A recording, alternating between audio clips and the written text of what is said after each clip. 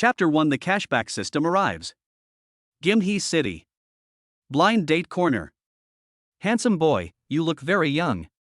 Are you here to see me for your family? When Shini heard the voice, he turned around and saw a beautiful mature woman about 40 years old. She was wearing a dress with simple cut but high texture, which perfectly outlined her graceful figure.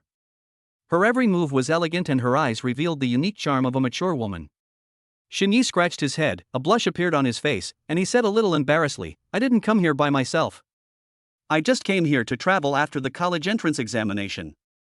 The beautiful mature woman's eyes flashed with obvious surprise, but it was fleeting and replaced by a more enthusiastic smile. What a coincidence, my daughter also just graduated from high school. You look very handsome, are you interested in meeting me? Shinye's heart was suddenly shocked. He just came here to stroll around, and yet someone took a fancy to him so quickly? He comes from an ordinary family. Both his parents are diligent office workers. They are busy working to make a living and live a simple and stable life. This time when he came to Jinhai City for tourism, he accidentally heard that there were many rich women looking for sons-in-law in the blind date corner here. The young man was curious and had a glimmer of hope to change his destiny, so he came here with the attitude of giving it a try. Shini has nothing else but his outstanding appearance and proud figure, which makes him stand out in the crowd like a crane among chickens. He is 1.9 meters tall, with a tall figure, broad shoulders, and a narrow waist. Seeing Shinye's hesitation, the beautiful mature woman thought he had some concerns, so she simply opened up and started talking non-stop. My family is well off, with several properties and my own business. If you are with my daughter, your life will definitely be worry-free. And my daughter is beautiful and has a good personality.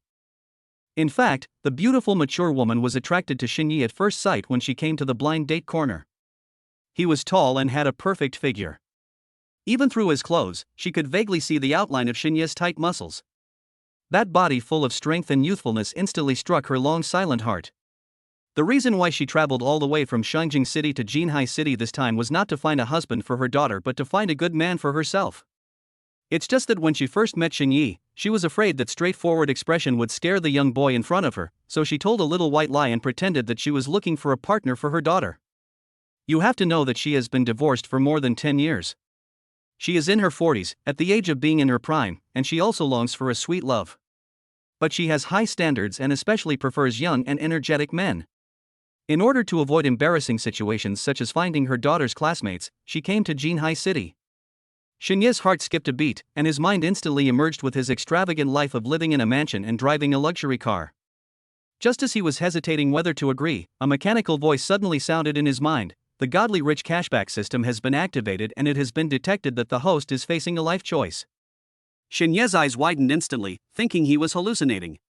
But then the system panel appeared in front of him, clearly showing two options. A. Reject the beautiful mature woman's request and live a dull life. B. Agree to the beautiful mature woman's request and bind yourself with her to receive a novice gift package. Shinye's breathing suddenly became rapid, his eyes fixed on the system panel in front of him that only he could see. His heart felt like it was about to burst out of his chest. I'm about to get rich. The beautiful mature woman looked at Shinye's shocked and tangled expression, feeling a little confused but not willing to ask rashly. She just kept smiling and waited patiently for his response. Shinye's brain was working fast.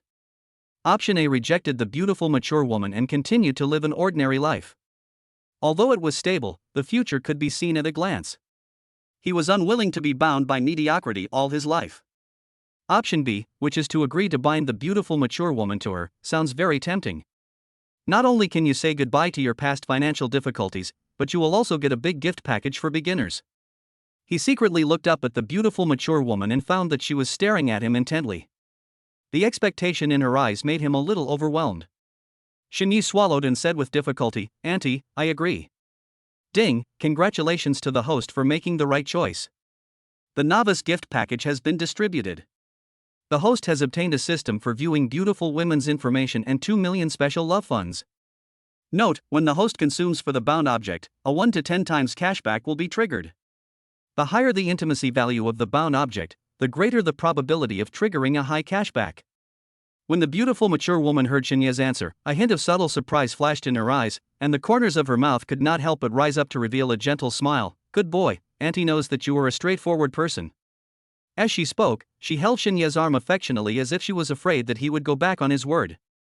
Shini moved uncomfortably but did not break free, still thinking about the so-called beauty information viewing system and the 2 million special love fund. He quietly called the system in his mind and tried to view the details of the beauty system template.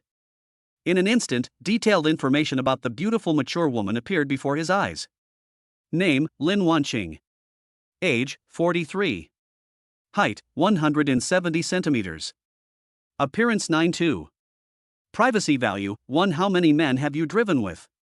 Situation, gentle on the outside but strong on the inside, longing for true love. Intimacy, 50. Occupation, chairman of a well-known jewelry company in Shangjing City. Shini couldn't help but be amazed when he looked at the information.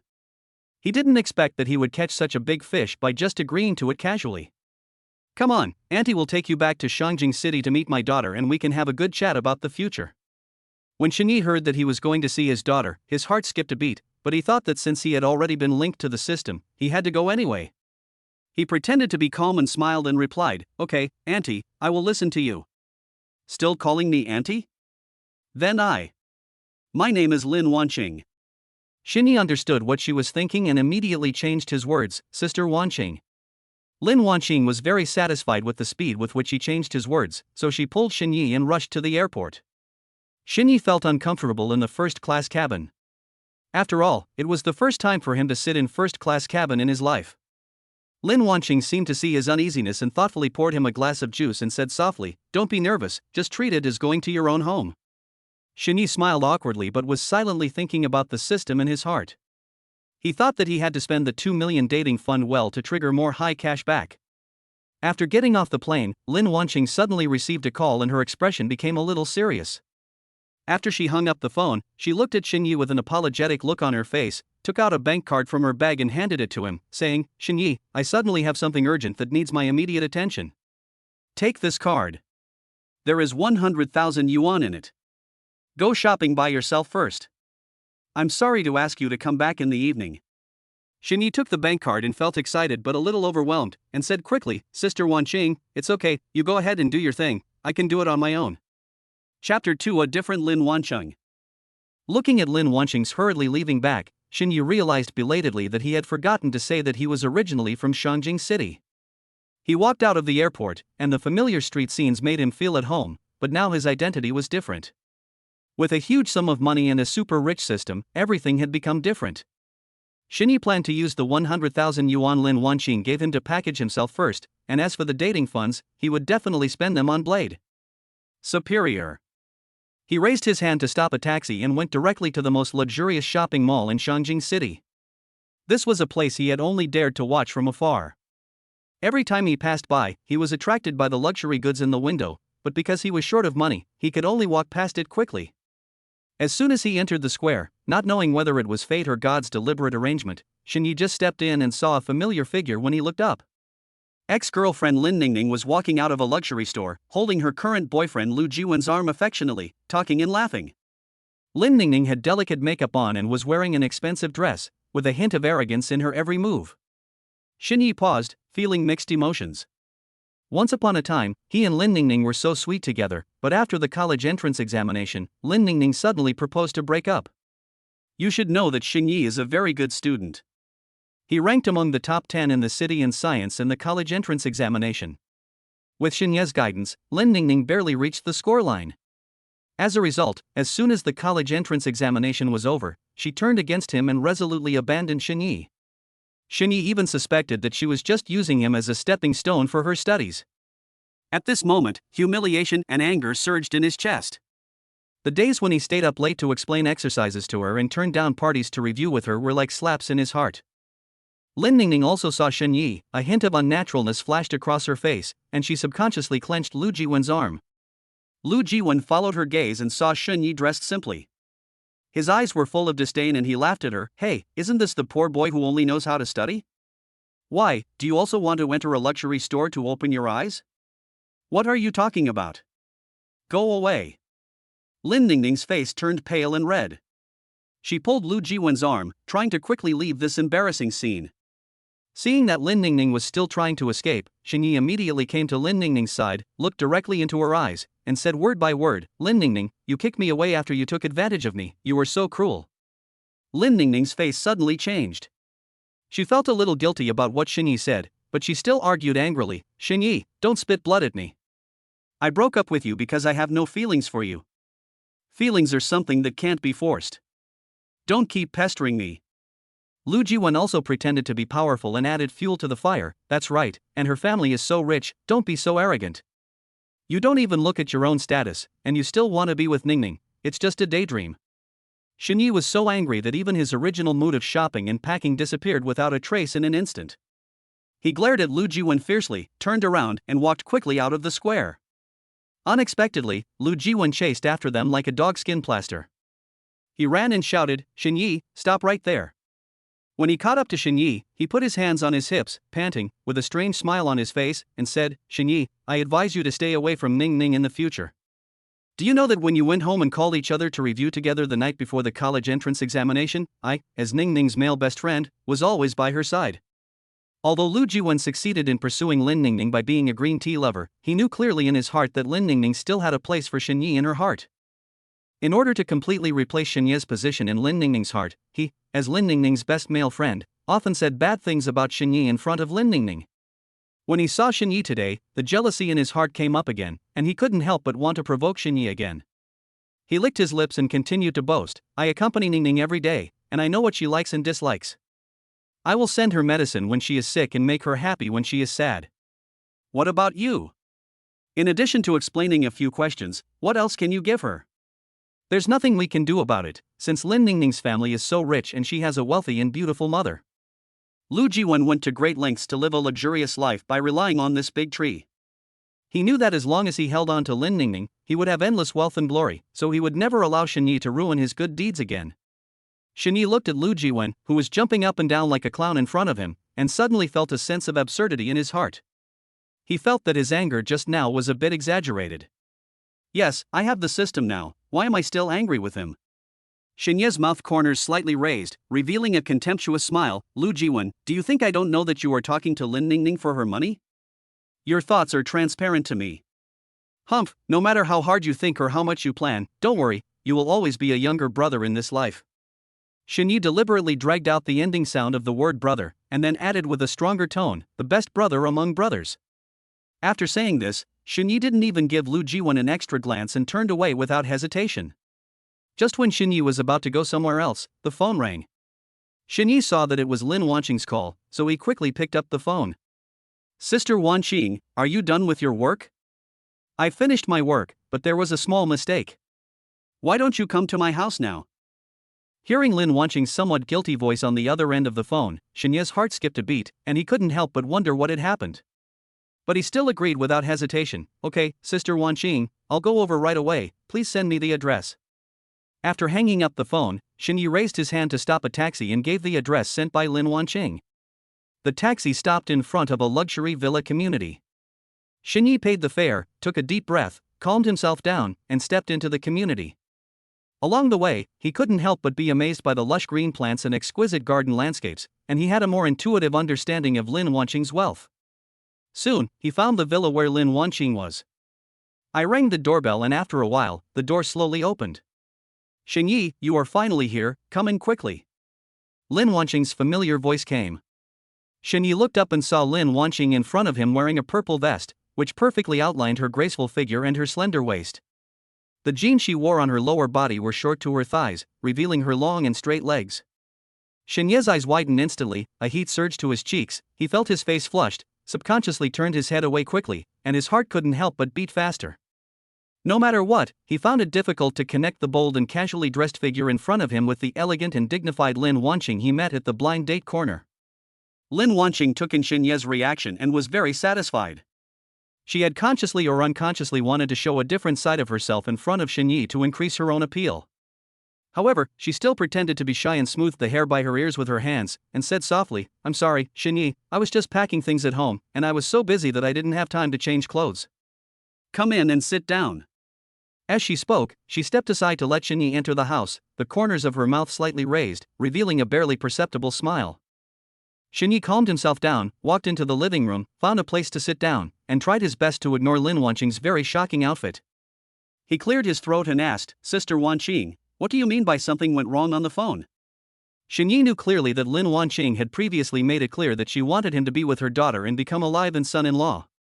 But now, hearing her guilty tone on the phone, I really couldn't guess what had happened, and my heart was filled with doubts and curiosity. Chapter 3, Changed Girlfriend? Lin Wanqing walked to the sofa and sat down, fiddling with the corners of her clothes with her hands unconsciously, as if she was thinking about how to start the conversation. After a moment of silence, she raised her head, her eyes full of helplessness. Xinyi, to be honest, I just found out today that my daughter has found a boyfriend. Ah? Xinyi was slightly stunned. He didn't expect that things would be so coincidental. However, he quickly adjusted his mood. Anyway, now that he possessed the super-rich system, the trajectory of his destiny had changed, and he no longer needed to rely on becoming a live-in son-in-law. It's okay, Sister Wanqing, this is not something you could have expected. Xinyi quickly came back to his senses, and with a gentle smile on his face, he comforted her. Love is a matter of fate. Since your daughter has found someone, then the previous plan should be treated as if it never happened. Don't take it too seriously. I have known you for a while, and I cherish this friendship. Lin Wanqing listened to Xinyi's words quietly, her eyes never leaving his face. Looking at the young, handsome, and well-behaved boy in front of her, her heart was filled with ripples and she felt more and more that he was a man worthy of trust. In this real world, it is very rare to find a young man like him who is handsome, well-mannered, and has such an outstanding figure. But Xinyi, Lin Wanqing paused, her cheeks slightly flushed, and her heartbeat unconsciously accelerated. I was thinking, since there is no possibility for you and my daughter, then, do you have any different feelings towards me? When Xinyi heard this, his heart skipped a beat, as if hit by a sledgehammer, and a hint of surprise that was difficult to conceal flashed across his face. His eyes widened, thinking to himself, after all this time, could it be that Lin Wanqing wants to develop a romantic relationship with me? His eyes unconsciously fell on Lin Wanqing. It is undeniable that Lin Wanqing looks very young, with a gentle and charming temperament. Her every move exudes the unique charm of a mature woman, which is very attractive to any man. But when Xinyi thought of her 43-year-old age, he felt a little scared. You have to know that you are only 18. I am about to become a male college student, and a male college student with a system, and the future is full of infinite possibilities. Xinyi really couldn't imagine himself being together with Lin Wanqing, who was more than 2 years older than him. He took a deep breath, trying to calm himself down, and said carefully, Sister Wanqing, I understand your feelings. You are gentle, kind, and charming. It is my honor to be favored by you. But you know, I'm only 18, and many of my ideas are immature, while you've been through so much, and the age gap between us. I'm afraid there will be a lot of problems. Sure enough. Lin Wanqing's eyes dimmed a little, but she still didn't give up. She bit her lower lip lightly and said, Xinyi, I know age is a problem, but I really think you are different from other young people, and I can also support you. If there was no system, Xinyi would have agreed long ago. Being kept by a rich woman was Xinyi's ultimate dream that he had kept in his heart for a long time. Moreover, she was a beautiful and charming mature woman like Lin Wanqing. Just thinking about her could make his heart beat faster. However, at this moment, he had a grander blueprint in his heart. He would never give up the wild flowers in the vast world outside that were waiting for him to explore for the sake of a seemingly beautiful ripe flower. Xinyi thought about it for a while, weighing the pros and cons in his mind, and finally gave a rather vague response. Sister Wanqing, please give me some time. I really need to think about it. This is too sudden for me. Okay, take your time to think about it. I'll wait for you. Lin Wanqing forced a smile. Even though she knew in her heart that Xinyi was just trying to fool her, she couldn't humbly beg Xinyi to agree. After Xinyi left, she sat alone on the sofa, staring at the ceiling with empty eyes, thinking over and over again in her mind, should I have used money to kill Xinyi? Or should I have taken the initiative to take him down? After all, in her opinion, she has everything that men like, material, beauty, and gentleness. After Xinyi came out of Lin Wanqing's house, he felt a chill on his back and was still a little scared. Recalling Lin Wanqing's eager and passionate eyes just now, he really felt like he was being stared at by a tigress, and it seemed that Lin Wanqing was going to eat him up in the next second. 30 is like a wolf, 40 is like a tiger. He muttered to himself. Now thinking about it, this word is indeed the most appropriate to describe the scene just now. He raised his hand to stop a taxi, got in the car, and said to the driver, Master, let's go to the most luxurious shopping mall in Shangjing City. He planned to go to the luxury shopping mall that he failed to visit last time, and use the 100,000 yuan given by Lin Wanqing to package himself well. After a while, the taxi arrived at the shopping mall. After Xinyi entered, he went straight to the LV store. As soon as I stepped into the store, a tall and pretty salesperson came up to me. Her name was Suyu. She had a professional and sweet smile on her face and a clear and pleasant voice. "Hello, sir, welcome. Is there anything I can help you with?" Seeing Suyu in front of me wearing a professional suit, the slim-fitting suit jacket outlines her slender waist, and the hip-hugging miniskirt perfectly shows her straight and long legs. Shini said silently in his heart, "Check the system for information." Soon, the information appeared in front of him. Name, Suyu. Age, 23. Height, 165 centimeters. Appearance 8'5". Privacy value, 0. How many men have you driven with? Status, personality, looks at people and is materialistic. Intimacy, 20. Stranger status. Identity, LV female salesperson. The privacy value is still 0 when worshipping money. Could it be that you want to find a reliable rich man?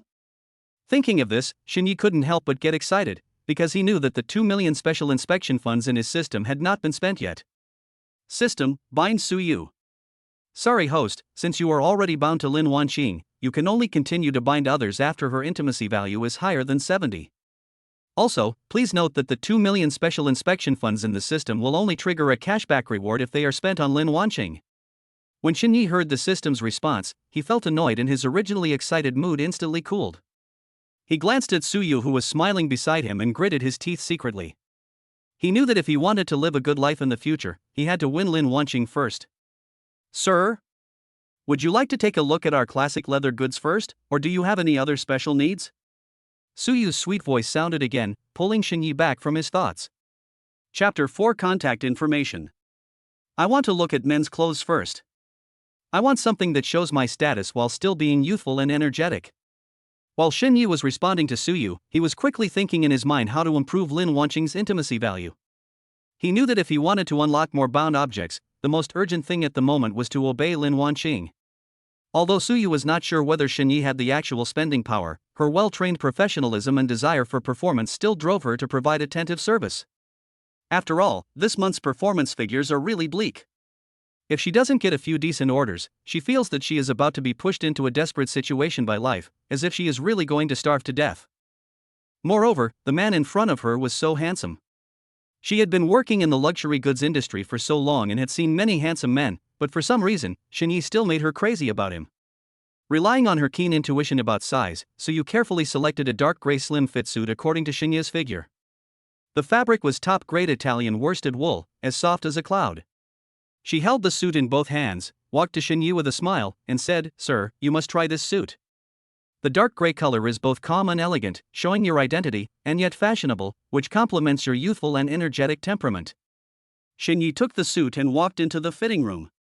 After a while, he came out and stood in front of the fitting mirror. Suyu's eyes lit up.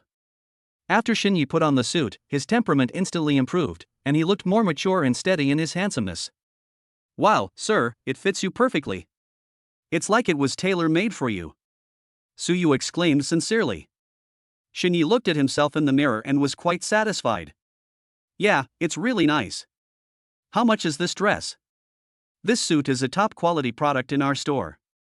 It costs 98,000 yuan. Suyu bowed slightly, with a hint of nervousness in her eyes. After all, the price was not low, and she was not sure whether the seemingly young customer in front of her could accept it. After Xinyi heard this, his originally calm expression suddenly froze. He widened his eyes, inwardly shocked. Just a piece of clothing, 100,000 yuan was gone in the blink of an eye? Is this the daily consumption of rich people? He was originally thinking of matching it with a pair of trousers and shoes with great interest, but at this moment, this idea was instantly shattered by the high price. Xinyi anxiously called the system in his heart. "System, if I use my 2 million to buy luxury goods for Lin Wanqing, will I get a cashback?" The system's emotionless voice sounded in Xinyi's mind. "If Lin Wanqing accepts your gift, she will get a cashback, otherwise not." "In that case, I'm going to buy. After getting a definite answer from the system, Xinyi instantly felt confident. Suyu, who saw everything, thought Xinyi thought it was too expensive, so she said softly, "Sir, do you need me to change it?" Xinyi shook his head. "Do you have any discounts if you buy more?" Suyu was stunned for a moment. "Sir, we don't offer discounts no matter how much you buy here." Then I wonder how much I need to buy to get your green bubble, beautiful lady? When Suyu heard Shinya's slightly teasing words, her cheeks flushed instantly. She bit her lower lip lightly, and a hint of shyness and surprise flashed in her eyes. Sir, you are such a joke. Shini looked at Suyu's shy appearance and felt secretly happy. If it were in the past, he would have no chance to flirt with the LV salesgirl. I'm not kidding. I really think you're professional and pretty, so I want to get in touch with you more often. Suyu's heartbeat was getting faster and faster. She tried to calm herself down and said, Sir, if you are really interested in the products in our store, please buy more. I can apply for an exclusive gift for you. Although there is no price discount, the gift is also very thoughtful. As for the contact information. Suyu paused slightly, with a hint of hesitation in her eyes. If you really have subsequent shopping needs, I'd be happy to give it to you. Shinyi knew in his heart that Suyu was responding to him in a tactful way. The only way is to let her see my spending power, Shinyi thought to himself. Then please pick out some clothes for me that are suitable for someone who is 170 centimeters tall and weighs around 100 kilograms. Shinyi told Suyu about Lin Wanqing's figure and asked her to make recommendations. Suyu was a little confused when she heard this, but her professionalism allowed her to quickly adjust her attitude and responded enthusiastically, Okay sir, the lady you described has a very slim figure, and we have many styles that are very suitable for her. After that, she walked quickly to the women's clothing area, and with her familiarity with the merchandise in the store, she quickly picked out a light pink silk dress. Sir, this silk dress is soft and smooth, and feels comfortable against the skin. The light pink color goes well with your skin tone. It is very suitable for daily gatherings or slightly more formal occasions. Suyu introduced while spreading the dress for Shinyi to see. Shinyi looked at the skirt, and the image of Lin Wanqing wearing it appeared in his mind. He nodded slightly, motioning Suyu to continue. Suyu was encouraged and picked out a few more pieces of clothing and a bag. When checking out, the total price of these women's clothes plus the clothes that Shinyi had picked for him reached 400,000. Shinyi took out 2 bank cards and paid for them separately. After all, the clothes he bought for Lin Xiaoqing had to be paid with the system's money, otherwise he wouldn't get any cash back. Suyu really didn't expect that Shinyi, who looked so young, would be so generous. He didn't even blink when he spent 400,000 yuan. When Shinyi methodically completed the payment with 2 cards, Suyu had an idea. Sir, you really care about this lady. I'm sure she will be very happy to receive these gifts. Suyu said as she carefully packaged the merchandise, with a hint of curiosity in her tone, she must be very happy to be valued so much by you. Shinyi smiled slightly and did not respond directly. Instead, he said, Suyu, thanks to your help in choosing, these clothes are all very suitable for me. If there are new arrivals or any special styles in the future, remember to contact me as soon as possible. Yes, sir, don't worry, I will. Suyu nodded quickly, with a hint of anticipation in her eyes. By the way, sir, this is a special gift our store prepared for you. Although it is not as valuable as the items you bought, it is also a token of our appreciation. As she spoke, she handed over an exquisite little gift box, which contained a brand-customized keychain. Shinyi took the gift box, put it in his pocket, and said, Thank you, your service is very thoughtful. Now, I think I can meet your subsequent shopping needs. Your contact information. Suyu's cheeks flushed again. She bit her lip lightly, took out her cell phone, and exchanged contact information with Shinyi. Chapter 5 Promise Lin Wanqing. After Shinyi left, Suyu's colleague Lu Mengshi suddenly appeared behind her.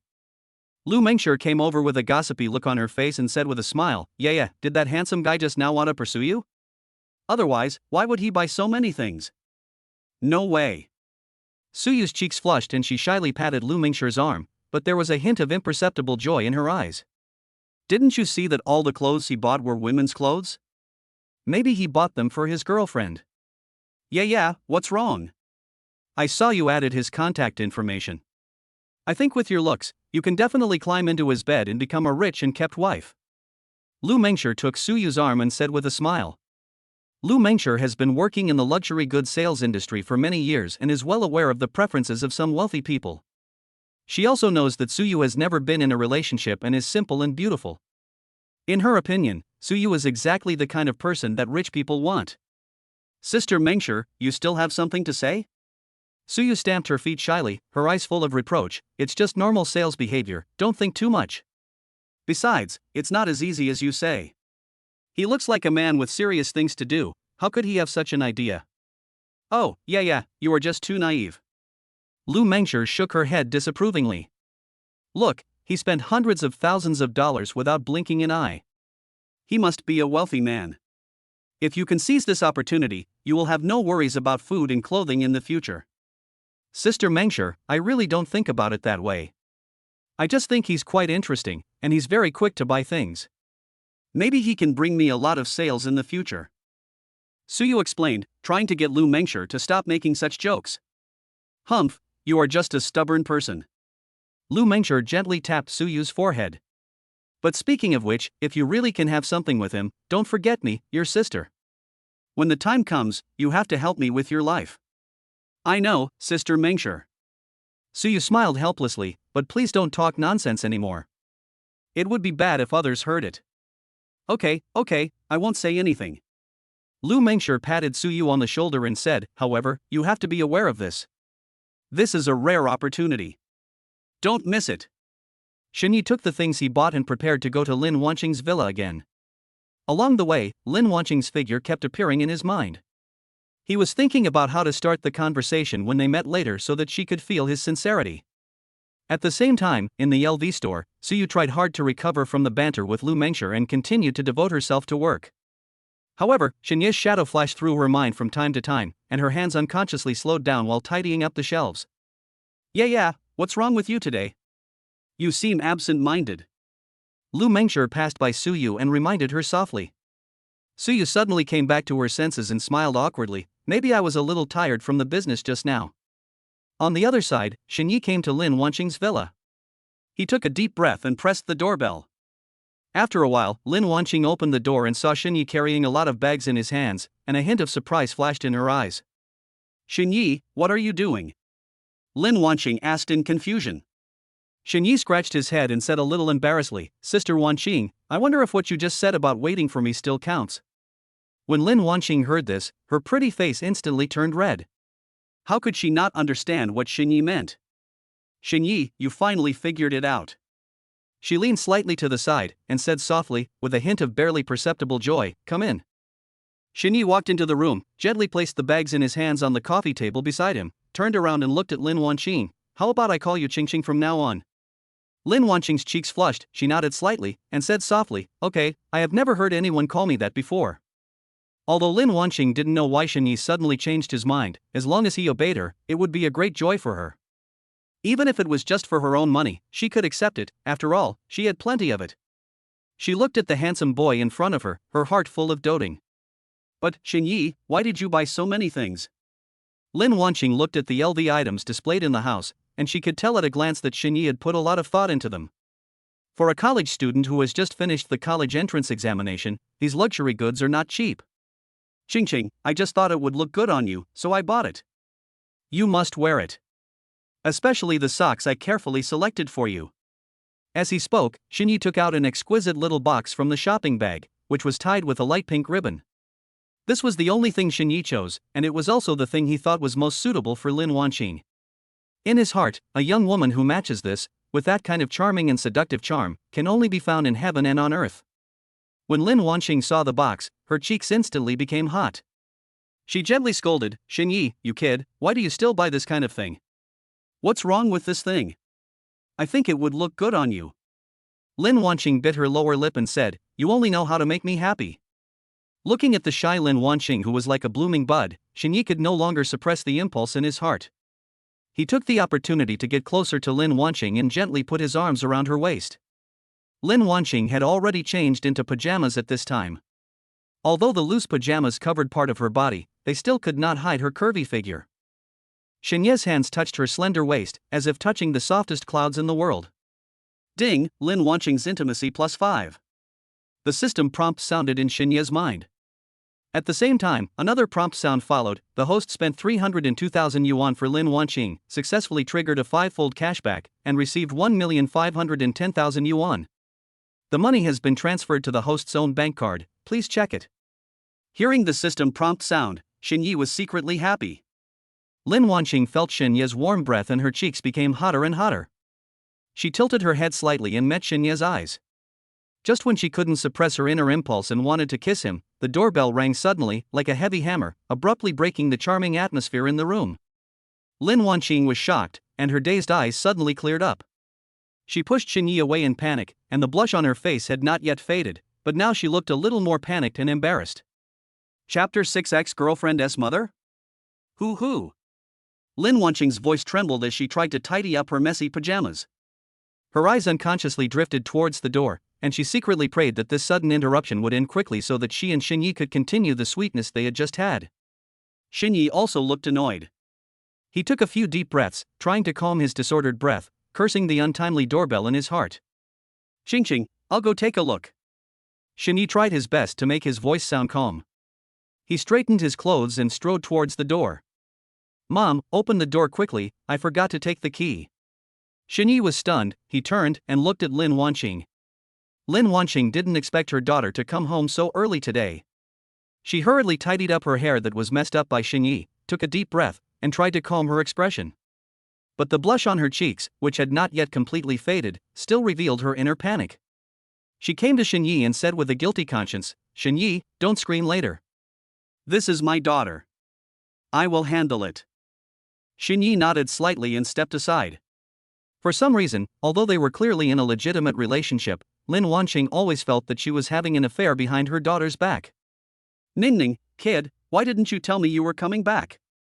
As Lin Wanqing spoke, she opened the door and forced a smile on her face. Ha! Mom, everyone is thinking about their daughter staying at home. Why do you always want me to go out and play? Lin Ning Ning came in skipping, holding an unfinished ice cream in her hand. But when he saw Xinyi in the living room, his steps suddenly stopped and the smile on his face disappeared instantly. Xinyi? Why are you in my house? Xinyi never dreamed that he would meet Lin Ning Ning in such a situation. His mind went blank for a moment and his heart seemed to be about to jump out of his throat. So? Lin Wanqing is Lin Ning Ning's mother? This realization was like a heavy hammer, hitting his heart hard. He is dating his ex-girlfriend's mother. Xinyi showed a very awkward smile. When Lin Wanqing saw her daughter and Xinyi's reactions, her heart skipped a beat and an ominous premonition came to her mind. Ning Ning, do you know him? Lin Ning Ning ignored Lin Wanqing and looked at Xinyi angrily. We've broken up, why are you still coming home? What? You still want to come to my house and complain to my mom? Could it be true, as Lu Jiwen said, that you are after my mother's money? Lin Wanqing didn't expect that the boyfriend she found was actually her daughter's ex-boyfriend. For a moment, she didn't know how to deal with this relationship. Give up? But she really likes this little man. Continue? After Lin Ning Ning knew about it, could she still get along with her daughter normally? Ding, Lin Wanqing's intimacy 10. A system notification sound suddenly rang in Xinye's mind, and his heart instantly sank. He had finally managed to raise Lin Wanqing's intimacy to 55, but now, not only had it returned to the starting point, it had even regressed. Although Xinyi felt very uncomfortable, he had to remain calm in front of Lin Wanqing. Lin Ning Ning, you are thinking the wrong thing, okay?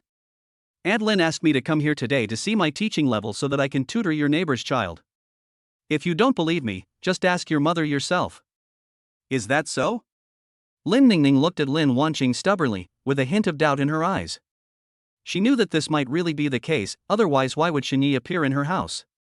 Lin Wanqing secretly rolled her eyes at Xinyi, her eyes showing both anger at his quick thinking and helplessness towards the current situation. She smiled awkwardly. Yes, Ning Ning, your Aunt Zhao wanted to find someone to tutor her child in math. I searched for a long time online before I found Xinyi. Look at what happened. I didn't expect it to be such a coincidence. Lin Wanqing explained with a wry smile, which seemed forced. Lin Ning Ning pouted, knowing that she had really misunderstood Xinyi. But with her stubborn personality, she would never bow down to Xinyi no matter what. I don't care. Either he or I can't live in this family. Having said that, she stamped her feet and ran out of the house like a gust of wind. Lin Wanqing saw Lin Ning Ning go out again, and looked at the door worriedly, following the direction her daughter left with her eyes. Only when she was sure that she was really far away did she slowly close the door. Xinyi, is your family from Shanjing City?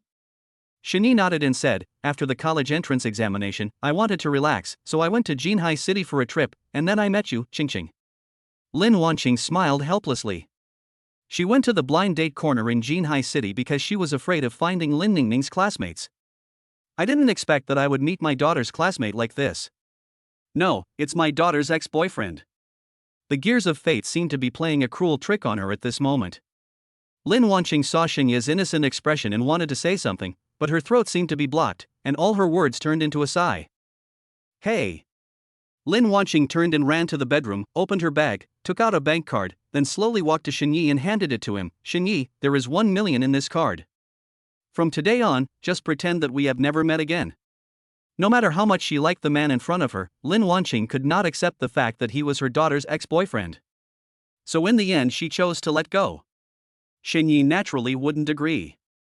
Even if it's not for the system, just think carefully about the idea of dating your ex-girlfriend's mother. After this conversation, he was promoted to Lin Ning Ning's stepfather. Without thinking, Xinye put the bank card back into Lin Wanqing's hand. Qingqing, who do you think I am? Do you think I am after your family's money? A trace of panic flashed across Lin Wanqing's eyes. She quickly waved her hands and tried to explain, with a hint of anxiety in her voice. No, Xinye, that's not what I meant. When the words came to my lips, they seemed to be choked by something and I couldn't say them out. Then why did you abandon me once you heard I was your daughter's ex-boyfriend? Lin Wanqing's lips trembled slightly. She wanted to say something but didn't know where to start. Her face was full of confusion and struggle. Xinye keenly noticed the hesitation in Lin Wanqing's expression. He was delighted and without thinking, he gently but firmly pulled her into his warm arms. Lin Wanqing obviously did not expect Xinye to be so bold. Her body stiffened instantly and a blush flashed across her face. She subconsciously tried to break free from Xinye's arms and gently pushed Xinye's chest with her hands, but what she got in return was Xinye's more enthusiastic response. His arms wrapped around Lin Wanqing tightly like an iron clamp, as if he wanted to merge her into his body. No, Xinye, I am Lin Ning Ning's mother. Lin Wanqing's voice was filled with a hint of coquettishness and helplessness. She knew very well that the relationship between her and Xinye was too complicated. This forbidden emotion made her both excited and afraid. Qingqing, that was in the past. Now I am just your man. Xinye lowered his head slightly, and his warm breath sprayed on Lin Wanqing's ears, making her body tremble slightly. That won't work either. Although Lin Wanqing's tone was still firm, it was obviously less confident and more of a self-persuasion. Then you don't love me? Xinye's eyes revealed a hint of fragility and expectation. He gently took Lin Wanqing's hand and slowly placed it on his heart. His voice was a little bewitching. Feel this heart and see if it belongs to you now. The moment Lin Wanqing's hand touched Xinye's chest, she felt his strong heartbeat, as if that heartbeat was also hitting her heart. She herself was a little confused whether it belonged to her or not, but Xinye had a unique hormonal smell that belonged to a young man. It was like an invisible net tightly enveloping her, causing her to gradually sink into it. Chapter 7 Tutor Shen Yi. Lin Wanqing looked at Xinye with a slightly tipsy face. What's wrong? Lin Wanqing pouted slightly, with a bit of cuteness in her eyes. You have such a good figure, let me touch it. Hearing this, Xinye was delighted and the corners of his mouth rose unconsciously. He knew that the situation was stable. He deliberately said jokingly, that won't work. You just told me to pretend that we have never met. There was a hint of sarcasm in his words, as if reminding Lin Wanqing of her previous heartlessness. You still say. Lin Wanqing's cheeks turned even redder, and she pouted, gently patting Xinye's chest with her little fist.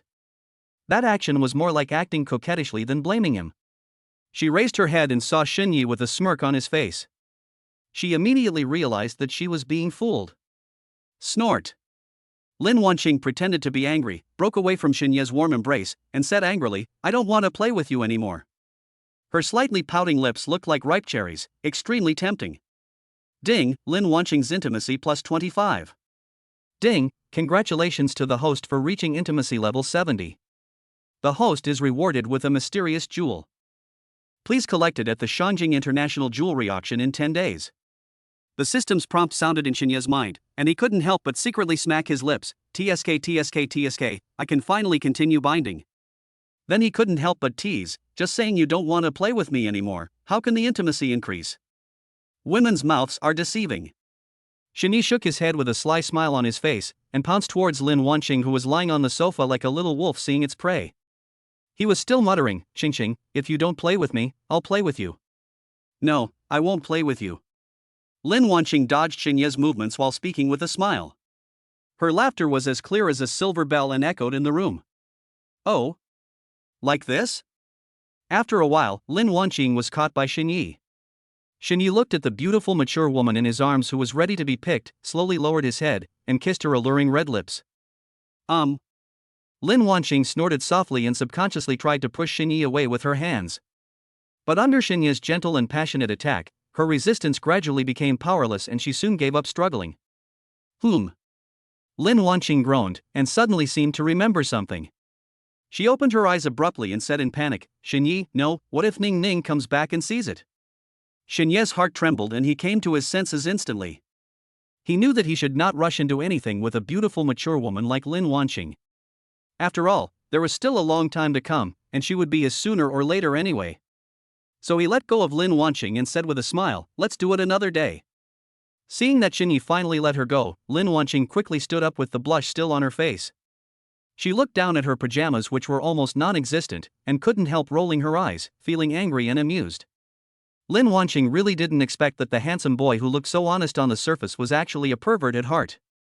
However, she felt a little happy in her heart. This unique passion made her feel a long-lost heartbeat.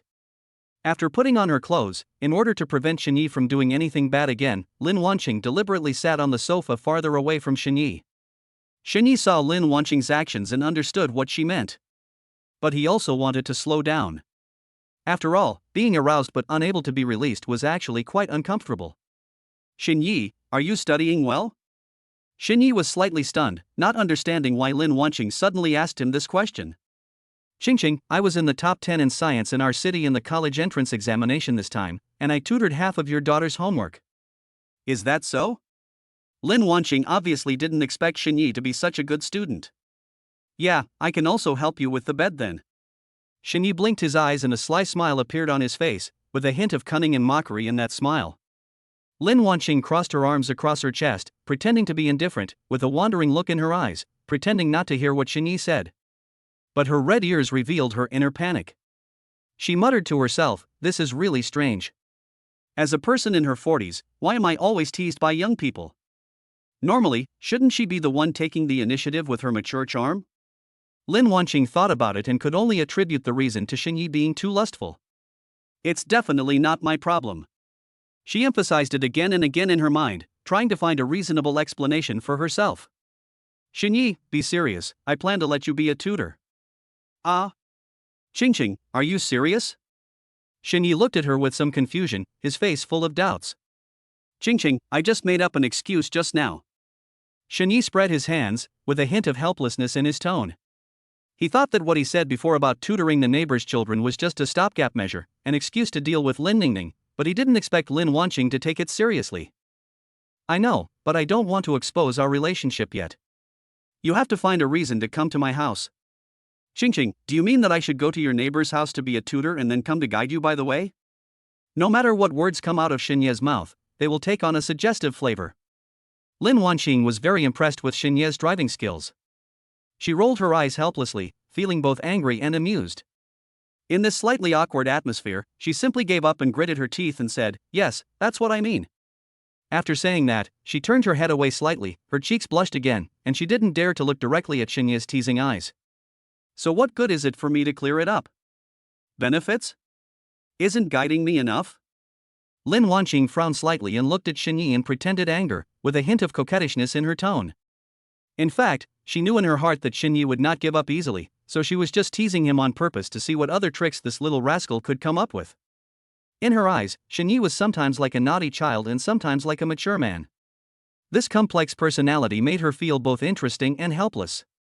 Xinye shook his head, and the smile on his face became more and more obvious, as if to say that he would not be easily dismissed.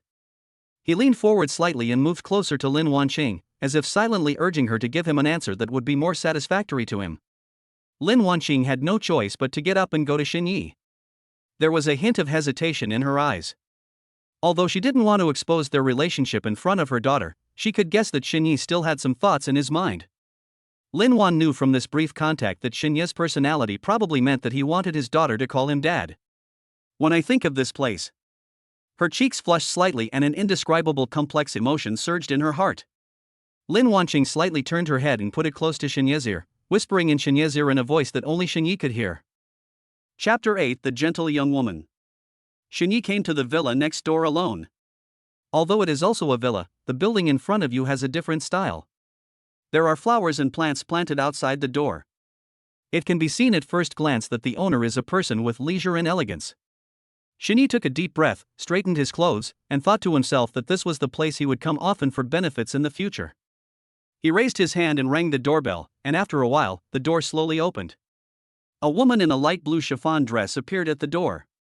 Her long hair fell softly on her shoulders like a waterfall, with a few strands of hair playfully draped beside her fair cheeks. She exudes a gentle and intellectual aura. "Hello, who are you?" The woman's voice was soft and pleasant, like a clear spring flowing in the mountains. Xinye was slightly stunned, and was stunned for a moment.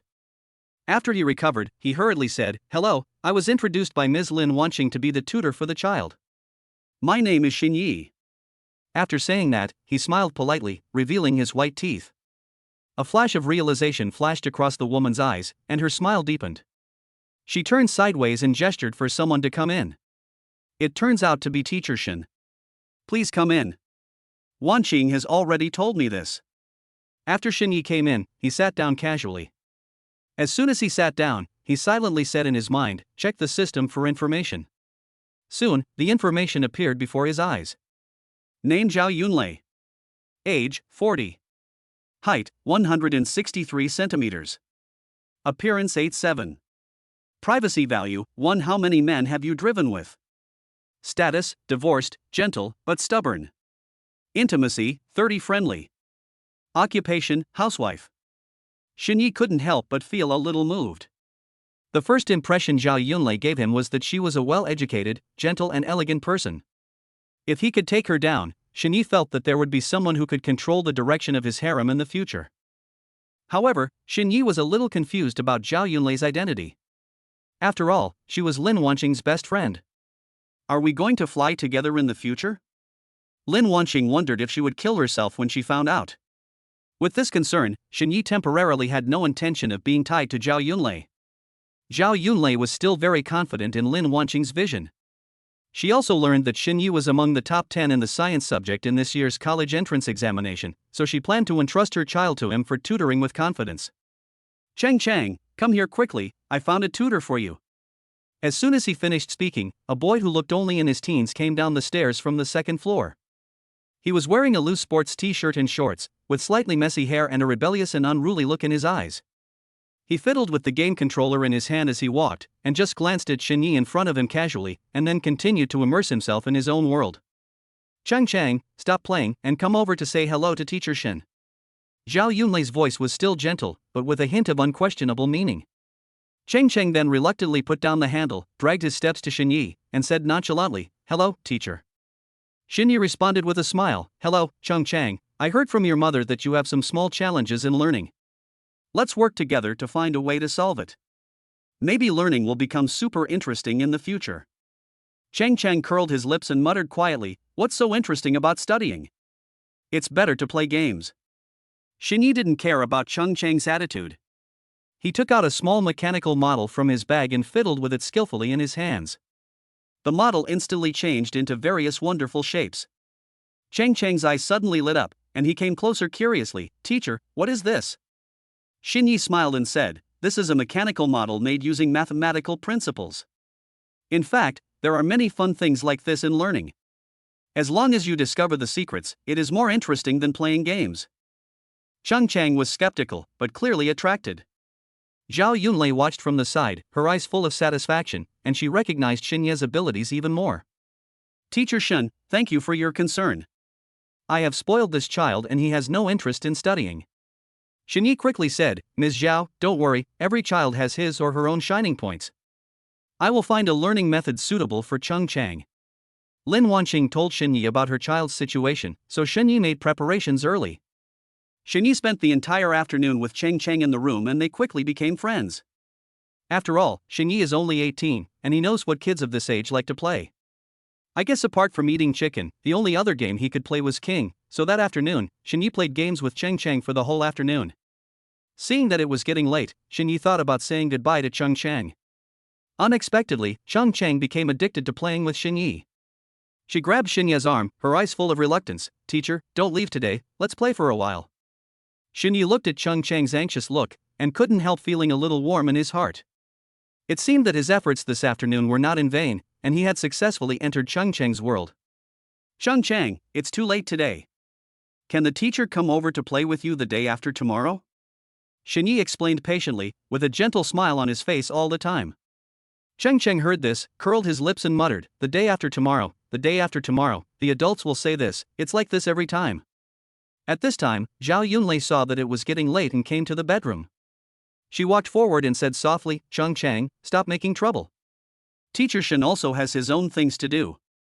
The teacher will definitely come tomorrow."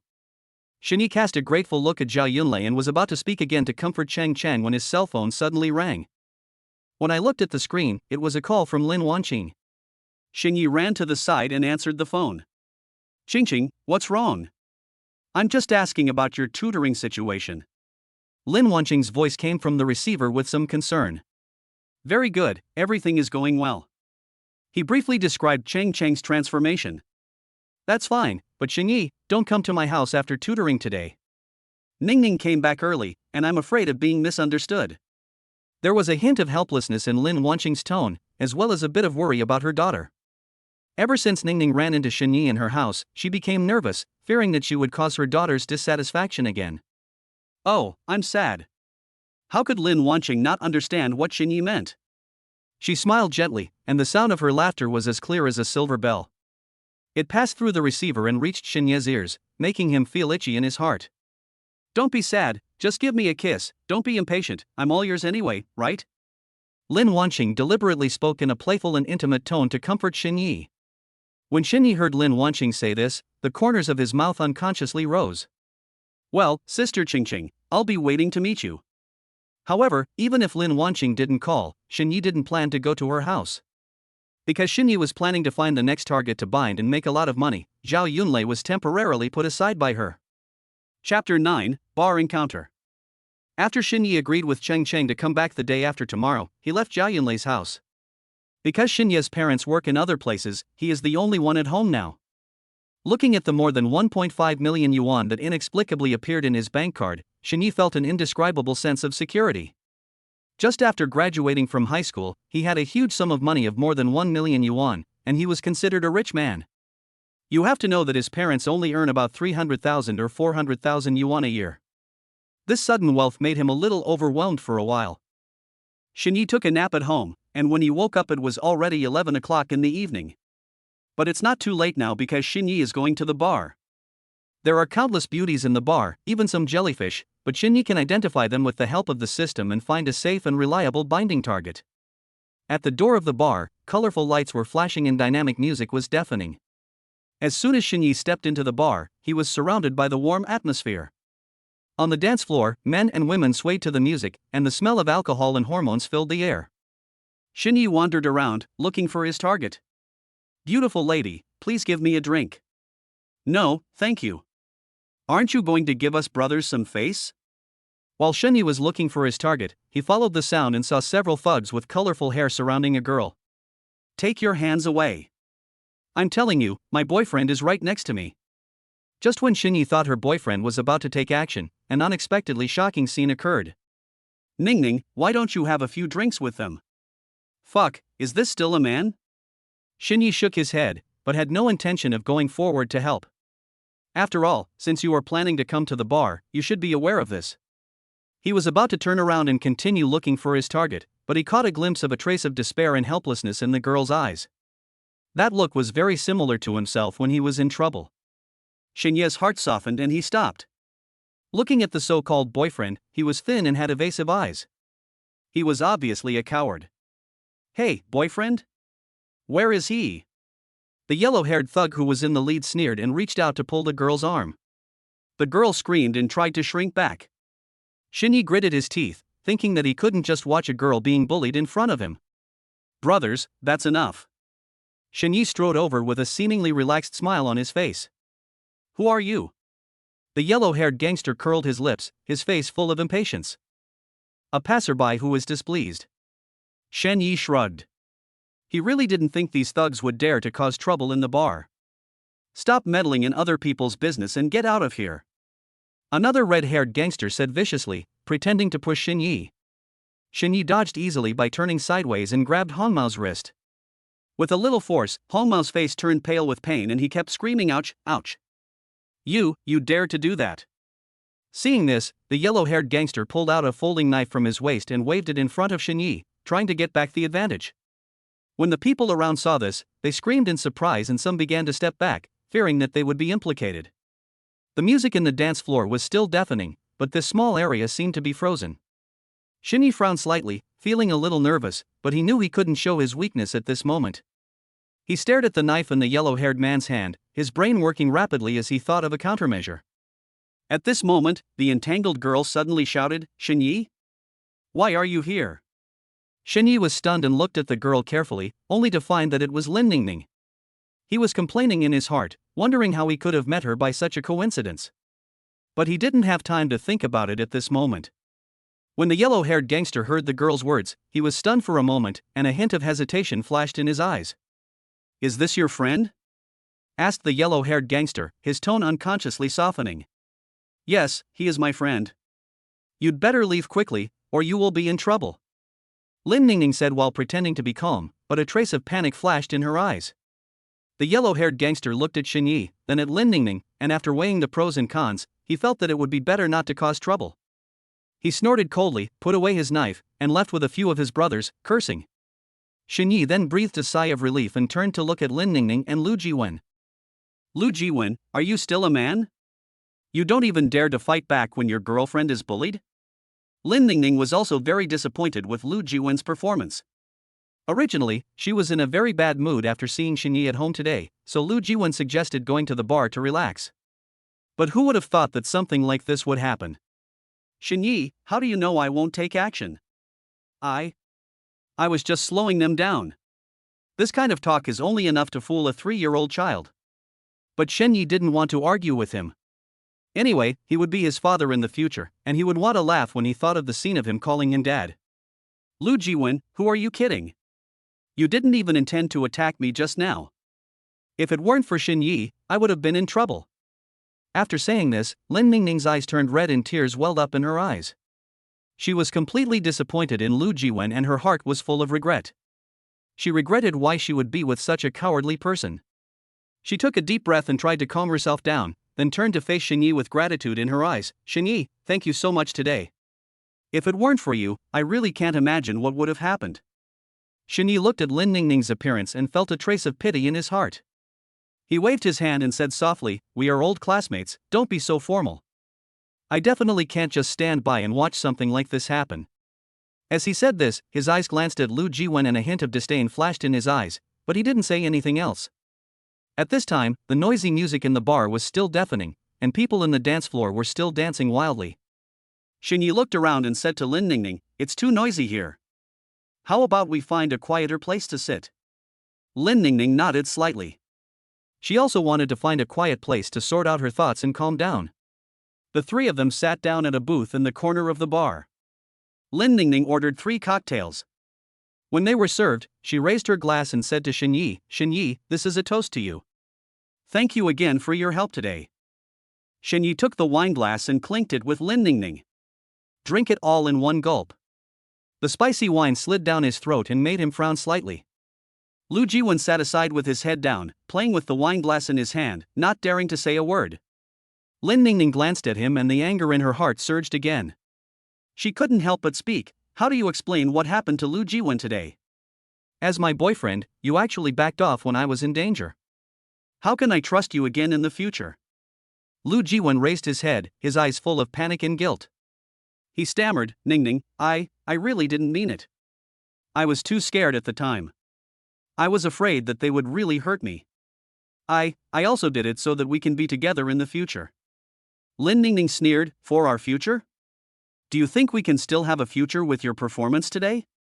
After saying that, she turned and looked at Xin Yi as if seeking some kind of recognition. Xin Yi was a little embarrassed. He cleared his throat and said, "Ning Ning, you two should discuss your feelings among yourselves. It's not convenient for me to get involved." But Lu Jiwen, you did something wrong today. Men should still take responsibility at critical moments. After hearing Xinye's words, Lu Jiwen's face turned red and white. He lowered his head and stopped talking. Lin Ning Ning felt sad when she saw Lu Jiwen's appearance. She suddenly felt that the man in front of her was so strange. She took a deep breath and said to Lu Jiwen, let's break up. I don't want to be with someone who can't protect me when I'm in danger. Lu Jiwen suddenly raised his head with shock and reluctance in his eyes. Ning Ning, please don't do that. I know I was wrong and I will definitely change in the future. Please give me another chance. Lin Ning Ning shook her head firmly, no need. Some things can never be undone once they happen. After saying that, she stood up and said to Xinyi, I want to go home first. Thank you so much today. You should go back early too. Chapter 10. Zhao Yunlei is in the bar? Xinyi didn't expect things to be so dramatic. Did Lin Ning Ning break up with Lu Jiwen just like that? How boring. I was originally thinking of having another son. However, looking at Lin Ning Ning's expression, Xinyi felt that she might have had this idea a long time ago. I don't know what happened that made her so hesitant, and tonight's conflict was just the last straw that broke the camel's back. If you can't figure it out, just stop thinking about it. Xinyi continues to look for the target in the bar. In a dim corner of the bar, Xinyi saw a woman wearing a black slim dress that perfectly outlined her graceful figure. There was a peculiar sense of familiarity in her back. Her long hair fell softly on her shoulders, swaying gently with her occasional movements. Her posture was elegant and her temperament was gentle, which was out of tune with the noisy atmosphere in the bar. Xinye's heart moved, and an inexplicable intuition drove him to slowly walk towards the woman. In this bar full of lights, wine, and noise, she is like a quietly blooming flower, exuding a unique charm. As Xinyi approached, he thought to himself, this back view and this temperament are very much like Zhao Yunlei. But he also felt that it was unlikely. How could a gentle and quiet woman like Zhao Yunlei appear in such a bar? When he finally walked up to the woman and saw her profile clearly, he was stunned for a moment. It's really Zhao Yunlei. At this time, Zhao Yunlei was holding a glass of red wine, looking at the crowd dancing wildly in the dance floor with a dazed look, as if she was lost in some kind of thought. Xinyi calmed himself down and spoke softly, Sister Yunlei, I didn't expect to meet you here. When Zhao Yunlei heard the voice, she was slightly startled. She turned around and saw that it was Xinyi. A hint of surprise and panic flashed in her eyes, but she quickly regained her composure. Teacher Shun, what a coincidence, you are here too. Her voice was still gentle, but with a barely perceptible hint of nervousness. Xinyi sat down on the high stool next to her and ordered a glass of whiskey, trying to ease the sudden embarrassment. Sister Yunlei, why are you here at the bar? Xinyi asked, his eyes unconsciously falling on Zhao Yunlei. Zhao Yunlei sighed softly, I've been feeling a little upset lately, and wanted to find a place to calm down, so I came here. As she spoke, she took a sip of red wine, a hint of loneliness in her eyes. Sister Yunlei, is something wrong at home? Or Chang Chang? Xinyi asked with concern. Zhao Yunlei shook her head. Nothing. It's just that some trivial matters in life make me a little tired. She paused and looked at Xinyi, Teacher Shin, how about you? Why are you in the bar? Xinyi was slightly stunned. He couldn't say that he was looking for a target to bind. After hesitating for a while, he said, I just finished the college entrance examination and wanted to relax, so I came to the bar to join in the fun. Zhao Yunlei nodded slightly. It's great to be young. You have plenty of time to do what you want. Unlike me, I am bound by the trivialities of life and sometimes forget what I want. Even though I got along well with Xinyi, he was Cheng Cheng's teacher after all, so it always felt inappropriate. Moreover, Xinyi was 1.9 meters tall, and his male hormones were indeed a bit strong, which made Zhao Yunlei a little bit intoxicated. Zhao Yunlei gently shook the red wine glass in her hand. Under the light, the wine sparkled like a ruby. She lowered her eyes to look at the glass, as if she was considering her words. Teacher Shin, I'm embarrassed to say this. I'm sorry to make you laugh at my behavior. Xinyi waved his hand quickly with a sincere smile on his face. Sister Yunlei, don't say that. Everyone wants to find a place to relax sometimes. This is normal. If you don't mind, tell me about it. Maybe you will feel better after you say it out. Zhao Yunlei raised her eyes and lingered on Xinyi's face for a moment, as if she was considering his sincerity. Finally, she sighed softly and said slowly, You also know that I have been divorced for so many years and raised Cheng Cheng alone. Although life is relatively stable, sometimes in the dead of night, I feel empty in my heart. Her voice was a little hoarse. Recently, my friends have all found new relationships, and I can't help but feel touched. Shini listened quietly, a trace of pity in his heart. He subconsciously reached out his hand, wanting to pat Zhao Yunlei on the shoulder to comfort her, but halfway through, he felt something was wrong and took his hand back awkwardly. Sister Yunlei, you were so good, you will definitely meet someone who can accompany you for the rest of your life. Zhao Yunlei smiled faintly, I hope so. By the way, Mr. Shen, now that you've finished your college entrance exam, what are your plans? Shini thought for a moment and said, I want to do a good job of tutoring Cheng first, and then improve myself and broaden myself. When mentioning Cheng, Zhao Yunlei's expression softened a little. Cheng, this child, is really troublesome to you.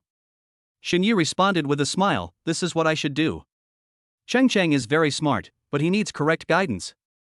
As the two were talking, there was a sudden commotion in the bar. Several drunken men started quarreling on the dance floor. Amidst the pushing and shoving, a wine bottle flew towards them. Shini was quick-witted and quick-handed, and protected Zhao Yunlei behind him. The wine bottle brushed his arm and fell to the ground, with broken glass scattering everywhere. Zhao Yunlei was still in shock. She looked at Shini with worry in her eyes. Teacher Shen, are you okay? Shini rubbed his arm and said with a smile, I'm fine, I'm glad you're not hurt. As soon as he finished speaking, Shini frowned suddenly, and a trace of pain flashed across his face. Zhao Yunlei was very careful and noticed something was wrong immediately. She asked anxiously, Teacher Shen, are you still feeling uncomfortable? Don't force yourself. Shini sighed helplessly and slowly raised his foot. His ankle had begun to turn red, obviously because he had accidentally sprained it while dodging the wine bottle. Teacher Shen, I'll help you go to the hospital. As she spoke, she reached out and held Shinya's arm, trying to get some strength from him. Shini felt the warmth from Zhao Yunlei's arm, and a different feeling surged in his heart.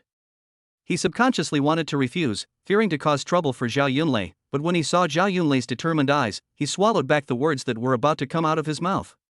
Sister Yunlei, I'm really sorry to trouble you. Shini said with a little apology. Zhao Yunlei shook her head gently. What trouble? If it weren't for protecting me, you wouldn't have been hurt. The two supported each other and struggled through the chaotic bar.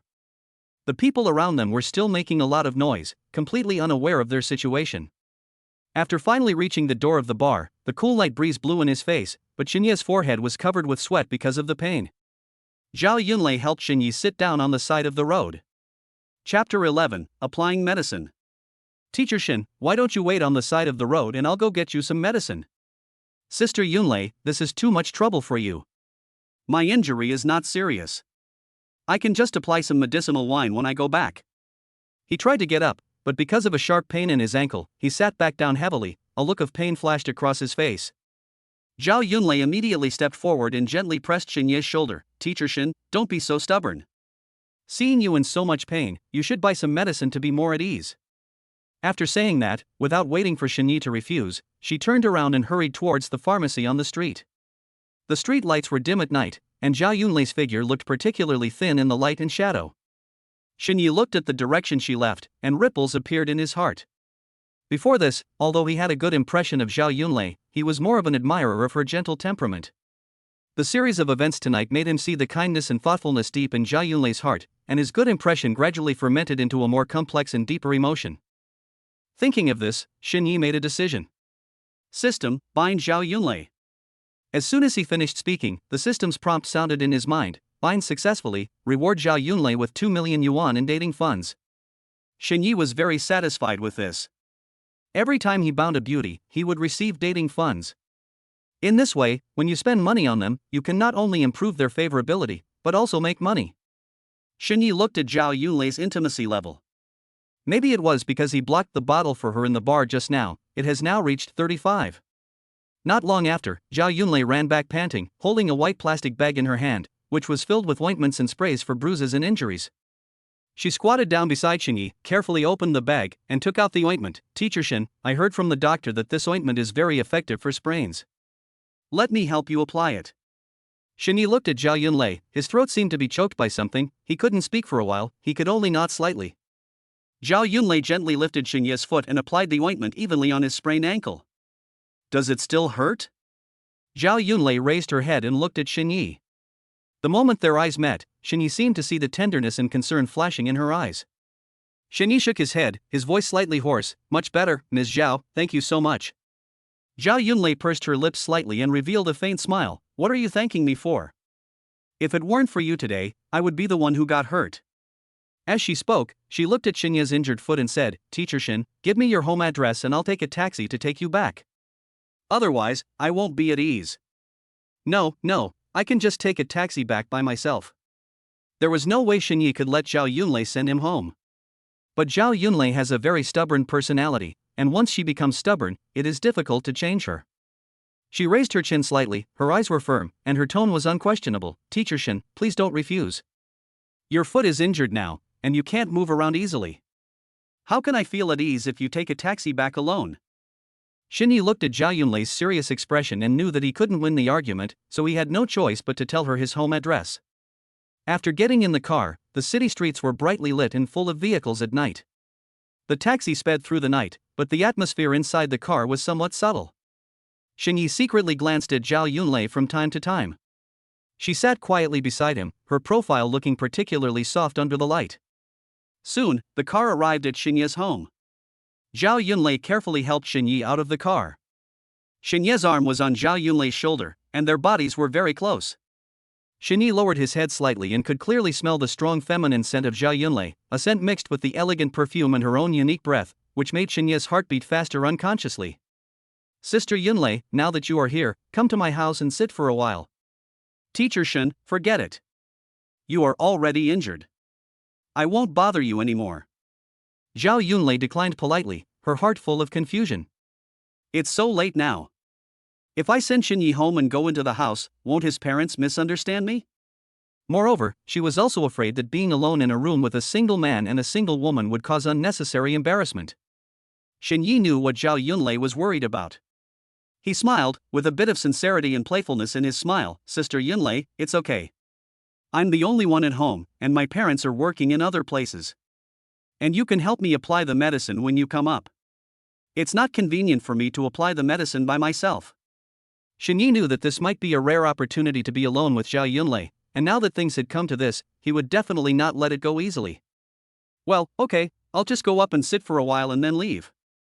Zhao Yunlei hesitated for a long time, but finally nodded. Xinyi consciously let Zhao Yunlei support him and walked into the elevator. In the small elevator space, the distance between the two people became closer. Zhao Yunlei tilted her head slightly and could feel the masculine scent emanating from Xinyi, a scent unique to young men, mixed with the smell of sweat and hormones, which made Zhao Yunlei's cheeks slightly flush. The elevator door slowly opened, and the two walked out of the elevator and arrived at the door of their home. Xinyi opened the door and the room was pitch black. He fumbled to turn on the light, and the warm yellow light instantly illuminated the entire room. Zhao Yunlei helped Xinyi into the living room and looked around the house unconsciously. The house is very tidy.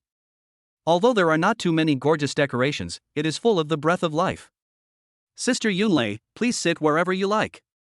Xinyi pointed at the sofa and Zhao Yunlei helped him sit down slowly, while she sat down on the single sofa next to it. Xinyi moved his body slightly and picked up the bag of medicine from the coffee table and handed it to Zhao Yunlei. Sister Yunlei, I have to trouble you to help me apply the medicine again. Zhao Yunlei took the bag, opened it and took out the ointment. Teacher Xin, please bear with it, it may be a little painful. She lifted Xinya's foot and placed it on her leg. She carefully peeled off the somewhat dried ointment and used a cotton swab to dip the new ointment and apply it to the sprained area. Xinyi looked at Zhao Yunlei's serious expression. Under the light, the lines of her profile were soft, and a few strands of hair fell beside her cheeks, making her look particularly charming. Xinya's heartbeat quickened a bit and he tried to calm himself down. But his eyes could not move away from Zhao Yunlei's face. Zhao Yunlei was concentrating on applying the ointment and was unaware of Xinya's burning gaze. Her fingers gently touched Xinya's ankles, her movements were soft and skillful, and each touch seemed to carry an electric current, causing Xinya's body to tremble slightly. Okay, Mr. Xin, apply it thicker this time, it should be able to relieve a lot of pain. Zhao Yunlei raised her head and met Xinya's gaze, but at that moment she caught a glimpse of a different emotion in his eyes. She was startled for a moment, her cheeks instantly became hot. She looked away in panic and hurriedly packed the medicine bag. Xinyi also realized his own gaffe and quickly cleared his throat to try to break the awkward atmosphere. Sister Yunlei, I really owe everything to you today. If it weren't for you, I really don't know what I would do. Zhao Yunlei shook her head slightly, her voice trembling. Teacher Shin, please don't say that. I've implicated you. The two of them fell into a brief silence, and the air was filled with an indescribable ambiguity. Chapter 12 Shopping Again. Teacher Shin, it's getting late. I should go back. Zhao Yunlei stood up, with a hint of reluctance and evasion in her eyes. Shin Ye's heart tightened. He didn't want Zhao Yunlei to leave so soon, but he couldn't find a suitable reason to keep her. Sister Yunlei, let me take you downstairs. Shin struggled to get up, but fell back onto the sofa due to the pain in his ankle. Don't move, your foot isn't healed yet. Zhao Yunlei hurried forward and held Shin Yi down. Maybe it was because Zhao Yunlei rushed forward too hastily that she fell into Shin Ye's arms. The two bodies were instantly pressed tightly together, and the air seemed to freeze in an instant. Zhao Yunlei's eyes widened and her face flushed. Her heart beat rapidly and she was so panicked that she didn't know what to do. Shin Yi was also caught off guard by this sudden situation. His arms subconsciously wrapped around Zhao Yunlei, feeling her soft body and rapid breathing. Sister Yun. Sister Yunlei, are you okay? Shin Yi stammered, his voice trembling slightly due to nervousness. Zhao Yunlei raised her head in panic and met Shin Yi's eyes. Their faces were close to each other and their breaths were intertwined. At this moment, time seemed to stand still, and the whole world seemed to be filled with only the sounds of their two heartbeats. Zhao Yunlei tried to get up in panic, but found her body weak. She supported her hands on Shin Ye's chest, feeling a little powerless for a moment. Shin Yi looked at Zhao Yunlei's blushing cheeks and flustered eyes, and an irresistible impulse surged in his heart.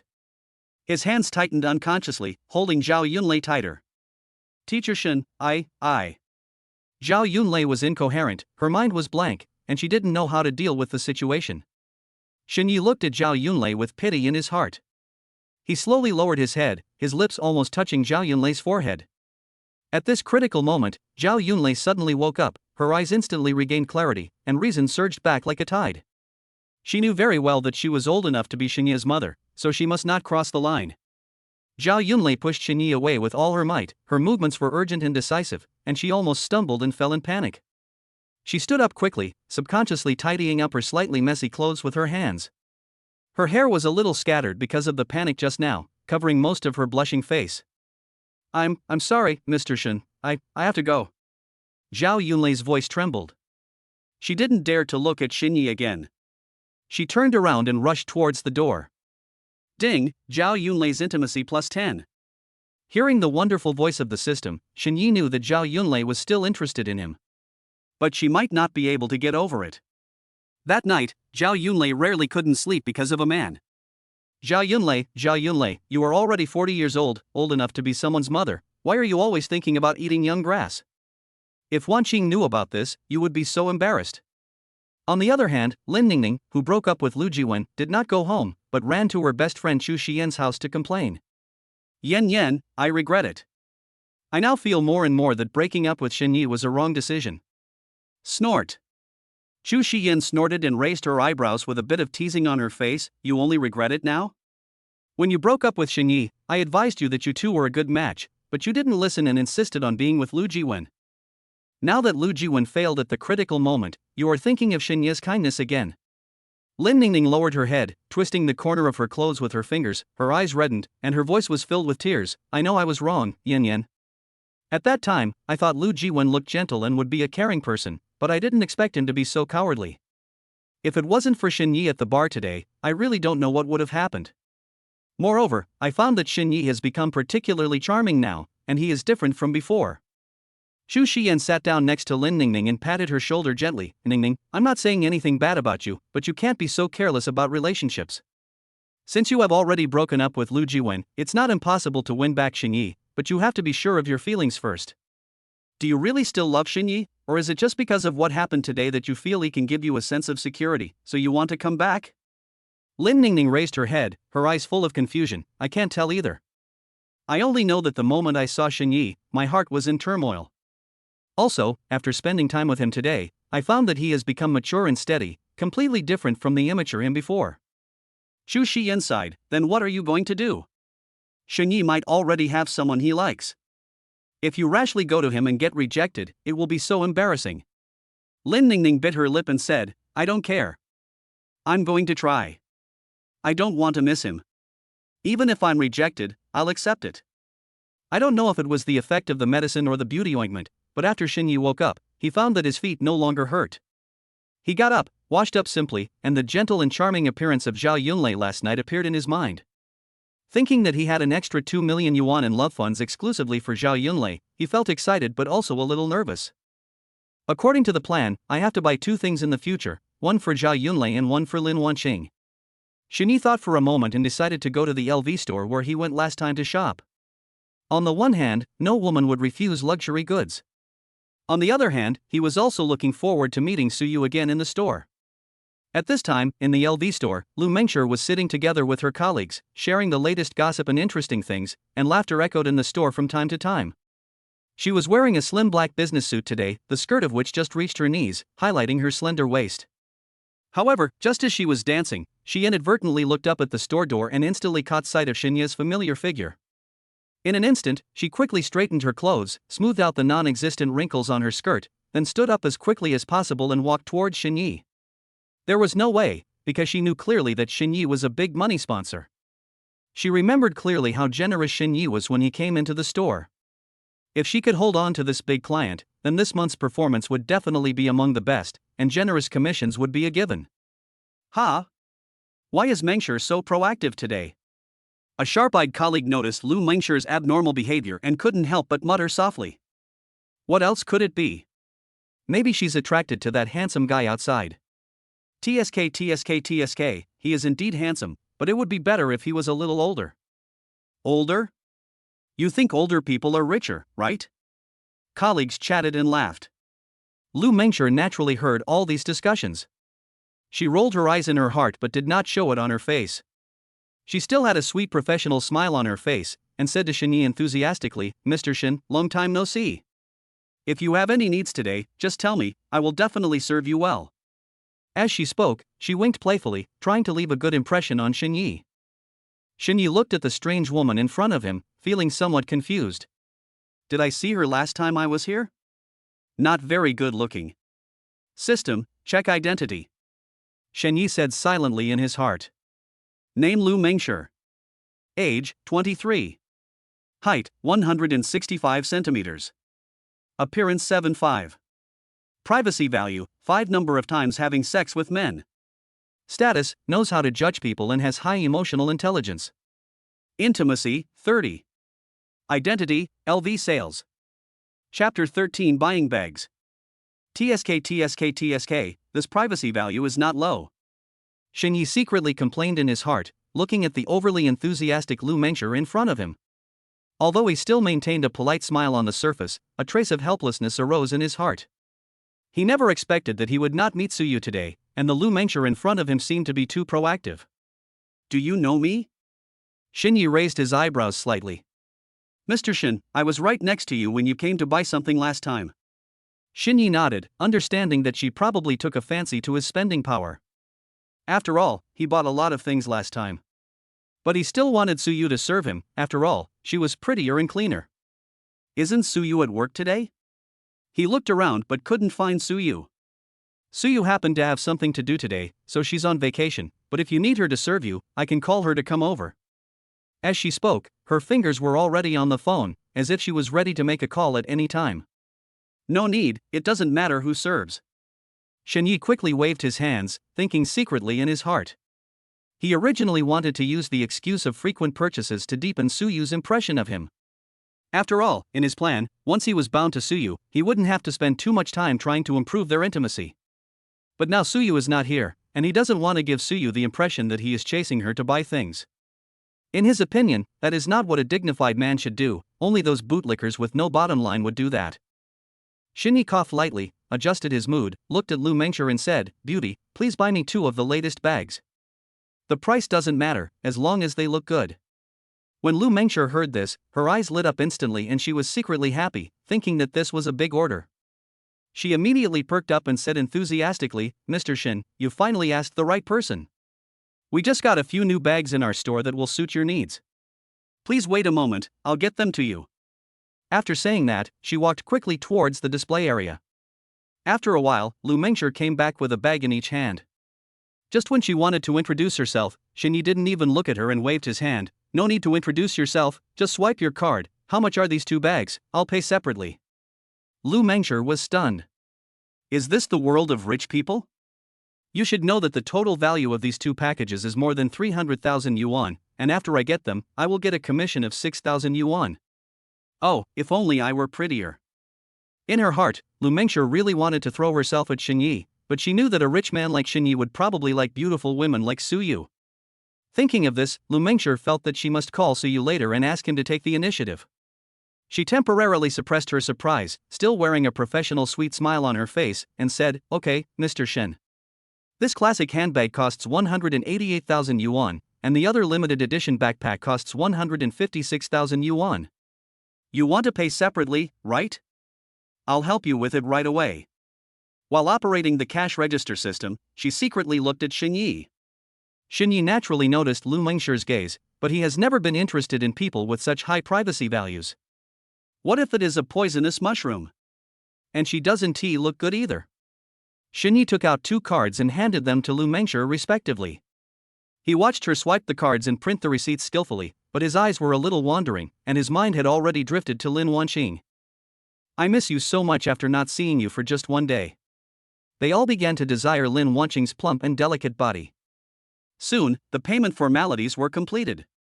Lu Mengshi carefully packed the 2 bags into exquisite packaging bags, handed them to Xinyi with both hands, and said, "Mr. Shen, your bags are packed. If you have any questions later, you can contact me at any time." Xinyi took the bag, thanked him briefly, and turned to leave. Just as Xinyi was about to reach the door, he suddenly thought of something, stopped, turned around and looked at Lu Mengshi. Lu Mengshi was still immersed in the joy of this high commission, but when she saw Xinyi suddenly turn around, her heart skipped a beat and she immediately put on that standard professional smile again. "Mr. Shen, do you have any other instructions?" Xinyi frowned slightly, thought for a moment and said, "Beauty, you just said that Suyu is on vacation. Do you know when she will come back to work?" Lu Mengshi's heart trembled slightly. She realized that Xinyi's attention to Suyu was far beyond that of ordinary people. "Well, Suyu didn't tell me the specific time, but she usually doesn't take too long, probably just 2 or 3 days. Mr. Shen, if you have any special needs, just tell me, and I will do my best to help you." "Do you know what she liked but didn't buy because it was too expensive?" "It was from your store." Lu Mengshi was slightly startled, and her mind quickly thought about Suyu's daily preferences, words and deeds. She recalled that Suyu had praised a limited edition silk scarf highly, and Lu Mengshi saw clearly the regret that flashed across her eyes when she saw the price. "Mr. Shen, I remember that Suyu was particularly interested in a limited edition silk scarf. It was a collaboration between our brand and a well-known designer. The price was really high, 38,000 yuan. Suyu looked at it again and again, but finally gave up because of the price." As Lu Mengshi spoke, she carefully observed Xinyi's expression. "Then please swipe my card again. This order will be counted towards your commission.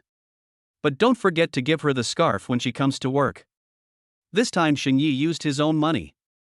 After all, if you want to gain something, you have to pay for it. Oh my god. Lu Mengshi almost couldn't control her surprise and almost shouted out loud. She widened her eyes and looked at Xinyi in disbelief.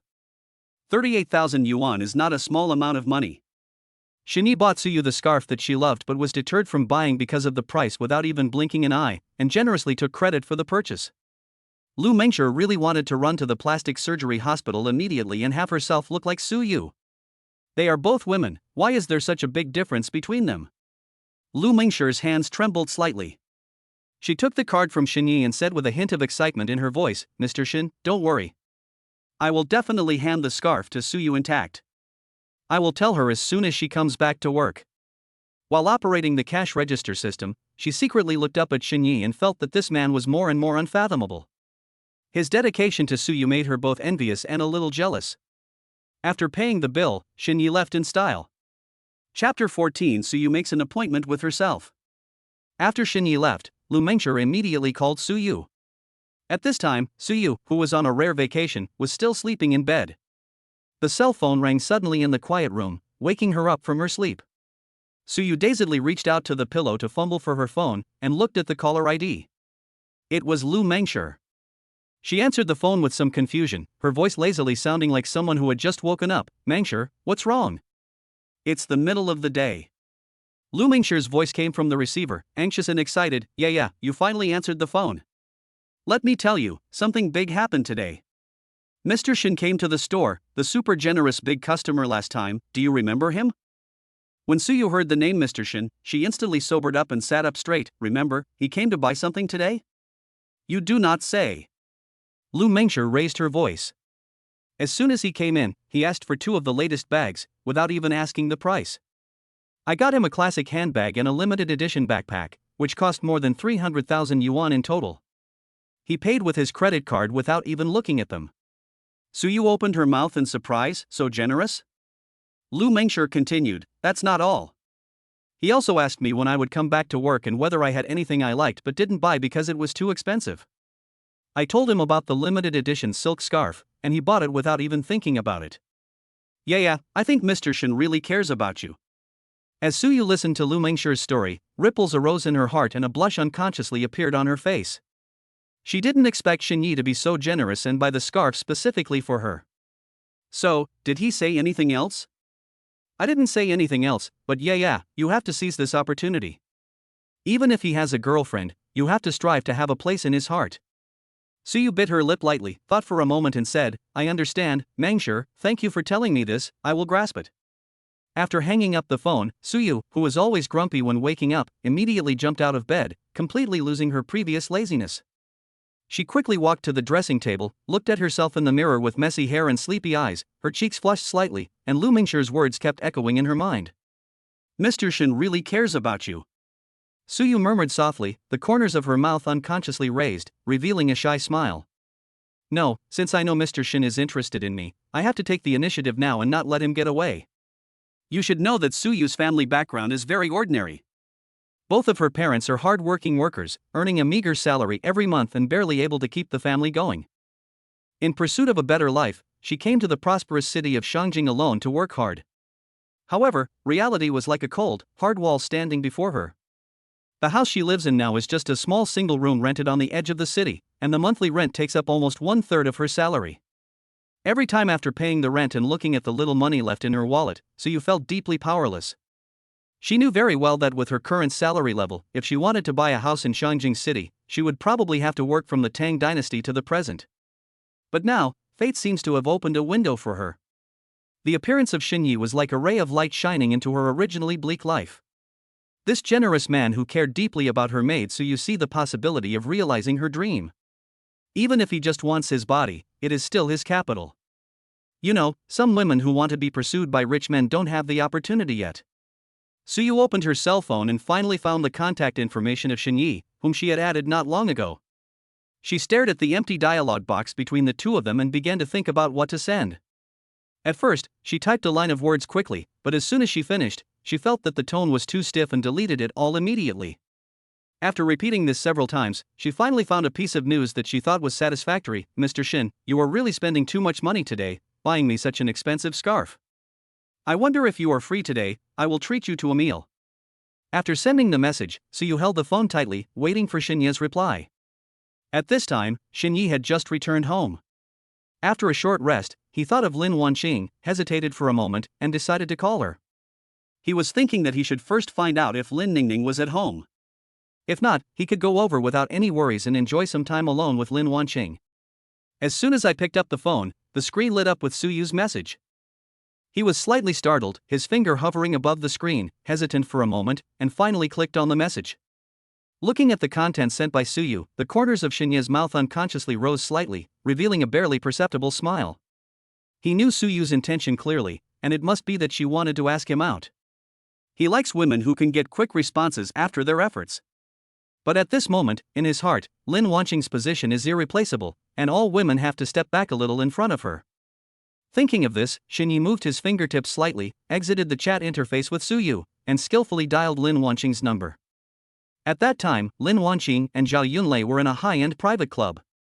The club was luxuriously decorated, and the air was filled with a faint scent of incense, which made people relax physically and mentally. The two had just come out of the bathroom, with steam all around them and crystal water droplets hanging in their hair.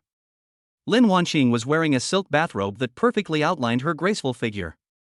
Zhao Yunlei was wrapped in the same bathrobe, and her every move showed gentleness. The two had just sat down on the sofa in the lounge area, ready to relax and chat, when Lin Wanqing's cell phone suddenly rang. She picked it up and saw that the caller ID was Xinyi. The corners of her mouth curled up slightly, a smile flashed in her eyes, and she thought to herself, this kid probably is not doing anything serious on the phone again.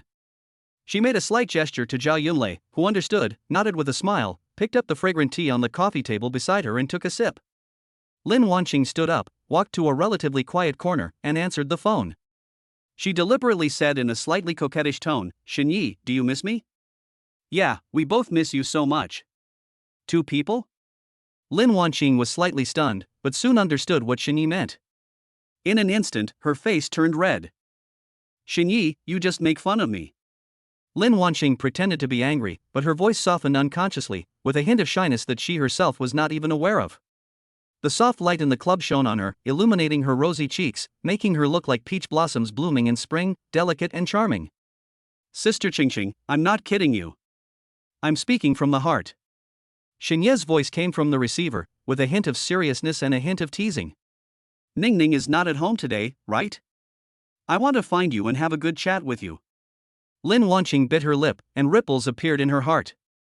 She subconsciously looked back at the rest area.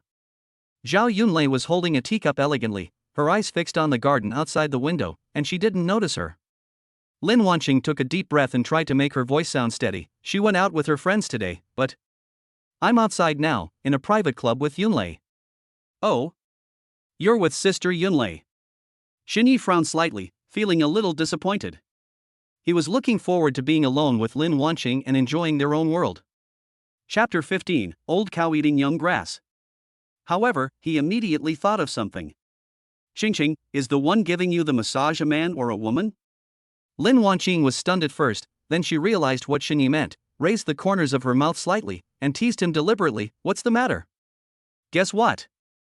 Qingqing, stop keeping me in suspense and tell me now. Lin Wanqing chuckled, look how nervous you are. The one massaging us is a female technician. What are you thinking about? Hearing this, Xinyi was obviously relieved, and he muttered, I care about you, but if another man touches you, I won't forgive him. Lin Wanqing felt warm in her heart, but she scolded him, you are so overbearing. But you are so jealous, it's cute. Of course, I love you wholeheartedly, Qingqing. Xinyi immediately expressed his loyalty, and then said, but Qingqing, if you want a massage in the future, come to me. I am very good at it. Lin Wanqing smiled and said coquettishly, oh, you also know how to massage? Don't hurt me when you do that. When Xinyi heard this, he immediately became interested and started talking non-stop, Sister Qingqing, don't underestimate me. I studied it for a while before, and my skills are very professional. I know how to control the strength and the acupuncture points. And when I massage you, it's all with love, which will definitely make you feel relaxed both physically and mentally. Lin Wanqing was amused by his confident look and laughed, okay, I'll remember that. I'll let you show off your skills when I have the chance in the future. She looked up at the ceiling of the club, but the scene of Xinyi giving her a massage appeared in her mind, and a blush appeared on her face. Okay, I'll hang up first. Have fun with Sister Yunlei. Xinyi hung up the phone with a smug smile on his face, and began to think about how to give Lin Wanqing an unforgettable massage experience in the future. He imagined Lin Wanqing lying comfortably on the massage bed, with the satisfied look on her face as he performed his skillful techniques, and the corners of his mouth couldn't help but rise higher. Over at the private club, Lin Wanqing put away her phone and went back to the rest area. Zhao Yunlei was holding a cup of tea elegantly. After taking a sip, she looked at Lin Wanqing with a hint of curiosity and a smile. Wanqing, who is it? You seem to be chatting with him so happily? No one, just a friend. Lin Wanqing answered lightly, the blush on her cheeks not yet completely faded. She lowered her head slightly, reached out to pick up the teacup on the table, and used the action of drinking tea to hide her shyness. Zhao Yunlei keenly caught Lin Wanqing's strangeness, and a meaningful smile appeared on her lips, but she did not continue to ask. She guessed that Lin Wanqing had found her second spring, but she didn't know what kind of man caught her good girl's eye. After all, as her best friend who spends every day with her, she knows that Lin Wanqing has very high standards. Lei, what's with that look in your eyes? Lin Wanqing felt a little uncomfortable with Zhao Yunlei's meaningful gaze. She grumbled lightly and shook the hand holding the teacup slightly, and a few drops of tea splashed on the back of her fair hand. She quickly put down the teacup and took out a tissue to wipe it, trying to hide her inner panic. Zhao Yunlei smiled and waved her hands, nothing, I just saw that you were in a particularly good mood today, so I was happy too. She tilted her head slightly, her eyes full of inquiry. This friend must be extraordinary to make our beautiful Miss Lin so happy, right? Is there something wrong? Tell me quickly. Lin Wanqing's cheeks became increasingly hot. She turned her head away and pretended to tidy up the hair by her ears. We are really just ordinary friends. Don't make blind guesses. Although she said this, Xinya's handsome face and his loving eyes appeared involuntarily in her mind, and the corners of her mouth couldn't help but rise slightly. Zhao Yunlei naturally noticed all the changes in Lin Wanqing's expression, and she became even more certain that Lin Wanqing had a new relationship. She decided not to ask any more questions and give Lin Wanqing some space. She would speak naturally when she wanted to. Okay, then don't tell me, but seeing you so happy, I feel relieved.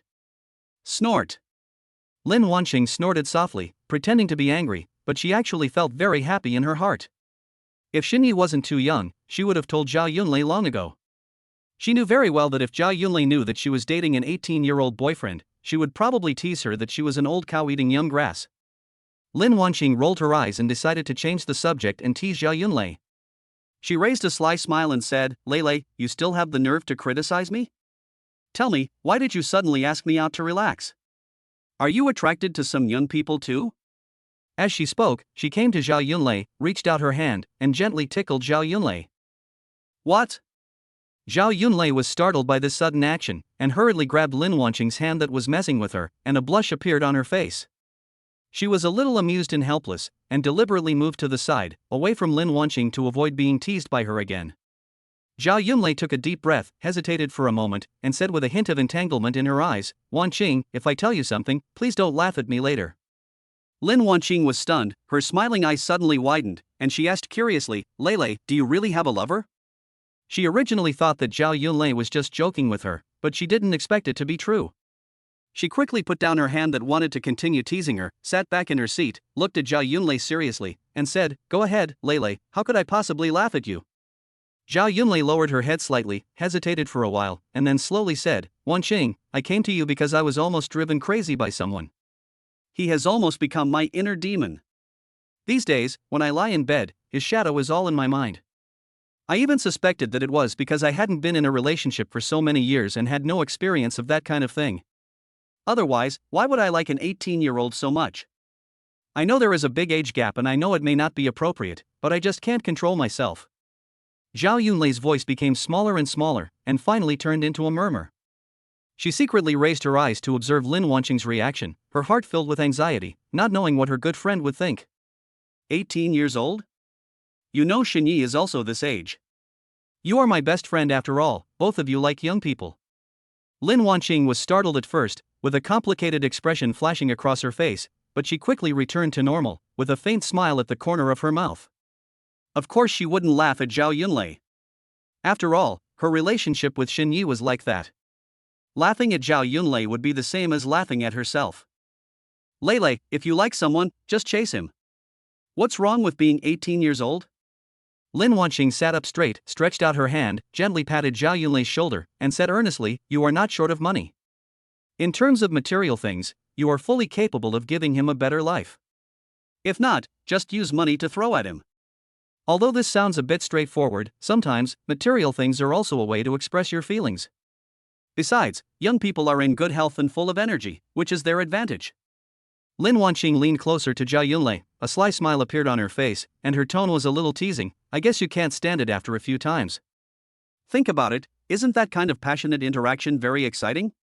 Chapter 16 What Suyu? As Zhao Yunlei listened to Lin Wanqing's words, her cheeks became hotter and the blush spread from her cheeks to her ears. She lowered her head, not daring to look directly into Lin Wanqing's eyes. The scenes of her time with Shenyi emerged involuntarily in her mind, and she felt shy and a little moved. But, Wanqing, I'm still a little worried. With such a big age gap, what will others think? Besides, I'm not sure if he has that kind of intention towards me.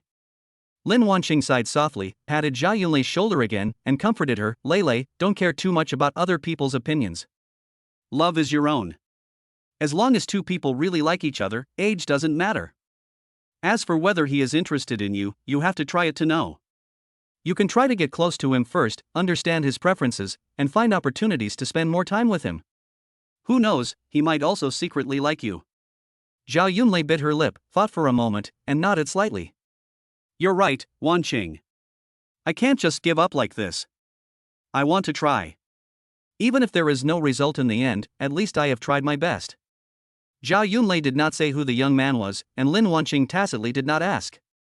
Lin Wanqing thought to herself that with Zhao Yunlei's personality, she has always been cautious in relationships. Although finding a young man to fall in love with is a new thing, she feels that there is a high probability that the two of them will not be together until the end. In her opinion, Zhao Yunlei's attitude towards relationships often wavers due to various realistic factors during the process of getting along. But Zhao Yunlei didn't say anything. Shyness was one reason, but after all, it was difficult for her to talk about her love for a young man with such a big age gap. But another reason was that he wanted to give Lin Wanqing a surprise. She thought that after her relationship with Xinyi developed further, she would tell Lin Wanqing, and the surprised and delighted expression on Lin Wanqing's face would definitely be very interesting. Lin Wanqing is not free today, so where should we go? Should I accept Suyu's invitation or? Just as Xinyi was deep in thought, the system's voice suddenly rang in his mind. The system detects that the current host is hesitant and provides you with the following two options. A. If you reject Suyu, the host will be given the title of Big Enemy. B. Agree to Suyu. The system will reward you with an additional 600,000 yuan for buying a car, and if you choose to spend this money on Suyu, you can trigger a 1 to 5 times cash back. Xinyi looked at the options given by the system, his face full of confusion.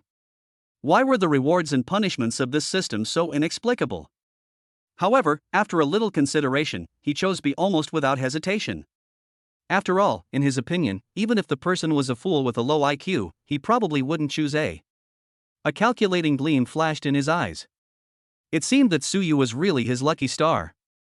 Buying her a car can not only enhance the intimacy between you, but also make a lot of money if you are lucky enough to trigger a high cash back. This is a sure win deal. Thinking of this, Xinyi immediately sent a message to Suyu. Okay, where is your home? I'll go directly to your house to find you. When Suyu saw Xinyi's message, she was so excited that she almost jumped up. She quickly replied, my home is in Sunshine Garden Community, Building 5, Unit 3, Room 101. I'll be waiting for you at home. After sending the message, Suyu was shocked to find that her room was as messy as a pigsty, and she immediately became flustered. She was wandering around the room like a headless fly. She first stuffed all the clothes scattered on the sofa into the closet, then hurriedly picked up the broom and swept the dust on the floor a few times, and then rushed to the bathroom. After receiving Suyu's reply, Xinyi did not delay for a moment and immediately went out to take a taxi to Suyu's home. In the taxi, he looked out the window board, and suddenly an idea flashed through his mind. It might be a good idea to use the money to buy himself a car. After all, cars are indeed a necessity in life. But now there is a biggest problem, that is, he has money but no driver's license. Thinking of this, Xinyi sighed helplessly, otherwise he would have gone to the forest store to pick up the car in a grand manner and drove the luxury car on the city streets. It seems that I have to sign up for a driving school and learn how to drive seriously in the next few days. The car shuttled through the city streets and soon arrived at Suyu's home. When Xinyi got out of the car, he saw that the place where Suyu lived was an old residential area that was quite old. The outer walls of the community were a bit mottled, but the infrastructure was still okay. He quickly found Suyu's home according to the address. Bang, bang, bang. Xinyi knocked gently on the door. However, he waited for a long time, but there was deathly silence inside the door, and there was no response for a long time. Xinyi couldn't help but feel a little confused, and he knocked on the door harder, but there was still no movement. There was no other way, so Xinyi took out his cell phone and called Suyu, but the call was not answered and only a monotonous beeping sound echoed in his ears. What's going on? Did he stand me up? That shouldn't be possible, right? Xinyi muttered softly, with a hint of displeasure on his face. He paced back and forth at the door, his patience gradually worn out. Just as Xinyi was about to turn around and leave, the door creaked open slowly. Suyu was seen standing at the door, her hair wet and draped over her shoulders. A few strands of hair were still dripping with water, sliding down her fair neck and wetting the slightly thin home dress on her body. Her cheeks were slightly red from the heat from the shower, and her eyes were filled with a hint of panic and embarrassment. Mr. Shen. I'm so sorry, I was taking a shower just now and didn't hear the knock on the door or the phone call. Suyu explained stutteringly while smoothing her wet hair with her hands in an attempt to make herself look less disheveled. When Xinyi saw Suyu's appearance, the displeasure in his heart instantly disappeared and was replaced by a different feeling. He was slightly stunned for a moment, then he smiled gently and said, "It's okay, I just came too suddenly. Go blow dry your hair first to avoid catching a cold." Suyu quickly turned sideways. Let Shini enter the house and then quickly walk into the bathroom to pick up the hairdryer. The buzzing sound of the hairdryer echoed in the small bathroom.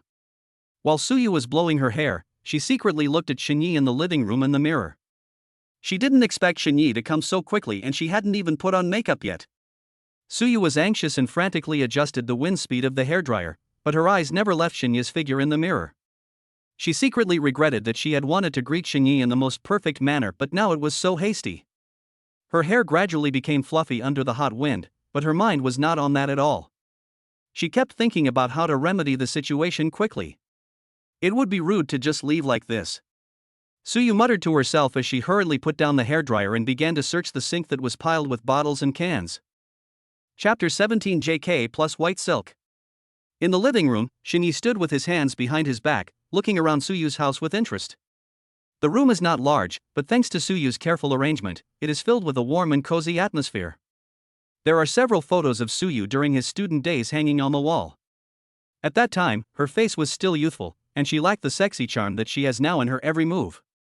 However, her eyes were shining with pure light, full of innocence that was ignorant of the world. Shinye's attention was gradually attracted by a photo.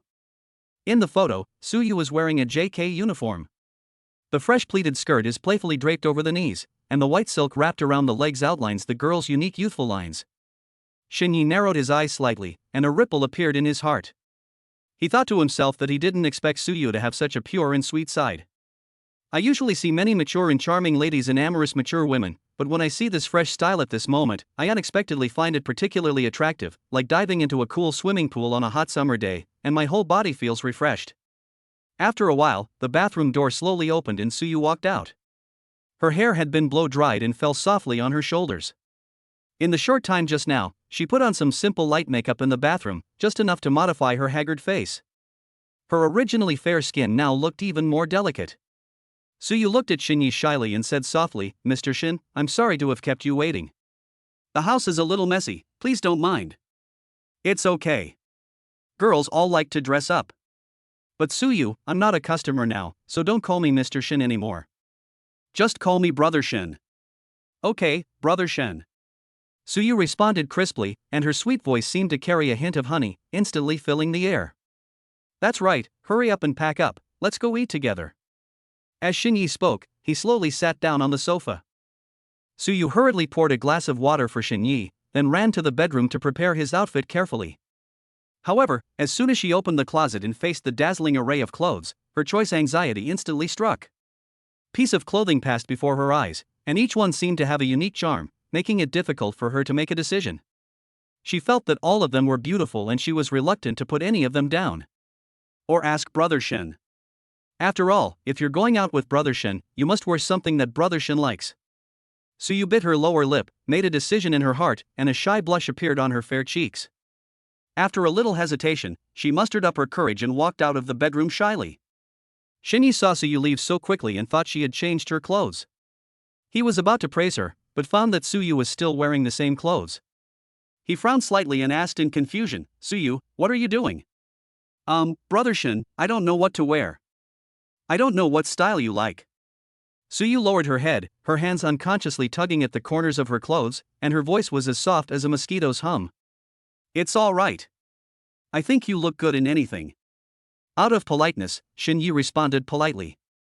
However, his eyes inadvertently fell on the photo of the JK uniform, and Suyu's youthful appearance in the photo emerged in his mind, so he added, "Of course, if you really don't know what to wear, I think the outfit in your photo is quite good." Suyu looked in the direction of Shinya's finger, and saw the photo of herself wearing white stockings and a JK uniform, and instantly understood what he meant. "Got it, Brother Shin, I'll go change it right away." She responded hastily and quickly ran back to the bedroom. Back in the bedroom, Suyu began to rummage through the deep closet, trying to find the JK uniform and the matching white stockings that she hadn't worn for a long time. That outfit was her favorite when she was in school. Now that she has entered the working age, she more often wears black and flesh-colored stockings that show her mature charm. So this set of clothes full of youthfulness was placed in the corner of the closet, and as time passed, it was forgotten deep in her memory. It took a lot of effort to find it now. She rummaged through the layers of clothes, mumbling from time to time, "Where did I put it?" Suyu searched in the closet for a long time and finally found the wrinkled JK uniform in a storage box at the bottom. She took it out, shook off the dust, and then began to look for the white silk. "I finally found the pair of white stockings, but discovered that a small thread had gotten caught on them." Suyu frowned slightly, looking annoyed, but she didn't care about much and just thought about putting it on first. She quickly took off her home clothes and put on a JK uniform. The fabric of the uniform was soft, hugging her skin, and a familiar feeling came over her. She carefully put on her white silk dress again and fixed her hair and makeup in front of the mirror. Looking at herself in the mirror, who had turned back into a young girl, Suyu felt a little shy and her cheeks flushed. Shini was in the living room, waiting patiently while thinking about what car to buy for Suyu. "After all, I only have 1 million yuan in funding, so I definitely can't buy a car that's too expensive." At this time, the bedroom door slowly opened and Suyu walked out. She lowered her head, not daring to look directly into Shinya's eyes, and nervously tugged at the hem of her skirt with both hands. The moment Shinya saw Suyu, his eyes lit up. Suyu was wearing a JK uniform and white silk, like a girl who walked out of the photo. She is fresh and refined, completely different from her usual mature and charming self. "Suyu, you are so beautiful," Shinya exclaimed sincerely. Suyu raised her head and looked at Shinya's sincere gaze with a shy smile on her face. "Thank you, Brother Shun, for the compliment." Suyu knew that Shinya might be waiting impatiently, so she said, "Brother Shun, let's go eat now. I'll treat you to a delicious hot pot restaurant tonight. It's just a few steps away from my house." "Okay, let's go then." Shinya responded. To be honest, after waiting for so long, his stomach has already started to growl. The two of them went out of the door, Suyu in front and Shinya behind, and walked slowly along the street. After walking for about 5 or 6 minutes, they arrived at a hot pot restaurant called Hot Memory. The store was bustling with people. Suyu walked into the store with Shinya in a familiar manner. The boss greeted them warmly. "Suyu, are you here? Are you still at your usual seat?" Suyu smiled and nodded, then turned to Shinya and said, "Brother Shin, I often come to this store. The taste is very authentic and you will definitely like it." Shinya responded with a smile, "Hearing you say that, I can't wait." The two of them sat down by the window. Suyu picked up the menu skillfully and introduced the dishes to Shinya while ordering. "You must order the tripe and tender beef from Brother Shin's restaurant. They are so delicious when dipped in the spicy pot. And this handmade shrimp paste is also my favorite." Chapter 18. Suyu agrees. "Really? I wonder if there's anything here that would make me more excited." Shinya narrowed his eyes slightly, raised his gaze from the menu and looked directly at Suyu's face. The corners of his mouth curled up in a subtle arc, with a hint of different meaning. Suyu was originally concentrating on the menu, but when she heard Shinya's words, she paused slightly and raised her eyes to meet Shinya's passionate and somewhat ambiguous gaze. In an instant, her cheeks turned red like a ripe apple, and her heart began to beat uncontrollably. She lowered her eyes in a panic, trying to hide her shyness, and whispered, "Brother Shin, what are you talking about?" Shinya chuckled, leaned forward slightly, and closed the distance between him and Suyu. His warm breath gently brushed Suyu's ears. "I say, eating hot pot with you, this meal is destined to be extraordinary." Suyu nervously tugged at the corner of her clothes, her eyes wandering, not knowing how to respond to Shinya's straightforward teasing. Just then, the waiter came over with a steaming hot pot base, breaking the slightly charming atmosphere.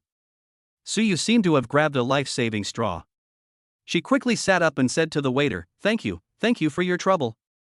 Shinya leaned back in his chair, still with a faint smile on his face.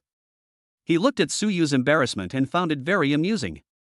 After the waiter placed the dishes on the table one by one, Shinya picked up the chopsticks and picked up a piece of tripe, but did not put it into the pot immediately. Instead, he looked at Suyu and said, "Suyu, you just said that tripe is best eaten by boiling it up and down. I have to learn it well. You have to teach me carefully." Suyu took a deep breath, tried to calm herself down, and said, Okay, that's it." She picked up the chopsticks and imitated what she had done before, picking up a piece of tripe and gently swirling it in the pot. As she demonstrated, she said, "Look, just like that. Swirl it for about 15 seconds until the tripe curls up slightly and you can eat it." Shinya's eyes stayed on Suyu. Seeing her serious look, he couldn't help but said, "Suyu, when you are serious, you are more exciting than this hot pot." Suyu's hand trembled violently, and she almost dropped the tripe into the pot. She glanced at Shinya in a reproachful manner. "Brother Shin, stop teasing me. Try the tripe now." Xinyi then put the tripe into his mouth, chewed it for a few times, and praised, "Well, it is indeed delicious, but it would be even better if I could share more such delicacies with you." Suyu listened to Xinye's teasing one sentence after another, her cheeks flushed the whole time. After a moment of silence, she seemed to have mustered up great courage and said, "Brother Shin, I am actually very grateful to you. After all, you have bought a lot of things in my store during this period of time, and my commission has increased a lot." Her voice was soft, with a hint of gratitude and a hint of wanting to change the subject. "Suyu, who made you so beautiful? I want to consume you as soon as I see you. But Brother Shin, you should have a girlfriend, right?" Suyu blinked inadvertently and asked the question she wanted to know most. Her heartbeat suddenly quickened and she stared at Xinyi without blinking, waiting for his answer, feeling both expectant and afraid. "Yes." Xinyi nodded without hesitation. His tone was calm and without any hesitation. Although he was thinking about winning Suyu over, he also knew that he would have to let Suyu know about his emotional status sooner or later. Rather than causing misunderstandings in the future, it would be better to be honest now and let her correctly understand her situation. Otherwise, if there are more and more women in the future, he is really afraid that the harem will be in chaos. Suyu was stunned and her eyes widened instantly as if she had heard something incredible. She didn't expect Xinyi to be so straightforward without even a hint of concealment. She opened her mouth to say something but found that her throat seemed to be blocked. After a while, she squeezed out a sentence, "But won't your girlfriend mind? I have more than one girlfriend." Xinye's voice was not loud, but it was like a bomb exploding in Suyu's ears. His expression was calm, as if he was stating something that was perfectly normal. This time Suyu was even more shocked. Her mind went blank for a moment and she didn't know how to react. But soon her clever brain began to work rapidly and she realized that Xinyi was probably rich enough to support so many women. She originally thought that Xinyi was just generous, but now it seems that his wealth is far beyond her imagination. In her opinion, a man who can act like this must have strong financial resources, and this is exactly what she wants. "Suyu, although I like you, you won't be my only one." Xinye's voice rang out again, breaking the brief silence. When it came to this, Suyu instantly understood what Xinyi meant. That is, Xinyi wants to support her and see if she is willing. Her heart was filled with a mixture of shame about this relationship and a longing for a better material life in the future. After a brief struggle, she raised her head, looked at Xinyi firmly and said, "Brother Shin, I do." Her voice was clear and without any hesitation. Xinyi didn't expect Suyu to agree without even thinking about it. In fact, Suyu had already planned to take down Xinyi. But she didn't expect Xinyi to be so direct. Originally, she planned to take the initiative and slowly conquer Xinyi with her gentleness and charm, but seeing Xinyi's indifferent look, Suyu knew that there were many women around Xinyi. She was afraid that if she was a little reserved, she would miss the opportunity to change her fate, so she gritted her teeth and agreed. Although she agreed, Suyu still wanted her relationship with Xinyi to develop slowly. After all, he has so many women and it is so easy for him to get them. What should he do if Xinyi gets bored soon? She secretly planned in her heart that she should show more of her uniqueness in the future so as not to let Xinyi get tired of her so quickly. She wanted Xinyi to discover her little by little, just like tasting wine, the more he tasted, the more delicious it became, so as to firmly capture Xinyi's heart. "Suyu, come and sit on my lap." Since Suyu promised herself. Then Xinyi would test Suyu's attitude to see if she was qualified to be a little lover. Suyu's heart sank when she heard that, and the blush on her face instantly deepened and spread to her neck. She bit her lower lip subconsciously and glanced around in panic. The restaurant was bustling with people and the diners were immersed in their own excitement, so no one noticed their table. She hesitated for a moment, unconsciously holding the hem of her skirt with both hands, and slowly stood up, moving towards Xinyi with a hint of hesitation. Chapter 19 Hooking.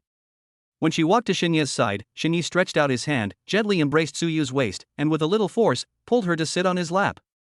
Suyu's body stiffened, and she subconsciously placed her hands on Xinyi's shoulders. She could clearly feel Xinyi's strong arms around her waist, his warm breath spraying on her cheeks, and his heartbeat rumbling like thunder in her ears. "Shin, brother Shen, this is not good. We are outside." Suyu's voice was as thin as a mosquito, full of shyness and uneasiness. She tilted her head slightly, not daring to look directly into Xinyi's eyes, her eyelashes trembling constantly. Xinyi, however, seemed to not care about the gazes of others. He gently brought Suyu into his arms. With his other hand, he picked up the chopsticks, picked up a piece of tender beef, and gently stir-fried it in the pot. The rising heat blurred the vision of the two. Suyu, didn't you say this hot pot is delicious? I want you to feed me. Suyu took a deep breath, trying to calm herself down, took the chopsticks from Shinya's hand, picked up the boiled beef, dipped it in the sauce, and slowly handed it to Shinya's mouth. Shini opened his mouth slightly, held the beef in his mouth, and while chewing, his eyes never left Suyu's face. It's delicious, but it's still more delicious when you feed it. Shini swallowed the beef, a satisfied smile appeared on the corner of his mouth, and his fingers gently stroked Suyu's hair. Suyu's cheeks were burning hot. She felt that the atmosphere at the moment was too charming. She wanted to escape, but she was also greedy for this unprecedented intimate contact. Brother Shin, do you usually treat other girls like this? Suyu plucked up her courage and asked softly. She wanted to know if she was a little special in Shinye's heart. Suyu has lived for so many years, and Shinye is the closest person of the opposite sex she has ever come into contact with, apart from her parents. So even if she was being kept, she wanted to know whether Shinye treated her differently from how he treated others. Shinye was slightly startled, then chuckled. Why, are you jealous? Suyu, you are different from them, otherwise I wouldn't spend so much time on you. As he spoke, he gently lifted Suyu's chin and asked her to look directly into his eyes, with a rare hint of seriousness in her eyes. Suyu's heart was beating like a drum. Looking at Shinye's deep eyes, she was a little dazed for a moment. Just then, the guests at the next table suddenly made a loud noise, knocking over the wine glasses on the table, and the wine spilled all over the floor. The sudden noise brought Suyu back to her senses. She stood up from Shinye's legs in a panic, straightened her messy skirt, and her eyes flickered. Brother Shin, let's just have a good meal. Suyu lowered her head, not daring to look into Shinye's eyes, and there was still a hint of shyness in her voice. Shinye looked at Suyu's appearance and found it very interesting. He didn't force it, but just smiled and nodded, then picked up the chopsticks again. He knew that if it were another woman in such a situation, he might think that she was pretending to be pure and deliberately creating a shy look. But Suyu was different. He knew clearly that Suyu had never been in love. When it came to love, she was as pure as a blank sheet of paper without any impurities. Because of this, her shyness and panic at this moment seemed even more adorable and charming in Shinye's eyes. By the way, Suyu, I noticed there's something fishy on your white silk. Did you leave it there on purpose for me to play with? He happened to see it when he hugged Suyu just now. I originally wanted to use this opportunity to tease Suyu again and enjoy her skin at the same time, but who knew that Suyu would just run away? Suyu raised her head, which had been lowered. Instantly, her eyes widened. Hearing Shinye's straightforward and bold words, the blush on her face instantly spread from her cheeks to her ears and even to her neck. Shin, brother Shin, what are you talking about? That was something I hooked by accident. Shinye looked at Suyu's embarrassed appearance, and the sense of joy in his heart became stronger and stronger. He put down the chopsticks in his hand, leaned forward slightly, and approached Suyu again. His warm breath sprayed on her ears again, and he whispered softly, Don't be shy, Suyu. Look, this hook white silk, just like you, exudes a smell that makes people want to explore. Snort. Suyu couldn't help but said coquettishly, Brother Shin, if you continue like this, I won't play with you anymore. Okay, I won't tease you anymore. Shinyi gently scratched the tip of Suyu's nose. Hurry up and eat. After dinner, let's go buy something. Shinyi really wanted to eat Suyu, but unfortunately Suyu was too naive, making it difficult for him to do so. Forget it, take your time. Anyway, the person is yours now and can't run away. The two continued to eat. Although Suyu was still a little shy, she gradually relaxed her tense nerves in the relaxed atmosphere deliberately created by Shinyi. She chatted with Shinyi casually, and laughter could be heard from time to time at the table. When the two finished their meal and walked out of the hot pot restaurant, the night had completely enveloped the city. Brother Shin, where are we going? You'll know when the time comes. As he spoke, he calmly opened his phone, slid his finger quickly across the screen, and navigated to the nearby Xiaomi 4S store. Shinye's gaze lingered on the phone screen for a moment, with a myriad of thoughts running through his mind. He thought about it, and various car models flashed through his mind one by one. In the end, the newly released Xiaomi SU7 Ultra became his first choice. This car costs more than 500,000 yuan, and with the optional insurance and other expenses, the total price will not exceed the 600,000 yuan rewarded by the system. Moreover, it stands out among many models with its super high appearance and overwhelming popularity. Shinyi firmly believes that Suyu will like it. Having made up his mind, Shinyi turned his head slightly and looked at Suyu beside him, with a little more doting in his eyes.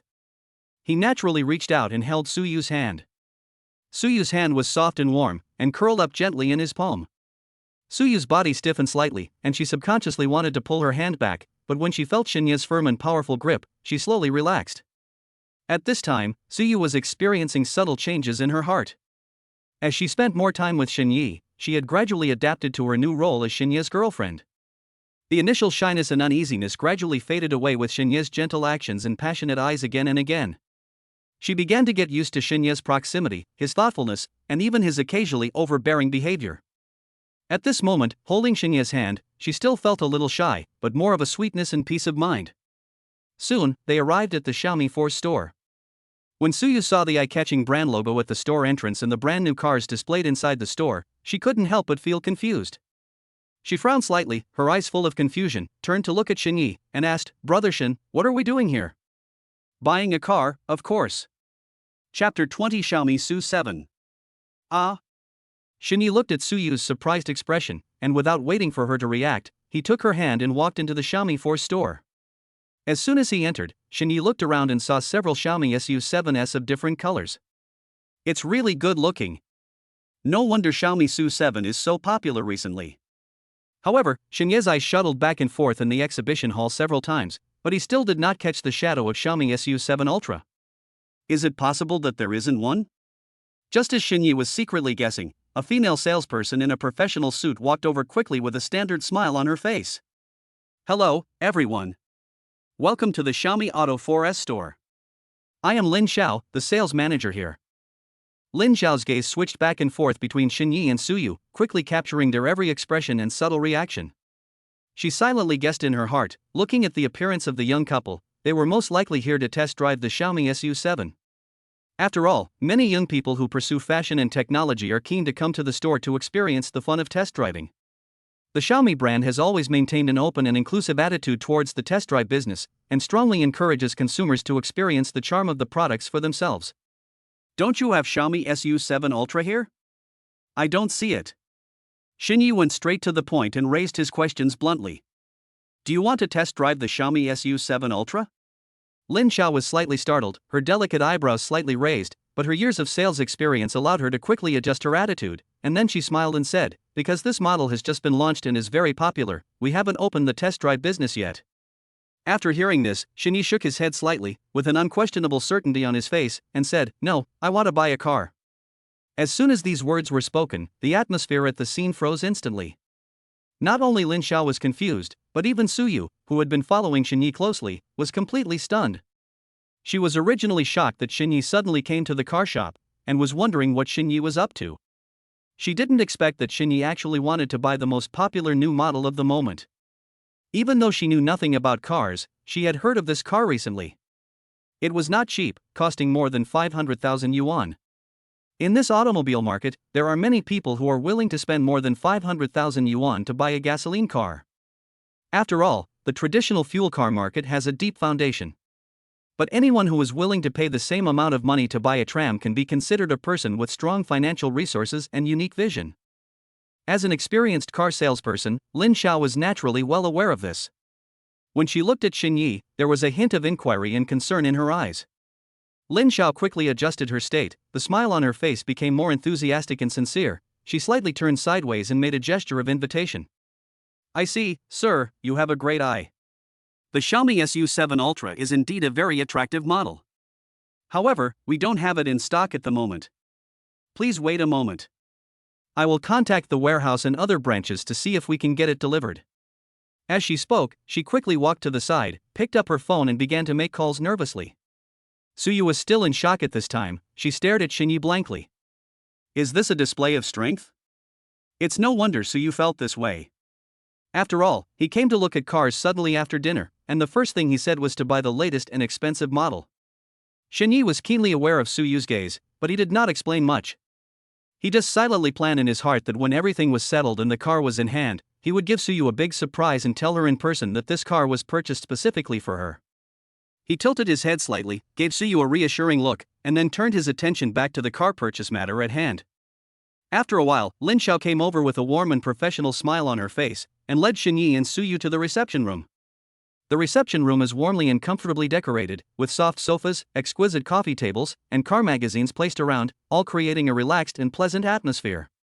Lin Xiao made a gesture of invitation, indicating that the two should take a seat, and then he sat down gently on the chair opposite. "Sir, beauty, how should I address you?" Lin Xiao asked politely, his eyes switching back and forth between Xinyi and Suyu. "Shen Yi." Xinyi answered concisely, his voice steady and powerful. Then he raised his hand, pointed at Suyu gently, and added, "This is my girlfriend Suyu." "Okay, Mr. Shen, Miss Su." Lin Xiao nodded slightly in response. She adjusted her sitting position slightly and continued, "Currently, we have two colors of Xiaomi SU7 Ultra to choose from, namely the vibrant yellow and the elegant silver." As she spoke, she pulled out two promotional pictures from the folder beside her and handed them to Xinyi and Suyu. "Are they all in stock?" "Yes, Mr. Shen." Lin Xiao's answer was firm and confident. "As long as you are sure of your purchase intention and complete the relevant formalities, the vehicle can be delivered on the same day." "Then take me to see it," Shini said without hesitation, and stood up, ready to follow Lin Xiao to see the car. Suyu also subconsciously stood up and wanted to go with him, but Xinyi reached out and gently pressed her shoulder. He leaned forward slightly and whispered in Suyu's ear, "Suyu, wait for me here for a while, I'll be back soon." Suyu was slightly stunned, with a hint of doubt in her eyes, but she didn't care too much and just nodded obediently. After all, she knew nothing about cars, and going to see cars would probably just be a cursory look for her, which would only add to her boredom. So she sat back on the sofa, picked up a car magazine, and flipped through it casually, waiting for Xinyi to come back. Just when Lin Xiao took Xinyi to see the car, Xinyi seemed to suddenly remember something and called her. "Manager Lin." He raised his hand and gently placed it on Lin Xiao's shoulder. Lin Xiao was caught off guard, his body suddenly stiffened, and his heart instantly began to beat uncontrollably. Her eyes widened, a trace of panic flashed across her face, and countless thoughts flashed through her mind in an instant. Combined with the fact that Xinyi had just specifically not allowed his girlfriend Suyu to go with him to see the car, a bold and somewhat blushing thought arose in her mind. Could it be that he has taken a fancy to me? Want to? She didn't dare to think further, she just felt her cheeks burning, as if there was a fire burning. Lin Xiao has been working in the sales industry for several years. With her pretty face and good figure, she has done quite well in her job. However, behind this seemingly glamorous life, deep in her heart she feels helpless and unwilling. She had seen too much prosperity and luxury, and she also knew that her efforts were so insignificant in the face of true wealth. She understood that some things in a person's life are destined from birth, and no matter how hard she tries, it may be difficult to reach the top level of life. Therefore, deep down in her heart, she has always longed to be noticed by a rich second-generation man and be kept by him. Although this idea is somewhat mundane, it is also a compromise between her and reality. And at this moment, Xinyi in front of her is handsome and rich, exuding an innate nobility. Isn't he the man she has always dreamed of? If I could really be supported by a handsome guy like Xinyi, then I would probably have no worries about food and clothing for the rest of my life, and I could even live a luxurious life that I had only seen in my dreams. Lin Xiao tilted her head slightly and glanced at Xinyi secretly, with a hint of shyness, a hint of expectation, and a hint of barely perceptible greed in her eyes. Chapter 21. You drive. I won't look at the cars. I'll just choose the silver one. But this car is for my girlfriend. I want to give her a surprise, so can you just send someone to help me drive the car out? Xinyi naturally noticed that Lin Xiao was secretly looking at him. But he had no idea about Lin Xiao. Unless he meets someone who particularly moves him, he will not take the initiative again. Ah! Xinyi's words were like a bucket of cold water, instantly shattering the beautiful fantasy that Lin Xiao had just woven. It turned out to be a surprise for his girlfriend. She thought her luck had turned and she had met a financial sponsor who could change her destiny. There was a flash of disappointment in her eyes, but her years of sales experience allowed her to quickly adjust herself. She put on a professional smile again and said, "No problem, Mr. Shen. Don't worry, we will make arrangements and give you and your girlfriend a perfect surprise." "Okay, then you can help me with the formalities, and then just swipe the card, I'll pay in full." As Xinyi spoke, he took out his bank card from his pocket. Full payment? When Lin Xiao heard this, he was shocked and almost couldn't control his expression. She has been in the car sales industry for many years and has met all kinds of customers. Some customers test drive a car repeatedly in the store, haggle over various configurations and prices, and consider it over and over again, struggling for a long time and still unable to make a decision. Some customers are short of money and can only choose the most cost-effective model with limited budget. But Mr. Shin in front of her was different. It only took him a dozen minutes from entering the store to asking questions to deciding to buy. He bought it without any hesitation and chose to pay the full amount directly. She couldn't help but be amazed by his generosity. Lin Xiao, filled with amazement, turned around and walked quickly towards the counter to handle the procedures. Along the way, she kept thinking about Xinye's every move in her mind, and her heart was filled with emotion. She swiftly began to organize the various documents needed to buy a car.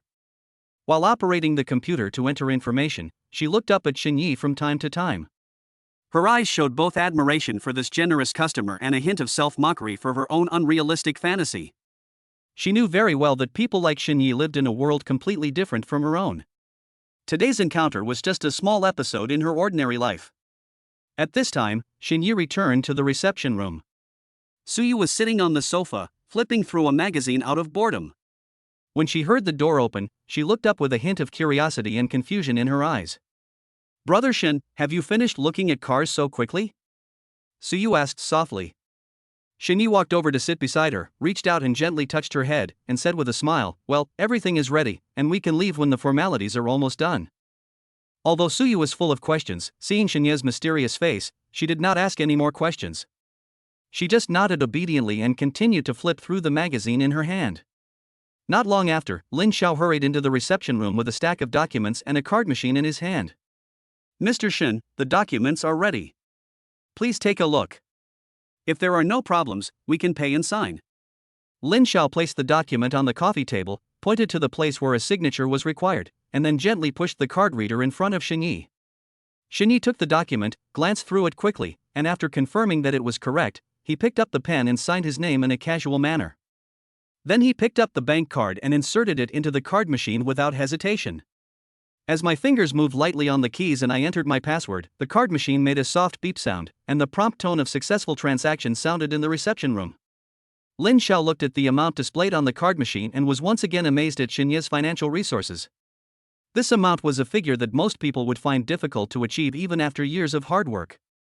Ding, congratulations to the host for spending 550,000 yuan on buying a car for Suyu.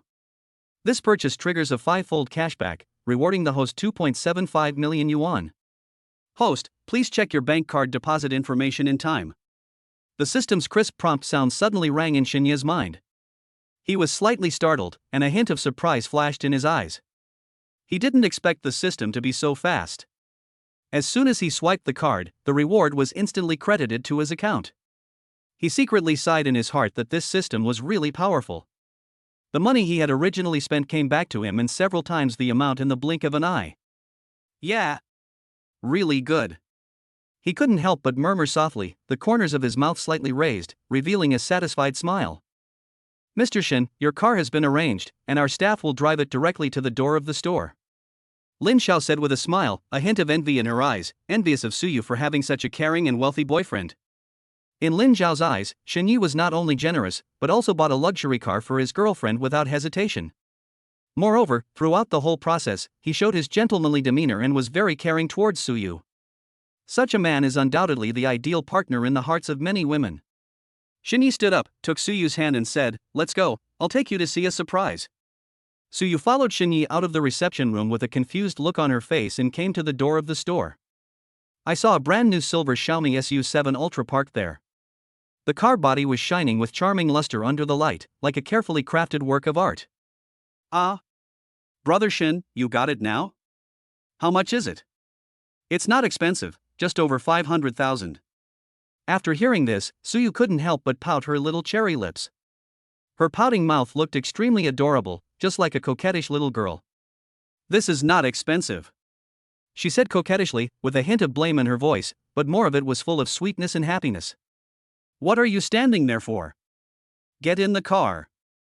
Xinye saw Suyu staring at the car in a daze, reached out and patted Suyu's shoulder gently, urging her.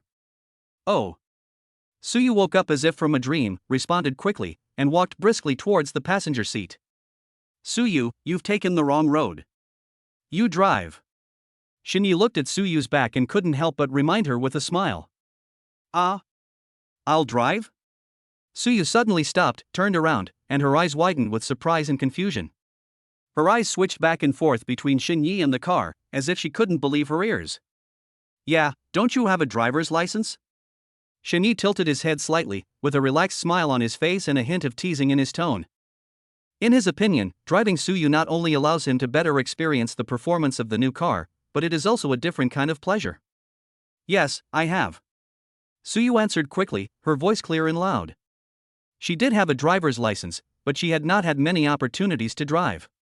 She did not expect Shini to suddenly let her drive this brand new luxury car. How about trying this car quickly? Shini walked forward, gently opened the car door, and made a gesture of invitation. Suyu was stunned for a moment, at a loss for what to do. Her hands were shaking slightly, she was both nervous and excited. After hesitating for a moment, she took a deep breath, mustered her courage, and took a slightly hesitant step to slowly get on the driver's seat. Chapter 22: Pulling off the white silk. Sitting in the car, Suyu was shocked by the luxurious interior in front of her, the exquisite seats, the high-tech dashboard, and the delicate touch of the steering wheel. Everything made her feel unfamiliar and novel.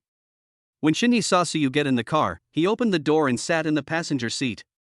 He looked at Suyu's curious and nervous look, a gentle smile appeared on the corner of his mouth, and he said softly, "Don't be nervous, just drive like you normally do.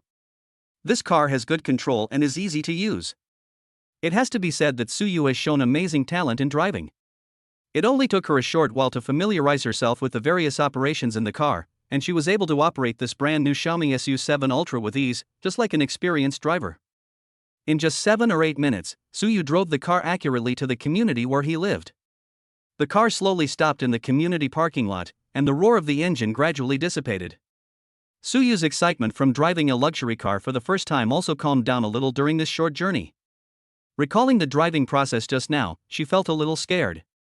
After all, this was a valuable new car, and she was not very familiar with it.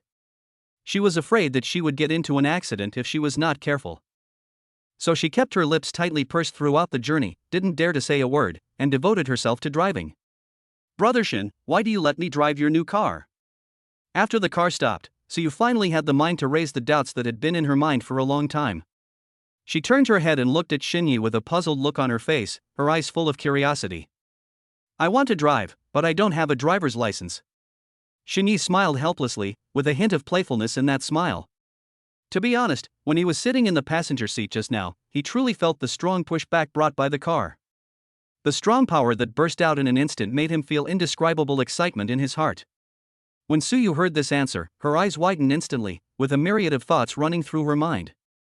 She had thought of thousands of possible reasons before, such as Shinyi wanted her to experience the new car first, or Shinyi himself was tired and didn't want to drive, etc., but she never expected this to be the answer. After all, in the common people's cognition, who would have thought that a person who took the initiative to walk into a 4S store and bought a luxury car without hesitation actually did not have a driver's license? Thinking of this, Suyu couldn't help but have a bold guess in his heart. "Brother Shin, how old are you?" "As for me, I just turned 18 this year, and I just finished the college entrance examination not long ago." Shinyi looked at Suyu with a wicked smile, which contained a hint of cunning. "What?" Suyu was so shocked that she pouted her lips again, looking extremely adorable. She had thought before that Shinyi might still be a college student, but she never expected that Shinyi was actually a high school student who had just finished the college entrance examination. By this calculation, wouldn't I be 5 years older than Shinyi? This fact was difficult for her to accept for a moment, and it caused a wave of turmoil in her heart. Shinyi saw Suyu's shocked expression and knew what she was thinking. "Why? Do you think I'm too young?" As he said this, he couldn't help but stretch out his hand, wanting to gently pinch Suyu's pink cherry lips. Snort. Suyu crossed her arms over her chest, and when she saw Shinya's actions, she deliberately dodged backwards and said in a pretended angry tone. In fact, she was not really angry in her heart, but was just a little embarrassed by Shinya's sudden action. "If that's the case, you still have to call me sister." She raised her chin slightly, trying to regain some momentum. Hearing this, Shinyi couldn't help but reach out and gently tap Suyu's little head. The action was full of pampering. "Still calling me sister? From now on I will call you little fool." At this time, after spending all this time with Shinyi, Suyu had begun to become somewhat immune to Shinya's occasional intimate behavior. She selectively ignored Shinya's teasing and brought the topic back to the original question. "Brother Shin, you can't even drive, why are you in such a hurry to buy a car?" "Little fool, I bought this car for you originally." As he spoke, Shinyi took out a document from his pocket and handed it to Suyu. When the document was opened, it clearly stated that the car was under Suyu's name. Suyu was stunned for a moment, staring at the line of words, her eyes full of shock and disbelief. She slowly raised her head and looked at Xinyi, her lips trembling slightly, and she was speechless for a moment. Brother Shun, this is too expensive. It took a long time for Suyu to find her voice again, and her words were filled with deep emotion and uneasiness. She didn't expect Xinyi would spend more than 500,000 to buy a car for her.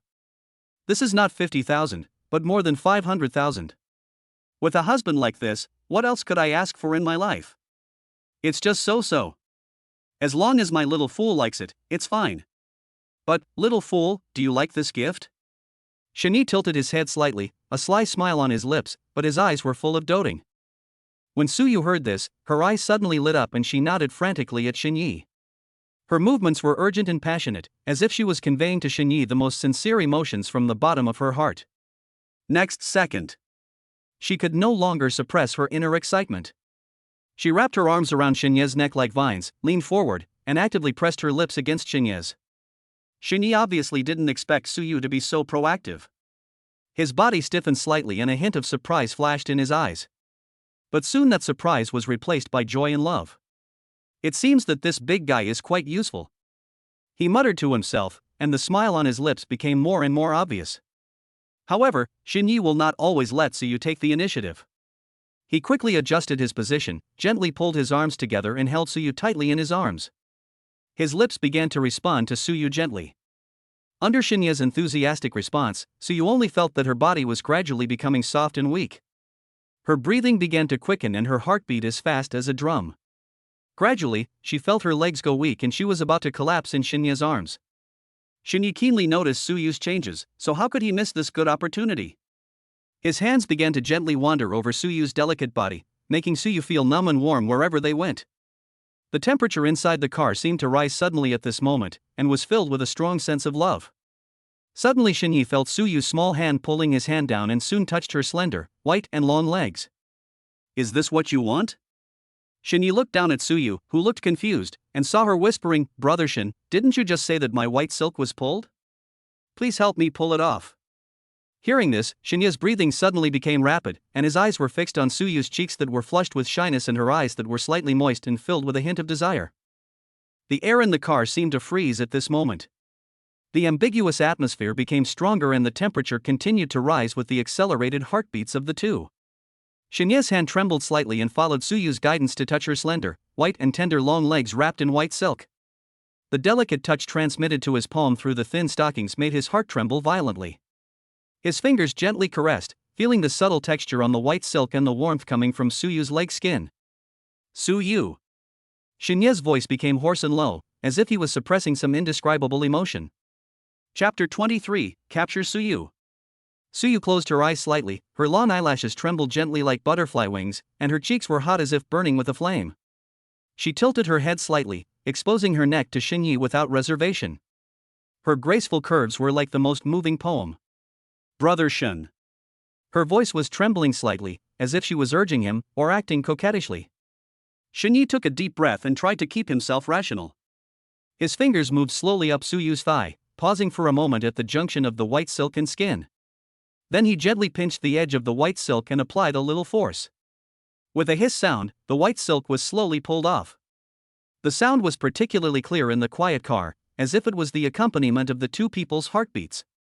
Suyu's body trembled slightly, and she subconsciously clamped her legs together, but then she seemed to realize that her action was a little shy, and slowly relaxed.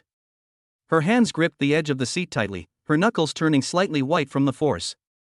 Xinyi's gaze always stayed on Suyu. As he looked at Suyu's shy appearance, the love in his heart grew stronger. He leaned over and whispered in Suyu's ear, Suyu, do you know how beautiful you are? Suyu opened her eyes with a hint of confusion and shyness in them. Her eyes met Xinyi's, and at that moment, it seemed as if the whole world only had the two of them. She bit her lips slightly and said softly, Brother Shin, I have never been like this before. How could Xinyi stand such provocation? He suppressed his inner impulse, opened the car door, and carried Suyu to her home. After a long time, Xinyi got off the limp Suyu and went to the bathroom to take a shower. After taking a shower, he returned to the messy yet charming bed, feeling refreshed. The sheets were slightly wrinkled, giving off an ambiguous scent. Suyu was like a lazy kitten, falling into a deep sleep due to exhaustion. Her hair was scattered messily beside her cheeks, and her fair skin was faintly flushed, just like peach blossoms blooming in spring. Shini stared at her, and the passionate time they just spent together emerged in his mind. The heat in his heart surged quietly again, and he couldn't help but become thoughtful again. Suyu murmured softly in her sleep. She seemed to be disturbed by something. Her eyebrows were slightly furrowed and her long eyelashes trembled slightly. It turned out that Shinyi reached out and gently stroked her arm. His movements were gentle but carried a hint of irresistibility. Suyu vaguely felt that someone was playing tricks on her. She tried hard to open her heavy eyelids and looked at Shinyi with sleepy eyes, with a lingering sense of fatigue in her eyes. "Brother Shin, please forgive me, I am really dying." Suyu's voice was soft and coquettish, and she pouted her lips slightly, as if protesting to Shinyi. After last night's madness, all her strength had been drained from her body, and every inch of her muscle was expressing fatigue. The corners of Shinya's mouth turned up, revealing a charming smile, which was a bit doting and teasing. He reached out and gently touched Suyu's head. "What are you thinking about? Little idiot, I just want to give you a massage. After all, you were so tired just now, right?" Shinya's voice was low and magnetic, echoing in the quiet room. Suyu saw the amusement in Shinya's eyes, as if her thoughts were seen through. Her pretty face instantly turned red, like a ripe apple. Her eyes were evasive, not daring to look directly at Shinyi, and her thoughts involuntarily drifted back to last night. She didn't expect that she would be so proactive last night. She seemed to be driven by an inexplicable force and was completely immersed in her love with Shinyi. Those images kept flashing through her mind like a kaleidoscope, making her heart beat faster and faster. But it's all worth it, Suyu thought silently in her heart. Shinyi, this almost perfect man in her eyes, deeply attracted her with his handsome appearance and mature and steady temperament. Suyu knew very well that she had been deeply in love with Shinyi and could not extricate herself, so she secretly vowed to keep Shinyi firmly by her side. Thinking of this, Suyu adjusted her posture with a happy look on her face and lay in Shinya's arms again. At this moment, a sharp cell phone ring suddenly broke the silence in the room. Shinya's body stiffened slightly, and the hand that was originally on Suyu's waist tightened unconsciously. Suyu was startled by the sudden noise and slowly opened her eyes. Her gaze followed Shinya's direction and turned to the mobile phone on the bedside table. When Suyu saw the three words Lin Wanqing flashing on the screen, her heart sank suddenly, her eyes dimmed in an instant, and the smile on her face faded away quietly. "Is this the main wife?" Shinyi almost subconsciously stood up and went to answer the phone. Seeing this, Suyu felt lost and uneasy, but she still pretended to be calm. She moved slowly and obediently from Shinya's arms, leaving enough space for Shinyi. She lowered her eyes to look at the wrinkles on the bed sheets, her thoughts in a mess. She saw the subtle expression on Shinya's face when he saw the phone, and she knew in her heart that the person on the other end of the phone was most likely Shinya's other girlfriend. But even though she was full of bitterness, she was well aware of her identity. As Shinya's lover, she told herself that she should have the necessary awareness and not act unreasonably and make Shinyi feel annoyed because of such things. Shinyi walked into the bathroom and answered the phone. "Ching, do you miss me? Are you coming to my house today?" "Ning Ning is not here today," Lin Wanqing said coquettishly. Shinya's lips curled up into a smile. "Not here?" "Ching, then you just wait for me at home obediently." Shinyi naturally knew the meaning of Lin Wanqing's call to him. It happened that he had to go to Zhao Yunlei's house in the afternoon to tutor Chang.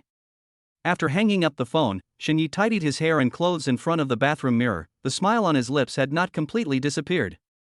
He looked outside through the glass and saw Suyu obediently playing with her cell phone on the bed. He then thought that he would soon see the charming Lin Wanqing, and his heart couldn't help but beam with joy. He secretly sighed that this was the happy sexual life he had always dreamed of. He opened the door and walked to the bed. With a hint of apology on his face, he said to Suyu, "Little fool, I have something to do and I may have to leave now." "Ah?" Suyu was surprised to hear this. She was originally immersed in the gentle land and had never expected that Shinyi was so anxious to leave. She subconsciously sat up. However, the pain in her body when she just stood up instantly hit her and she couldn't help but groan and frowned. "What's wrong?" Shinyi asked with concern. "It's all your fault, brother Shin. I'm still in pain now." Suyu gave Shinyi a reproachful look, her eyes full of grievance. Shinyi sat down on the bed and gently rubbed Suyu's head, saying soothingly, "Baby, I'm sorry. I'll make it up to you next time." Although Suyu felt sad, she nodded obediently and watched Xinyi quickly put on his clothes and walked out of the room without looking back. Chapter 24 Lin Wanqing's Suspicion. After Xinyi came out of Suyu's house, he went to the supermarket and bought a bottle of men's perfume. Don't be afraid of 10,000 things, just be prepared for the worst. If Lin Wanqing smelled the scent of another woman on him, the intimacy level would probably drop to the bottom. He knew very well that Lin Wanqing was by no means as simple and ignorant a girl as Suyu. In the love field, Lin Wanqing might have experienced much more romantic things than himself. When Xinyi arrived at Lin Wanqing's villa, it was already 10 o'clock in the morning. At this time, Lin Wanqing was already standing at the door waiting. She was wearing a slim silk dress that outlined her graceful figure, her wavy hair was casually draped over her shoulders, and her makeup was exquisite and impeccable. Xinyi, why are you so late? Thank you for waiting. Xinyi's heart tightened, but he tried to stay calm. With a smile on his face, the road is a bit congested today. Xinyi told a white lie. After all, he couldn't tell Lin Wanqing that he spent the night at another woman's house. When he thought of the time he spent with Suyu, his eyes flickered unconsciously. Lin Wanqing's lips curled up slightly, but the smile did not reach her eyes. She raised her wrist and looked at her watch. You've been stuck in traffic for so long? I've been waiting for you since early morning. As she spoke, she took a step forward, naturally put her arm around Xinyi's arm, and led him into the villa. Xinyi's body stiffened slightly and he subconsciously tensed his muscles, fearing that Lin Wanqing would notice something was wrong with him. Lin Wanqing originally just wanted to play a prank on Xinyi, but seeing Xinyi's reaction, the doubts in her heart were instantly magnified. She guessed that he was really hiding something from her. A thought flashed through my mind, a woman? Lin Wanqing was very clear about her situation. She knew that she could not hold down a young man like Xinyi by herself. Especially after the holiday, Xinyi will go to college. The beauties in the university are not only beautiful, but also young, full of vigor and vitality, which is something Lin Wanqing can't envy. Her youth has gradually faded away, and in this regard, she always has a sense of crisis.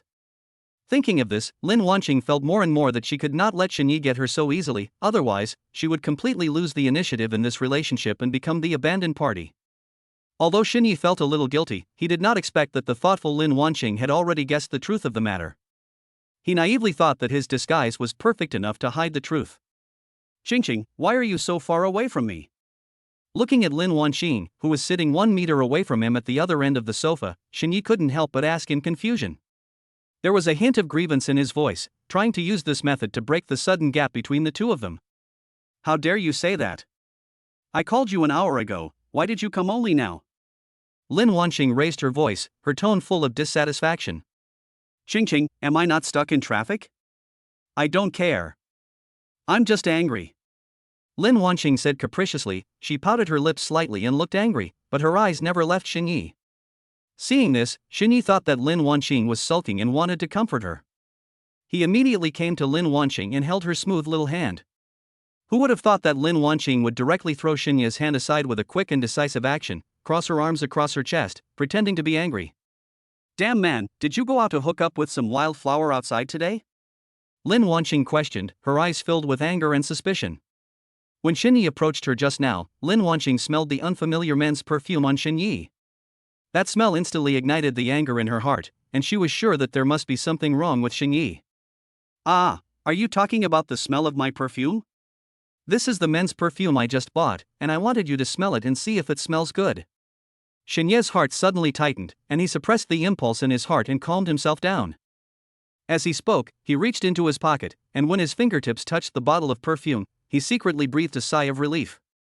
Fortunately, he had the foresight to put the perfume in his pocket, otherwise it would have been terrible. He was secretly glad in his heart. Lin Wanqing's eyes were filled with suspicion. Her gaze fell on the perfume bottle in Xinyi's hand. It seemed as if she could see through the bottle and see the truth behind it. She opened her red lips and said, "Really?" Seeing this, Xinyi knew that he should not panic at this moment. He grabbed Lin Wanqing's hand. His movements seemed anxious, but in fact he was very cautious, for fear of angering the sensitive beauty in front of him. He pointed the mouth of the perfume bottle at Lin Wanqing's wrist and gently pressed the nozzle. With a few sizzle sounds, the elegant scent of perfume instantly spread. Smell it, isn't it? As Xinyi spoke, he observed Lin Wanqing's expression, with a hint of nervousness in his eyes. Lin Wanqing frowned slightly, put her wrist close to her nose and sniffed gently. The familiar fragrance lingered at her nose, which was exactly the same as the smell of Xinye's perfume. Although the doubts in her heart were slightly alleviated, her years of experience in the love field told her that things were not that simple. Snort. She snorted lightly and didn't say anything else. She just turned her head slightly, making it impossible to tell what she was thinking at the moment. Ching. When Xinyi saw that Lin Wanqing's movements had eased a little, he was delighted and immediately hugged Lin Wanqing's delicate body. His arms were tightly around Lin Wanqing as if he wanted to merge her into his body, and his voice became exceptionally gentle with a hint of coquettishness. Xing, you really wronged me. I sprayed perfume for your own good. Lin Wanqing didn't say anything, her body stiffened slightly, but she soon relaxed and let Xinyi do whatever he wanted to her. A complex emotion flashed across her eyes. She still didn't believe what Xinyi said.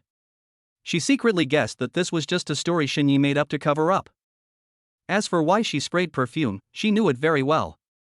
It was probably to cover up the scent of other women. If Xinyi knew what Lin Wanqing was thinking, he would probably be scared to death. This woman is so thoughtful and insightful, it's really terrifying. However, even though Lin Wanqing knew the whole story, she still chose to forgive Xinyi.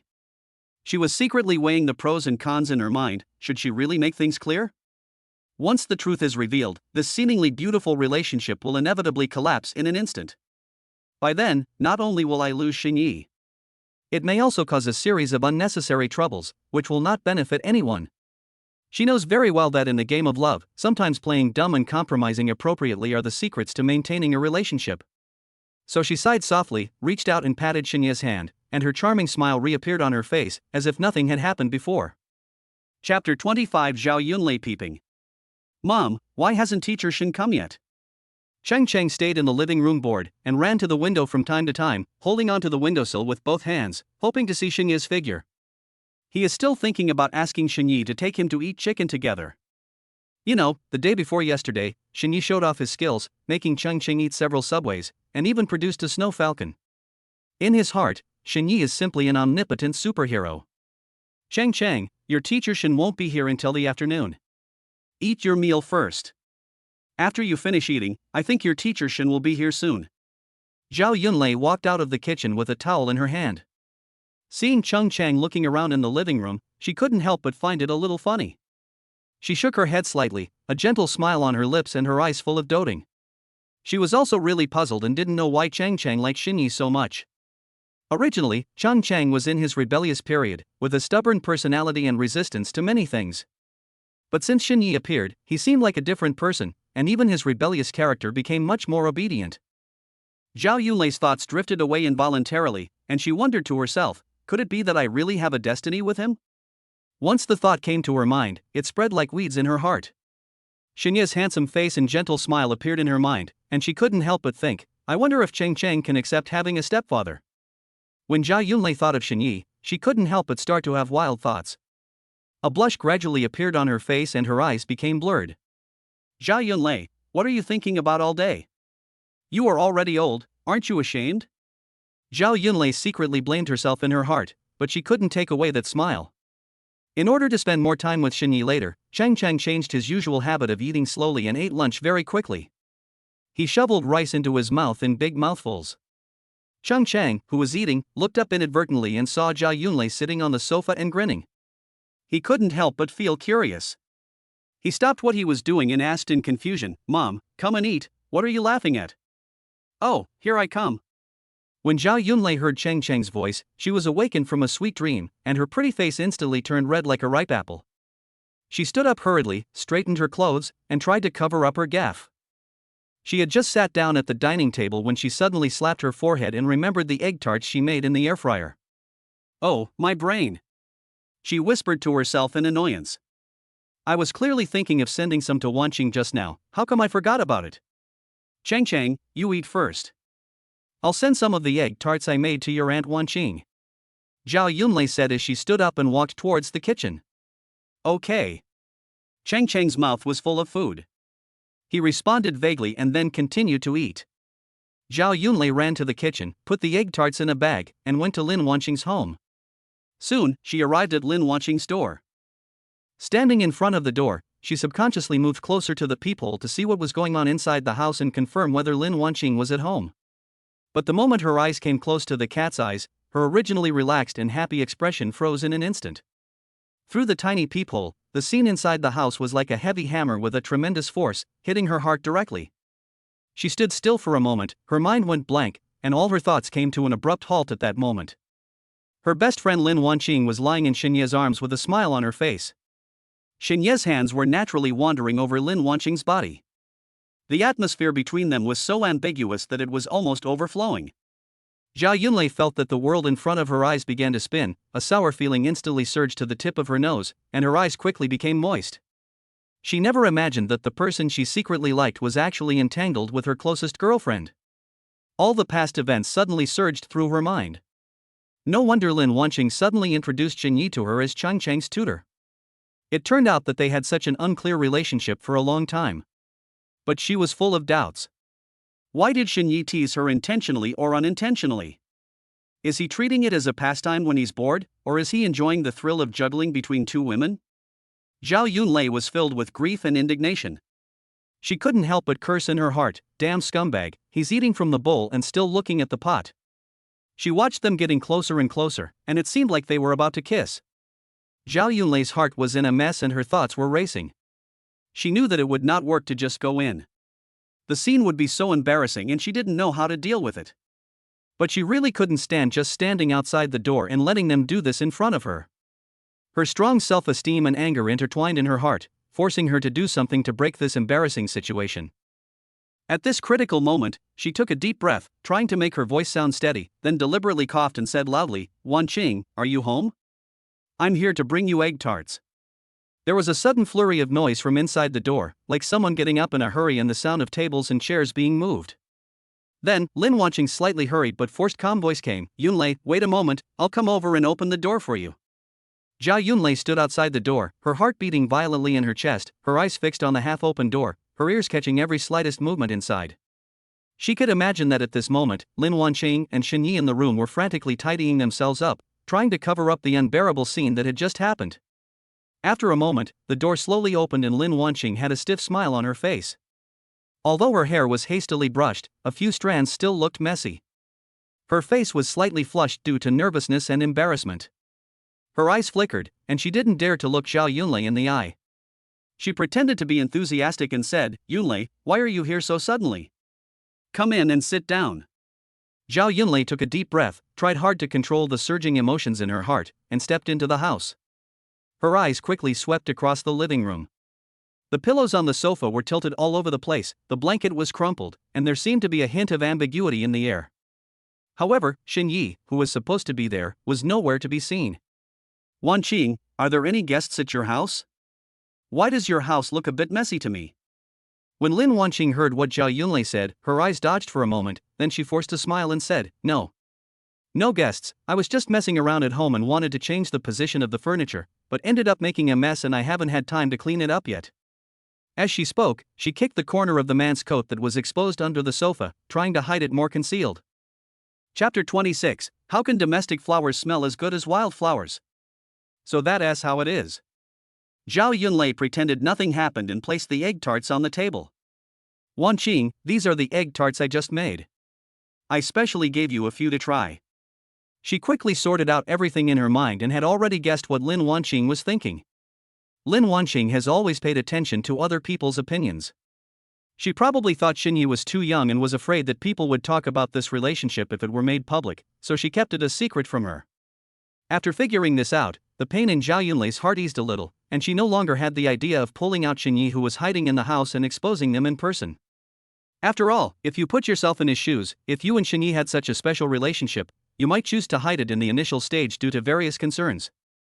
However, from this moment on, she secretly made up her mind to keep her distance from Xinyi. This man seemed sincere, but in fact he was wavering between her and her best friend, which really disappointed her. When Xinyi went to her house again, she would definitely give him a good scolding, asking him why he was flirting with her so much and maintaining that unclear relationship with Lin Wanqing when he was in a close relationship with her. Especially that night, if I had not still retained my rationality, I would have been kissed by him so easily. Thinking about it now, I am really scared. Yunlei, you are so skillful. I must try it. Lin Wanqing took the bag with a smile on her face, but Zhao Yunlei keenly caught a hint of unnaturalness and panic in that smile. Then you eat first. I'll leave first. Cheng Chang is still alone at home. I'm worried about him. Okay, Yunlei, go slowly on your way back. As Lin Wanqing spoke, she quickly walked to the door and acted as if to see the guest off. If it were in the past, she would definitely try to keep Zhao Yunlei and insist on having her stay for dinner. But the situation was very different at this moment.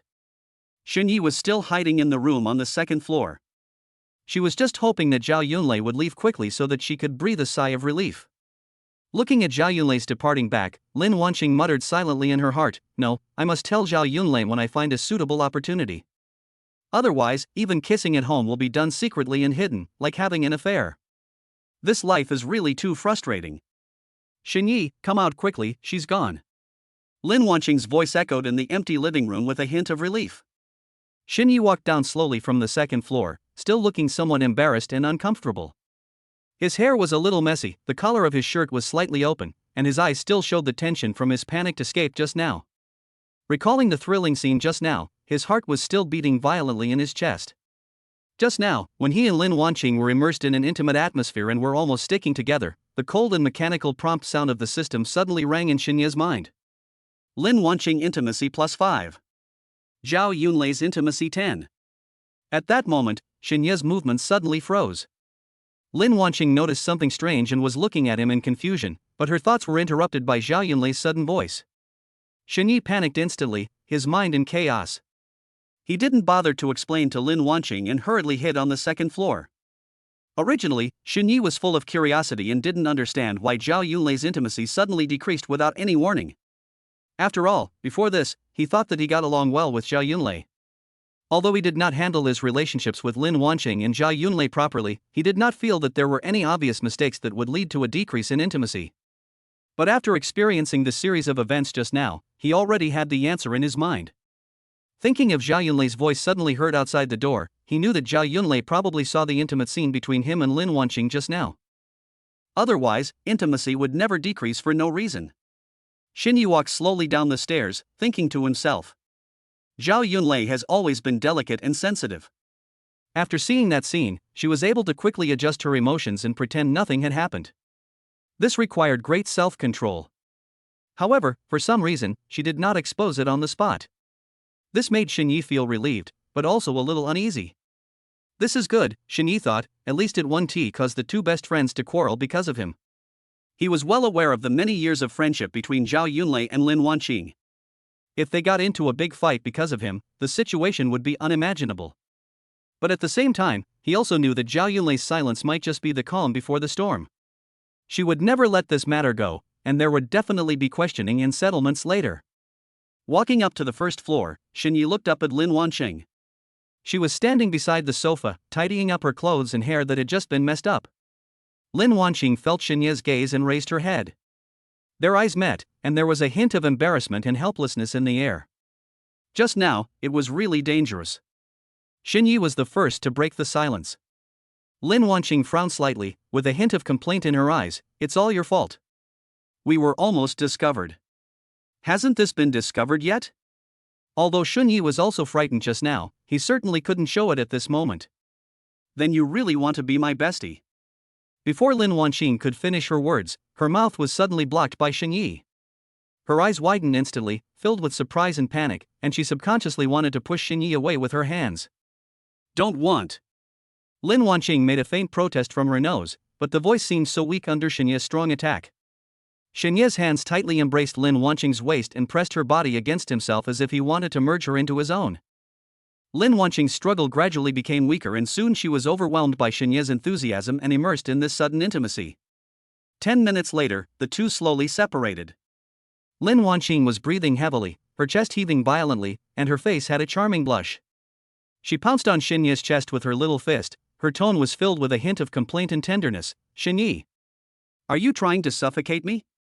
How could that be? Xingqing, you are so attractive that I can't help myself." He knew very well that women all liked to hear nice words, especially a beautiful mature woman with rich emotions like Lin Wanqing, and his young and handsome appearance had become a weapon to make her happy. Looking at the beautiful mature woman with a blushing face and charming appearance in front of him, Shini knew that he had successfully changed the topic so that Lin Wanqing's focus was no longer on her best friend. He blew hot air gently into Lin Wanqing's ears, and the warm breath made Lin Wanqing's body tremble slightly. Qing, can we go to your room? How could Lin Wanqing not understand Xinye's meaning? A hint of hesitation and struggle flashed in her eyes.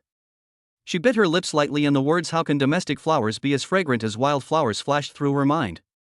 She knew very well that if she easily satisfied Xinye's demands, she might gradually lose her appeal in this relationship and become just a houseflower in his eyes. She didn't want to fall into such a situation, so she gritted her teeth and refused decisively. Chapter 27. I like you, Sister Yunlei. Ah. But I feel like my second brother is about to get suffocated. Then go take a cold shower and wake up. Lin Wanqing couldn't let Xinyi do whatever he wanted. At least, she wouldn't do that until he gave her enough sense of security. Xinyi looked helpless and curled his lips. How uncomfortable it is to take a cold shower, Qing, how can you bear to do this to me? Lin Wanqing looked at Xinyi with mixed feelings. She thought he looked funny, but she couldn't help feeling distressed. But the idea in her heart was as solid as a rock and did not waver at all. She patted Xinye's hand, and her tone softened a little. Can't you control yourself a little? We have to think more about the future. If feelings are obtained too easily, we won't know how to cherish them. As she spoke, she stood up, walked to the window, opened the curtains, and the sunlight instantly poured into the room, illuminating her slightly sad face. Lin Wanqing stared out the window, her eyes a little blurry and her thoughts drifting away. She was well aware of her own fragility in this relationship, and also understood Xinye's youthful vigor, but she was more afraid of losing this hard-earned relationship, so she had to stick to her bottom line. Xinyi looked at Lin Wanqing's back, and the irritability in his heart subsided a little, but the irresistible desire was still surging in his heart. He stood up, walked behind Lin Wanqing, hugged her gently from behind, and buried his head in her neck. I know you are doing this for my own good, for our own good, but sometimes I really can't control myself. His voice was slightly nasal, and his warm breath sprayed on Lin Wanqing's neck, causing her to tremble slightly. Lin Wanqing sighed softly, turned to face Xinyi, put her hands on his shoulders, and looked into his eyes seriously. Xinyi, I don't want to always reject you, but I'm really afraid. I'm afraid that if I satisfy you too quickly, our relationship will become dull and you will lose interest in me. Xinyi knew what Lin Wanqing was worried about. She was simply afraid that he would not cherish her after getting her. But Lin Wanqing was really overthinking it. With her figure, she had a curvy figure with a nice curve. That beauty, skin whiter than snow, affectionate eyes, and every gesture exuding the unique charm of a mature woman, Xinyi could not forget it even if he wanted to. How could he not cherish a beautiful mature woman who was so gentle to him and brought him endless sweetness and warmth during their time together? Moreover, she is the mother of his ex-girlfriend. This special relationship makes Xinyi have a special feeling for Lin Wanqing. However, Xinyi also knew that this kind of thing could not be rushed and had to be done slowly and steadily. He gently held Lin Wanqing's face and said softly, Qing, don't worry, my feelings for you will not change because of these. I like you not only because of your appearance, but also because of the feeling when I am with you. Then let's take it slow, okay? Lin Wanqing said in a low voice. Regardless of whether Xinyi was sincere or not, Lin Wanqing accepted it. But Xinyi was right about one thing, that is, Xinyi should not be kept in check all the time, as it is not good for his health. Moreover, she knew that Xinyi would definitely have more than one woman in the future. After all, he was young and handsome, and there was never a shortage of beautiful women around him. Therefore, if you want to tie Xinyi tightly to yourself, it is best to find a shackle for him. Of course, it would be best to exploit Xinyi a little more and make him useless to other women. Okay, I'll do as you say. Xinyi gently kissed Lin Wanqing on the forehead. At that moment, regardless of whether the two people had any ulterior motives, it looked quite warm. After the two of them had a simple meal, Xinyi said goodbye to Lin Wanqing and went to Zhao Yunlei's house to be a tutor.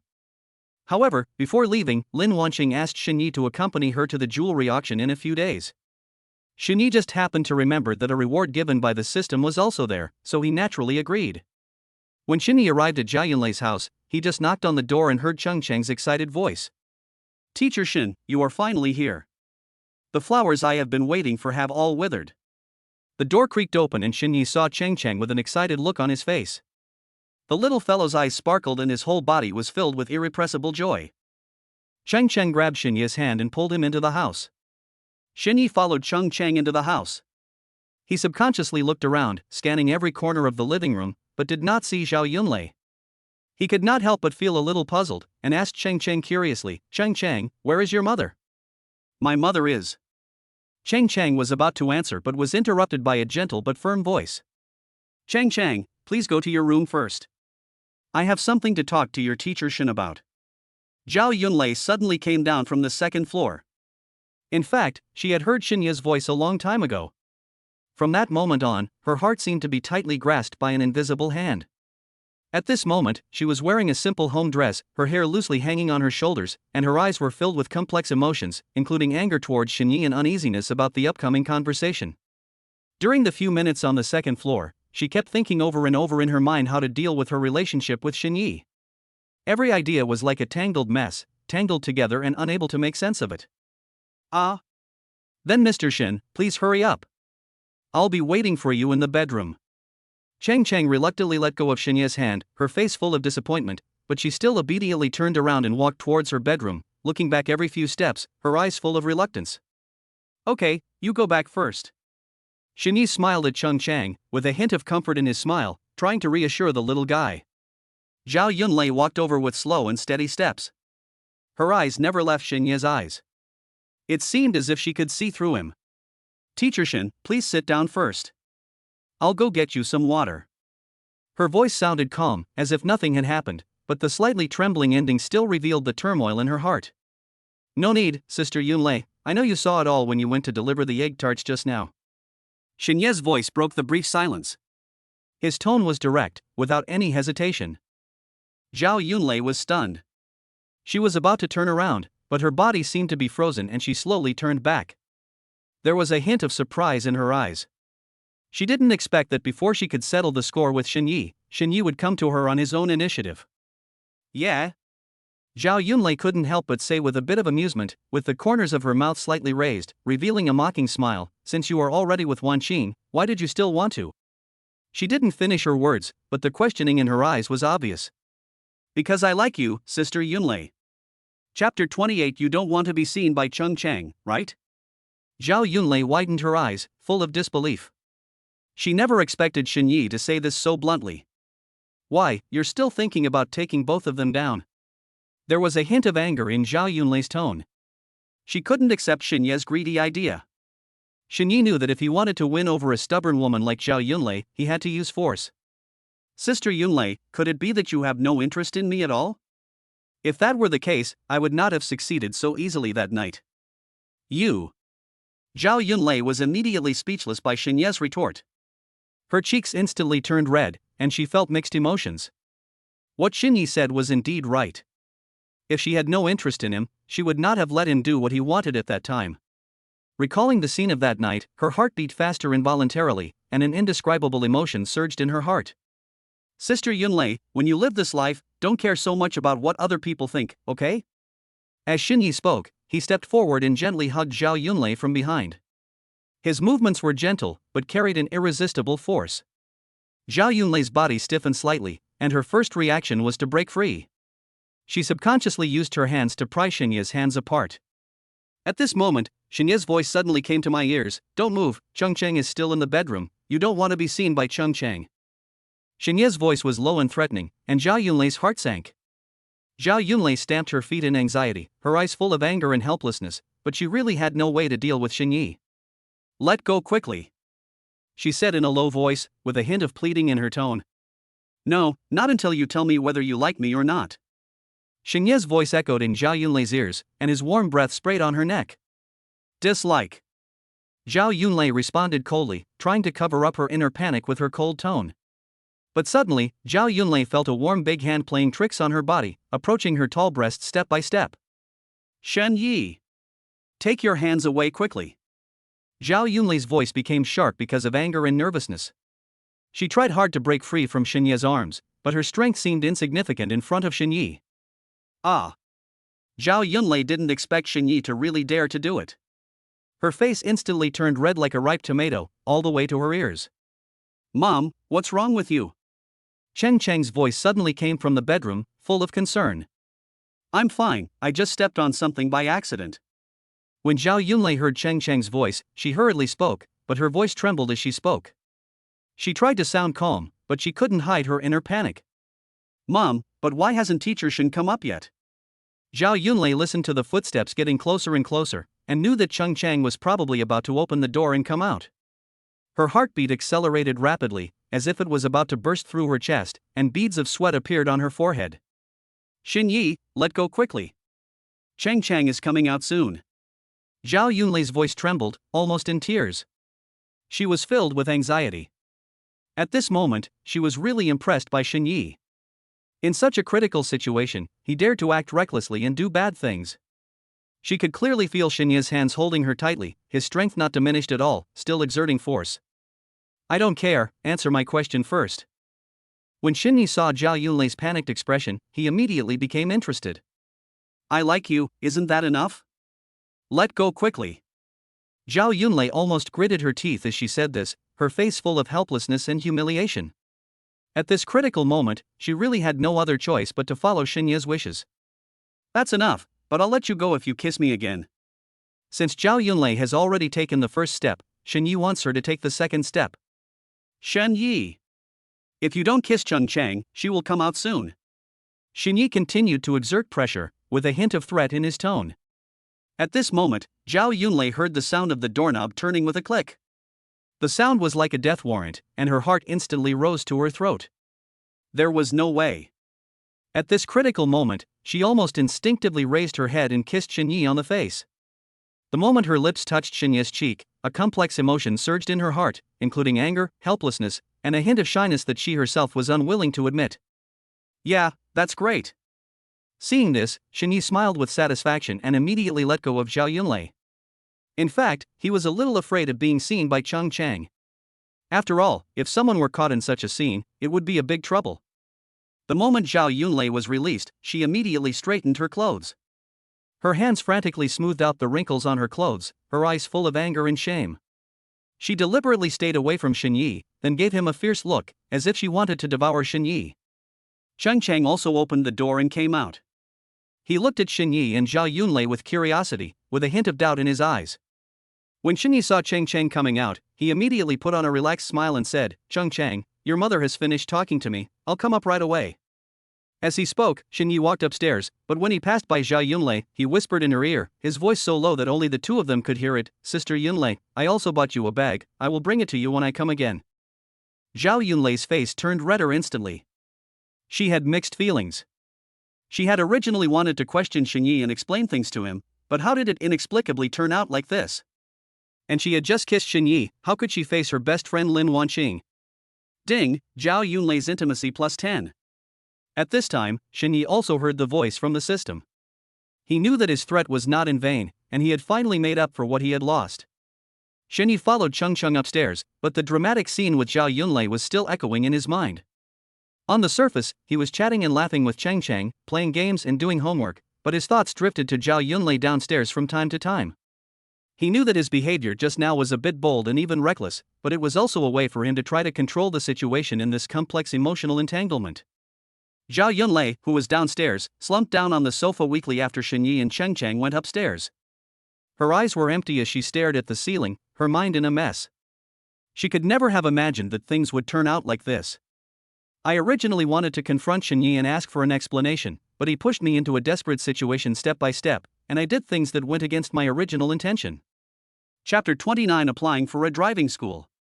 Zhao Yunlei's heart is full of contradictions and struggles. On the one hand, she felt angry and ashamed at Xin Yi's behavior.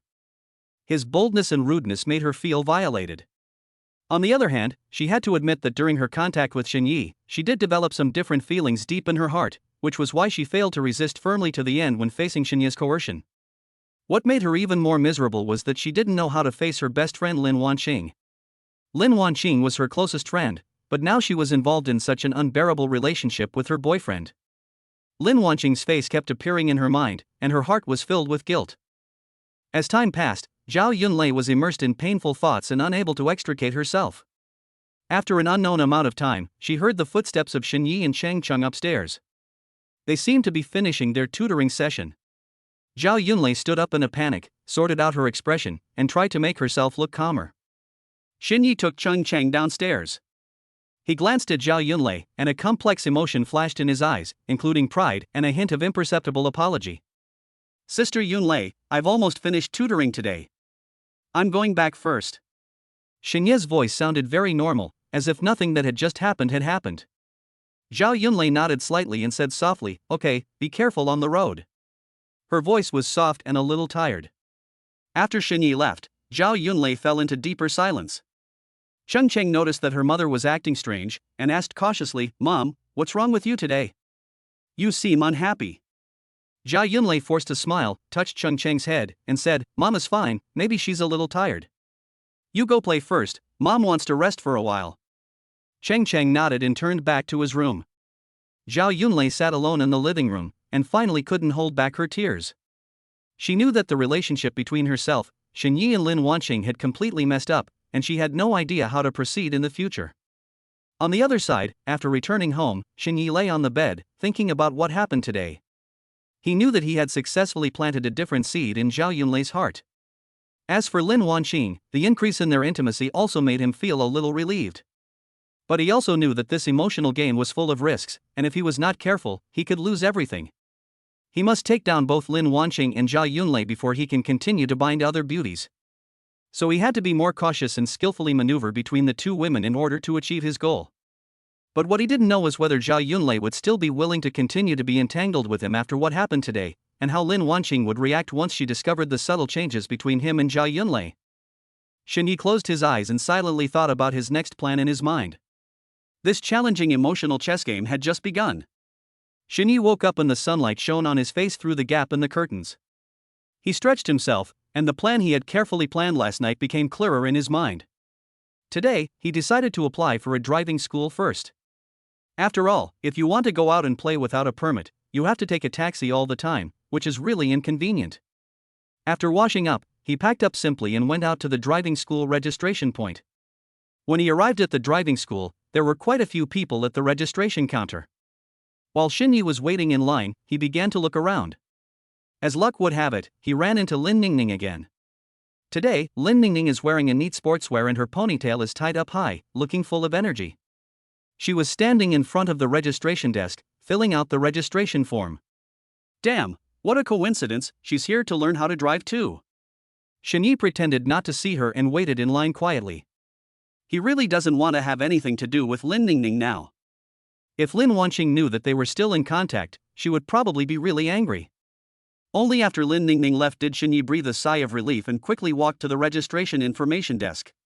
The staff received him and asked for his personal information while operating the registration process on the computer. Xinye answered absent-mindedly, glancing towards the door from time to time, fearing that Lin Ning Ning would suddenly return. After a lot of effort, the staff finally completed the registration process and handed the relevant information to Xinye. Xinye just breathed a sigh of relief and was about to leave the driving school, but at the moment of the door, he froze.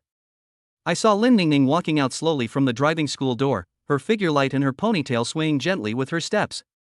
Xinye's heart was instantly in turmoil. No? Why is she taking so long to come out? What is she doing in there? He muttered to himself in his heart, and his steps subconsciously paused. The first thought in his mind was to turn around and avoid it, but he knew that it was too late. Lin Ning Ning had sharp eyes and saw Xinye at a glance. A surprised smile appeared on her face and she waved at him enthusiastically. Xinye, why are you here? Xinye froze in place, quickly forced a slightly awkward smile on his face, and responded, What a coincidence, Ning Ning, I'm here to sign up for a driver's license. What a coincidence, me too, but why didn't I see you at the physical examination? Physical examination? Does this still require a physical examination? Xinye was stunned. He probably was distracted just now and didn't hear the staff mention the physical examination at all. Yes, I need it. Lin Ning Ning raised her hand and pointed in the direction of the physical examination, saying patiently, It's over there, go quickly. Xinye nodded hurriedly, as if he had grabbed a life-saving straw, turned around and walked quickly towards the physical examination place. Lin Ning Ning looked at Xinye's receding figure and couldn't help feeling a little excited. Originally, she was still thinking about how to contact Xinye. After all, she was the one who believed the slander of her male best friend and ruthlessly abandoned him. I didn't expect that the opportunity would be right in front of me.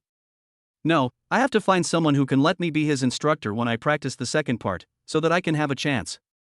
Lin Ning Ning secretly made up her mind and quickly considered whether there was anyone she knew who could help at the driving school. At this time, Xinyi, who was queuing for a physical examination, had no idea of Lin Ning Ning's little thoughts. He was still worried about waiting in line. He never expected that there would be so many people in the physical examination area.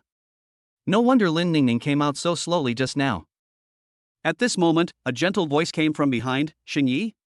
When Xinyi heard someone calling his name, he was stunned for a moment and murmured subconsciously, "Someone called me?" Then, he clearly felt someone behind him lightly touch his shoulder with a finger. Chapter 30 High School Neighbors. Xinyi turned around and saw a woman in a white slim dress. Frankly speaking, Xinyi had seen many beauties since he was born, but the one in front of him made him lose his mind instantly. Exquisite facial features, fair skin, and a high nose bridge, these three perfect things are displayed on a girl's face. Normally, if you meet someone with such outstanding appearance, he or she should leave a deep impression in your memory. But Xinyi racked his brains and searched frantically in his mind, but he could not find any trace of her. "Xinyi, long time no see." The woman's voice was clear and pleasant, with an innate gentleness. Xinyi stood there in a daze, his brain working rapidly, trying to search for information about her from the depths of his memory, but no matter how hard he tried, he had no clue, and could only ask blankly, "You are?" When the woman saw his reaction, she couldn't help but feel a little disappointed, but she didn't show it. "I'm Suyu. We're from the same high school. I'm in the class next to yours." When Xinyi heard this, a look of sudden enlightenment immediately appeared on his face. He pretended to be impressed by her and nodded. However, in reality, his mind was in chaos and he really had no memory of her at all. After all, during that time in high school, Xinyi devoted all his attention to Lin Ning Ning without reservation. At that time, all he had eyes for was Lin Ning Ning's every move and smile. All his attention was drawn to her, and he naturally ignored many beautiful people and things around him, including the outstanding Suyu in front of him. Xinyi couldn't help scratching his head. "Do you recognize me?" Suyu couldn't help but laugh softly. Her laughter was as clear and sweet as a silver bell. She tilted her head slightly and said playfully, "How could I not recognize you? You are the famous school idol in our high school. There are few girls in the school who don't know you." After hearing this, Xinyi's face flushed with embarrassment, the corners of his mouth slightly raised, revealing a slightly shy smile, and responded, "With your looks, I think you are the well-deserved school belle of our school." Suyu blinked and responded playfully, "Yes, I was the school belle of our school back then." As soon as these words came out, Xinyi was stunned. The smile on his face froze instantly. He secretly complained in his heart, feeling that nothing he said was right, as if he was stuck in an awkward quagmire. He even wanted to just shut up and stop talking. Suyu saw Xinyi's embarrassment clearly, and she knew too well what Xinyi was thinking at the moment. After all, she had often secretly paid attention to Xinyi in school and was very familiar with his every move. She shook her head gently, with a hint of helplessness and ridicule in her eyes, and said, "Okay, I know you don't know me. After all, when you were in high school, your mind was all on Lin Ning Ning, so how could you pay attention to other people?" In fact, she also liked Xinyi very much at school. Xinyi is not only handsome, but also agile when running and jumping on the basketball court, which makes many girls scream. He is also a good student and his name is always among the top when the test results are announced. Who can not love Xinyi like this? She originally thought that there would be no chance for her to meet Xinyi in this life, and that the paths of their destinies would never intersect again. However, what she didn't expect was that after the college entrance examination, she was pleasantly surprised to find that both she and Xinyi were admitted to Xiqing University. She also carefully checked the admission list and confirmed that they were the only two of their high school classmates admitted to West City University. She was so excited at the time that she even thought about adding Xinyi under the pretext of the university. After all, she had been silently following Xinyi's information for so many years, and she also knew that he had broken up with Lin Ning Ning, which rekindled a glimmer of hope in her heart. Xinyi smiled awkwardly. Looking back now, he realized that he was indeed very stupid in high school. Although Lin Ning Ning is good-looking, she is far inferior to Suyu in terms of appearance. Thinking of this, Xinyi couldn't help but be curious about how good-looking Suyu was. He silently said in his mind, "System, check Suyu's identity." Soon, detailed information about Suyu appeared before him. Name Suyu. Age, 18. Height, 170 centimeters. Appearance 9'6". Privacy value, 0. How many men have you driven with? Status, generous personality, cheerful and loves to laugh. Intimacy, 50. Identity, high school classmate. When Shini saw the appearance score given by the system for Suyu, he couldn't help but take a breath. In his past experience of using the system, such a high appearance score was rare. Looking at Suyu's charming smile at this moment, he felt more and more that the rating was true. Seeing Shinya's fixed gaze and his changing expression, Suyu couldn't help but wave her hand in front of his eyes and asked with a smile, "Shinyi, what are you thinking about? Why are you so absorbed in it?" Shinyi suddenly came back to his senses, realizing that he had just lost his composure. His face flushed, and he quickly said, "Nothing, I just suddenly remembered something. Shinyi, I don't have your contact information yet, let's add a green bubble." "Okay." Shini immediately took out his mobile phone and scanned the QR code on the phone that Suyu handed over. While waiting to be added as a friend, Shini unconsciously looked at Suyu's WeChat interface. Her online name was a string of English words with a simple and design-oriented font, and her avatar was a cute puppy. Could it be that cute animal avatars are a standard for beautiful women? He remembered that Lin Wanqing's avatar was also a puppy. Lin Wanqing's image involuntarily appeared in Shinya's mind, and his thoughts drifted away for a short while. However, before he had time to think about it, a prompt popped up on the phone screen indicating that Suyu had passed the friend verification. Shinya's eyes lit up instantly, and he subconsciously opened her circle of friends to check. At this moment, a rough and somewhat teasing male voice suddenly sounded from behind like thunder. "Handsome guy, stop flirting with girls, it's your turn for the physical examination. Here it comes." Shinyi responded while hurriedly putting his phone into his pocket. With a hint of apology on his face, he waved at Suyu and said hurriedly, "Then I'll go for a physical examination first." Suyu looked at Shinya's slightly flustered back, the corners of her mouth slightly raised, her eyes full of smiles. "Flirting with girls? It would be nice if you could really flirt with me." Suyu whispered softly, with a barely perceptible hint of expectation in her words. She raised her head slightly, her eyes following the direction where Shinyi went away, thinking secretly in her heart, but it's not too late, after all, they are college classmates, and there will be plenty of opportunities in the future. While he was thinking, the team slowly moved forward and unknowingly it was Suyu's turn. Suyu took a deep breath, adjusted her skirt, and walked towards another medical examination room.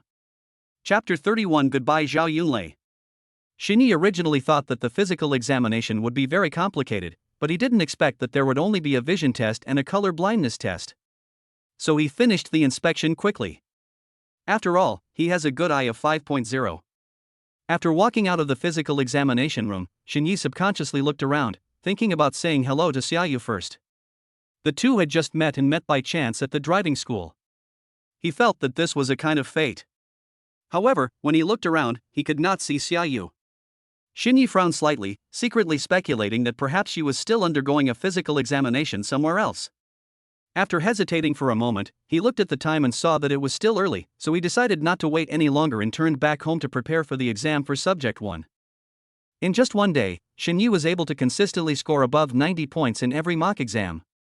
It's a pity that Subject 1 is too long to be completed in one day, otherwise Shinyi would have gone to the driving school to take the test for Subject 1 long ago. And just like that, the day of tutoring Cheng soon arrived. Shinyi specially brought the LV bag he bought a few days ago today. After all, he would only get the cashback reward after Zhao Yunlei accepted the gift, so he had to bring it with him. As for why not go to Lin Wanqing's house first? That must be because there is this obstacle, Lin Ning Ning, at home today. Shinyi arrived at Zhao Yunlei's house with ease and rang the doorbell. After a while, the door slowly opened with a creak, and Zhao Yunlei's gentle face appeared before his eyes. She was wearing a light blue house dress and her long hair was casually draped over her shoulders. Originally, there was a faint smile on her face, but when her eyes met Shinyi, the smile seemed to be blown away by a gust of cold wind and immediately became a little colder. "Teacher Shin, Cheng is upstairs, go upstairs and find him." Her voice was still gentle, but with an unmistakable sense of distance. After she finished speaking, without waiting for Shinyi to respond, she turned around and walked towards the kitchen in an aloof manner. Zhao Yunlei walked into the kitchen, stood in front of the stove, turned on the gas, and the blue flames popped up, but her thoughts drifted away. She knew in her heart that with Shinyi's character, he would not give up easily no matter how cold she was. In fact, Zhao Yunlei did have feelings for Shinyi, but he was already with Lin Wanqing after all. Lin Wanqing had been her best friend for many years and they had a deep friendship, so she could never do anything to hurt her best friend. So, when she saw Shinyi this time, Zhao Yunlei secretly made up her mind to ignore him no matter what. She hoped that he would get bored and then maybe he would stop teasing her. Shini stood at the door, watching Zhao Yunlei's changes, and instantly understood her thoughts. The corners of his mouth slightly raised, revealing a confident smile. Zhao Yunlei still underestimated his thick skin. He walked into the living room and took the LV bag out of the box. Then, he walked towards the kitchen on his own. Sister Yunlei, what are you doing? Shini stepped into the kitchen, and his intimate voice echoed in this small space. He deliberately slowed down his pace, but his eyes were always fixed on Zhao Yunlei. Zhao Yunlei was downstairs at this time. When she heard Xinya's voice, the noodles she was about to put into the pot almost slipped. She was startled and thought to herself, why did he follow me in? Didn't I ask him to go upstairs to find Sheng Chang? However, Zhao Yunlei is thoughtful and has strong emotional management skills. Almost in an instant, she adjusted her state and her face quickly returned to the cold and indifferent expression that kept people at a distance. She secretly swore in her heart that no matter what tricks Shinya used today, she would resolutely ignore him, hoping that he would give up as soon as possible and stop pestering her. Sister Yunlei, you are using cold violence against me, right? Seeing this, Shinya put his bag aside and hugged Zhao Yunlei's slender waist from behind. Zhao Yunlei felt the sudden force at her waist, her body stiffened instinctively, and the chopsticks in her hand almost fell to the ground. But soon, she calmed down, and a similar action of Xinyi yesterday flashed through her mind, and a ripple appeared in her heart. She pretended to be calm on the surface, but she was secretly thinking in her heart, hug me, if you want, I'll let you hug me as much as you want, and I won't lose anything anyway. As long as I don't respond, let's see how long he can hold on. Thinking of this, she pretended to be calm and continued to slowly put the noodles in her hand into the pot, but in fact, her heart was already beating as fast as a deer. Still ignoring me? Xinyi saw that Zhao Yunlei was still silent, and he couldn't help feeling helpless. The series of offensives he had prepared were unable to be carried out at this moment. He didn't expect Zhao Yunlei to be so patient this time. Such a tough attitude made him at a loss for a moment, and he even wondered if he had messed up. In desperation, Xinyi decided to take a gamble. He leaned forward slightly and moved closer to Zhao Yunlei. The distance between them was instantly shortened, and the atmosphere became a little subtle. He tried his best to make his tone sound calm, and said softly, Sister Yunlei, if you don't speak, I will do what I want. Zhao Yunlei felt Xinyi approaching and felt inexplicably uncomfortable. An indescribable strange feeling instantly spread throughout her body. Her cheeks flushed uncontrollably and a hint of panic flashed in her eyes. However, she was full of doubts and had no idea what Xinyi meant by this. While she was still thinking, Xinyi suddenly reached out and quickly took the spatula from her hand. What are you doing? Zhao Yunlei screamed subconsciously and took a step back instinctively. Xinyi chuckled. He was much taller than Zhao Yunlei. From this angle, he could clearly see Zhao Yunlei's movements. Tell me what you are doing first, and then I will return the spatula to you. As Xinyi spoke, he raised the spatula in his hand, with a hint of mischief and roguery in his action. He put his hands behind his back and hid the spatula behind him, as if he was playing a child's game with Zhao Yunlei. Zhao Yunlei was so angry and anxious, she felt ashamed and annoyed, and said helplessly, Xinyi, I'm lying on the floor, can you give me the spatula back? Chapter 32, The Noodles Eaten. Sister Yunlei, couldn't you have paid attention to me earlier? Seeing that his goal had been achieved, Xinyi immediately loosened his hands around Zhao Yunlei's waist with a sly smile on his face, but the moment Zhao Yunlei turned around, he put on a sincere expression. He took a step back slightly to give Zhao Yunlei enough space, but his eyes always stayed on her blushing cheeks. Zhao Yunlei turned around, her chest heaving slightly, her eyes filled with both shame and annoyance as well as a hint of indescribable complex emotions. She glared at Xinyi, trying to cover up her inner panic with a stern look. How could you do this, Xinyi? This is my home, Chang Chang is still upstairs. Her voice trembled slightly, and it was unclear whether it was because of anger or the aftereffects of the intimate contact just now. Xinyi put away his smile, a trace of apology appeared on his face. Sister Yunlei, I didn't mean it. I just saw that you kept ignoring me and I was too anxious. I'm not like this to others, but to you, I lose my composure when I get anxious. Don't think you can get away with it by saying a few nice words. I'm telling you, Xinyi, we can't do this between us. You and Wanqing. When Zhao Yunlei mentioned Lin Wanqing's name, her voice unconsciously lowered and a trace of loneliness flashed in her eyes. Sister Yunlei, I bought you a bag. Do you think it looks good? When Xinyi saw Zhao Yunlei mention Lin Wanqing, his heart skipped a beat. He knew that this was a sensitive topic, and was afraid that Zhao Yunlei would become further distant from him because of it, so he immediately tried to change the subject without thinking. He picked up the bag beside him and handed it to Zhao Yunlei. Zhao Yunlei looked over subconsciously, and when the conspicuous LV logo came into view, her eyes froze instantly. Her lips parted slightly as if she wanted to say something, but she was speechless. A complex emotion surged in her heart. She was surprised by the gift and touched by Xinye's thoughtfulness. After all, she knew very well that Xinye was still young and certainly did not have much savings. The fact that he was willing to spend such a huge sum of money to buy an LV bag, the intention behind this was self-evident. "Xinye, why did you buy me a bag? You might as well buy it for Wanqing with this money. Stop wasting your time on me, okay?" There was a hint of helplessness and fatigue in Zhao Yunlei's voice. She raised her head slightly and her eyes met Xinye's. Her eyes showed both concern for Xinye and avoidance of this complicated relationship. "Sister Yunlei, this bag was originally bought for you. I think you will look great with it on your back." Xinye's voice was firm and gentle, and his eyes were full of sincerity and persistence. As he spoke, he took advantage of Zhao Yunlei's inattention and gently placed the bag on her arm.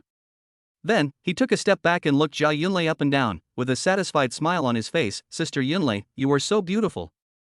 A blush instantly appeared on Zhao Yunlei's pretty face, and that blush was like the peach blossoms blooming in spring, so beautiful and charming.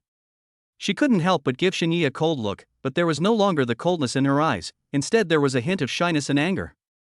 She subconsciously looked at the bag in her hand and said, "It does look pretty good." Ding, Zhao Yunlei's intimacy plus 10. Ding, congratulations to the host for successfully triggering the 10x cashback. 1,560,000 cash has been transferred to the host's bank card. Please check it in time. A system prompt sound suddenly rang in Xinye's mind, and the corners of his mouth slightly raised, revealing an imperceptible smile. Zhao Yunlei is really her lucky star. This is the first time she has triggered a tenfold cashback. In just a short period of time, he earned more than 1 million. "Sister Yunlei, I haven't had lunch yet.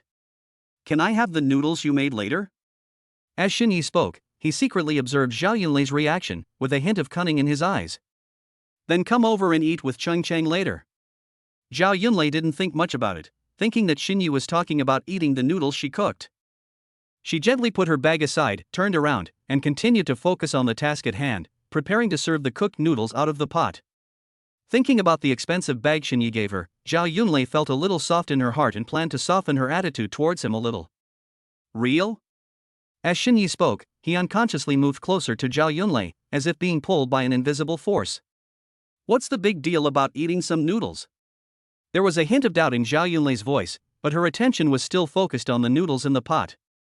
She didn't even turn her head back, her hands were busy in an orderly manner. It was not until she raised her eyes inadvertently that she saw Xinye with a wicked smile on his face, his eyes staring straight at her lower body. A look of surprise flashed across her face for a moment, and then she understood the ambiguous meaning in Xinye's words. "Xinye, why do you bully me?" There was a hint of grievance and anger in Zhao Yunlei's voice. Her eyes turned red instantly and tears welled up in them. She suddenly felt very wronged. She had been deliberately avoiding Xinye and didn't want to get involved in this complicated emotional entanglement, but Xinye kept teasing her. Her shoulders trembled slightly, and the grievances in her heart surged like a tide, and she could no longer suppress it. Tears flowed uncontrollably, one drop after another, wetting her clothes. Xinye really didn't expect that Zhao Yunlei would be made to cry by him and was panicked for a moment. He hurried forward, hugged Zhao Yunlei in his arms and gently buried her head in his arms. "I was wrong, Sister Yunlei, please don't cry." Zhao Yunlei's emotions were completely out of control, and she was now filled with grievance and resentment, and she no longer had the heart to deliberately avoid Xinye. Her eyes were filled with tears of grievance. Her usual gentleness was completely gone. Her hands kept beating Xinye's chest like raindrops. Her voice was trembling and she asked loudly with tears in her voice, "Xinye, are you still a man? You only know how to bully me. You're already with Wanqing, why do you still want to provoke me? I've been trying to keep my distance from you, but you keep pressing me. What do you want?" Zhao Yunlei's words were filled with resentment after being teased and confusion about this complicated relationship. Xinye looked at Zhao Yunlei, who was almost collapsed, and felt guilty. He explained anxiously, "Sister Yunlei, I swear to God that I approached you because I really like you. I have liked you since the first time I saw you." "Like me?" Do you like me as a person or just my body? Zhao Yunlei raised her head and looked at Xinyi with tearful eyes, her voice carrying a hint of despair and temptation. I like you, Sister Yunlei. I like everything about you, your kindness, your gentleness, your beauty, and your stubbornness. Xinye's answer was firm and he looked at Zhao Yunlei firmly. Under the impact of this strong emotion, Zhao Yunlei felt that the defenses in her heart collapsed. She felt the scent of masculine hormones emanating from Xinyi up close, and that scent seemed to have an invisible magic that stirred her heartstrings. Her heartbeat suddenly quickened and her breathing became rapid. Driven by impulse and emotion, she stood on tiptoe, raised her head slightly, closed her eyes, and kissed Xinye's lips without hesitation. Xinye's eyes widened in shock at Zhao Yunlei's sudden initiative, but in just a moment he came to his senses and immersed himself in this passionate kiss. He held Zhao Yunlei's waist tightly with both hands, pressed her body tightly against him, and responded to the kiss passionately, as if he wanted to pour all his love into this kiss. Chapter 33: Getting Lin Wanqing to agree. 10 minutes later, the two slowly separated. Xinyi was breathing heavily, looking tenderly at Zhao Yunlei, whose delicate body was heaving slightly and whose face was flushed. He raised his hand and gently stroked her hair. Sister Yunlei, you. Xinyi just opened his mouth, but he didn't know how to express his complicated feelings at the moment. Xinyi, do you really like me? Zhao Yunlei lowered her head slightly, avoiding Xinye's gaze, and asked in a low voice with a hint of shyness and uneasiness on her face. Of course, I swear to God, I really like you. Well, I don't care what's going on between you and Wanqing. As long as you can get Lin Wanqing to agree that we can be together, I'll agree to it. Zhao Yunlei knew in her heart that if she continued like this, she would be deeply trapped in this relationship. She knew very well that Wanqing had a strong and stubborn personality, and such a request was almost an impossible task for Xinyi. She wanted to use this to make Xinyi back off, and at the same time give herself a way out, trying to find a bit of rationality in this chaotic relationship. When Xinyi heard this, he was stunned for a moment, and a trace of hesitation and embarrassment flashed across his face. Tell Lin Wanqing? This.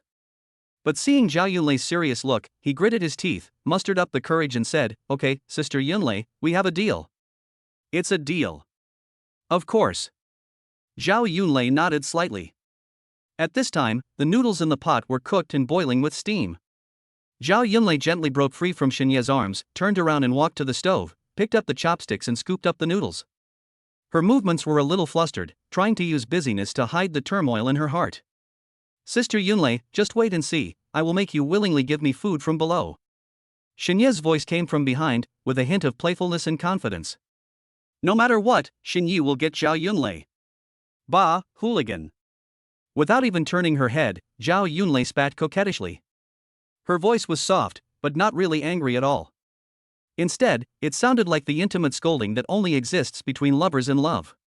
As soon as he finished speaking, a crisp pa sound was heard in the kitchen. Before Xinyi left, his restless hand gently patted Zhao Yunlei's perky buttocks. Shen Yi. Zhao Yunlei trembled all over and felt a strange burning sensation behind her.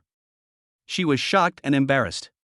She turned around suddenly, her eyes wide open, wanting to scold, but all she saw was the empty kitchen door. Xinyi had already run away without a trace. She was left alone, standing there, her face still blushing but the corners of her mouth unconsciously raised, her eyes filled with a complex expression of helplessness and sweetness.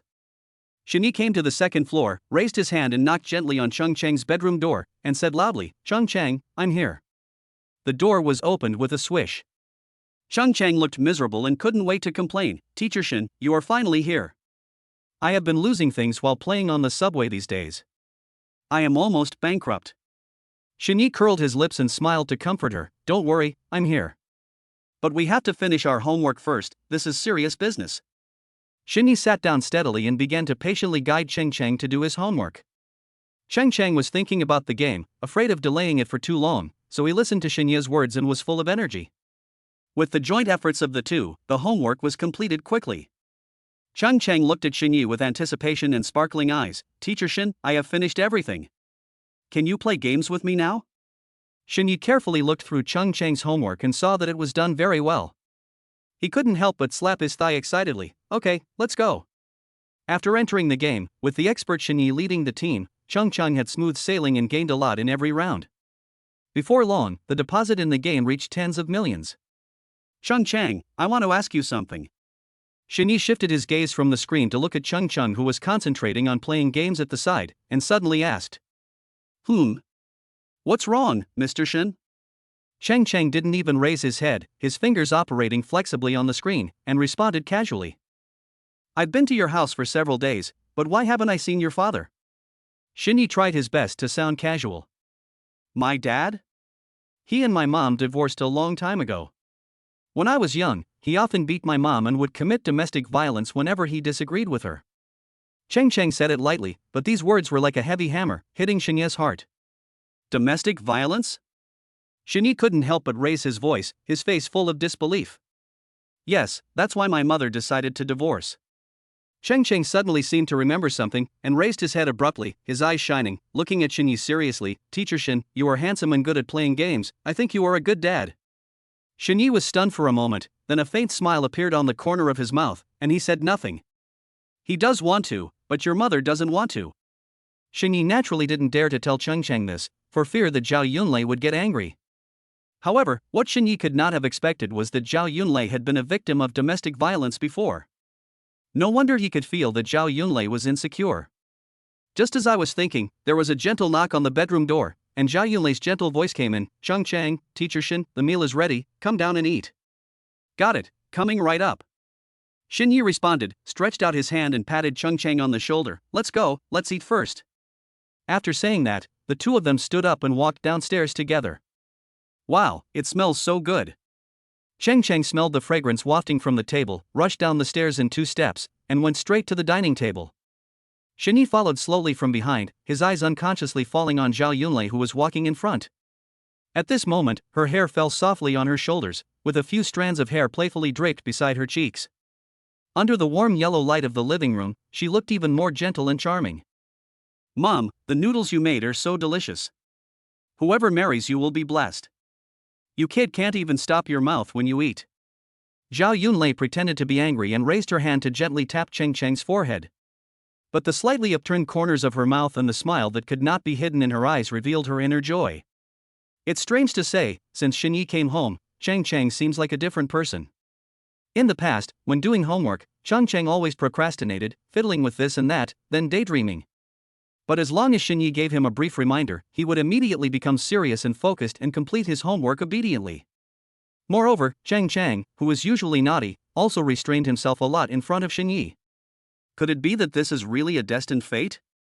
A ripple quietly arose in Zhao Yunlei's heart, and her eyes unconsciously drifted towards Shin Yi. Sister Yunlei, what Cheng Cheng said is absolutely true. With your cooking skills, I think you are more than capable of opening a noodle shop. Next time I come, I will have to trouble you to cook noodles for me. Shin Yi said with a smile, his eyes were teasing, as if there was something else behind his words. When Zhao Yunlei heard this, she immediately understood what he meant and her face flushed slightly. She subconsciously glanced at Cheng Cheng, who was eating noodles, and seeing that he didn't pay attention to this side, she secretly rolled her eyes at Shin Yi, her eyes full of anger, as if saying, in front of the children, you dare to tease me so boldly. Article 34 Interference with the Procedures. After a while, Cheng Cheng finished a bowl of noodles in no time, wiped his mouth with satisfaction, picked up the bowl, stood up and said, Mom, I'll go to the kitchen to get another bowl. Okay, be careful, don't burn your hands. Zhao Yunlei warned. Don't worry, I got it. Cheng Cheng responded crisply and ran towards the kitchen. At this moment, Shin Yi took advantage of the opportunity when Cheng Cheng walked into the kitchen, and while Zhao Yunlei was unprepared, he quickly stood up from his seat and walked to Zhao Yunlei's chair in a few steps. He sat down with a thump, and then he stretched out his arm and put it around Zhao Yunlei's shoulders. What are you doing?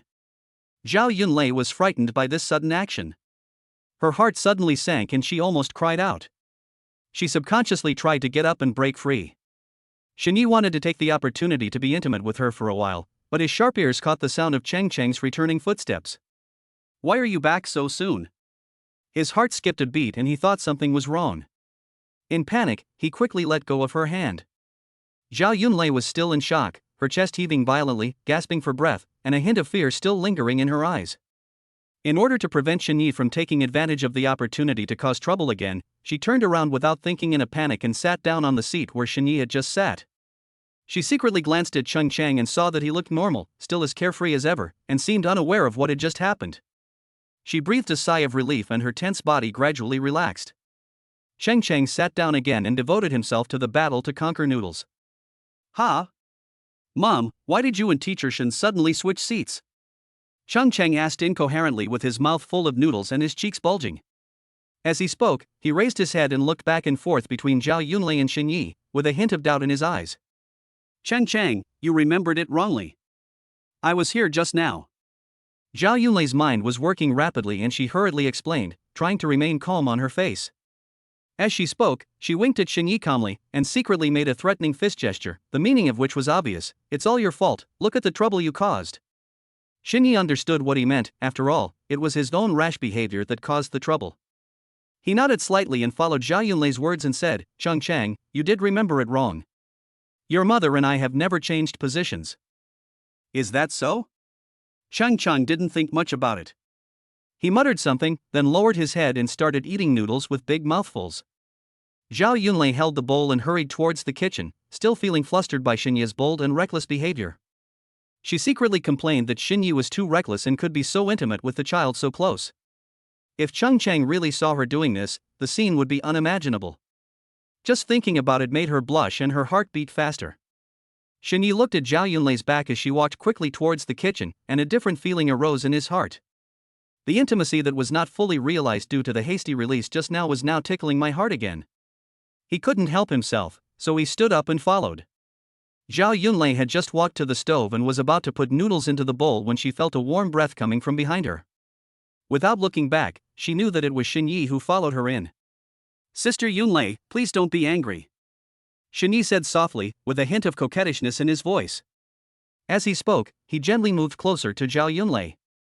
The two were so close that they could almost feel each other's heartbeats.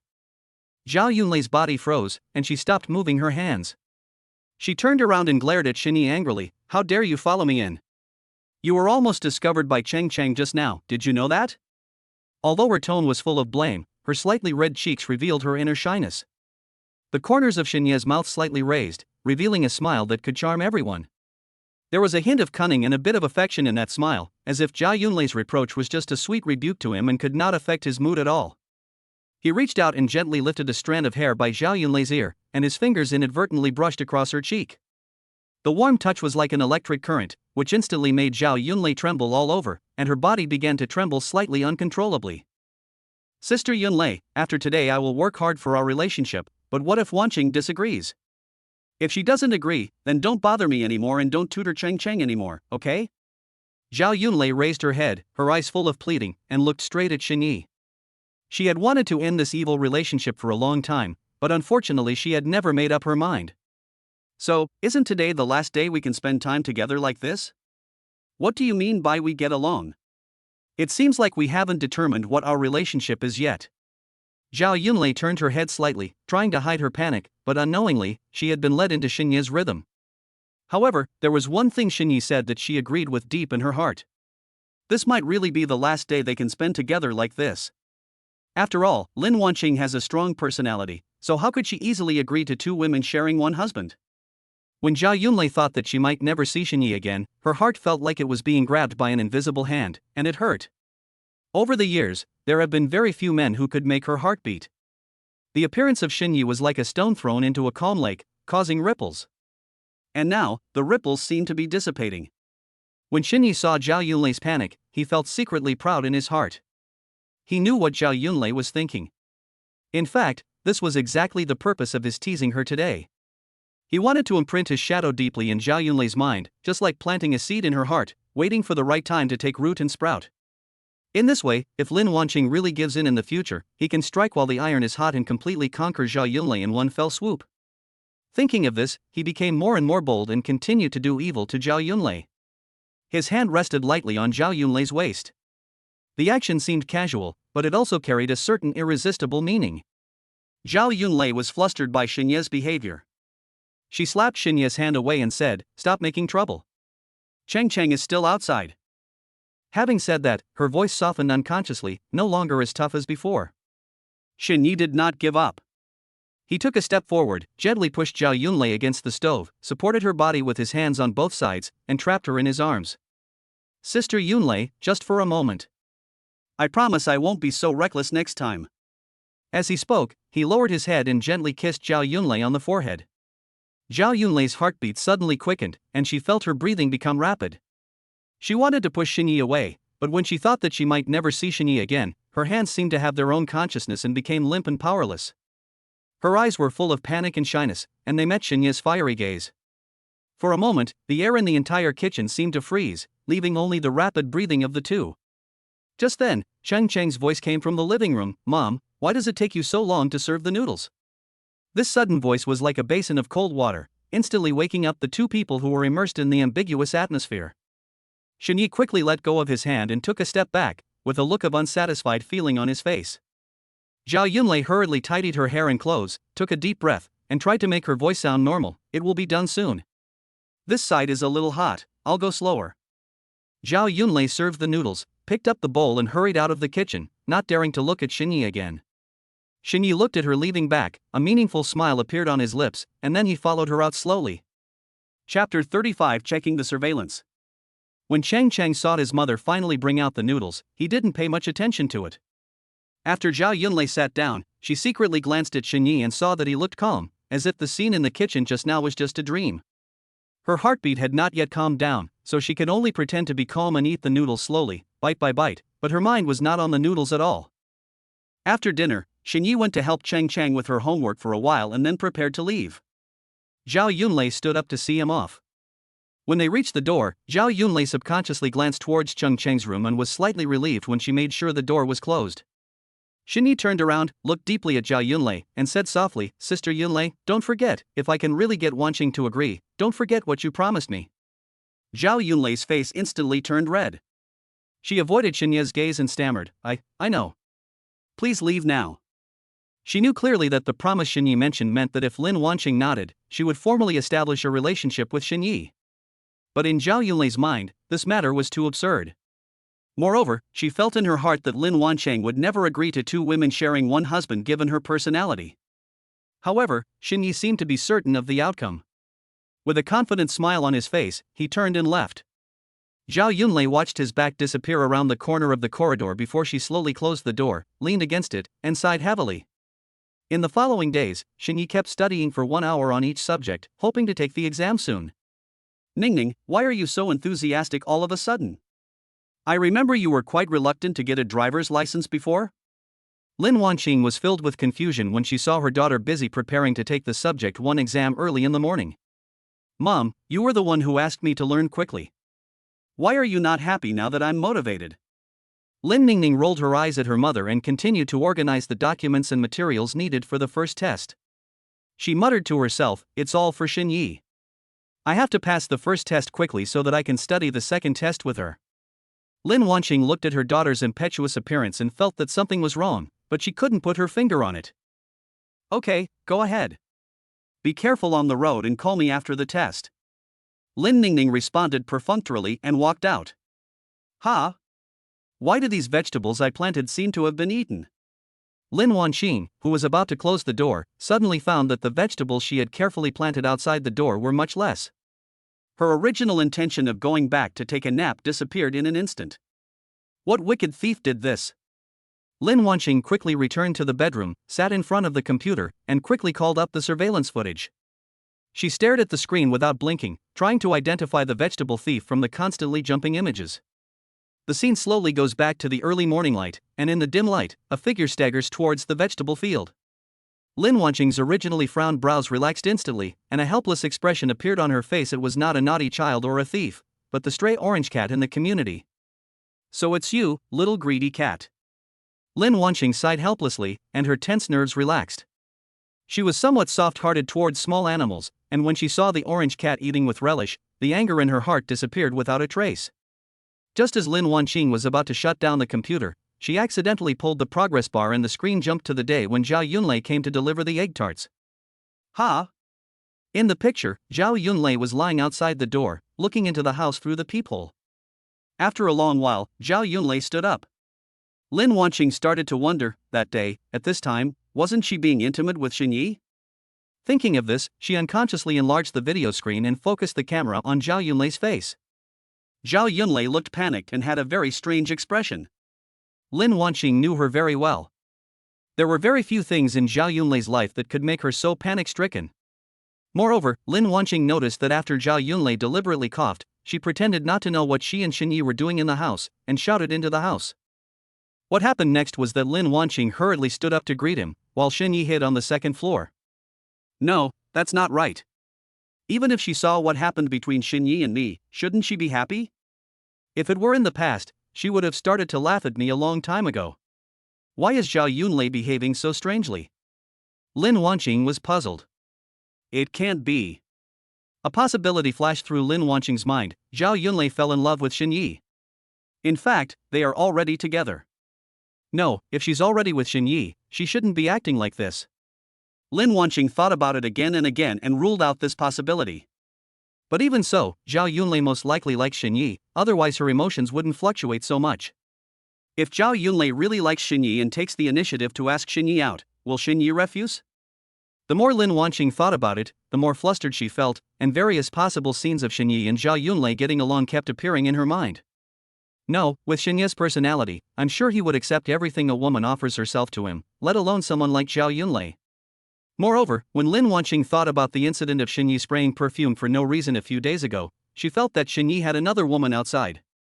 After all, domestic flowers are not as fragrant as wild flowers. She knew the man's mind very well. What's more, she is still impossible for Xinyi to pick, which gives Xinyi an opportunity to take advantage of her.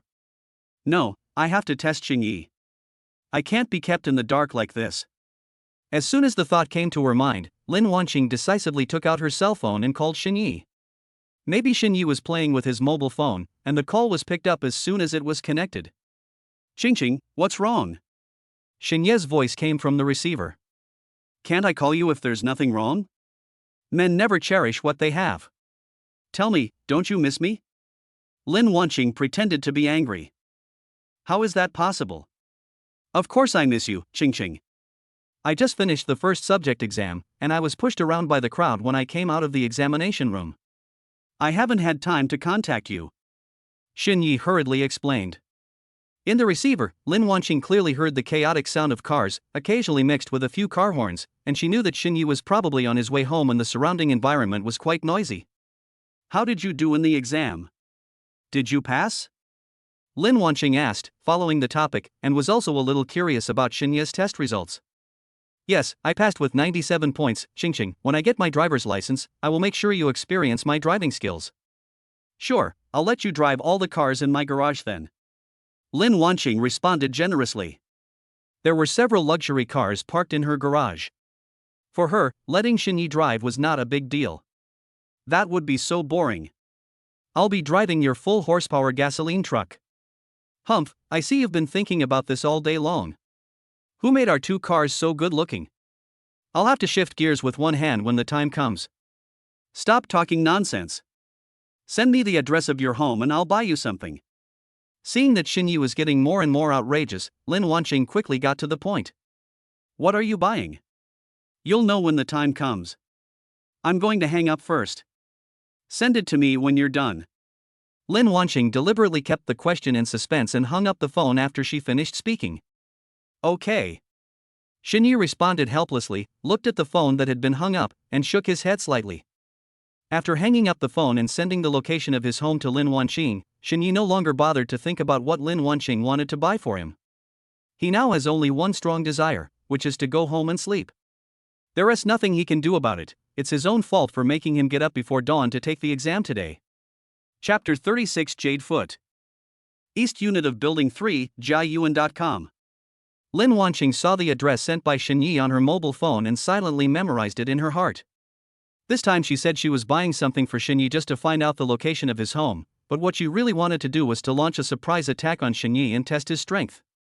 Lin Wanqing walked into the bedroom and took out the flesh-colored stockings that Xinyi bought for her a few days ago from the closet. The stockings were thin and light, and felt smooth as they slid lightly under her fingertips. Since I'm going to Xinyi's house, it would be inappropriate to come empty-handed. Besides, she knew that Xinyi lived alone, so she thought she could indulge herself a little and add some special touches. Humph, this kid got a bargain. Lin Wanqing snorted softly, thinking to herself that today she planned to present herself to Xinyi as an attractive gift. After all, simply testing someone without giving them any rewards is unlikely to be effective. If Xinyi hadn't been having affairs outside, everyone would be happy. If he really has something fishy going on, this can be used as an opportunity to make him calm down and return to the right path. Even, a bold idea flashed through Lin Wanqing's mind: if things really came to that point, perhaps she could win over Zhao Yunlei. After all, they have known each other for a long time and know each other well. If they can form a united front, they may be able to deal with the situation better. Lin Wanqing carefully put on her stockings, picked out a simple slim-fitting dress to match it, and then put on a pair of jeans. This kind of silk underpants outfit may seem ordinary and simple, but it actually hides a seductive trick. She faced the mirror, slightly sideways, her skirt fitting her graceful curves perfectly, and her jeans cleverly hiding the temptation of her stockings, waiting for the right moment to inadvertently reveal her charm. Lin Wanqing raised the corners of her mouth, and the image of Xinya's stunned and astonished look when he saw her dressed like this appeared in her mind. After finishing her careful makeup, Lin Wanqing stood in front of the full-length mirror again and examined herself carefully from head to toe. She looked at herself in the mirror with satisfaction, confirming that every detail was perfect. Lin Wanqing took a deep breath, calmed her slightly nervous mood, walked out the door, walked straight to the garage, and drove the red Ferrari. Soon, she drove to jiayuan.com. After parking the car in the parking lot, Lin Wanqing went to Xinya's house. Ding dong, the doorbell rang particularly clearly in the quiet corridor. After a long while, there were sounds of dragging footsteps in the house, and then the door slowly opened. Shini appeared at the door with sleepy eyes and messy hair. When he saw Lin Wanqing, a hint of surprise flashed in his eyes. "Xingxing, why are you here suddenly?" "Come in." Lin Wanqing stepped into the house and looked around calmly. There was a faint masculine scent in the house. There were a few pieces of clothing thrown randomly on the sofa and a half-empty coffee cup on the coffee table, but other than that, there seemed to be nothing unusual. The corners of her mouth slightly raised, and she said with a charming smile, "I want to give you a surprise." "Why, you don't welcome me?" As she spoke, she deliberately took a step forward so that Xinyi could see her clothes more clearly. Xinyi swallowed his saliva and said as he closed the door, "How could that be possible? I'm too happy to be here. It's just that I just woke up and the house is a bit messy." Xinyi didn't understand why Lin Wanqing suddenly came to his house. It couldn't be that she came on a whim, right? Lin Wanqing didn't respond to him and walked straight to the living room, quickly scanning every corner, trying to find some clues. At this moment, she suddenly saw an LV box on the table. Lin Wanqing's eyes were instantly attracted by the LV box on the table. Her heart suddenly shrank, and an ominous premonition surged into her heart like a tide. She remained calm, but was calculating in her heart what was in the box. Which woman was it a gift for? What is this? Lin Wanqing pretended to walk towards the table casually, reached out and gently touched the box, with a hint of curiosity in her tone. "Xingxing, this is a new LV bag I bought for you. Look, I haven't had time to give it to you yet." When Xinyi saw Lin Wanqing coming in and looking around, how could he not understand what she was doing? But he didn't understand why Lin Wanqing suddenly wanted to check on him. Could it be that she knew that he had someone else outside? Or did she know what happened between him and Zhao Yunlei? Thinking of this, Xinyi stepped forward, picked up the bag in the box, and hung it on Lin Wanqing. Xinyi took a step back and said, "Xingxing, I think this bag is a perfect match for you. It suits you very well." "Is there?" Lin Wanqing was originally full of questions to ask Xinyi, but she didn't expect that he would take the lead. This provocation made her lose her composure in an instant. "I couldn't help but think, this little rascal really has some skills." Ding, congratulations to the host for triggering 5 times cash back. 940,000 cash has been transferred to the host's bank card, please check it. Just after giving the bag to Lin Wanqing, Xinyi received another generous cashback. He felt so happy and satisfied. He walked forward with brisk steps, gently put his arm around Lin Wanqing's slender waist, and asked with a smile, "Xingxing, you came here specially today, you can't just come to check on me, right?" Snort. Lin Wanqing gave Xinyi a blank look and said proudly, "Of course not, since I said I brought you a gift, I must have prepared something." Xinyi looked confused, knowing full well that when Lin Wanqing came in just now, she had nothing in her hands. Lin Wanqing broke free from Xinyi's arms, sat elegantly on the sofa, and said, "Come here, Xinyi, let me show you something." Xinyi was full of curiosity, but still walked up to her. "Squat down." Xinyi did as he was told. "My jeans are a little long, please help me pull them up." Lin Wanqing continued, with a hint of coquettishness in her tone. When Xinyi heard this, he was stunned at first, and a look of disbelief appeared on his face. "Ah, He let out a soft cry subconsciously and began to murmur in his heart. This request was really beyond his expectations. For a moment, all kinds of strange thoughts flashed through his mind. Could it be that she wanted him to wash her feet? What kind of reward is this? Besides, I don't have any special fetish for jade feet. However, despite his doubts, Shini slowly stretched out his hands and gently held Lin Wanqing's slender legs in his hands. Lin Wanqing's legs felt delicate and her skin was warm, which made Shinya's heart beat faster unconsciously. His hands seemed to be out of control and started to play mischief, his fingers gently rubbing Lin Wanqing's calves, sometimes scratching them lightly, and sometimes pinching them with a little force. Lin Wanqing felt itchy all over because of his series of small actions. Her body couldn't help but tremble slightly, and a blush appeared on her face. She couldn't help it and said coquettishly, "Xinyi, be honest. Just be obedient and help me roll up my trouser legs." Xinyi knew that he must not annoy Lin Wanqing, so he quickly put away his thoughts and did as he was told. Chapter 37 Bite Yourself.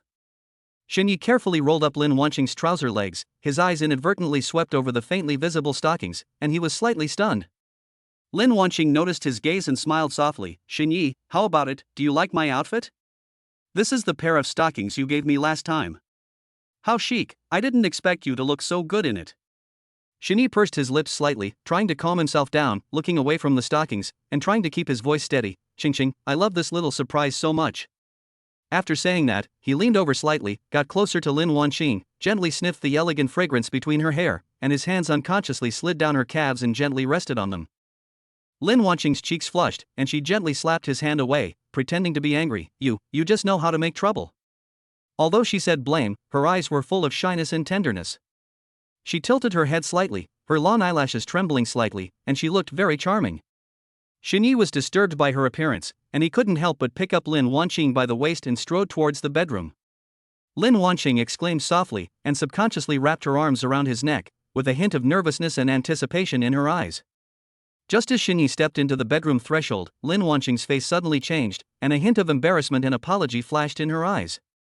She gently pushed Xinyi's chest with both hands, and said helplessly, "Xinyi, wait a minute. I'm not very convenient today." Xinyi's movements froze instantly, his original enthusiasm seemed to be poured with cold water, the excitement on his face turned into surprise, and then a hint of loss was revealed. But soon, he adjusted his mood, gently put Lin Wanqing down, and pulled a gentle smile from the corner of his mouth. "It's okay, Qingqing, I understand." Lin Wanqing reached out and gently stroked Xinyi's cheek, her fingers stroking his outline. "You won't blame me, will you? I didn't expect it to be such a coincidence." Xinyi keenly caught the fleeting smile on her face, and couldn't help but wonder in his heart whether she knew about his relationship with other girls and was deliberately playing a little trick on him.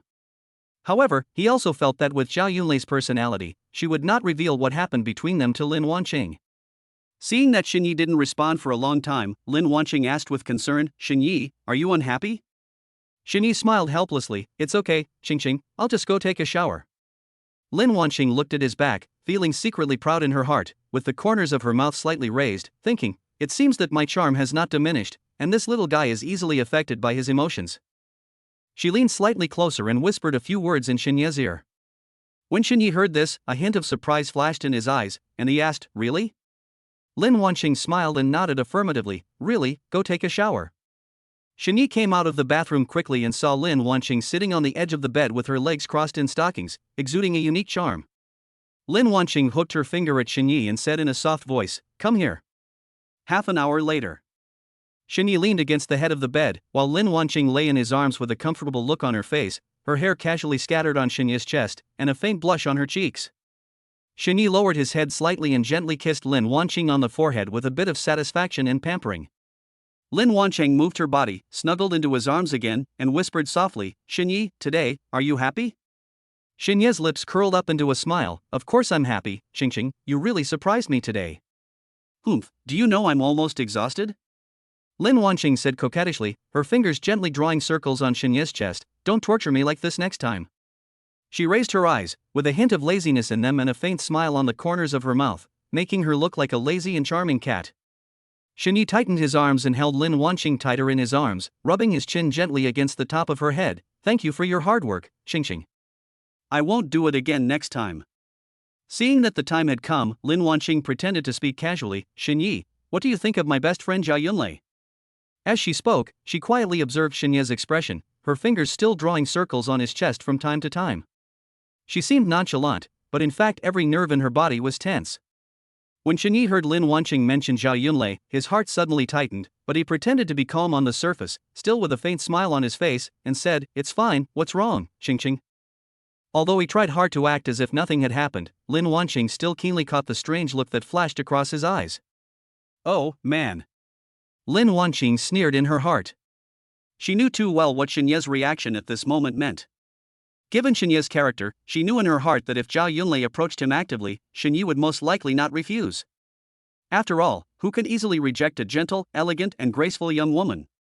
Chapter 38 I have. It's okay. I just wanted to ask about your tutoring situation. Lin Wanqing blinked nonchalantly and cleverly changed the subject. You are talking about Cheng Chang. Shini thought that Lin Wanqing was concerned about the progress of his tutoring for Cheng Chang, so he followed up the conversation and said, "It's pretty good, and I've become close friends with Cheng Chang recently." No wonder. Lin Wanqing pondered in her heart. She knew that Cheng Chang was in a rebellious period, with great mood swings and resistance to many people and things. But even so, Xinye was able to establish a good relationship with him, which shows that Xinye put a lot of effort in this regard. In this way, Cheng Cheng probably won't resist having a father who can play with him. Coupled with Xinye's handsome face, he is indeed very attractive to a single mother like Zhao Yunlei. In these short few minutes of conversation, Xinye probably could not have imagined that Lin Wanqing had already sorted out a general outline in her mind and had a deeper understanding of the possible subtle relationship between him and Zhao Yunlei.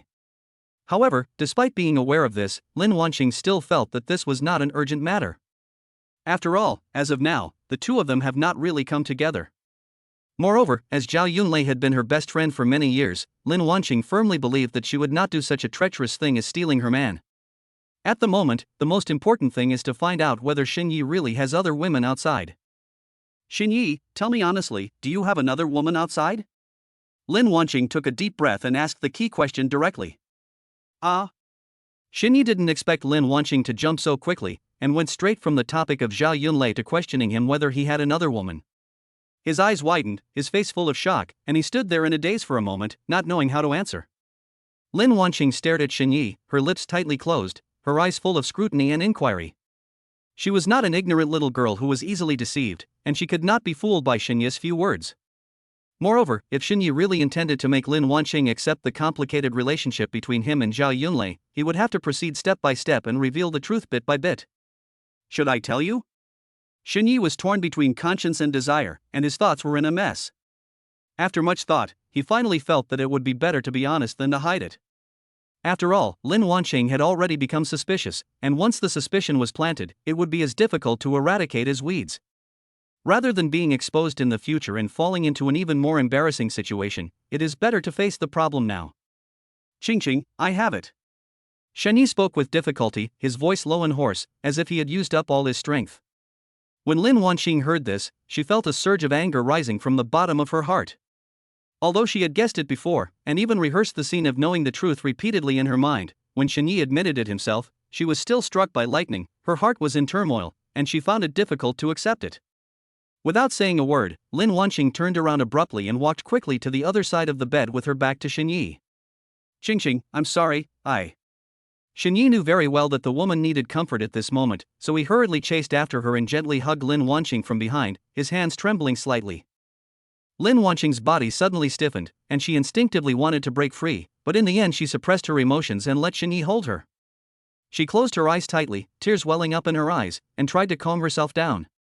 After a long while, Lin Wanqing slowly spoke, her voice dry and cold. Xinye, who is that woman?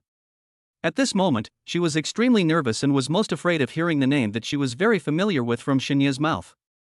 It's a sale. Xinye said in a low voice, as soft as the buzz of a mosquito. Fortunately, at least I wasn't betrayed by both a man and a woman at the same time. Lin Wanqing secretly breathed a sigh of relief. She slowly turned around, sat up, and locked her eyes with Xinye, asking, sales? Isn't it LV sales? After hearing this, Xinye showed a bitter smile on his face, his lips were tightly closed, and he remained silent. Really?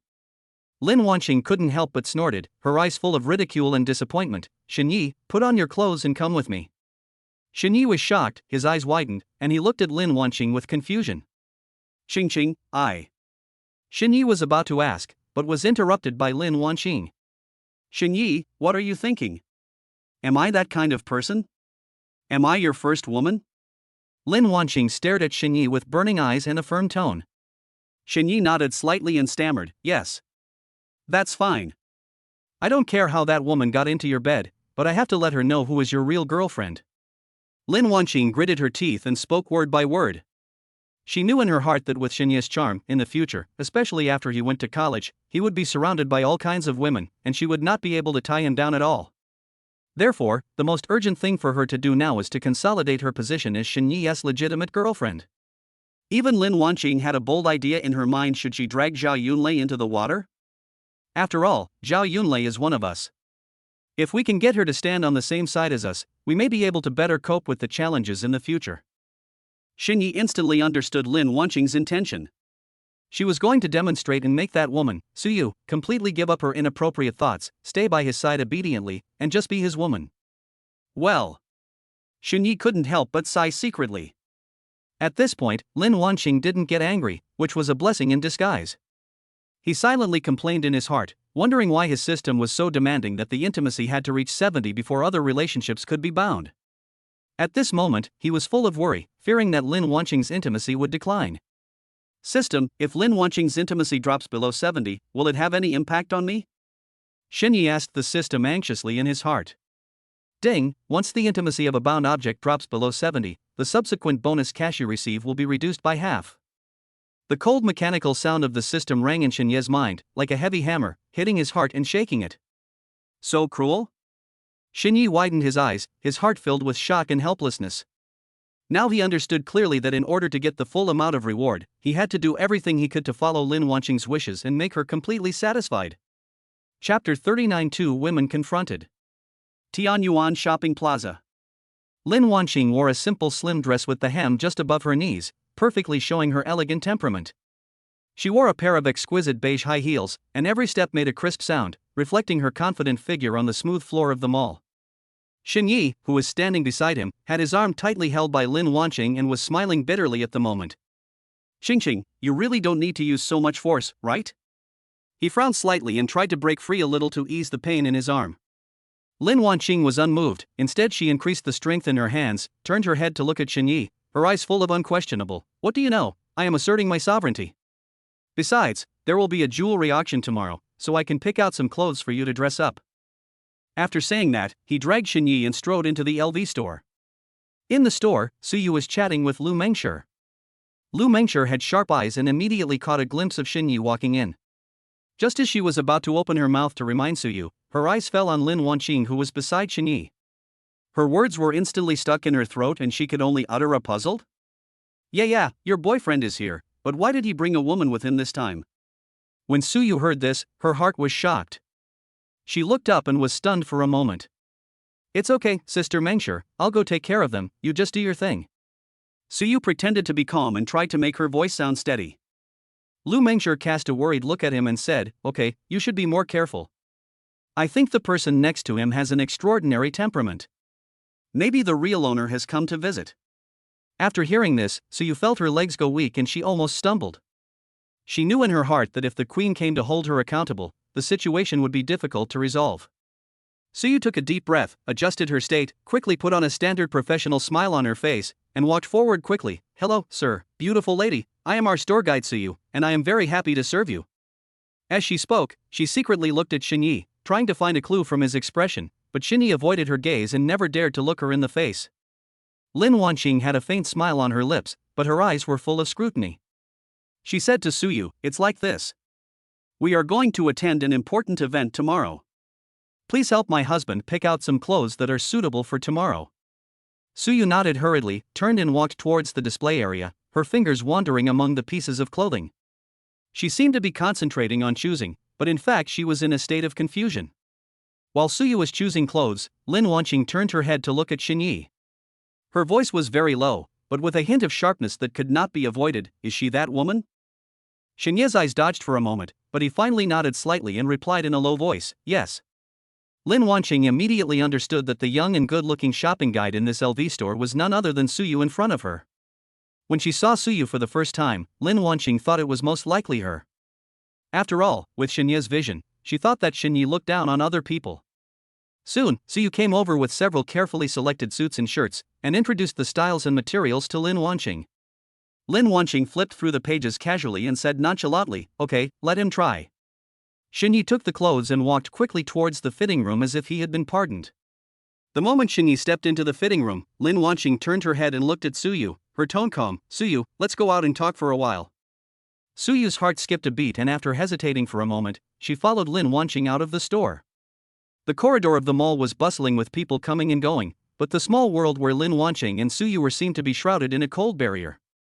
Lin Wanqing took out a check from her exquisite handbag, handed it to Suyu, and said calmly, "Here is 3 million, leave Xinye." Suyu widened her eyes and looked at the check in front of her, feeling a little overwhelmed for a moment. Before Suyu could speak, Lin Wanqing said slowly, "I know you may think it's too little, so, 4 million.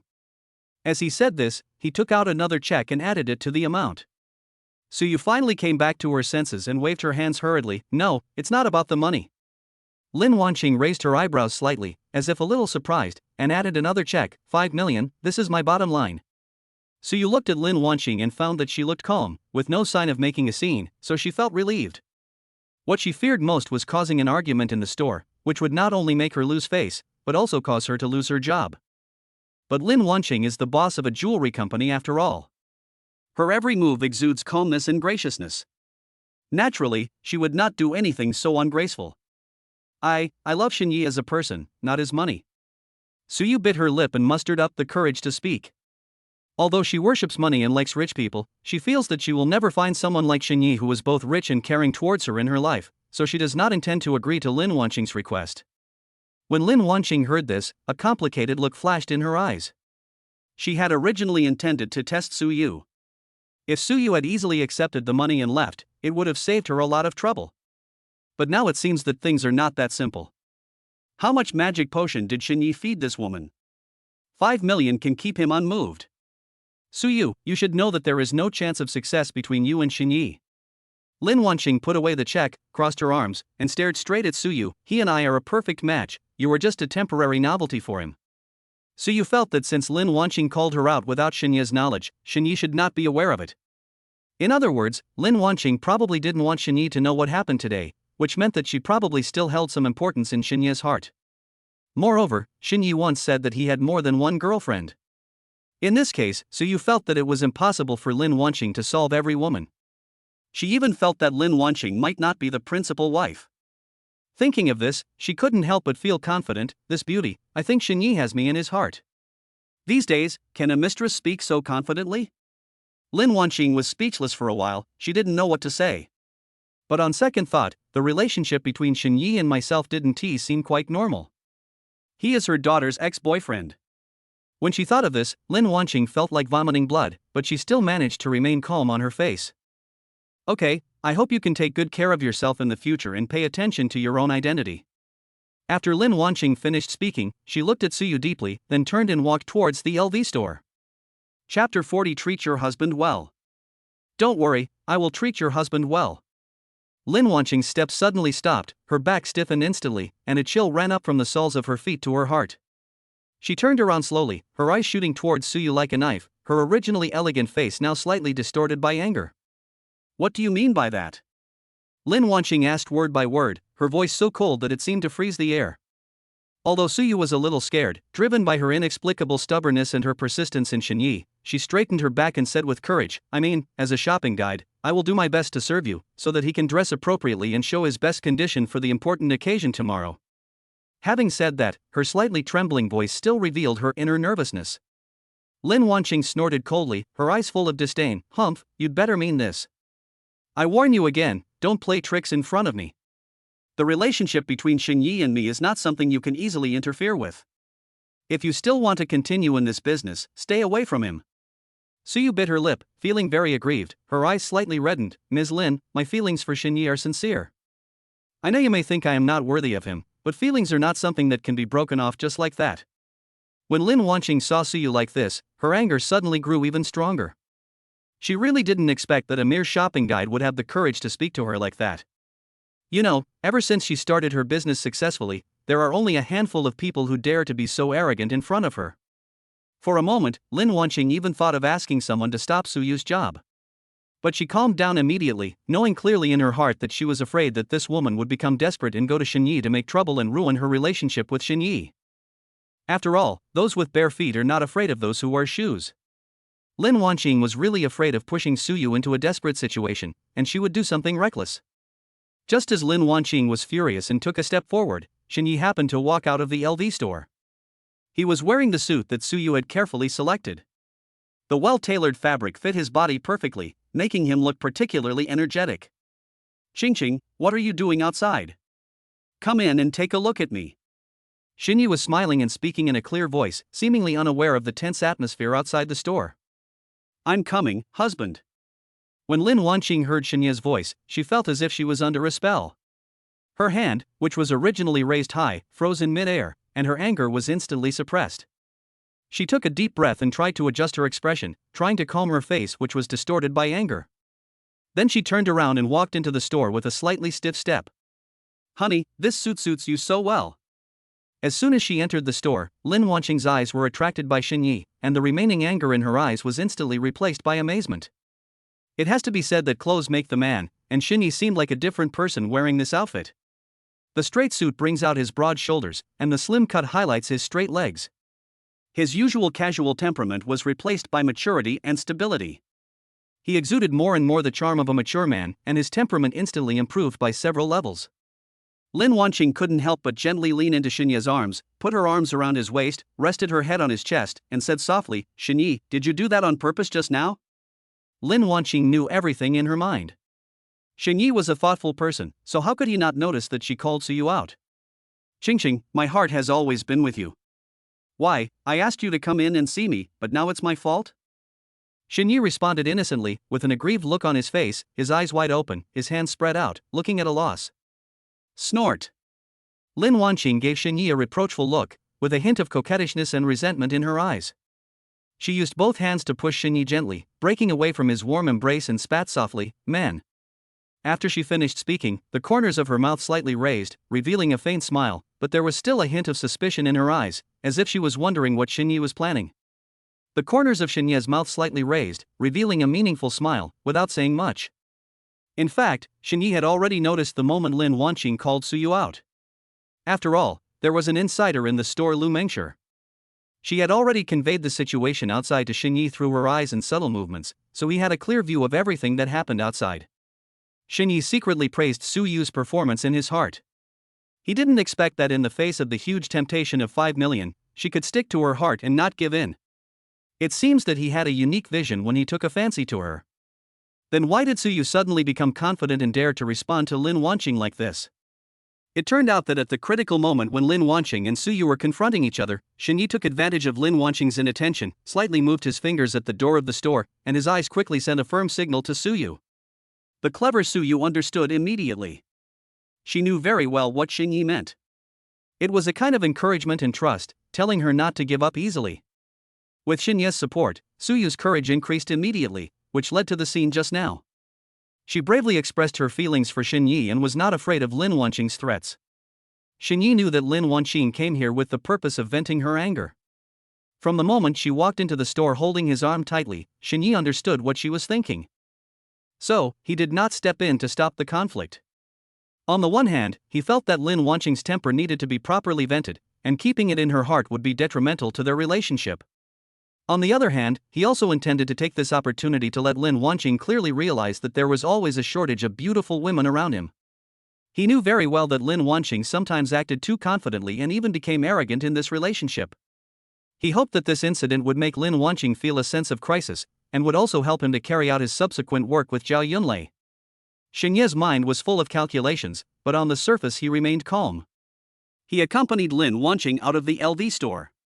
Lin Wanqing held his arm, and they seemed very close. However, her frown from time to time still revealed her inner unrest. "Hubby, you must accompany me throughout tomorrow's jewelry auction." Lin Wanqing raised her head, staring at Xinyi with a look of expectation and a hint of worry. "Of course, Xingqing, how can I leave you at such an important occasion?" Xinyi responded with a smile and gently patted Lin Wanqing's hand, which was holding his, but his eyes drifted away inadvertently, his thoughts already drifting to his plan with Zhao Yunlei. He knew that if he wanted to advance his relationship with Zhao Yunlei, he had to stabilize Lin Wanqing first, and this auction was undoubtedly a perfect opportunity. Chapter 41 Calling Husband. System, can you tell me in advance what kind of jewelry you are going to reward me at the jewelry auction tomorrow? Shini asked the system anxiously in his heart. The host can auction the finale jewelry of the auction without any bottom line. The mechanical sound of the system sounded in Xinye's mind. Shini didn't react for a moment, his face full of confusion, and then asked, "Are you saying that I can have unlimited funds to bid for that jewelry?" "Yes." The system responded briefly. "Damn, this is a godsend." Shini was ecstatic in his heart, and he couldn't help showing excitement on his face, and his steps became lighter unconsciously. At this time, Shini turned his head to look at Lin Wanqing beside him and asked, "By the way, Xingxing, what are you going to bid for at the auction tomorrow?" Lin Wanqing shook her head lightly, with a hint of helplessness on her face. "The main thing is to go and take a look. The things there are all extremely expensive." "Ah? Where is the finale jewelry?" Shen Yi asked. "I dare not even think about it. The price is 9 figures and upwards. I'd be satisfied just to take a look at it from afar." Lin Wanqing sighed. Shen Yi suddenly felt confident. "Xingxing, you can call me husband from now on. I think it sounds better." "You wish." Lin Wanqing's pretty face flushed instantly, just like the sunset in the sky. She thought to herself that if she hadn't done it on purpose to provoke Suyu, she wouldn't have called out husband so easily. However, looking at Suyu's expression at the time, it seemed that she didn't take it seriously at all. Lin Wanqing felt somewhat helpless. Xinyi raised a wicked smile, leaned close to Lin Wanqing, and sprayed his warm breath on her ear, and whispered softly, "Xingxing, just call me, I promise, I will listen to you in the future." As he spoke, he gently pulled Lin Wanqing's hand and drew circles on her palm with his fingers, his eyes full of anticipation and teasing. Lin Wanqing felt a tingling sensation spreading from her palms to her whole body, and her cheeks became increasingly hot. She pretended to be angry, pulled her hand back, and said coquettishly, "You are always talking nonsense. Who asked you to listen to me? I can't control you." Although she said this, she felt a little sweet in her heart. After all, Xinye's intimate behavior made her feel cared for. Seeing Lin Wanqing's reaction, Xinye's interest became even higher. He pretended to be disappointed and said dejectedly, "Alas, it seems that I have no status in your heart. You don't even want to call me husband. I thought you were sincere in calling me husband just now." Lin Wanqing looked at Xinye's expression, feeling both angry and amused. She couldn't help but roll her eyes at him. Okay, stop pretending. You're like a child." Xinyi was relentless and continued to pester, "No, you must yell today, otherwise I won't leave." As he spoke, he stopped and stood in the middle of the mall, looking like he was determined to continue cheating. The pedestrians around cast curious glances at her. Lin Wanqing felt a little embarrassed. She pulled Xinye's sleeve and whispered, "Stop making trouble. There are so many people watching us." Xinyi was unmoved, instead he raised his voice, "Are you going to scream or not? If not, I will just stand here." Lin Wanqing had no choice but to bite her lips, which were as tempting as ripe cherries.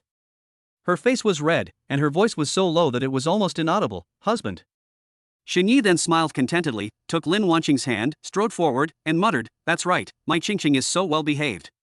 Yeah, why did that person call you out just now?" As soon as Xinyi and Lin Wanqing disappeared from the store entrance, Lu Mengshi couldn't wait to pull Suyu aside.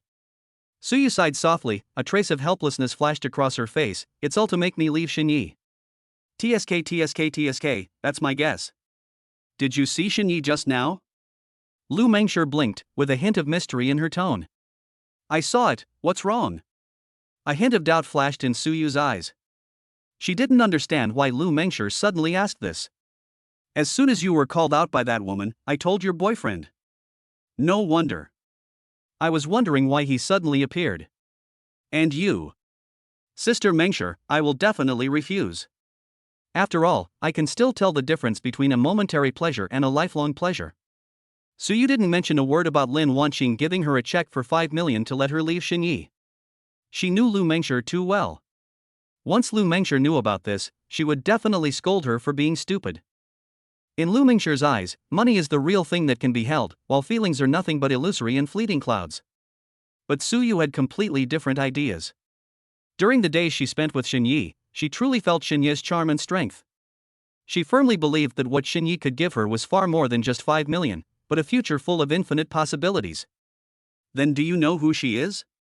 Lu Mengshi changed the subject and that mysterious expression appeared on her face again. Why? Sister Mengshi, do you know her? Suyu's curiosity was instantly ignited, and she looked at Lu Mengshi with her eyes wide open. Lu Mengshi did not answer immediately, but took out her phone and swiped her finger across the screen quickly, as if searching for some important information. Then, she turned the phone screen to Suyu and said, "Originally, I just thought she looked familiar, and when I searched, I found that she seemed to be the one." Suyu looked at the message displayed on her phone, Lin Wanqing, chairman of Xiaofu Jewelry, and her heart was shocked, as if she had been struck by lightning. Her eyes widened even wider, almost bulging out of their sockets, her face full of shock, and her originally pink lips were slightly open, but no sound came out. "Ah. I originally thought that Lin Wanqing was just a rich woman, but I didn't expect her identity to be so prominent. Xiaofu Jewelry is well known in the jewelry industry and is the partner that many people dream of cooperating with. And Lin Wanqing is actually the helmsman of this jewelry company." Lu Mengshi looked at Suyu's reaction, nodded slightly, and a hint of worry appeared on her face. She reached out her hand, gently patted Suyu's shoulder, and said earnestly, "Yes, I just found out about it. Yeah, this woman is not simple, you have to be careful in the future. I think you must hold on to your boyfriend's thighs. Anyway, I think that your boyfriend actually dares to find a woman who is so much older than him, and dares to find another woman, which means that he must be powerful." "So big?" Suyu's voice was full of doubts, and she felt her thoughts were a little confused. She subconsciously took out her mobile phone and tapped quickly on the screen, searching for Lin Wanqing's age. When she saw the number 43 on the screen, her eyes widened again, and a storm surged in her heart. If she remembered correctly, Xinyi was only 18 years old, and Lin Wanqing could be his mother at this age. The scene of Xinyi and Lin Wanqing together instantly appeared in Suyu's mind, and an indescribable complex emotion surged in her heart. Could it be that Xinyi likes young ladies? Chapter 42 Mysterious Stockings.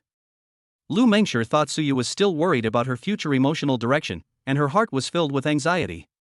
But he also knew that words might not be able to truly comfort Suyu at this moment, so he tactfully chose not to say anything more. He just patted Suyu's shoulder gently, indicating that she should think quietly alone. She quietly stepped aside, leaving Suyu some space alone.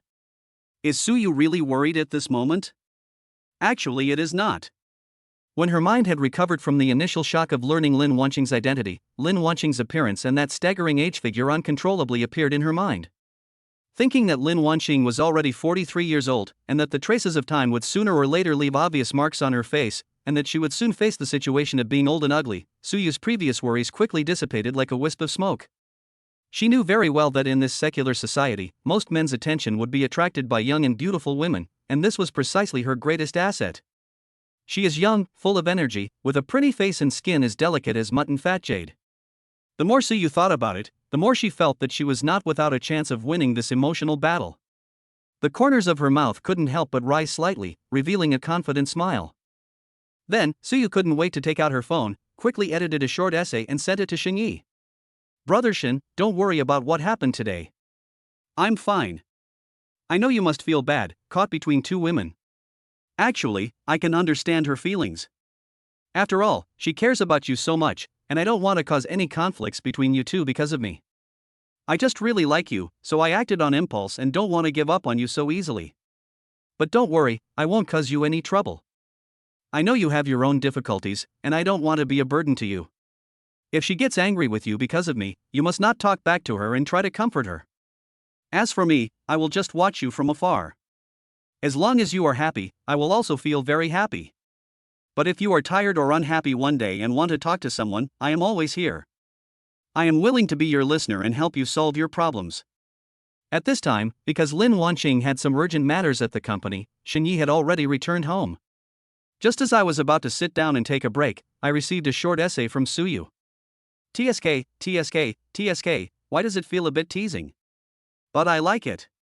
Xinye's lips curled up into a smile, and he quickly replied, "Suyu, today, because of you, I am stuck in the middle and feel really bad. You have to compensate me." After Suyu saw Xinye's teasing reply, excitement and shyness intertwined in her heart. Her fingers uncontrollably tapped on the screen quickly. "Brother Xin, why don't you come to my house now? I'll give you a different way of clamping." Xinyi looked at Suyu's reply, and Suyu's youthful and sweet appearance instantly appeared in his mind.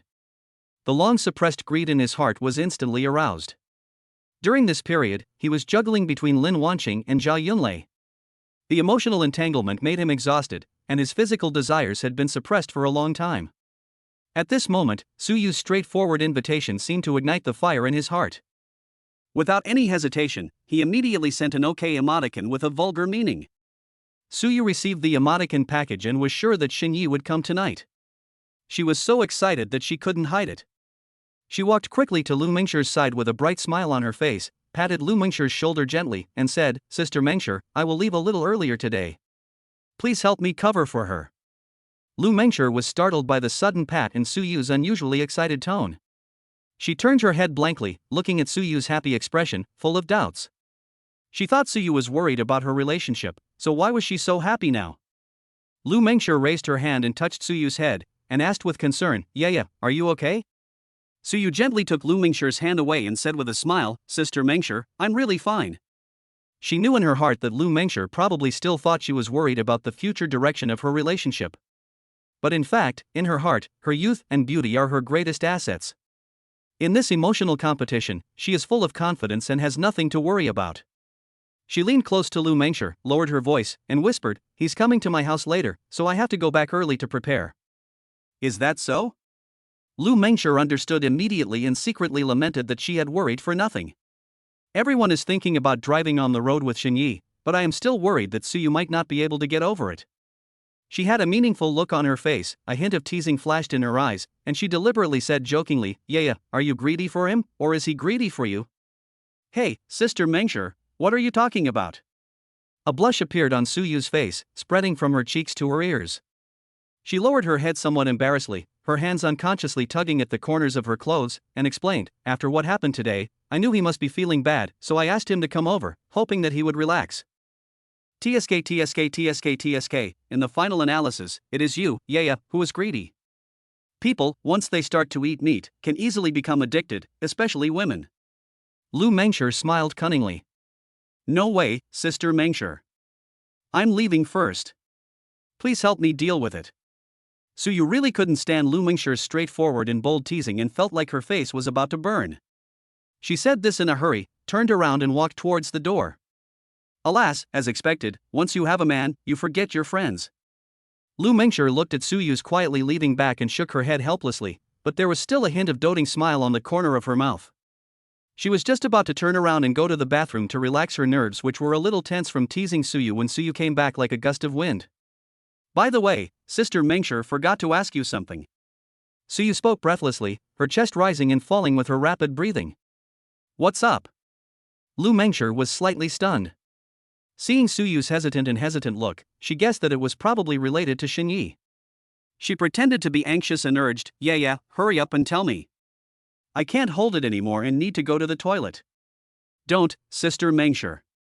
Suyu quickly grabbed Lu Mingxi's arm like a spoiled child and said, "I told you not to laugh at me." No, please tell me quickly, my little yaya. Do you think flesh-colored stockings look better or black stockings look better?" Suyu lowered her head and spoke in a voice as soft as the buzzing of a mosquito. She thought that Xinyi liked young women and felt that she had to dress sexily in order to capture Xinyi's heart, so she came to ask the experienced Lu Mingxi for advice. But she felt extremely shy when she asked this question. As soon as Lu Mingxi heard it, she understood that Suyu's intention was definitely to please the man. She sighed helplessly and said, "It doesn't matter whether Yaya wears flesh-colored stockings or black stockings, as long as she has a pretty face and a good figure, she'll look good in anything. Our Yaya has both, so she can wear anything." "Really?" "Of course it's true. But if you want to be more sexy, there's a kind of silk that men will be unable to take their eyes off."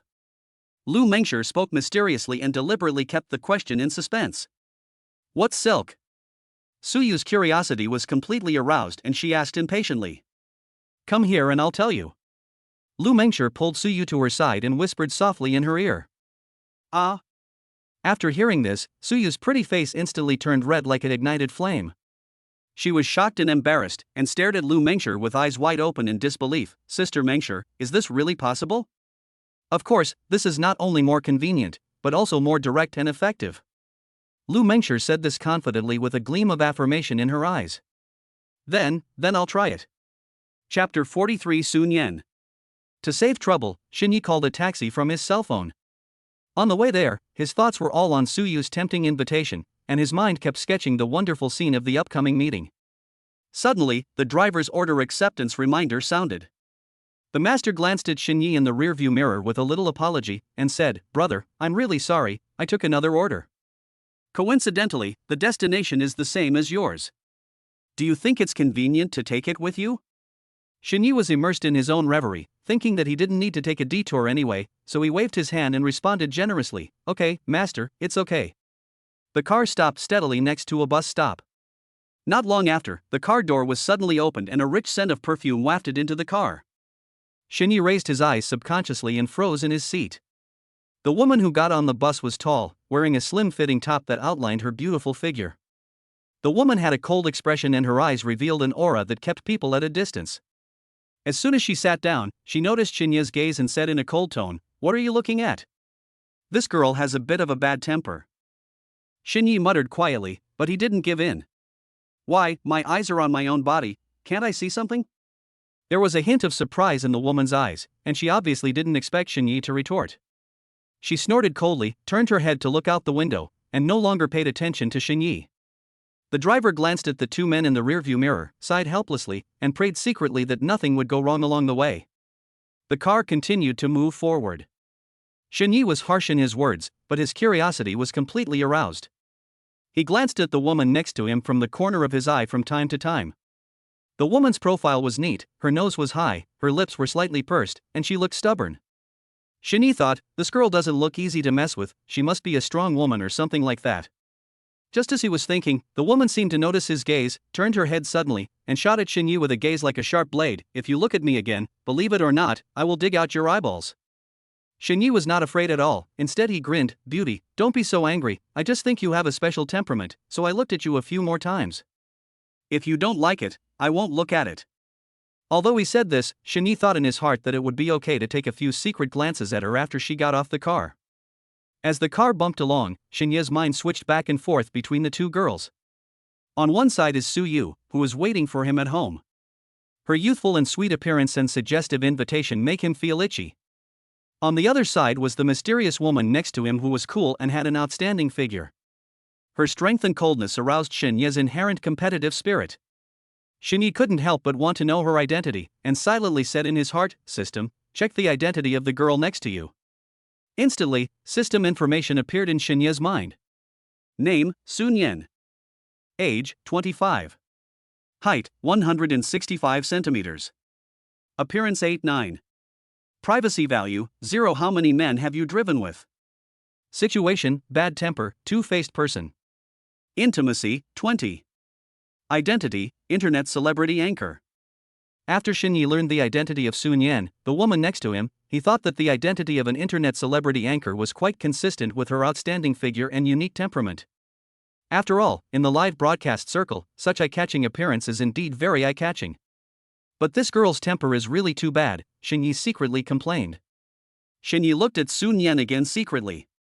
Sunun Yen seemed to notice it and crossed her arms subconsciously. Seeing this, Shinyi quickly looked away and looked out the window. The car encountered a red light at an intersection and stopped suddenly. Shinyi didn't sit steadily, his body leaned forward, and his arm accidentally touched the woman's arm. He quickly apologized, I'm sorry, the car braked suddenly just now and I couldn't keep it steady." The woman snorted coldly and said nothing, but her eyes were full of vigilance and dissatisfaction. When he touched it, Shinyi found something wrong. Sunun Yen's eye-catching breasts did not seem to be natural. That's right, no normal person would have such an exaggerated size. Shinyi thought that her breasts must be as big as an F cup. If they were natural, it would be really amazing. They were most likely the result of plastic surgery. Thinking of this, Shinyi suddenly lost interest, his enthusiasm instantly dissipated, and he took out his phone out of boredom and started watching videos. Soon, the driver reminded the two that they had arrived at their destination. Shinyi put away his phone and looked at the familiar street scene outside the window, feeling mixed emotions. He glanced at Sunun Yen beside him. At this moment, she still had a cold face and looked out the window with a hint of alienation in her eyes. Shinyi pushed open the car door and prepared to get out. Before closing the door, he couldn't help but say, "Today is special. I hope we won't meet again in the future." Hearing this, Sunun Yen turned around and looked at him coldly without saying a word. Chapter 44 Sister? Originally, Shini planned to find Suyu directly, but he found that Sunun Yen also got off at the same building, which made him feel a little worried. On the surface, he pretended to be calm and paid the fare, but his eyes were secretly observing Sunun Yen's every move. Sunun Yen was seen walking towards the building with a tall figure and elegant yet somewhat arrogant steps. Shini hesitated for a moment, but still followed.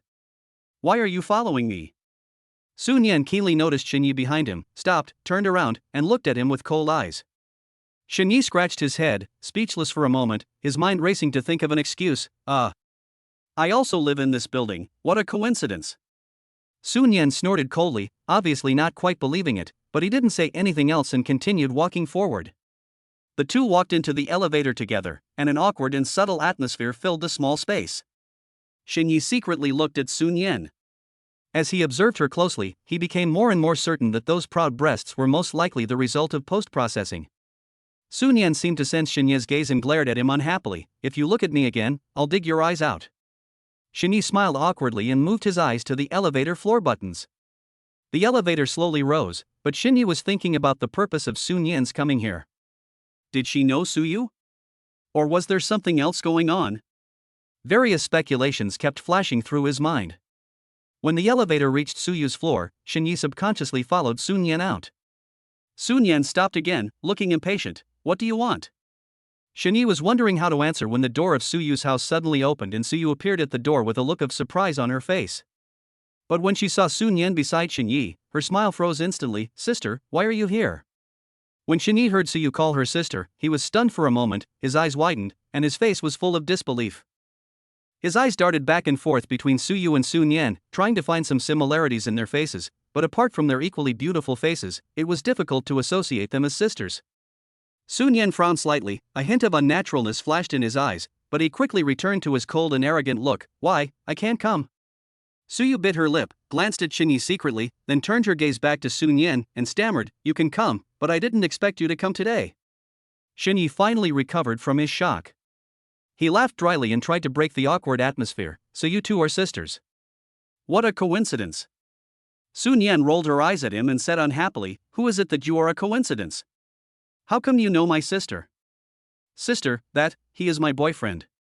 When Sunun Yen heard Suyu say that Shini was her boyfriend, she was stunned at first, then a meaningful smile appeared on her face, and she looked up and down at Shini, as if she wanted to see through him.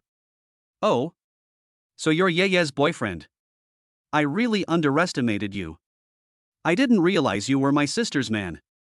There was a hint of sarcasm in Sunun Yen's tone, which made Shini's face hot. Shini smiled awkwardly, secretly complaining in his heart. If he had known that Sunun Yen was Suyu's sister, he would have restrained himself along the way. Now he really shot himself in the foot. Suyu looked at Shini's embarrassed expression and understood that Shini's previous words and deeds probably offended this sister who was always difficult to mess with. She knew Sunun Yen's temper very well. When she was a child, Sunun Yen bullied her a lot by relying on her adopted status. The two of them rarely contact each other on weekdays, so why did Sunun Yen suddenly come today? Are you here to ask for money again? Suyu thought to herself. She knew that Sunun Yen was always lavish with money. Suyu thought to herself, but remained calm on her face. She gently pulled Sunun Yen's hand and said with a smile, Sister, come in quickly. This is not a place to talk outside. The three of them walked into the house. Suyu asked Shini to go to the kitchen to get a glass of water, trying to get him away so that she could talk to Sunun Yen alone. Shini understood and walked quickly towards the kitchen, but his ears unconsciously pricked up, wanting to listen to the conversation between the two sisters. Sunun Yen sat on the sofa, crossed his legs, looked around the room, with a faint smile on his lips. Suyu sat down beside her, took a deep breath, and asked softly, Sister, you came here suddenly today, what's the matter? Sunun Yen turned her head and looked at Suyu, with a complex and indistinguishable emotion flashing in her eyes. Yeah, I came here this time because I do have something to discuss with you. Suyu's heart skipped a beat. As expected, she had guessed right a few points. She frowned slightly and waited patiently for Sunun Yen to speak. Sunun Yen paused, then continued, My sister's live broadcast business has recently encountered a big problem. The capital chain has been broken. If there is no more capital injection, the live broadcast room will not be able to survive. When Suyu heard this, she felt a little troubled. She didn't have much savings to begin with, and she was thinking about planning her future with Xinyi, but her sister came to her at this time. But sister, you haven't paid me back the money I lent you last time, and I don't have any extra money now. Yeah, it's not that I won't return it to you. Besides, you were in an orphanage back then. If my parents hadn't taken you to my home and raised you, would you have the life you have now? Here we go again. Suyu smiled bitterly. Sunun Yen would bring up this matter every time. But I have to admit that what they said does make sense. If it weren't for Sunun Yen's parents, I wouldn't be who I am today. Well. Sunun Yen looked at Suyu's expression and knew that she was about to give in. Yeah, you're working as a salesperson in a luxury store. There are a lot of rich people there. Just find someone and sacrifice yourself. Maybe you can enjoy a happy life, right? Sister, how can you say that to me? Do you want me to be kept by those rich men? How can a sister like you say such things? Sunun Yen was choked by Suyu, her face turned pale and red, and a trace of panic flashed in her eyes, but she quickly regained her tough look. Yeah, that's not what I meant. I was just anxious and confused. You also know that if my live broadcast room collapses, I will really be left with nothing. Suyu looked at Sunun Yen like this, feeling angry and pity for her.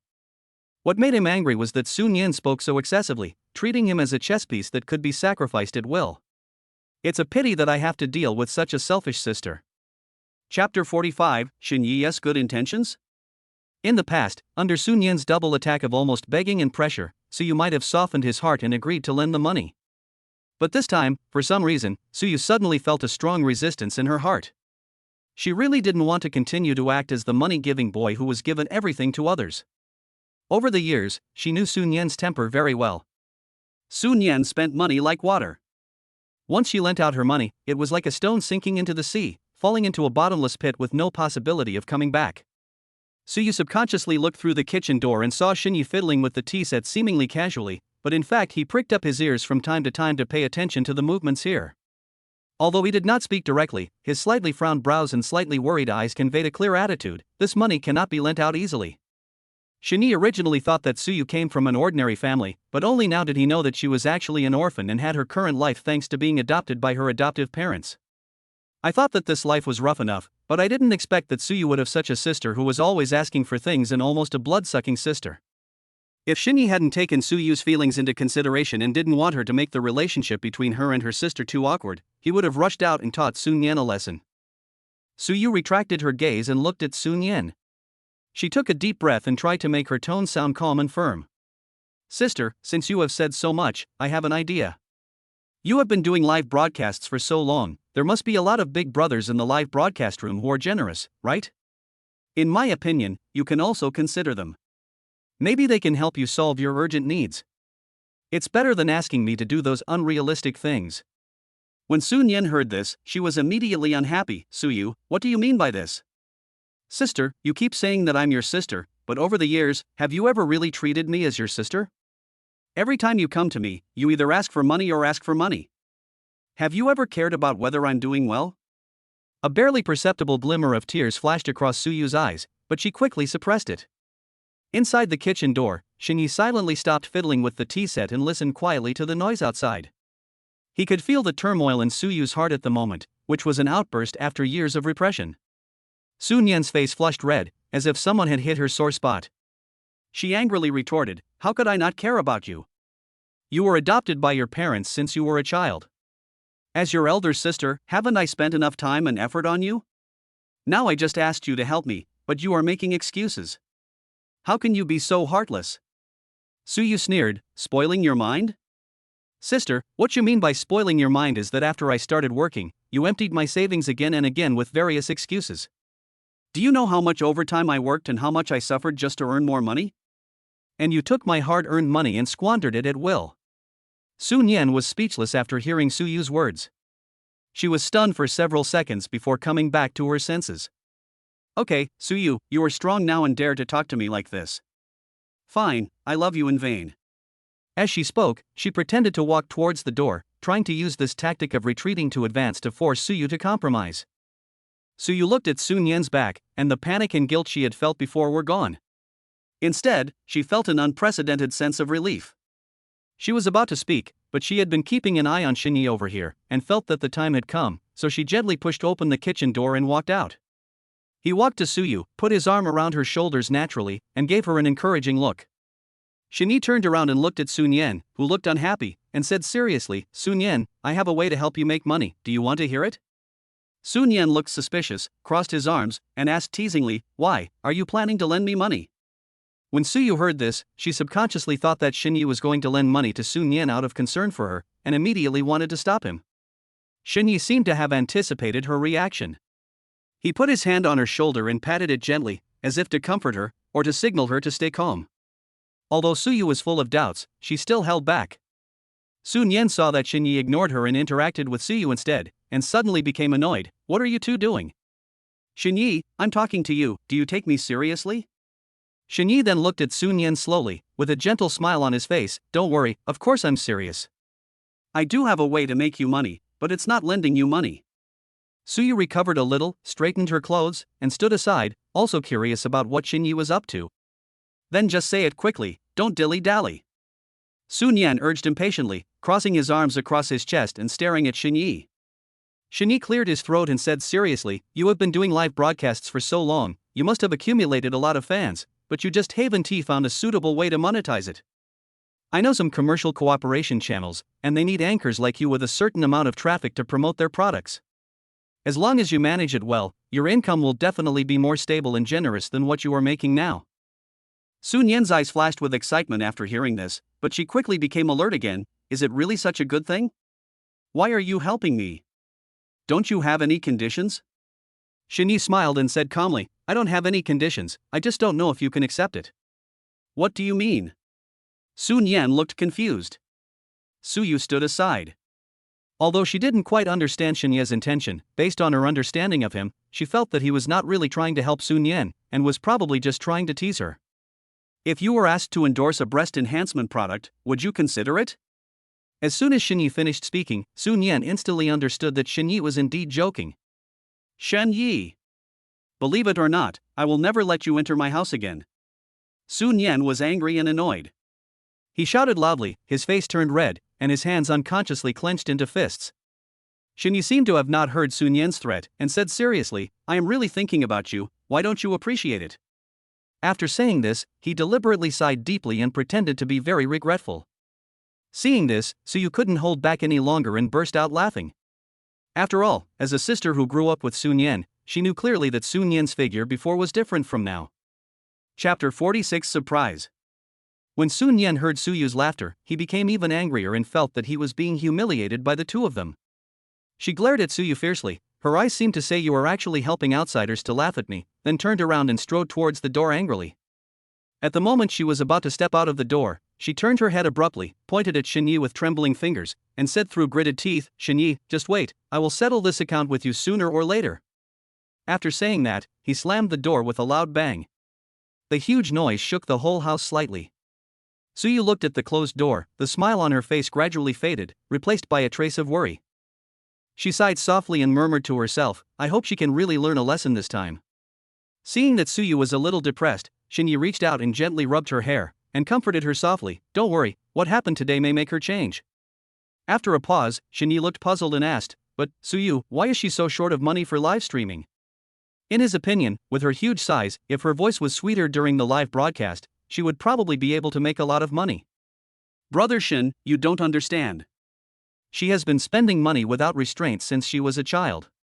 She is a typical moonlighter and can hardly save any money every month. So that's how it is. Shinyi nodded thoughtfully, originally thinking that no one was willing to reward Sun Yen because of his bad temper. Suyu, don't lend her money easily again in the future, unless she pays you back first. Suyu nodded slightly, expressing her approval of Shinya's words. Just as she was about to speak, she suddenly remembered Shinya's bold actions in front of Sun Yen just now, and her face instantly turned red again. She glared at Shinyi in reproach and said, Brother Shin, what were you doing just now? There were so many people around, how could you? Shinyi looked at Suyu's shy appearance and thought she was so cute. He couldn't help but reach out and pull her into his arms, hugging her tightly, and whispered in her ear, I just saw that you were forced into a corner by her, so I wanted to help you out. As Suyu listened to Shinya's explanation, the shyness and anger in her heart gradually dissipated, replaced by a sweet feeling. She leaned in Shinya's arms, feeling his warm embrace, and said softly, "Then you are not allowed to do this again in the future, it's too embarrassing." Shini smiled and nodded, saying, okay, I promise I won't do it again." Shini put his hands under Suyu's armpits and gently picked her up. With this hug, Suyu's pajamas were pulled up a little bit, and Shini then discovered that Suyu was actually wearing flesh-colored stockings underneath her pajamas. His eyes fell on the flesh-colored stockings that were barely visible, and he was stunned for a moment. Suyu noticed something strange about Shinyi and followed his gaze. Her face instantly turned red to her ears. She was embarrassed and annoyed. She gently hit him on the shoulder and said coquettishly, "Brother Shin, what are you looking at again?" Shinyi came back to his senses and teased her with a wicked smile, "I didn't expect you to have such a little thought. Are these stockings specially prepared for me?" Suyu buried her head in Shinya's arms and said in a voice as thin as a mosquito, "You make fun of me when you hate me." Shinyi carried Suyu and walked towards the bedroom, his steps light but somewhat anxious. Suyu put her arms around Shinya's neck, raised her head slightly and looked at Shinya's angular profile, her heart filled with a complex emotion of sweetness and shyness. When Shinyi gently placed her on the bed, a hint of panic and anticipation flashed in her eyes. Shinyi leaned over and placed his hands on both sides of Suyu's body. The two of them gazed at each other affectionately. The atmosphere in the room was warm and sweet. An hour later, Suyu lay in Shinya's arms with a tired look on her face. Shinyi felt proud unconsciously as he looked at the increasingly sexy beauty in his arms. He really didn't expect Suyu to give him such a big surprise today, which really made him have a great time. "Brother Shin, stop looking at me." Suyu noticed Shinya's fiery and somewhat obsessed gaze and her cheeks flushed again. She shrank her head into Shinya's arms, trying to avoid the look that made her shy, but the corners of her mouth couldn't help but rise slightly, revealing a hint of sweetness. Shinyi smiled gently and tightened his arms slightly to hold Suyu tighter. His eyes gently wandered over Suyu's face. At this moment, her hair was scattered messily on her shoulders, and her skin was faintly pink due to passion. There was still a lingering confusion and tenderness in her eyes. This appearance made Shinyi feel that Suyu exuded an indescribable sense of a wife. After Shinya's two developments, the youthfulness of Suyu is gradually fading away, and is replaced by the unique charm of a mature woman. She was breathing slightly, her chest rising and falling gently with her breathing, and her inadvertently lazy posture became even more alluring. Shinyi looked at Suyu in front of him with tenderness and attachment in his heart, wishing he could freeze this beautiful moment forever. "Suyu, did you know?" Shinya's voice was low and gentle, and it sounded softly beside Suyu's ears, "I really can't bear to let you go when you are like this now." Suyu's cheeks turned even redder when she heard this. She reached out and gently punched Shinya's chest, saying angrily, "You're the only one who can say nice things. But my heart feels as sweet as honey." After a short rest, Suyu, whose strength was slightly restored, slowly sat up from Shinya's body. Her hair fell messily on her shoulders. She casually put her hair behind her ears with her hands and said softly, "Brother Shin, I'll go cook for you. You must be hungry after all this busy time." When Shinyi heard this, he immediately reached out and pulled Suyu back into his arms, wrapped his arms around her tightly and shook his head like a rattle, firmly disagreeing. No, Suyu, you just went through all that and your body is still weak. You need to rest well. There's no rush to cook, just chat with me on the bed first." Chapter 47, Emotional Heat. Suyu smiled helplessly and leaned on Shinya's chest again, feeling his strong heartbeat, her fingers unconsciously drawing circles on his chest. Shinyi looked at Suyu's cute little action, raised the corners of his mouth, and asked softly, "Suyu, why did you suddenly think of such a special surprise today? Is there something good?" Suyu raised her head and said shyly, "There's no special reason, I just want to make you happy and give you something different. And I also want our relationship to grow stronger." The corners of Shinya's mouth curled up slightly. He knew in his heart that perhaps the appearance of Lin Wanqing made Suyu feel a sense of crisis, but this was also a good thing for him. "By the way, Suyu, do you know why Little Red Riding Hood has a flat chest?" Shinyi suddenly changed the subject and asked a confusing question. Why?" Suyu looked confused and puzzled. She didn't understand why Shinyi suddenly asked this. She felt uneasy and subconsciously thought, could it be that he dislikes my small size? Thinking of this, she unconsciously lowered her eyes and looked at herself. When Shinyi saw Suyu's little action, he instantly understood her thoughts and said, "Suyu, I don't mean to think you are too young." Suyu's face turned red in an instant. She was so embarrassed that she wished she could find a hole to crawl into. She didn't expect that Shinyi could see through her little thoughts at a glance. "Brother Shin, please stop keeping me in suspense and tell me now. I really can't guess.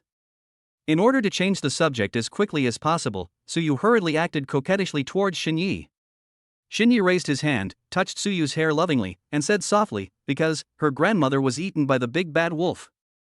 Ah! Suyu was stunned at first, and her brain froze instantly, failing to react to the deep meaning of these words. But when she saw the mischievous smile on Xinya's face, she suddenly realized what was going on. Brother Shin, you are so bad. Suyu pretended to be angry and gently hit Xinya's chest, but the blush on her face became more intense. Xinyi couldn't help laughing when he saw Suyu's cute appearance. He took Suyu's hand that was pounding on her chest and gently stroked her fingertips, his eyes full of doting. Okay, I won't tease you anymore. He adjusted his posture slightly so that Suyu could lean more comfortably in his arms, resting his chin lightly on the top of her head, sniffing the faint fragrance emanating from her hair. By the way, Suyu, can I call you Yu from now on? When Suyu heard Xinya's intimate proposal, her heart trembled slightly. The blush on her face had not yet faded, and now it spread to her ears like a burning cloud. She nodded gently, her voice as soft as a mosquito. Okay, Brother Shin, you can call me whatever you want. Then, if that's the case, don't call me Brother Shin anymore. What's that called? Xinyi raised a sly smile and said, Yeah, do you know there's a joke on the internet that says when a girl calls a boy brother-in-law, the atmosphere is very ambiguous? I just want you to call me that. Just think about how special this name is. It's a little secret between us two. Suyu lowered her head slightly and muttered softly, I know there is this joke, but what does it have to do with us? Xinyi found Suyu's shy look so cute that he leaned close to her ear and whispered in her ear, Yeah, try it. Suyu bit her lower lip and hesitated for a long time before she mustered up the courage to hum in a voice as small as a mosquito, Sister, brother-in-law. As soon as she said this, she wished she could find a hole in the ground to crawl into. Her cheeks were burning so much that she didn't dare to look directly at Xinyi. Xinyi was so happy when he heard the soft brother-in-law, but he pretended to be calm and responded seriously, Hey yeah, your brother-in-law will protect you no matter what happens in the future. Suyu was so amused by Xinya's appearance that she burst out laughing, and her original shyness also dissipated a little. She raised her head and looked at Xinyi with a smile in her eyes. Brother-in-law, you are so mean and you only like to tease me. Yeah, you have to call me brother-in-law more often in the future. Calling me brother-in-law sounds better than anything else. Xinyi whispered in Suyu's ear, and his warm breath caused a tingling sensation in her neck. Suyu gently hit Xinya's shoulder and pretended to be angry and said, You just know how to bully me. Let's see if I will scream again in the future. Although she said so, she couldn't hide the smile in her eyes. As Suyu was smiling, a thought suddenly flashed through her mind, and her brilliant smile froze in an instant and disappeared without a trace. What's wrong? Xinyi noticed that Suyu was acting strange and couldn't help but ask. Humph. Brother Shin even said that you don't dislike me because I'm younger than you. Are you attracted to my sister? Suyu frowned slightly, a trace of grievance flashed in her eyes. Otherwise, why do you insist that I call you brother-in-law? Brother-in-law is my sister's husband. Xinyi sighed helplessly in his heart and smiled bitterly. Yeah, don't you think that I would like your sister with such a bad temper? But she has a big thing. Suyu muttered softly that once a woman fell into such groundless suspicion, it would be difficult to persuade her. I only like you to be natural and real like this. Xinyi stretched out his finger. He tapped Suyu's head gently as if to knock out her confused thoughts. And I don't necessarily require you to call me brother-in-law. Xinyi changed the subject and a hint of cunning flashed in his eyes. Then what else? Suyu pouted unconsciously. Call. Xinyi deliberately lengthened his tone and whispered the name close to Suyu's ear. After hearing this, Suyu's eyes widened and her cheeks turned red. She felt that this request was too embarrassing and was so embarrassed that she couldn't speak for a while. Chapter 48 Complaining to Mom. Looking at Suyu's blushing face, Xinyi was about to say something when Suyu's cell phone suddenly buzzed. Suyu reached out to take the phone, and when she saw the screen showing an incoming call from her sister Sunun Yen, she froze instantly. She subconsciously looked at Xinyi. What should I do, Brother Shin? Xinyi raised his eyebrows, a playful smile appeared on the corner of his mouth. Answer it, and see what your sister wants to see you about. Suyu took a deep breath and pressed the answer button. Hello, sister, what's the matter? On the other end of the phone, Sunun Yen's voice was cold and sharp. Suyu, is Xinyi with you? Suyu's heart suddenly tightened, and she subconsciously glanced at Xinyi. He was leaning over to the side, as if he wanted to hear clearly what was being said on the phone. Suyu calmed herself down and pretended to be calm. No, sister, he's not here. That's good. I know your boyfriend is here today, and I feel like he's backing you up, so I don't want to give me money. Just don't forget that I am the one who has the final say in our family. From now on, as long as I am here, he will never be able to step into our house. Suyu listened to her sister's words and secretly complained in her heart. She thought Sunun Yen could come up with some new and novel threats, but she didn't expect it to be the same old routine again. In fact, she didn't expect Xinyi to accompany her home. To put it another way, even if she really went home, would Xinyi marry her? The answer is no. Although Xinyi was very caring towards her at this moment, Suyu was very clear about her identity as if she were a mirror in her mind. She only hoped that she could treat Xinyi wholeheartedly in the future.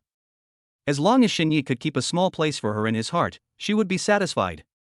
Thinking of this, Suyu said in a firm tone, "Sister, my money didn't come from the wind. If you really need money, go earn it yourself, don't beg me for it like a shrew." You.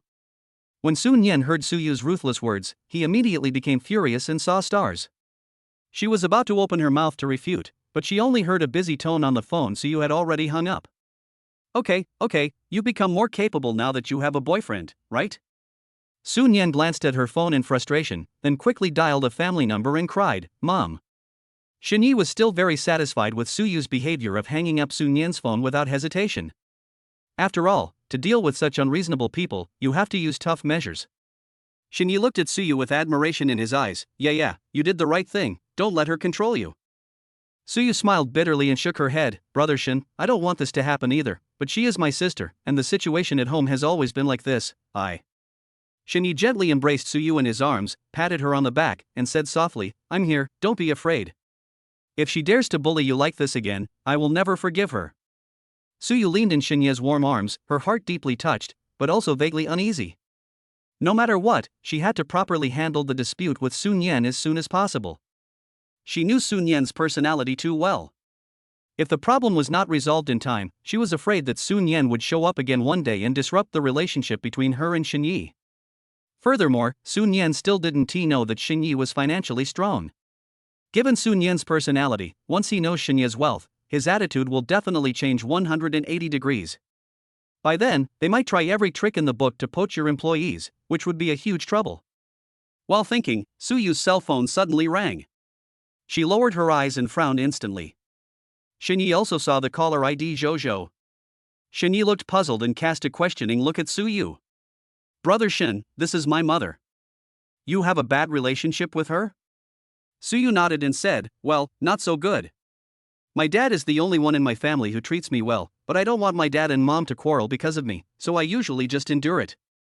After hearing this, Xinyi hugged Suyu tightly in his arms with heartache, and said softly, "It's okay, yeah, answer it, I'm here." Suyu raised her eyes and met Xinyi's firm gaze, and her heart suddenly felt a little more at ease. To be honest, she really didn't want to talk to her mother, because her mother, like Sunun Yen, was unreasonable in many things. Just as the phone was about to stop ringing, Suyu pressed the answer button. "Hello, Mom." On the other end of the phone, Jojo's voice was a little tired and angry. Yeah, your sister just called me and cried so sadly. She said that you don't take your family seriously because you have a boyfriend. You didn't even give her some money when she asked for it, and you even said mean things to her. What's going on?" Suyu felt aggrieved. She glanced at Xinyi beside her, calmed herself down and explained, "Mom, it's not like that. Sister always has no legitimate reason to ask for money. The money I earn through hard work is not blown by the wind. And she threatened me today, saying that as long as she is here, she will not let Brother Shin into the house." Jojo listened and was silent for a moment before saying, "No matter what, she is still your sister. Can't you give in to her a little? Don't make things too awkward for your family." "Mom, I've always been giving in to her, but she can't be so pushy." Xinyi was listening on the side, and couldn't help but take the phone, and said politely and sincerely, "Hello, Auntie, I am Xinyi. I know Suyu cares about her family very much, and has always been very tolerant of Sister Sunun Yen. But this time Sunun Yen's behavior is indeed a bit too much. If she continues to indulge like this, it will not be good for everyone." Jojo seemed a little surprised that Xinyi would talk to her directly. After a pause, she said, "You sound quite polite, young man. But this is our family affair. Why would you, an outsider, interfere?" Xinyi responded calmly, "Auntie, although I am an outsider, Suyu and I are truly in love, and I can't bear to see her being wronged. I hope you can look at this matter fairly, instead of blindly favoring Sunun Yen. Jojo was speechless for a moment after being confronted by Shini. He said unhappily, "Humph, young people nowadays don't know the rules. Yeah, you can handle it yourself. If you don't handle your relationship with your sister well, don't even think about entering the house in the future." After saying that, he hung up the phone. Suyu stared at the phone blankly, her eyes red and her heart full of grievances surging like a tide. She had been carefully maintaining family relationships, but in return she received such indiscriminate accusations from her mother, which made her feel heartbroken. Shini hugged her again distressfully, patted her back gently, and tried to calm her down. Yeah, don't be sad, your mother was just misled for a while, and when she calms down, she may understand your difficulties.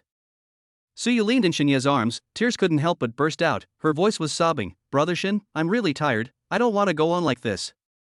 I have been trying to maintain the harmony of this family, but why don't they understand me?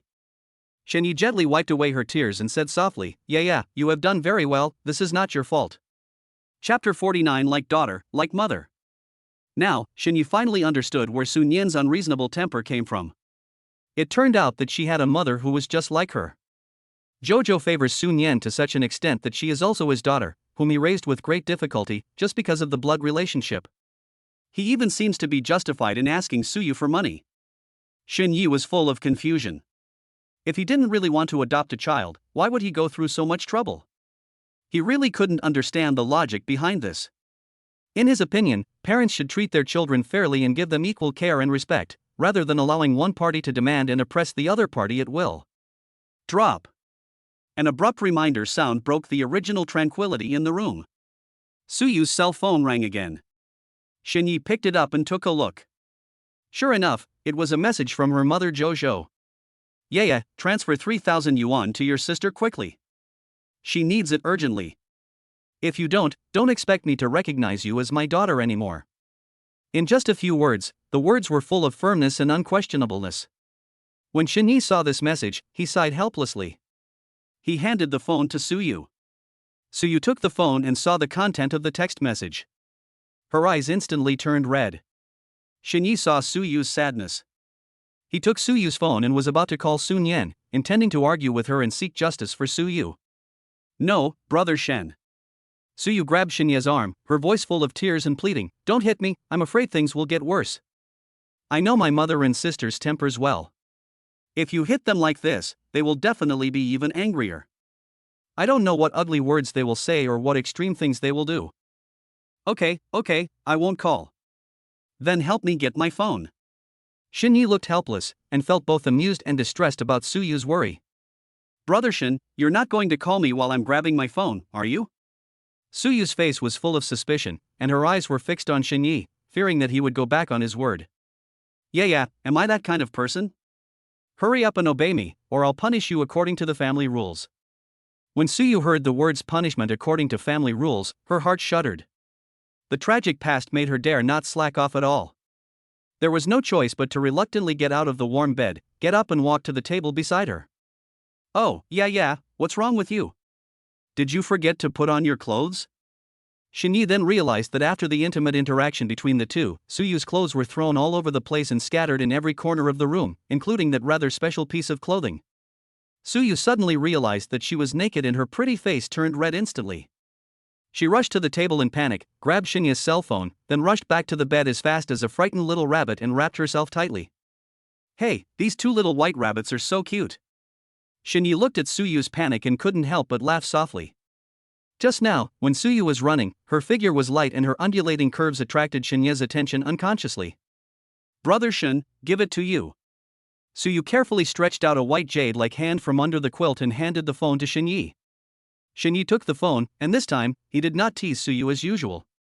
After pondering for a moment, he picked up his mobile phone and transferred 200,000 yuan to Suyu, and then planned to transfer 10,000 yuan to Suyu's mother Jojo. Although Jojo's behavior made him quite dissatisfied, she was Suyu's mother after all. Even though they are not related by blood, Suyu has feelings for her after living together for so many years. Shinyi does not want to further intensify the conflict between Suyu and her family because of him. Shinyi didn't want to cause Suyu to have family conflicts because of him. At this moment, Suyu, hiding in the quilt, was still feeling embarrassed about her embarrassing appearance of running and jumping naked just now, and she didn't notice at all that Xinyi was operating something with her mobile phone. Although she and Xinyi were very close and had been honest with each other for a long time, this private and slightly embarrassing scene still made her feel extremely embarrassed, as if countless ants were crawling in her heart. And she also noticed that Xinye's eyes were always on her.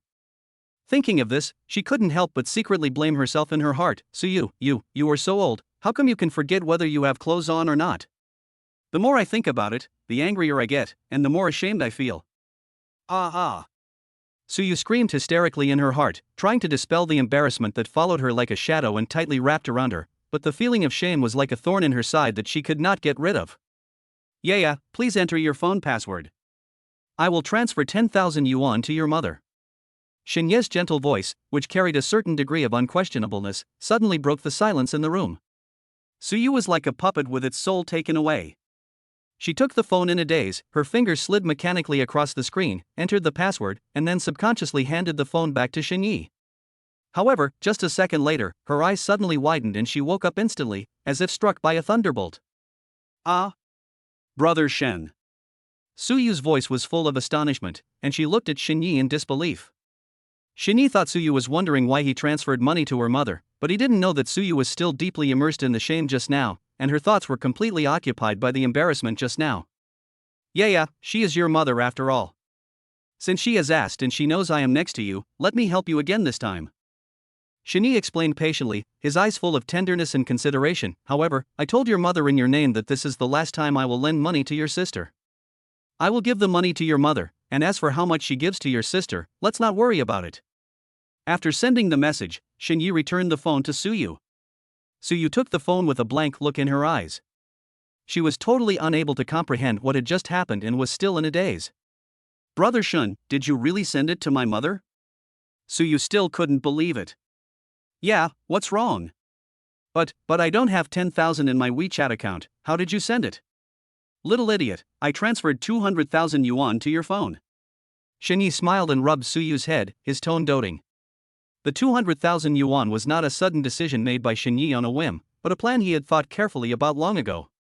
After all, from a certain perspective, the relationship between him and Suyu has more or less some special meaning. Even though he had bought her a car before, he had never transferred any money to Suyu. Suyu was a sensible girl and had never asked him for money, but Xinyi knew in his heart that he would not give less than the material support she deserved. Moreover, Xinyi has a plan hidden deep in his heart, which is to hope that Suyu can quit her job and live safely and comfortably at home as his well-cared-for canary, away from the trivialities and troubles of life. However, he also knew in his heart that all this had to respect Suyu's wishes and he could not impose his own ideas on her. Brother Shen, I don't know what to say. Suyu's eyes became red again and her voice choked with sobs. She didn't expect Xinyi to be so considerate of her. He not only cleverly dealt with her mother's unreasonable demands, but also wanted to fundamentally change her life. The mobile phone in his hand seemed to weigh 1,000 pounds at this moment. It carried not only the transfer information, but also Xinyi's full love and care. Silly girl, don't say anything, I do all this willingly. Xinyi gently embraced Suyu in his arms, his chin resting lightly on the top of her head. I know you have suffered too much injustice in this family. From now on, I just want to protect you and prevent you from shedding another tear. Chapter 50 City Live Broadcast. Because she was moved, Suyu pressed herself tightly against Xinyi. Now, Suyu didn't care whether to wear clothes or not. Xinyi felt the heavy weight of Suyu on his arm, which was soft and warm, making him want to take a bite. If Suyu was allowed to continue making trouble, Xinyi might not be able to bear it anymore. He quickly took a deep breath, trying to calm his inner throbbing, and gently pushed Suyu away a little. Yeah, you're sticking to me like this, do you want to be punished by the family rules? When Suyu heard this, she was stunned at first, then she realized the deep meaning of Xinyi's words, and her pretty face turned red instantly. Only then did she come to her senses and realize that she was almost naked. She realized that the temperature in the room seemed a little too high and that her behavior was a little too bold and intimate. She hurriedly pulled a corner of the quilt from the bed and wrapped herself up, leaving only her blushing face exposed.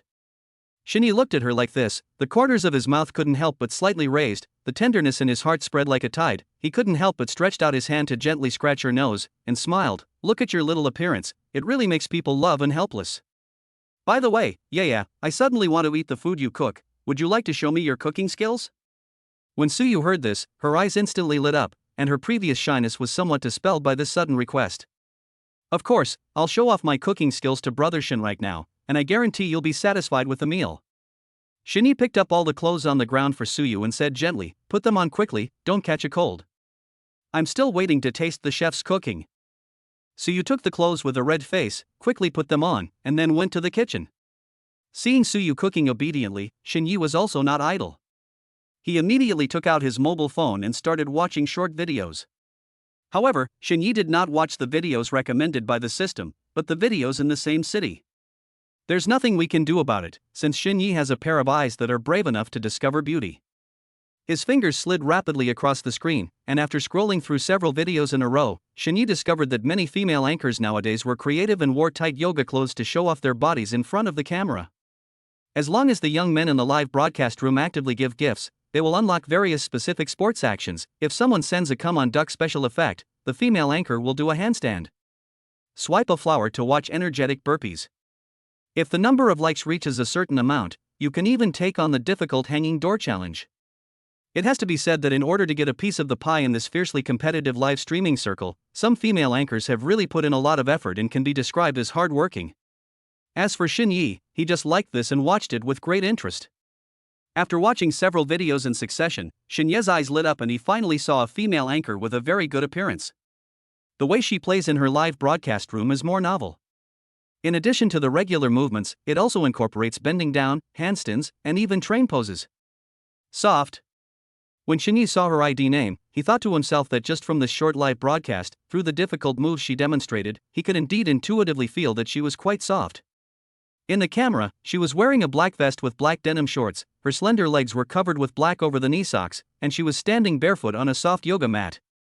During the live broadcast, she revealed a charming and moving expression from time to time. Brothers, go all out, this challenge is easy for me. While she was shouting with all her might, she was also making all kinds of dazzling movements in coordination with the gift special effects that kept popping up on the screen. Facing the audience's difficulties, she still responded stubbornly, "Humph, this level can't be difficult for me at all." Shinyi was so engrossed in watching that his fingers unconsciously slid across the screen, his eyes fixed on the female anchor named Wanwan. At this time, Suyu was busy in the kitchen. The sound of pots and pans colliding could be heard constantly. She was humming a little tune while cooking the dishes carefully. In the live broadcast room, Wanwan's performance became more and more exciting. As gifts continued to pour in, the difficulty of her movements gradually increased. I saw her bend down lightly, with her hands firmly on the ground, her body forming a graceful arc, and her slender waist seemed soft as if she had no bones. Her long hair fell to the ground like a waterfall, contrasting with the black yoga mat, making her look even more charming. Brothers, you are so awesome. There are even more powerful ones, just wait and see. She smiled softly and then with a neat movement, she did a handstand with her legs stretched straight toward the ceiling, demonstrating her core strength to the fullest. She still had a confident and charming smile on her face, and her eyes were full of temptation to the audience, as if announcing her infinite charm to everyone. The barrage in the live broadcast room scrolled wildly in an instant, and all kinds of messages of praise and rewards filled the screen like snowflakes. Shinyi was deeply attracted by her performance. He tapped the screen with his thumb unconsciously and sent out a few cheers. Wanwan was sharp-eyed and immediately noticed Shinye's reward. Her voice instantly became sweeter. "Thank you for the gift, big brother. I love you." As she said that, she immediately leaned against the wall and did a handstand. There weren't many people in her live broadcast room, only a few hundred. However, the consumption capacity of these hundreds of people is not comparable to that of other live broadcast rooms. After all, they are all perverts. As Shinyi listened to the soft and sweet thanks, the joy in his heart grew stronger, and his eyes became more and more glued to the screen, unwilling to move away even a little. Wanwan was standing upside down against the wall, her legs straight as two slender jade pillars, stretched steadily towards the ceiling. Her over-the-knee black calf socks glowed softly under the light, outlining her graceful calves. Shinye's eyes uncontrollably fell on the extremely attractive absolute territory above the soft calf socks, as well as her well-defined and heart-moving vest line. Hiss. Shinyi couldn't help but take a breath. As he watched, an indescribable restlessness welled up in his heart, as if a small flame was quietly burning in his heart. As the blood flowed back, her cheeks flushed slightly, making her look even more beautiful. Her long hair cascaded down like black satin, almost touching the ground, intertwining with the black yoga mat, creating a unique visual beauty. Her eyes were bright and charming, and she blinked at the camera from time to time, causing the barrage of comments in the live broadcast room to become more and more crazy.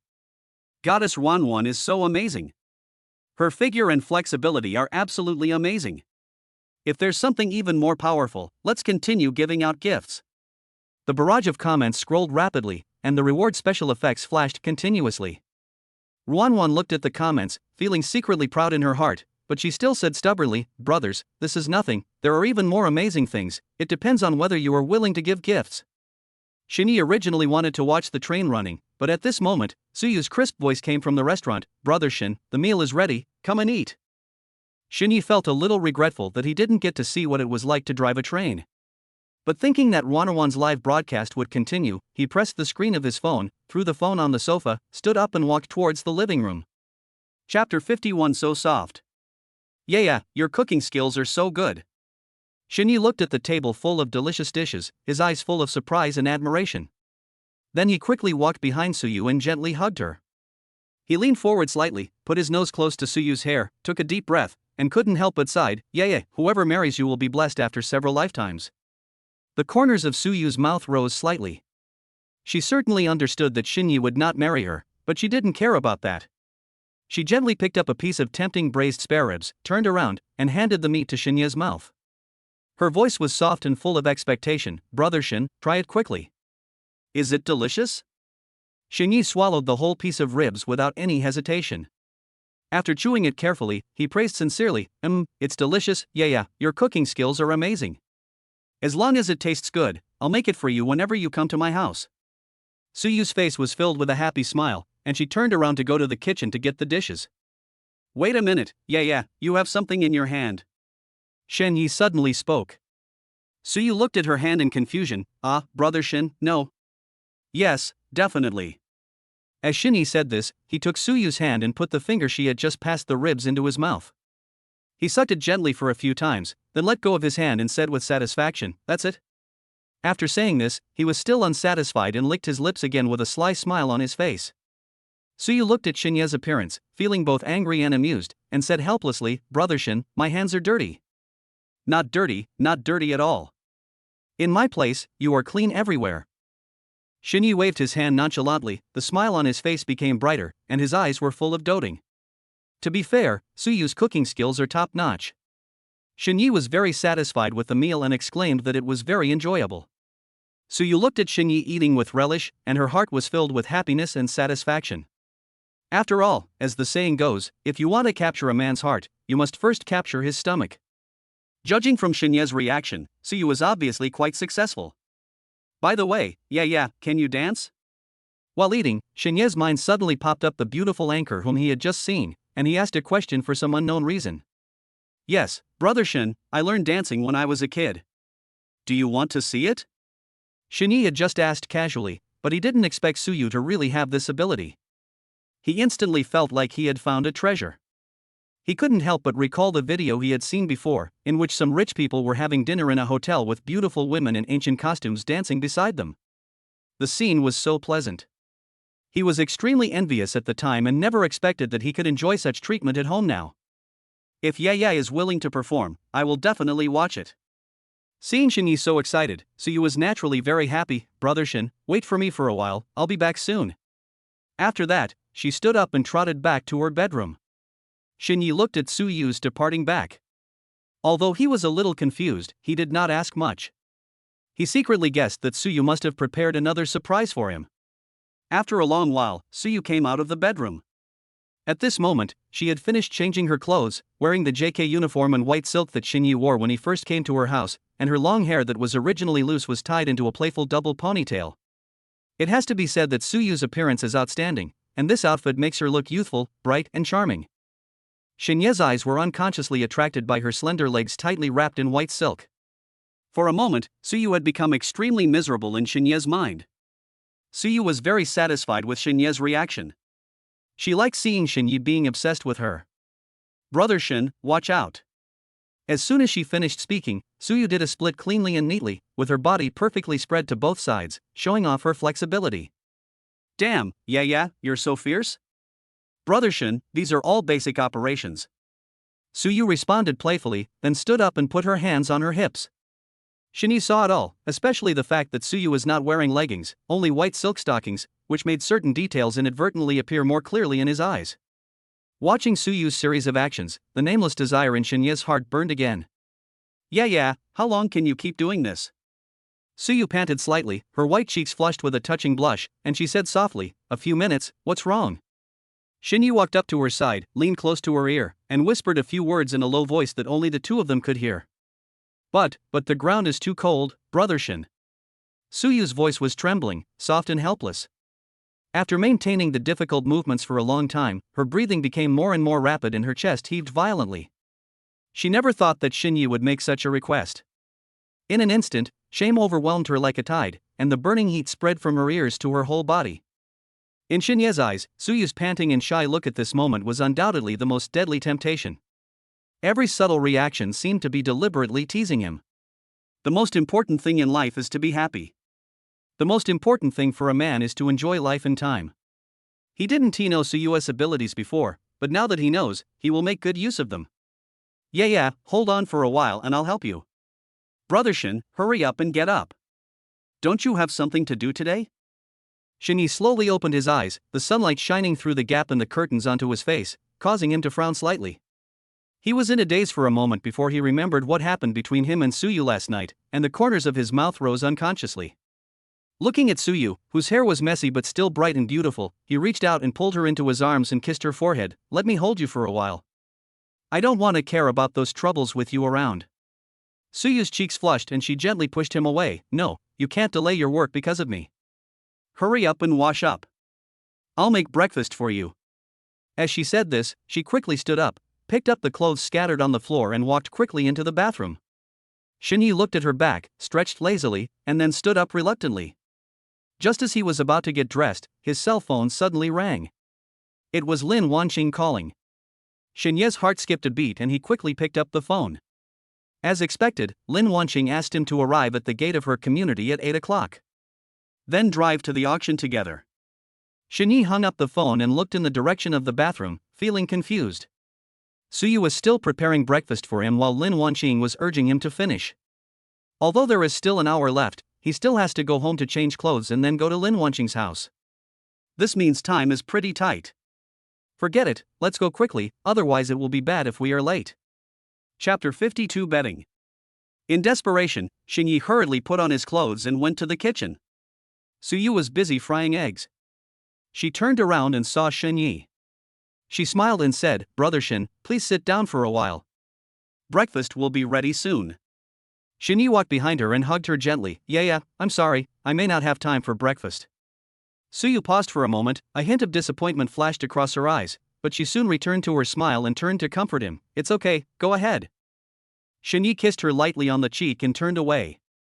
When Shinyi changed his clothes at home and came to the gate of Lin Wanqing's community, a brand new Maybach was parked there steadily, shining with a cold metallic luster in the sunlight.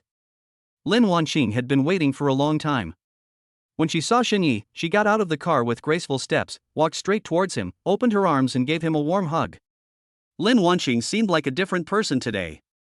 She was wearing a purple slim dress that fit her body tightly, showing off her exquisite figure without reservation.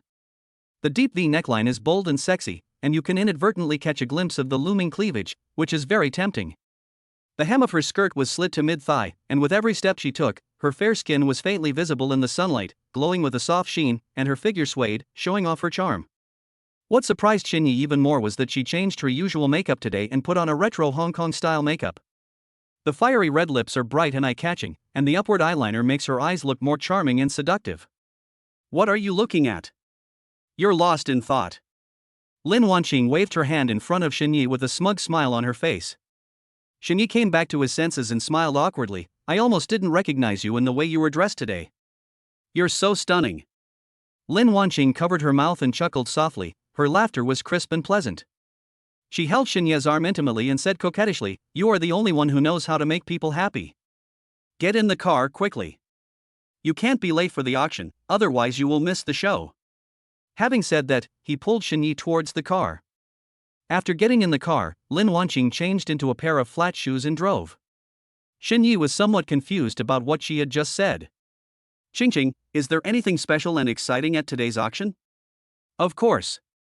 Didn't I tell you before that the finale piece of jewelry today is more expensive than you can imagine?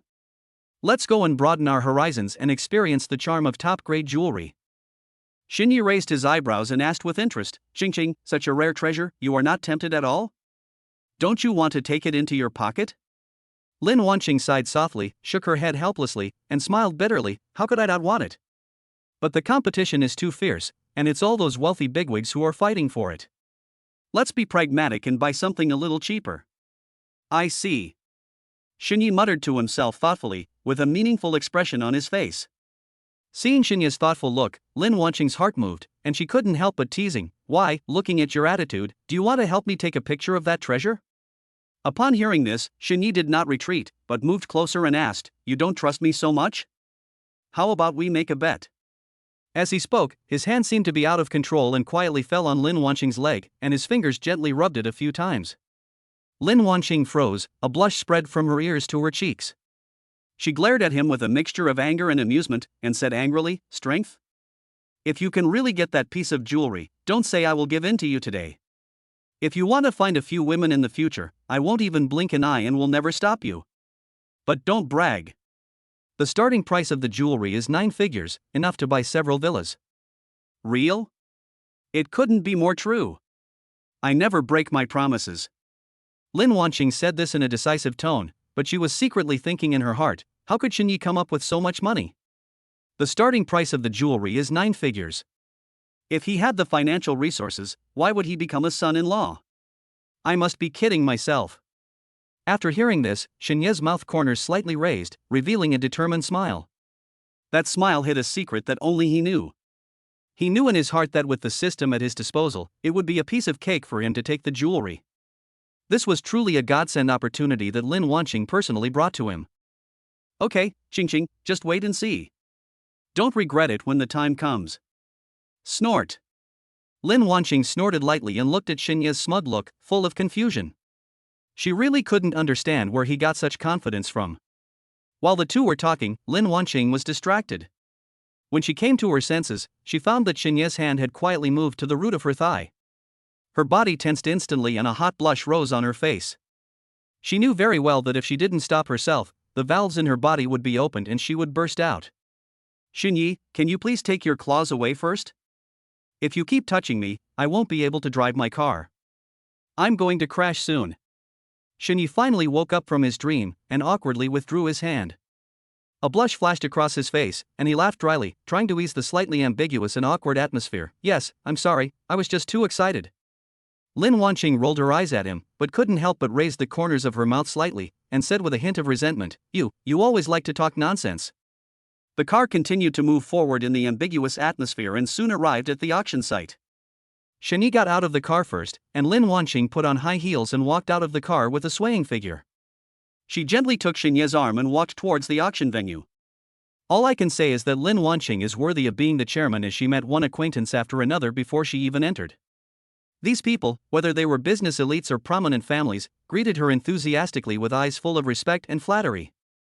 Lin Wanqing responded calmly, always with a decent smile on her face, showing the demeanor of a strong woman in the workplace. Director Lin, I haven't seen him for a long time, but he's still as charming as ever. An old man with gray hair but vigorous spirit walked over quickly with a smile on his face. Lin Wanqing quickly responded, Mr. Zhang. Long time no see, how are you these days? The two exchanged a few pleasantries, and the old man's gaze fell on Xinyi, with a hint of curiosity in his eyes. Seeing this, Lin Wanqing introduced him at the right time. Mr. Zhang, this is my friend Xinyi. Xinyi is Mr. Zhang Hongye, the helmsman of the Zhang Group. Xinyi extended his hand politely. Mr. Zhang, I have heard of your name for a long time. Zhang Hongye smiled and shook hands with him. Although Lin Wanqing only said that they were friends, Zhang Hongye thought he was her boyfriend. I just don't know whether Xinyi is a rich second-generation kid or a gigolo hired by Lin Wanqing. After all, it is not uncommon for some wealthy and powerful women to find a young and handsome gigolo. Chapter 53 Love Rival? Although Zhang Hongye had many guesses in his mind, he still had a decent smile on his face and said, Mr. Xin is a handsome man. He came here with Director Lin. I guess he is also interested in jewelry collection? Shini smiled modestly and responded, Mr. Zhang, you are too kind. I only know a little bit about jewelry. This time I mainly came with Mr. Lin to see it and learn a little. Zhang Hongye nodded and looked at Shini again, as if assessing his strength and background. It would be fine if he was just a pretty boy. After all, Lin Wanqing would get tired of him sooner or later. But it would be difficult if it was a young master from some other family. After all, he knew that his son had long admired Lin Wanqing, the flower of the high mountain who came to the capital. In this business circle and world of fame and fortune, although Lin Wanqing is divorced and has a child, her charm has not diminished at all. Instead, she has gained a bit of the unique charm of a mature woman. She was decisive and capable, and she ran her company successfully. She established herself in the business world and became unattainable in the eyes of many people, which made Zhang Yi's admiration for her even deeper. The more Zhang Hongye thought about it, the more uneasy he felt. He knew his son's temper very well, and once he made up his mind, it would be difficult to change it. If Xinyi really has a background, then he must find a way to help his son and not let this relationship die before it even begins. Mr. Xin, you are too polite. It is a good thing that young people are interested. This auction is full of hidden talents. You may learn a lot from it. Zhang Hongye had an amiable smile on his face, but his words were full of tentativeness. Mr. Xin looks unfamiliar, I wonder where he works. Xinyi could tell there was something behind his words, but he remained calm and answered in a neither humble nor arrogant manner, Mr. Zhang, I am just an ordinary person. I am currently running a small business, which is not worth mentioning. Xinyi brushed it off lightly, without leaving a single flaw. Zhang Hongye wanted to ask more, but someone called him, so he had to give up for the time being and said to Xinyi and Lin Wanqing, sorry, I have to go over there to greet them first. I will be absent for a moment. After Zhang Hongye walked away, Lin Wanqing gently took Xinyi's arm and joked with a smile, so you are so good at talking. I wouldn't have said that if you hadn't kept rubbing your shoulder against me. Xinyi leaned slightly to the side, lowered his voice, with a faint smile on the corner of his mouth and his eyes full of doting. Lin Wanqing blushed, patted Xinyi's arm gently, and said coquettishly, you are the only one who can talk nonsense, I am afraid that you will say something nonsense. That's true, but why do I feel an inexplicable hostility? Could it be that the old man just now has a crush on you? Hey, what's wrong? Are you jealous? Xinyi raised his eyebrows and said seriously, I have to keep an eye on potential competitors, but looking at his age, he doesn't want to be with young girls, right? Lin Wanqing almost blushed when she heard this. After all, she is a generation older than Xinyi. Doesn't this mean that Xinyi despises her age? She frowned slightly, a hint of displeasure flashed in her eyes, and asked with a hint of questioning, Xinyi, what do you mean by this? When Xinyi saw Lin Wanqing's strange expression, he immediately realized that he had said something wrong and hurried to make amends. He held Lin Wanqing's hands with both hands and shook them gently, with a flattering smile on his face, Qingqing, please don't misunderstand me. I was just joking. How could I dislike you? In my heart, you will always be the most charming and attractive. Age is not worth mentioning in front of love. Lin Wanqing pretended to be angry. Turning his head away, Humph, I don't believe you can just coax me. Xinyi struck while the iron was hot and leaned close to her ear and whispered, really, think about it, how can that old man Zhang Hongye compare to me? The world can tell my feelings for you. Maybe I was too sensitive because of my hostility just now. Lin Wanqing then turned her head and rolled her eyes at him, you are sensible, but I also feel the hostility. It should be related to his son Zhang Yi. His son pursued me before, but I didn't agree. So that's how it is. It seems like he thinks of me as a love rival. But even if he pursued you, it doesn't matter. I'm the one next to you now. As he spoke, Xinyi gently pulled Lin Wanqing towards him. Lin Wanqing felt a warm current in her heart as she felt Xinyi's actions. But he still said, you just have wild thoughts. Let's go in quickly. With a smile on his face, Xinyi put his arm through Lin Wanqing's arm, and they walked towards the auction in unison. Hey, isn't this the beautiful Lady Lin? How come she's hooking up with a pretty boy after just a few days of not seeing her? A sharp and sarcastic voice suddenly sounded. Xinyi and Lin Wanqing subconsciously looked in the direction of the voice and saw a woman dressed in a bright tight skirt, dressed up gorgeously, holding the arm of a tall foreigner intimately, twisting her waist and walking straight towards them. Xinyi's heart skipped a beat and he thought to himself, could this be Lin Wanqing's competitor? He couldn't help but look at Lin Wanqing. At this moment, Sun Yao had already walked closer. Lin Wanqing shook her head slightly and signaled Xinyi with her eyes to keep quiet and let her handle it. What a narrow road the enemies meet. Lin Wanqing never expected that she would meet Sun Yao here. Sun Yao, as the chairman of Jinyuan Jewelry, is a sworn enemy of Lin Wanqing's company. They have been fighting openly and secretly over the years and have competed with each other countless times. Just a few days ago, Lin Wanqing had just defeated Sun Yao and severely suppressed her arrogance. Unexpectedly, not long after that, Sun Yao jumped out to cause trouble again. Lin Wanqing glanced at the foreigner next to Sun Yao and couldn't help wondering, from the looks of it, is she hooking up with a foreign big shot? Sun Yao's harsh mocking voice was still echoing in her ears, but Lin Wanqing was not in a hurry. With a decent and slightly mocking smile on her face, she responded slowly. I thought she was the etiquette lady hired by the auction. When I got closer, I saw that she was Miss Sunday. Why are you talking nonsense when I find a companion? But who can compare to you when it comes to liking young people? After not seeing each other for a few days, your taste has changed so much that you are looking for older men? Lin Wanqing looked vaguely at the foreigner next to Sun Yao. He was wearing an expensive custom-made suit and had a full beard. Although he has the deep facial features unique to Europeans and Americans, his face is covered with wrinkles and he looks to be at least 50 or 60 years old. When Sun Yao heard Lin Wanqing's counterattack, her face turned pale and red. Although the foreigner next to her didn't understand what they were saying, he noticed that the atmosphere was wrong and looked at Sun Yao with confusion.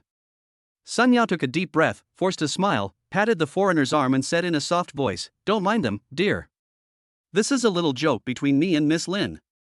Chapter 54 Lin Wanqing's Enemy. Lin Wanqing sighed inwardly. She had originally thought that if this foreigner could understand Chinese, she could instigate some trouble and start a fire in Sun Yao's backyard. But now it seems that her plan has failed. Lin Wanqing, don't be so proud.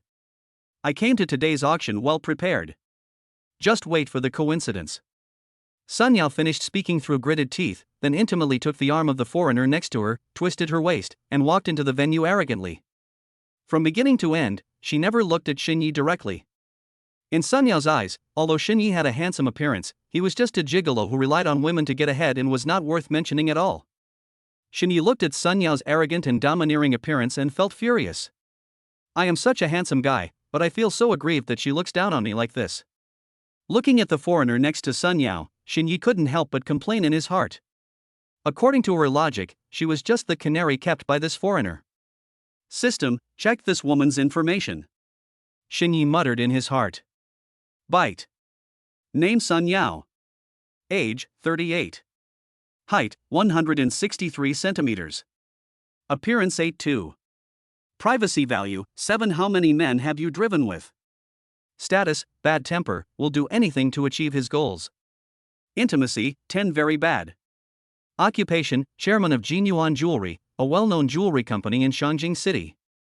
TSK, good fellow, it seems like he has done a lot of things like keeping gigolos. Xinyi looked at the privacy value given by the system and couldn't help but be amazed.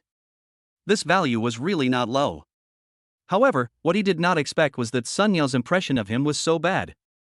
Could this be the reverse of the legendary love the person and love the dog? Because he hated Lin Wanqing, he was also disliked to the extreme? Xinyi, if you look at me again, I will dig your eyes out. Seeing Xinyi staring at the direction where Sun Yao left, with a barely perceptible hint of jealousy in his eyes, Lin Wanqing scolded him half jokingly and half seriously. Xinyi suddenly came back to his senses, looking at Lin Wanqing's cute appearance pretending to be fierce with slightly puffed cheeks, he couldn't help but burst out laughing. Xingqing, don't let your imagination run wild. I was just angry when I thought about Sun Yao's arrogant attitude, and I was thinking about how to teach her a lesson. Snort. Lin Wanqing snorted and turned away deliberately, not looking at Xinyi anymore, thinking to herself, how could I not know what you were thinking?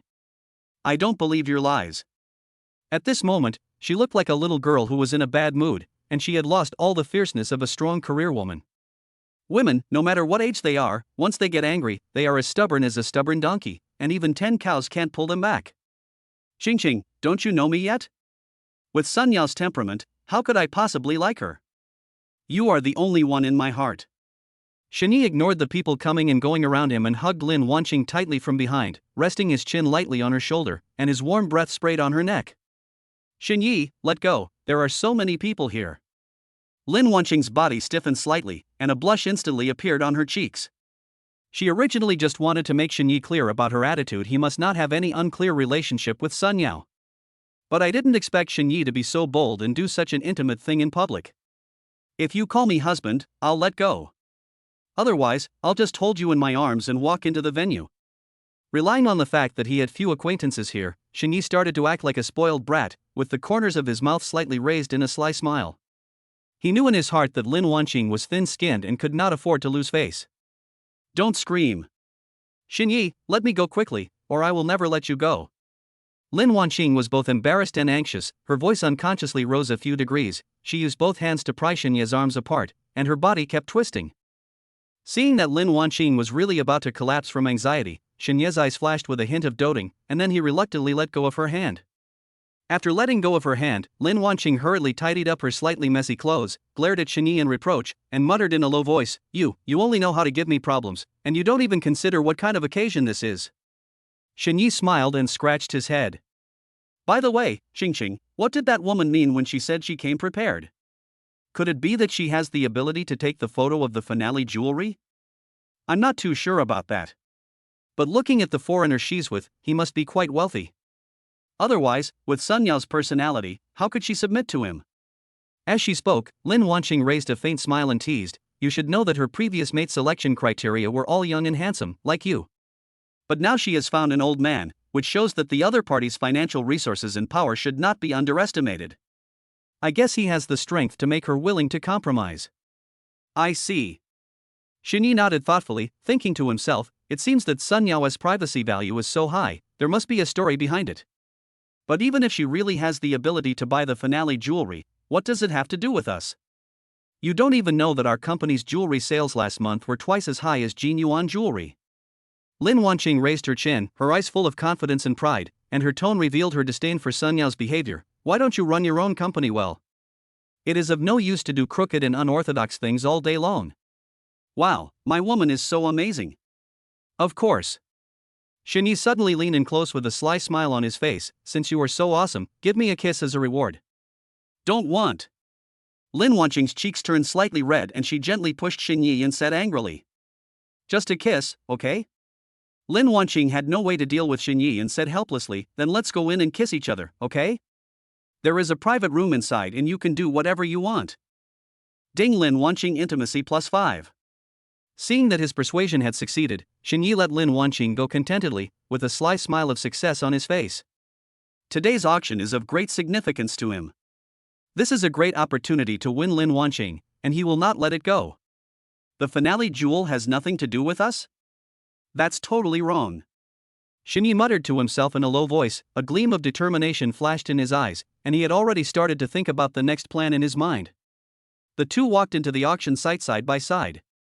Lin Wanqing took out a business card from her exquisite handbag and handed it to the receptionist at the door. The receptionist took it with both hands, immediately showed respect in his eyes, bowed slightly, and then quickly called over a beautiful woman in a gorgeous cheongsam. The cheongsam beauty walked over quickly with elegant steps, a professional yet friendly smile on her face. She nodded slightly and then turned sideways to lead Xinyi and Lin Wanqing to the second floor. The auction site is divided into 2 floors. The first floor is a spacious and bright public auction area. At this time, it is full of people. Everyone is talking and discussing the upcoming auction. The atmosphere is warm and noisy. The second floor is completely different. It is quiet and private, with private rooms scattered around. These private rooms are specially designed for distinguished guests with status and position. They are luxuriously decorated and well-equipped, allowing guests to enjoy a quiet and comfortable auction environment while also highlighting their unique identity and status. Chapter 55 Auctioneer Chow Yapping. The two followed the cheongsam beauty to a private room on the second floor. As soon as they entered, Xinyi was attracted by the layout of the room. In the center of the room stands an exquisite mahogany round table, surrounded by several comfortable leather chairs. Fresh fruits and exquisite tea sets are placed on the table. There are several priceless works of art hanging on the walls, which complement the classical furniture in the room. Lin Wanqing walked to the window, gently opened the curtains, and looked down at the bustling auction hall downstairs. A confident smile appeared on the corner of her mouth. Looking down from here is a different feeling. Xinyi walked up to her and gently put his arm around her waist. With you by my side, everything seems beautiful. Lin Wanqing blushed slightly and gently slapped his hand away. You just say sweet words. At this time, the Cheongsam beauty brought a list of jewelry items for the auction from outside. Shini took the list, sat on the sofa with Lin Wanqing, and looked through it together. He wanted to see if this finale jewel was a treasure and so valuable.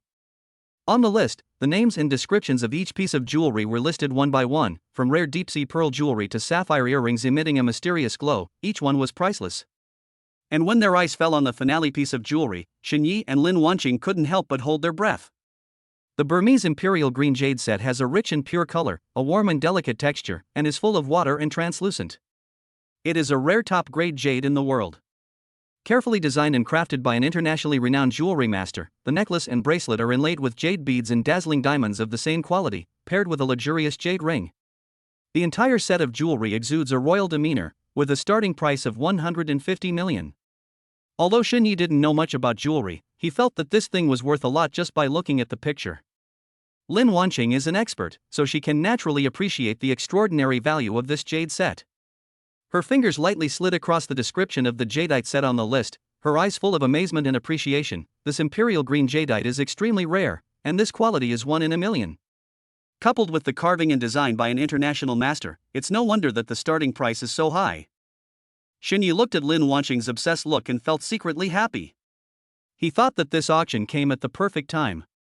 Wasn't this the perfect opportunity to win the heart of such a beauty? He moved closer to Lin Wanqing, with the corners of his mouth raised. Xing, no matter what you want, I will help you get it. Lin Wanqing turned her head and thought Shini was joking. She couldn't help but smile and responded with a chuckle, you are just a witty talker. Even if I sell you, I can't get enough money to buy the jewelry, okay? What if I really did take a picture of it for you? Shini raised his eyebrows slightly, and as he spoke, he gently lifted Lin Wanqing's chin and asked her to look directly into his eyes. If you can really take her down, I will naturally keep my word. Lin Wanqing couldn't help laughing at his serious look and responded half jokingly and half seriously. Upon hearing this, Xinye's face broke into a bright smile. He deliberately asked Lin Wanqing to repeat her promise, thinking to himself that he must not let her go back on her word when the time comes. After all, with the system, how could he not get the jewelry? All right, stop joking. Let's look at something we can afford. I've prepared 30 million this time, so I think I can get a few that I like. Lin Wanqing smiled and waved her hand, bringing the topic back on track. Shini did not explain and started looking at other jewels with Lin Wanqing. Miss Lin, the auction is about to begin. Would you like to move to the window? The view there will be wider and the effect of watching the auction will be better. At this moment, the Cheongsam beauty whispered a timely reminder. She has received rigorous professional training and knows that during the service process, she should only speak at necessary and critical moments. At the reminder of the Cheongsam beauty, Xinyi and Lin Wanqing stood up and walked to the window. At this time, the auction hall was packed with people, and everyone was whispering to each other, looking forward to the auction starting. Just as the atmosphere was getting more and more heated, a female auctioneer dressed in a gorgeous high-slit cheongsam walked onto the stage gracefully. She has a curvy figure, and the perfect tailoring shows off her figure to the fullest. The wavy hair casually draped over the shoulders adds a touch of charm. She had a professional smile on her lips, which was as warm as the spring sun and instantly attracted everyone's attention. Hello, distinguished guests. I am Chow Yaping. As soon as Chow Yaping opened her mouth, her voice was clear and pleasant, like the sound of a yellow oriole singing in a valley, echoing in the huge auction hall and making the originally noisy environment quiet in an instant. Welcome everyone to the Shangjing Jewelry Auction. Today we have carefully prepared a series of rare treasures for you. I believe it will be a feast for your eyes. The audience immediately exploded, with whispers rising from the crowd. Oh my god! This time, it's actually Goddess Chow herself who's hosting the event. It looks like this auction is going to be of a very special standard. Of course not. Look at how many prominent figures are here today. Any one of them is a well-known figure in the business and political circles. I heard that Lin Wanqing and Sun Yao also came to this auction. I didn't expect that 3 of the 5 most famous beauties in Shangjing City would gather together at once. Oh, if only one of them could belong to me, even if it's just a dream. Just when some people were immersed in beautiful fantasies and couldn't extricate themselves, someone took the lead and shouted, "Goddess Chow, I love you." This cry was like a stone thrown into a calm lake, instantly causing thousands of waves. Goddess Chow, I love you. Shouts echoed in the auction hall, one wave higher than the other, and everyone's enthusiasm was completely ignited by Chow Yaping. Chow Yaping was very satisfied with the performance of the audience. After all, her family attached great importance to this auction, so they asked her to host it. Chow Yaping gently raised her hand and blew a kiss to everyone. The atmosphere on the scene was instantly pushed to a boiling point, with screams and shouts intertwined into one. When the noise died down, she smiled and spoke again, "Thank you all for your enthusiasm. Now, let's focus on the first lot." As she spoke, a hostess walked steadily onto the stage carrying an exquisite tray. On the tray, a dazzling ruby bracelet sparkled under the spotlight. "This is a ruby bracelet from Mogok, Myanmar." Chow Yaping's voice is clear and magnetic. Each ruby is rich in color, showing the purest pigeon blood red, with extremely high clarity, and they are all carefully polished by top craftsmen, and matched with shining diamonds, which can be said to complement each other. The starting price is 3 million. As soon as the words fell, someone in the audience quickly raised a sign, 3.5 million. A man in a dark suit spoke in a loud and determined voice. 4 million. The one who responded to him was a lady wearing jewels, with sharp eyes, who raised the price without hesitation. Chapter 56 Sun Yao takes action. Xin Yi, is she pretty? Lin Wanqing suddenly moved closer to Xin Yi, gently tugged at his sleeve, raised her head slightly, with a barely perceptible hint of jealousy in her eyes. Xin Yi was stunned at first, then reacted, with a doting smile on his lips.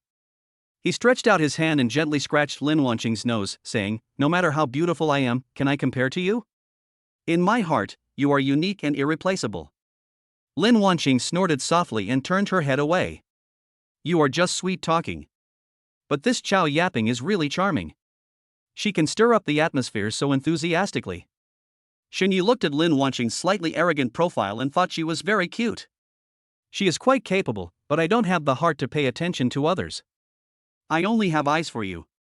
Humph, men's words are deceitful. "I don't believe that you don't have any thoughts about her. Ching, you are being wronged. I really didn't do that." Xin Yi really didn't lie this time. Although Chow Yaping was very beautiful, he couldn't say that he liked her. In Xin Yi's heart, there was an indescribable sense of fame and fortune lingering around her, and she was really not the type he admired. "Then did you know that she is one of the 5 most beautiful women in Shangjing City?" Lin Wanqing tilted her head, a hint of curiosity flashing in her eyes. "Ah." Xin Yi was stunned for a moment, then slowly shook his head, his face full of confusion. "I really haven't heard of it."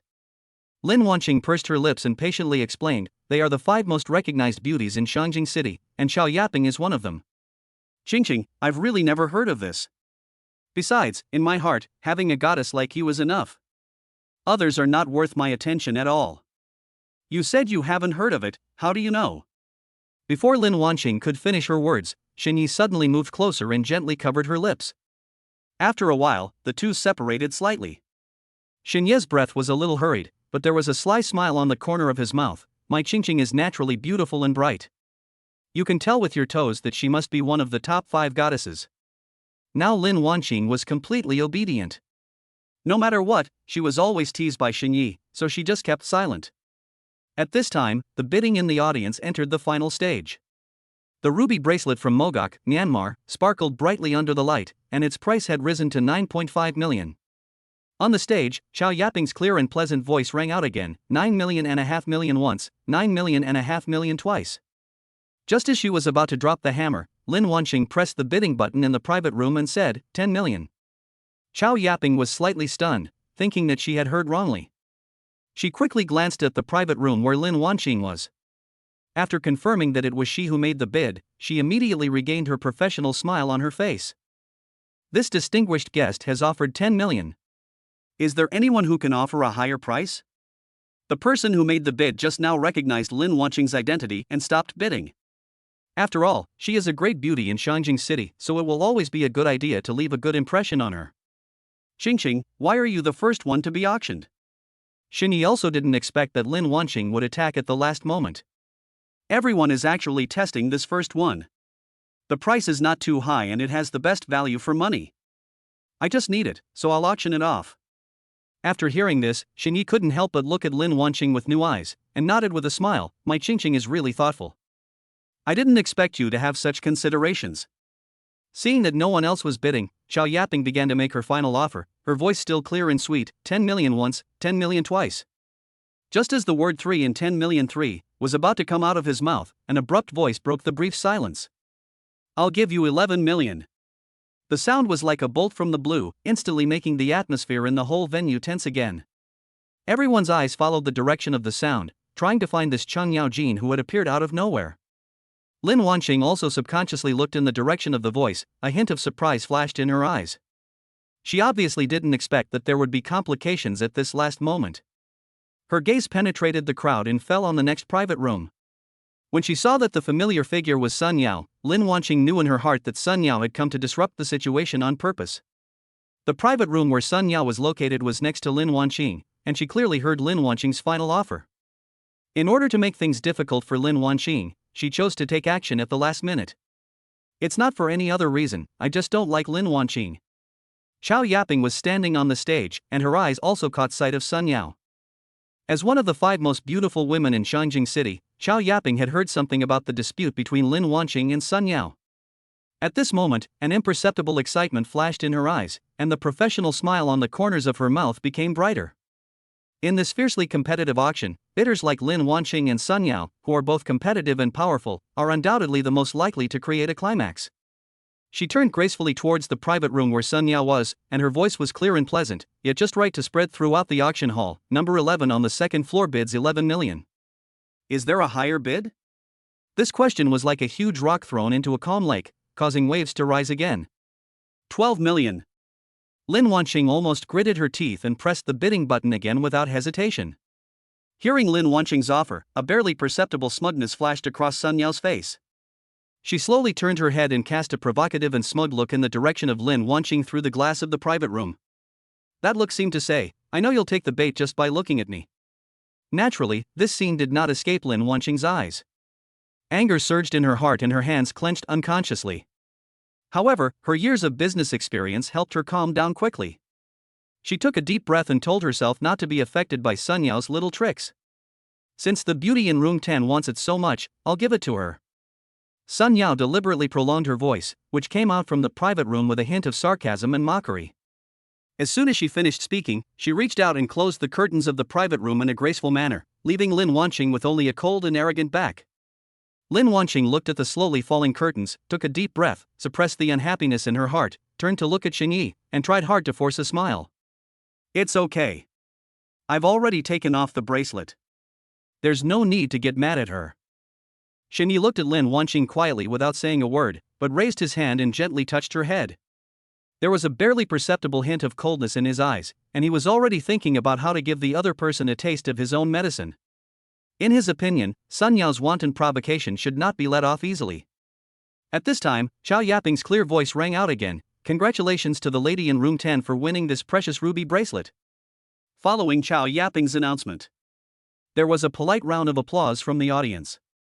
Next, let us invite our second lot for today's auction, a pair of natural emerald earrings from Brazil. Chapter 57 Seduction. As the jewels were displayed one by one, the atmosphere became increasingly heated. The people in the private room took turns to buy the jewelry they liked.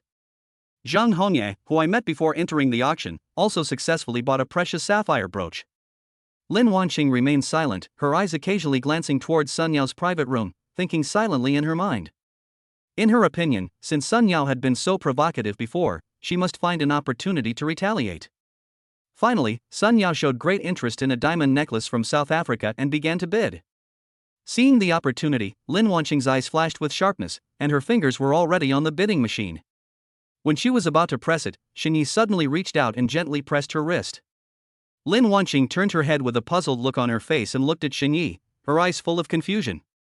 Shini shook his head slightly and whispered, "Don't be impatient. It would be too easy for her to be led by her nose like this. Let's wait for a better opportunity and kill her by surprise." Lin Wanqing frowned and was about to refute, but when she saw the determination in Shini's eyes, she swallowed the words back. She took a deep breath, suppressed the impulse in her heart, sat back in the chair, and still stared at Sun Yao's every move. On stage, Xiao Yaping enthusiastically introduced the unique features of the diamond necklace. This necklace uses top-grade South African diamonds, each of which has been carefully selected and cut, and is dazzling. The design combines modern and retro elements, showing luxury. The current bid for room 11 is 15 million. Is there a higher price? Chow Yaping looked around the room expectantly, but there was total silence and no one responded. She paused for a moment, and the clear voice rang out again, 15 million once. The sound echoed in the spacious auction hall, and everyone held their breath, waiting for possible new bids. 15 million twice. Still no one answered, and the scene was so quiet that you could hear a pin drop. Deal. Congratulations to Miss Sun for buying this unique diamond necklace. The auction hammer in Chow Yaping's hand fell heavily, making a crisp sound, announcing the end of the bidding. There was sparse applause from the audience, some out of politeness, some with a hint of envy. Sunya looked at the necklace she had just bought, feeling confused. She thought that Lin Wanqing would bid in retaliation for the previous provocation, but until the end of the auction, there was no movement from Lin Wanqing. This made her feel a little lost. TSK, I thought I could fight her again, what a bore. She turned around and looked at Silas beside her with a smile on her face, her eyes full of flattery. Silas, I love you so much. After all, the money for the auction just now was sponsored by him, and she knew in her heart that she had to thank him. Silas raised the corners of his mouth, revealing a meaningful smile, and took Sun Yao into his arms, enjoying the beauty of it. Sun Yao didn't care at all. She knew in her heart that this foreigner was willing to spend money on her simply because he was attracted by her beauty. And she would not lose out either. Not only could she get the jewelry for free, but she would also be proud when he took the photo for the finale jewelry. Room number 10. Lin Wanqing frowned, with a bit of annoyance and resentment in her eyes, and said with a little complaint, Xinyi, look, you let her take the jewelry so easily. She must be so proud of herself that she doesn't know who she is now. As he spoke, he stamped his feet lightly, his displeasure evident in his words. Xingqing, don't be impatient. The auction is only halfway through, the best is yet to come. Xinyi moved closer to Lin Wanqing, his warm breath sprayed in her ears, and he whispered softly, let's do this. Hearing Xinyi's words, Lin Wanqing's eyes flashed with hesitation. She subconsciously bit her lower lip and looked at Xinyi with a slightly worried look. Is this really going to work? I didn't bring that much money with me when I went out today. What if? Don't worry, Xingqing, it will definitely work, trust me. Chow Yaping was very satisfied with today's auction. Under her promotion, the prices of many jewelry auctions were higher than expected. I believe everyone has a goddess and a man in their mind. She slightly turned sideways, and the high-slit cheongsam inadvertently revealed a small section of her fair and slender thighs. Suddenly, there was an uproar in the audience. In the crowd, a young man shouted at the top of his voice, You are my goddess, I want Goddess Chow. I want to give birth to a child for you. These words caused a burst of laughter from the people around him, but the man's face flushed red, and he looked very sincere, and it was obvious that he was not joking. When Chow Yaping heard these threatening words, the corners of her mouth slightly lifted, revealing a confident and charming smile. She did not look embarrassed at all, but responded generously, Then I will wait for you all. Her voice was clear and somewhat teasing, instantly pushing the atmosphere to another climax. After the laughter, Chow Yaping quickly stopped smiling, regained her professional look, and turned to look at the display stand. The etiquette lady presented an exquisite velvet box at the right time. Chow Yaping gently opened it and found a jade ring inside. Dear guests, what is presented to you now is a pair of top-quality jade rings from Myanmar. She paused slightly, glanced at the audience, and continued with a gentle smile on her face, This pair of rings is not just jewelry, but also a symbol of love. Just think about it, when you put this ring on the hand of your loved one, it would be such a deep and romantic confession. Whether you wear this pair of rings every day or on important anniversaries, they will make you the center of attention and add a rich touch to your love story. Now, I announce that the starting price of this pair of emerald rings that carry romance and affection is 15 million. In an instant, the whole place was in a commotion, with people whispering to each other. It has to be said that once anything is linked to love, the price instantly rises. Chow Yaping's grasp of people's hearts is extremely accurate, and she is truly a genius in marketing. However, this price setting just happened to suit Xinye's wishes. Xingqing, don't hesitate, make your bid quickly, we want to be the first to try it out and gain the upper hand. Lin Wanqing understood what he meant. Almost at the moment when Xinyi finished speaking, she pressed the bidding button without hesitation. Her clear and firm voice spread throughout the venue, 15 million. This action may seem impulsive, but it actually contains hidden meanings. Shini wanted Sunya to mistakenly believe that Lin Wanqing was determined to get the pair of rings, so as to stimulate her competitive spirit and lead her step by step into the carefully laid trap. Let her pay for her impulsive behavior just now. Chapter 58, Scheming against Sun Yao. Sun Yao was playing with the diamond necklace she had just bought in the private room. When she heard Lin Wanqing's bid, her movements suddenly stopped and an expression of disbelief appeared on her face. What is Lin Wanqing doing? She didn't say anything before, but now she suddenly bids. Could it be that she is really determined to win? She muttered softly, with a hint of unwillingness in her eyes. Silas, who was beside her, noticed her mood change, patted her shoulder gently, and asked if she was interested in the pair of rings. Sun Yao gritted her teeth, thinking that she must not let Lin Wanqing succeed easily, so she said to Silas in a tender voice, "Dear, this ring is so beautiful, I want it too. Can you take a picture of it for me?" Silas smiled fondly, nodded in agreement, and then pressed the bidding button, 16 million. When Lin Wanqing heard Sun Yao's bid, the corners of her mouth rose slightly. She looked at Xinyi, and Xinyi nodded slightly to signal her to continue. Lin Wanqing immediately raised the price, 17 million. Her voice was firm, as if declaring her determination to Sun Yao. At this time, the audience had been attracted by the fierce bidding and turned their eyes to the two private rooms, whispering about the competition between the rich and powerful. Sun Yao turned to look at Silas, her eyes full of anxiety. "Dear, she is so annoying, we can't lose to her." Silas frowned. Although he was financially strong, he didn't want to spend too much on the pair of rings. However, seeing Sun Yao's eager look, it was hard to refuse, so he had to raise the price again, 18 million. Xinyi watched the price rise step by step, feeling secretly proud in his heart, for he knew that Sun Yao had gradually taken the bait. He leaned close to Lin Wanqing's ear and whispered, "Provoke her again, she can't hold back any longer." Lin Wanqing took a deep breath and pressed the bid button again, 20 million. When the price was announced, the whole audience was shocked. No one expected that the price of the rings would be raised so high in such a short period of time. The more determined Lin Wanqing was to get the pair of jade rings, the less likely Sun Yao would succeed in getting her. When Sun Yao heard Lin Wanqing call out a price of 20 million, a strange smile appeared on his face, as if he was determined to win. She turned to look at Silas, her eyes flashing with shrewd calculation, and said in a low but firm voice, "Dear, keep raising the price, no matter how much, stick to this price, I want to see how long she can hold on." Silas looked embarrassed, but under Sun Yao's soft and hard persuasion, he had no choice but to press the bidding button again, 21 million. In private room number 10, Lin Wanqing and Xinyi watched Sun Yao continue to raise the price, and the two exchanged a tacit look. Xinyi nodded slightly and said softly, "It's almost time to close the net." Lin Wanqing took a deep breath and raised the corners of her mouth in an imperceptible arc. At this time, in the two private rooms, Lin Wanqing and Sun Yao's eyes met in the air through the glass of the rooms. There were countless calculations between them in that eye contact. Chao Yaping stood on the stage, her cheeks slightly flushed with excitement. As expected, with these two people present, the bidding price is high. She shouted excitedly, 21 million at a time, is there a higher bid? The sound echoed in the silent auction hall, and everyone held their breath, waiting for new bids. Lin Wanqing sat quietly for a moment, then slowly spoke, her voice clear but with a hint of determination, "I give up." These three simple words instantly broke the tense atmosphere. There was an uproar in the audience, and everyone was whispering to each other, shocked by this sudden reversal. The moment Sun Yao heard Lin Wanqing give up, the smile on her face froze instantly. She widened her eyes, as if she couldn't believe her ears. "What? She gave up?" Sun Yao exclaimed in a low voice, her face full of anger and unwillingness.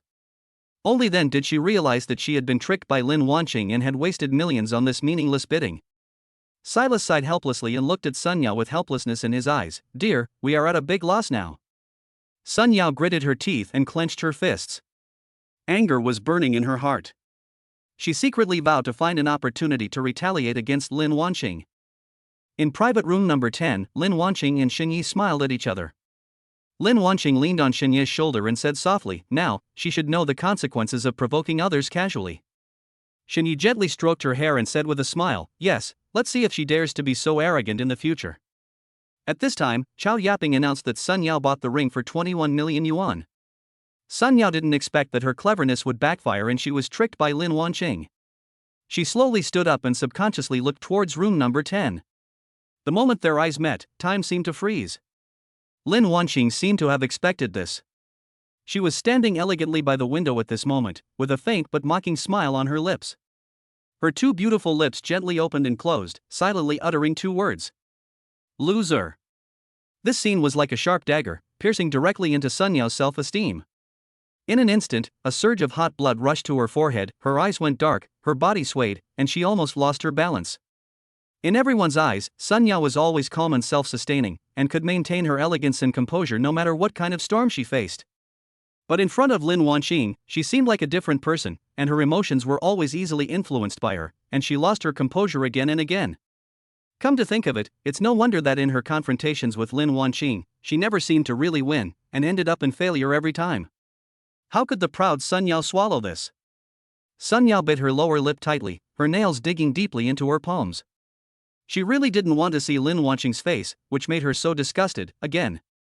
It seemed that looking at it for one more moment would make her suffocate. So she turned around abruptly and walked quickly back to Silas. Silas looked at her with concern and was about to speak to comfort her, but was interrupted by Sunya raising her hand. Sunya took a deep breath, as if to swallow all the grievances in her heart. A trace of determination and unwillingness flashed in her eyes. She sneered and said, "It's okay. It's just a pair of rings. I don't care at all." Her voice trembled slightly, with some gnashing of teeth. "Anyway, there will be an auction of the finale jewelry later. Silas, you come forward and take it. I want to let Lin Wanqing see what real strength is and make her envious." As she spoke, she raised a mocking arc at the corner of her mouth and added, "My man is not comparable to that pretentious pretty boy next to Lin Wanqing." If Xinyi knew Sunyao's self-satisfied thoughts at this moment, he would probably curse. After all, in a sense, he is the real rich man. And he doesn't look like a gigolo, does he? Because of love, he fell in love with a rich young woman who was much older than him. Is that wrong? Chapter 59 Finale Jewelry. The auction proceeded in an orderly manner, and each piece of rare jewelry was sold after fierce bidding. After several rounds of bidding, the highlight moment of the auction finally arrived. The finale treasure that everyone has been looking forward to was about to appear. Chao Yaping stood in the center of the stage and scanned the audience. Her clear and pleasant voice echoed in the auction hall, "I can feel that everyone is looking forward to the finale of this auction. You can't wait to see its charm. So I will not keep you in suspense and directly unveil its mysterious veil." As she finished speaking, she gracefully leaned to the side, stretched out her arms, made a gesture of invitation, and announced loudly, "Next, let us welcome today's important guest with the warmest applause, Burmese Imperial Green Jadeite." This set of jadeite embodies the ingenuity of nature and the exquisite craftsmanship of top craftsmen. It is so rare that it can be said to be rare in the world. At Chao Yaping's signal, the curtain behind the stage slowly opened, and a well-dressed etiquette lady walked in with graceful steps, carrying a display stand in her hands. The Burmese Imperial Green Jadeite shines with a breathtaking glow under the bright lights. The jadeite on the necklace is round and full, with a color so rich that it seems as if emerald oil paint could drip out. The green is pure and deep, without any impurities. The starting price for this set of jade is 150 million. Chao Yaping's voice rang out again, instantly igniting the atmosphere of the entire venue. In order to fully display the charm of this rare treasure, Chao Yaping came to its side specially. She had a graceful figure. She took a light step forward with her right leg, and the high-slit skirt slid down, revealing her straight, slender, and white jade-like long legs, instantly becoming the focus of the entire audience. I have to say, Chao Yaping really has a good leg. I'm afraid a man would never get tired of playing with these legs for 3 years. The men in the audience showed amazement and admiration in their eyes, and some even opened their mouths slightly, looking lost. Most women showed complex expressions of envy and jealousy, secretly lamenting why they did not have such beautiful legs. No wonder there is a popular saying on the internet, "My sister's legs are not legs, they are spring water" by the Seine. It is the most appropriate word to describe Chao Yaping's beautiful legs. Lin Wanqing has always been very confident about her appearance and figure, and her elegance is evident in her every move. However, looking at Chao Yaping's perfect long legs on the stage, she had to admit in her heart that she was indeed unable to reach her level in this regard. She subconsciously turned her gaze to Xinyi beside her, and a complex emotion inexplicably arose in her heart. Xinyi's attention seemed to be attracted as well. Lin Wanqing's heart tightened and she frowned slightly. But when she looked closely, she found that Xinyi's eyes were not fixed on Chao Yaping as she worried, but were staring at her legs. "Xinyi, why do you keep looking at my legs?" Lin Wanqing's cheeks flushed slightly. She felt a little embarrassed being stared at so intently by Xinyi, and subconsciously closed her legs. The corners of Xinyi's mouth rose slightly, revealing a sly smile. He naturally also noticed Chow Yaping's eye-catching beautiful legs. But long before Lin Wanqing looked at him, he had keenly sensed her thoughts. So, he decided to take the initiative and chuckled, that must be because he is greedy for Qingqing's legs. As he spoke, he reached out and gently pinched Lin Wanqing's cheek. At this time, the bidding in the auction hall has already begun.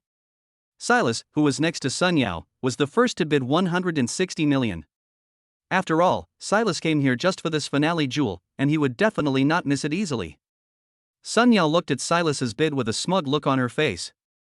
She turned to look at the private room where Lin Wanqing was, her eyes full of provocation, as if to say, see how you can compete with me this time. Lin Wanqing saw Sun Yao's eyes and knew that she was mocking her. But she couldn't fight back, after all, it was really too expensive. Shini took in everything. He wants to order this jewelry. However, he did not intend to enter the game too early, but was prepared to wait until the critical moment, strike with thunder, and make the final decision, giving Lin Wanqing an unprecedented surprise. But before that, he felt he had to explain to Lin Wanqing where his money came from. Qingqing, I have something to confess to you. Xinyi took a deep breath, his expression unusually serious. Lin Wanqing was concentrating on the auction on the stage. When she heard Xinyi's words, she turned her head with a puzzled look on her face. Xinyi, what do you want to confess? Qingqing, actually I am a rich second generation. I know. Lin Wanqing responded nonchalantly. In her opinion, Shini spent lavishly on a daily basis and went in and out of high-end places without blinking an eye, so his family must have some wealth. But she always thought that Xinyi's so-called rich second generation was just an ordinary rich kid with a little money. You knew that a long time ago? Xinyi was confused by Lin Wanqing's answer, and the long speech he had prepared was instantly choked back. You spend money lavishly, you must be a rich second generation. Why, is it possible that all the money you spend now is earned by yourself? Lin Wanqing curled her lips and teased half-jokingly. Damn, you are really right. You really earned it yourself. Xinyi didn't know whether to laugh or cry, but he remained expressionless.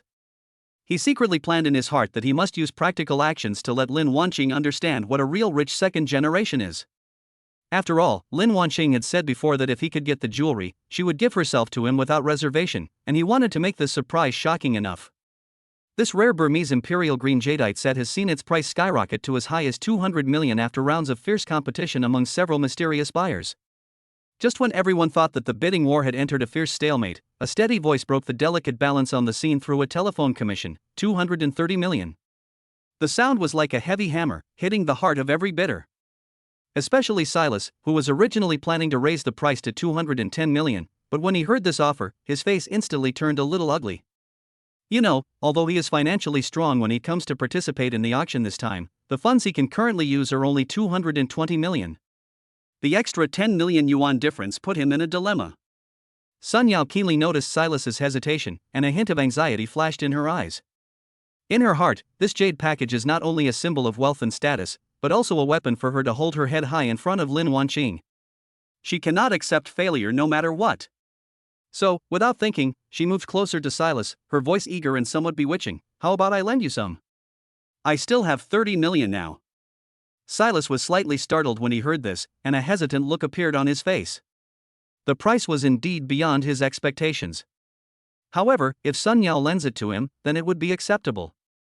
After all, it is not certain whether the money will be repaid or not. Thinking of this, Silas gritted his teeth and raised the price to 240 million. Chapter 60 Xinyi takes action. At this moment, the atmosphere in the venue was extremely tense, and everyone held their breath, waiting for the next bid. Chow Yaping stood on the stage, a professional and satisfied smile on her face, her eyes unconsciously looking towards private room number 11.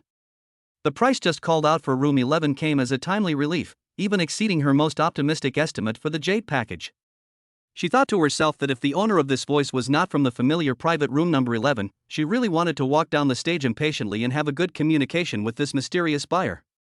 After all, in Xinjiang City, where many talented people are hiding, anyone who can so easily spend such a huge amount of money to participate in the auction is definitely not an ordinary person. Lin Wanqing looked in the direction of private room number 11, and a complicated look flashed in her eyes. She really didn't expect that the slightly weathered man next to Sun Yao would be so wealthy. She really is hooking up with a rich man. Shini was sitting next to her, taking in all of this, with the corners of his mouth slightly raised, and he said jokingly, "Xing, don't forget, your man is not short of money either." Hearing this, Lin Wanqing turned her head and rolled her eyes at him, saying angrily, "You are rich? You want to be my son-in-law if you are rich?" Shini was not annoyed, he just smiled and did not refute. He knew clearly that it was time to use the power of the system to give Lin Wanqing a big surprise. So, he silently called the system in his heart, "System, where is my auction funds?" Instantly, a mechanical voice that only he could hear rang in his mind, "It has been put into the host's pocket. The cost of this auction will be paid by the system. Please rest assured, host." Shini reached out his hand and touched his pocket inconspicuously. His fingertips touched a hard card. The corners of his mouth rose unconsciously. Everything was under control. Just when everyone thought that the bid for room 11 would be the final outcome of the auction, Xinye's mouth curled up slightly, revealing a confident smile. He winked at Lin Wanqing, and although Lin Wanqing looked confused, she still chose to believe him. Xinye picked up the bidding machine slowly, pressed the number, and said calmly and forcefully, 300 million. This offer was like a bombshell, instantly causing an uproar in the auction hall. All eyes turned to the private room they were in, and there was an uproar. A hint of surprise and astonishment flashed in Xiao Yaping's eyes. She had never expected that there would be such an amazing reversal in this auction. She said excitedly, "This VIP bid 300 million, is there anyone who can offer more? This is a rare Burmese Imperial Green Jadeite package. If you miss this opportunity, it will be difficult to have another chance." When Sun Yao heard Xinye's offer, her face turned pale and blue. She couldn't believe that Xinye, whom she had always regarded as a gigolo, could actually ask for such a high price. Lin Wanqing was also shocked by Xinye's offer. She quickly grabbed Xinye's arm and asked in a low voice, "Are you crazy? Where did you get so much money?" Xinye smiled and patted her hands, saying mysteriously, "I told you that your man is very rich, so don't worry about the money." Lin Wanqing looked at Xinye's confident look. Although she was still full of doubts, she felt a little relieved. She bit her lip and stopped asking questions. She just held Xinye's hand tightly and returned her gaze to the auction table. At this time, the auction hall was silent, and everyone was waiting to see if anyone would continue to raise the price. Xiao Yaping's voice sounded again, 300 million once, 300 million twice. Every time she shouted, Sun Yao's face became uglier. She clenched the corners of her clothes tightly with both hands, and her nails were almost digging into her flesh. Just as Xiao Yaping was about to shout 300 million for the last time, a faint voice came from the corner, 305 million. Everyone looked in the direction of the voice and saw an old man with gray hair and plain clothes tremblingly raising his bidding card. Although his voice was not loud, it was particularly clear in the silent auction hall. Shini frowned slightly, glanced at the old man, and a hint of thought flashed in his eyes. Lin Wanqing was also a little anxious and whispered, "He raised the price again, what should we do?" Xinye patted her shoulder gently and comforted her, "Don't worry, just look at me." Xinye picked up the bidding machine again and said without hesitation, 350 million. This time, his voice was more resolute and full of unquestionable momentum. The whole place was boiling again, and everyone was whispering to each other, marveling at Xinye's financial resources. When the old man heard Xinye's offer, a trace of helplessness appeared on his face and he slowly put down the bidding card. He looked at Xinye and nodded slightly, as if acknowledging Xinye's strength. Xiao Yaping shouted excitedly, 350 million once, 350 million twice, 350 million three times. Deal! Congratulations to this distinguished guest for successfully bidding on this set of Burmese Imperial Green Jadeite package. As she finished her words, warm applause broke out in the auction hall. Xinye stood up with a smile, put his arm around Lin Wanqing's shoulders, and walked out of the auction hall amid the envious and surprised gazes of everyone. Sun Yao sat blankly in the private room, looking at their departing backs, her heart filled with resentment and anger. After leaving the auction hall, Lin Wanqing finally couldn't help asking, "Xinye, who are you? Do you really have so much money?" Xinye looked at her, smiled mysteriously, and said, "I can't tell you now, but don't worry, I will give you a satisfactory answer." Although Lin Wanqing was still somewhat dissatisfied, she knew that Xinye didn't want to say it, so she had to give up. At this moment, a group of reporters suddenly surrounded us. "How did you have such strong financial resources to buy this set of high-priced jadeite?" A male reporter wearing black-framed glasses asked first. "Your identity has always been very mysterious, can you tell us a little bit?" The female reporter with a ponytail followed closely behind. Xinye looked calm, with a gentle smile on his face. He spoke calmly and gently took Lin Wanqing into his arms, his movements natural and intimate. This jade package is a gift for my girlfriend. She liked it, so I bought it. As for my identity, I will share it with you later when I have the chance. After saying that, Shini nodded slightly, then took Lin Wanqing and walked steadily through the crowd, his figure gradually disappearing into the distance. This scene happened to fall into Chow Yaping's eyes. She was standing not far away, a hint of surprise flashing across her originally elegant face. She looked up and down at Shinya's departing back, and never expected that the person who was so generous in buying the sky-high-priced jadeite would be such a young man. At first glance, I thought it was Lin Wanqing who was supporting him, but it turned out that it was Lin Wanqing who paid for him. Chow Yaping murmured to herself in a low voice, with a complicated look in her eyes. She subconsciously straightened her back, her eyes slowly sweeping over her curvy figure, the corners of her mouth slightly raised, and a different thought surged in her heart. I don't think I'm any worse than her? Chapter 61 Lin Ning Ning checks on me. Xinyi and Lin Wanqing finally got rid of the reporter's blockade and got into the car. Xinyi, you gave me a huge surprise today. Even now, Lin Wanqing is still a little dazed. She could never have imagined that the son-in-law she brought home by accident actually possessed such amazing financial resources. Looking back on the past, she always thought that Xinyi agreed to become a son-in-law because of her family's money. But she never expected that Xinyi was simply attracted to her as a person.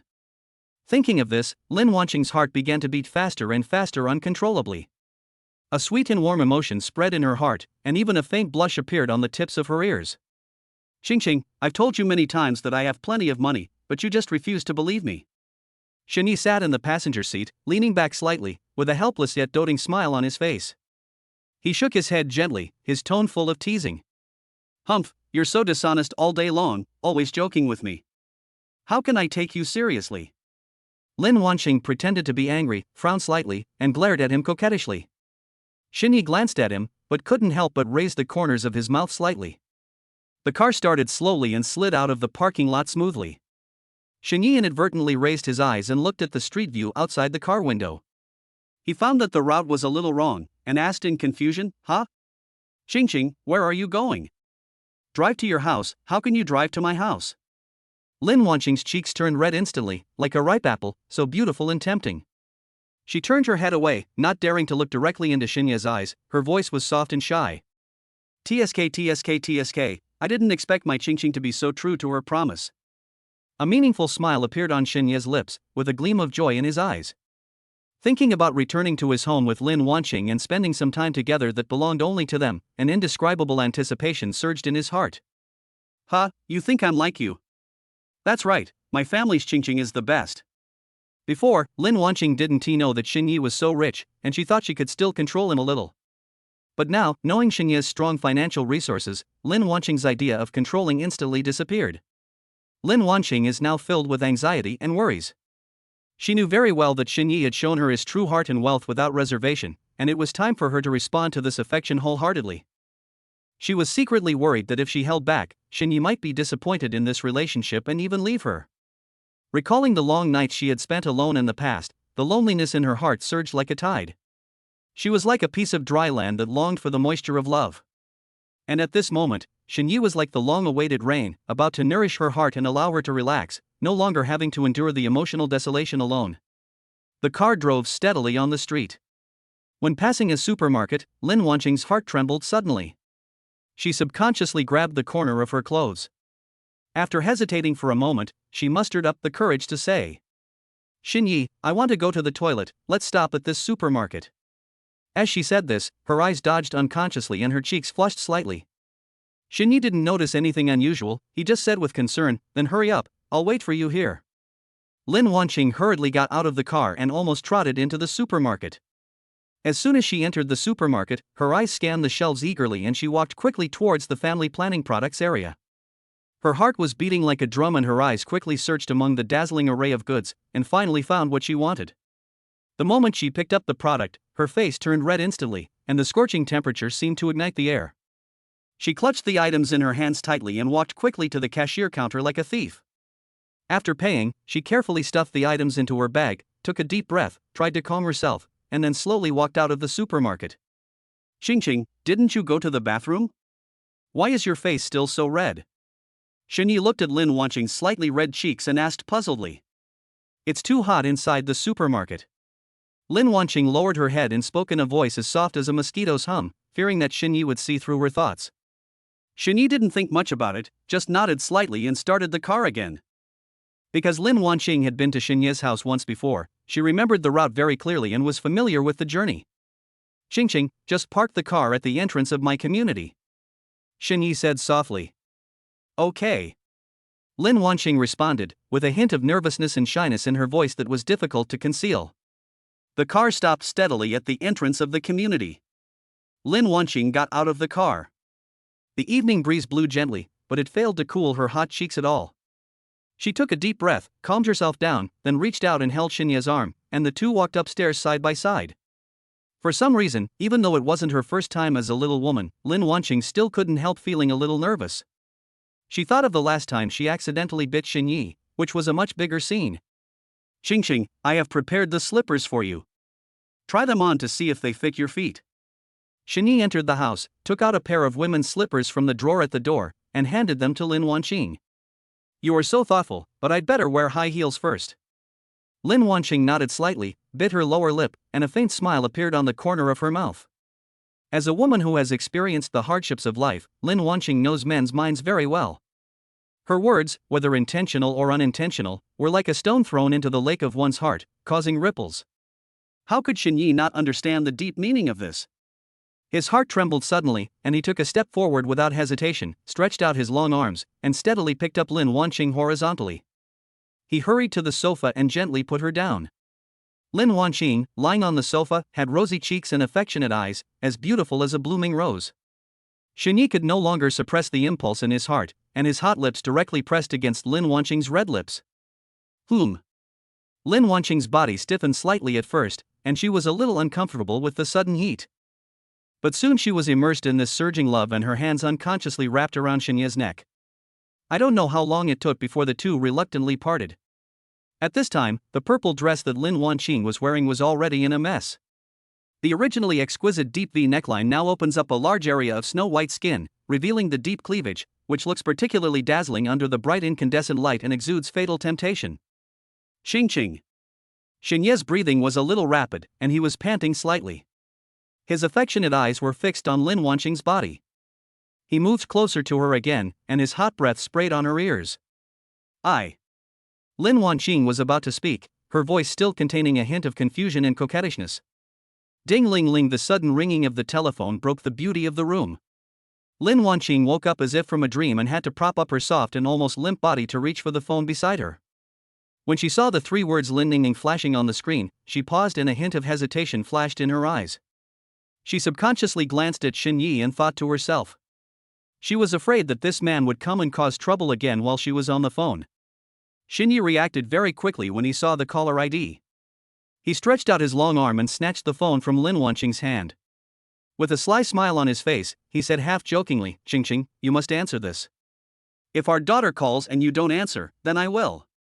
Lin Wanqing spat softly and punched Xinyi's shoulder with her pink fist, saying coquettishly, you are still taking advantage of my daughter at this time.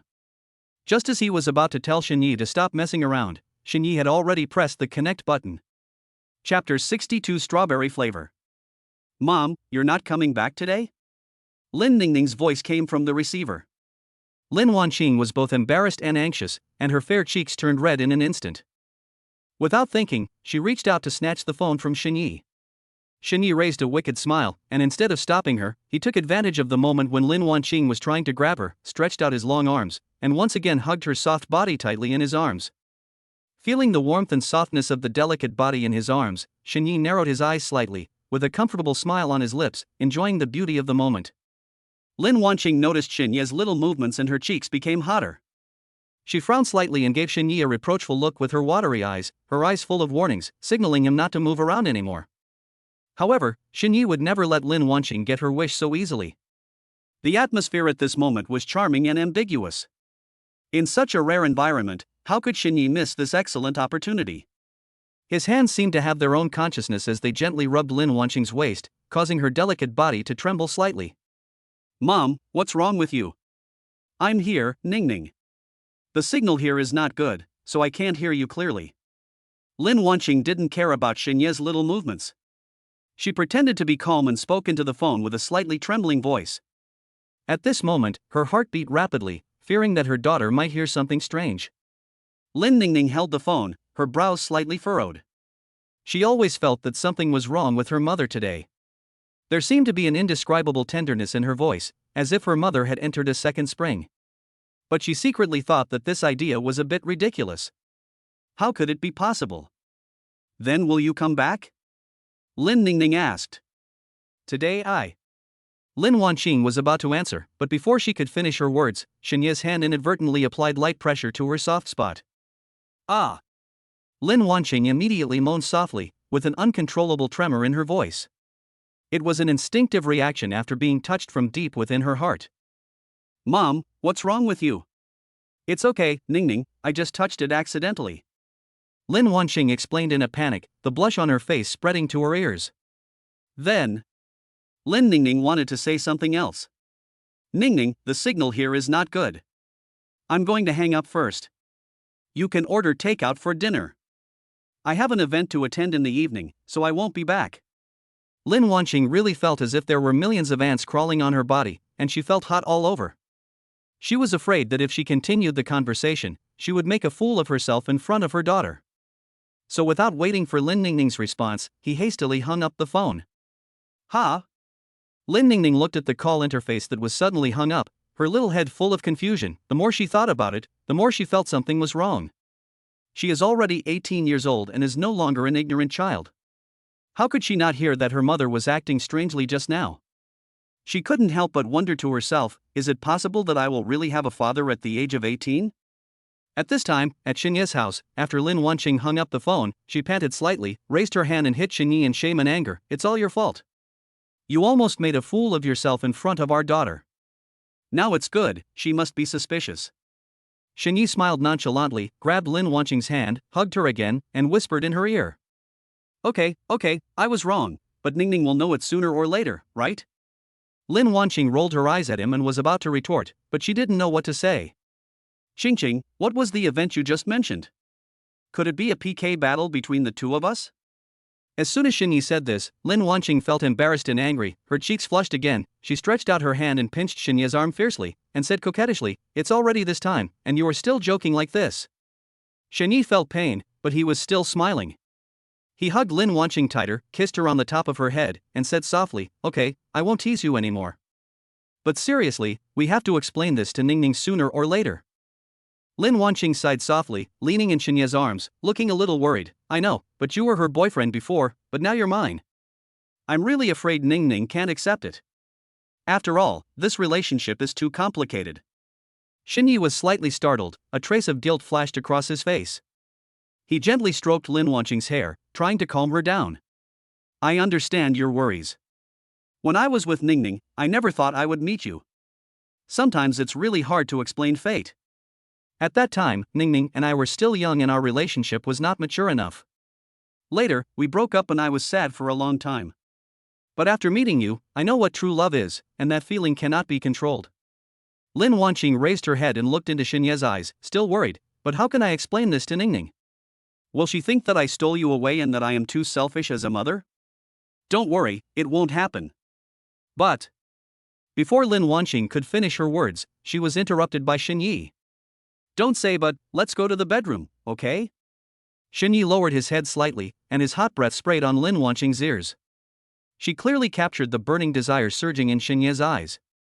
That look was like a fire that instantly ignited the desire deep in her heart.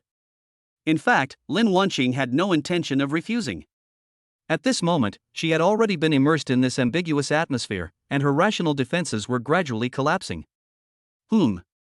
Lin Wanqing opened her red lips slightly and uttered an almost inaudible response. Seeing this, Xinye was delighted and picked up Lin Wanqing steadily. Her body nestled lightly in his arms, like a docile kitten. Xinye, wait a moment. Lin Wanqing's cheeks flushed and she gently tugged at Xinye's sleeve. Xinye stopped and looked at Lin Wanqing, who looked like a shy blooming flower in his arms, and asked softly, what's wrong?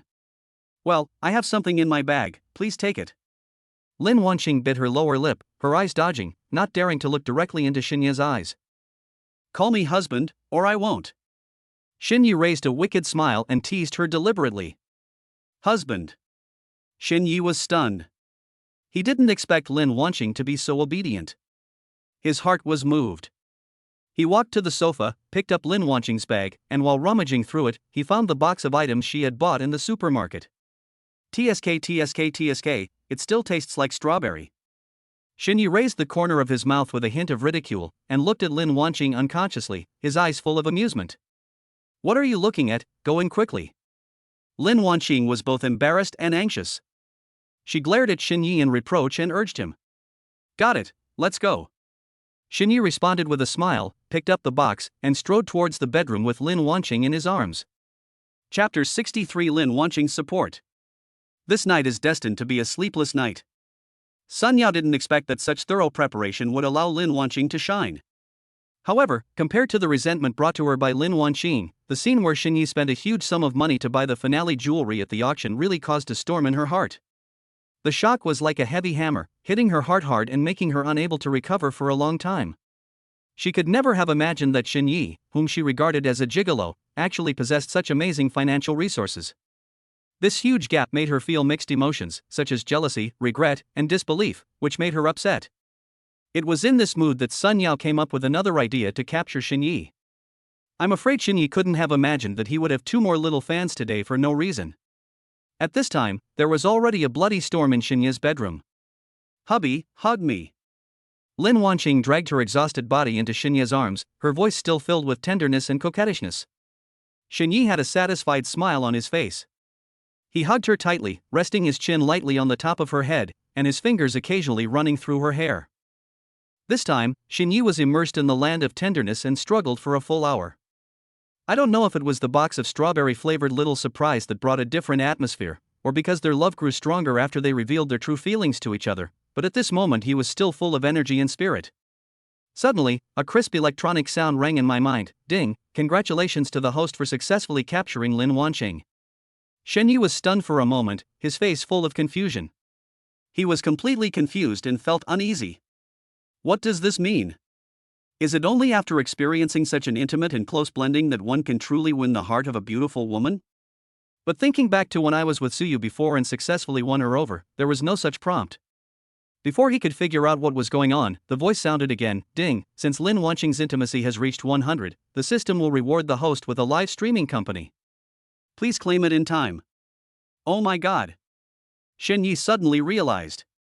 It turned out that the reward was triggered by the full intimacy, but he really didn't expect that this in-depth communication with Lin Wanqing would make her intimacy soar to the peak. He couldn't help but regret secretly. If he had known there would be such a benefit, he should have been honest with Lin Wanqing earlier, instead of waiting until now. Xin Yi was still immersed in shock and regret over the system's reward, but Lin Wanqing in his arms moved. She raised her head, her cheeks flushed, her eyes full of doubt, and asked softly, Honey, why did you suddenly say fuck? What happened? Xin Yi came back to his senses. He smiled and said, Because I didn't expect Qingqing to perform so well today. As he spoke, he gently scratched Lin Wanqing's nose, his voice carrying a hint of doting and domineering. From now on, when no one is around, just call me husband, do you hear me? Snort. Lin Wanqing snorted softly. Although she acted tough, in her heart she had already agreed to Xin Ye's requests thousands of times.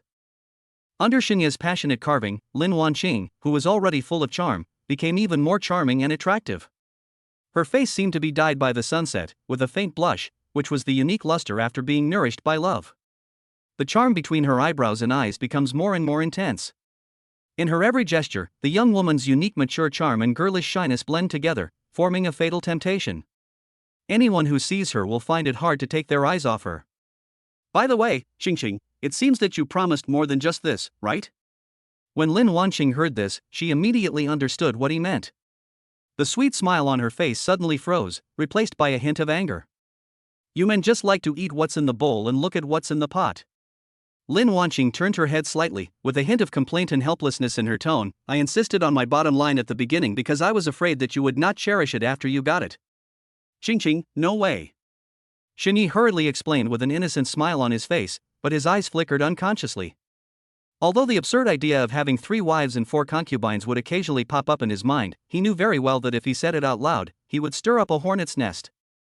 You're still saying no, but you've just taken me down, and you're already thinking about someone else.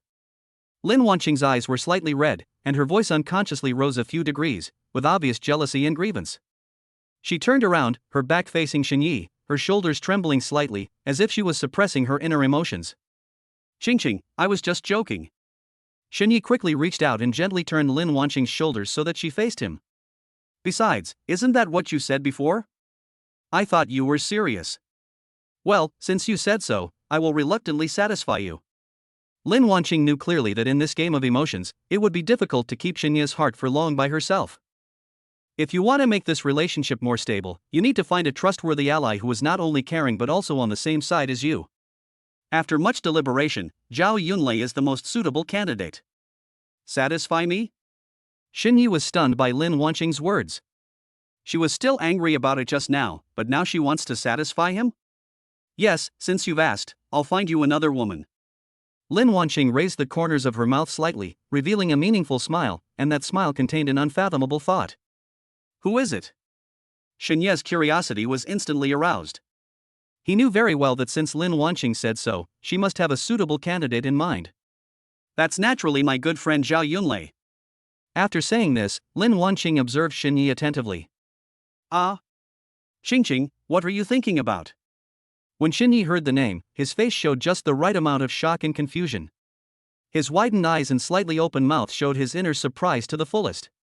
In fact, he was already very happy in his heart. He didn't expect to get Lin Wanqing's support so easily. However, he knew very well that he had to pretend in this situation and must not let Lin Wanqing see that he had such an idea in his heart, otherwise all his efforts would be wasted. Lin Wanqing stared closely at Xinye's every move, not missing any subtle changes in expression on his face.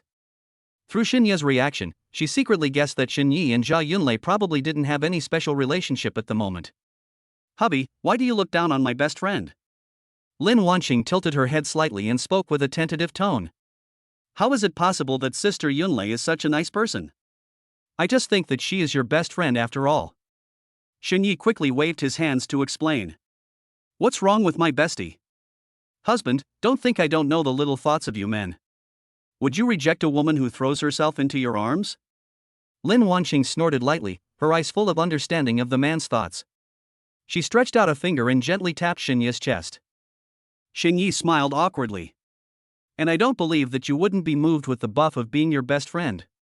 Chapter 64 Zhao Yunlei's Marriage. Xinyi laughed dryly twice and scratched his head, trying to diffuse the subtle and slightly awkward atmosphere. But his slightly red ears still revealed his true thoughts. Lin Wanqing saw it all, a triumphant smile appeared on the corner of her mouth, and she became more and more certain of her guess. Since you also think Yunlei is good, then this is settled. Lin Wanqing's tone was unquestionably decisive, as if she had already begun to arrange this special marriage. Xinyi opened his mouth and wanted to say something, but Lin Wanqing interrupted him again. Don't worry about anything. I'll take care of this matter. Xinyi sighed helplessly, pretending to be reluctant on the surface, but in his heart he couldn't wait any longer. He never imagined that it would be so easy to gain Lin Wanqing's support. Originally, he secretly guessed that this matter would definitely require a lot of discussion and twists and turns. In fact, was Lin Wanqing willing to do so? But the helplessness of reality was like an invisible high wall standing before her, forcing her to make such a compromise. Besides, Zhao Yunlei also has other thoughts about Xinyi. In Lin Wanqing's view, this is a best of both worlds solution. As for Xinyi's thoughts, she was certain that as a man, he would basically not refuse such a good thing. There was no conversation that night. When Xinyi woke up again, he was pulled out of his sleep by the urgent ringing of the phone. Driving practice this afternoon? Xinyi was sleepy and a little dazed, obviously not expecting the coach to call him so soon. After being stunned for a moment, he suddenly came to his senses and quickly agreed to the coach on the other end of the phone. Who is it? Lin Wanqing turned over lazily, yawned, and her white arms slipped out from under the quilt. She and Xinyi had a lot of sex last night. Although she was over 40 years old, she was almost exhausted by Xinyi's torture and her whole body was limp. I couldn't help but sigh inwardly that he is, after all, a young guy and very energetic. It has been a long time since I have been so indulged and enjoyed the pleasure between men and women. My driving instructor for Subject 2 asked me to practice driving in the afternoon. As Xinyi spoke, he reached out and gently stroked Lin Wanqing's hair. Lin Wanqing nodded gently, looking pretty and charming in her sleepy eyes. Then, they both got dressed and stood up. Xinyi put on his clothes quickly, as he had been thinking of playing a trick on Lin Wanqing again. But I didn't expect that Lin Wanqing's skin had changed. Qingqing, how come your skin has become so good? In just one night, her skin became so delicate, smooth and tender, as if it could be broken by a baby's, as if she had become a different person. Shini suddenly realized that it was no wonder that there were so many rich women who were fond of male models according to the rumors. It turned out that this was the reason. Lin Wanqing blushed, it's all because of you moistening me last night. When Shini heard this, his chest couldn't help but straighten out slightly, and an indescribable sense of pride arose spontaneously. Isn't this my own ability? After the meal, Lin Wanqing drove Shini to the driving school herself. Honey, what a coincidence, you and Ning Ning are in the same driving school. Lin Wanqing said with a smile while holding the steering wheel attentively.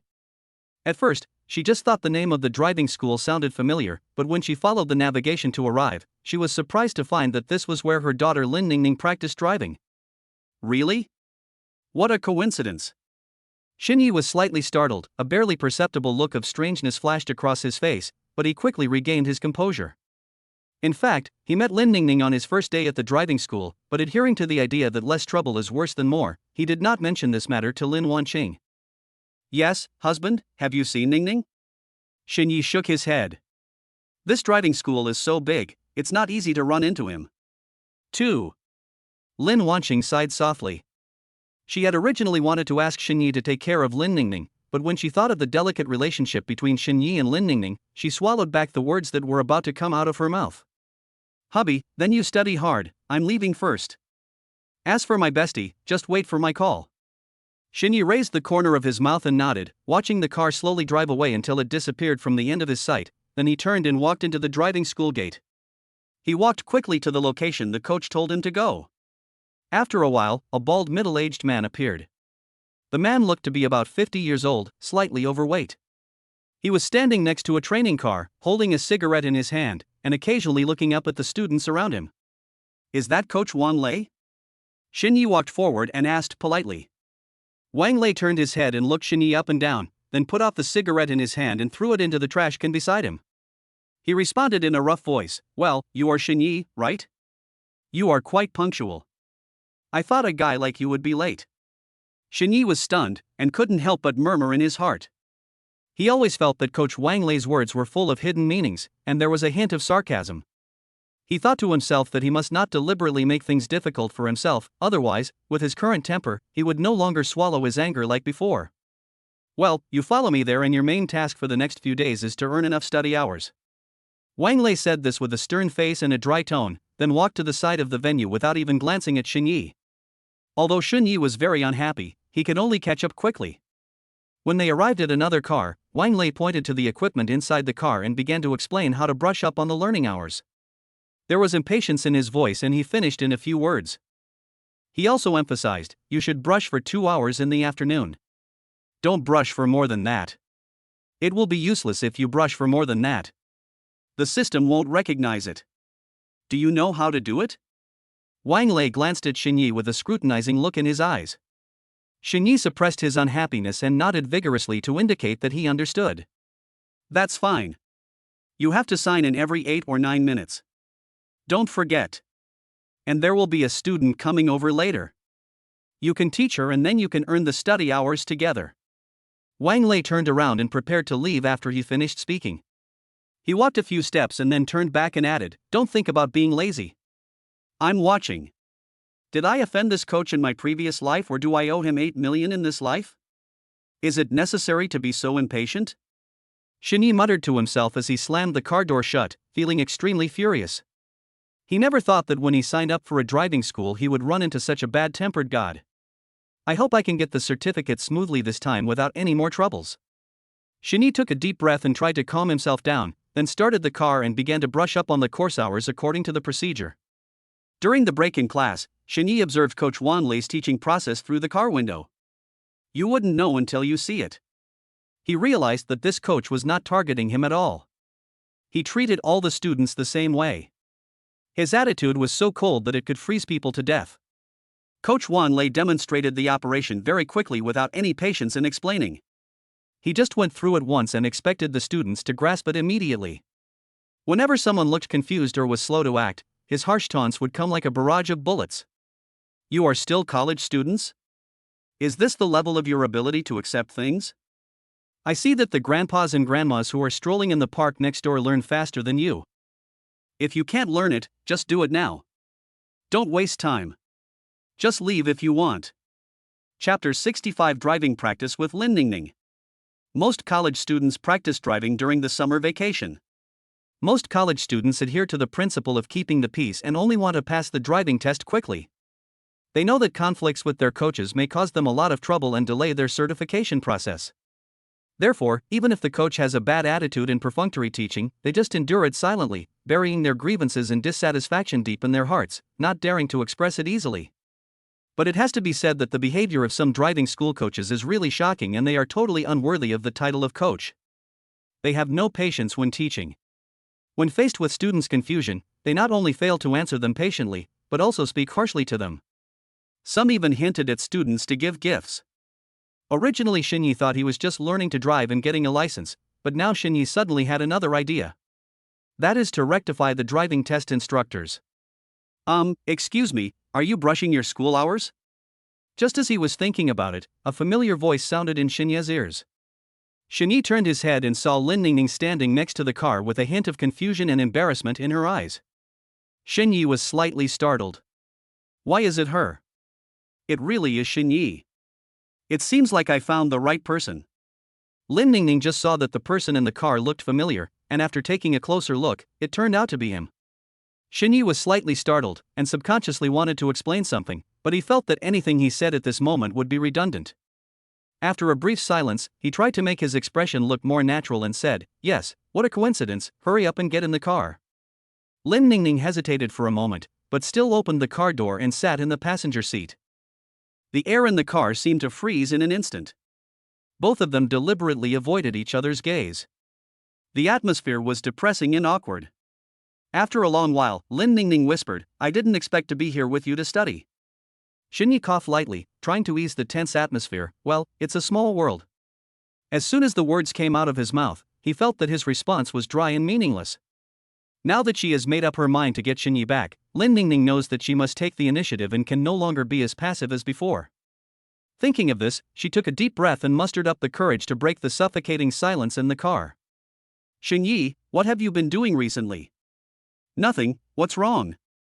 Xinyi felt a little uncomfortable.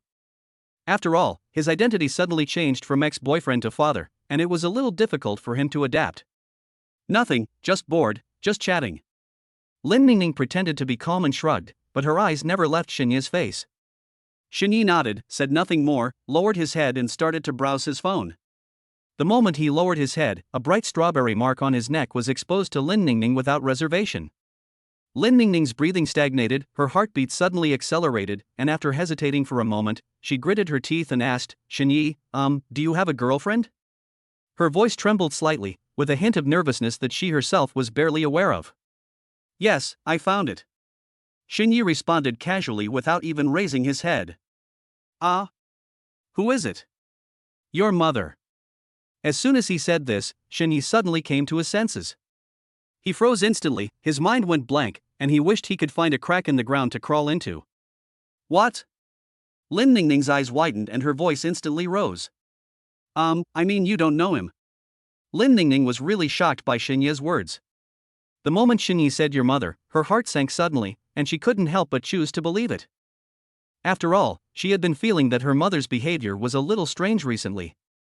After hearing what Xinyi said, he actually began to have doubts in his heart, and a trace of uneasiness quietly spread in his heart. For a moment, the atmosphere suddenly became subtle. "Okay, you two should come to practice driving at this time tomorrow. That's all for today." Coach Wan Lei suddenly appeared and broke the suffocating silence in the car. He leaned over to look at the two people in the car, a hint of suspicion flashed across his face, but he didn't ask any more questions and just turned and left. Xinyi and Lin Ning Ning both breathed a sigh of relief. This sudden pardon allowed them to temporarily avoid having to face this extremely embarrassing situation. Xinyi, I have something else to do, so I'll leave first." Lin Ning Ning finished speaking hurriedly, then opened the car door in a panic, got out of the car almost as if escaping, and walked quickly towards the entrance of the driving school. She bit her lower lip tightly, her hands unconsciously tugging at the corner of her clothes, her fingertips turning white due to the force, and Shinya's words "your mother" kept echoing in her mind, making her feel confused. Shini looked at Lin Ning Ning's departing back, opened his mouth and wanted to say something, but his throat seemed to be blocked and he couldn't utter a word. He sighed helplessly, raised his hand and rubbed his temple, regretting his slip of the tongue. On the other hand, Lin Wanqing did not choose to drive home, but went to a private massage parlor. "Lele, why are you here so early?" Lin Wanqing asked with a little surprise as she walked into the massage room. "I saw Jia Yunlei sitting on the sofa, holding a cup of hot tea in her hand and a faint smile on her face. I have nothing to do today, so I came here early." Zhao Yunlei stood up and walked towards Lin Wanqing. Her eyes fell on her smooth and fair skin and she asked in confusion, "Wanqing, have you done any beauty treatments recently? How come your skin has become so good?" Lin Wanqing didn't expect that Zhao Yunlei noticed her skin at first sight. She was slightly startled and a blush quietly appeared on her face. She subconsciously raised her hand and touched her cheek. The delicate touch seemed to remind her of the nights she spent with Xin Yi. "Lele, do you want it? I can share it with you." "Of course. As women get older, they care more about their appearance. After all, if you don't pay attention, the traces of time may quietly creep up on your face." "Okay, I'll tell you the method tomorrow or the day after tomorrow." Lin Wanqing said this meaningfully, but there was a barely perceptible hesitation in her eyes. At this moment, her thoughts suddenly drifted back to the scene here where Zhao Yunlei shyly and with a bit of longing told her that she fell in love with an 18-year-old boy. "Now that I think about it, wasn't he that boy Xinyi?" Lin Wanqing felt a complicated feeling in her heart. She had foolishly encouraged Zhao Yunlei to pursue him bravely. Now, looking back, I just feel like I'm too slow. She didn't even notice such an obvious signal. Perhaps Zhao Yunlei had already fallen in love with Xinyi. "Ha? Wanqing, is this still a secret? Can't you tell me now?" Zhao Yunlei looked confused. Lin Wanqing shook her head gently, her hair swaying slightly with the movement. "Okay Lele, stop thinking about it. Let's go to the hot springs and relax." Zhao Yunlei was full of suspicion when she saw this, but she didn't dare to continue asking. She shrugged slightly and a helpless smile appeared on the corner of her mouth. "Okay, let's go take a hot spring bath and forget all these troubles." As he said this, he took Lin Wanqing's arm affectionately and they walked side by side towards the hot spring pool. Chapter 66 Confessing to Zhao Yunlei. Warm water vapor surrounded the swimming pool. Lin Wanqing soaked in the water comfortably with only her head exposed. She gently lifted her hair and said casually, "Lele, what do you think of Xinyi who came to your house to tutor Chengcheng?" "Wanqing, why did you suddenly mention him?" Zhao Yunlei had just taken off her bathrobe and was walking step by step into the swimming pool. Hearing this, he paused for a moment, and a barely perceptible panic flashed across his eyes. Lin Wanqing raised her lips in a mysterious smile, her eyes sly. "Didn't you just ask me how I take care of my skin? This is the method." She knew Zhao Yunlei's personality very well, so she wanted to add fuel to the fire to see her reaction. Zhao Yunlei's body trembled, causing the water surface to shake. "You're with him?" "Yes." Lin Wanqing nodded calmly, with a hint of sweetness and satisfaction in her tone. "You don't know how energetic this young man is. He tortured me to death all night. It's only been a few days, and look at my skin. It's obviously improved." Although Zhao Yunlei knew in her heart that Xinyi did not belong to her, a feeling of bitterness couldn't help but well up in her heart when she heard her best friend share the intimate details of her and Xinyi so bluntly. She bit her lower lip and sighed silently in her heart. "Alas, I'm afraid this is the best ending. I hope Xinyi won't bother me again." Lin Wanqing seemed not to notice Zhao Yunlei's abnormality. She swam slowly towards her and took in the loneliness that flashed across her face. She pretended to be unaware and continued, "Lele, didn't you say before that you fell in love with a young man? What's going on? Is there any progress?" When Zhao Yunlei heard this, she forced a bitter smile on her face. "Progress? When people are making love with you, what progress can there be?" Of course, she could only secretly complain about these words in her heart. "Wanqing, stop talking. That young man is only after my money. I haven't thought about it recently." Zhao Yunlei forced a smile and waved her hand as if she was nonchalant, trying to hide the bitterness and resentment in her heart. "I see." How could Lin Wanqing not understand the real situation? She knew her best friend too well, but she just refused to admit it. "Lele, please show me the photo." I want to know what kind of person has fascinated you like this. Okay, I'll show you when we get out. Zhao Yunlei gritted her teeth and responded reluctantly. She thought to herself, isn't it hard to find photos? There are all kinds of them on the internet. Just search and you can find a lot of them. I should be able to get away with it if I just fool around. Just as she was thinking, Lin Wanqing suddenly rushed over and launched a sneak attack on her. Zhao Yunlei was caught off guard and didn't react for a moment. Ah, Wanqing, you are a big hooligan. Zhao Yun quickly swam back a few steps and frantically pulled at her swimsuit that was almost knocked off by Lin Wanqing, a blush appearing on her face. Lele, I think I should just call you Dalei from now on. I haven't seen you for a few days, but I feel like you've grown taller. Ha! Zhao Yunlei couldn't stand Lin Wanqing's blatant teasing, and her face turned even redder. After adjusting her swimsuit to make sure it wouldn't fall off again, she rushed forward and started fighting with Lin Wanqing. For a moment, the swimming pool was splashing with water. The two young women were playing and laughing in the water, chasing each other, and bursting into laughter from time to time. Lin Wanqing dodged Zhao Yunlei's counterattack by moving sideways and took her arm, pretending to beg for mercy. Okay, I won't make trouble anymore. I give in. Zhao Yunlei panted slightly, her chest rose and fell violently, and her face was still flushed. She pretended to be angry. You just bully me. As he said this, he gently slapped Lin Wanqing's hand away. The two of them leaned against the edge of the swimming pool to take a rest. The warm water wrapped around them and the water vapor blurred their faces. After a brief silence, Zhao Yunlei looked at the water and said softly, Wanqing, honestly, what are your plans for you and Xinyi in the future? Lin Wanqing was slightly stunned. She didn't expect Zhao Yunlei to suddenly ask this. She thought for a moment and said slowly, Lele, to be honest, since I chose to be with him, I have prepared myself for him to be more than just a woman. Zhao Yunlei's face was full of confusion, her eyes widened with disbelief. What do you mean? She really couldn't understand the deeper meaning of Lin Wanqing's words. Could it be possible that he has other women?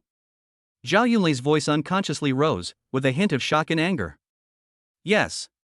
Lin Wanqing sighed helplessly, with a hint of loneliness in her eyes. How dare he?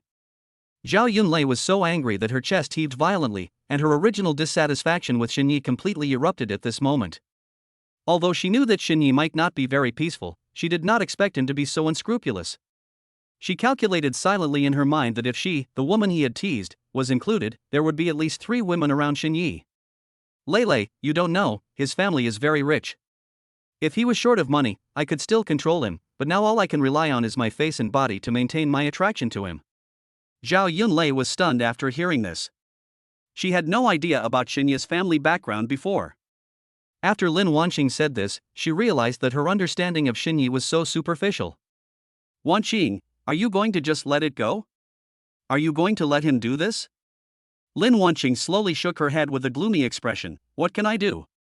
I'm already 40 years old and I'm afraid I can only attract him for a few years. Nonsense, Wanqing, you don't know how attractive you are to men. Zhao Yunlei quickly retorted that in her eyes, Lin Wanqing was mature and elegant. The charm remains unchanged. Lin Wanqing secretly thought about you, but she didn't say it out loud. What's the use of attraction? I'm just afraid that those young girls will then demonstrate against me. Lele, why don't you help me? Lin Wanqing looked at Zhao Yunlei earnestly. Wanqing, how can I help you? Zhao Yunlei was completely confused and had no idea how to start. You come with me. Lin Wanqing said as a matter of course without any hesitation in her tone. What? Zhao Yunlei thought she had heard it wrong and her face was filled with shock. Lele, I know that the young man you like is Xinyi. In this case, why don't you come and help me so that you can also feel his charm? Lin Wanqing stared at Zhao Yunlei with a hint of expectation in her eyes. What nonsense are you talking about? How could I possibly like your man? Zhao Yunlei's face flushed red and she glared at Lin Wanqing with shame and annoyance. After a brief stalemate, Zhao Yunlei could no longer bear this suffocating atmosphere. She stood up suddenly with a huge splash of water, and her wet swimsuit was still dripping. She didn't care about that and hurriedly grabbed the bathrobe beside her, wrapped it around her body, and stumbled towards the exit. Chapter 67 Zhao Yunlei agrees. Lin Wanqing looked at Zhao Yunlei's hurriedly leaving back, knowing that she was on the verge of collapse, but she did not chase after her immediately. In her opinion, Zhao Yunlei needs some time to calm down, and this is the necessary process for her to overcome her inner shame. Lin Wanqing stayed quietly in the swimming pool for a moment, then slowly raised her hands, scooped up the clear water with both hands, held them above her head, and let the cool water flow down her hair, cheeks, and meander down her whole body. Lin Wanqing, everyone is afraid that their boyfriend will have an affair with their best friend, but you want to send your best friend to your boyfriend's bed instead. She murmured in a low voice, her words full of self-mockery and helplessness, and finally turned into a long and heavy sigh, which dissipated in the warm water vapor. After some time, Lin Wanqing slowly stood up. When her graceful figure emerged from the water, her skin turned a bright red due to being soaked in water for a long time. She walked slowly to the poolside, picked up the towel and gently wiped her body, her eyes gradually becoming very determined. Lin Wanqing put on her bathrobe and walked out. She came to the private room and saw Zhao Yunlei lying on the bed with her eyes closed, receiving a massage. She looked relaxed, but her brows were still slightly furrowed. It was not difficult to see her inner struggle. Lin Wanqing said softly to the masseur, "Excuse me, could you please leave for a moment? I want to talk to my friend alone." The masseur was slightly startled, then nodded, packed up his things, and quietly left. The room suddenly became quiet, with only the ticking of the wall clock. Lin Wanqing walked to the bedside, sat down gently, looked at Zhao Yunlei, and said softly, "Lei, I know that what I just said makes you feel very embarrassed, but I really thought it through carefully." Zhao Yunlei slowly opened her eyes somewhat evasive. "Wanqing, do you know how ridiculous this is for me? How can I share a man with you?" Lin Wanqing held Zhao Yunlei's hand with a sincere look in her eyes. "Lei, I understand how you feel, and I know this idea is crazy. But I love Xinyi, and I don't want to lose him, and I don't want to lose you, my best friend, because of him. I can see that you have feelings for him too. Instead of both of us being miserable, why not give it a try?" Zhao Yunlei bit her lower lip, tears welling up in her eyes. "Aren't you afraid of people gossiping about you? Aren't you afraid of being pointed at?" Lin Wanqing sighed softly. "I am afraid, but compared to these, I am more afraid of losing you. Besides, this is our life, we have the right to choose our own way to happiness." Zhao Yunlei was silent for a long time, and the scenes of her time with Xinyi kept appearing in her mind. Those heart-moving moments made it difficult for her to let go. She raised her head and looked at Lin Wanqing. "Wanqing, do you really not mind? I don't want to ruin our friendship." Lin Wanqing gently stroked Zhao Yunlei's hair and said softly, "I don't mind. As long as we are honest with each other and understand each other, we can definitely handle it." Zhao Yunlei took a deep breath, and the balance in her heart gradually tilted. "When did you know that I liked Xinyi?" When Lin Wanqing heard this, she was delighted. She keenly noticed the change in Zhao Yunlei's attitude and knew that she probably agreed. The corners of her mouth rose slightly and she chuckled. "I knew it the day you gave me egg tarts." In fact, Lin Wanqing saw through the surveillance that Zhao Yunlei could not hide the love she had when she looked at Xinyi. But she knew that this truth would only make Zhao Yunlei more embarrassed, so she buried this secret deep in her heart. "Ah!" Zhao Yunlei couldn't help but let out a soft cry, her face full of surprise and confusion. She racked her brains and thought about it over and over again, but she never expected that day to come. Thinking back carefully, it seemed that it was indeed only that day that she, Lin Wanqing and Xinyi were present at the same time. "Wanqing, what do you want to do?" Zhao Yunlei sat up straight. "We are like this." Lin Wanqing leaned closer and whispered softly in Zhao Yunlei's ear. Although her voice was soft, it contained something that made one's heart beat faster.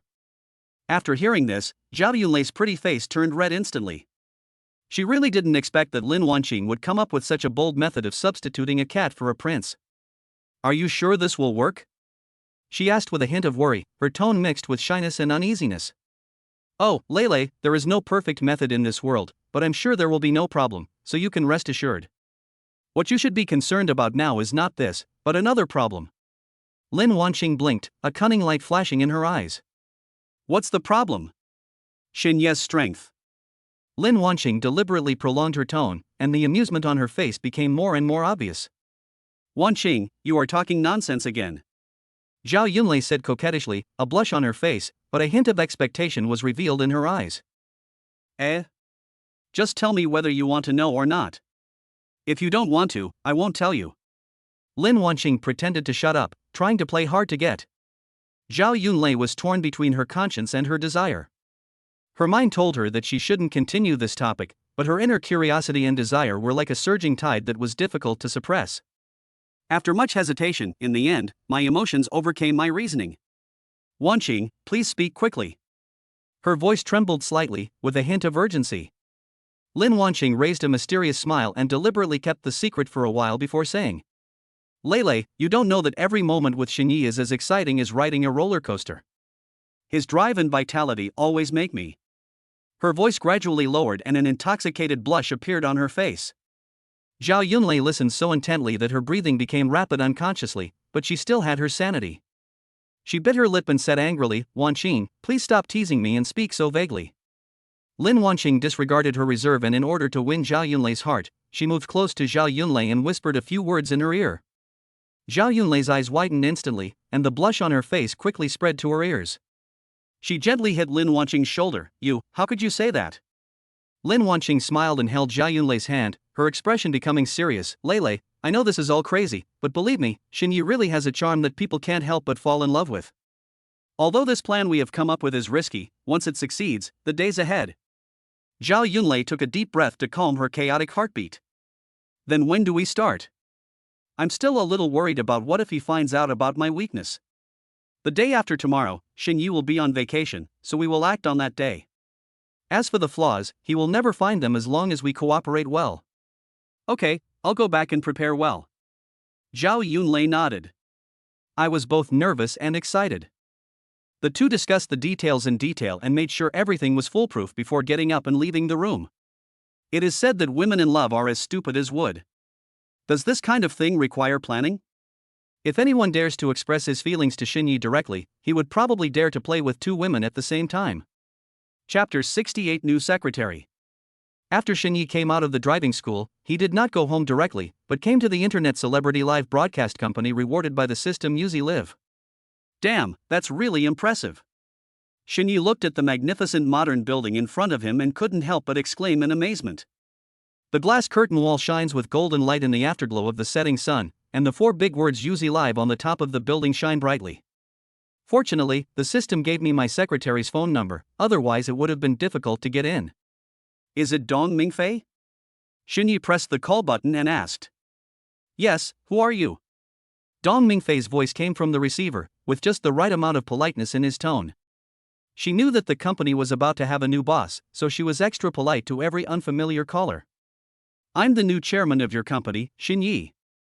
I'm downstairs in the company now, please come down and pick me up. Xinyi stated his identity concisely. Seeing this, Dong Mingfei immediately used a gentler voice, hoping to leave a good impression on her boss. Not long after, Xinyi saw a tall and elegant woman hurriedly walking out of the building. She was wearing a slim-fitting black business suit that perfectly outlined her graceful figure. The black stockings tightly wrapped around her long, straight legs, and every step she took was light and confident. However, what attracted Xinyi's attention the most was her proud figure. The fullness of her chest almost broke through the restraints of the black suit, exuding a charm that made it difficult to look away. Dong Mingfei stood at the door and saw Xinyi at a glance. She originally thought that the new boss would be a middle-aged man, but the Xinyi in front of her had a tall figure and handsome face, and looked even younger than her. She walked quickly to Xinyi and asked politely, "Excuse me, is this Mr. Xin?" "It's me." The corners of Xinyi's mouth slightly raised, revealing a gentle smile.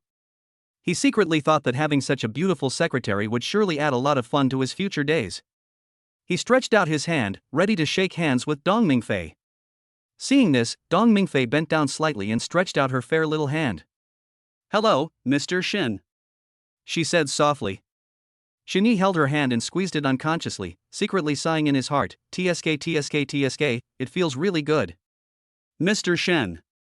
Dong Mingfei uttered a coquettish sound, a blush appeared on her face, and she quickly pulled her hand back. That charming look made Xinyi's heart move. It seemed that this beautiful secretary was not an old driver. It was good. He liked her. "Please take me in to have a look." Dong Mingfei smiled and gestured with her hand, guiding Xinyi into the building. This building has 8 floors in total. As soon as Xinyi entered the door, he saw many rooms lined up on the right. "What is this?" he asked puzzledly. Dong Mingfei followed his gaze and explained, "Boss Xin, those rooms are where our company's anchors broadcast live." When Xinyi heard this, he immediately became interested. He walked quickly to one of the rooms and looked inside through the window. He saw a beautiful anchor wearing yoga pants and dancing to dynamic music. "Are yoga pants still so cool?" Xinyi couldn't help but mutter to himself. Dong Mingfei walked up to Xin Yi and introduced softly, "Mr. Shin, this is our dance area. Many beautiful anchors can dance. You can come and appreciate it when you are free." Xin Yi suddenly felt wonderful. Now I can really meet the anchors offline, and even exercise the rights of the chairman to have more communication with them. "Mr. Shin, how about we go up first?" Dong Mingfei saw that Xin Ye's eyes were always on the anchor and reminded him in time. "Okay, let's go." Xin Yi retracted his gaze and followed Dong Mingfei to the 8th floor. As soon as he got out of the elevator, he walked straight to the office. "Mr. Shin, this is your office." Dong Mingfei walked forward and gently pushed the door open. As soon as Xin Yi stepped in, a faint feminine scent lingered around his nose. Various items were randomly placed on the desk, and they obviously still retained traces of Dong Mingfei's previous use. "Mr. Shin, I'll clean it up right away." A trace of embarrassment flashed across Dong Mingfei's face. Before Xin Yi came, she had been using this office, so the desk was full of her personal belongings. Xin Yi waved his hand, signaling Dong Mingfei not to worry. "It's okay, leave it alone for now, it won't be a problem." "You are so anxious to let me come up, you must have something to say, right?" "Boss Shin, this is it." Dong Mingfei leaned forward slightly, a trace of worry on his face. "Recently, several anchors in our company have been secretly broadcasting live on other sites without telling the company. How do you think we should deal with this? Live broadcast on an external station?" Xin Yi was slightly stunned when he heard this, and thought to himself, does he have to show his tough methods as the chairman just after taking over the company? He hesitated for a moment and said, "Then give me the list and let me take a look." "Here are the lists." Dong Mingfei was well prepared, and she picked up several neatly arranged documents and handed them to Xin Yi with both hands. Xin Yi took them and began to read them quickly. He scanned each page quickly, skipping over the male anchor's profile without thinking. As he read further, he couldn't help but feel a little confused. Why were all the hosts male? Could it be that? Just as I was thinking about it, another piece of information about a male anchor appeared. Finally, a female anchor appeared in the last piece of information. Although she did not completely meet Xin Ye's deepest expectations, she also brought unexpected surprises. This one, and these ones. Xin Yi pointed to the files of the male anchors one by one with a firm tone, leaving no room for doubt. Deal with them as they should be, according to the company's regulations, and show no mercy. "Okay, Mr. Shin, then." Dong Mingfei lowered her head slightly, her eyes looking intentionally or unintentionally at the last piece of information about the female anchor, seeming to want to say something but stopping herself. "Let me put this here for now and think about it." Xin Yi pretended to be in deep thought, with an expression of careful consideration on his face. Seeing this, Dong Mingfei raised the corners of her mouth slightly, revealing a meaningful smile, as if she had seen through Xin Yi's inner thoughts. "Okay, Mr. Shin, I'll do it right away." After saying that, she turned around and walked with graceful steps, gently closing the office door. Sunun Yen, we are really destined to meet each other. We always run into each other in unexpected places. After going around in circles, you actually became my beautiful anchor." The corners of Xin Yi's mouth rose slightly, with a playful light flashing in his eyes. He gently shook the information with Sunun Yen's name on it in his hand and let out a faint chuckle. "As long as you live stream peacefully, we will be fine. But look at what happened. You violated the company's rules and secretly live streamed on another site. You can't blame me for this. After all, I am your boss now and the company's rules cannot be broken." Xin Yi shook his head gently, pretending to be helpless, but he was actually secretly happy. He couldn't help but think of Sunun Yen's arrogant face in his mind, thinking about how to deal with this special accident. Chapter 69, Sunun Yen became his subordinate? After a quick thought, Xin Yi had a rough plan in his mind. But we need to see Sunun Yen's performance first. After all, she is Suyu's sister, so she can't be pushed too hard. Just as I was thinking about it, I felt the urge to urinate. Fortunately, the chairman's office was equipped with an independent bathroom. Xin Yi stood up and walked over. After opening the door, he was about to satisfy his physical needs when his eyes were suddenly attracted by a pink object in the corner. Looking closely, it turned out to be a woman's underwear. After a little thought, Xin Yi guessed that it was most likely Dong Mingfei's. After all, before he arrived, she was the only one who used this office most frequently. When he picked it up and took a closer look, he couldn't help but raise his eyebrows slightly, and a hint of interest smiled at the corner of his mouth. I didn't expect that Dong Mingfei, who looks so cool and majestic on the outside, actually has a girlish heart inside. There are cute Pikachu patterns printed on her underwear. Shini picked up the bra again and his eyes fell on the size label, E-cup. He couldn't help but exclaim in his heart. Before, he always thought that Lin Wanqing's C-cup was attractive enough, but the size of the bra in front of him instantly made him realize the gap between the two, like the bright moon and the stars, there was really a huge difference. His Adam's apple rolled up and down unconsciously, and his mind uncontrollably drew the image of Dong Mingfei wearing this underwear. The scene slowly unfolded in his mind like a movie, becoming clearer and clearer. The strong visual impact made his heart beat faster. Just as Xinyi was immersed in this beautiful imagination, the toilet door was suddenly pushed open with a creaky sound. Xinyi turned around subconsciously and his eyes met Dong Mingfei's panicked eyes. At this moment, Dong Mingfei's head was poking out of the door, and her eyes were instantly fixed on her underwear in Xinyi's hand. In an instant, the air seemed to be sucked away, and the entire space fell into deathly silence. The awkward atmosphere completely submerged the two of them like a surging tide. Dong Mingfei's face instantly flushed, spreading from her ears to her neck. It turned out that after Dong Mingfei left the office, he originally planned to deal with the matters of those male anchors who violated the rules. However, she paused for a moment, suddenly remembering that her changed underwear from yesterday was still forgotten in the office toilet. When she thought about the unimaginable scene if she was discovered by Xinyi, her heart instantly rose to her throat. So, she had an idea and decided to get her clothes back under the pretext of going to the bathroom. She tiptoed back to the office and looked around. She didn't see Xinyi, so she secretly breathed a sigh of relief and assumed that Xinyi had gone out. She was so anxious that she didn't care about anything else at the moment. She rushed straight to the bathroom and pushed open the door. It was because of this that I encountered that very embarrassing scene. Mr. Shin, you are here too? In a panic, Dong Mingfei didn't know what to say and could only stammer out these words, her voice trembling slightly due to nervousness. Seeing this, Xinyi felt a little flustered, but he knew very well that he must not panic in this situation. After all, as long as you keep your composure, others will be the ones who panic. He pretended to be calm, with the corners of his mouth slightly raised, revealing a teasing smile. Yes, why, my secretary, do you want to come with me? No, no. Dong Mingfei waved her hands in front of her in panic as if she was scalded. She didn't dare to look again and closed the door in a hurry. Xinyi shrugged and didn't take it to heart. After all, he was the chairman now, and this little incident wouldn't make him lose his composure. After taking care of his physiological needs, he pushed open the door and saw Dong Mingfei standing at the door with a serious face, his hands folded in front of him, and a trace of embarrassment still lingering in his eyes. Mr. Shin, I will definitely knock on the door next time I come in. Dong Mingfei lowered his head and spoke sincerely. Hearing this, Xinyi couldn't help but wonder, thinking to himself, after all this time, this is just a big-breasted and brainless secretary? But he remained calm, waved his hand, and said, "It's okay, Secretary Dong, from now on I will appoint you as my personal secretary, you can come in and go out as you like, okay?" As he spoke, he took out those underwear from behind and handed them to Dong Mingfei. "Secretary Dong, take them."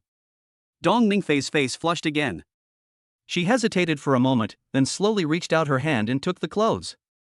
Her voice was as soft as a mosquito. "Thank you, Mr. Shin." She clutched her clothes tightly, wishing she could find a crack in the ground to crawl into. At this moment, she was full of regret. Why was she so reckless and made such a fool of herself in front of her boss? Xinyi looked at Dong Mingfei's embarrassed look, and instead of being angry, he found it very interesting. This secretary is good. If there is something, he has to ask the secretary to do more work. If there is nothing, he will naturally. Seeing Xinyi staring at her, Dong Mingfei said in a panic, Mr. Shin, I'll go out to work first." At this moment, escaping from this awkward and suffocating space became her only thought. Dong Mingfei has had excellent conditions in all aspects since childhood. She has outstanding looks and extraordinary temperament, but she seems a little naive mentally and often does wrong things due to lack of consideration. In the past, she always took great pains to disguise herself and tried her best to show her smart and capable side in the workplace. But today, she felt that her carefully constructed disguise was like paper and was about to be completely torn apart. "Well, wait a minute." Xinyi spoke slowly, with a hint of irresistibility in his tone. Dong Mingfei, who had already turned around, suddenly paused, his body froze in place, and asked cautiously, "Boss Shin, what's wrong? Do you know where Sunun Yen is broadcasting live?" "Sunun Yen? Is it the Sunun Yen who violated the company's rules?" Dong Mingfei frowned slightly, the name quickly appeared in her mind, and she asked back subconsciously. Shini nodded slightly, his tone firm. Yes, it's her. I plan to have a good talk with her. Just talk to her, but don't mention these embarrassing things to me again.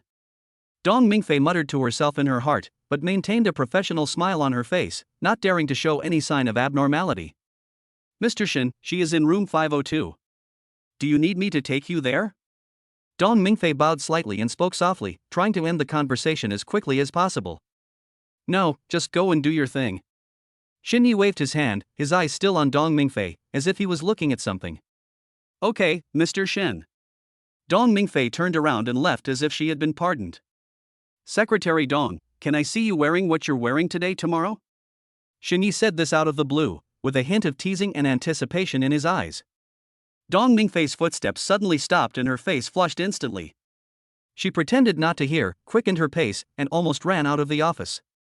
For some reason, although Dong Mingfei did not give any response, Shin Yi was inexplicably certain that Dong Mingfei would do as she was told tomorrow. Chapter 70 Stimulating Sunun Yen. Shin Yi soon arrived at 502. He walked lightly and slowly approached the glass window. He looked inside and was instantly shocked by the scene in front of him. Sunun Yen was seen wearing an exquisite maid outfit, which perfectly outlined her proud figure. The fullness of her breasts was clearly visible, making her look like a character from the second dimension. Wow, she's really wearing a maid outfit? Shin Yi couldn't help but murmur in a low voice, with a hint of surprise and appreciation in his eyes. However, the soundproofing of this room was so good that no matter how hard he tried, he could not hear clearly what Sunun Yen was saying in the live broadcast. Shin Yi waited for a long time, until Sunun Yen finished today's live broadcast, then he pushed the door open. Shin Yi waited patiently outside the door, and time passed by minute by minute. Finally, Sunun Yen ended today's live broadcast. He took a deep breath, raised his hand and pushed open the closed door. Who is it? Sunun Yen heard the sound and turned his head subconsciously. The moment her eyes met Shin Ye's, she was filled with astonishment. Why is it you? There was undisguised surprise in his voice.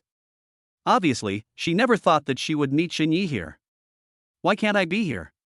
Is this your private territory? The corners of Shin Ye's mouth rose slightly with a hint of playful smile. As he spoke, he walked behind Sunun Yen with a leisurely pace. Looking down from above, the magnificent breasts of hers were reflected in Shin Ye's sight without reservation.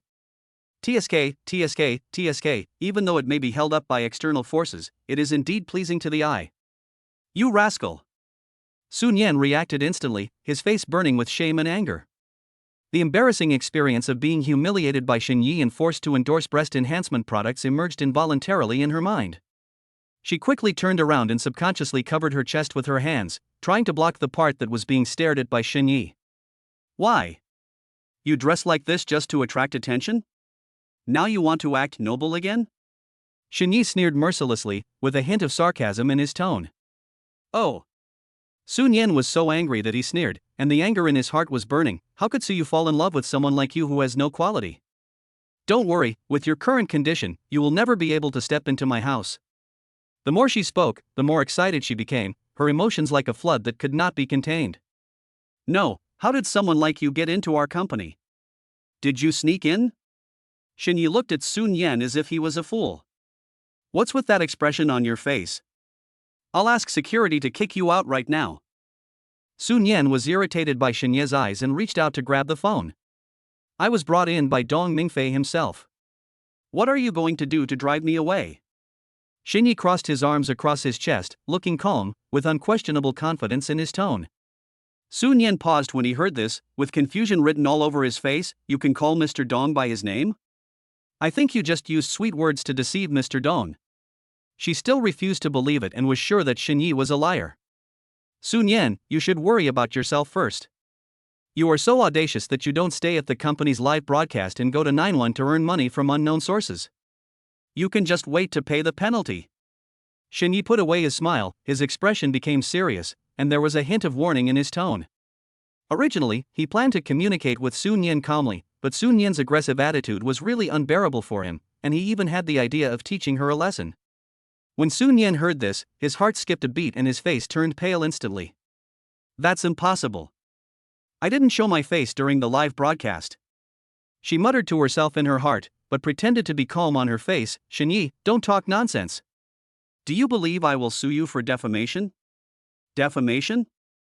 Shini sneered, and without saying anything, he threw the evidence collected by the company at Sunun Yen's face. Take a good look at who this person with half of his body exposed is.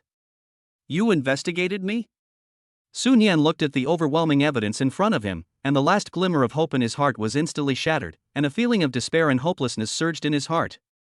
Sunun Yen, if you don't want others to know, then don't do it yourself. No, I want to see the chairman. Sunun Yen suddenly raised his head, and a hint of determination flashed in his eyes. She thought to herself that the only way to bring the matter to the attention of the chairman was to hope for a better outcome. After all, she knew that the new chairman had not yet officially appeared. As long as she messed things up before that, no one would be able to convict her easily. Thinking of this, she immediately picked up the materials and ran out. Chairman? He's so far away, yet so close at hand. Shini looked at Sunun Yen's back, a meaningful smile appearing on the corner of his mouth. He took out his cell phone and quickly called Dong Mingfei. Secretary Dong, please come to the chairman's office immediately. It's urgent. Boss Dong, you don't know that I was doing a good job on my live broadcast today, and suddenly someone broke into my live broadcast room and insulted me with words. Those words were simply unbearable to hear. Sunun Yen stood in the chairman's office, her eyes red, and she complained to Dong Mingfei in tears. Her expression was very aggrieved, as if she had suffered a great injustice. Dong Mingfei was originally thinking about Xinye's intention in calling her here, but when she heard this, she was slightly stunned and didn't react for a while. She thought to herself that the person who had visited Sunun Yen's live broadcast room today was most likely either a staff member or Mr. Shin. Boss Shin insulted her? How is that possible? Dong Mingfei began to wonder in her heart. She guessed that Xinyu was talking about Sunun Yen's violation of regulations during live broadcast on the 9-1 platform, but how could this be considered an insult? Not treating her as having breached the contract was already considered lenient. Although Dong Mingfei had some ideas in her mind, she didn't dare to express her opinion easily because she didn't know Xinya's overall plan. She just listened quietly to Sunun Yen's crying. Dong Zong? Dong Zong?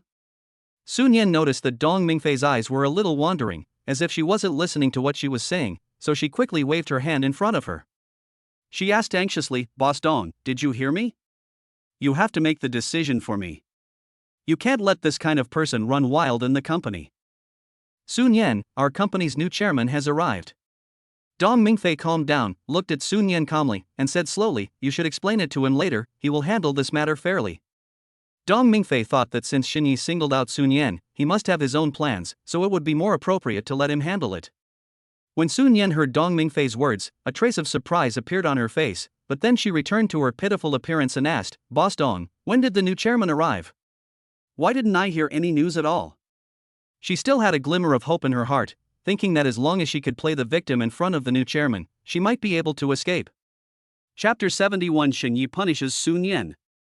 Just then, the office door was slowly pushed open, and Xinyi walked in with steady steps. He put his hands in his pockets, with a faint smile on his face, but his eyes were extremely sharp. He looked straight at Sunun Yen as he entered the door.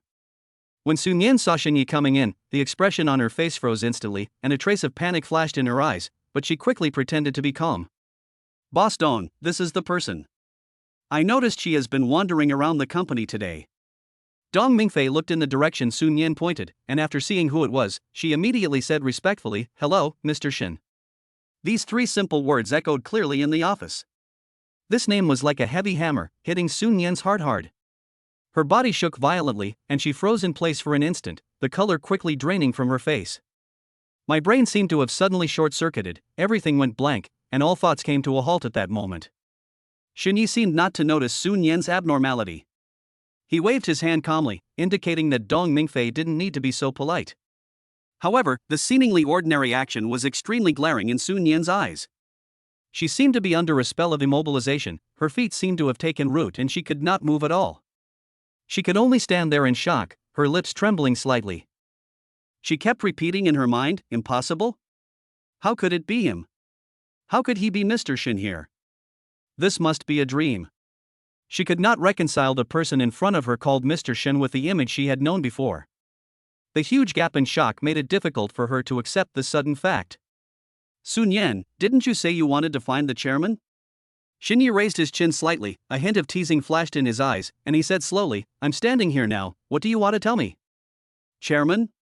When Sunun Yen heard this, his body shook violently and the expression on his face froze instantly. Then, a flash of surprise flashed across her eyes like lightning.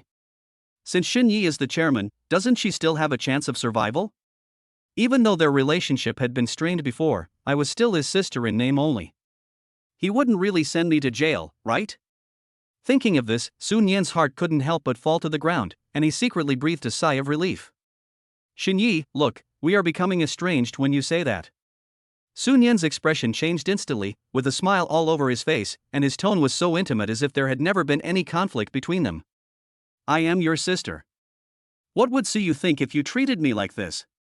She would be so sad. He's really a man who changes his mind according to the situation. Xin Yi snorted inwardly, but still had a faint smile on his face. He thought, he starts to try to gain connections when something like this happens. Didn't he swear before that he wouldn't let me into the house? He shook his head gently, and the smile on his face gradually disappeared, replaced by a serious look. Sunun Yen, what you said is really interesting. Suyu has always treated you as her own sister, trusting you and taking care of you wholeheartedly. But what about you? Do you treat Suyu as your own sister? Over the years, you have borrowed so much money from Suyu under various pretexts. Have you ever paid back a single cent? Xin Yi narrowed his eyes slightly, revealing a hint of disappointment and disdain. Now you want me to stop treating you like this? Are we familiar with each other? Sunun Yen was left speechless by Xin Yi's series of questions, and her face turned pale and red. She opened her mouth, but found that her throat seemed to be blocked and she couldn't speak at all. After a long while, she stammered, Xin Yi, how can you say that? I plan to pay back the money, but I'm a little tight on money now. Besides, Suyu and I are sisters. Why do you, an outsider, interfere in our affairs? Hearing this, Xin Yi couldn't help but sneer, outsider? I'm Suyu's boyfriend, how can I be considered an outsider? But you, as a sister, not only don't take care of your sister, but also scheme against her everywhere.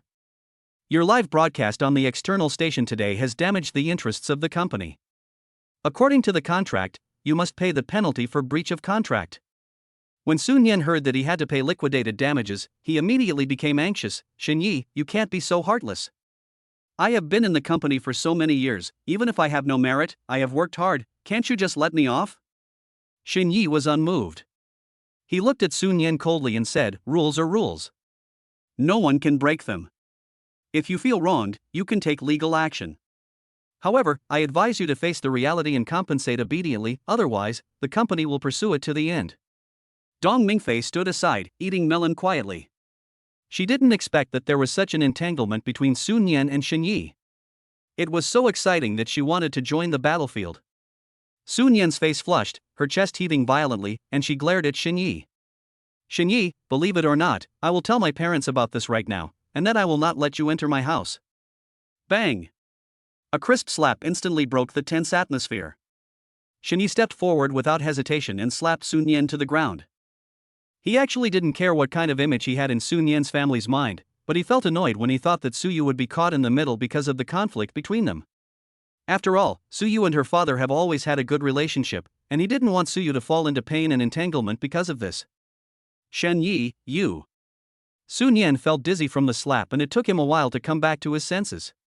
She reached out her trembling hand and gently touched her beaten cheek. The burning pain made her eyes red and her cheeks began to swell slightly.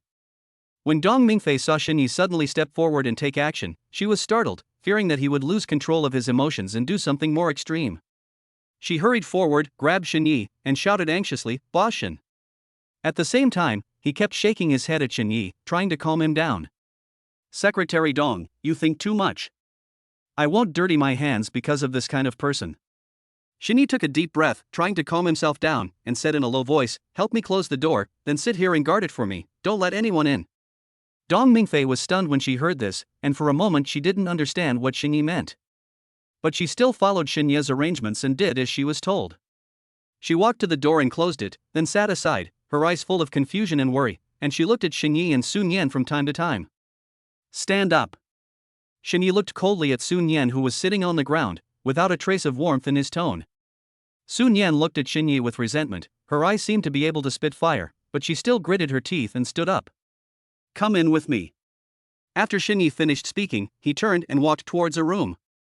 Just go in. Although Sun Yen's heart was filled with fear and anxiety, her strong curiosity and inherent stubbornness made her follow. She wanted to see what Xinyi was going to do. At worst, both sides would be destroyed. Dong Mingfei looked at the direction the two were heading and couldn't help but widen her eyes, her heart full of confusion. Isn't that a toilet? What are two people doing in there?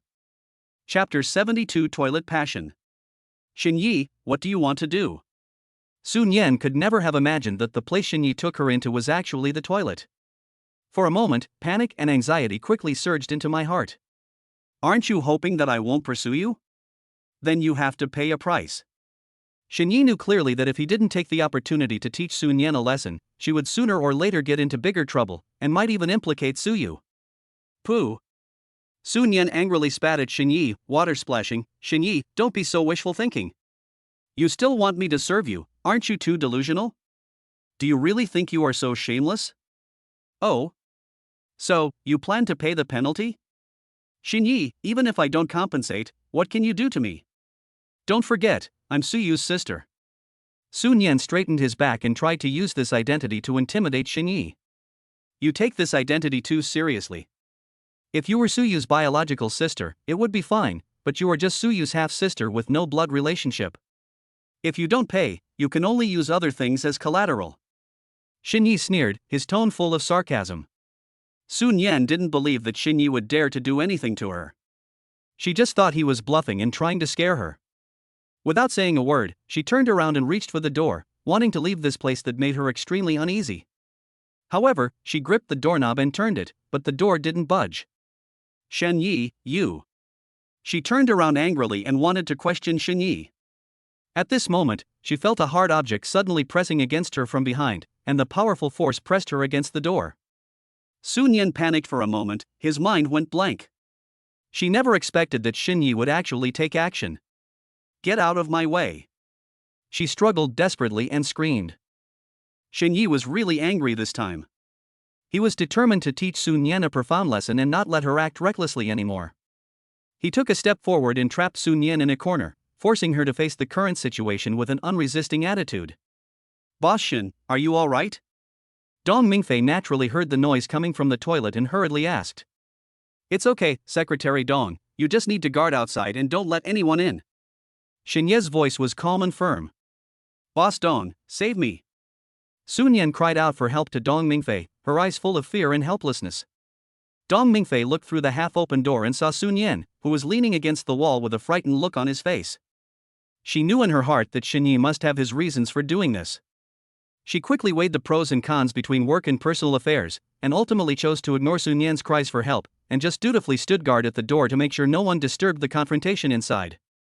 In the office, Dong Mingfei frowned and paced back and forth in annoyance. Every passing second seemed like torture, and she looked towards the bathroom from time to time. Isn't it over yet? At this time, Sun Yen's voice came from the toilet. The surprise and disbelief in her tone penetrated Dong Mingfei's ears word for word. Is it that crazy? Sun Yen's voice trembled slightly, with obvious panic. Dong Mingfei could imagine without even looking that Sun Yen must be extremely pale and weak at this moment, barely able to support himself by leaning against the wall. After a long hour, the office door was finally slowly pushed open, and Xinyi walked in from outside with steady steps. Dong Mingfei subconsciously turned slightly to the side, and her eyes caught sight of Sun Yen squatting in front of the toilet. She was hunching her back, her body heaving violently uncontrollably, and the sound of vomiting could be heard again and again. With just one glance, Dong Mingfei's mind was as clear as a mirror, and she instantly guessed the cause and effect. Secretary Dong, you did a great job this time. Dong Mingfei's pretty face flushed instantly, her eyes were a little evasive, and her heart was full of confusion and anxiety. She couldn't help but ask herself if she was an accomplice in helping the evil. Boss Shin, since you are done here, I will leave first. Dong Mingfei's voice was soft, with a barely perceptible hint of nervousness. Xinyi saw her shyness and embarrassment, so he nodded slightly to signal her to leave. In the office, Xinyi sat leisurely on a chair, staring straight in the direction of the toilet, waiting for Sun Yen to come out. Xinyi, aren't you afraid that I will call the police? Sun Yen finally walked out of the bathroom. Her hair was disheveled and there were still traces of tears on her face. The look in her eyes when she looked at Xinyi was full of hatred, and she looked like she wanted to eat Xinyi alive. Go ahead and report it. What do you think your chances of winning are? Sunun Yen gritted her teeth, knowing in her heart that what Shini said was true. Thinking back to what had just happened, humiliation and anger surged in her heart, but she was helpless. Under Shinya's great power and tyranny, she was like an ant that was powerless to resist and could only let him manipulate and play with her at will. Let's wait and see. Sunun Yen squeezed out these words from between her teeth, glared at Shinyi fiercely, turned around and left quickly. Shinyi knew clearly in his mind that with Sunun Yen's unwillingness to swallow grievances, it was very likely that he would go to find Suyu at this moment. Since Sunun Yen wants to talk to Suyu so much, he has to perform well. Thinking of this, Shinyi took out his cell phone without hesitation and called Suyu. Yeah, are you home now? Suyu's gentle but somewhat puzzled voice came from the other end of the phone. Husband, I'm here, why are you asking this suddenly? I'll come to see you today. Go out and buy some food. I want to eat the meal you cook. Okay. Husband. Just wait for a feast. The corners of Shinya's mouth slightly raised, revealing a doting smile, but in an instant he remembered Sunun Yen's matter and his expression tightened. Buy more delicious food and your husband will reward you well tonight. After saying that, he hung up the phone and took a taxi to Suyu's house. On the other side, Sunun Yen left the office and drove to Suyu's house. Suyu, are you at home today? I have something to talk to you about. Sunun Yen called. Suyu on the other end of the phone was obviously stunned and felt a little confused. How could it be such a coincidence that Shinyi just said he was coming and my sister also said she would come today? This is really strange. However, she would never connect Shinyi and Sunun Yen together. In her opinion, these two people have nothing in common, their life trajectories are completely different and there is no possibility of any intersection between them. Sister, I have something to do today. Why don't you come another day? Suyu hesitated and refused politely. Between Shinyi and Sunun Yen, she almost subconsciously chose Shinyi.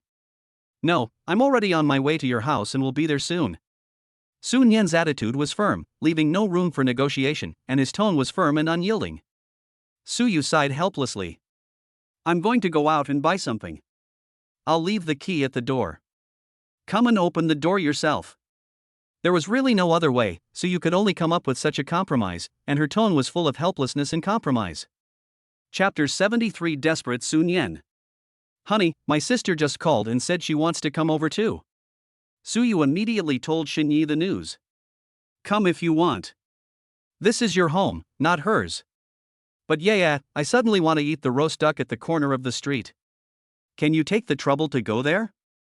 I've been craving it for a long time. Shinyi knew that he had to find a way to keep Suyu outside for a while to avoid meeting Sunun Yen. Okay, no problem, husband. Send me the address and I'll go buy it right away. Suyu didn't think much about it. She only wanted to meet Shinye's request and quickly agreed. After hanging up the phone, Suyu put on her coat, changed her shoes, and opened her phone to check the location sent by Shinyi. The moment she saw the address, she frowned slightly and muttered softly, "It's so far? It will take a long time to go back and forth. I can't let my husband wait for too long." Sunun Yen urgently confided Shinye's evil deeds to Suyu. So she compressed the original half-hour time into 15 minutes. When she arrived at her door, she picked up the key hidden under the doormat and opened the door. Sunun Yen slumped on the sofa, his brain working rapidly, thinking about how to expose Shinye's ugly behavior to Suyu, wishing he could devalue Shinye's image and Suyu's heart to worthless. Her heart was filled with resentment.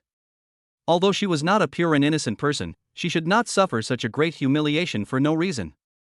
Thinking back to what happened in the office, the corners of her mouth still ached slightly, and the humiliation and anger burned in her chest like a raging fire. No, we must not let Shinyi off easily this time. We must punish him severely and make him pay a heavy price. Just as I was thinking about it, there was a sudden knock on the door. Bang, bang, bang, every knock made Sunun Yen upset. Suyu, didn't you bring your keys? Sunun Yen muttered as he reluctantly got up and opened the door. She thought it was Suyu who came back, but as soon as the door opened, a familiar and disgusting smell hit her in the face. Shinye's tall figure, wrapped in a chill, blocked the door. Before Sunun Yen could react, he pushed her into the house violently. Her back hit the wall heavily, causing her eyes to turn red with pain. Shinyi, why is it you? Sunun Yen's eyes widened in horror, his voice full of disbelief, and his body began to tremble subconsciously. Shinyi raised a wicked smile, leaned close to Sunun Yen, and said in a tone that was almost whispering, "Of course it's me, baby, I thought you were just in the office's service, so I came to see you." Sunun Yen was shocked and angry, and asked, "How did you know I was here?" Shini reached out and pinched Sunun Yen's chin, forcing her to look directly into his eyes, and sneered, "Where else can you go if not here? I know you too well. Then how dare you?" Before Sunun Yen finished her words, she felt Shinya's hands wandering wantonly on her body. She struggled desperately, but like a moth trapped in a spider web, the more she struggled, the tighter she became. "Sunun Yen, do you know why I treat you like this?" Shini narrowed his eyes slightly, and a hint of ruthlessness flashed in his eyes. "Because you're a beast." Sunun Yen gritted his teeth, hatred bursting from his eyes. Shini disagreed and mocked, "You're not much better. You're living a carefree life outside with your sister's money. How dare you say you're clean? What about you? What you did to me in the bathroom today, weren't those the actions of an animal? Aren't you exchanging your body for a debt?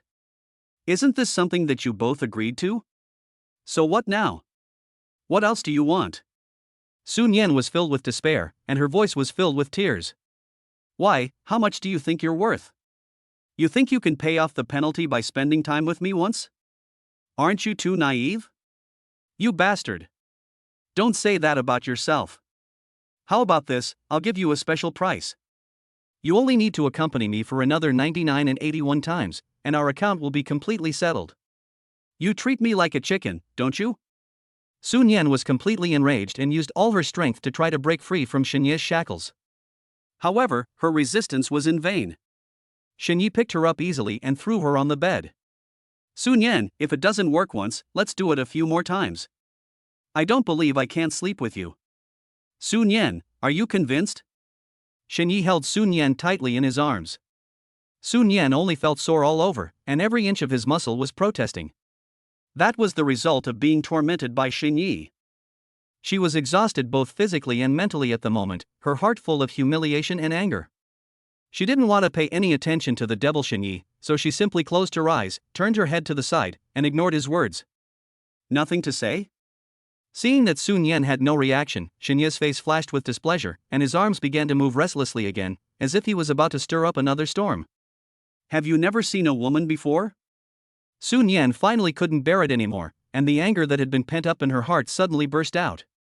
She turned her head, her eyes wide open, and shouted at Shinya, her voice full of anger and unwillingness.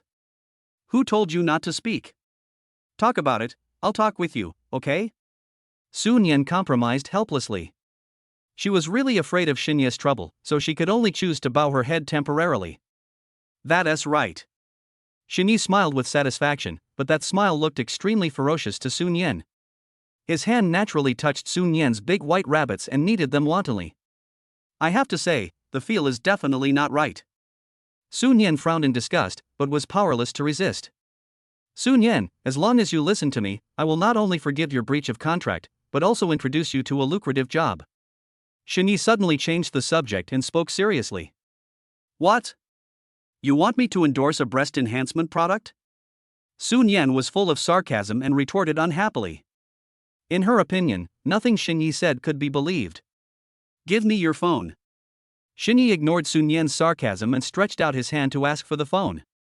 Sunun Yen looked confused, but was too lazy to struggle. She thought that she couldn't escape from Shinya's grasp anyway, so she simply handed the phone over. Shinya took the phone, slid his finger quickly across the screen, and after some operations, he returned the phone to Sunun Yen. "Okay, I've transferred a 50,000 yuan deposit for your phone." Shinya leaned against the head of the bed and said leisurely. "Deposit?" Sunun Yen's face was full of suspicion, and he subconsciously looked at his mobile phone. Sure enough, the payment notification came into view, and there was an extra 50,000 yuan in his account. "I know there are many beautiful girls in our company. I hope you can screen some high-quality women for me. The more detailed the information, the better." Shinya sat up, looking serious, and explained the tasks in a serious manner. Sunun Yen raised her head and looked at Shinya with a meaningful look, which was full of suspicion and disdain. In her mind, Shinya definitely had no good intentions and was probably participating in the beauty pageant to satisfy his own selfish desires. "Are you just going to let my breach of contract go like this?" Sunun Yen still couldn't believe it. "If you listen, that's fine." Shinya nodded. He knew clearly what Sunun Yen was thinking. She must have thought that he was choosing a concubine. But in fact, Xinyi was planning to select some outstanding beauties to enter the entertainment industry or even the film industry. He had his own business plans, but Sunun Yen was still in the dark about all this. Chapter 74 Collagen. Sunun Yen clutched the phone tightly, her fingertips turning white with anger and confusion. She raised her eyes and stared at Xinyi, gritting her teeth and saying, "Is it that simple? Do you think I'm a 3-year-old child who can be fooled by just a few words?" Xinyi got up from the bed and put on his clothes slowly, with an unfathomable smile on his face. "Believe it or not, this job is easy for you, and you can make a lot of money, so why not do it?" Sunun Yen snorted coldly, feeling conflicted. This 50,000 yuan deposit was like a hot potato. Taking it was like being put in invisible shackles by Xinyi. "If I don't take it, the previous breach of contract will be like a sword hanging over my head." She hesitated for a moment and said, "Why should I trust you? What if I find someone and you turn against me and deny it?" Xinyi buttoned up his shirt, turned around and leaned against the bed, crossing his arms. "I, Xinyi, always keep my word. As long as you do this well, you will get the benefits. If I break my promise, you can tell everyone about what happened today. I, Xinyi, am not a coward." Sunun Yen weighed the pros and cons in his mind and finally decided to agree for the time being. After all, this was the only way to get out of the predicament at the moment. "Okay, I'll do it. But you'd better not play tricks." She gritted her teeth and said reluctantly. "Don't worry, as long as you cooperate, everyone will benefit." Xinyi said, picked up his coat and walked out of the bedroom. "Remember, I want to see the detailed information within a week. Don't let me down." Sunun Yen looked at Xinyi's departing back and was a little dazed for a moment. It seemed as if her brain had been drained of the ability to think, and her eyes were fixed dully on the gradually disappearing figure. For some reason, an inappropriate thought popped up in her mind. "I should say it, this dead man is quite manly in some ways." As soon as she thought of this, she suddenly came to her senses and shook her head vigorously, as if to completely drive this ridiculous idea out of her head. She cursed herself secretly. Sunun Yen, it's already this time, and you are still thinking about these nonsense." "Honey, you came so soon? I thought you would wait a while." Suyu's brisk voice came from the door, breaking the slightly eerie silence in the room. She opened the door and saw Xinyi sitting on the sofa at a glance. A bright smile instantly broke out on her face. That smile was like the warm spring sun, full of tenderness and joy. "I just got here not long ago, but aren't you tired carrying so many things?" Xinyi raised the corners of his mouth, revealing a perfect smile. He stood up, walked quickly towards Suyu, and took the bags of food from her. "Not tired, husband." Suyu stood on tiptoe and gently kissed Xinyi on the cheek. The intimate gesture was full of love. "But, husband, my sister hasn't come yet?" Suyu tilted her head slightly, a hint of doubt flashed in her eyes. She thought that the first person she would see when she came back was Sunun Yen. "Your sister, she just said she had a stomachache and is lying in your room now." Xinyi looked calm, and his tone was filled with just the right amount of concern, making it impossible to hear any flaws. "Ah? Is she in a lot of pain?" "It's okay. I gave her some water and some collagen. Give me everything and go check on her first." As Xinyi spoke, he quietly pushed Suyu towards the room, still with a gentle smile on his face. "Damn Xinyi! You have the nerve to say collagen supplement." Sunun Yen, who was hiding in the room, was so angry when she heard this that she cursed in her heart. She pursed her lips unconsciously, recalling the ridiculous things that happened just now. The taste seemed to still linger on her lips, which was really intoxicating. She put on her clothes in a hurry, lay down as quickly as possible, and adjusted herself to look weak. "Sister, how are you?" Suyu walked into the room and asked. For some reason, Sunun Yen felt inexplicably guilty. "I'm fine. Xinyi has just cured me." Suyu looked at Sunun Yen's flushed cheeks, which didn't look like she was in pain at all, and a trace of suspicion arose in her heart. Moreover, she always felt that there was a strange smell in the room. The smell was hard to describe and made her feel vaguely dizzy. "Okay, then you lie down first, I'll go cook." Although Suyu was very dissatisfied with Sunun Yen in her heart, she had to do a good job on the surface. "And didn't she say on the phone that she had something to ask me? I just don't know what it is." When Xinyi saw Suyu turn around and walk towards the kitchen, a barely perceptible smile appeared on the corner of his mouth, and he followed her quietly. In the kitchen, warm yellow light pours down, casting a warm filter over the entire space. Suyu stood in front of the stove, preparing to take out the ingredients one by one. Shini approached quietly, hugged her gently from behind, put his chin on her shoulder intimately, breathed warmly, and whispered softly, "Thank you for your hard work, my baby, buying so many of my favorite foods." Suyu was a little embarrassed by this sudden intimate behavior, her cheeks instantly flushed, and she said angrily, "Husband, go sit down quickly, the meal will be ready soon." However, Shini did not leave as she said, but hugged her even tighter. His hand slowly moved up Suyu's arm, gently holding her hand, and his voice was low and magnetic. "Let me help you, wouldn't it be faster if we two worked together?"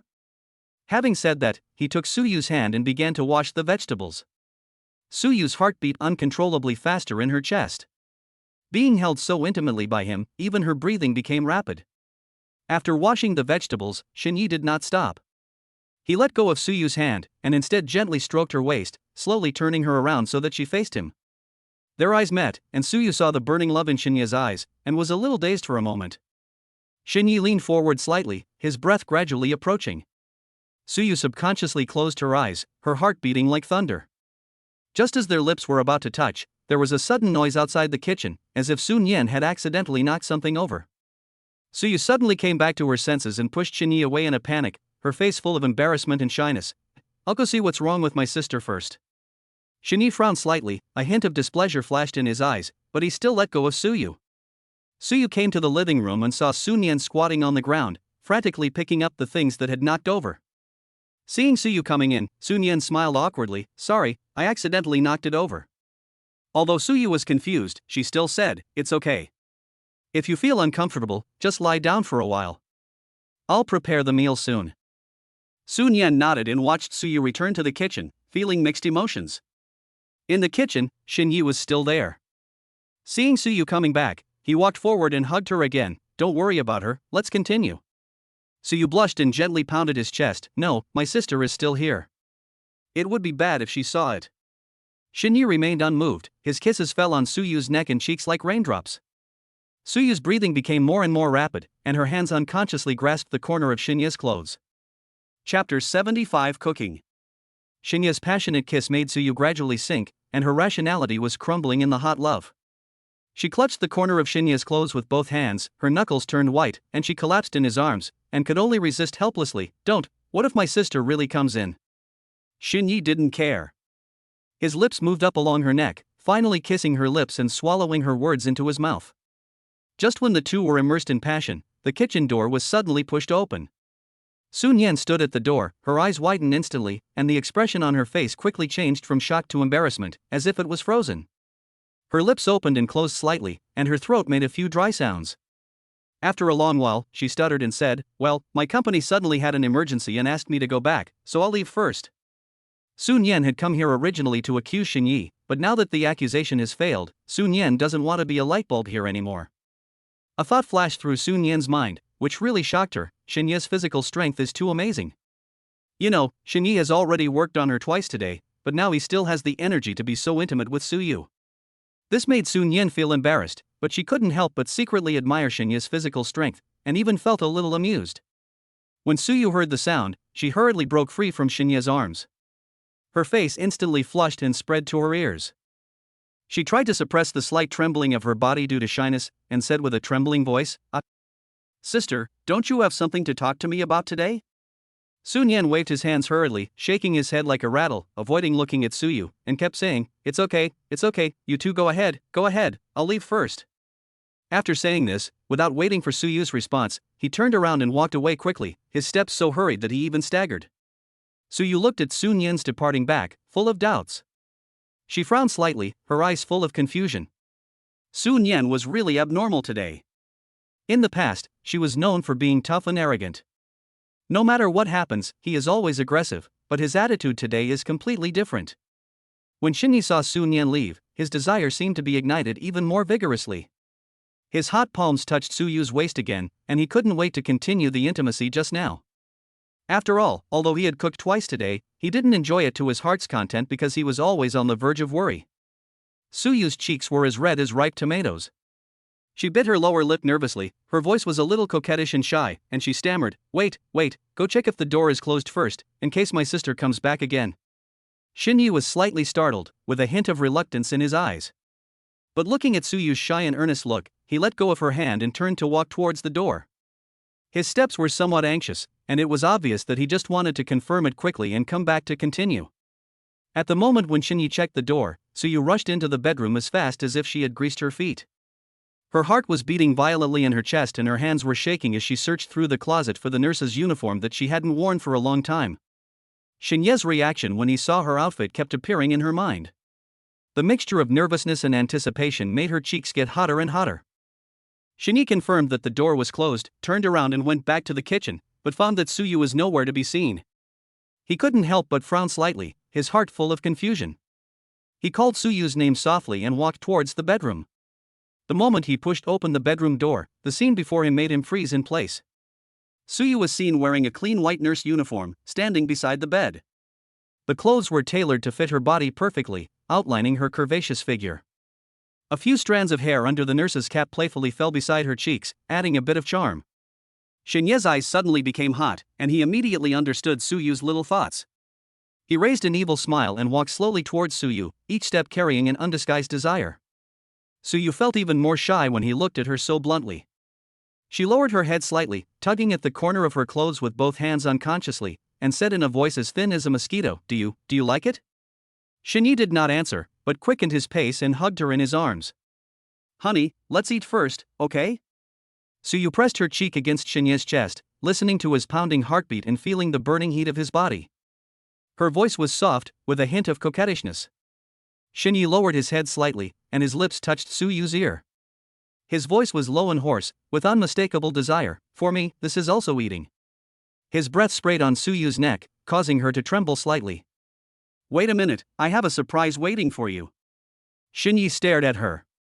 Although the anxiety in his eyes had not dissipated, he still suppressed the impulse in his heart and sighed helplessly and dotingly, then wait a little longer.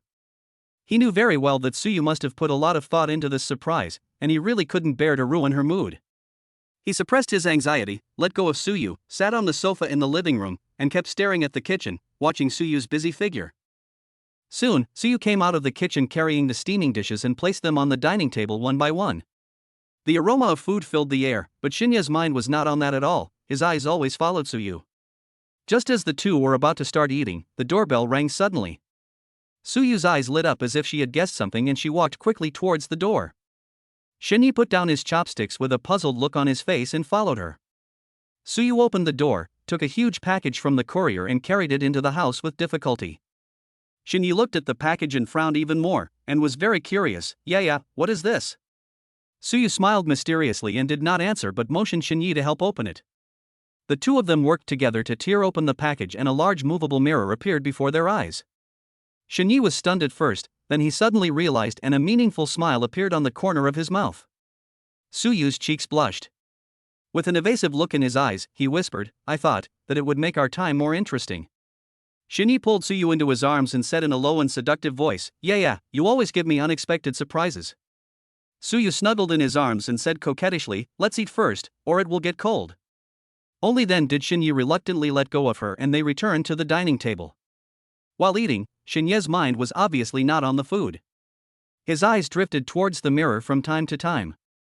In his mind, he imagined what was about to happen, and the desire in his body began to stir again. Suyu felt uncomfortable under his fiery gaze and coughed lightly, Eat quickly and don't be in a daze. Shinye came back to his senses and picked up his chopsticks, but every time he took a bite, he felt that the meal was taking an incredibly long time. Chapter 76 Doctor, I'm sick. After finally finishing the meal, Shini took the opportunity when Su Shui was cleaning up the dishes to place the mirror in front of the floor-to-ceiling window in the living room.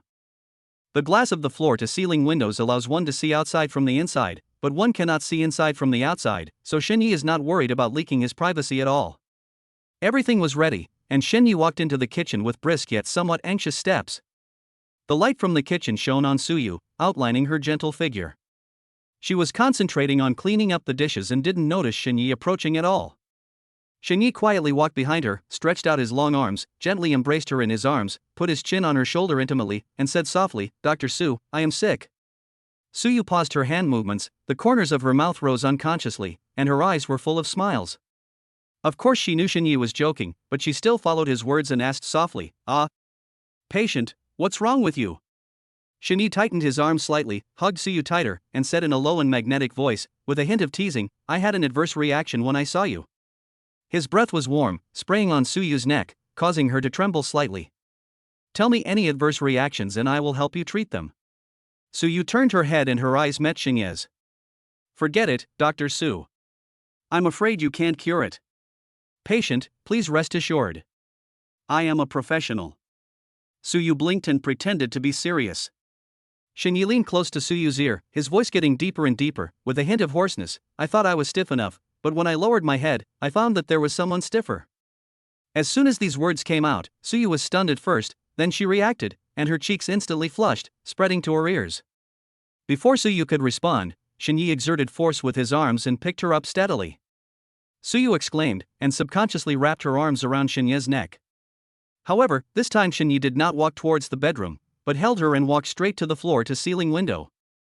Suyu was originally immersed in this sudden intimate action, full of shyness and anticipation. But when she realized Xinye's destination, she was stunned, and the blush on her face deepened instantly and spread to her neck. She never expected that Xinye would choose this location. She was panicked and her eyes unconsciously drifted to the window. Through the one-way glass, she could even clearly see the pedestrians passing by. Suyu calmed down and tried to calm herself down, and said seriously, this position is very bad. I think it's better to change it, otherwise it will not be conducive to your cure. It's okay, Dr. Su, I have found a treatment. What is the solution? Do you know how injections work? Suyu was confused by his inexplicable question and her mind went blank. What's the principle? It's bound to be that the more you fight, the less there will be. If so, I think the equivalent substitution method is a good idea. Suyu was startled, as if she had vaguely guessed the deeper meaning of Xinye's words, and her cheeks were so red that they almost bled. She pretended to be calm and asked in a low voice, do you need my help? Xinye chuckled, and his voice echoed in Suyu's ears, that's definitely not necessary, you just need to cooperate with me. After the intimate treatment, Xinye gently took Suyu into his arms and gently helped her put on the white nurse's uniform again. His fingertips accidentally touched her skin, causing Suyu to tremble slightly. Xinye raised a satisfied smile and whispered in her ear, Dr. Su, this treatment was very good. Let's continue next time. Suyu was so tired that she collapsed in Xinye's arms, her legs were weak and she couldn't utter a word. She could only breathe slightly to show that she heard what Xinye said. Recalling what had just happened, she felt mixed emotions. God knew how much effort she had put in to cure Xinye's illness. Just as Suyu gradually recovered, she looked out the window inadvertently and a familiar figure came into her sight. It was the old man who had pursued her madly before. Suyu's face turned pale in an instant, and her body trembled uncontrollably. Xinye was immersed in the sweet afterglow, but suddenly he saw Suyu's frightened look and couldn't help but look confused. The reflex arc is so long? He really didn't expect Suyu to suddenly have such a violent reaction. Yeah, what's wrong? Xinye asked with concern, his hands subconsciously tightened to hold Suyu in his arms. Husband, I saw a familiar man downstairs.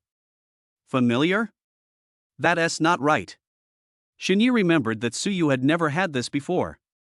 Husband, not ex-boyfriend. Suyu keenly sensed Xinye's doubts and hurriedly explained, it was a client of mine when I was working before. He pursued me. At this point, Suyu bit her lower lip slightly, a hint of embarrassment flashing across her face.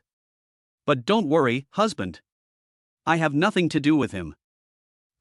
Maybe I did some pua to him at that time. Suyu smiled awkwardly, with a hint of helplessness in her smile. In that work environment, everyone did this, and she was influenced unconsciously. After all, working in that kind of environment, most of her colleagues did the same thing, so she was naturally influenced by them. Xinye immediately understood what Suyu meant. But he still felt a little uncomfortable. After all, he has a very strong possessiveness towards his woman. Yeah, you don't need to work there anymore. Just quit and come to work in my company.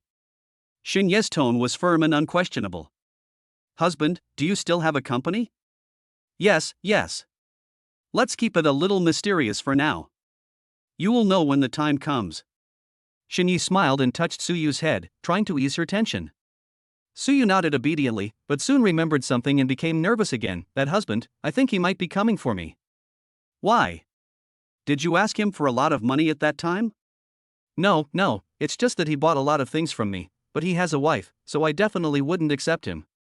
He thought he could win me over by spending money on me, but I rejected him in the end.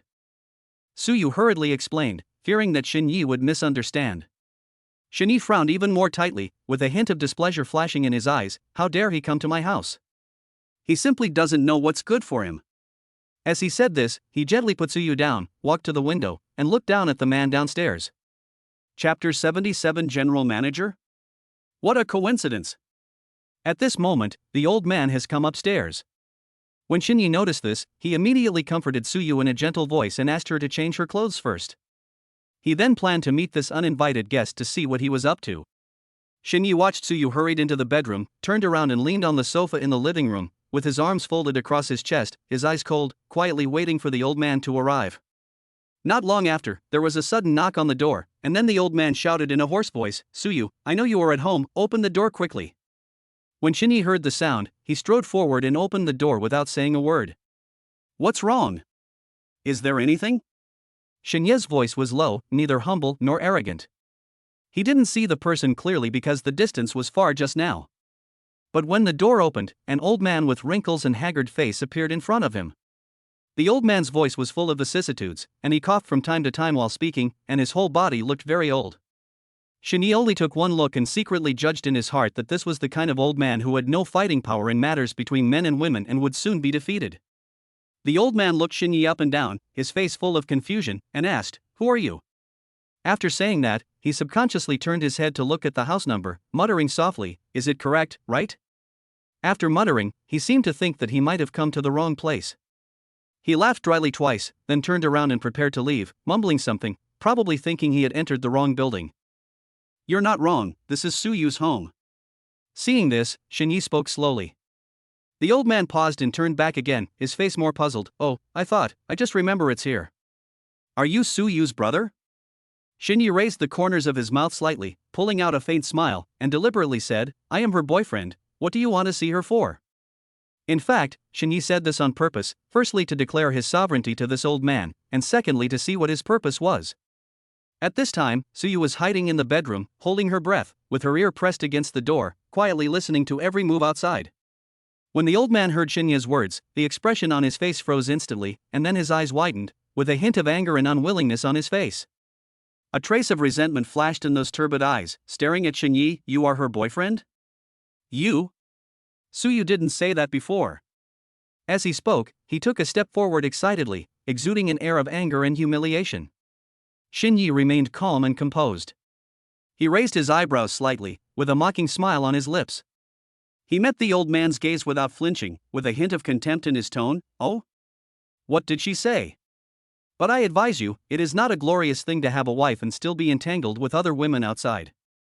If your wife finds out, it will not be good, right?"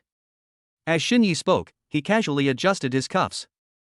The seemingly casual action gave people a strong sense of oppression. The old man's face turned pale in an instant, and his eyes began to evade. It was obvious that Shinya's words had hit a sore spot. But he still didn't give up, and retorted with his neck stiff, "Don't meddle in the matter between me and Suyu. I spent so much money on her, she can't just turn against me like that." Shinyi sneered, took a step forward, looked down at the old man, and said word by word, "You can buy sincerity with money? You are too naive. Suyu has clearly rejected you, but you still come to me. Aren't you asking for trouble?" Suyu, who was hiding in the bedroom, felt a warm feeling in her heart when she heard Shinya's words defending her. She bit her lower lip gently, her eyes slightly red. She was moved and a little guilty. She knew that all this was caused by her. She secretly made up her mind that after this matter was over, she would explain it clearly to Shinyi. The old man's face twisted. He was so angry and embarrassed by Shinya's retort that he lost all his rationality. He spat on the ground and yelled in a hoarse voice, "She is just a money-loving bitch, in bed. Just wait, I've got your girlfriend." Those disgusting dirty words poured out of his mouth like sewage, instantly polluting the surrounding air. Shinya's face suddenly turned gloomy. "You old thing, if you dare say another word, I'll tear your mouth apart." The old man knew that his words had completely angered Shinyi. He panicked and his legs began to tremble slightly uncontrollably. But he still refused to give in, and tremblingly squeezed out a few more ugly words, trying to cover up his inner fear in this way. Veins bulged on Shinya's forehead, his chest heaved violently, and every breath was filled with uncontrollable anger. He could no longer hold back and rushed forward like an angry lion, determined to teach the rude old man a lesson. When the old man saw Shinyi really made a move, he was so frightened that his face turned pale as paper. He turned around and ran away, shouting as he ran, "Don't come over here, dare you to touch me." There was no trace of his previous arrogance in the way he fled in panic. Shini chased after him relentlessly and reached the stairs in just a few steps. The old man panicked and lost his way. He slipped and rolled down the stairs, uttering a series of screams. Shini stopped at the stairs, looked at the disheveled old man, and said coldly, "This is the result of your bad mouth. I'll let you go today. If you dare to appear in front of us again, it won't be so simple." The old man got up from the ground, covered in dust and with several scratches on his body, grimacing in pain. He glared at Shini fiercely but dared not say another word. He limped away, covering his wound. When Shini returned to the house, Suyu had already come out of the bedroom and was pacing anxiously in the living room. Seeing Shini coming back, she hurriedly went to meet him, her eyes reddened and her voice tearful as she said, "Honey, are you okay?" Shinye's mouth corners slightly raised, revealing a soothing smile. He reached out and gently stroked Suyu's hair and said softly, "I'm fine. But yeah, I really think that man is not in his right mind." He frowned slightly, his eyes full of doubt. Any reasonable person wouldn't just start cursing in that situation, right? This is simply asking for trouble. Suyu bit her lower lip lightly and hesitated for a moment before speaking. He showed some signs of Alzheimer's disease at the time. After saying that, she looked up at Shinyi with a hint of helplessness in her eyes. Shinyi raised his eyebrows and asked jokingly, "No wonder this is not the reason why you rejected him in the first place, right?" Suyu was slightly stunned, a trace of panic flashed across her face, and then she explained eagerly, "Even if my husband didn't have these, I would never choose him. In this life, there is only you in my heart and I only belong to you." Shinyi naturally knew that Suyu had been a little wavering in her views on love in the past, but now it seemed that she had really settled down completely. He gently squeezed Suyu's hand to comfort her, then changed the subject. Yeah, do you know what he and his wife do?" Suyu tilted her head and tried to recall. He seems to be in the business world. As for his wife, it seems, she seems to be the general manager of Yuzi Live." "The general manager of Yuzu Live?" When Shinyi heard this, he was startled at first, then a meaningful smile appeared on his lips, and he thought to himself, "Isn't this a coincidence?" Chapter 78, Opening the Harem. Early in the morning, after Shinyi left Suyu's house, he went to the company. As for arranging a job for Suyu, Shinyi planned to wait until she resigned. It wouldn't take long anyway. After arriving at the company, Shinyi sat in the spacious and bright office, tapping his fingers on the table. After thinking for a moment, he picked up the phone and dialed Dong Mingfei's number. "Secretary Dong, please come to the office. I have something to discuss with you." At that time, Dong Mingfei was sitting at his workstation, looking focused and a little anxious. The computer screen in front of her was filled with various data and information, and her desk was piled with documents. Recently, she has been racking her brains to think about where to allocate the company's resources. Although the company has a considerable number of anchors today, their quality varies greatly. What makes her even more headache is that she has not been able to find a popular anchor who can carry the company's traffic. In the fierce industry competition, this is undoubtedly a major obstacle to the company's development and has also caused Dong Mingfei to fall into deep trouble. Seeing that Shinyi wanted to talk to her about something, she had to put down what she was doing temporarily. "Mr. Shin, you're looking for me?" Dong Mingfei walked quickly into the office, looking respectful yet a little nervous. She leaned forward slightly, her eyes falling on Shinya's face, trying to catch a clue from his expression and guess his intention of looking for her this time. After all, the scene from yesterday was still lingering in her mind. "Secretary Dong, do you know Wan Liu?" Shinya's fingers tapped rhythmically on the table, with a faint smile on the corner of his mouth and his eyes deep and elusive. "I have to say that having such a beautiful and pleasant secretary around really makes people feel happy." Today, Dong Mingfei was not wearing her usual rigid work clothes, but a simple yet elegant casual outfit. It perfectly outlines her graceful and beautiful figure, adding a bit of charming charm. "Wang Liu? Isn't that Manager Wang from our company?" Dong Mingfei was stunned when she heard this, and she felt confused. She really couldn't understand why Shinyi suddenly mentioned this person. In her impression, Manager Wang was a charming and seductive enchantress. Could it be that Shinyi has some feelings for her? "Secretary Dong, what are you looking at?" "I just want to know the situation of our company's management." Shinyi caught the strange light that flashed across Dong Mingfei's eyes and began to explain. However, Dong Mingfei did not believe Shinyi's words in her heart. She had already labeled him a tyrant in her heart and thought that his words were just an attempt to cover up her mistake. Shinyi had no idea of what Dong Mingfei was thinking. The reason he asked about Wang Liyu's situation was actually to get a deeper understanding of the manager's performance in the company. If there is anything unsatisfactory about her work, you can take this opportunity to cause her some trouble and make things difficult for her. As for the so-called unspoken rules, Shini never thought about it that way at all. After all, the old man who was harassing Suyu was already very old, so how young could his wife be? It's really not worth having any bad thoughts about it. Boss Shin, Manager Wang's performance in the company is quite good. Dong Mingfei lowered her eyes slightly and spoke in a steady voice, but a subtle hint of complex emotions flashed in her eyes. Faced with Shinya's questions, she felt very nervous. She really couldn't figure out Shinya's true thoughts, so she didn't dare to say anything more. In fact, Dong Mingfei had a lot of complaints about Wang Liyu. In her opinion, Wang Liyu was able to climb to her current position entirely because of her husband who was 20 years older than her. Her path to promotion was full of opportunism and there was no real talent or knowledge at all. Not only that, Wang Liyu, who held an important position in the personnel department, abused her power wantonly. In every interview, she specifically chooses male anchors who are handsome in appearance but have no talent. Dong Mingfei couldn't help feeling nauseous at the thought of Wang Liyu using the company's interview room as her own beauty pageant and disrupting the company's normal recruitment order to satisfy her own selfish desires. Secretary Dong, please don't worry. Shini saw through Dong Mingfei's concerns, and his voice was full of unquestionable power. Don't worry, I just want to understand the situation of the company's management from all aspects. Your opinion is very important to me. He knew that Dong Mingfei was very dissatisfied with him because of what happened yesterday, but there was nothing he could do about it. It was because Sunun Yen was such an annoying woman. Boss Shin, if I really tell you, please don't say I'm a big mouth. How could that be? I'm not the petty type. Mr. Shin, do you know how old Wang Liyu's husband is this year? Dong Mingfei changed the subject and asked a seemingly irrelevant question. How old? Shin Yi knew that the man was not young, but he didn't know his exact age. He couldn't help but wonder inwardly, what does this have to do with Wang Liyu's performance in the company? Her husband is 55 years old and she is only 35 years old. Dong Mingfei deliberately slowed down her speech, enunciating each word, with a hint of profound meaning in her voice. My goodness, this is really an old cow eating young grass. Upon hearing this, Shini couldn't help but exclaim in surprise, and instantly understood the hidden meaning of Dong Mingfei's words. It turns out that Wang Liyu was able to get to where she is today thanks to this special relationship. No wonder the old man was so keen on spending a lot of money on young girls. He must have tasted the sweetness with Wang Liyu. You mean? Xinyi raised his eyes and looked at Dong Mingfei.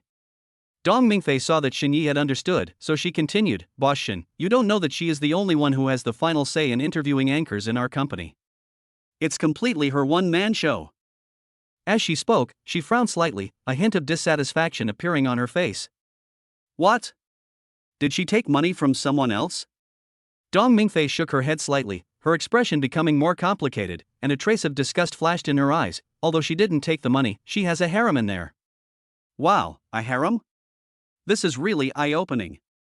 No wonder they say people of the same family stick together.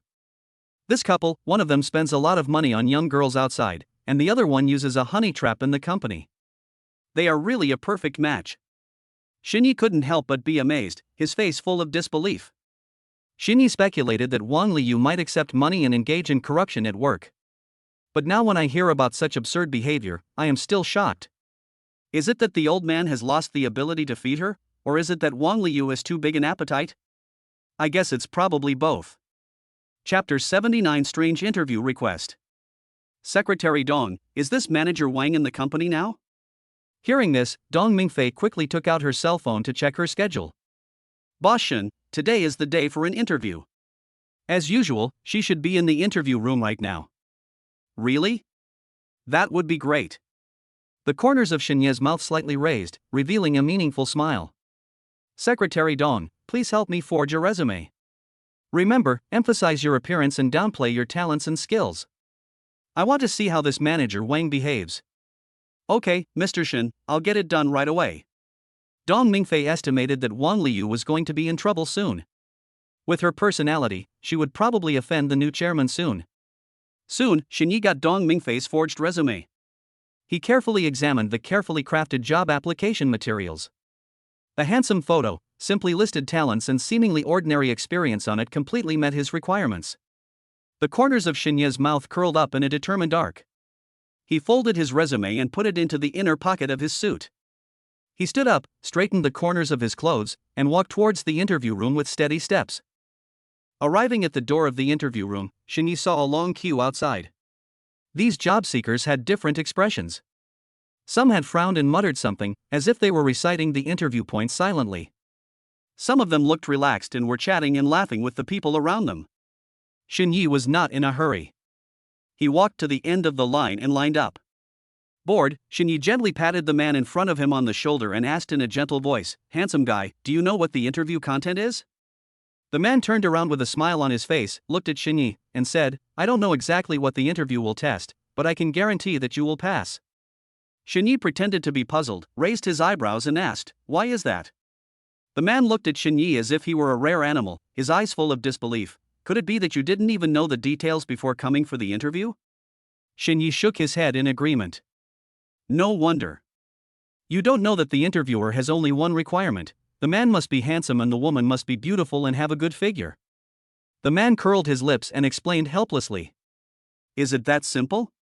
Xinyi pretended to be incredulous and continued to ask. The man looked up at Xinyi. His 1.9-meter height stood out from the crowd and was very eye-catching. "Is this easy? Only because you are tall and handsome would you think this condition is easy to achieve. Don't worry, we can definitely make it through." Xin patted his shoulder wildly. "I'll just forget it. I thought I could get away with it by putting on some makeup, but then I heard that they don't want any men under 1.8 meters tall." "Impossible?" Xinye's heart skipped a beat and a surge of anger rose up quietly. "This is just bullshit. No wonder there are so few decent anchors in the company. Although appearance plays a certain role in the live broadcast industry, what can really retain the audience is high-quality content. There are so many handsome men in this world, why should the audience stare at you? What's more, there are many photo frauds like Xiao Biluo now." Xinyi was secretly complaining when he saw a slightly fat man angrily walking out of the interview room and immediately started cursing. "Damn it, those who know that this is a recruitment for anchors, while those who don't think this is a beauty pageant. I'm on a comedy show, but they actually require a height of 1.8 meters and don't even give me a chance to show my talent. This is ridiculous. If this is the case, why do we even have an interview? How is it? Did you see it?" The man next to him winked at Xinyi, motioning him to look at the angry man. Xinyi pulled out an awkward smile and echoed, "It's true." For a moment, he felt speechless, with helplessness and indignation intertwined in his heart. "How about you go in first and help me test the situation?" "Okay, but what's your name, bro?" "Xin Yunan, what about you?" "Shen Yi." Xinyi stepped forward and shook hands with him. As soon as he touched Xin Yunan's hand, Xinyi felt a steady force. For some reason, he always felt that the man in front of him was extraordinary. As for why he is so special, it is probably because of his very calm temperament, which makes him seem out of place in this slightly impetuous interview team. "Good fellow, are we still a family? Are you also a god in mythology?" Xin Yunan's eyes widened, with a hint of surprise in his tone. Xinyi was slightly stunned, then reacted and explained, "No, it's the Xin with 3 water drops." "I see. But the homophones don't make any difference. They sound the same." Xin Yunan waved his hand nonchalantly, with a friendly smile on his face all the time. "To be honest, I'm really curious about the details of this interview. Brother, you have to be more careful when you go in, and come out and talk to me in detail." Xinyi smiled and said, "Don't worry, I will tell you everything. I also want to see what kind of tricks this interview that only values appearance can bring." At this time, the line moved forward a little, and the people in front entered the interview room one after another. Soon it was Xinye's turn. He took a deep breath, straightened his clothes, and walked steadily into the interview room. When Xin Yunan saw Xinyi walk into the interview room, he actually showed a trace of regret. "What a shame, what a shame. I guess he will also succumb to that one." After saying that, he threw the resume into the trash can beside him and turned away, completely ignoring the interview that was about to take place. Xinyi stepped into the interview room and saw the scene inside. He saw 3 interviewers sitting behind a long table. The interviewer in the C position kept his head down, saying nothing, as if he was lost in thought. The 2 female interviewers next to him were completely different. They stood tall, held their heads high, and had sharp eyes. The two female interviewers looked ordinary and wore black-framed glasses, but their clothes were extremely fashionable and clearly carefully matched. The moment he saw the two female interviewers, Dong Mingfei's previous instructions suddenly emerged in Xinye's mind. She once said that Wang Liu had two capable assistants who were responsible for interviews for a long time. Looking at the expressions and postures of the two people in front of him at this moment, Xinye was certain that these two were Wang Liu's trusted assistants. The moment these two saw Xinye, a strange light suddenly appeared in their eyes. One of the female interviewers raised her lips and said anxiously, "Well, please stand on the measuring instrument over there and measure your height and weight." Xinye muttered to himself, "Good fellow, this interview is like a physical examination." But he still walked over as he was told and stood on the instrument cooperatively. Height, 190 centimeters. The measuring instrument emits a clear voice announcement. Weight 85 kilograms. Then, the second announcement sounded. Chapter 80 Cheongsam Beauty Manager. Wang Liu had been keeping her head down, her fingers casually moving across her resume. The moment she heard the measuring instrument report height 190 centimeters, she raised her head instantly as if she was pulled by an invisible force. TSK, finally a handsome boy has come. But how come he is so handsome? Her eyes quickly swept towards Xinye, and then fell on the introduction in her hand, with a hint of excitement in her voice, that. "Xinye, right? You passed the first round of the test, please take a seat." Xinye couldn't help but complain in his heart, "Wow, 666. Height and weight are the first round of testing, isn't this nonsense?" But his expression remained calm. He walked steadily to the chair and sat down slowly. After sitting down, Xinye began to look at the woman in front of him calmly. Wang Liu was wearing a slim-fitting cheongsam. The bright color and unique cut outlined her figure perfectly, and the fullness of her chest was clearly visible, which was particularly eye-catching. Xinye even caught a glimpse of 2 points faintly visible on the cheongsam, and was startled, secretly wondering if she was going topless. What is even more eye-catching is that she is wearing a pair of white high-heeled sandals and is leisurely crossing her legs. The foot hanging in the air was still swaying restlessly, and the sandals were drooping up and down, making slight sounds. It seemed particularly out of place in the quiet interview room, revealing an indescribable frivolity and casualness. Hiss, what a fairy, no wonder she is so popular with male anchors. Xinye muttered to himself, those male anchors who join the company can not only easily get a job, but also have a meal for free. If they behave well enough to please her, they may even be kept by her. This is really killing two birds with one stone for them. Ha! You're only 18 years old? Wang Liu's eyes fell on the age column on the resume, and a hint of surprise flashed across her face. Isn't this the age of passion? She thought to herself. Yes, I just turned 18 this year. Xinye looked calm and spoke in a steady tone, as if he was talking about something very ordinary. Then tell me why you want to join our company. Wang Liu leaned forward slightly, her eyes revealing charm, and she looked at Xinye like a drawn silk. I'm short of money right now, so I came here to make some money. Xinye lowered his eyes, deliberately making his voice sound helpless. Oh, really? Hearing this, Wang Liu suddenly became interested and sat up straighter. You just graduated, why are you in such a hurry to make money? My mother is seriously ill and our family is short of money. Xinye frowned slightly, with just the right amount of worry on his face. He wanted to give Wang Liu an illusion that he was someone who was easy to manipulate and in desperate need of money. But the assistant next to Wang Liu suddenly spoke, but was interrupted by Wang Liu after just uttering 2 words. Don't say but, I think this is good. Wang Liu thought the assistant was deliberately finding fault, and there was a hint of dissatisfaction in her tone. After all, in previous interviews, they often used this method, finding faults before making a decision. But the young man in front of her was so handsome, and the assistant interrupted at this moment. Wang Liu couldn't help but complain in her heart, what a lack of tact. Xinye, come with me to this room. I have something else to tell you. Wang Liu stood up and walked towards the next room on her own. Xinye was full of doubts, but his face remained calm. Is it over already? He stood up, looked at the 2 female interviewers politely, and asked, Ladies, have I passed the interview? It's over, it's over. Come on over. Didn't you hear Manager Wang asking you to come over? The woman who was refuted by Wang Liu just now had obvious impatience in her tone, and seemed to vent all her anger on Xinye. Xinye didn't bother with her and followed Wang Liu steadily. Tian, what's going on? This guy is so handsome, Why are you still finding fault with him? Inside the room, another female interviewer, Ning Ning, complains softly. No, Sister Ning Ning, look at this resume. It clearly says that I have a happy family and a middle-class family background. The assistant named Tian Tian looked anxious as she handed the resume to Ning Ning. Ning Ning took a closer look and showed a surprised expression on her face. Yeah, it really is. Maybe he wrote it wrong just now. Tian Tian, let's not worry about this kind of thing. Let's continue the interview. Anyway, Manager Wang has agreed. Ning Ning waved her hand, looking as if she wanted to calm things down. Oh well. Tian Tian was a little helpless.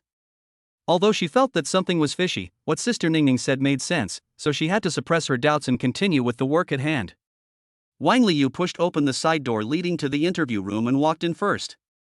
This is a small office, but the layout is very ambiguous.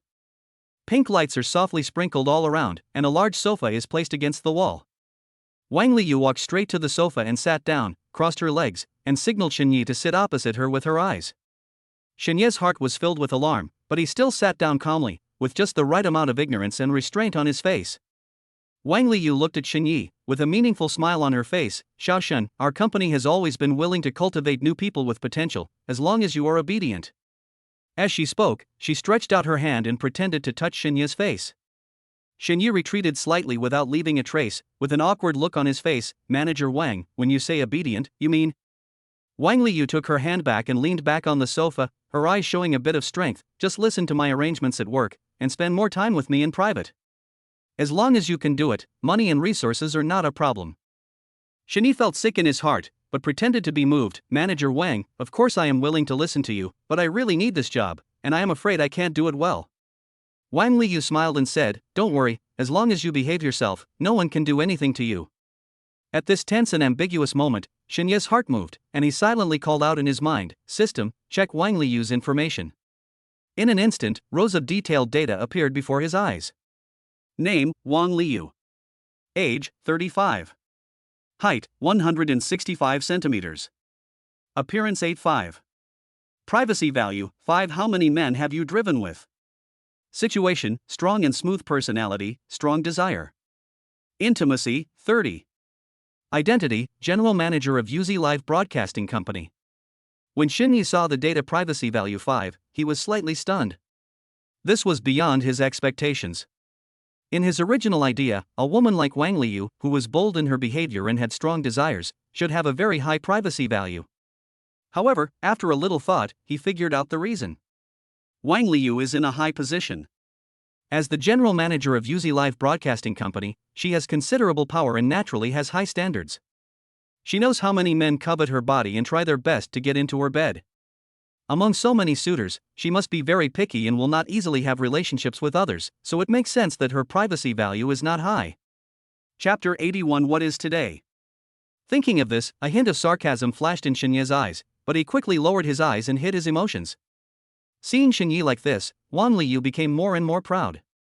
She leaned forward, almost sticking to Xinyi, and reached out her hand to gently touch Xinye's arm, her voice so tender and sweet. Xiaoshen, as long as you follow me, you can get whatever you want in the company in the future. Xinyi resisted the urge to shake her hand off, and said in a trembling voice, Manager Wang, I am so grateful to you. It's just that I have never experienced this before, and I am still a little scared. Wang Liu thought Xinyi was really just shy, so she giggled and patted Xinyi on the shoulder. What are you afraid of? I'm here. I've booked a private room at the Imperial Hotel tonight. Come to me after get off work and we can talk about future development. Xinyi secretly groaned in his heart. But he still nodded and agreed, okay, Manager Wang, I will be there on time after get off work. Wang Liu nodded with satisfaction and leaned back on the sofa, her eyes full of anticipation for the coming night. It had been a long time since she had met a man as tall and handsome as Xinyi. In addition, she is at the age of being as vigorous as a wolf and has strong physical needs. But the husband at home was unable to do what she wanted. Driven by desire, her longing for Xinyi became stronger and stronger, and ripples had already appeared in her heart. Xinyi found a suitable opportunity, politely said goodbye to Wang Liu, and hurriedly left the room filled with ambiguous atmosphere. After leaving, Xinyi went to Dong Mingfei's office and told her everything that happened in the interview room today and when he was alone with Wang Liu without reservation. Dong Mingfei listened quietly with a focused expression. After Xinyi finished speaking, she looked at Xinyi thoughtfully, with a complicated look in her eyes, and asked, Mr. Shin, what you mean is that Wang Liu invites you to the private room of the Dihao Hotel tonight. Will you go or not? After just a few days of contact, she felt that Xinyi would definitely not miss a charming beauty like Wang Liu. I will definitely go.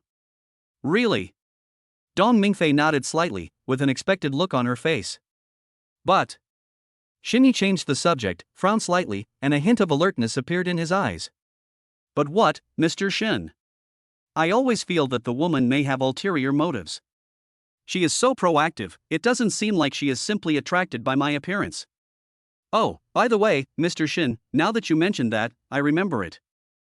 The male anchors who were close to Wang Liu all obeyed her orders, as if she had caught them with some fatal handle, and were completely at her mercy. Dong Mingfei slapped his forehead and said with sudden enlightenment. Is that so? After Dong Mingfei's reminder, Xinyi began to think thoughtfully. Before the appointment, Xinyi was afraid that Wang Liu might have bad intentions, so he bought a device in advance that was small in size, had clear images and had long battery life. He deliberately hid the camera in front of his chest and carefully adjusted the angle to ensure that once he entered the battlefield, he would be able to completely and accurately record every scene of his meeting with Wang Liu, leaving solid evidence for any subsequent situations that might arise. When the agreed time arrived, Xinyi raised his hand and stopped a taxi and set off. After arriving at the hotel, he followed Wang Liu's instructions and went to the reserved private room. When I opened the door, I saw Wang Liu had been waiting for a long time. She looked like she had just come out of the bathroom, wearing the thin bathrobe provided by the hotel, with large areas of her snow-white skin exposed unreservedly, exuding a seductive scent. Seeing Xinyi coming in, she immediately stood up and greeted him with a charming smile on her face. Xiaoshen, you are finally here, I can't wait. Xinyi pretended to be calm and responded with a smile. There was a traffic jam on the road. I'm sorry to have kept Manager Wang waiting for a long time. The two sat down one after another. Wang Liu skillfully picked up the bottle, filled 2 glasses with wine, and handed one to Xinyi. Come on, Xiaoshen, let's have a drink first to celebrate our future cooperation. Xinyi took the wine glass, but did not drink it immediately. Instead, he put it to his lips and took a sip, watching Wang Liu's every move with his peripheral vision. Wang Liu was a little unhappy when she saw Xinyi didn't drink, but she didn't show it. Instead, she continued to seduce Xinyi with sweet words. Xiaoshen, as long as you are obedient, I guarantee that you will quickly become popular in the company and make a lot of money. As she said that, she reached out again to hold Xinyi's hand. Xinyi dodged without leaving a trace, pretending to be nervous and said, Manager Wang, I am really grateful to you, but I am still a little worried.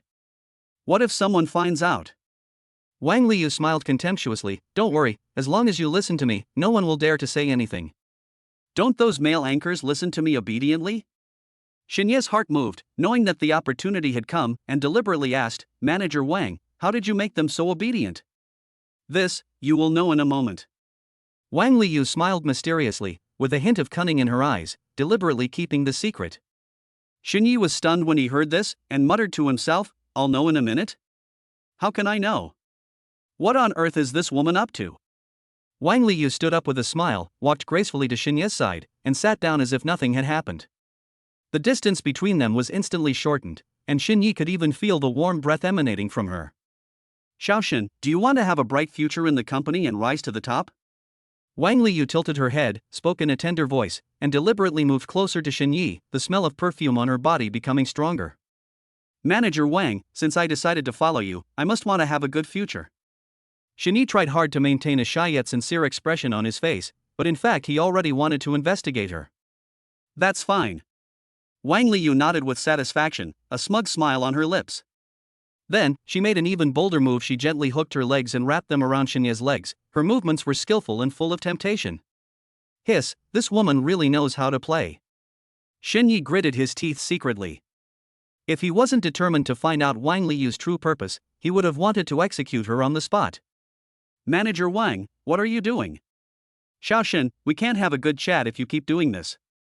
Wang Liu frowned slightly, with a hint of dissatisfaction in her eyes. Could it be that you have never had a date in your life? But, Manager Wang, I really haven't talked about it. Real? Wang Liu looked suspicious as she looked Xinyi up and down. Xinyi nodded heavily, looking very honest. Wang Liu's eyes lit up, as if she had discovered a new world, and she asked excitedly, in other words, you are still a virgin? Aha! Shini nodded again, his voice as soft as a mosquito's hum. Wang Liu started to have doubts in her heart and just couldn't believe that such a handsome man would never have dated several girls. Then swear that if you are lying, your thing is 3 centimeters shorter. She said half jokingly and half seriously, staring closely at Xinyi, trying to find a flaw in his expression. Okay, I swear I'm a virgin today, or I'll be 3 centimeters shorter. Xinyi said seriously, deliberately pronouncing the word today very lightly, so that it was almost inaudible. He thought to himself, since he really didn't have sex with a woman today, it's not a lie to say this, it's only natural. Chapter 82, The Cat Substitutes for the Prince. Seeing Xinya's confident look, Wang Liu felt a surge of heat rising rapidly in her body.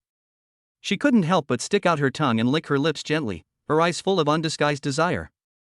To be honest, after working in this industry for many years, she has seen many men of all kinds, but this is the first time she has met such a handsome little virgin. Thinking that she had never had physical intimacy with such a man in her life, Wang Liu felt that this was an unexpected surprise given to her by God, and her inner desire became stronger. Wang Liu leaned forward slightly and gently pressed her fingers against Xinya's lips.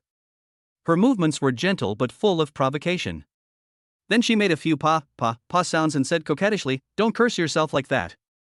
She blinked her watery eyes and gazed at Xinyi with a loving look on her face. That look seemed to be able to melt people. Then, Wang Liu used the strength of her legs tightly wrapped around Xinya's legs to sit on Xinya's body softly. Her movements were smooth and charming. Hiss. Xinyi secretly took a deep breath and couldn't help but complain in his heart, just because she knew that he was a virgin, this woman was so excited? He is really as hungry and thirsty as a wolf. Anyone who marries this woman will be unlucky for half his life. Of course, if you're just dating for fun, then just ignore what he said. He subconsciously raised his hands and pressed against Wang Liu's large, exposed, warm, and delicate skin, and asked stutteringly, "Manager Wang, you are. Shaoshan, tonight, I will let you become a real man, okay?" Wang Liu spoke in a tender voice as she gently held Xinya's hand and rubbed her whole body against his arms. The softness on her chest touched Xinyi intentionally or unintentionally, and her words and actions were full of temptation. "That's not good, Manager Wang. You're my boss." "Oh, Shaoshan, haven't you read those sweet stories about managers and employees on the internet? We are all adults, this kind of thing is normal." Wang Liu chuckled nonchalantly, her eyes revealing a hint of cunning and charm, which made her look particularly alluring under the ambiguous lighting. "Can this be the same? How is this different?" As she spoke, Wang Liu made a move that was beyond Xinya's expectation. She stood up lightly, and the body that was originally tightly pressed against Xinyi moved away in an instant. "Manager Wang, what are you doing?" Snort. Wang Liu snorted lightly, with a hint of mocking smile on the corner of her mouth. "Shaoshan, you kept saying no just now, but now that I'm gone, you're not happy? It's said that men's words are lies, and it's really true." She raised her chin slightly, with a hint of amusement in her eyes, and stared at Xinyi closely, as if trying to see through his thoughts. "Manager Wang, I'm not." Okay, stop talking." Wang Liu waved her hands impatiently. "Just tell me whether you are willing to obey me or not. If you are not willing, I will leave now, and you will never have a good life in the company in the future." She folded her hands in front of her chest, looking very confident, as if she was sure that Xinyi would not dare to refuse. What on earth is this woman up to? Not knowing what Wang Liu was up to, Xinyi finally nodded. "Shaoshan, this is right." Wang Liu smiled with satisfaction, and the haze on her face instantly dissipated, returning to her charming and attractive appearance. She walked to a table nearby and took out a black eye mask from her bag. "This is? Shaoshan, come here, let me put it on for you. Today I will teach you something exciting," Wang Liu said in a tender voice, with a hint of irresistible temptation in her tone. Fuck, this woman is a big S? Xinyi was shocked. There was a strange smile on Wang Liu's face, and her movements were gentle but full of ulterior motives. She slowly covered Xinyi's eyes with the black blindfold, and his eyes instantly fell into endless darkness. Then, she took advantage of Xinyi's lack of reaction and gave him a gentle push, causing Xinyi to fall defenselessly onto the soft bed. In an instant, Xinyi felt a cold and hard touch on his wrist, and then there was a light click sound, as if he was handcuffed and his hands were tightly bound. He struggled subconsciously, but found it was all in vain. The metal shackles tightly clasped his wrists, restricting his movements. "Manager Wang, what are you doing?" "Shaoshan, don't worry, I'm going to get something and we'll be back soon." Wang Liu deliberately lowered her voice, with a hint of charm and temptation in her tone. Then, Xinyi heard her light footsteps gradually fading away, and she walked towards the bathroom. He twisted his wrists hard, trying to break free from the sudden restraint. But the handcuffs didn't budge at all. Every struggle was in vain, and instead caused a sharp pain in my wrists. After a while, there was a sound of light footsteps coming from the bathroom. He could clearly feel the footsteps stop beside the bed, and then, a pair of soft but cold hands gently touched his body, moving slowly and wantonly. Before he could recover from his shock, two pairs of tender lips pressed against his, with a strong scent of perfume. Xinyi responded passively, but his mind was working frantically, wondering what was going on. How strange. Xinyi muttered to himself, wondering when he had ever been treated so humiliatingly. The more he thought about it, the more he felt that something was wrong. But with his hands tied and his eyes blindfolded, he couldn't see the situation around him and could only let the situation develop in an unknown direction. Under her guidance, the two people's positions quietly exchanged. Xinyi was flipped over to the top without realizing it, and the woman was lying underneath. As they kissed, Xinyi suddenly felt his wrists loosen, and the restraints were actually untied. He moved subconsciously, and his right hand touched a soft spot. Instinctively, he squeezed it gently.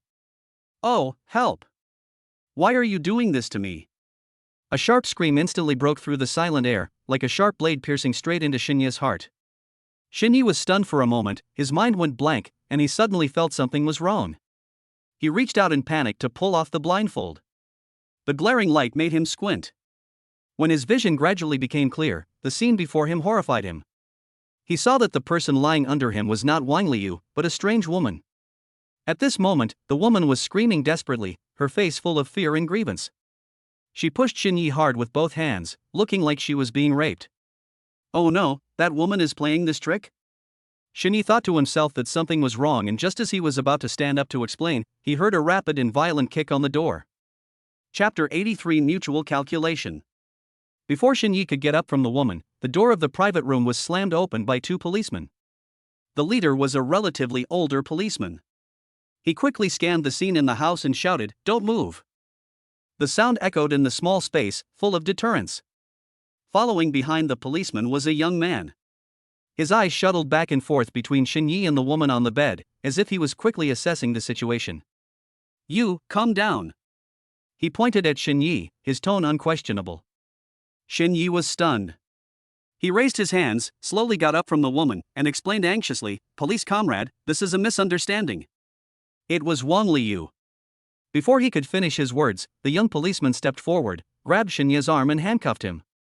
"If you have anything to say, come back to the bureau and talk," he said coldly, obviously not buying Xinyi's explanation. "Listen to my explanation, it's really a misunderstanding." Xinyi struggled and shouted loudly, but the police remained unmoved. The woman on the bed was still crying and shouting, "It's him. He wants to rape me." These cries and complaints left Xinyi speechless. The older policeman walked to the bedside, squatted down, and gently comforted the woman, "Don't be afraid, we are here. Tell me the details first." The woman sobbed as she described the incident, deliberately exaggerating the incident and describing Xinyi as an unforgivable criminal. Xinyi listened to her distorted story, feeling angry and anxious, but helpless. Just then, a figure suddenly walked out of the bathroom. Xinyi looked carefully and saw that the person coming was Wang Liu. He was immediately furious. "Wang Liu, you." However, Wang Liu seemed not to have seen Xinyi. She walked straight to the older policeman, with just the right amount of surprise and concern on her face, and said in a tender voice, "Director Chen, why are you here?" The man called Director Chen is none other than Chen Xiaowei, Deputy Director of the Shanjing Public Security Bureau. He had a faint smile on his face, as if he was enjoying a wonderful farce, and he responded, "Didn't I come here because I received a report that someone was bullying decent women?" As he spoke, while everyone's attention was on Xinyi, his restless hand quietly touched Wang Liu's perky buttocks. Wang Liu pretended to be shy and moved sideways. This seemingly unintentional interaction revealed an indescribable ambiguity and familiarity. One can't help but wonder how many times they have done this kind of thing. Wang Liu turned around and faced everyone, her face full of innocence and shock. She pointed at Xinyi and said, "Ah? Xinyi is an employee our company just hired. I really didn't know he would do such a thing." Seeing this, Xinyi was furious, but he quickly forced himself to calm down. He simply stood where he was, quietly watching Wang Liu continue her performance, wanting to see how this farce would develop further.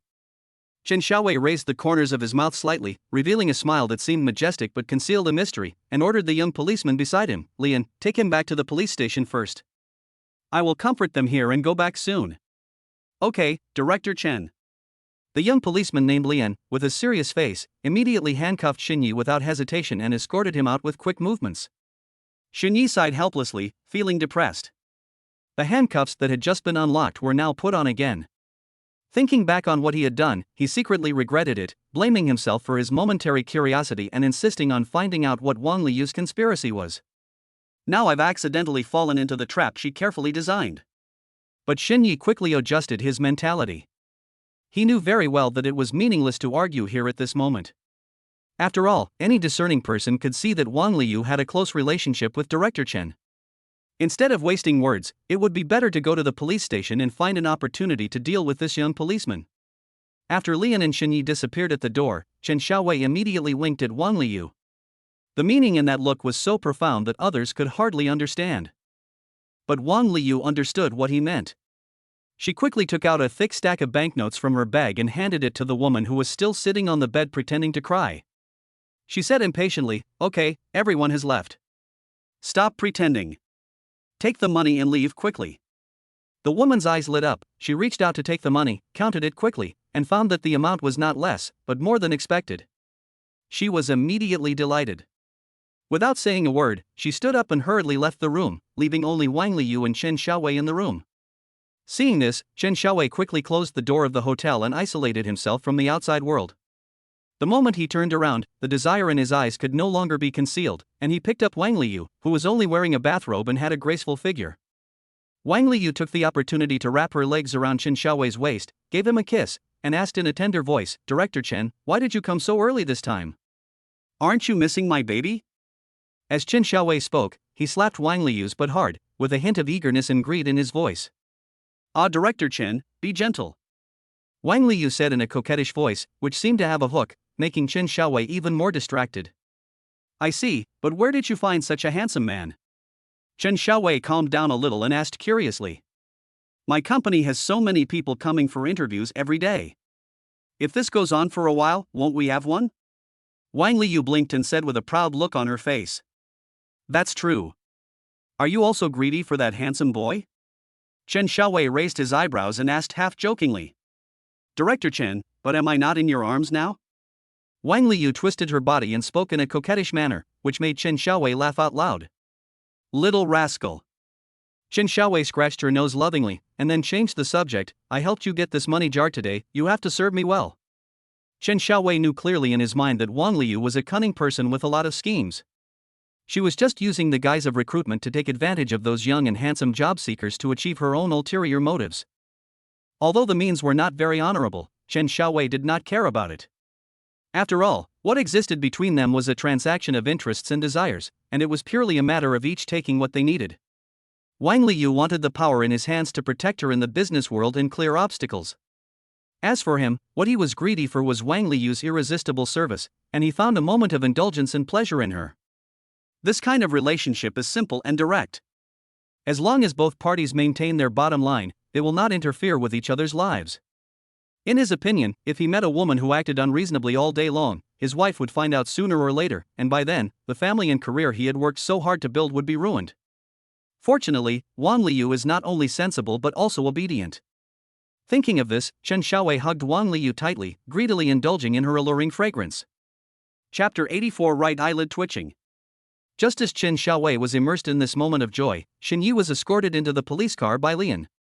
Along the way, Xinyi's brain was working rapidly, and he became more and more certain that this was a vicious method often used by Wang Liyu. She first used her charming appearance and bold seduction to confuse those young people who were inexperienced in the world. When they let their guard down, she would carefully design a trap, seize the handle, and play with them in the palm of her hand to seek benefits for herself. Thinking of this, Xinyi couldn't help but feel that this woman was a little scary. After the car arrived at the police station, Lian took Xinyi to the interrogation room. He sat opposite Xinyi, with a hint of doubt in his eyes. In his many years of police career, he has dealt with all kinds of cases, but the young man in front of him gave him a different feeling, and he did not seem like a vicious criminal. "Tell me, what's going on?" Lian asked, his tone still serious, but less tough than at the beginning. Shini took a deep breath and told Lian the whole process of how he was framed by Wang Liu. After hearing this, Lian frowned and a ripple of emotion arose in his heart. Although he was just an ordinary police officer, he had heard some rumors about Deputy Director Chen Xiaowei, but he had no solid evidence. Xinye's story made him begin to suspect that there was an unspeakable secret behind this case. I have evidence here. Xinye's eyes were fixed on Lian, his tone was firm, and he lowered his head slightly, indicating the position of his chest. Lian understood what he meant and looked in the direction Xinye indicated, only to see an extremely concealed miniature camera hidden there. He carefully took off the camera, his movements showing a bit of nervousness and anticipation. Turning on the camera, detailed images were presented frame by frame, recording the entire process of Wang Liu's step-by-step frame-up. So, did you catch the wrong person? Shini caught the instantaneous surprise and shock that flashed across Lian's face, and knew in his heart that the policeman in front of him had already seen through the truth of the matter. Lian's expression instantly became extremely embarrassed, his lips opened and closed slightly, but no sound came out. His mind raced as he realized that he had inadvertently been involved in a bottomless conspiracy. He knew very well that Deputy Director Chen Xiaowei was extremely powerful and had complex connections within the police station. In the past, Chen Xiaowei was always accompanied by another police officer when he went out on missions. Today, that police officer happened to have something to do, so he was temporarily replaced by him. At this moment, he finally understood that behind this seemingly accidental replacement, there might be a more complex and dark secret hidden. However, he didn't dare to think about it any further, because if he made the slightest mistake, his hard-earned job and future would probably vanish in an instant. Xinye looked at Lian's conflicted expression and understood that he might really know very little about the dark side behind it. I won't make a fuss. Can you just call my family for me? As for whether you hand over the evidence to your leader or not, I don't care. How about that? Xinye's tone was calm, but it carried a force that could not be rejected. Lian was stunned when he heard this, with confusion and puzzlement written all over his face. He really couldn't understand why he handed over this key evidence related to Xinye's innocence so easily. In his opinion, this evidence was undoubtedly the lifeline for Xinye to clear his name, but Xinye seemed to have completely left the decision to him. However, On Li didn't want to get too involved in this trouble. So, he silently took out his cell phone, handed it to Xinye, and said in a low voice, "Put in your number and I'll tell you." After Xinye entered the number, Lian took the phone. The beep sound of the call was particularly clear in the silent interrogation room. His eyes were wandering and his thoughts had already drifted away. After hanging up the phone, Lian fell into deep confusion, thinking about how to tell Chen Xiaowei. At the same time, in the hotel room, Chen Xiaowei and Wang Liu lay lazily on the bed after making love. Wang Liu snuggled in Chen Xiaowei's arms, her fingers gently drawing circles on his chest, and said, "Director Chen, I haven't seen you for a few days. How come you have become so powerful?" Chen Xiaowei raised a smug smile, stretched out his hand and gently pinched Wang Liu's cheek, and said, "Baby, it's because I miss you that I work so hard. By the way, why haven't I seen the little follower behind you today? Is he reliable?" Chen Xiaowei smiled nonchalantly, patted Wang Liu on the shoulder, and said soothingly, "Don't worry, he is just a new police officer, he doesn't have any ulterior motives. The guy who was originally following me today had something to do, so I replaced him temporarily. This kind of small character can't cause any trouble. As long as you give him some sweet treats, he will behave himself." "That's good. I don't know why, but my right eyelid keeps twitching. I always feel like I'm missing something important." Wang Liu frowned slightly, and the uneasiness on her face became more and more obvious. "I guess your sweetie was completely conquered by me just now, otherwise why would you roll your eyes in pleasure just now?" Chen Xiaowei raised his eyebrows, his eyes full of teasing. "Nonsense." Wang Liu's cheeks flushed, and she patted him lightly with a coquettish look. Her pretended anger made her look even more charming. "This is not nonsense, it's all based on science. How about we try it again? 2 negatives equal a positive, maybe your eyelids won't twitch anymore." Chen Xiaowei had a wicked smile on his face and his eyes were gleaming with desire. As he spoke, his hand wandered restlessly around Wang Liu's waist.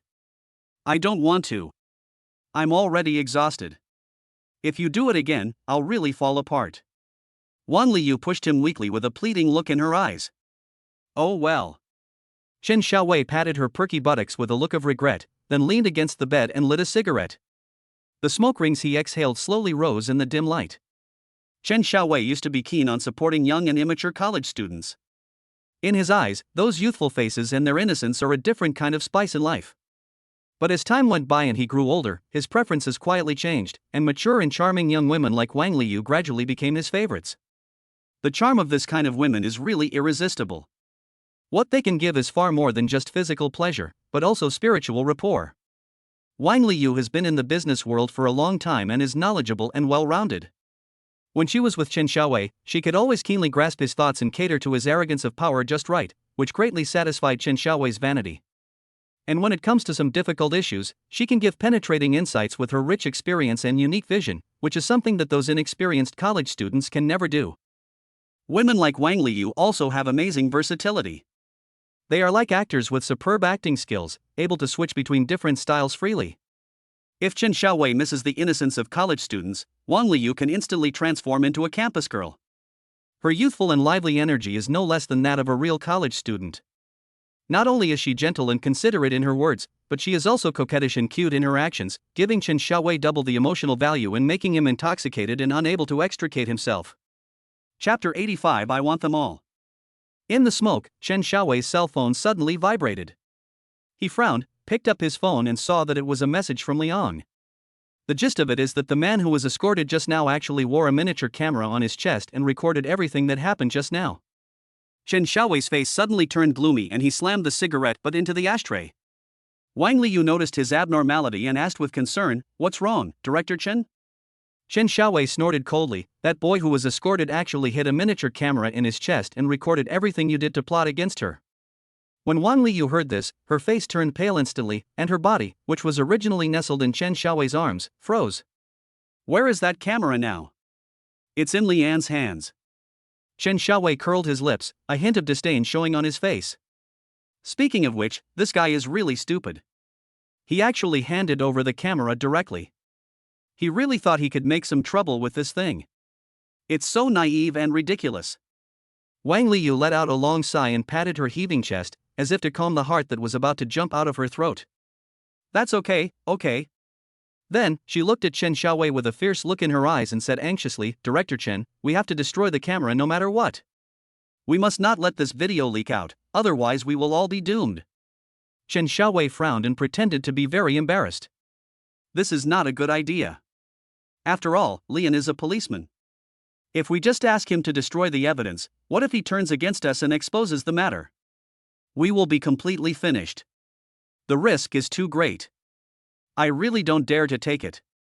Wang Liu knew clearly in her heart that Chen Xiaowei was deliberately manipulating her. She knew this old fox too well. On the surface, he pretended to be worried, but in fact, he already had a plan in mind. Wang Liu called out Director Chen in a coquettish tone, then twisted her waist, moved close to Chen Xiaowei, and put her arms around his arms. She said in her sickly sweet voice, "You are the one who has the final say in the police station. Are you afraid of a little policeman like him? Let's use both soft and hard tactics on him. I don't think he will dare to disobey." As she spoke, she raised her head, her eyes full of charm and expectation, and gently shook Chen Xiaowei's arm. Chen Xiaowei frowned and said with embarrassment, "That's what I said, but if this matter is not handled well, it will be like playing with fire and getting burned." He actually had a plan in mind, but he was just holding back on it to see how Wang Liu would react. Wang Liu's eyes rolled and she came up with a plan. "Let's give him a generous hush money first, and then hint to him that if he dares to disobey, he won't have a good life in the police station in the future, and he may even lose his job and become disgraced. He's an ordinary police officer, so he will definitely think twice." Chen Xiaowei nodded slightly, with a sly smile on his face. "Well, that's a solution. But it has to be done perfectly, without leaving any evidence behind. Director Chen, why don't we go to the police station right now? Why are you in such a hurry? I haven't rested enough." Chen Xiaowei leaned lazily against the head of the bed and spoke slowly, with a hint of amusement in his eyes. He knew very well how panicked Wang Liu was at the moment, and he particularly enjoyed the feeling of being in control of the overall situation. Wang Liu cursed in her heart, "This old bastard." She knew clearly that Chen Xiaowei was deliberately trying to manipulate her. He knew very well that she was extremely anxious, but he himself sat on the Dao Yutai, looking neither anxious nor slow. Perhaps he was already dissatisfied when she refused his tenderness just now, and now he was deliberately delaying in order to laugh at her anxiousness. Thinking of this, Wang Liu gritted her teeth, put on a flattering smile on her face, twisted her waist, slowly stood up, and walked to Chen Xiaowei. She half squatted down and said in the most gentle tone, "Director Chen, I know you are tired, but this matter really cannot be delayed. After we solve this troublesome matter, I will serve you well, okay?" "That won't work." Chen Xiaowei frowned and shook his head without hesitation, with a barely perceptible hint of pride in his eyes. He knew in his heart that this was a rare opportunity to control Wang Liu, so how could he let it go easily? Wang Liu was secretly upset when she saw this, but there was nothing she could do. She had no choice but to get up and walk towards the bathroom with a slightly hurried pace. Chen Xiaowei looked at her back, a meaningful smile on his face, his expression relaxed, not in a hurry at all. In his opinion, he had a sure win in this game. Not long after, Wang Liu came out of the bathroom, holding 2 glasses of water steadily in her hands. Chen Xiaowei raised his eyebrows in confusion and asked deliberately, "Baby, what is this?" Wang Liu had a charming smile on her lips and said softly, "Director Chen, this cup is cold water and this cup is hot water. Which one do you want?" Chen Xiaowei understood immediately, and his face showed uncontrollable excitement. Over the years, he had said it many times but failed to make Wang Liu surrender. He didn't expect that he would succeed today. "I want both." Chen Xiaowei couldn't wait to say, his face full of greed, "Only children make choices, of course adults want both." Wang Liu secretly spat in her heart but still maintained a smile on her face. She gently placed the cup in front of the bed and slowly took a sip of the hot water. Her lower lip lightly touched her upper lip, and the temperature of the hot water made her tremble slightly. Then she slowly knelt on her knees. Chen Xiaowei suddenly felt relaxed all over and couldn't help but take a breath, hiss.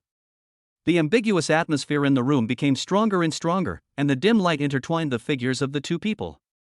In the detention room of the police station, Shini sat calmly in the corner with his eyes closed, without a trace of panic on his face. He knew he was wronged. Although the evidence is not in his hands for the time being, he believes that the truth will eventually come out, so he is not in a hurry. "Would you like to eat something?" Lian stood at the door of the detention room and looked at Xinyi with guilt in his heart. He knew very well that Xinyi was framed by Wang Liu and that he had played a not-so-glorious role in this incident, so he thought of giving him something to eat to make up for it. "No, I'm not hungry."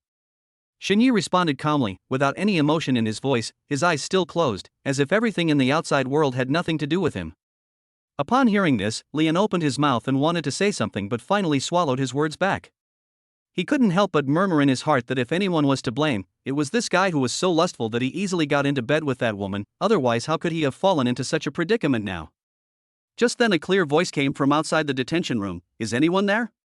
Chapter 86. Wang Liu was stunned. Lian looked in the direction of the voice and saw a woman standing at the door with an anxious look on her face. She was wearing a neat business suit and her hair was a little messy, obviously she came in a hurry. "Who are you?" Lian looked at her suspiciously. "My name is Dong Mingfei, I'm Xinye's secretary. I came here just now after receiving a phone call." Dong Mingfei said anxiously, looking through the iron bars of the detention room at Xinyi, who was sitting in the corner. When Xinyi heard the voice, he slowly opened his eyes. The moment he saw Dong Mingfei, a hint of joy flashed in his eyes. Apparently he didn't expect the secretary to drive so fast. It seems that this can be a key area of training in the future. Lian was slightly stunned. He really didn't expect that Xinyi actually had a secretary.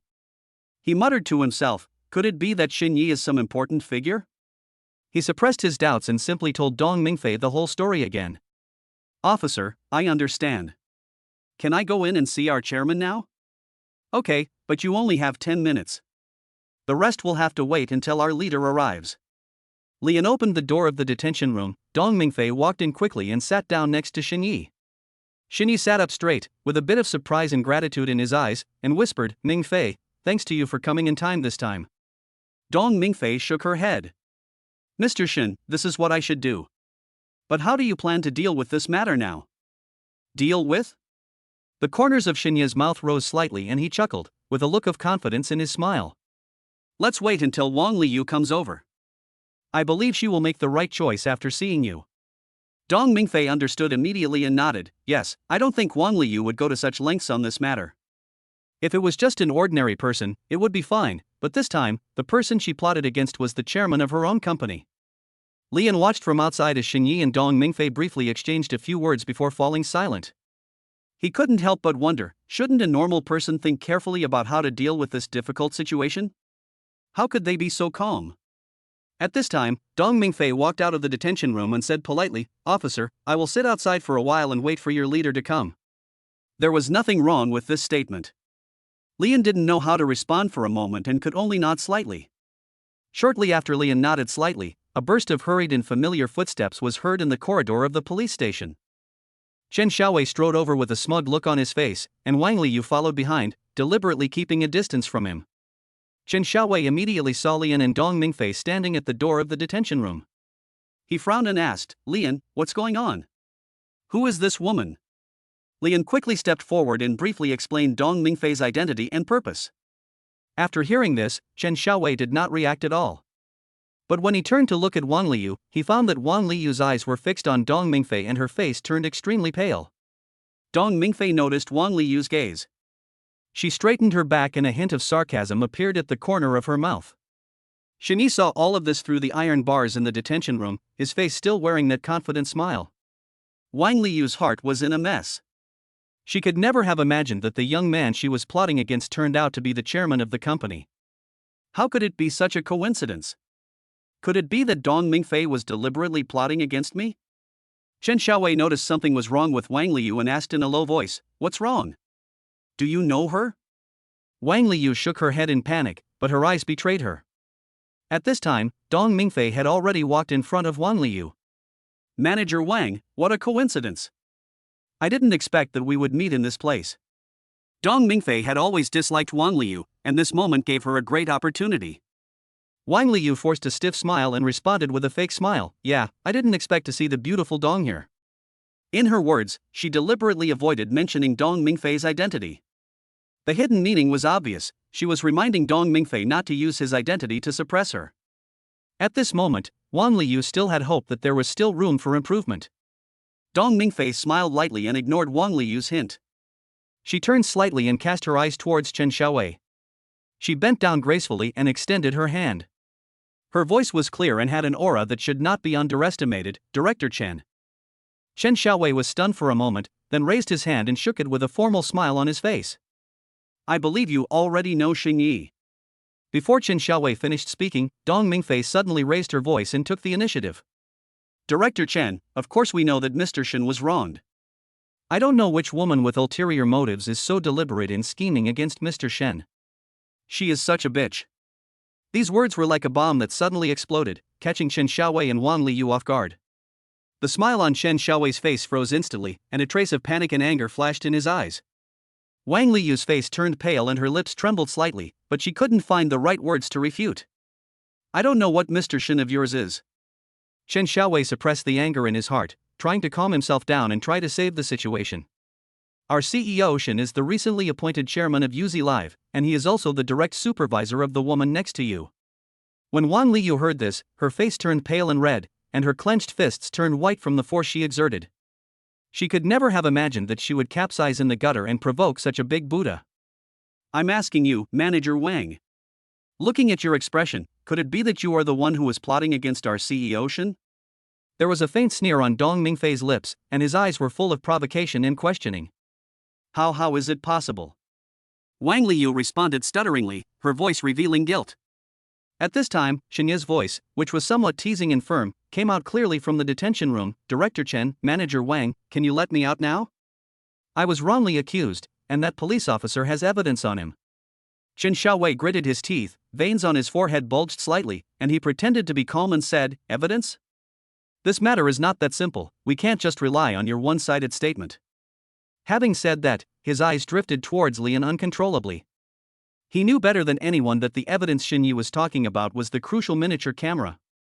He knew in his heart that if he let Xing Yi go at this moment, he would undoubtedly be giving Xing Yi a huge handle to control him. Just as Chen Xiaowei was about to continue quibbling, Wang Liyu suddenly tugged at the corner of his clothes in panic. Her hands were cold and trembling from nervousness. She lowered her voice and said, well, I called the wrong police just now. Director Chen, I will cancel it now." Upon hearing this, Chen Xiaowei looked at her in disbelief, his eyes full of confusion and dissatisfaction. However, Wang Liyu seemed unaware. She lowered her head and did not dare to look directly into Chen Xiaowei's eyes. She was so scared that she didn't dare to bet whether Xing Yi had any evidence of her committing a crime in the company. After all, a high-ranking executive like Xinyi who was parachuted in has an unfathomable background, not to mention that there is Dong Mingfei, a thorn in the eye who is against him everywhere and is watching him covetously. Chapter 87 Wang Liu begs for mercy. Uncle Police, what do you mean? They have withdrawn the lawsuit, do you still want to detain me? There was a faint smile on Xinye's lips, and he looked at Lian calmly. There was a hint of ridicule in his tone, but it was impossible to refute it. Lian was instantly caught in a dilemma. He looked a little panicked and cast his eyes towards Chen Xiaowei, stammering, Director Chen, this. Let him go. Chen Xiaowei gritted his teeth and speculated secretly in his heart. There must be some unknown secret behind this. The Xinyi in front of him might have a powerful background that he cannot afford to offend. Lian received the instruction and hurriedly opened the door of the detention room. Xinyi walked out leisurely, stretched his waist, and deliberately raised his voice and said, Oh, I'm really suffocating in there, don't you think so, Manager Wang? Mr. Shin, I really didn't know it was you. Wang Liyu's face was pale, her voice was trembling, her eyes were full of fear and regret, and she wished she could find a hole in the ground to crawl into. Xinyi just smiled slightly and winked at Dong Mingfei. He strode towards the police station door with an extremely casual attitude, completely ignoring Chen Xiaowei's murderous gaze. Dong Mingfei followed Xinyi closely, and stopped when she passed by Wang Liu. Manager Wang, I hope you take care of yourself. The sound was not loud, but it was like a cold wind on a cold night, making Wang Liu shiver. After saying that, he left quickly. Chen Xiaowei looked at Xinye's receding back, and anger instantly rose in his heart. He turned around abruptly, glared at Wang Liu, and asked, Wang Liu, do you know what stupid thing you were doing just now?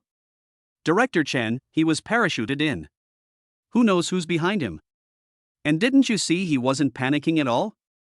That means he has a backup plan. He might even be able to destroy both of us.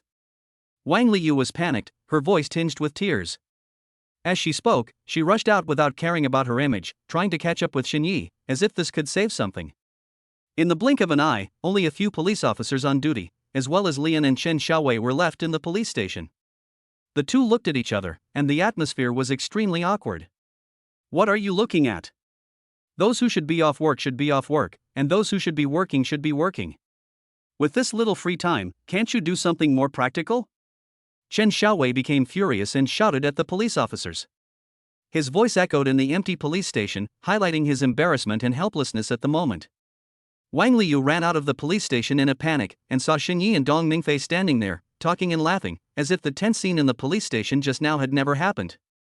She knew in her heart that Xinyi must be waiting for her, so she didn't care about the image she usually carefully maintained, and hurriedly trotted over in her high heels, stumbling all the way. Manager Wang, please slow down, or you might sprain your ankle in those high heels. There was a half smile on Xinye's lips, and no emotion could be heard in his voice. Mr. Shin, I was really wrong. I didn't know you would actually come to the interview in person. Wang Liu ran to Xinyi, panting, her voice filled with tears, her face full of regret and fear. What are you talking about? Are you saying that if it's not me, then you can cheat and defraud others at will?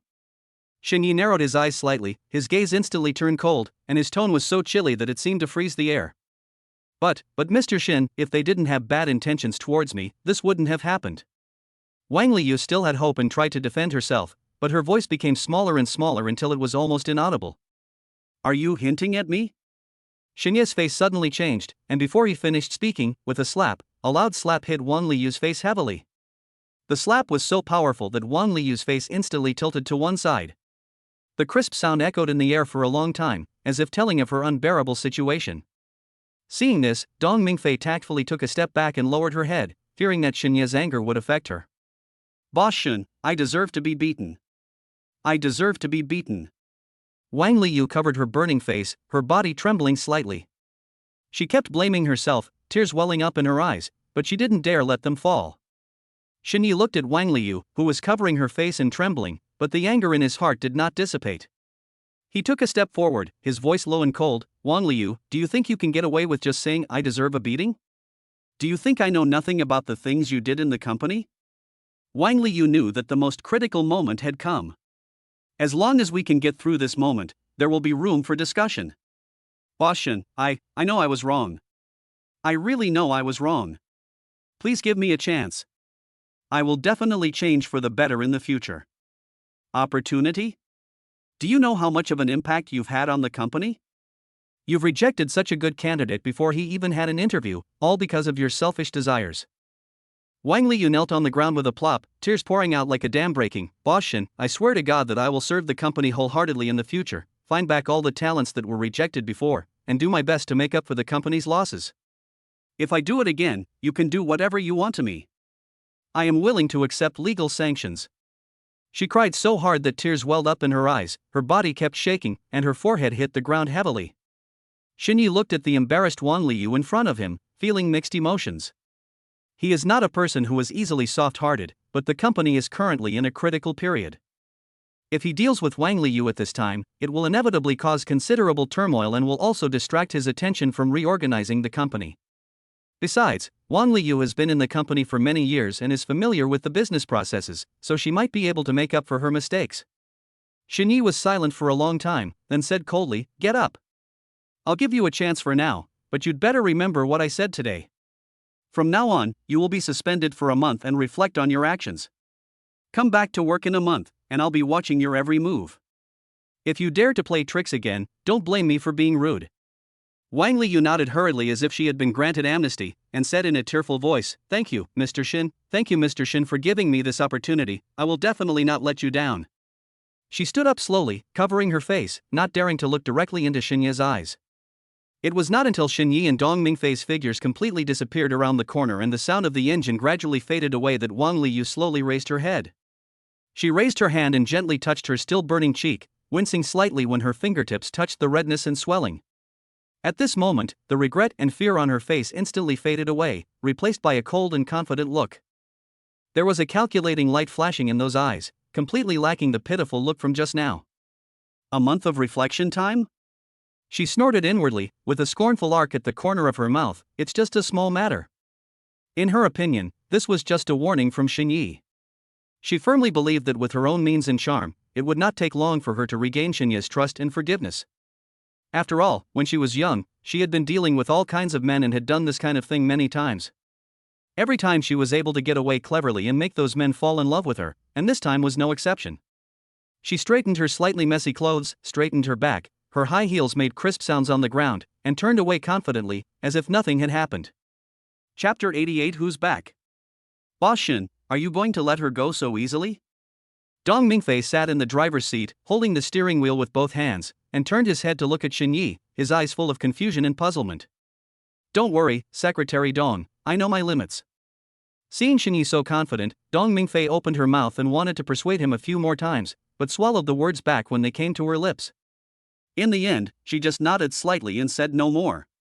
Along the way, the car was so quiet that only the slight engine noise and the rustling sound of the tires rubbing against the ground could be heard. Dong Mingfei was driving attentively, but she was still thinking about Wang Liyu. She really couldn't understand Xinye's plan, but since Mr. Shin said so, he must have his own deeper meaning. After arriving at the destination, Dong Mingfei stopped the car steadily and looked up. The community in front of her was ordinary, completely different from the high-end residential area where she imagined Xinyi should live. She couldn't help but mutter to herself, are all rich people so low-key and simple? Secretary Dong, thank you for this time. Xinyi pushed open the car door, stepped one foot out of the car, turned his head and looked at Dong Mingfei with a gentle smile on his face. Mr. Shin, you are too polite. This is all my job. Dong Mingfei came back to her senses and responded quickly, with the corners of her mouth unconsciously rising into a polite smile. By the way, Secretary Dong, please be more careful when you go out next time. Don't forget to button your clothes. Xinyi stood up, as if he remembered something, turned his head, narrowed his eyes slightly, a hint of mischief flashed in his eyes, and there was a hint of ridicule in his tone. Ah! Dong Mingfei screamed subconsciously, and looked down following Xinyi's gaze, only to find that the top button of her shirt had been unbuttoned at some point, and her collar was slightly open, revealing a hint of fair skin. Her face instantly became hot, like a ripe tomato, red from her ears to the base of her neck. When she was trying to button her shirt in a hurry and then looked up at Xinyi. His figure had disappeared at the entrance of the corridor, leaving her alone sitting in the car, with a blush still on her face. Xinyi went upstairs, but the moment he saw the lights in his room were on, he stopped abruptly. He frowned slightly, a puzzled look on his face, and muttered to himself, "Huh, that's strange, could it be that I forgot to turn off the lights when I went out?" With this doubt, he opened the door and looked down to see a pair of women's high heels at the door. The high heels were of novel design, with a few tiny rhinestones inlaid on the uppers. They sparkled brightly under the light and were obviously very valuable. He was startled and a thought flashed through his mind: could it be that my mother came back quietly? Xinyi walked into the living room and glanced around habitually, but didn't see anyone. However, the living room was tidier than usual. The pillows on the sofa were neatly arranged, the coffee table was wiped spotlessly clean, and the floor was shiny. These subtle changes made him more certain of his guess. At this moment, a figure vaguely flashed in the bedroom. He asked without thinking, "Mom, are you back?" However, there was silence in the room and no one responded to him. Xinyi walked towards the bedroom with a heart full of doubts, and his steps unconsciously became lighter. When he walked to the bedroom door and was about to raise his hand to push it, the bedroom door happened to slowly open from the inside. "My dear son, your mother is back." A familiar voice came into my ears. Xinyi subconsciously made a puzzled sound. The voice did sound familiar, but he felt something was wrong. He looked carefully and realized that the person standing in front of him was not his mother at all, but Lin Wanqing. She was wearing a slim-fitting silk pajamas, her hair casually draped over her shoulders, and a meaningful smile on her face. "Qingqing, are you looking for a fight?" There was a hint of smile on Xinye's lips, but his eyes were filled with doting. "Ha, my dear son, don't you miss your mother?" Lin Wanqing pretended to be aggrieved and pouted slightly. "Indeed, it seems like you can indeed be my mother," Xinyi responded slowly. At first, Lin Wanqing didn't understand the mystery in these words. She blinked her big eyes, looking confused. But when she met Xinye's smiling eyes, she suddenly realized that this guy was hinting at her old age. "Shen Yi!"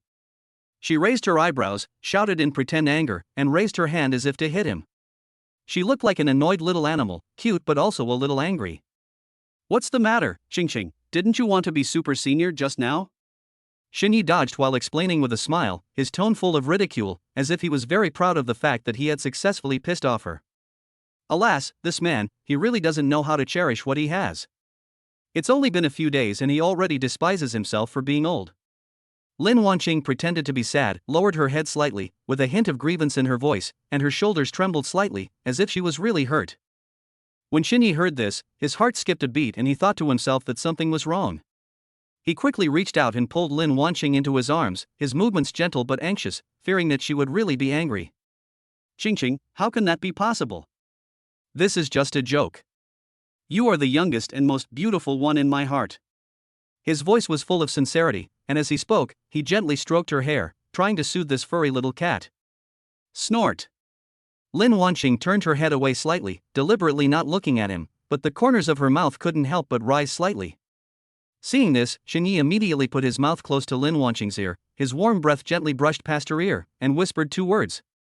When this name was called, Lin Wanqing's originally pretended angry expression instantly collapsed. She turned her head suddenly, her face full of shyness, raised her little fist and gently patted Xinyi's chest, muttering, "You were so bad, you only know how to coax me." Xinyi took Lin Wanqing's hand and gently pulled her to the sofa to sit down. Lin Wanqing half leaned in Xinyi's arms, with a blush still on her face, and asked softly, "You came back so late today, did something happen?" "I'll tell you later, okay? Keep it a secret for now." Lin Wanqing tilted her head slightly, her puzzled expression made her look even more charming and adorable, her cherry-like mouth slightly opened, forming a small O shape. "There's a surprise," Xinyi added, with a hint of pride in his voice. Lin Wanqing glanced at Xinyi with some confusion, and countless thoughts flashed through her mind in an instant. Could it be that he knew I would come today?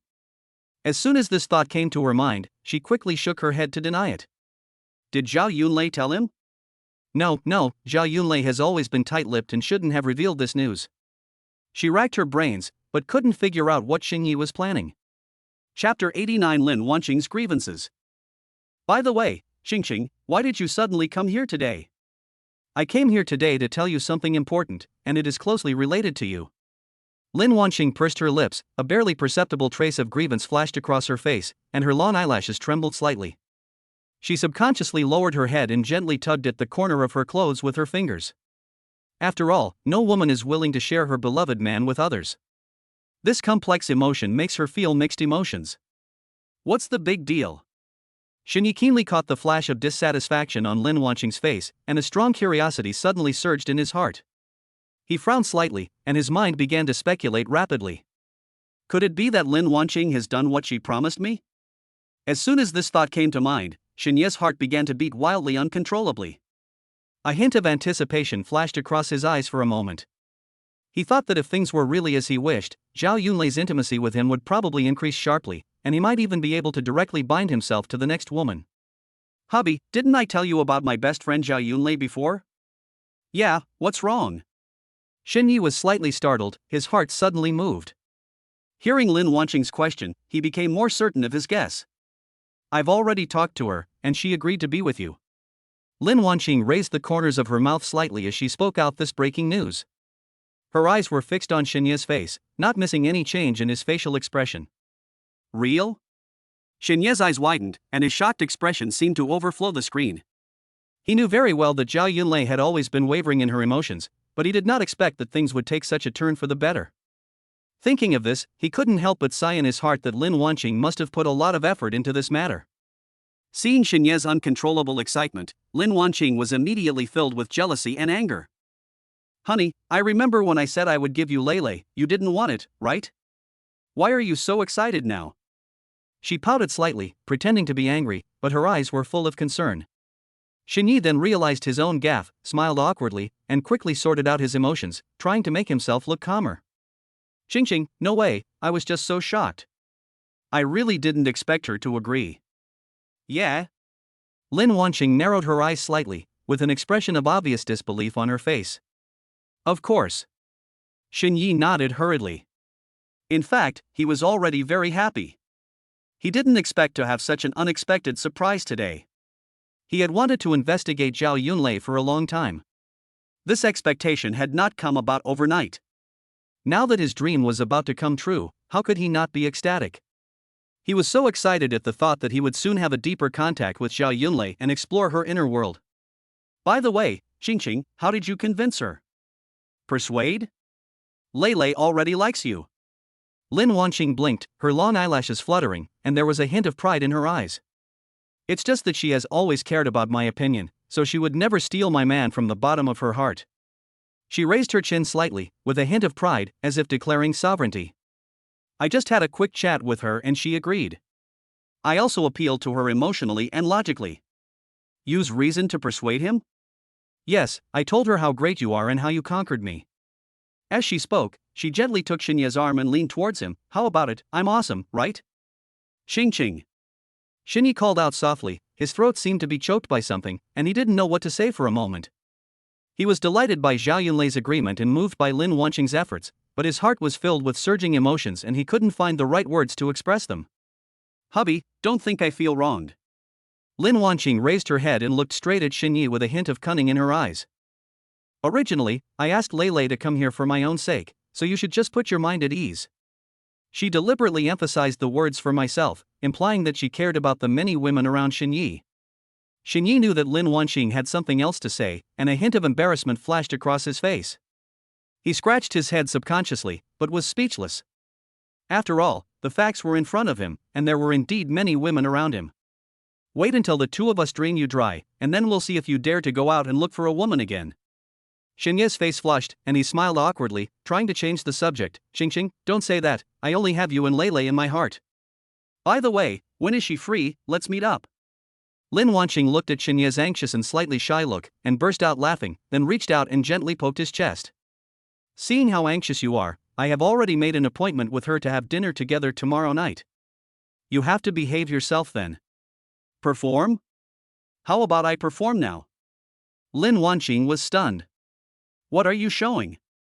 Xinye did not answer directly. With a mysterious smile on his face, he turned around and walked quickly towards the bedroom. Since Lin Wanqing has been so wronged, he has to compensate her. After a while, he came out with a complete set of clothes in his hands, and the smile on his face became more and more obvious. Husband, you. Xinye was holding a maid outfit in her hand. The delicate lace edge was gleaming with a delicate luster under the light, and the hem of the skirt was slightly wrinkled. Next to it was a pair of thin white silk shoes that shone faintly.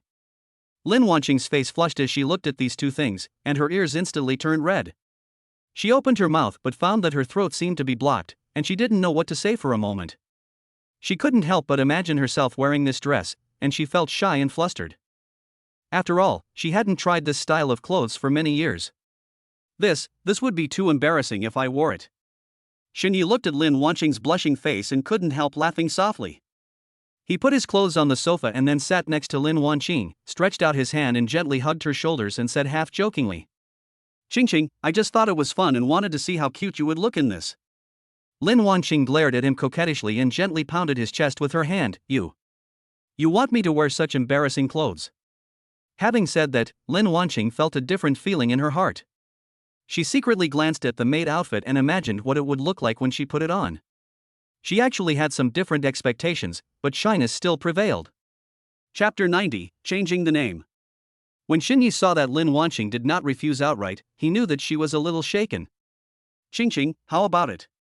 Do you want to try it? This is what I carefully prepared for you." Lin Wanqing bit her lip and hesitated for a long time. Finally, he nodded gently, his voice as quiet as a mosquito's hum. Well, just this once, you are not allowed to laugh at me. After all, there will be another woman by Xinye's side tomorrow, and a complex and indescribable feeling surges in his heart. She thought silently in her heart that no matter what, she had to give Xinyi an unforgettable night. When Xinyi heard this, he was overjoyed. The image of Lin Wanqing wearing a maid outfit appeared in my mind. Just thinking about it, my heart began to beat uncontrollably. After all, a young woman exuding mature charm is about to change into a playful and cute maid outfit. This strong contrast is hard for anyone to resist.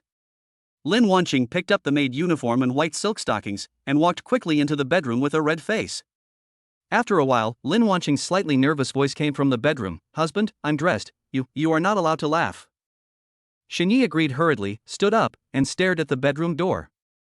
The door slowly opened, and Lin Wanqing walked out shyly. She lowered her head slightly, not daring to look directly into Xinye's eyes. The maid outfit fit her figure perfectly. The lace edges made her look even more petite and cute. The white silk wrapped around her legs added a touch of charming charm. Xinyi stared at her with his eyes wide open. It took him a while to come back to his senses. He exclaimed sincerely, "Qingqing, you are so beautiful." Lin Wanqing raised her head and looked at Xinye's infatuated look. The shyness on her face faded a little, replaced by a sweet smile. "You just want to make me happy." "Qingqing, this is what I really think." As Xinyi spoke, he exerted force with his arms and picked up Lin Wanqing steadily. When my fingertips touched the white silk, the delicate touch spread along the nerve endings, passing through my body like an electric current. Lin Wanqing's cheeks were flushed, her eyes were full of affection, and her legs were naturally wrapped around Xinye's waist. At that moment, an ambiguous atmosphere quickly spread in the air, and the temperature around them rose quietly. Xinyi suppressed his inner throbbing, leaned close to Lin Wanqing's ear, and spoke in a low and bewitching voice. "Qingqing, who am I?" "Hubby, what's wrong?" Lin Wanqing blinked her watery eyes and asked in confusion. "No, I'm not your husband at this moment." "Ah?" Upon hearing this, Lin Wanqing subconsciously looked up at Xinyi, and happened to meet his teasing gaze. She felt her cheeks getting hot and lowered her head in shame and embarrassment. "What's wrong, Qingqing? Why are you suddenly shy?" Xinyi teased her deliberately, his tone full of ridicule. "Not yet." Lin Wanqing's voice was as soft as a mosquito, with a hint of coquettishness. "Still what?" Xinyi kept pursuing her, the smirk on his face becoming more and more obvious. "You are my master now." Lin Wanqing blushed and said this very reluctantly. "What? I didn't hear you clearly. Say it again."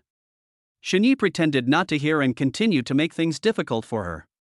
"Master." Lin Wanqing's voice was soft, with a slight tremor at the end. After saying that, she buried her burning face deeply, wishing she could find a crack in the ground to crawl into. Xinyi chuckled contentedly, holding Lin Wanqing and striding towards the bedroom, his voice low and full of temptation. "Qingqing, your master will reward you well today." Xinyi slowly woke up from his sleep, glanced at the screen of his mobile phone with sleepy eyes, reached out and gently patted Lin Wanqing who was still sleeping beside him. "Qingqing, your phone is ringing." Xinye's voice was filled with weariness and a hint of laziness. "Host." Lin Wanqing murmured in a daze. She had shouted too much last night and was unable to come back to her senses from her role for a while. She rubbed her sleepy eyes, quickly reacted, her cheeks slightly reddened, and corrected, "Hubby, please help me get through." Xinyi slid the screen and saw the caller ID. He frowned slightly and said, "It's Zhao Yunlei." "Ah?" Why did she call so early? Lin Wanqing instantly became more awake, and her originally hazy eyes widened, full of confusion. What's the matter? What time did you agree to meet today? Shini asked as he stretched himself, trying to dispel the remaining sleepiness. 10 o'clock in the morning. Lin Wanqing said, with a hint of uneasiness in her eyes. Shini looked at his phone again, his pupils shrank slightly, and his tone unconsciously rose, but it's already 10:30. Lin Wanqing, who was still on the edge of sleep, woke up instantly as if she had been electrocuted when she heard these words. She sat up suddenly, her hair was a little messy, and her face was full of anxiety. She hurriedly grabbed the phone and answered the call right before it was about to hang up, her tone full of apology. Lele, I'm so sorry, I slept until now. I knew it. I sent you several messages, but you didn't reply. There was a hint of reproach in Zhao Yunlei's voice on the other end of the phone. Lin Wanqing patted her forehead and tried to calm herself down. She quickly suggested, Lele, why don't we change the meeting time to the evening? There will be more time and a better atmosphere in the evening. It's all right. I have no problem. Zhao Yunlei agreed readily. After all, the other party was her best friend's boyfriend and she couldn't say anything. Lin Wanqing breathed a sigh of relief and then asked, Where are you now? I'll come find you and we can buy something while we're at it. I'm at home. Okay, wait a moment, I'll be leaving soon. As Lin Wanqing spoke, she anxiously lifted the quilt. Suddenly, a messy scene came into view. The floor was littered with the war debris left over from last night's passion. Crumpled clothes and tilted pillows seemed to be silently telling of last night's madness. Where are my clothes, honey? Lin Wanqing glanced at the ground in panic. He asked anxiously. Here it is. Shini slowly stretched out his finger and pointed to the position on his right. The clothes that Lin Wanqing wore when she came yesterday were lying there wrinkled. Lin Wanqing walked over without hesitation, quickly picked up the clothes and put them on skillfully. At this moment, she no longer cared about shyness and reserve. After all, last night she and Shini experienced things that they thought they would never try in their lifetime. Those bold and passionate memories had already broken through the last line of defense in her heart. Shini leaned against the head of the bed with a faint smile on his face, his eyes following Lin Wanqing's every move, quietly appreciating this worldly scene with a doting look in his eyes. After Lin Wanqing was dressed neatly, Shini spoke with a hint of teasing and curiosity, Xingxing, have you changed your mind? Chapter 91 Bitten by a Dog. Lin Wanqing didn't have time to explain to Xinyi at this time. Hubby, there's really no time now. You'll know in the evening. As soon as she finished speaking, Lin Wanqing rushed to the toilet like a gust of wind and slammed the door shut. Shini sat alone on the bed, full of doubts, but he could only wait patiently. It was only 10 minutes, but it felt extremely long to Xinyi. Suddenly, there was a sound of light footsteps, and then he heard the sound of the door opening and closing. Damn, it's so quick this time? Xinyi couldn't help but mutter to himself, his eyes full of surprise. In the past, Lin Wanqing always took a lot of time to dress up, but this time she did it so quickly and efficiently. Shini stood there in a daze, staring straight at the closed door, the curiosity in his heart growing wildly like weeds. He couldn't hold back any longer, so he took out his phone and sent a message to Lin Wanqing. Xingxing, why are you in such a hurry to go out? What are you going to do? After waiting for a long time, the phone screen finally lit up, and Lin Wanqing replied, Hubby, didn't I tell you tonight? I really don't have time to explain now. Xinyi looked at the message, shook his head helplessly, and sighed heavily. I wanted to continue sleeping, but I tossed and turned, and all I could think about was Lin Wanqing's hurried departure, and I couldn't fall asleep. On the other side, Lin Wanqing took a taxi to Zhao Yunlei's house. As soon as I entered the door, I saw Zhao Yunlei wearing simple home clothes, standing at the door to greet me, with a teasing smile on her face. Xingxing, why are you so late today? Did you have too much fun with Xinyi last night and couldn't get up? Lin Wanqing's cheeks flushed instantly. She hit Zhao Yunlei lightly and said angrily, Don't talk nonsense. I overslept today. I'm really sorry. Zhao Yunlei smiled and pulled Lin Wanqing's hand, saying, Okay, I won't tease you anymore. Since we won't have dinner until tonight, let's go shopping and pick out some beautiful clothes. The two came to the mall and walked between the various stores. Lin Wanqing was absent-minded. She took out her cell phone from time to check the time and typed quickly, as if she was sending a message to someone. Zhao Yunlei noticed her strangeness and asked, Xingxing, why are you so absent-minded? Is there something on your mind? Lin Wanqing hesitated for a moment, but decided to keep it a secret for now. It's okay, I'm just worried about the arrangements for the evening. Zhao Yunlei patted her shoulder. After a few days of psychological preparation, Zhao Yunlei felt that she had overcome the most difficult hurdle, shame. Xin Yi, who was still confused, suddenly heard a message on his cell phone. He opened it and saw that it was from Lin Wanqing. Tell him not to stay at home now and come back in the evening. What the hell is going on? Although he was confused, Xin Yi decided to listen to Lin Wanqing. After putting down his phone, Xin Yi subconsciously flipped through the chat box again. Why did that bitch Sunun Yen send me a message?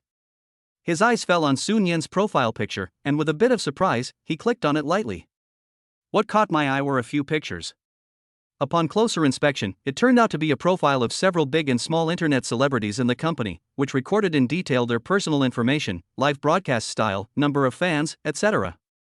Shen Ye's eyes widened slightly, and a smile unconsciously appeared on the corners of his mouth. He whispered, "Good boy, you collected it so quickly."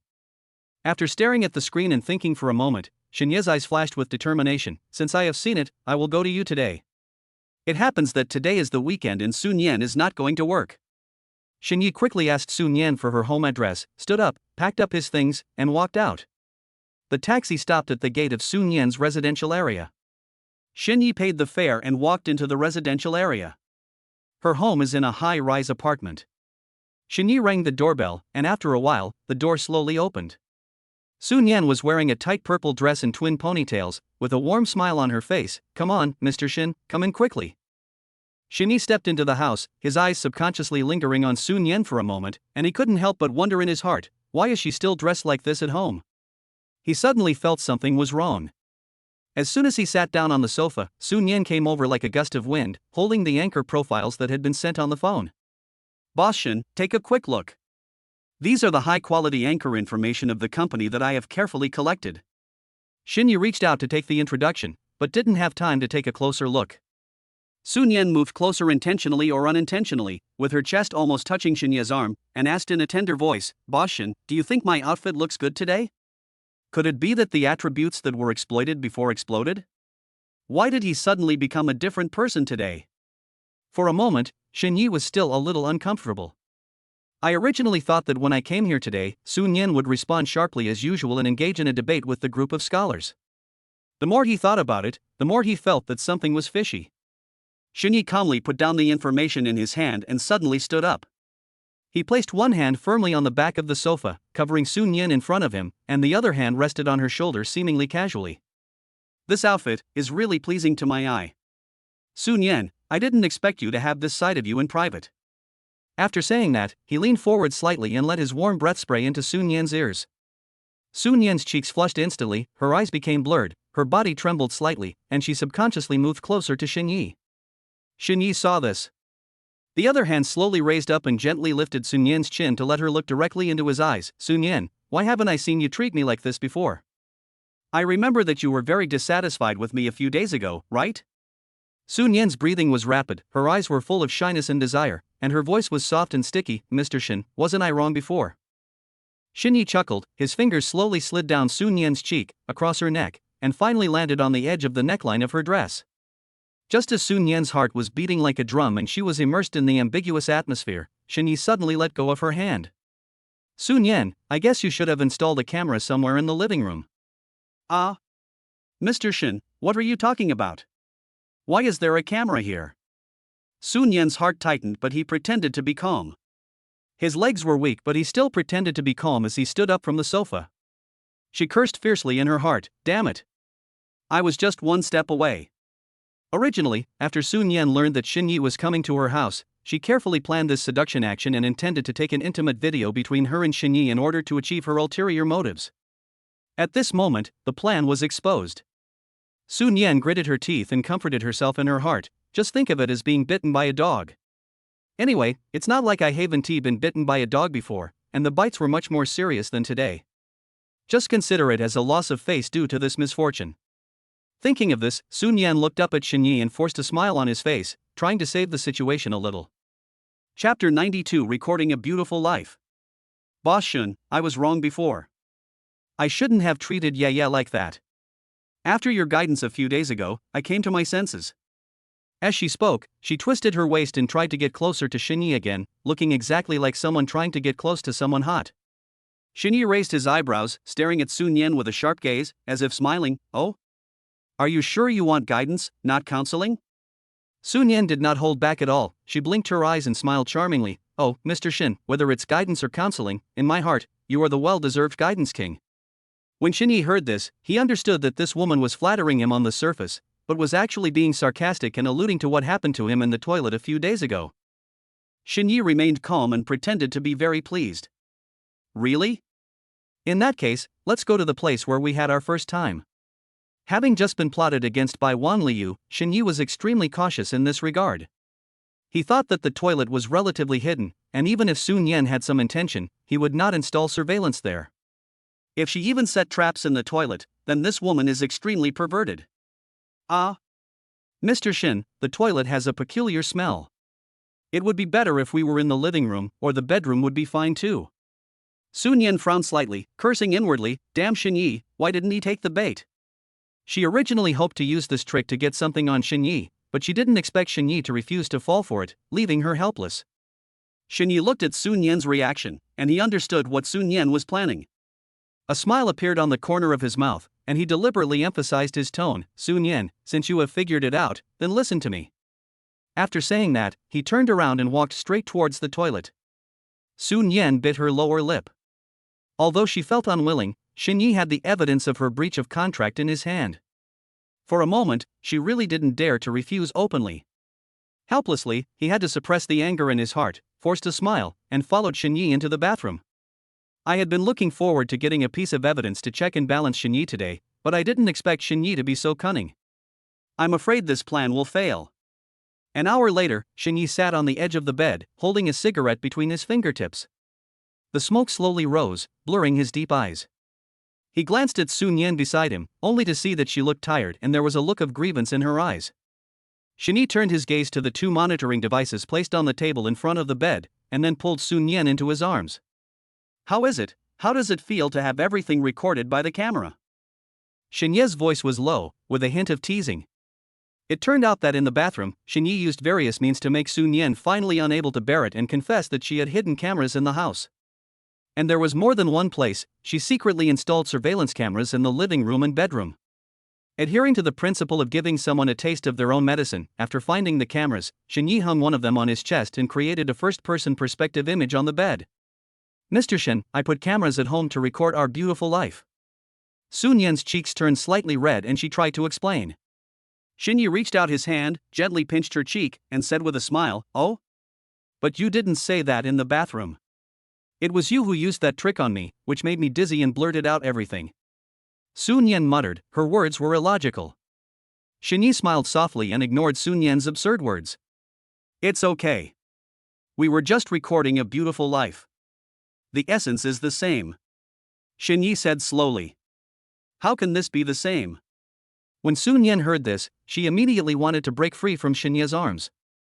But as soon as she moved, Shin Yi exerted a little force with his arms and held her tightly. It's true. You took the photos secretly, and I took selfies. So it seems that the nature of your behavior is worse. There was a sly gleam in Shin Ye's eyes, and he stared at Sunun Yen with a half-smile. Sunun Yen looked at Shin Yi and felt a chill rising from her spine. This man was more terrifying than she had imagined. But what is strange is, why didn't I notice this when I had a heated argument with him before? Boss Shin, Just as Sunun Yen was about to speak, Shin Yi turned on the camera. In an instant, Sunun Yen's coquettish voice echoed in the room, no more, no more. Sunun Yen's cheeks instantly turned red and hot. Boss Shin, turn it off. She was both embarrassed and anxious, and reached out to snatch the camera from Shin Ye's hand. Shin Yi chuckled and turned his wrist flexibly, easily avoiding Sunun Yen's snatching hand. Sunun Yen's voice in the camera continued, and each sound was like a heavy hammer, hitting her self-esteem. Why, are you embarrassed now? When you secretly installed the camera in this room, you didn't expect this day to come. The sarcasm in Shin Ye's tone became stronger and stronger. Sunun Yen was angry and anxious, her eyes were red, and her body kept twisting in Shin Ye's arms, trying to break free from his restraints. Shin Yi, you're going too far. Turn it off quickly, or I'll never let you go. However, Shin Yi had no intention of letting go. He held down Sunun Yen's dancing hands with his other hand, and looked at her like an eagle. Are you done with me? Sunun Yen, who was the first to go too far? You schemed against me and threatened me with those shameful videos, but now you are the first to complain? Sunun Yen was speechless after hearing Xinye's words. Tears of grievance welled up in her eyes, but she stubbornly refused to let them fall. She bit her lower lip and glared at Xinye fiercely. Well, I'm screwed. Just tell me what you want. Xinye took a deep breath of cigarette and slowly exhaled the smoke, his eyes becoming more profound. It's simple. Now you have one more handle in the company. Listen to me and stop trying to be clever in the company. If you plot against me or hurt Yaya again, more than just the two of us will see these videos. Sunun Yen's heart trembled, knowing that she had completely fallen into Xinye's trap this time. She lowered her head and stopped struggling, her voice carrying a hint of reluctance. Okay, I admit it. Seeing this, Xinye let go of Sunun Yen and turned off the camera. The room fell into a brief silence, with only the sound of Xinye smoking. After a while, Sunun Yen stood up and tidied her messy clothes. She looked at Xinye with complicated eyes. Although he was filled with resentment, he could only swallow it at this moment. Boss Shin, are you hungry now? I'll go cook for you. In fact, Sunun Yen didn't want to stay in the same room with Xinye for even a second and just wanted to escape from this embarrassing place as soon as possible. Xinye knew what Sunun Yen was thinking and nodded calmly without saying a word. Seeing this, Sunun Yen hurriedly left the bedroom and went to the kitchen. Chapter 93, Give Gifts to the Female Anchor. Xinye would definitely not eat the meal. After all, no matter how hungry he was, he would wait until the dinner in the evening. That is the most important thing. Xinye stood up, walked through the slightly messy living room, and took the anchor resume compiled by Sunun Yen. He flipped through the resumes one by one. Suddenly, a photo and ID on a resume caught his attention. Huh? Why does this girl look so familiar? Is she an anchor I followed before? Xinye frowned slightly, tapped his resume lightly with his fingertips, and muttered to himself. His eyes fell on the ID Wanwan. Xinye quickly took out his mobile phone, opened the short video software, and searched eagerly in the follow list.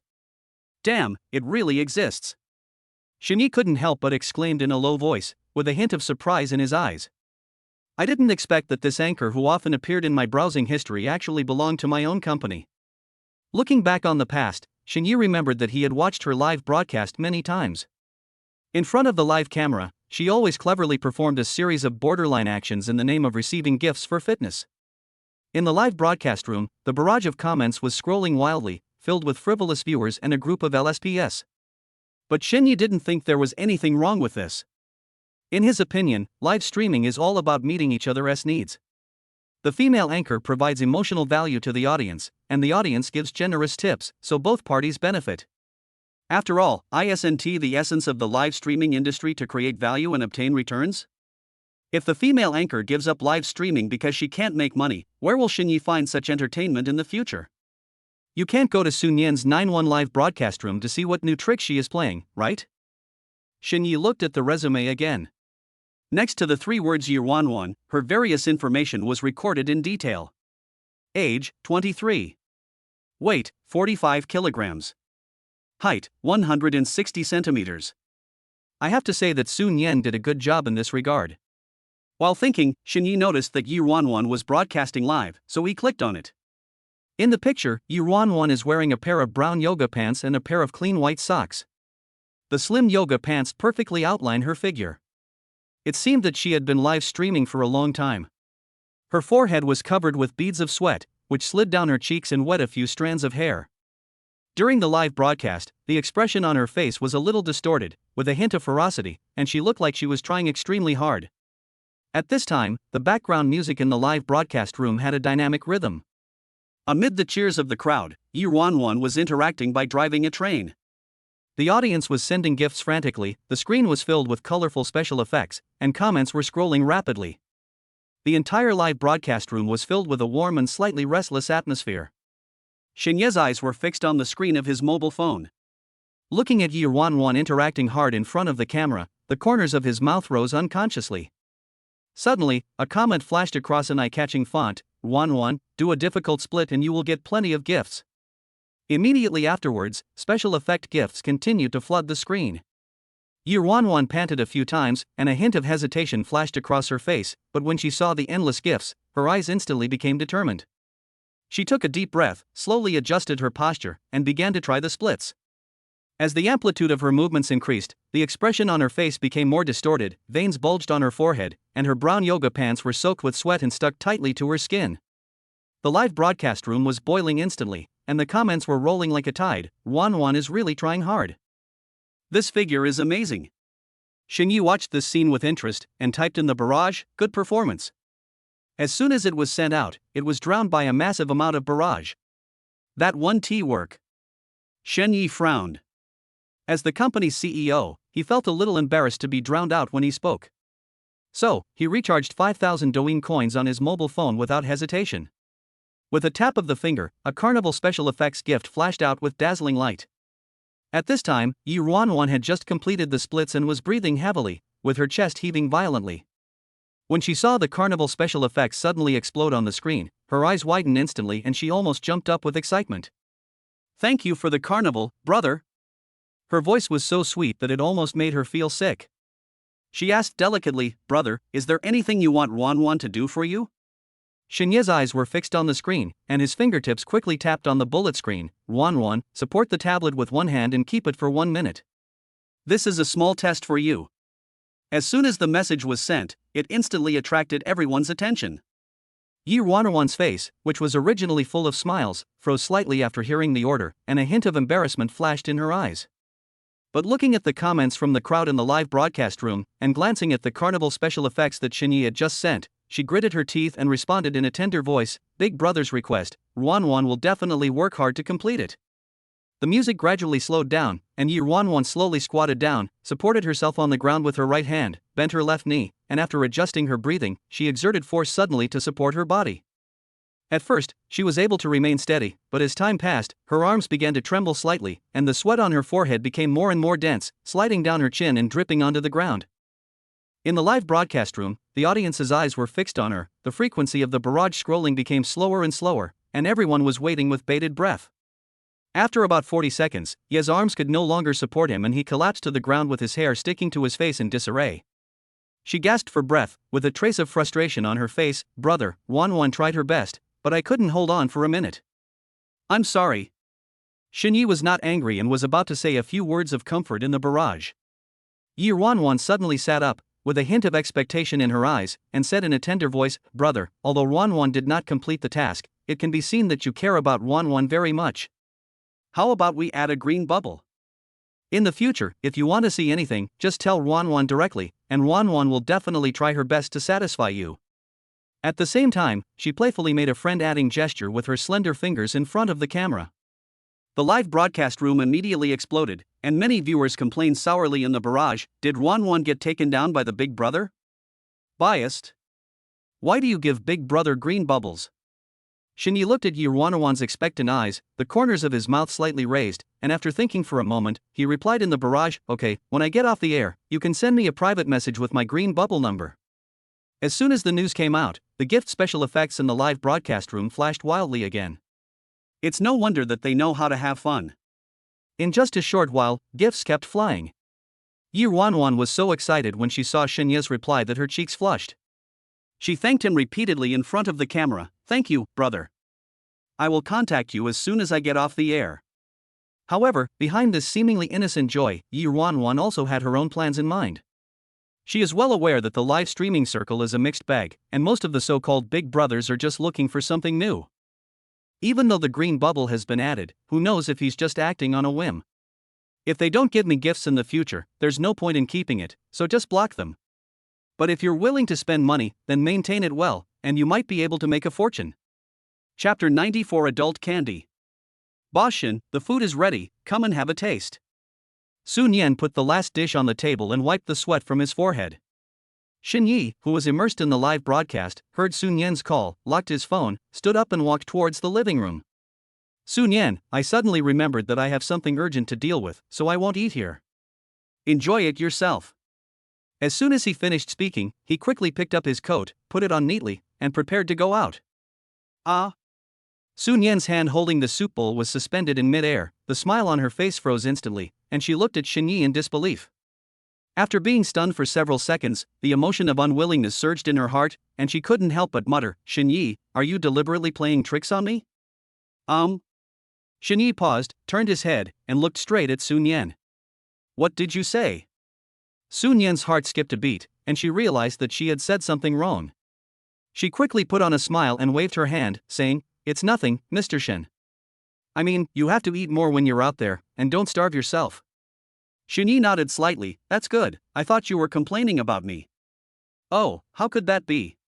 Sunun Yen walked quickly to Xinye's side, with a flattering look in her eyes. "Boss Shen, if you want to come again in the future, please let me know in advance. I will prepare the food in advance and look forward to your coming." Xinyi saw the innocent smile on Sunun Yen's face, turned around and left without saying anything. He has to go to a date now. The warm yellow light shines through the window, making the sign of the erotic clothing store particularly eye-catching. Zhao Yunlei stared at the flashing neon lights at the door of the store, then looked at Lin Wanqing, who was smiling beside her. Her face flushed instantly, and she spoke with a hint of embarrassment. "Wanqing, why did you bring me here?" Lin Wanqing blinked her eyes and deliberately teased, "Lele, of course you are here to buy clothes. Otherwise, why would you come all the way here?" Wanqing, I don't want it." Zhao Yunlei subconsciously covered her burning cheeks with her hands, stepped back repeatedly, her eyes full of resistance.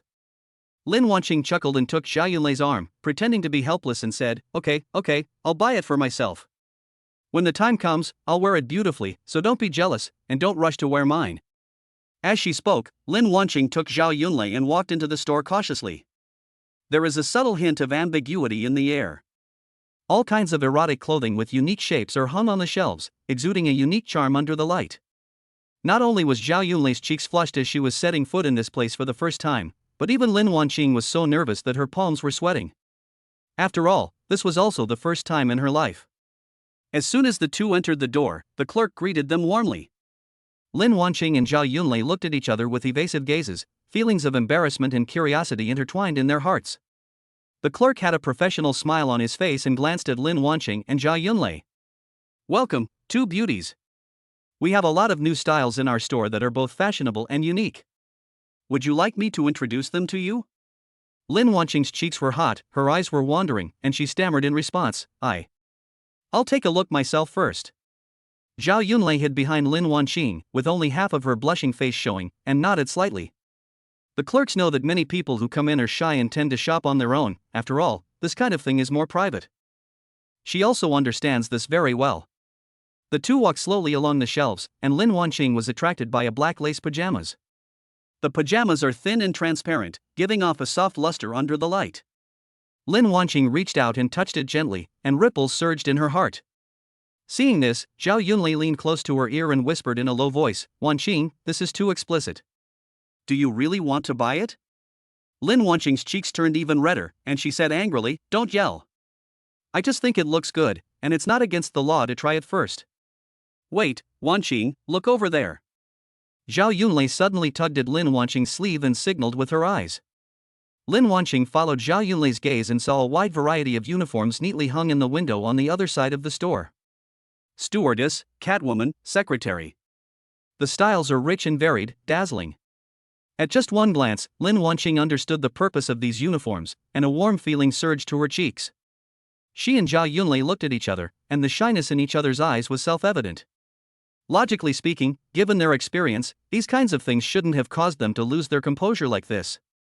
But when she thought that these clothes would come in handy when she was with Xinyi, and the complicated and subtle emotional relationship between them and Xinyi, she felt an indescribable shyness in her heart. "That beautiful lady." Lin Wanqing took a deep breath, tried to calm herself down, and shouted to the clerk. The clerk walked over quickly with a standard professional smile on his face. "Beautiful lady, do you need me to help you get any clothes?" Lin Wanqing's cheeks flushed, and she pointed at the window in a panic. That, and that one, pack them all for me." The clerk was slightly stunned when he heard this, and his eyes lingered briefly on Lin Wanqing's delicate face and tall figure, and he couldn't help feeling a little envious. The beauty in front of me not only has outstanding looks, but also extraordinary temperament. Her husband is so lucky. She has taken the initiative to purchase so many sexy clothes, which must mean that she is enthusiastic and cooperative in her married life. What's wrong, no? Lin Wanqing's heart tightened when she saw the clerk standing there in a daze. She thought the clothes displayed in the window were only for viewing and not for sale. Yes, beautiful lady, I will arrange it for you right away. The clerk came to his senses, responded quickly, and turned around to help Lin Wanqing pack her things. Wanqing, why did you buy so much? Zhao Yunlei leaned close to Lin Wanqing's ear, her face full of confusion. Lin Wanqing raised the corners of her mouth, with a sly look in her eyes. After today, you will understand. After the clerk packed the clothes, Lin Wanqing took the bag. Her heart was still beating fast and her cheeks were burning. Zhao Yunlei's face was full of suspicion, but Lin Wanqing just smiled mysteriously and never mentioned its purpose. The two walked out of the sex shop and night had already fallen. Lin Wanqing's phone suddenly rang. It was a message from Xinyi. Wanqing, should I go home now? Okay, come back now. Wanqing, what did Xinyi say? Zhao Yunlei came over curiously and tried to find out what was going on. Lin Wanqing winked playfully and pretended to be mysterious. Don't ask, you will know when Xinyi comes. After saying that, she pulled Zhao Yunlei into the car. Just as the car was about to drive away slowly, Lin Wanqing slapped her forehead suddenly as if she was struck by an electric current. Lele, wait for me in the car for a while. I have to go get some sugar. Adult candy? Zhao Yunlei frowned slightly, her eyes full of confusion. Before she could organize her words to ask, Lin Wanqing had already rushed out of the car like a gust of wind and disappeared around the corner. Zhao Yunlei was bored, so she took out her cell phone and typed into the search engine. As the search results loaded one by one, her cheeks became hot at a speed visible to the naked eye. The screen displayed Daretang, Shangjing City's exclusive couples sex toy brand store, dedicated to providing couples with. The more Zhao Yunlei read, the more surprised she felt. She couldn't help but mutter in a low voice, when did Wanqing become so lewd? Chapter 95 Little Fox. After Lin Wanqing and Zhao Yunlei returned to Xinye's house, Lin Wanqing took out the clothes and things she had bought there. Wanqing, you. Zhao Yunlei was dumbfounded. Looking at the little fox suit and those sex toys that she was too embarrassed to talk about, her cheeks instantly turned red. Lin Wanqing smiled brightly, picked up the little fox suit, and stuffed it directly into Zhao Yunlei's arms. Lele, try this one quickly, it must be especially suitable for you. As he was speaking, the fox's tail accidentally slipped and fell to the ground with a pop. Zhao Yunlei subconsciously bent down to pick it up, stroking the soft tail hair with her fingers, raised her eyes and asked, Wanqing, why don't you wear this? Lin Wanqing blinked, took out the bunny girl costume from the bag, and gestured in front of her. Who said I won't wear it? I'll wear this. Wanqing, you. Zhao Yunlei was speechless for a moment. The Lin Wanqing in her memory was not so bold. Now this kind of behavior is really hard for her to adapt to. She couldn't help but wonder in her heart, since when did Lin Wanqing become so bold and creative? Lin Wanqing naturally understood Zhao Yunlei's confusion. She walked forward, gently held Zhao Yunlei's hand, and said earnestly, Lele, I am helping you overcome your inner shyness. You don't know, Xinyi is always surrounded by beautiful women, and each of them has ulterior motives. If you don't use some tricks to firmly grasp Xinyi's heart, you will suffer in the future. I do this not only for myself, but also for you. You have limited knowledge of Xinyi's situation now, but when you know more about it in the future, you will definitely understand my painstaking efforts. Zhao Yunlei listened to Lin Wanqing's words. Although she still had some hesitation in her heart, she looked at her friend's sincere eyes and finally nodded slowly. Wanqing, I hope you are right. After saying that, she walked into the bedroom with a nervous mood. Lin Wanqing also walked into another bedroom and changed into a bunny girl costume. When she adjusted her earrings in front of the mirror, the silver bell swayed gently, making a clear and pleasant sound. She looked at her charming self in the mirror, a confident smile on her lips. After a while, Zhao Yunlei pushed open the bedroom door, her steps hesitant. Lin Wanqing turned her head and her eyes lit up instantly. Lele, you are so beautiful. Zhao Yunlei's cheeks were flushed, and the little fox suit she was wearing perfectly outlined her figure. The furry tail sways gently with her movements, full of playfulness and temptation. Wanqing, I'd better change back into my old clothes. This is really uncomfortable. Before Zhao Yunlei finished speaking, a steady sound of footsteps came from outside the door. Based on the familiar rhythm, she immediately determined that Xinyi had returned and was instantly panicked. How can I have the nerve to meet Xinyi when I look so seductive now? In a panic, Zhao Yunlei signaled to Lin Wanqing eagerly with her eyes, then turned around and hurried back to the bedroom like a frightened deer. Lin Wanqing looked at Zhao Yunlei's departing back, shook her head slightly and smiled. Due to time constraints, she could not bother to chase after her to comfort her. Shini took out the key, and the sound of turning the door lock was particularly clear in the quiet atmosphere. He pushed open the door, and a strong scent of perfume mixed with an ambiguous atmosphere hit him in the face, causing him to pause, and a hint of surprise flashed in his eyes. Lin Wanqing remained calm and walked forward with brisk steps. The bunny girl outfit outlines her slim figure, and the bells jingle as she moves. "Honey, you're back. I have a surprise for you today." She smiled and spoke softly. Xinye's gaze lingered on Lin Wanqing for a moment, and a smile appeared at the corner of his mouth. Just as I was about to respond, I suddenly caught a glimpse of a furry foxtail looming behind the half-open door of the bedroom. He raised his eyebrows slightly, with a hint of teasing in his eyes. "It seems that there is more than one surprise today?" Lin Wanqing followed his gaze and secretly laughed at Zhao Yunlei for not hiding it well enough, but she deliberately kept it a secret. "Husband, what do you think of me today?" Xinye's eyes were burning. He reached out and gently lifted the hair by Lin Wanqing's ear. His tone was a bit teasing. "Xingqing, you really brightened my eyes today." "Yeah?" Lin Wanqing's eyes moved, and her fingertips pointed towards another bedroom intentionally or unintentionally. Although Xinyi couldn't figure out Lin Wanqing's intention for a moment, he couldn't suppress his curiosity. He stretched out his long arms, picked up Lin Wanqing steadily, and strode towards the bedroom. "What's wrong, Xingqing? Don't you plan to ask your bestie to come out and join you?" Hearing this, Lin Wanqing pretended to be angry and snorted, "Hubby, you've forgotten me now that you have another woman?" Xinyi quickly comforted her, his tone sincere. "How could that be? In my heart, Xingqing will always be the irreplaceable first choice." After hearing this, Lin Wanqing's eyes flashed with a hint of pride, and she said coquettishly, "Then how are you going to compensate me?" Xinyi knew in his heart that Lin Wanqing had paid a lot to maintain this complicated relationship. Looking around, how many women can be as generous as her and share their boyfriend with their best friends? Thinking of this, Xinyi hugged Lin Wanqing tighter and whispered softly in her ear, "Baby, I will definitely make it up to you." At the same time, Zhao Yunlei was in the bedroom next door. She was full of doubts and didn't understand why Lin Wanqing didn't ask her to go out. At this moment, an ambiguous sound penetrated the wall and reached her ears clearly. "So bold and crazy?" Zhao Yunlei's eyes widened in disbelief. She couldn't help but imagine what Lin Wanqing looked like in her mind and found it hard to accept for a moment. In fact, Lin Wanqing did this on purpose. In order to win Xinye's heart, she spared no effort and used all her tricks. And letting Zhao Yunlei hear the noise was also part of her plan. Although the three of them shared Xinyi, Lin Wanqing wanted to make it clear to Zhao Yunlei that she was the one who occupied the dominant position in Xinye's heart, and the relationship between the primary and the secondary should not be confused. Zhao Yunlei's cheeks were burning and her heart was in turmoil in the bedroom. She covered her ears tightly with both hands, trying to block out the blushing sounds, but those sounds kept entering her ears as if by magic. "How so?" Zhao Yunlei lies on the bed biting her lower lip.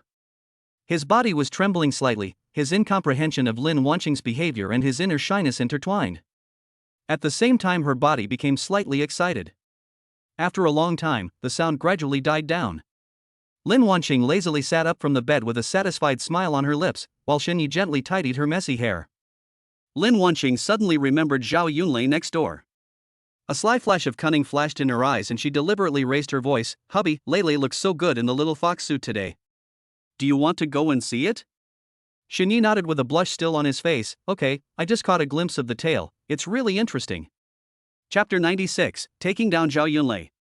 Zhao Yunlei curled up in her bed, the sounds coming from the bedroom next door still seeming to echo in her ears. Her heart was beating like a deer and she couldn't calm down for a long time. No wonder Lin Wanqing mentioned Xinyi's strength and charm to her before. She was skeptical at first, but now she is completely convinced. Just as her heart was boiling with emotion, the bedroom door was pushed open with a creaky sound. Zhao Yunlei reflexively thought it was Xinyi. Her heart suddenly rose to her throat, and in panic she quickly pulled up the quilt and wrapped herself tightly in it like a frightened ostrich. "Lei, what are you hiding?" Lin Wanqing walked in with light steps, and when she saw Zhao Yunlei's appearance, she couldn't help but chuckle. Zhao Yunlei was embarrassed and anxious, and pulled the quilt tighter. "Wanqing, you scared me to death. I thought it was Xinyi." "Why, are you looking forward to Xinyi coming so much?" Lin Wanqing walked to the bedside and stared at Zhao Yunlei with interest, her eyes full of teasing. "Wanqing, please stop teasing me." Zhao Yunlei's voice came muffled from under the quilt. Lin Wanqing pointed to the bedroom next door and said with a smile, "Hurry over there, I left you a chance." I can't, Wanqing, you should go back and accompany him. Zhao Yunlei's voice was trembling slightly, mixed with shyness and entanglement. Are you sure? Lin Wanqing looked at Zhao Yunlei with burning eyes. Lei, don't regret it later. Zhao Yunlei bit her lower lip and hesitated for a moment. Finally, the strong sense of shame prevailed and she nodded slightly. Seeing this, Lin Wanqing still didn't give up and continued to persuade. Lei, Shini doesn't know you are here yet. How about I think of an excuse to trick him over here? This is not good. Zhao Yunlei tried to refuse, but her eyes revealed a hint of hesitation. Lei, it's settled. Lin Wanqing was afraid that Zhao Yunlei would go back on her word, so she pulled back the quilt as soon as she finished speaking. In an instant, Zhao Yunlei, wearing a little fox suit, was exposed to the air. The exquisite costume outlined her graceful figure, and her furry tail swayed playfully. Wanqing, give me back the quilt. Zhao Yunlei was shocked and embarrassed, and tried to take back the quilt. Lin Wanqing acted as if she didn't hear anything, picked up the quilt and walked straight out the door, not forgetting to remind her, Lei, get ready quickly, I'll trick Xinyi in now. Before Zhao Yunlei could calm her flustered heartbeat, Xinyi's familiar voice came slowly, Xingqing, where have you been? As soon as he finished speaking, Xinyi, with a blindfold on, took tentative steps into the bedroom where Zhao Yunlei was hiding. Zhao Yunlei's mind went blank for a moment, and she thought to herself, is this a game of hide-and-seek designed by Wanqing and Xinyi? Did they deliberately lead him here? Xinyi groped around in the air with his hands, stumbling along, and soon reached the bed. In an instant, Zhao Yunlei felt that the air had frozen. She held her breath, her body as tense as a fully drawn bowstring, not daring to move even a hair. Ah! Xingqing, I caught you! Xinyi shouted excitedly and grabbed Zhao Yunlei in his hand. He frowned slightly, his tone full of confusion. Huh? Xingqing, why do I feel like you become smaller? Zhao Yunlei, who was already feeling ashamed and angry, became even more furious when she heard this. Without saying a word, she clenched her fists and punched Xinyi hard. You're small. Your whole family is small. In order to avoid being discovered by Xinyi, Zhao Yunlei complained silently in her heart. Xinyi felt pain, but quickly grabbed Zhao Yunlei's small hand. He knew in his heart that this made Zhao Yunlei completely annoyed. But in fact, all of this was carefully planned by Lin Wanqing, with the purpose of helping Zhao Yunlei overcome her inner tension. Ha! What is this furry thing? Xinyi hooked his finger and grabbed the foxtail behind Zhao Yunlei. A sly smile appeared on his lips, and he rubbed his tail in pretending to be confused. The ambiguous atmosphere in the air became stronger. Xinyi rubbed the fox's tail and deliberately exclaimed, Xingqing, when did you grow a tail? It feels pretty good. Zhao Yunlei was embarrassed and angry, her whole face turned red like a ripe tomato. She tried to pull back her hand that Xinyi was holding, but she couldn't break free. In a panic, she accidentally touched Xinyi's chest, which made her heartbeat even faster. At this moment, Lin Wanqing's voice came from the door, Xinyi, you finally caught Lei. Hearing this, Xinyi slowly took off his blindfold and looked at the shy Zhao Yunlei, with a sly look in his eyes. So it's not Xingqing, I was wondering why the touch was different. Zhao Yunlei was shocked and embarrassed. She covered her burning cheeks with her hands and wished she could find a crack in the ground to crawl into. Lin Wanqing walked in with a smile and sat down beside the bed. Lei, I said Xinyi would definitely find you. Don't be shy, we finally have this opportunity, relax. Zhao Yunlei secretly glanced at Xinyi and saw that he was looking at her with interest. She quickly lowered her head and muttered softly, Wanqing, how could you team up with Xinyi to tease me?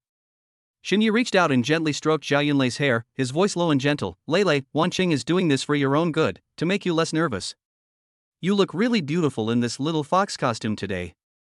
Zhao Yunlei's shyness faded away a little when she heard Xinyi's praise, and she raised her head to meet Xinyi's fiery gaze.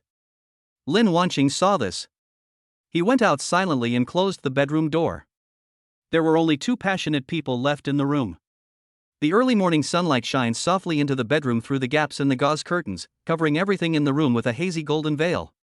Zhao Yunlei woke up slowly and stretched her body lazily, her eyes inadvertently sweeping over Xinyi who was sleeping beside her.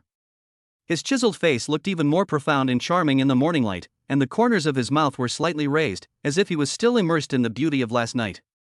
Zhao Yunlei's cheeks flushed as all the memories of last night flooded into her heart like a tide, a mixture of shyness and sweetness. She quietly lifted the quilt and got out of bed carefully for fear of disturbing Xinyi. Her smile grew as she picked up the scattered fox suits on the floor. At this moment, Shini slowly opened his eyes and said in a lazy voice with a strong sense of sleepiness, Lele, where are you going? Zhao Yunlei's body stiffened and she turned to meet Xinye's gentle gaze. I was afraid of waking you up and wanting to go out for some fresh air. Xinye sat up and the bedsheet slid down his strong chest. He opened his arms and called softly, come here. Zhao Yunlei's cheeks flushed as she moved step by step to the bed like a child who had done something wrong. Xinye pulled her into his arms and kissed her forehead. Lele, you were really beautiful last night.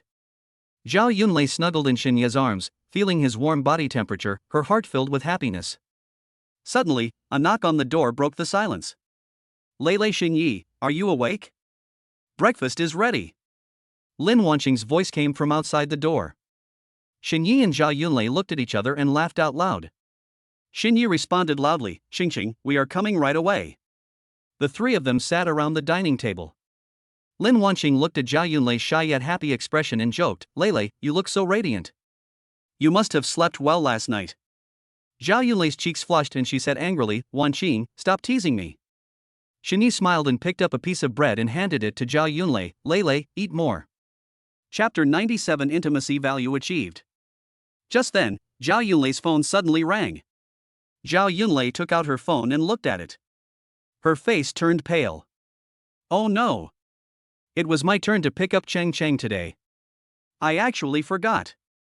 She was extremely anxious and frantically swiped the screen of her phone, trying to contact the tutor. Originally, she had found someone to pick up Cheng Cheng from school, but today that person suddenly had something to do.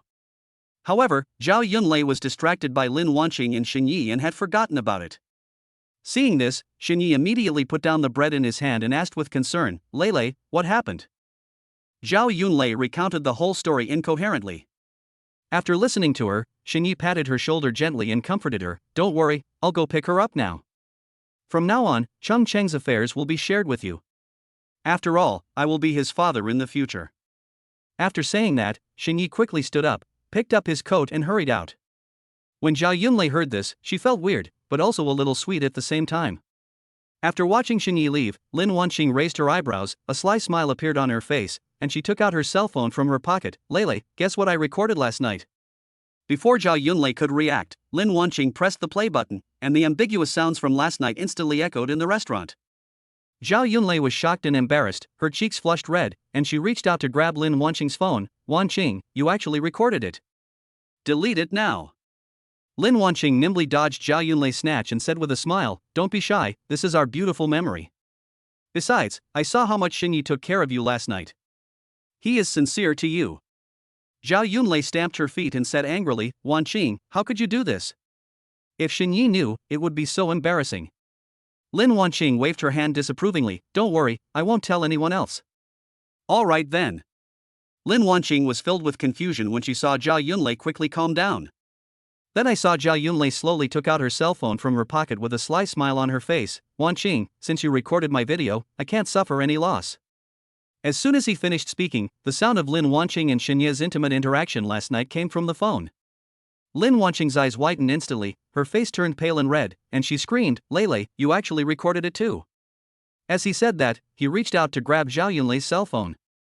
Zhao Yunlei was prepared and dodged lightly, saying smugly, Humph, we are even now. If you dare to tease me with the recording, I will release yours too. Lin Wanqing sighed helplessly and slumped in the chair. Lele, I didn't expect you to have this skill, you are amazing. Zhao Yunlei smiled and sat next to Lin Wanqing, put away her phone. Wanqing, let's agree to delete the recording and no one is allowed to mention this again. Lin Wanqing nodded repeatedly, okay, delete them all to avoid embarrassment in the future. I can only say that the two of them are worthy of being best friends, as they think exactly the same about everything they do. Shini stood on the side of the road and raised his hand to stop a taxi. After sitting in the back seat, he couldn't wait to say in his mind, system, check Zhao Yunlei's intimacy value. Recalling the madness of last night, the corners of Xinye's mouth rose unconsciously. He was so careless for a moment that he forgot about the system. Ding, Zhao Yunlei's intimacy has reached 75. A crisp system prompt sound rang in Xinye's mind. Good fellow. Xinye couldn't help but exclaim in a low voice, with an unconcealable excitement on his face. After investigating once, the intimacy has increased so much. Now I can bind a new target. Xinye was happily imagining the future when the system prompt sounded again. in view of the host's recent outstanding performance and the significant increase in Zhao Yunlei's intimacy, the host is now given 2 rewards for the host to choose from. A. 4 beauty pills. After taking them, the user's appearance can be improved by 5 points. B. 10 million in cash. This amount can be used for any bound object consumption, and you will get 5 to 10 times cash back after consumption. Oh my god. Shini was shocked and couldn't help but sigh. The system really spent a lot of money this time. Shenyi fell into deep thought. If he could successfully get a 5 to 10 times cash back from 10 million in cash, that would be 50 million or even 100 million.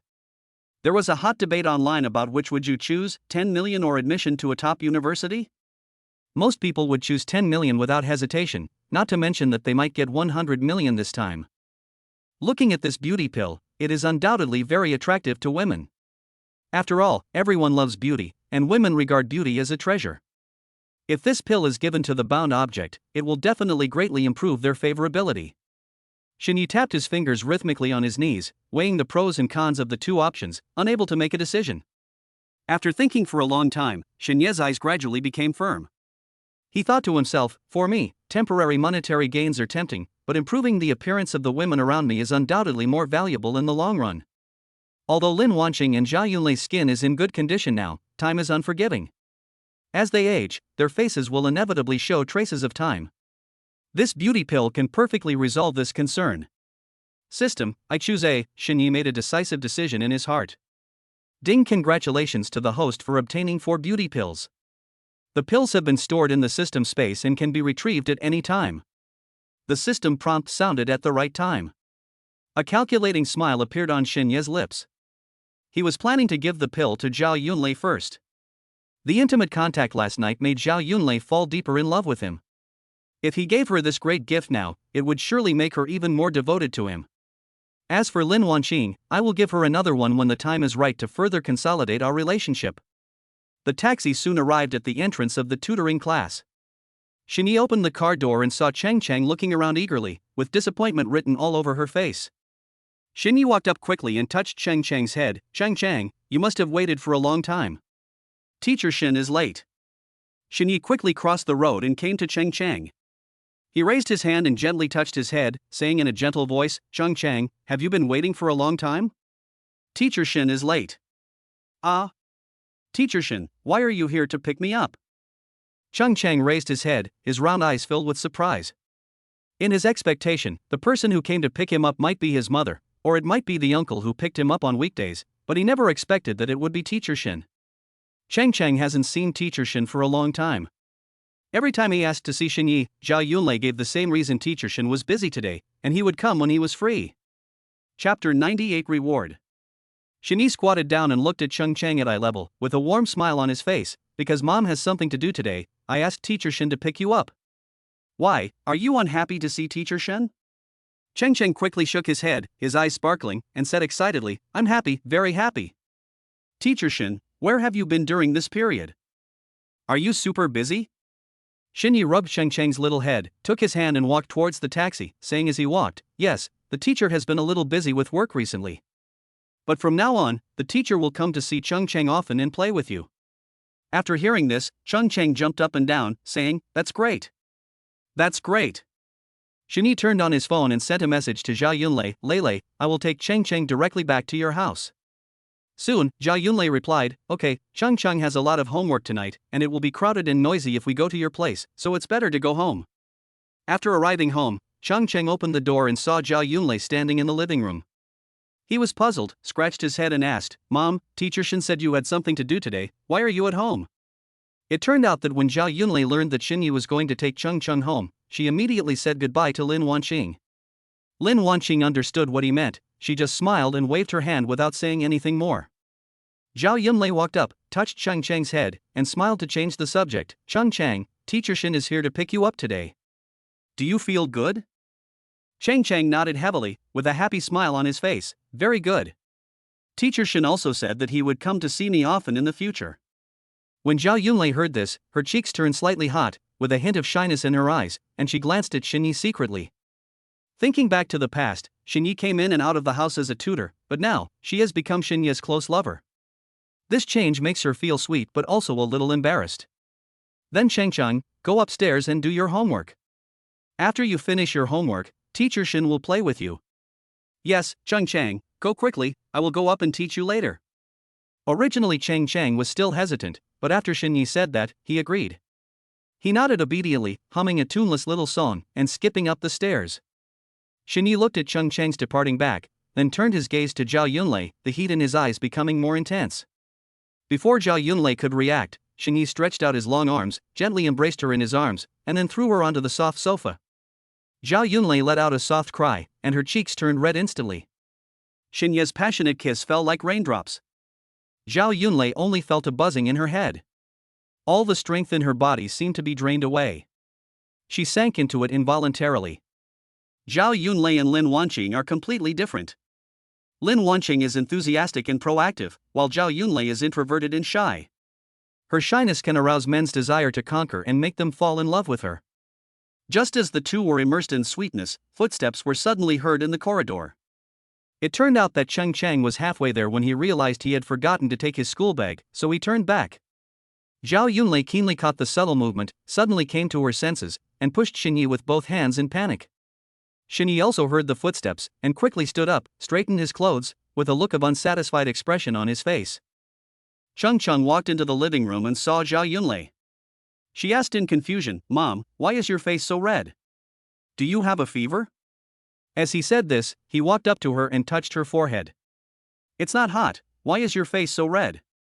Zhao Yunlei's cheeks were burning hot, and she explained in an unnatural voice, "Chang Chang, this room is too hot and stuffy."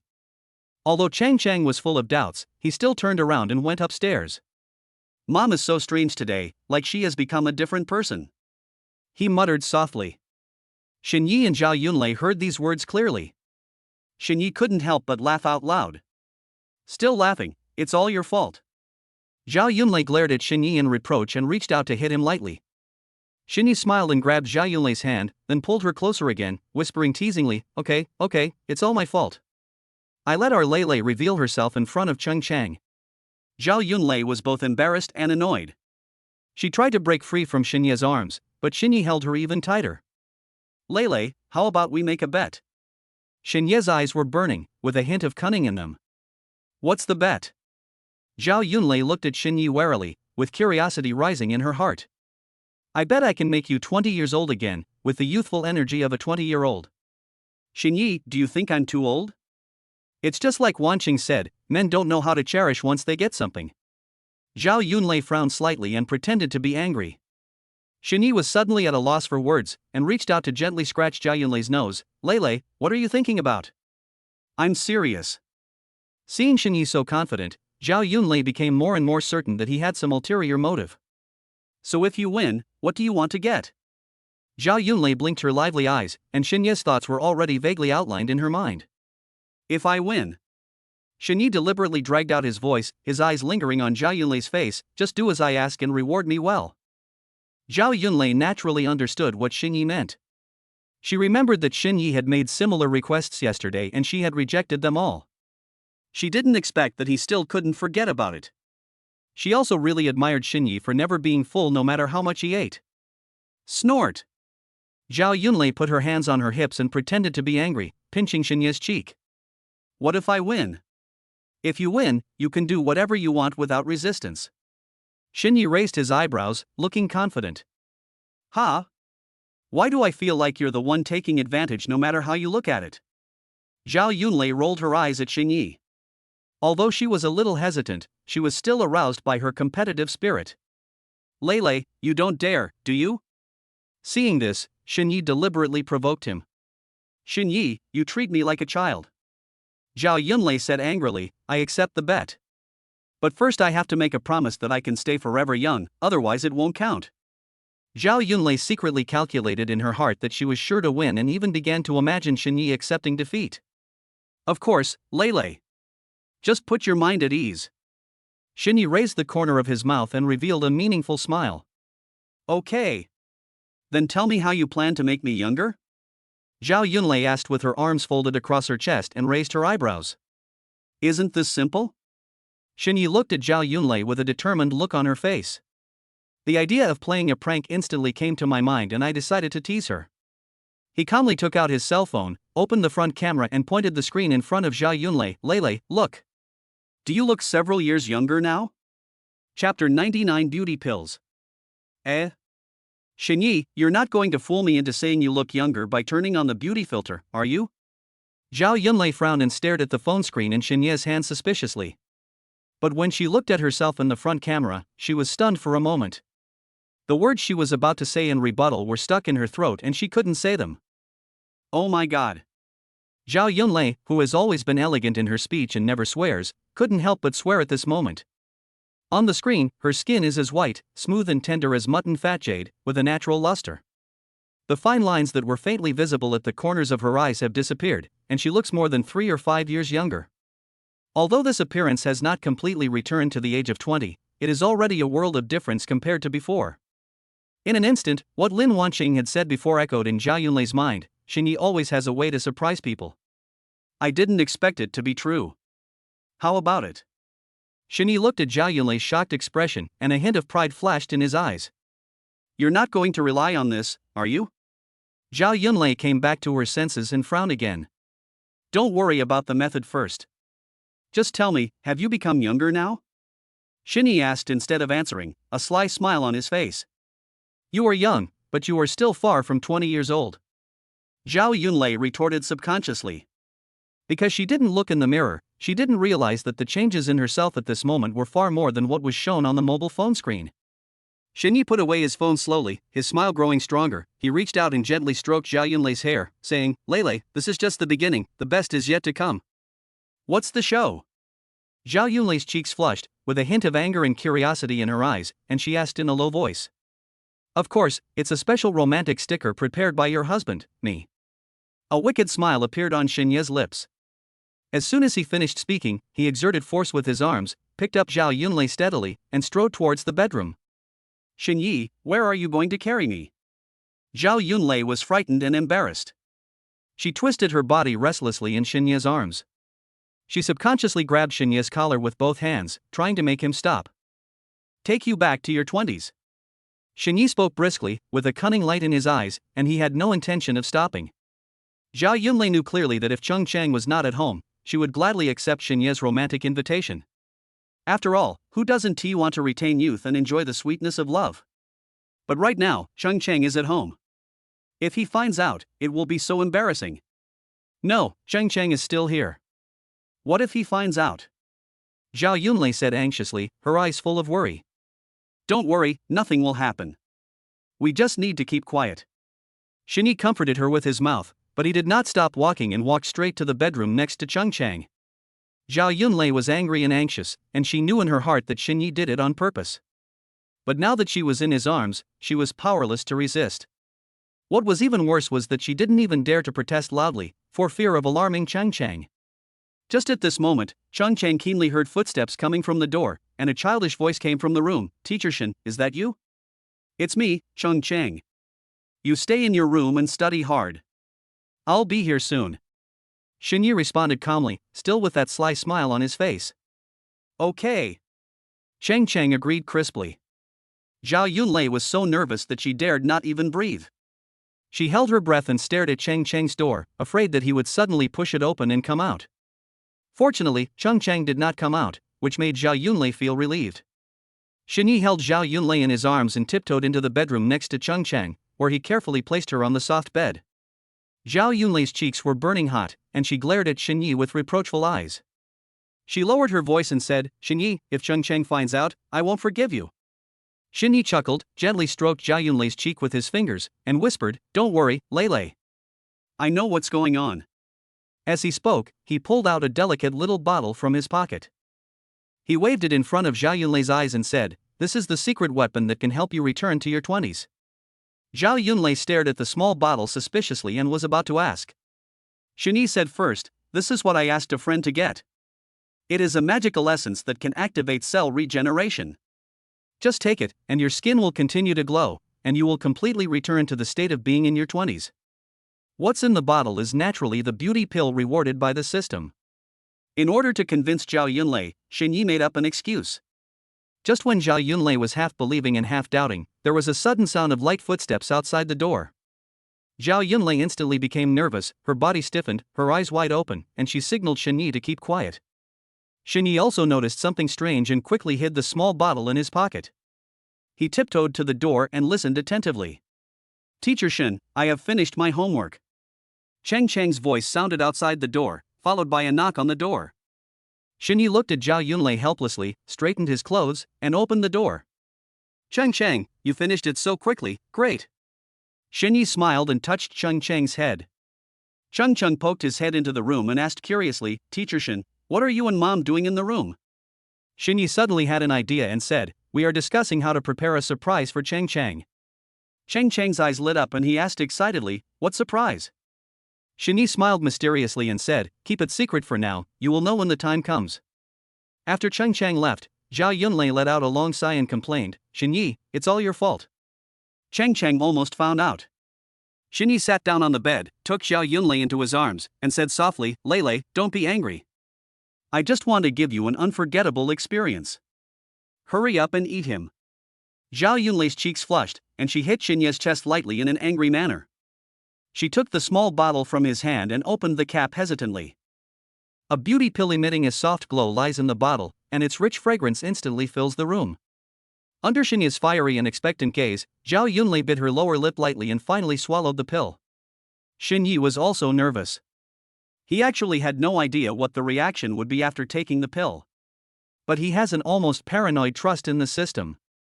After all, the system is his fundamental reliance for changing his destiny and obtaining everything. After about a few minutes, Zhao Yunlei suddenly felt a scorching heat rising from the soles of her feet to her forehead, and her whole body became hot and unbearable. Fine beads of sweat rolled down his forehead and soaked his hair. He felt as if he was tightly wrapped in an invisible net, feeling extremely disgusted. Shen Yi. Zhao Yunlei's voice trembled, you were not deceived, were you?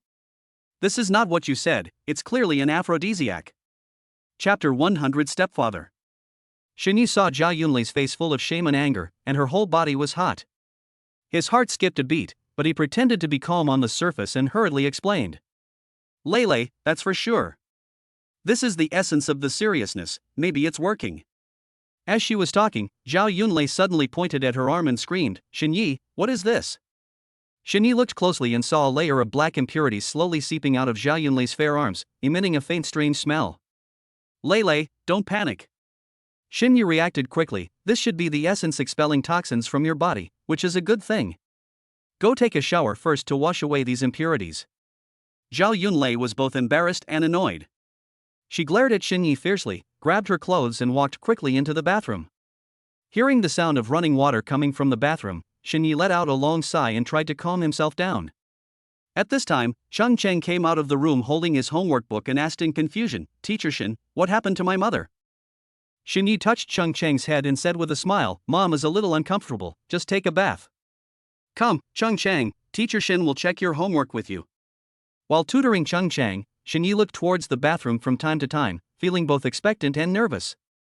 I don't know how long it took, but the bathroom door slowly opened and a gust of steam hit my face. When Xinyi heard the sound, he came out of the bedroom and was stunned for a moment. The Zhao Yunlei in front of me seemed to have been reborn. The skin is so smooth and tender, with a girl's unique pink glow. Her long, shiny black hair was casually draped over her shoulders, and she exuded the aura of a 20-year-old girl. Zhao Yunlei's cheeks were slightly red, and a sly look flashed in her eyes. She said to Xinyi, come here for a moment. I have something to ask you. Xinyi stood up and went into the bathroom with Zhao Yunlei. As soon as she entered the room, Zhao Yunlei stretched out her hand and hooked it around Xinye's neck, saying coquettishly, Xinyi, I didn't expect you to be so capable. Now I feel like I'm back to my 20s. Xinyi gently put his hands around Zhao Yunlei's waist and said with a smile, I'll tell you, I will never lie to you. Zhao Yunlei's pretty face was slightly red, and her fingers gently drew circles on Xinye's chest, and she said softly, I'll reward you later, okay? After all, Cheng Cheng is still here now? Xinyi was slightly stunned. Zhao Yunlei's initiative was beyond his expectation. On second thought, for women in their 30s or 40s like Zhao Yunlei, beauty is probably the most important thing in their minds. With the help of the system, I helped her solve this problem. It's understandable that she would be so excited. Xinye's mind turned over, and he subconsciously checked the system panel. Name Zhao Yunlei. Age, 40. Height, 163 centimeters. Appearance 92 plus 5. Privacy value, 2. Status, divorced, gentle, but stubborn at heart. Intimacy, 70. Occupation, housewife. As expected, the appearance has increased by 5 points. The system is really efficient. Shini smiled and used his arms to hold Zhao Yunlei tighter. His warm breath brushed past her ears. Of course, Lele, don't forget the reward you promised me. Zhao Yunlei moaned and kissed Shini on the cheek lightly like a dragonfly touching the water, then slowly let him go. Shini tidied his clothes, returned to the bedroom with a smile, and continued to tutor Chang. He walked to Chang, gently pulled out a chair and sat down, then reached out his hand and gently touched Chang's head. Chang, do you want Teacher Shin to teach you every day in the future? Chang's eyes lit up instantly, and he said excitedly, of course I do. Teacher Shin, is it really possible?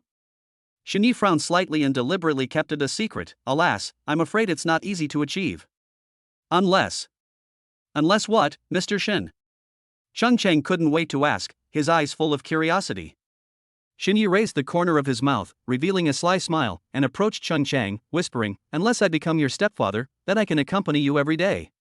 After hearing what Shini said, Chang tilted his head and started thinking seriously. After a moment, his eyes lit up, he took Shinye's hand, and said excitedly, Teacher Shin, it would be great if you were my stepfather. I'll go tell my mother right now. Having said that, Chang got up and ran to the bathroom. Shini was shocked and quickly grabbed Chang, don't go yet. We have to take our time. We have to give Mom a surprise, understand? Chang nodded, not quite understanding, but he couldn't hide the excitement on his face. When it was dinner time, Xinyi was secretly thinking about how to play a trick on Zhao Yunlei. Suddenly, Chang's clear childish voice rang out, Mom, go get Dad a bowl of soup. Ah. Zhao Yunlei froze in place for a moment, the chopsticks in her hand almost slipped, her face full of astonishment. Soon, she came to her senses and Xinye's cunning smile emerged in her mind. She thought, this must be Xinye's trick behind the scenes. Xinyi suppressed his smile, pretended to be calm, picked up the chopsticks, picked up a piece of food and put it into his mouth. Zhao Yunlei glared at Xinyi, her eyes seemed to say just wait and see how I deal with you. Then she pretended to be calm and responded to Chang, baby, who taught you to call Teacher Shin Dad? Chang pointed his finger at Xinyi and said excitedly, Teacher Shin said that if he became my stepfather, he would be with me every day and teach me a lot of interesting knowledge. Xinyi didn't expect Chang to be so straightforward. He almost choked on the food and tried to explain while coughing, Lele, I was just joking with Chang. Zhao Yunlei crossed her arms and looked at Xinyi with a half smile, a joke? I think you planned this. Just when the atmosphere was tense, Chang added another sentence. Mom, you can sleep with me tonight. I won't disturb you. As soon as Zhao Yunlei said this, her cheeks turned red with embarrassment and she wished she could find a hole to crawl into. She glared at Xinyi fiercely. Then he turned to Chang and pretended to be calm and said, Chang, don't talk nonsense. Teacher Shin was just teasing you. Chang muttered with a wronged look on his face, Teacher Shin is not kidding me. He said he wanted to be my stepfather so that we can be together forever. Xinyi finally came to his senses and looked at Zhao Yunlei's embarrassed and shy appearance, feeling both amused and a little guilty. He reached out and touched Chang's head and said, Chang. There are some things you can't say casually, or your mother will be embarrassed. Xinyi really didn't know where Chang learned all these things. He knew so much at such a young age. It really embarrassed him as his cheap father. After dinner, Zhao Yunlei took the initiative to clean up the dishes and went into the kitchen. Seeing this, Xinyi hurriedly followed in and tried to comfort Zhao Yunlei. He gently put his arms around Zhao Yunlei's waist from behind and said softly, Lele, I really was just saying this casually to Chang. I didn't expect this little girl to take it seriously. Chapter 101 Lin Ning Ning's Invitation. Zhao Yunlei turned around, put her hands on her hips, and said angrily, just saying it casually? I think you did it on purpose. Chang has become unruly because of you. Xinyi looked at Zhao Yunlei's coquettish look and couldn't help laughing. Lele, don't be angry. Look, should we go to the bathroom where you won't be disturbed? Zhao Yunlei bit her lower lip with her pearly teeth, her cheeks flushed, but her eyes showed an unprecedented boldness. In order to respond properly to the surprise brought by Xinyi, this time, she completely put aside her past shyness. She had never bit anyone before, but this time she was going to break her vow for Xinyi. Zhao Yunlei, who had taken the beauty pill, was a huge temptation to Xinyi. They just changed the name of the place but not the substance, at best they just changed the skin. But this time, Xinyi really felt like he had simply changed his hero. Seeing that Zhao Yunlei agreed, he picked up Zhao Yunlei without saying a word and walked towards the bathroom. An hour later, Xinyi came out of the bathroom refreshed. 10 minutes later, the bathroom door slowly swayed, and Zhao Yunlei walked out with graceful figure and light steps. Her cheeks were rosy, her hair fell softly on her shoulders, and she smelled fragrant after bathing. Her every move revealed her unique charm. Shini sat leisurely on the sofa, planning his sweet life with Zhao Yunlei in the future, and did not notice the subtle change in Zhao Yunlei's expression after she came out of the bathroom. The blush on Zhao Yunlei's cheeks had not yet completely faded, and her body exuded the fragrance of after a bath, but her furrowed brows revealed her inner struggle. She walked in front of Xinyi, her hands unconsciously tugged at the corner of her clothes, bit her lower lip, and mustered up the courage to say, "Xinyi, you should go back tonight." Xinyi was stunned, and the smile on his face froze instantly. He looked at Zhao Yunlei in confusion. "Lei, why did you suddenly chase me away?" "I was thinking of living here in the future, and our family would live a good life." Zhao Yunlei turned her face away, her cheeks slightly hot, her voice trembling slightly. "We've only known each other for 1 day, and you did it to me twice, and you're so strong, I really can't handle it. Besides, Cheng Cheng is still young. If he notices anything, it will be bad for his growth." Xinyi finally came back to his senses, thinking of the madness of tonight. A trace of embarrassment flashed across his face. He scratched his head and tried to persuade her to stay. "Lei, I will pay attention next time and won't be so reckless. How about I stay 1 more night?" This time, Zhao Yunlei refused very firmly. After all, she was really afraid of Xinyi. She really couldn't imagine that Xinyi was so powerful, far more exaggerated than Lin Wanqing's description. Seeing Zhao Yunlei's refusal, Xinyi had no choice but to say goodbye to Cheng Cheng briefly and left. Xinyi had just come out of Zhao Yunlei's house, and after walking for a while, he saw Lin Ning Ning strolling in the community.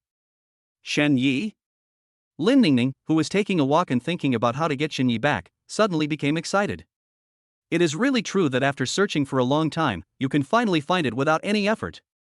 Lin Ning Ning secretly felt fortunate that she seldom came here for a walk on weekdays, but today, on a whim, she ran into Xinyi. "Lin Ning Ning, why are you here?" A hint of surprise flashed in Xinyi's eyes, and he was the first to break the silence. Lin Ning Ning blinked her lively eyes, with a sweet smile on her face, and said in a cheerful tone, "Come out for a walk." "What about you? Have you moved here?" Xinyi shook his head slightly and explained, "I just finished tutoring my students and was about to go back." Lin Ning Ning's mind instantly flashed back to the scene of her first meeting with Xinyi at home. He did mention tutoring at that time, so I didn't think much about it and took the opportunity to invite him. "Would you like to come to my house and sit down?" "No." Xinyi subconsciously refused.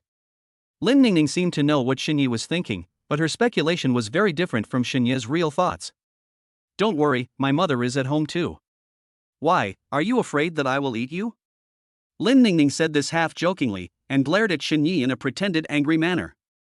Your mother is here too?" Xinyi was slightly startled, and only realized that something was wrong after he said it. Lin Ning Ning frowned. This statement could indeed be misunderstood. But at this moment, her mind was completely on Xinyi and she had no time to care about it.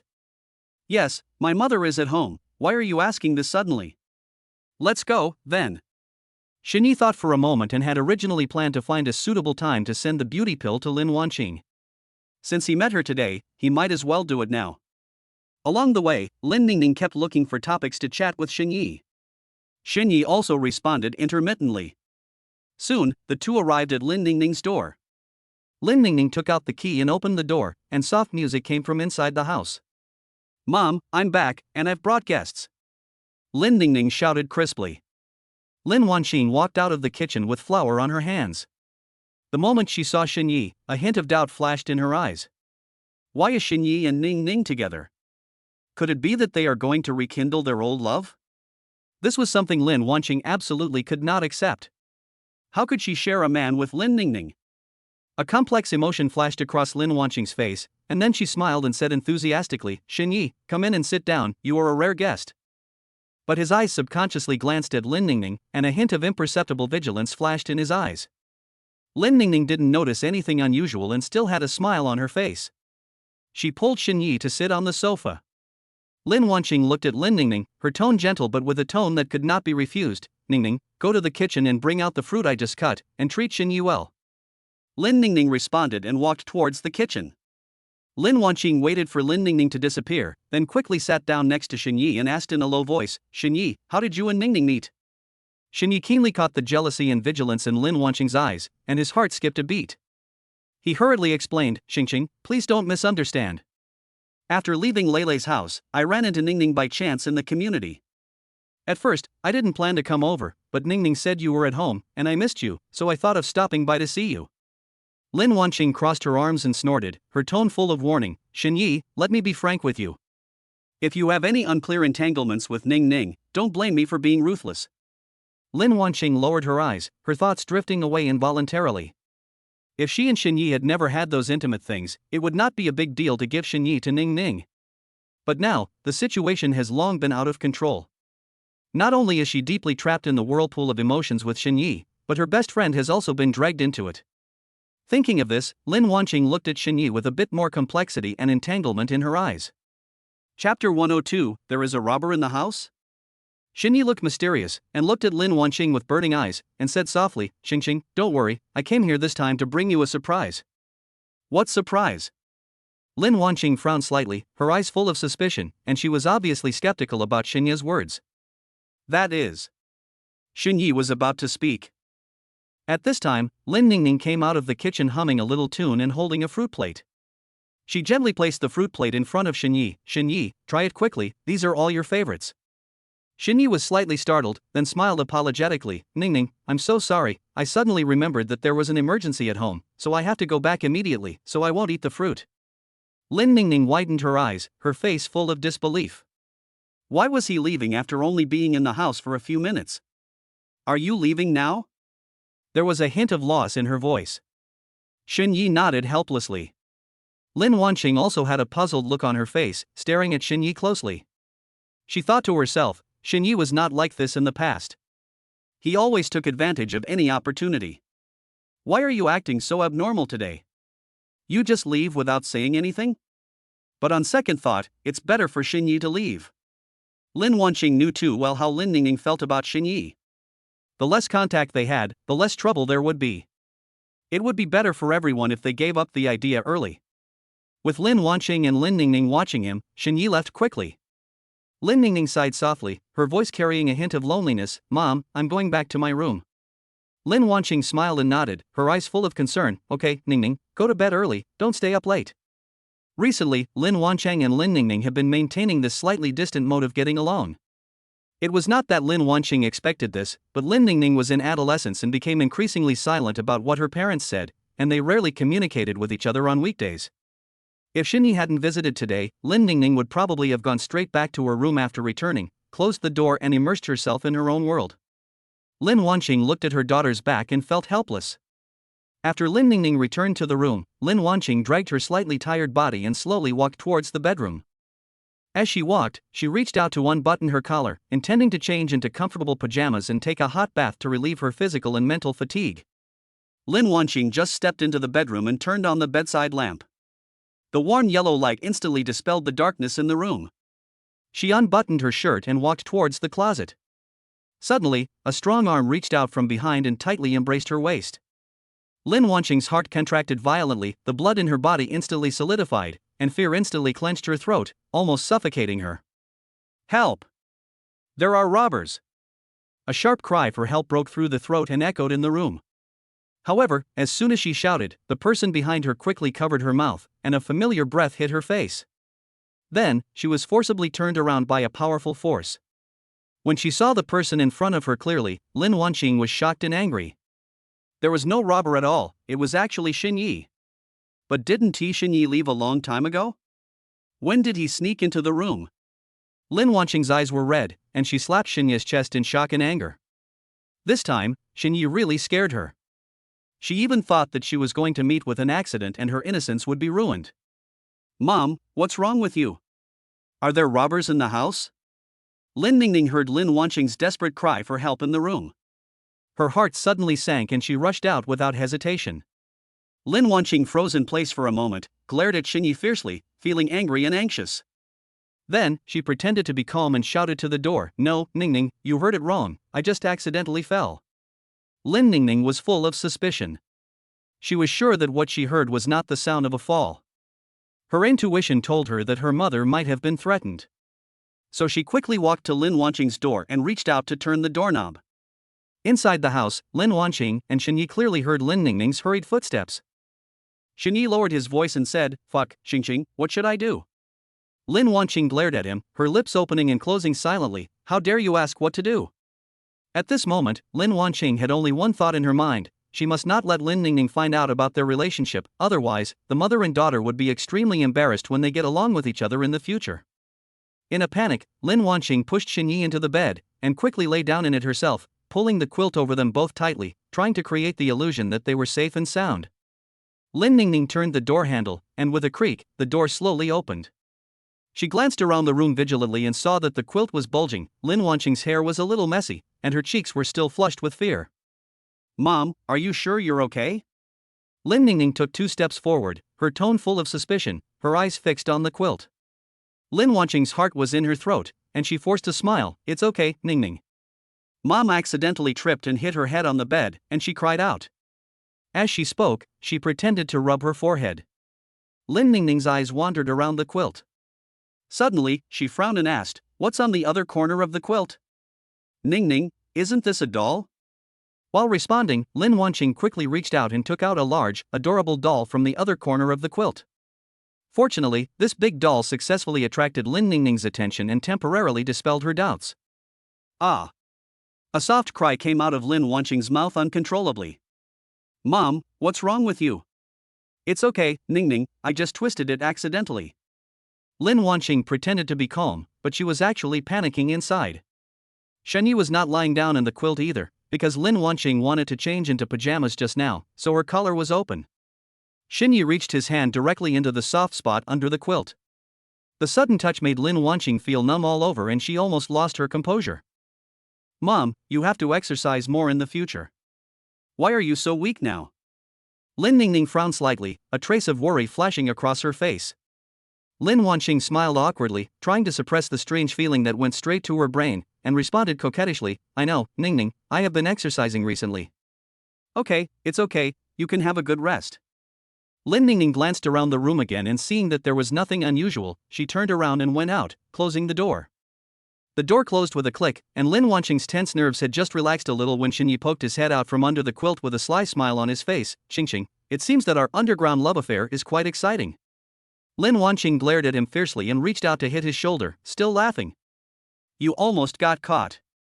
If Ning Ning finds out, how am I going to face her?" Chapter 103 Unlock New Character Again. "With me here, things won't get out of control." Shiny responded with a grin, showing no sign of slowing down. "Honey, why don't you take your hands out?" Lin Wanqing blushed and said angrily. Shiny pinched it gently again, still unsatisfied, before slowly withdrawing his hand. In this situation of tension and excitement, the double stimulation made Lin Wanqing feel weak all over and she almost fell. "Hey, Xingxing, what do you think this is?" Xinyi stretched out his hand, which he had just withdrawn from her collar, in front of Lin Wanqing. Lin Wanqing was sulking and turned her head away angrily, not wanting to pay any attention to him. Seeing this, Xinyi did not give up. He walked around to Lin Wanqing and gently pulled her shoulders with his hands. "Okay, Xingxing, don't be angry. Look." As he spoke, he spread out his palm, and on his palm was clearly the beauty pill. A hint of curiosity flashed across Lin Wanqing's angry eyes. Although she was still pretending to be angry, she couldn't help but glance at it. "What is this?" Shini approached mysteriously and lowered his voice. "This is the beauty and skin care pill I went through so much trouble to find for you. It will not only make your skin smoother, but it can even reshape your body and delay aging." When Lin Wanqing heard this, curiosity grew even stronger. She reached out to take the pill and looked at it carefully. The pill exuded a strange luster and a faint fragrance lingered around her nose. "Is it really as magical as you say?" Lin Wanqing was half believing and half doubting, and looked up at Xinyi. Xinyi nodded heavily, looking serious. "Xingxing, how could I lie to you? It was in your living room before, but I didn't dare take it out in front of Ning Ning because I was afraid she would ask about it. I wanted to find a romantic moment to give it to you, but I didn't expect to create such a big misunderstanding. is it really that magical? Lin Wanqing raised her eyebrows slightly, her beautiful eyes full of suspicion, and stared straight at Xinyi. Xinyi nodded heavily, with a sly look in his eyes. Xingxing, when have I ever lied to you? Come on, take it and try it, the effect will be immediate. As he spoke, he took the pill from Lin Wanqing's hand, and with gentle movements yet a hint of irresistibility, he slowly put it to her lips. Lin Wanqing began to wonder in her heart. In her opinion, how could there be such a miraculous elixir in the world? But looking at Xinya's confident look, he felt that he would never harm himself. After hesitating for a moment, Lin Wanqing opened her red lips and swallowed the pill obediently. She thought, let's give it a try and see if it's really as magical as he said. After Lin Wanqing took the pill, she held her breath, trying to capture even the slightest change in her body. At first, everything was the same as before. She couldn't help but frown and looked at Xinyi with some confusion. Husband, this. Before she could finish her words, a wave of heat rapidly rose from the soles of her feet and swept over her whole body in an instant. She felt like she was in a furnace, feeling extremely hot and uncomfortable. Lin Wanqing's cheeks quickly turned red, and her eyes were full of panic. Husband, is this really the beauty pill you mentioned? Why does it feel like an aphrodisiac? Xinyi looked at Lin Wanqing's uncomfortable expression and knew in his heart that the elixir had begun to take effect. He reached out and gently lifted the hair by Lin Wanqing's ear, then his palm reached into her collar and slowly stroked the soft spot. Lin Wanqing trembled all over and said lightly, Husband, you. What do you think this is? Xinyi withdrew his hand and spread out his palm, only to see a layer of dark brown impurities on it, emitting a faint peculiar smell. This is? Lin Wanqing frowned, her eyes full of confusion. It's the impurities that come out of your body. Xinyi patiently explained, hurry, take a shower, wash away these impurities, and you will see the effect. Lin Wanqing had been suffering from the heat for a long time. When she heard this, she felt like she had found a life-saving straw and rushed to the bathroom impatiently. The bathroom door slammed shut, and the room instantly became quiet, with only the sound of Xinyi's light breathing. Xinyi looked in the direction of the bathroom, a smile appeared on his lips, and he was secretly looking forward to Lin Wanqing's surprised reaction when she came out. After a moment, Lin Wanqing's exclamation came from the bathroom, Xinyi. Come in quickly. Xinyi's heart tightened, thinking that something unexpected had happened, and he rushed to the bathroom. When the door was opened, misty water vapor hit me in the face. Lin Wanqing was wrapped in a bath towel, standing in front of the mirror, with a shocked look on her face. Xinyi looked carefully and saw that Lin Wanqing's skin in the mirror was as white and delicate as mutton fat jade, with a soft luster, and the fine lines at the corners of her eyes disappeared without a trace. Xinyi, this is too magical. Lin Wanqing turned around, her eyes gleaming with surprise. I feel full of energy, like I'm a dozen years younger. Xinyi walked forward, gently put his arm around Lin Wanqing's waist, and said with a smile, I told you that this elixir is very effective. Do you believe me now? Lin Wanqing blushed and nodded. Xinyi felt very happy. Unlocking 2 new characters in one day is pretty good. Moreover, this elixir brings far more than just skin rejuvenation. The deeper changes have been fully revealed on Zhao Yunlei. Now Lin Wanqing seems to be deeply trapped in its mysterious influence. Husband Lin Wanqing's voice was soft, with a hint of coquettishness. What's wrong, Xingqing? Xinyi raised a wicked smile and asked the question even though he knew the answer. Lin Wanqing buried her burning face in Xinyi's arms and said coyly, Are you still pretending to be stupid? My body has undergone major changes. Xinyi gently put his arms around Lin Wanqing and said jokingly, It seems that we have to explore these changes carefully. After saying that, the two of them were filled with an ambiguous atmosphere under the warm yellow light. Late at night, Lin Ning Ning tiptoed out of the bedroom and planned to get a glass of water. When she passed by Lin Wanqing's bedroom, a strange sound came into her ears through the thick door. I don't want it anymore, I don't want it anymore. Lin Wanqing's voice was a little coquettish, and then she said, I was wrong, I was wrong. Lin Ning Ning froze in place for a moment, her face flushed. Although she had never had such an experience, similar scenes were not uncommon in the romance movies she had watched. She bit her lower lip, feeling conflicted. On the one hand, she felt that she shouldn't eavesdrop, but on the other hand, she could hardly suppress her curiosity. Her feet seemed to be nailed down and she couldn't move away. Strange, there shouldn't be anyone else in Mom's room, how could she still? Could it be? When she thought of that method, she turned around in panic, ready to escape from this embarrassing place. However, the foot stopped in mid-air. The moment she hesitated, the sound in the room suddenly stopped, leaving only dead silence. Lin Ning Ning stood still, her ear unconsciously closer to the door. Chapter 104 Lin Ning Ning discovered? Lin Ning Ning thought it was over, but what followed was a more intense noise. That sound penetrated the heavy door like a tide and went straight into Lin Ning Ning's ears. This.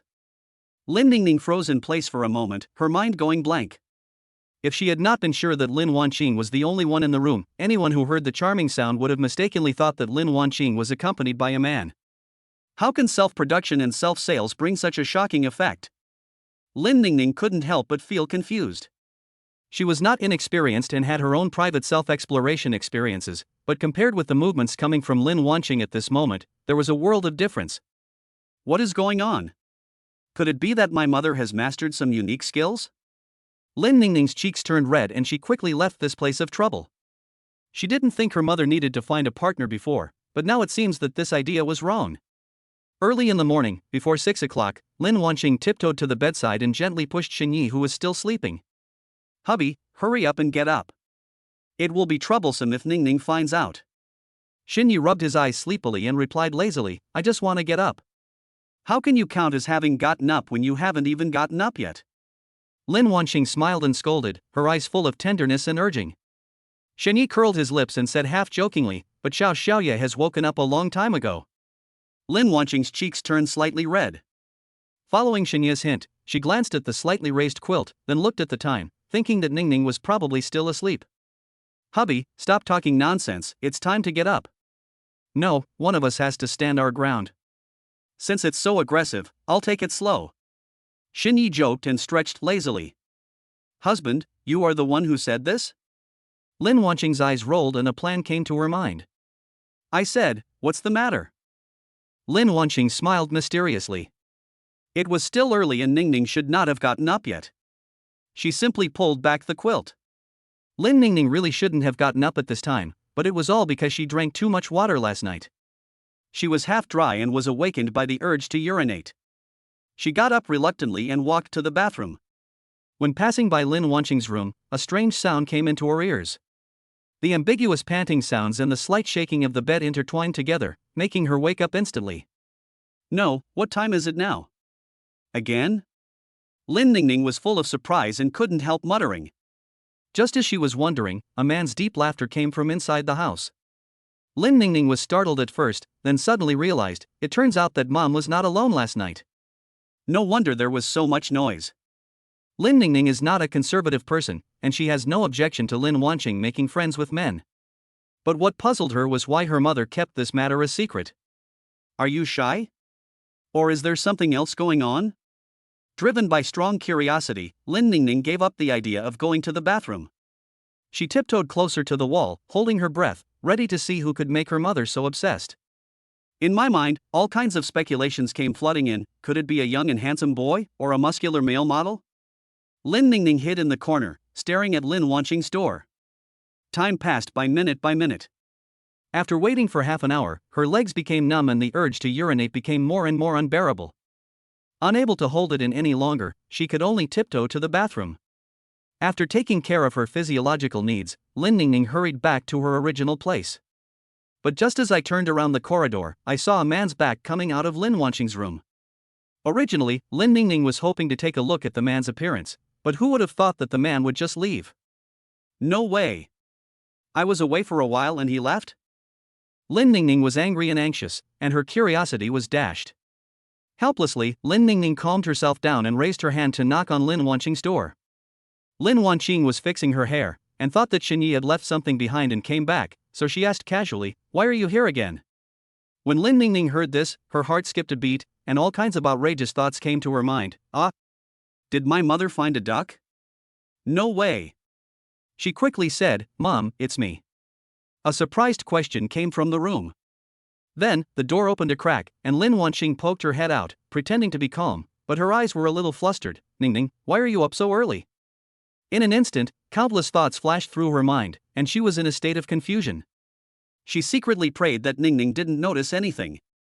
Lin Ning Ning stared at Lin Wanqing's panicked eyes with a sharp gaze, and asked in a questioning tone, "Mom, who was the man who just left?" Lin Wanqing was caught off guard by this question that hit her so directly. Her eyes were erratic, her lips were trembling slightly, and she stammered, Ning Ning, this matter cannot be explained in a short time. Mom, I'm not against you pursuing love, but how can you find a male escort just to satisfy your own selfish desires? Lin Ning Ning frowned, her tone filled with disappointment. Male PR? Ning Ning, what nonsense are you talking about? Lin Wanqing's eyes widened, her face filled with shock. Isn't it true? The man who just left your room is not in this line of work? Lin Ning Ning crossed her arms and looked at him intently. Lin Wanqing came back to her senses instantly and realized that Lin Ning Ning only saw the man's back and did not recognize that the man was Shen Yi. If Ning Ning knew it was Shen Yi, she would never react like this. Ning Ning, you misunderstood, he is my boyfriend, not a male PR. Lin Wanqing waved her hands hastily, trying to clarify. Real? Lin Ning Ning was skeptical and looked back and forth at Lin Wanqing's face. That's true, except that he's a lot younger than I am.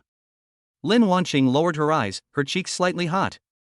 Then why did you keep it a secret from me? If I hadn't come out at night and heard the noise in your room, I would still be kept in the dark. Lin Ning Ning's voice rose unconsciously, with a hint of grievance. Lin Wanqing's face turned red all of a sudden, and she wished she could find a hole in the ground to crawl into. I thought to myself, oh my god, it seems that I must be more restrained when Ning Ning is at home in the future. As for confessing Shen Ye's identity to Ning Ning, it would take some time to think about it. She still hasn't figured out how to make Ning Ning accept this relationship. Ning Ning, just give Mom some time, okay? After a while, Mom will tell you everything. Lin Wanqing's eyes were full of pleading as she spoke cautiously. Seeing this, although Lin Ning Ning was still dissatisfied, she also understood that this kind of thing could not be rushed, and pushing too hard would only backfire. So, she nodded silently and went back to her room. Chapter 105 Intimacy reached again. Not long after Shen Yi came out of Lin Wanqing's house, his cell phone began to vibrate wildly, and Lin Wanqing's messages came flooding in like a tide. Hubby, it's a good thing you left early, otherwise Ning Ning almost found you. You don't even know. Ning Ning just came to question me and scared me to death. I thought she saw you, but luckily she only saw your back. Shen Yi looked at the message, the corners of his mouth rose, and he quickly replied, so, the timing for me to leave is just right. You kept urging me to hurry up. When Lin Wanqing saw this message, it was as if a flock of crows flew across her mind, and she almost laughed out of anger. Just right? Who knows what this guy was thinking at that time? Lin Wanqing secretly complained. After tossing and turning for most of the night, she felt as if her whole body was falling apart. She urgently needed a good night's sleep to restore her strength, so she stopped replying to Shen Yi. Shen Yi waited for a while, and seeing that Lin Wanqing was no longer moving, he didn't take it to heart and simply shifted his attention to the system. System, can we continue to bind new targets now? Yes, host. You can currently continue to bind the third target. The system's mechanical prompt sounded in Shen Yi's mind. Then I will bind Suyu. Shen Yi blurted out without hesitation. Ding! Binding successful. Reward the host with 4 million love funds and support consumption cashback. Ding! Suyu's intimacy with the host has reached 80, rewarding the host with 20 million house purchase funds. Cashback can be triggered when purchasing a house for Suyu. Shen Yi was really surprised. He didn't expect that Suyu's intimacy with him was so high.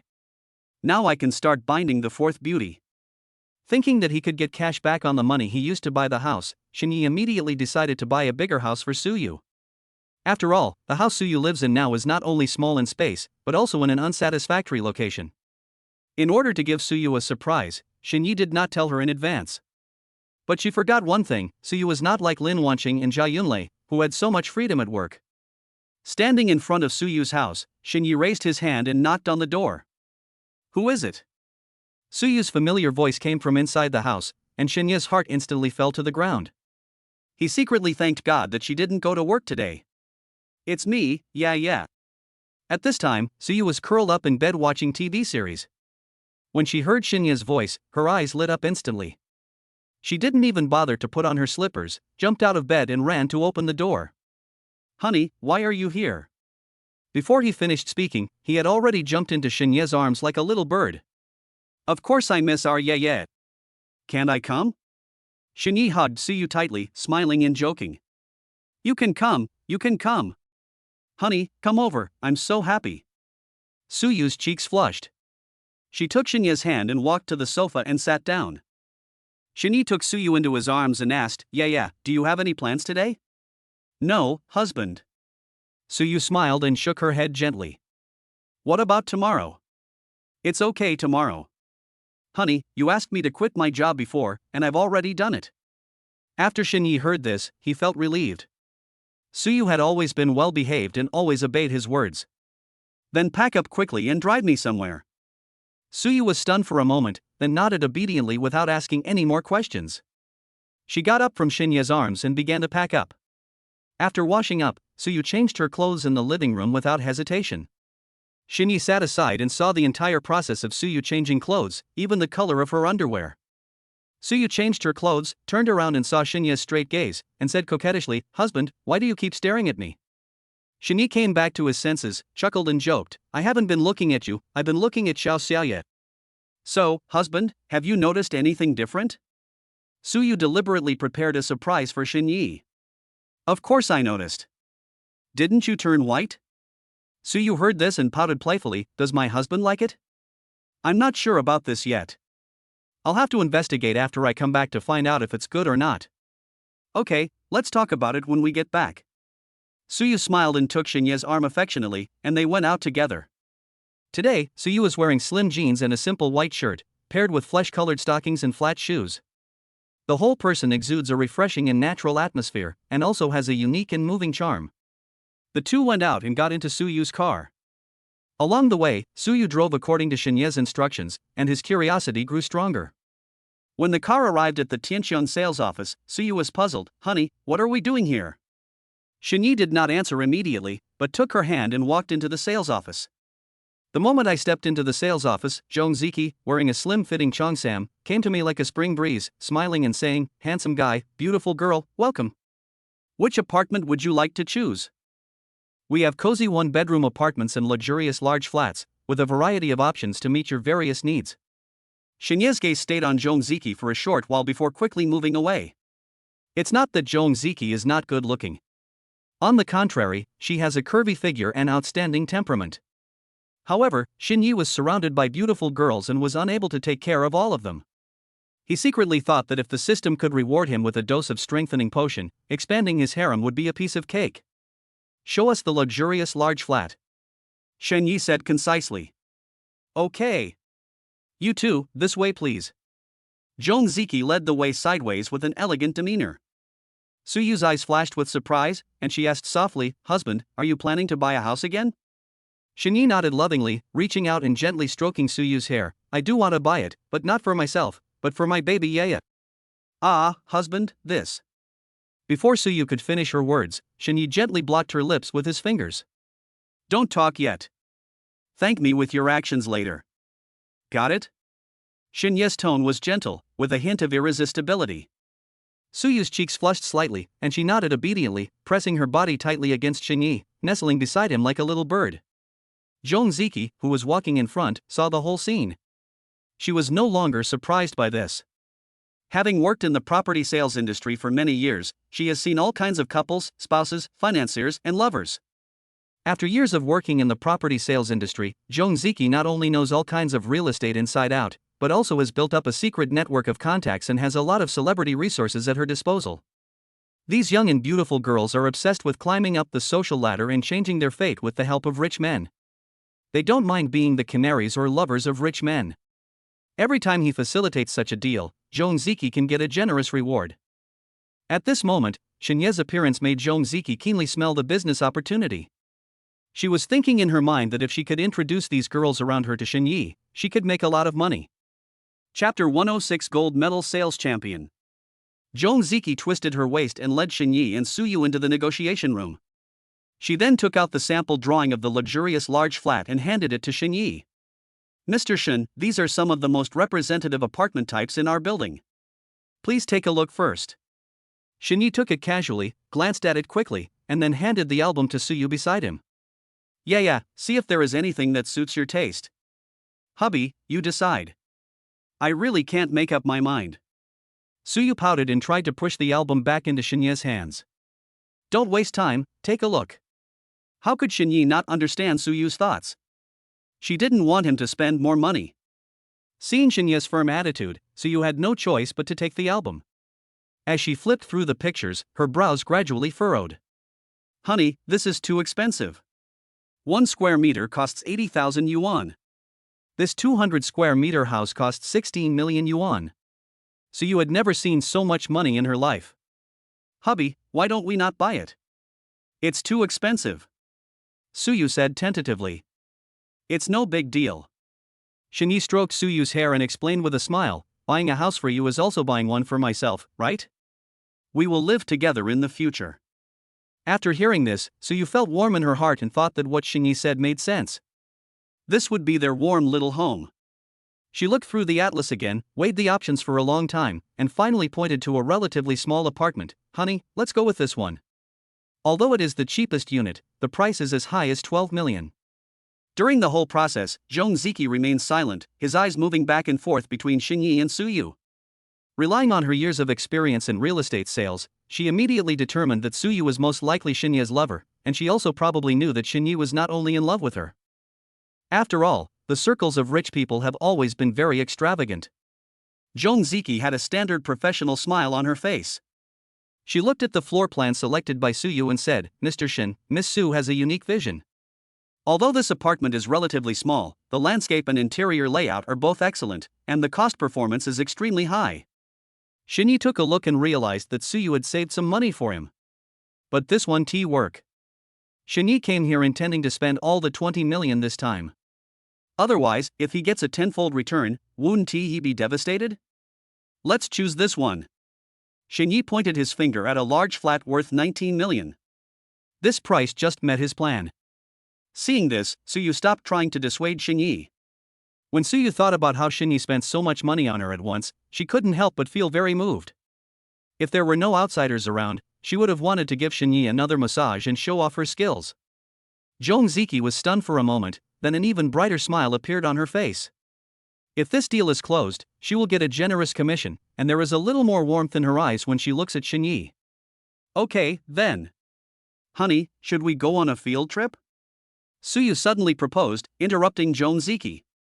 She was really worried that Xinyi would buy the house without even seeing its actual condition. Xinyi nodded slightly and was about to agree. Zhong Ziki said slowly, according to the regulations of our property, you need to complete the capital verification before the on-site visit. How about this? I will arrange for a colleague to accompany this beautiful lady to the on-site visit first. Once the capital verification is completed, I will accompany you there immediately. Xinyi thought for a moment and nodded in agreement. Okay, then please ask Miss Zhong to arrange the capital verification as soon as possible. Yeah, go with the staff first. Suyu nodded obediently and followed a young sales staff out of the negotiation room. As soon as Suyu left, Zhong Ziki seemed to have changed into a different person, and her voice instantly became coquettish. Handsome guy, I don't know how to call you yet? Xinyi listened to her sudden change in tone, and a trace of doubt arose in his heart. He thought to himself, what is this woman up to? Just call me Xinyi. Xinyi looked calm, and his tone of response was lukewarm. Okay, Mr. Shin, I'll take you to verify your capital right away. As Zhong Ziki spoke, he moved closer to Xinyi, with a hint of something different flashing in his eyes. There's no need to go through all this trouble. Just check the bank card balance on my phone and it will be clear to me, right? Xinyi raised his eyebrows slightly, and his tone was somewhat decisive. Of course, Mr. Shin is very thoughtful. A trace of disappointment flashed across Zhong Ziki's face. Originally, she planned to take advantage of the opportunity of capital verification to bring Xinyi to a private place and use her beauty trick, which was her usual method of facilitating transactions that had always worked in the past. Xinyi opened the mobile banking app and showed the balance interface to Zhong Ziki. Zhong Ziki's eyes lit up and he exclaimed, Mr. Shin, your strength is so admirable. But I was thinking in my mind that since the beauty trap couldn't be used now, I would have to find an opportunity to win over this high-quality customer later. Now that we have verified my qualifications, Miss Zhong, can you take me to the model house now? Xinyi put away his phone, with a hint of urging in his tone. Mr. Shin, please wait a moment. I just contacted my colleague and learned that it will take some time for Ms. Su to visit. How about we go to the VIP room to have a cup of tea and take a rest? Zhong Ziki had a smile on her face, but she had other plans in her mind. She wanted to get closer to Xinyi in the VIP room. Xinyi hesitated for a moment, but finally nodded. He wanted to see what tricks this woman was going to play. Do you want to give yourself meat to eat? That's really a very interesting statement. System, check information. Xinyi muttered to himself. Name Zhongziki. Age, 33. Height, 165 centimeters. Appearance 8'5". Privacy value, 35. Status, an invincible middleman, all kinds of people, everything. Intimacy, 30. Identity, Sales Golden Sales Champion. This intimacy is coupled with the title of Sales Champion. Xinyi understood everything instantly. Good boy, she is worthy of being the Gold Sales Champion. This woman must have some tricks up her sleeve. Walking into the VIP room, Xinyi was lost in thought. Zhongziki has already brewed tea skillfully, and her every move is full of charm. Mr. Xin, this is the top-grade Longjing tea we specially prepared for our distinguished guests, please try it. Xinyi picked up the teacup and took a sip, his eyes always paying attention to Zhongziki's actions. Suddenly, Zhongziki's hand trembled, and the boiling hot tea spilled on her cheongsam. She let out a soft cry, and a trace of panic flashed across her face. Then, she squatted down slightly, seemingly tidying up her clothes, but she said coquettishly, Mr. Xin, this is so embarrassing, the tea not only scalded me, but also burned my flesh-colored stockings. Xinyi frowned slightly, calmly placed the teacup on the table, and thought, this woman is really starting to play tricks. On the surface, he asked with concern, Ms. Zhong, is the burn serious? Do you need help? Zhongziki raised her eyes, a sly look flashed in her eyes, and she twisted her waist slightly to get closer to Xinyi. Mr. Xin, look quickly, this hole is so hot and big. Chapter 107 Zhongziki's Plan. Xinyi looked in the direction Zhongziki pointed. The flesh-colored stockings under the cheongsam were intact, with no holes at all. Seeing Xinyi's suspicious face, Zhongziki became bolder. She twisted her waist and pretended to sit on Xinyi's legs. Xinyi was prepared and quickly dodged to the side. Although his tone was calm, it was filled with unquestionable alienation. Miss Zhong, please pay attention to your manners. Zhongziki's face turned pale and red, and she stood there in embarrassment. But she didn't intend to give up. She sat back in her original position, deliberately opened her legs, slowly lifted the hem of her cheongsam, and said in a delicate voice, Mr. Xin, take a closer look. Isn't this a hole? Xinyi was stunned on the spot, and countless thoughts flashed through his mind. No, who would think of being in this position? Thinking back, Zhongziki has been with them since they entered the VIP room, which means she has been maintaining this appearance. My goodness, is this the method used by the gold medal sales champion? Since he had the system, Xinyi had seen all kinds of women, but Zhongziki's behavior still opened his eyes. Seeing Xinyi's stunned expression, Zhongziki mistakenly thought that she had successfully captured his soul, and immediately became complacent. In the past, married men would pretend to be reserved at first, but under her trump card, they soon threw down their weapons and fell at her feet. Mr. Xin, you. Stop, put your legs down quickly. This is a complete poison gas bomb. Xinyi dare not provoke it unless she has a physical examination report this time. When Zhongziki heard Xinyi's merciless scolding, her face turned pale and blue, but she soon returned to her charming look. She slowly lowered the hem of her cheongsam and said with a sweet smile, Mr. Xin, you look so nervous, but I was just joking with you. Zhongziki was completely puzzled. This trick had always worked in the past and men had fallen for her one after another, but why was she rejected so decisively this time? Could it be that the man in front of me is a gentleman who can remain calm in the face of temptation, or a pure man who is apathetic? In fact, Zhongziki was simply thinking wrongly. Xinyi was simply afraid of getting syphilis. Ms. Zhong, you are worthy of being the gold medal sales champion. You are so painstaking, I really admire you. Xinyi's words were full of sarcasm. Zhongziki heard the deep meaning behind his words, and her face turned pale and red, feeling extremely embarrassed, but she still pretended to be calm and said with a smile, Mr. Xin, this is a complete misunderstanding, just a misunderstanding. Originally, Zhongziki was planning to introduce a few beauties to Xinyi and make some money from the agency fees. But in the current situation, this is obviously not feasible. Xinyi looked at Zhongziki's reaction and suddenly remembered the information the system had just given intermediary. At first, he thought it referred to the real estate agent, but considering Zhongziki's previous actions, it seemed not to be the case. If it is just a real estate agency, the system does not need to point it out specifically. Oh, Miss Zhong, it was indeed a misunderstanding just now. It's just that you are not my type, so... Xinyi took the initiative to throw out the steps. So that's how it is. Since the other party has taken the initiative to give her a way out, Zhong Ziki will definitely take it. Mr. Shin, what type do you like? Hearing this, Shinya's heart trembled, and he became more certain of his guess. TSK, after all this fuss, it turns out he's just a pimp. Shini secretly complained in his heart, but his face remained expressionless. I wonder what kind of products Miss Zhong has here. Zhong Ziki's eyes lit up instantly and the smile on her face became even more intense. She moved closer to Shin Yi, lowered her voice, and said mysteriously, Mr. Shin, whatever type you want, I have everything here. We can arrange for you pure and cute types, sexy and hot types, and even overseas types. Moreover, these girls are not only beautiful, but also well-educated and well-mannered, and we guarantee that you will be satisfied. Shin Yi remained calm on the surface, but he was becoming more and more interested in Zhong Ziki. He narrowed his eyes and said with a half-smile, Miss Zhong has such a wide network of contacts, can she find people overseas? But I have high standards, so I have to screen them carefully. By the way, are the health of these girls guaranteed? When Zhong Ziki heard this, he immediately patted his chest and assured, Mr. Shin, don't worry. Every girl has to go through a strict physical examination before she can start work, and she has to be screened for all kinds of infectious diseases. I have worked hard to build this network, and I will definitely not ruin my reputation. Shin Yi didn't expect that he would encounter such a thing when buying a house. He even felt that Zhong Ziki was selling the house here not for the salary, but to get into the circle of wealthy people.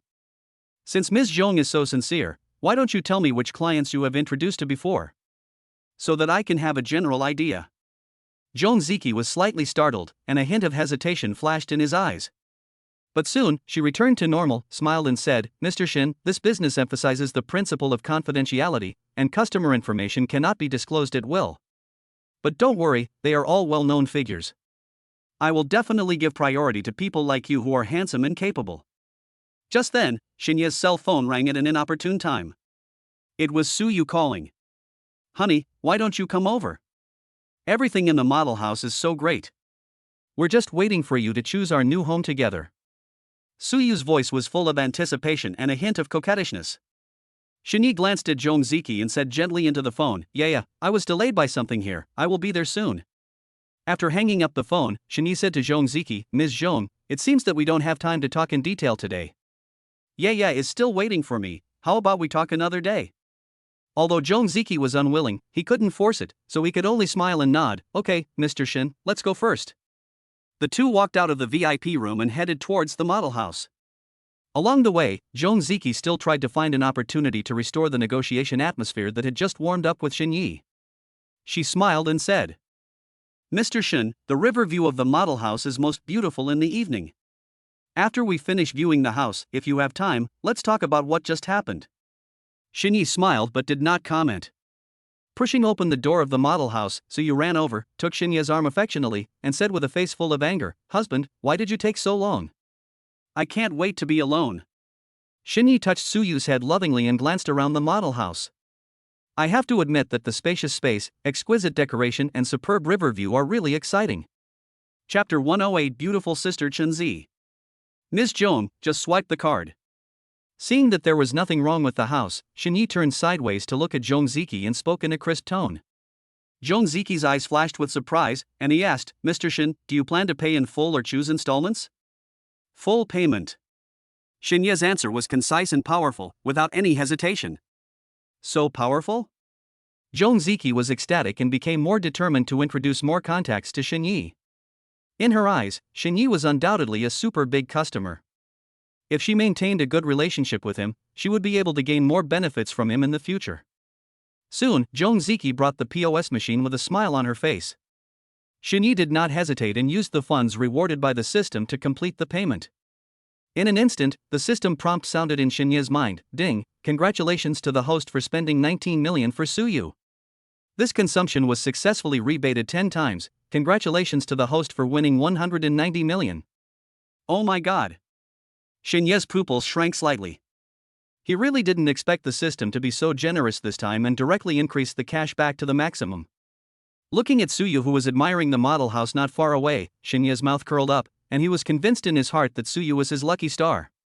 After completing the house purchase procedures, Suyu went to the parking lot to pick up the car, while Shin Yi waited patiently outside the sales office. Zhong Ziki had sharp eyes.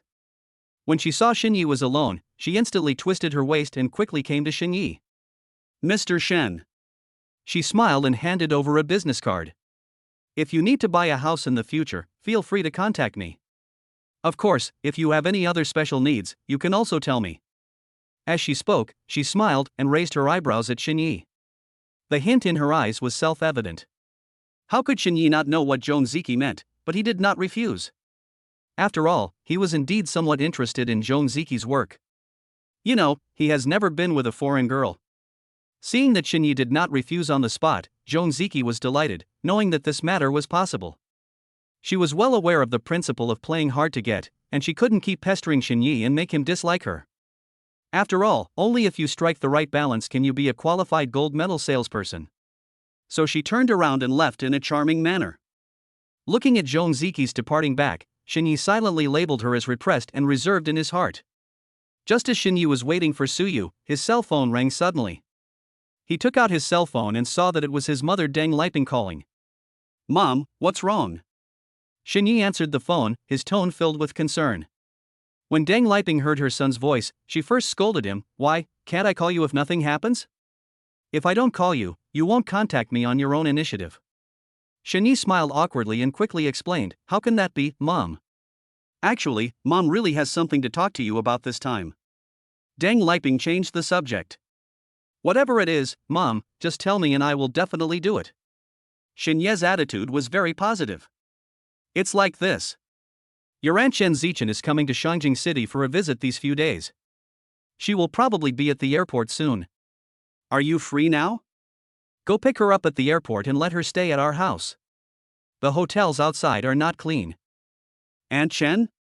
Xinyi was a little confused for a moment. Yes. You haven't forgotten, have you? When you were little, you were so attached to her.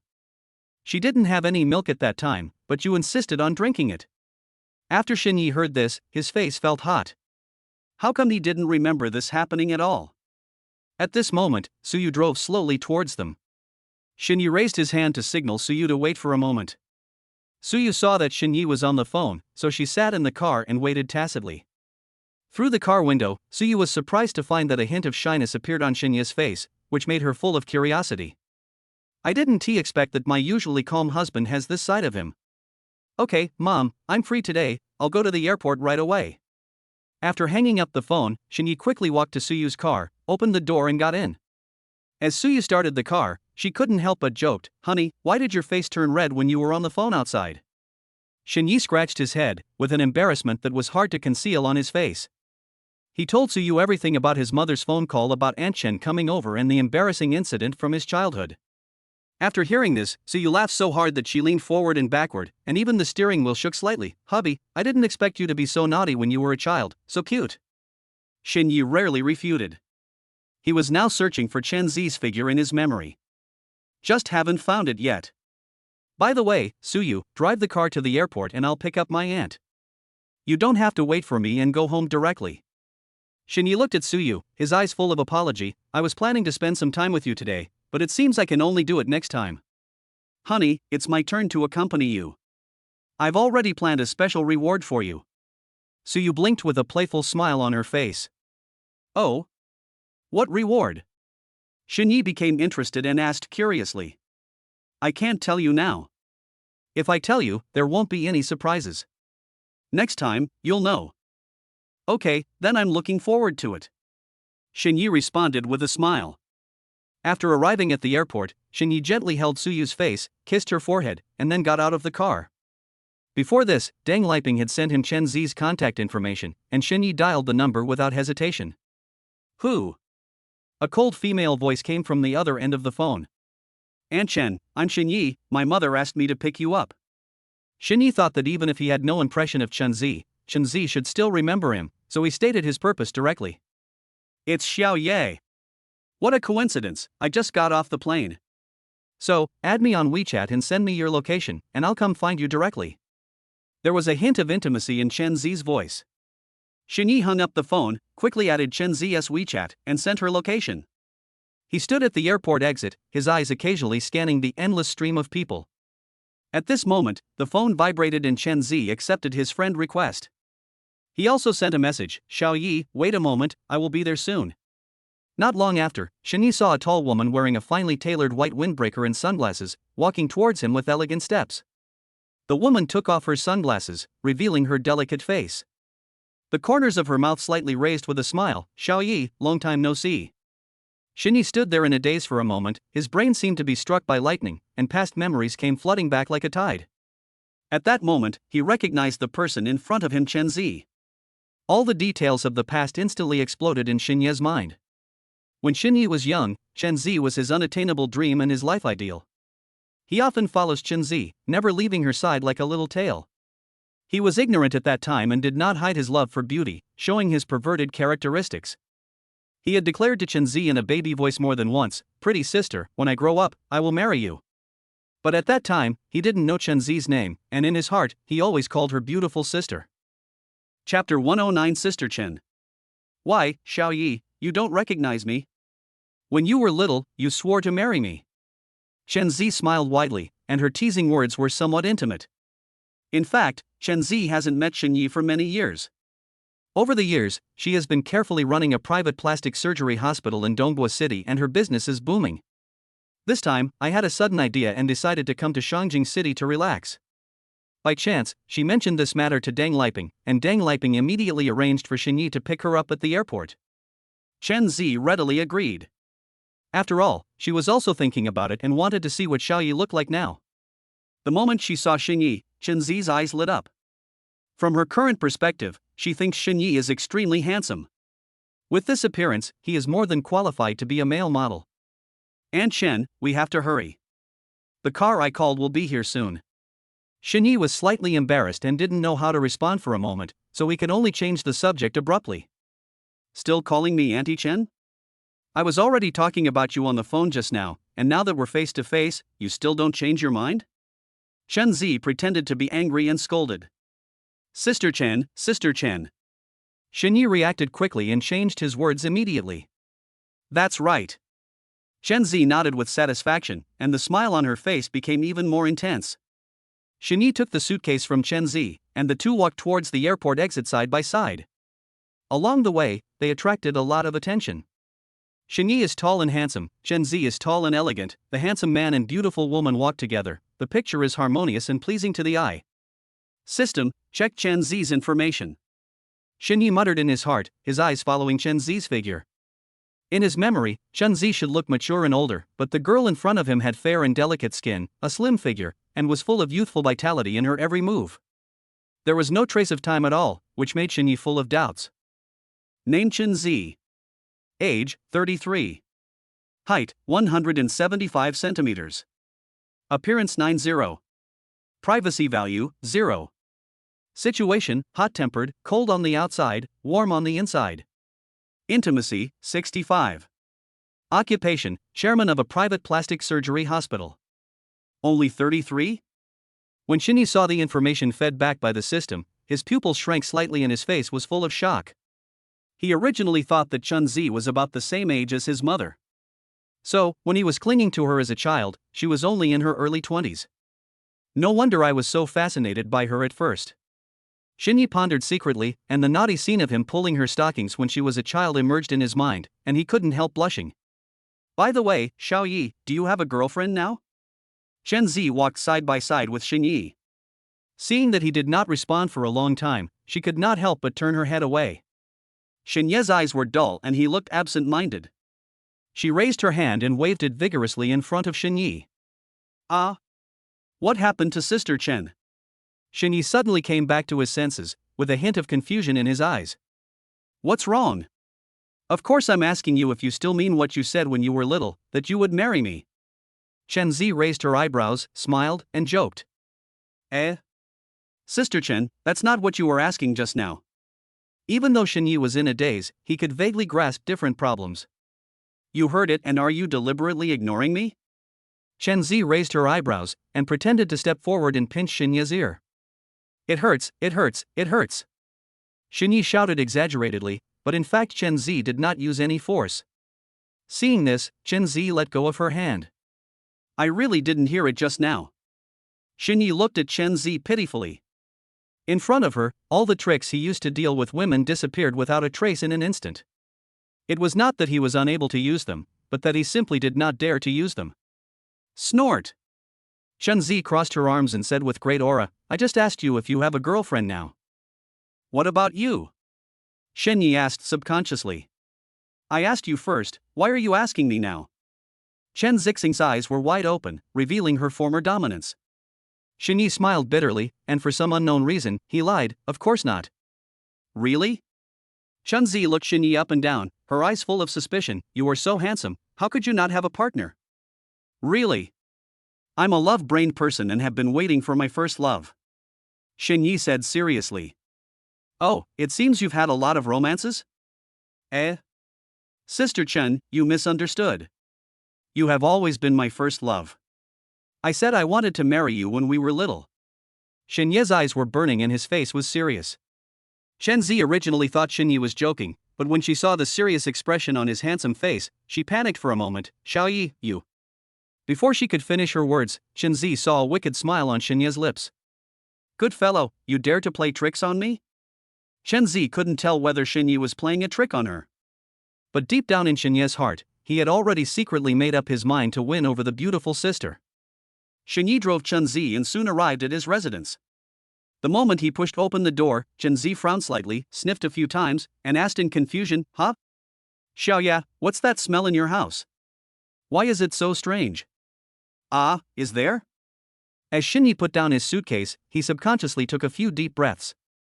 In an instant, he realized that this was the smell of hormones accumulated in the room because the windows had not been opened for many days. He scratched his head slightly embarrassedly and explained, Sister Chen, I guess it's because I haven't opened the windows for ventilation these days, so the air is not circulating. After hearing this, Chunzi did not doubt it and walked straight to the window and pushed it open neatly, allowing fresh air to rush in quickly. Sister Chen, I'll go wash some fruit for you. Shenyi spoke at the right time.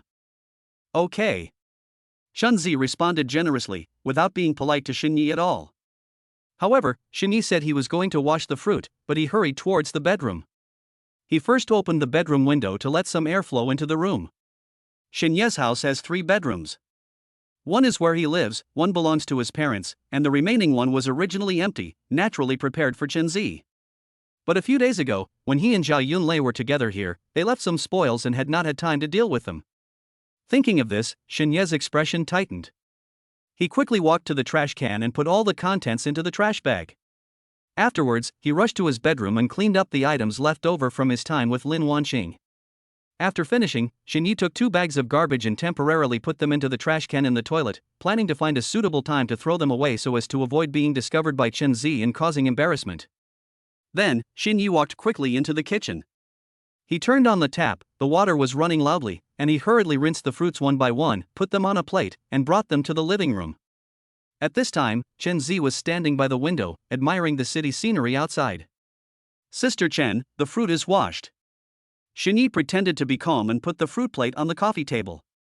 Chunzi turned around, with a faint smile on her face, and walked towards Shenyi. Chapter 110 A Different Feeling. Shenyi and Chunzi sat face to face on the soft leather sofa. Chunzi had an elegant posture, crossed her legs, and picked up an apple from the fruit plate. By the way, Ono, you just turned 18, right? Chunzi asked casually. Yeah, why are you asking this suddenly? Shenyi responded doubtfully, his eyes falling on Chunzi. Did you just finish the college entrance examination? Chunzi took another bite of the apple and asked with interest. Just now, when she was strolling in the living room, she saw the room full of award certificates, and happened to think of the circle of friends that Deng Liping had posted to celebrate her son's completion of the college entrance examination. Yes, I will register at West City University as soon as the summer vacation is over. Xiqing University? The apple in Chunzi's hand instantly stopped at her mouth, her eyes full of surprise. In her impression, Xiqing University is one of the best in the country and has a very high admission threshold. I didn't expect that this little guy who used to follow me would be so outstanding. Our Xiaoyi is such a good student. Chunzi couldn't help but say. It's just so, second best in the world. Shenyi raised the corners of his mouth, not hiding his inner pride. He was indeed gifted in his studies, and it was not difficult for him to be admitted to West City University. Chen Zi looked at Xinya's proud expression, as if she saw the naughty and confident little boy in his childhood, and couldn't help laughing. Xinya's gaze inadvertently fell on Chen Zi. Today, Chen Zi wore flesh-colored stockings with flat shoes. Her legs swayed rhythmically, and the flat shoes swayed gently. In Xinya's heart, Chen Zi was already his childhood goddess, and this scene now made her exude a different kind of charm that was hard to resist. Chen Zi's bell-like laughter echoed in the living room. Xinya's cheeks flushed. In order to hide his inner panic, he picked up the teacup and took a sip. The scalding hot tea stimulated his taste buds, but he was completely unaware. At this time, Chen Zi put down the apple, stretched out her fingers painted with exquisite nail polish, and gently stroked the long hair by her ears. This unintentional action was full of fatal temptation in Xinya's eyes. Xiaoyi, I never thought that the little follower who pulled my stockings back then is going to study in a top university now. Chen Zi smiled widely, her eyes curved into crescents, her gaze filled with memories of the past. When Xinyi heard this, he almost choked on his tea, his face felt hot, and his embarrassing childhood memories resurfaced in his mind. Xiaoyi, I happen to be wearing stockings now, do you still want to pull them off? Chen Zi tilted her head, a hint of cunning flashed in her eyes, and her fingers deliberately hooked along the edge of the stockings. As the hands moved, the stockings bounced back elastically, making a slight swoosh sound. Ah! Why did this happen suddenly? Xinya's pupils shrank slightly. Chen Zi's bold and provocative action made his blood seem to boil instantly. You look down on yourself so much? Xinyi couldn't stand this kind of teasing. Okay, Sister Chen. Since you said so, I will respectfully obey you. Having said that, Xinyi stood up and walked towards Chen Zi.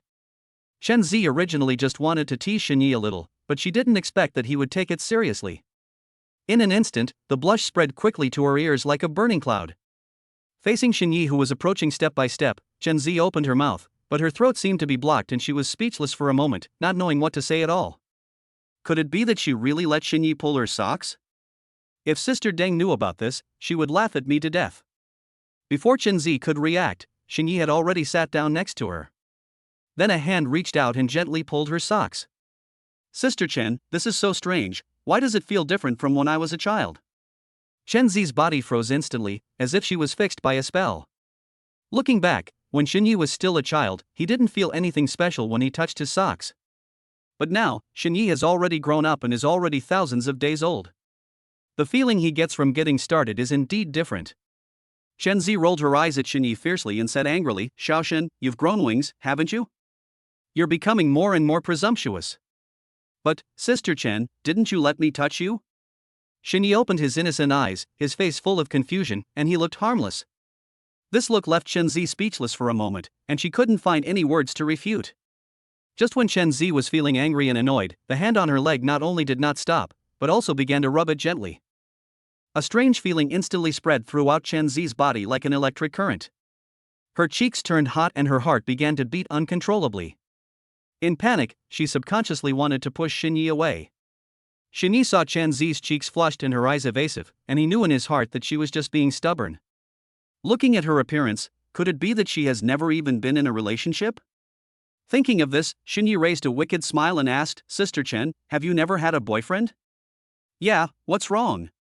Chen Zi responded unhappily, with a hint of annoyance in her tone. It's okay, it seems Sister Chen has been waiting for me, so I'm here.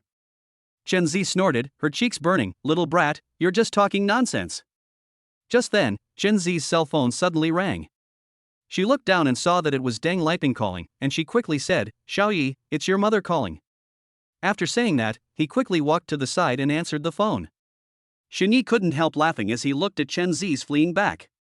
I originally thought that she was very brave to tease me actively, but now it seems that she was just pretending to be bold. Xiao Zi, how is it, did Xinyi pick you up?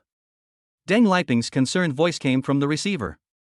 Sister Deng, Xiaoya has already taken me home, and I was just about to call you. Chen Zi calmed herself down and tried to keep her tone calm. So fast? Xiaoyi has grown up now and is very efficient in doing things. As Chen Zi spoke, she unconsciously looked at Xinyi, who was staring at her with a half-smile. Yes, I remember how small he was when he followed you. He's grown so big now. If you need anything, just tell him. Don't be shy. As Chen Zi listened to Deng Liping's words, the scene of Xinyi touching her socks just now flashed through her mind, and she felt panicked. She secretly complained, trouble him? He just does whatever he wants. But she responded, of course, Sister Deng, if there is a need, I will definitely not be polite to him. Speaking of this, Shenzi thought of Shenyi's bold move just now. Recalling the strange feeling on her legs just now, her cheeks became hot again, and she wondered in her heart, why is there such a strange feeling? Chapter 111, Burp Bag. While Deng Liping and Chunzi were chatting about family matters, the cell phone in Shenyi's pocket vibrated. He took it out and saw that it was a message from Suyu, with a photo attached. The figure of the old man in the photo is particularly eye-catching, with the caption, "Husband, that old man came to my house again." Shenyi's pupils shrank, and his heart was filled with alarm. His fingers quickly tapped on the screen. Yeah, don't leave the room, I'll be there soon.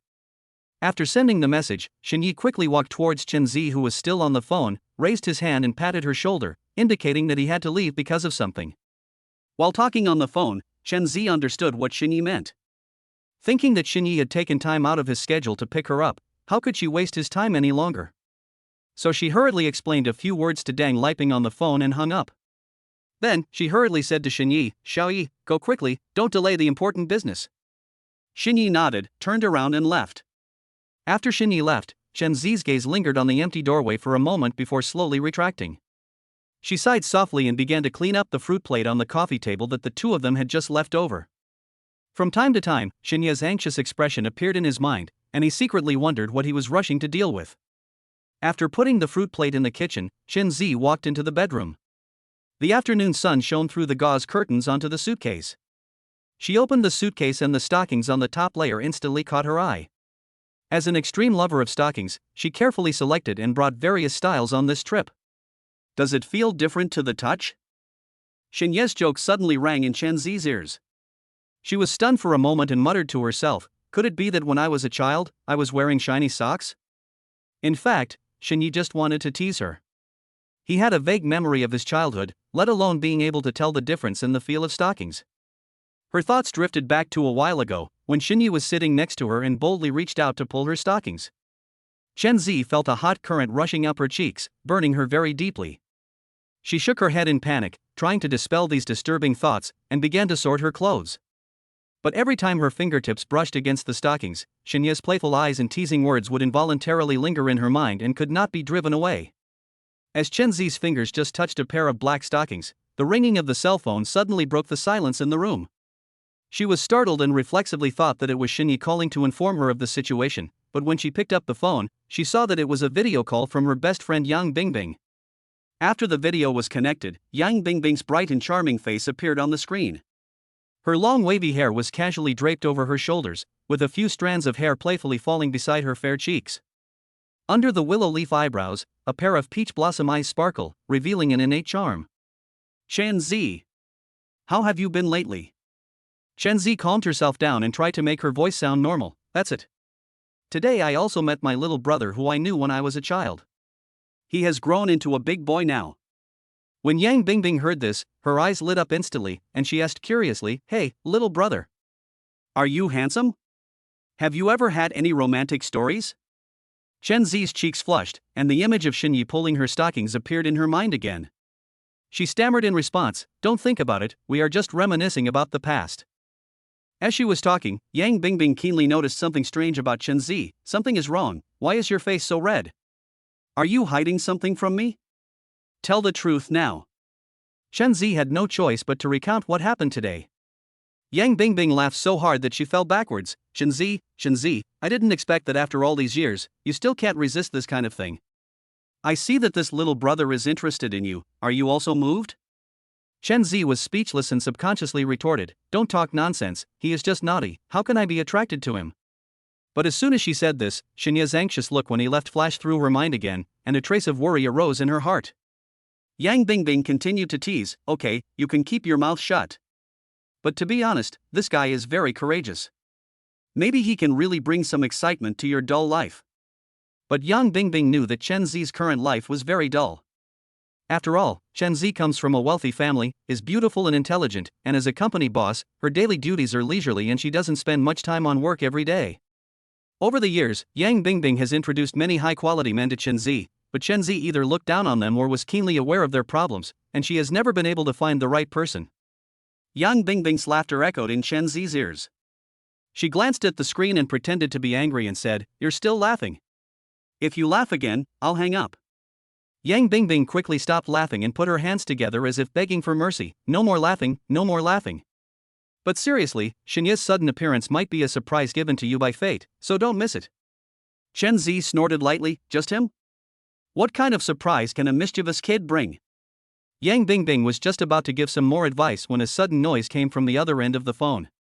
Her expression suddenly changed, and she looked at Chen Zi apologetically. "Chen Zi, I have something to deal with, I'll hang up first." Before Chen Zi could respond, the video call was hastily hung up. Chen Zi stared at the black screen of her phone, curled her lips, and muttered softly, "This Yang Bingbing is always like this, coming and going in a hurry, really unreliable." Although she complained in her heart, Chen Zi knew that Yang Bingbing must have really had something happen, otherwise she wouldn't be so anxious.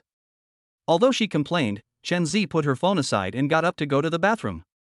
When she passed by the mirror, she caught a glimpse of her slightly red cheeks. Thinking of the conversation with Yang Bingbing just now, as well as Shinya's various actions, she couldn't help but feel ashamed and annoyed. It's all because of that troublemaker Shin Yi and that loudmouth Yang Bingbing. They made me uneasy for no reason. Chen Zi walked into the bathroom and turned on the faucet. The cool water washed over her hands, calming her hot mood a little. Just then, her eyes inadvertently swept towards the toilet trash can. In an instant, her pupils shrank suddenly. Is this a child's burp bag? Why so many?" Chen Zi's voice trembled unconsciously, and her cheeks flushed slightly with surprise. Although she had never been in love, her basic common sense allowed her to recognize these things at a glance. What made her even more embarrassed was that part of the contents was clearly visible. Chen Zi couldn't help but think of how Xinyi had sworn before that he didn't have a girlfriend. At that time, she believed it firmly. After all, she asked this question when they first met. Xinye's answer at that time was crisp and his eyes were honest. She really couldn't think of any reason why Xinyi would lie to her. But how to explain this scene before our eyes? Is he acting from the beginning just to get close to me? Chen Zi thought about it and ruled out this possibility. Chapter 112: Xinye's Threat. Chen Zi was full of confusion and walked back to the bedroom unconsciously. She sat down on the edge of the bed, her fingers unconsciously stroking the sheets, and suddenly, a bold guess flashed through her mind. Could it be that Xinyi has been using an inflatable doll? As soon as this idea came into her mind, it grew wildly like weeds in her heart. The more she thought about it, the more she felt that it made sense. But if this continues for a long time, it will cause great harm to his body. Chen Zi frowned, her heart full of worry. Xinyi is still young and full of vigor. How can he always rely on this method to relieve his stress? Chen Zi secretly made up her mind to find an opportunity to persuade Xinyi to find a suitable girlfriend and live a normal emotional life. At the same time, Xinyi had already arrived at Suyu's door. I raised my hand and knocked on the door, but there was no response from inside.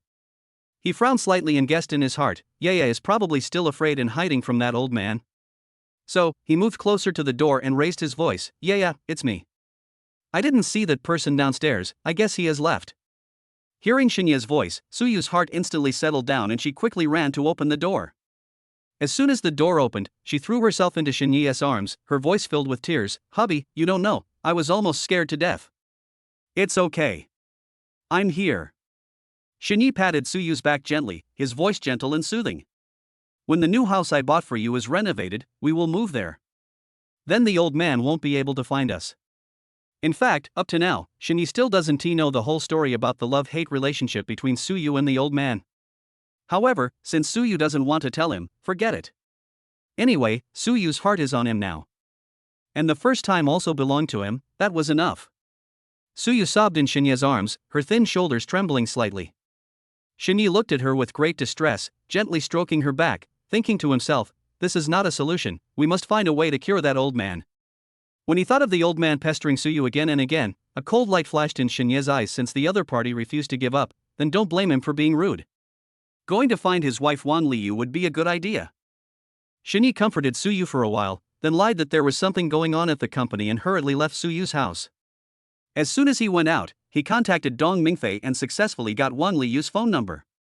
When the call was connected, Xinyi asked, is this Wan Liu? Who is it? A lazy and somewhat doubtful voice came from the other end of the phone. I'm Xinyi. Boss Shen. Wang Liu, who was originally leaning on the massage bed, suddenly sat up straight and waved to the male model next to her to leave. At this moment, she was in a massage parlor, the lighting was ambiguous, and the air was filled with the aroma of essential oils. "It's me, Mr. Shin. What do you want me to do? Are you in the office now?" Shinya's tone was calm, and no emotion could be heard. "Boss Shin, even if I'm not here right now, I'll be there right away if you need me." Wang Liu had a flattering smile on her face, and she secretly guessed Shinya's intentions. "Really?" Shinya chuckled, and the scene of Wang Liu plotting against him a few days ago emerged in his mind, and his eyes instantly turned cold.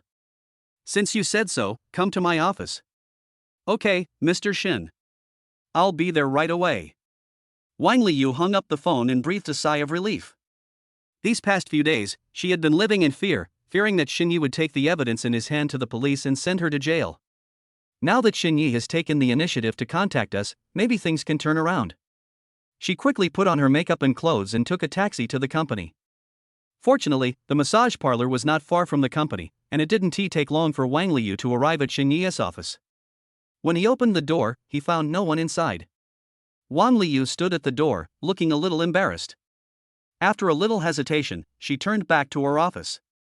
She took out a well-tailored business suit from the closet, put on black stockings and exquisite high heels, and carefully put on makeup in front of the mirror, with her lipstick applied particularly brightly. After dressing up carefully, Wang Liu came to the door of Xinye's office gracefully and waited with her body straight. Wang Liu waited outside Xinye's office for about a quarter of an hour, the heels of her high heels tapping the ground rhythmically, making crisp sounds. Just as she took out her cell phone and was about to send a message to Xinye's figure finally appeared at the end of the corridor. Xinyi put his hands in his pockets, his face stern, and walked closer step by step. Seeing this, Wang Liu immediately smiled and said enthusiastically, "Mr. Shin, you are finally here, I have been waiting for you for a while." Xinyi glanced at her without responding. He opened the office door and said coldly, "Come in." Wang Liu followed Xinyi into the office and was about to ask why he was looking for her. Xinyi suddenly turned around, staring at her with a sharp gaze. "Wang Liu, you should know that I still have the evidence of your conspiracy against me." Wang Liu's face turned pale instantly, and her lips trembled slightly. Just as she was about to quibble, Xinyi raised his hand to interrupt her. "Don't deny it in a hurry. I called you here today to give you a chance to atone for your sins." Wang Liu was delighted and nodded hurriedly. "Boss Shin, just give me your orders. As long as I can make up for my mistakes, I will do anything." Xinyi sneered and said slowly, "I heard that your husband has been pestering a girl named Suyu recently." Wang Liu's eyes flashed with surprise when she heard this, but she quickly returned to normal and said with a smile, "Boss Shin, I don't know much about this matter. Wang Liu and her man are now playing their own games, so they don't know each other's situation." Xinyi stared at Wang Liu's flickering eyes and sneered, "Not sure? It seems that you don't care enough about the affairs of the person next to you. I don't have the time to beat around the bush with you. If you don't want the evidence to be exposed and your reputation to be ruined, just do as I say." As Xinyi spoke, he took out his cell phone from his pocket, played the video that was enough to doom Wang Liu, and shook it in front of her. Wang Liu's pupils suddenly shrank, beads of sweat instantly appeared on her forehead, and her legs became slightly weak. She knows very well that if this video gets leaked, she will not only lose her current luxurious life but may also face imprisonment. After weighing the pros and cons, she gritted her teeth and said with a smile, "Boss Shin, I was confused. If you have any instructions, just tell me and I will do it." Xinyi put the phone back into his pocket, crossed his arms, and said coldly, "It's simple, your husband has been pestering Suyu and causing great trouble to her life. When you go back, find a way to make him stop thinking about it and stop him from appearing in front of Suyu again." Chapter 113 Cooking. Wang Liu began to feel suspicious. Although she and her husband had long been in harmony and were doing their own things, her husband had a bad temper and was too concerned about his reputation. If she questioned him directly, it would definitely backfire. After thinking for a moment, Wang Liu said tentatively, "Mr. Shin, my husband is a soft-hearted person. If we confront him directly, I'm afraid things will get awkward. How about?" Xinyi frowned slightly and interrupted her impatiently, "I don't care what method you use, as long as you can make your husband stop pestering Suyu, this matter will be considered a success." "Okay, Mr. Shin. Don't worry." Wang Liu agreed with a smile, and couldn't help but guess in her heart that this Suyu was most likely Xinya's lover. But she really couldn't understand how Suyu could be related to her husband. You know, her husband's brain has been not working very well recently. If she wasn't so timid, she would have wanted to poison him to death and take away all his property. Seeing Shini leaning back in his chair and closing his eyes, Wang Liu immediately understood what he meant. She tiptoed around behind Shini, stretched out her hands skillfully, and began to massage him with just the right technique. While massaging, he did not forget to flatter, "Boss Shin, if you have any other instructions, just ask." "It's nothing, just go."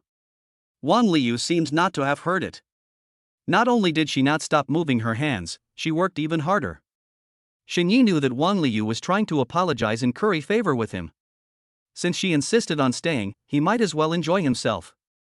It's no wonder that Wang Liu's technique is unique. After a while of pressing, the fatigue all over the body was relieved a lot. Seeing that Xinyi was no longer chasing people away, Wang Liu curled up a barely perceptible smile. She slowly moved to the side, squatted down gracefully, and shifted her attention to Xinyi's legs. Xinyi simply relaxed and enjoyed the service to his heart's content. As time passed, Xinyi keenly noticed that Wang Liu's hand was gradually moving upwards, and her movements became ambiguous. He slowly opened his eyes, his gaze was sharp, and he asked with a smile, "Didn't I tell you to leave? Why are you still here?" Wang Liu's face immediately showed an expression of grievance when she heard this, and her voice was soft and sticky. "Boss Shin, I see that you work too hard, so I want to use my expertise to help you relieve your fatigue." Although I said this, my heart was full of complaints. Why am I pretending to be confused? I'm obviously enjoying myself, but you're still finding fault with me. My hands are almost broken from exhaustion. Okay, no need to press it, just leave now. Xinyi waved his hand. How could Wang Liu give up easily? She had been planning this opportunity to get close to Xinyi for a long time. His eyes rolled and he came up with a plan. "Boss Shin, it's almost time for dinner, why don't you come to my house and have a seat? I'll cook for you and let you taste my cooking skills." Really, just eating? Wang Liu's heart skipped a beat, but she smiled and leaned forward. "Boss Shin, whatever you want to do, I will do my best to serve you. What happened last time was purely a misunderstanding. I guarantee with my personal integrity that it will never happen again." "Based on your personality, how can I believe it?" Xinyi raised his eyes, his tone full of sarcasm.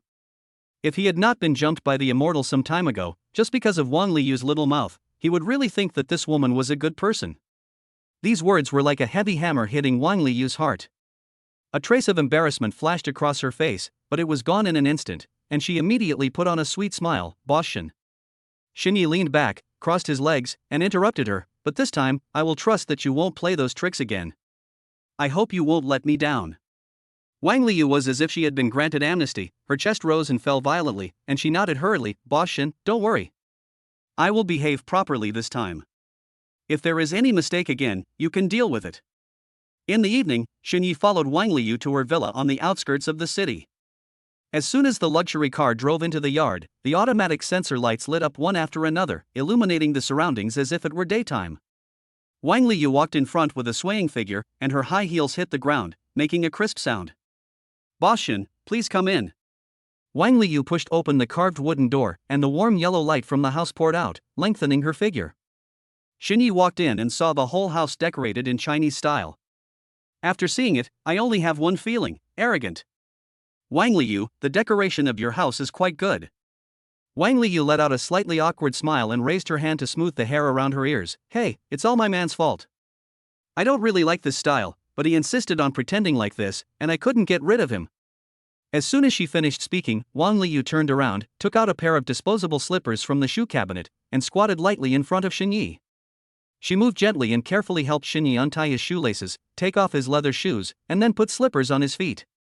Her every move was like that of a gentle and virtuous wife. Tisk, whoever marries you in the future will be blessed for several lifetimes," Xinyi said as he looked at Wang Liu, who was squatting in front of him. I have to admit that Wang Liu does have her strengths. Although she may act clever occasionally, as long as you show enough strength in front of her, she will willingly surrender and be as obedient as a docile kitten. Wang Liu could no longer tell which of Xinyi's words were sarcastic and which were compliments, so she just smiled. "Mr. Shin, please sit in the living room for a while I go change my clothes." Wang Liu stood up with a charming smile on her face, her eyes glanced vaguely at Xinyi, and then walked towards the bedroom. After a while, the bedroom door slowly opened and Wang Liu walked out. The purple sexy lingerie on her upper body perfectly outlines her plump curves. The lace is faintly visible, exuding fatal temptation. The garter stockings on the lower body fit tightly to the legs, and the bows on the socks are playful and seductive. The red high heels on her feet added a bit of charm to her, and the heels made a crisp sound when hitting the ground.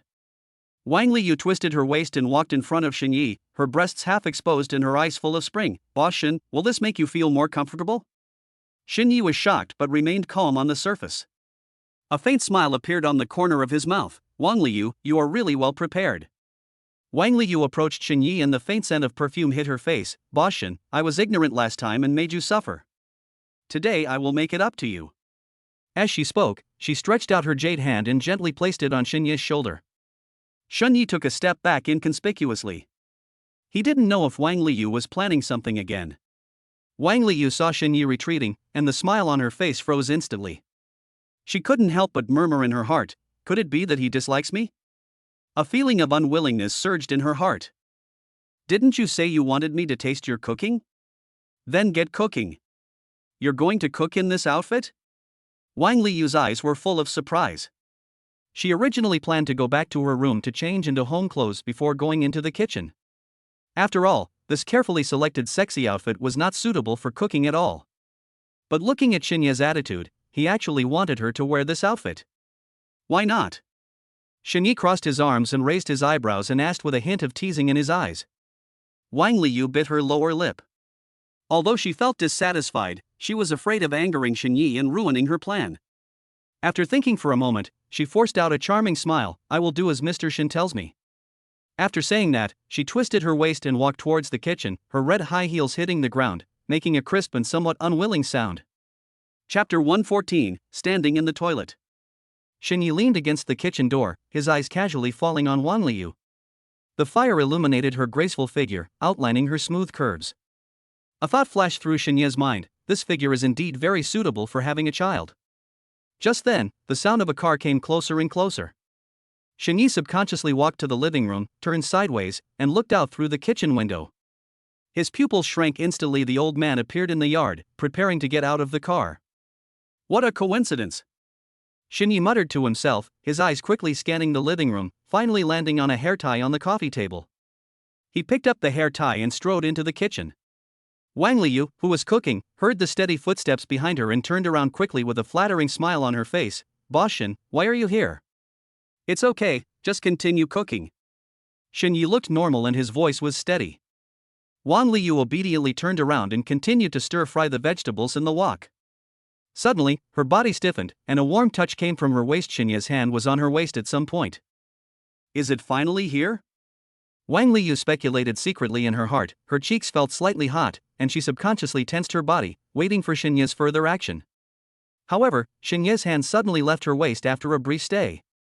Wang Liyu was full of doubts and was about to turn back when Xinye's low voice rang in her ears. "Don't move." Then, Xinye gently gathered her hair together, even the few scattered strands. "Itchy." Wang Liyu pouted and her body trembled slightly. Although she didn't know what Xinye wanted to do, she still tried to please Xinye. "I'll just bear with the itch." Xinye's tone was cold and firm, leaving no room for doubt. Wang Liyu felt aggrieved. She had wanted to cooperate with Xinye, but she got such a response. Before she could think more, Xinye had tied her hair into a high ponytail with a hair tie. Then, Xinye gently turned his hands, and Wang Liyu turned around. Wang Liyu, with her high ponytail, wearing sexy lingerie, suspenders and red high heels, looks even more charming. Xinye looked at her with satisfaction, a hint of appreciation flashing in his eyes. "Boss Shin, what are you doing?" Wang Liyu's cheeks were flushed and there was a hint of anticipation in her eyes. "Come with me to the bathroom." Xinye spoke in a firm tone, reaching out and gently touching Wang Liyu's cheek. "Ah, Mr. Shin, the dishes are still being cooked." Wang Liyu said this in a reserved manner. "Close it. Let's go to the bathroom and fry another dish." Xinye's lips curled up into a wicked smile, his eyes burning. Wang Liyu understood immediately and a charming smile appeared on her face. "Okay, Mr. Shen. It's my honor to cook with you." At this moment, she didn't dare to be pretentious anymore. She took the initiative to hold Xinye's arm, her eyes full of desire. Wang Liyu held Xinye's arm, and as soon as they stepped into the bathroom, Xinye quickly let go of her and locked the door. He had been planning to wait here with Wang Liyu for the old man to show up and set up a trap to intimidate him. However, as time passed, the expected footsteps never came. After Wang Liu entered the bathroom, a hint of charm flashed in her eyes, and she wanted to take the initiative to approach Xin Yi. But Xin Yi was like an iceberg. He coldly stopped her action and motioned her to stay where she was. Wang Liu had a bewildered look on her face. Her feet seemed to be nailed down. She just stood there blankly, full of doubts in her mind. Entering the toilet meant making her stand there as punishment?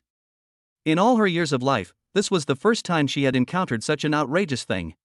This toilet was not a suitable place for standing in punishment, not to mention, she thought Xin Yi had other intentions in bringing her here. Xin Yi frowned, turned on his phone, glanced at the time, and found that 10 minutes had passed. Could it be that the guy slipped away again? He muttered under his breath, feeling annoyed. I waited patiently for another 5 minutes, but still didn't hear any sound of anyone approaching. Xin Yi finally lost his patience and decided not to wait any longer. In fact, Xin Yi originally had no improper thoughts about Wang Liu. In his opinion, this woman was scheming and behaved improperly, and it was really difficult for him to have a good impression of her. It was just that at this moment, this enclosed toilet space and the tense waiting atmosphere unexpectedly matched the artistic conception he had imagined in his mind.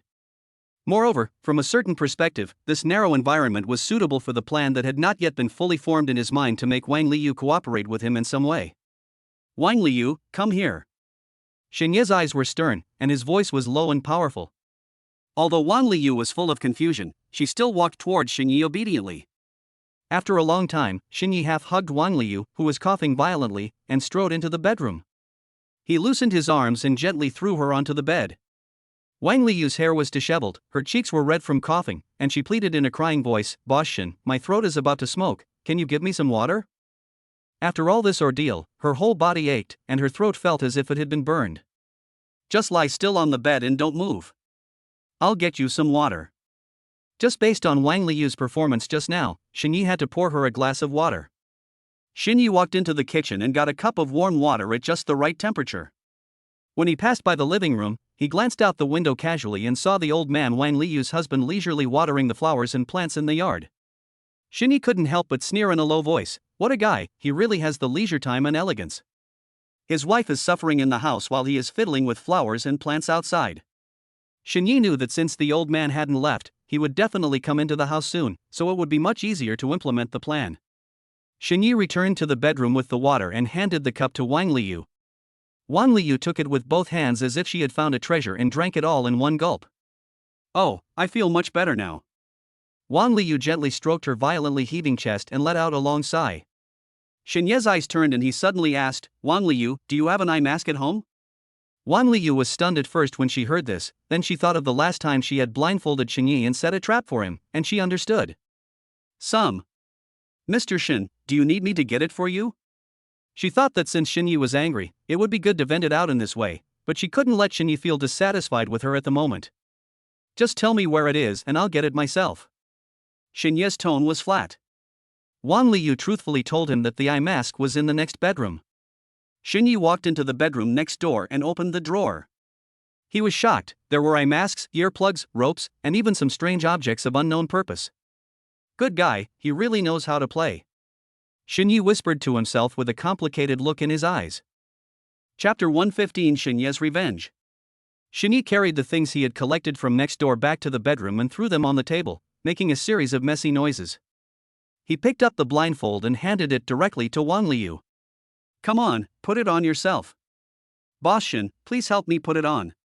Wang Liu blinked her eyes and spoke in a soft voice, trying to act coquettishly to get away with it. Xin Ye's eyes were as bright as lightning, and he glanced at her lightly. This glance seems plain, but it is irresistible. "All right." Wang Liu shrank her neck, sensing Xin Ye's displeasure, and had no choice but to take the blindfold and put it on, muttering softly, "It's so hard to please. Looking back on the past, even if those men would not obey my advances, at least they would not be so cold." "Lie down." Xin Ye's voice sounded again. Wang Liu lay down as she was told, secretly guessing in her heart that Xin Yi might be about to take action.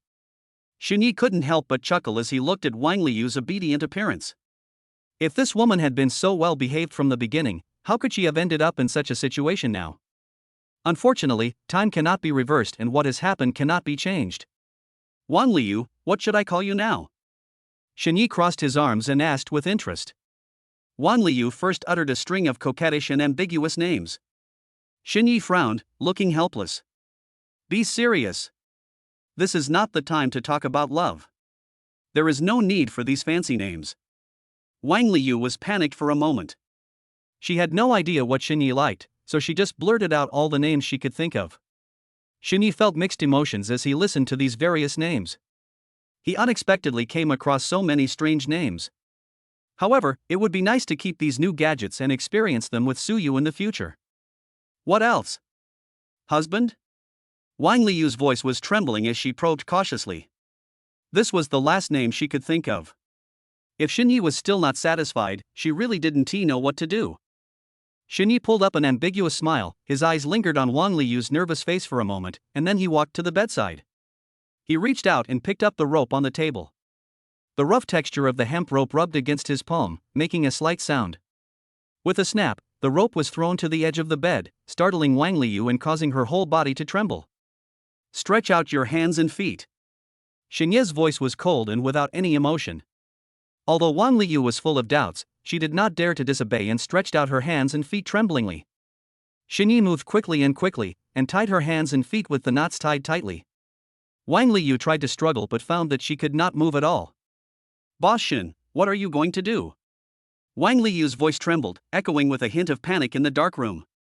The blindfold tightly covered her eyes, depriving her of the ability to observe her surroundings. The fear of the unknown swept over her from all directions like a tide.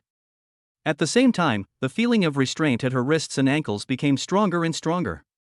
The ropes were like cold pythons, tightly imprisoning her body and making her more and more panicked. Still calling me Mr. Shin? Husband. What on earth are you going to do? Wang Liu came to her senses instantly and hurriedly changed the way she addressed him, her words full of flattery and uneasiness. Now, with her eyes covered, her vision was dark and she felt a fear of the unknown. Furthermore, she was tied up with ropes, which made her even more panicked. Xinyi noticed that Wang Liu's nerves were becoming increasingly tense, and her rapid breathing was clearly audible. To comfort her, Xinyi slowly sat down on the edge of the bed, and the mattress sank slightly due to his movement. Well, now you know how I felt? Xinye's voice was low, and in this unusual atmosphere there was a subtle hint of teasing. Hubby, I was really wrong. Wang Liu nodded her head so vigorously that even her hair shook. Do you really know you're wrong? Xinyi asked slowly, his eyes fixed on Wang Liu all the time. Wang Liu nodded frantically again, as if to use this action to prove her regret. That's fine. After Xinyi finished speaking, he slowly leaned over and placed his lips precisely on Wang Liu's. In an instant, a warm breath spread between the two of them. At the same time, his hand slowly slid down Wang Liu's neck, his movements gentle but aggressive. Wang Liu's whole body trembled violently. At first her body was a little stiff, but under Xinye's skilled attack, she soon became limp. Seeing this, Xinyi felt something coming to Wang Liu, so he slowly stood up and left the bed. Wait for me for a moment. I'm going to the bathroom. When I come back, you have to take the initiative. Do you hear me? I know, husband, go ahead. Wang Liu responded with a slight breath. After confirming that Wang Liu's emotions were completely stable, Xinyi curled up a barely perceptible sneer at the corner of his mouth, turned around, quietly opened the door, and slipped out. He must let Wang Liu completely relax her guard. Only in this way can he enjoy a wonderful show later. Just at this moment, Xinyi had just stepped into the living room when he heard the crisp sound of a key turning in the door lock from outside the door. He was startled and realized that it was Wang Liu's husband Zhengyu who came in. Xinyi learned from Wang Liu that the old man's name was Zhengyu. At this age, my emotions are very unstable. Xinyi suddenly had an idea. He deliberately increased the speed of his steps, pretending to return to the bedroom and making some noise. When Wang Liu heard the noise, she immediately determined that it was Xinyi who had returned, and she called out in a tender voice, "Husband, come here quickly, Liu missed you so much." While Zhengyu was changing his shoes, Xinyi quickly ran back to the bedroom as fast as a cat. He held the earplugs he had prepared in advance tightly in his hand, walked quickly to the bedside, and without saying a word, stuffed the earplugs into Wang Liu's ears. Wang Liu was looking forward to Xinye's closeness, but suddenly her ears were blocked. She was shocked for a moment and muttered in her heart, "No way, it's so exciting?" However, this novel feeling of excitement made her inexplicably excited, and her body began to tremble slightly. Wang Liu, do you like it? Shini deliberately leaned close to Wang Liyu's ear and asked in a low voice, his warm breath spraying on her cheek. Yes, I like my husband very much. Wang Liyu responded hurriedly, fearing that Xinyi would be dissatisfied. Xingye's move was not only to meet Wang Liyu's expectations, but also to eliminate her doubts and make her sure that she was in charge of everything. Then, Xinyi turned around and tiptoed towards another bedroom. Fortunately, the two bedrooms were some distance away from the living room, and Zhang Yu was concentrating on changing shoes and did not notice Xinye's footsteps. Wang Liyu was completely immersed in this exciting game. She pricked up her ears, trying to catch Xinye's movements, but the earplugs blocked out most of the outside sounds, leaving only the sound of her own violent heartbeat. Chapter 116, Bitten by a Dog. As her heartbeat pounded, Wang Liyu became more and more immersed in her own reverie, the heat in her body making her twist her body constantly. At the same time, Zhang Yu changed into his home clothes, loosened his collar habitually, and was about to lie down on the sofa to rest as usual. Suddenly, a slight noise came from the bedroom. He frowned and walked towards the sound. Pushing open the bedroom door, Wang Liyu's figure was looming under the warm yellow light. She was twisting her body constantly, exuding a different kind of temptation. Wang Liyu heard the slight footsteps and thought it was Xinyi coming back. With her eyes covered by a blindfold, she could only call out in a tender voice, "Husband, come here quickly, I miss you so much." Zhang Yu was stunned on the spot, suspecting that he had heard it wrong. The two had long been separated in spirit and their married life had been interrupted for a long time. Wang Liyu's initiative now was beyond his expectations. After a brief moment of astonishment, an evil smile crept up the corners of Zhang Yu's mouth. No matter what the reason was, since Wang Liyu took the initiative to throw herself into his arms, he naturally would not miss this rare opportunity. He rubbed his hands and walked towards the bed step by step, eager to respond to Wang Liyu's enthusiasm. Zhang Yu walked quickly and reached the bedside in a blink of an eye. He stretched out his rough big hand and grabbed Wang Liyu's ankle, and Wang Liyu's whole body stiffened. Sensing the strange touch, Wang Liyu secretly thought that something was wrong. The touch and temperature of these hands were completely different from Xinye's. "Husband, why are your hands so cold?" Wang Liyu tried to remain calm, but her voice trembled unconsciously. Zhang Yu did not answer, but let out a low strange laugh, and increased the strength in his hands, slowly moving up along Wang Liyu's calf. Wang Liyu became more and more terrified and struggled desperately, but her hands and feet were bound tightly by ropes, making it difficult for her to break free. At this moment, Wang Liyu had a bad feeling in her heart. She felt as if she was repeating the same mistakes and was tricked by Xinyi. Zhang Yu leaned over and looked at the struggling Wang Liyu, with an evil smile on his lips, as if he felt it was not exciting enough. He stretched out his rough big hands and pulled off Wang Liyu's blindfold. In an instant, the dazzling light hit her, and Wang Liyu subconsciously closed her eyes and turned her head away instinctively. When she slowly adjusted to the light and opened her eyes again, her pupils suddenly shrank. The person she saw was not Xinyi, but her husband Zhang Yu. "Why is it you?" Wang Liyu screamed in horror, her voice sharp and piercing, echoing in the room. Zhang Yu snorted coldly, his eyes full of mockery. "Why, who else are you looking forward to besides me? You were so affectionate just now, why are you pretending to be innocent now?" As soon as he finished speaking, he couldn't wait to get on the bed.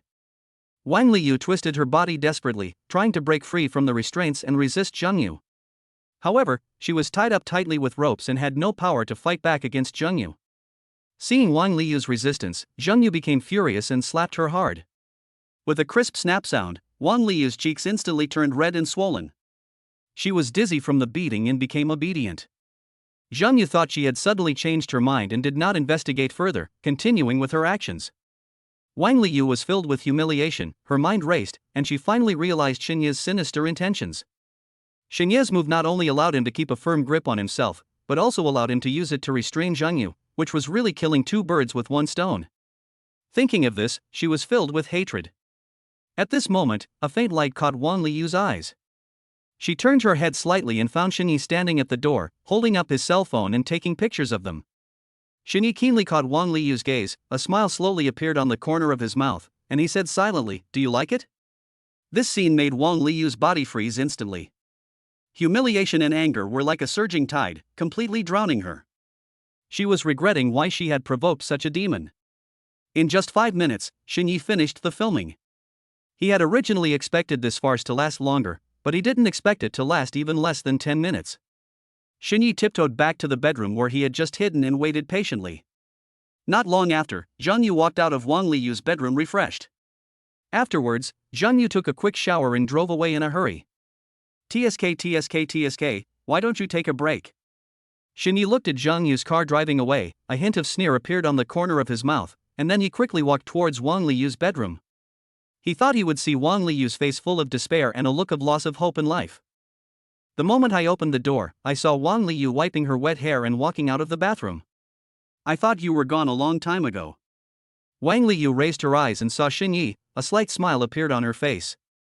I didn't expect you to be so calm. I thought you would yell at me. Xin Yi raised his eyebrows and said. Scold you? How dare I? You have the leverage over me, and now you have the leverage over him. As for me, I'll just treat it as a bite from a mad dog. After all, I've suffered this kind of thing before. Wang Liyu's words were full of sarcasm. Xin Yi turned a deaf ear to Wang Liyu's ridicule, walked straight to the bed and sat down, patted his thigh, and motioned Wang Liyu to come over. Although Wang Liyu felt extremely aggrieved, she was afraid of the evidence in Xinye's hands, so she sat on Xinye's lap obediently. How about it? Do you know why I'm looking for a man? There was a faint smile on Xinye's face. Reach out and pinch Wang Liyu's chin. It's your freedom to find a man. But you can't treat the company as a place to choose a concubine. So you can do this to me? I was sincere to you just now. Really? Are you really going to send me to the police station? Xin Yi sneered. That's all in the past. Wang Liyu bit her lower lip with a hint of reluctance in her tone. Let's not talk about the past anymore. Listen to me in the company from now on, understand? Xin Yi let go of Wang Liyu's chin with a stern look. Wang Liyu's eyes turned red and she nodded aggrievedly. I understand. After a pause, she asked tentatively, do you still want more now? I can continue to apologize. Maybe next time. I have something else to do today. Xinye's tone was flat and without a trace of warmth. How could Wang Liyu not hear the disgust in Xinye's words? Thinking of the bite Zheng Yu had just given her, she felt sick to her heart and even felt disgusted with herself, so she lowered her head unconsciously. The room fell into a brief silence, with only Wang Liyu's slightly trembling shoulders revealing the turmoil in her heart. Xin Yi stood up, his eyes stayed on Wang Liyu's lowered head for a moment, then he turned and was about to leave. Just as he grasped the door handle, Wang Liyu suddenly spoke in a hoarse and resolute voice, Xin Yi, aren't you afraid that I will be doomed? Xin Yi paused and slowly turned back, a hint of teasing flashed in his eyes. Oh? How are you going to fight to the death? Publicize today's incident and your previous corruption? I'm afraid you will be the first to be ruined. Wang Liyu shuddered all over and bit her lower lip, her nails digging deeply into her palms. Xin Yi was right. He had no power to fight back in this game. Don't worry, as long as you are obedient, I won't treat you unfairly. Xin Yi's tone slowed down a bit, but if you dare to play tricks. He shook his phone suggestively. Wang Liyu lowered her eyes and said, Mr. Xin, I understand. Chapter 117 Fox Girl? Xin Yi finished his stay at Wang Liyu's house, walked out of the villa, and raised his hand to stop a taxi. After sitting in the back seat, he took out his mobile phone as usual and started watching short videos out of boredom.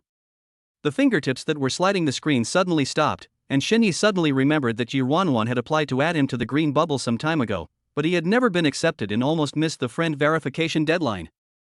Xin Yi's heart moved, and he quickly agreed. After becoming friends, Xin Yi immediately opened Yi Ruanwan's circle of friends, but found that only the updates from the past 3 days were displayed and the page was blank.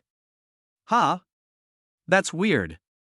Xin Yi frowned slightly and muttered to himself, this is not like the style of those beautiful internet celebrities who are trying to hook up with big brothers. In his impression, this type of internet celebrity would like to post 10 moments a day, either showing off their beautiful selfies or bragging about their experiences in high-end places. Xin Yi thought for a moment, then sent a message to Yi Ruanwan, Miss Ruanwan, can we meet and go out for some fun together? At this time, Yi Ruanwan had not yet started the live broadcast, and suddenly received a message from an unknown friend on her mobile phone. She clicked on it curiously, and seeing Xin Yi's invitation, she couldn't help but think to herself, is this person asking me out? In Yi Ruanwan's live broadcast room, adding friends requires swiping a carnival gift, so she has accumulated a lot of big brothers on WeChat.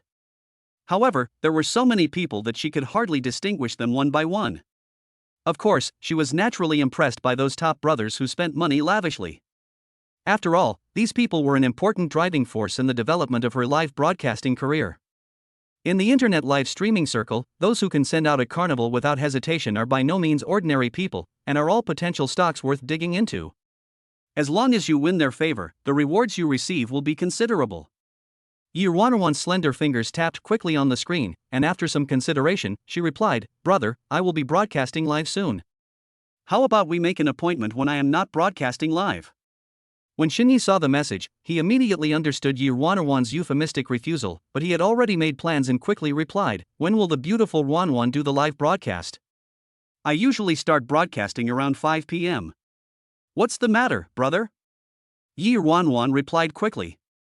Shini silently called the system in his heart, "System, if I bind Yi Ruanwan to obtain love funds, and then give her gifts during her live broadcast, can I get cash back?"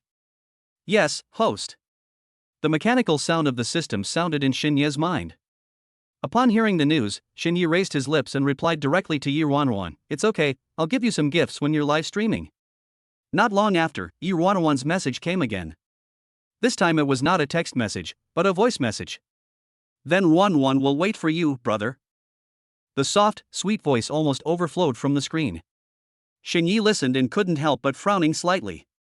This deliberately coquettish tone was really too much for him to handle. However, thinking back to Yi Ruanwan's sweet yet somewhat arrogant appearance during the live broadcast, it really fits his aesthetic. Xinye silently said in his heart, "System, check Yi Ruanwan's information." In a flash, the system panel unfolded in Xinye's mind.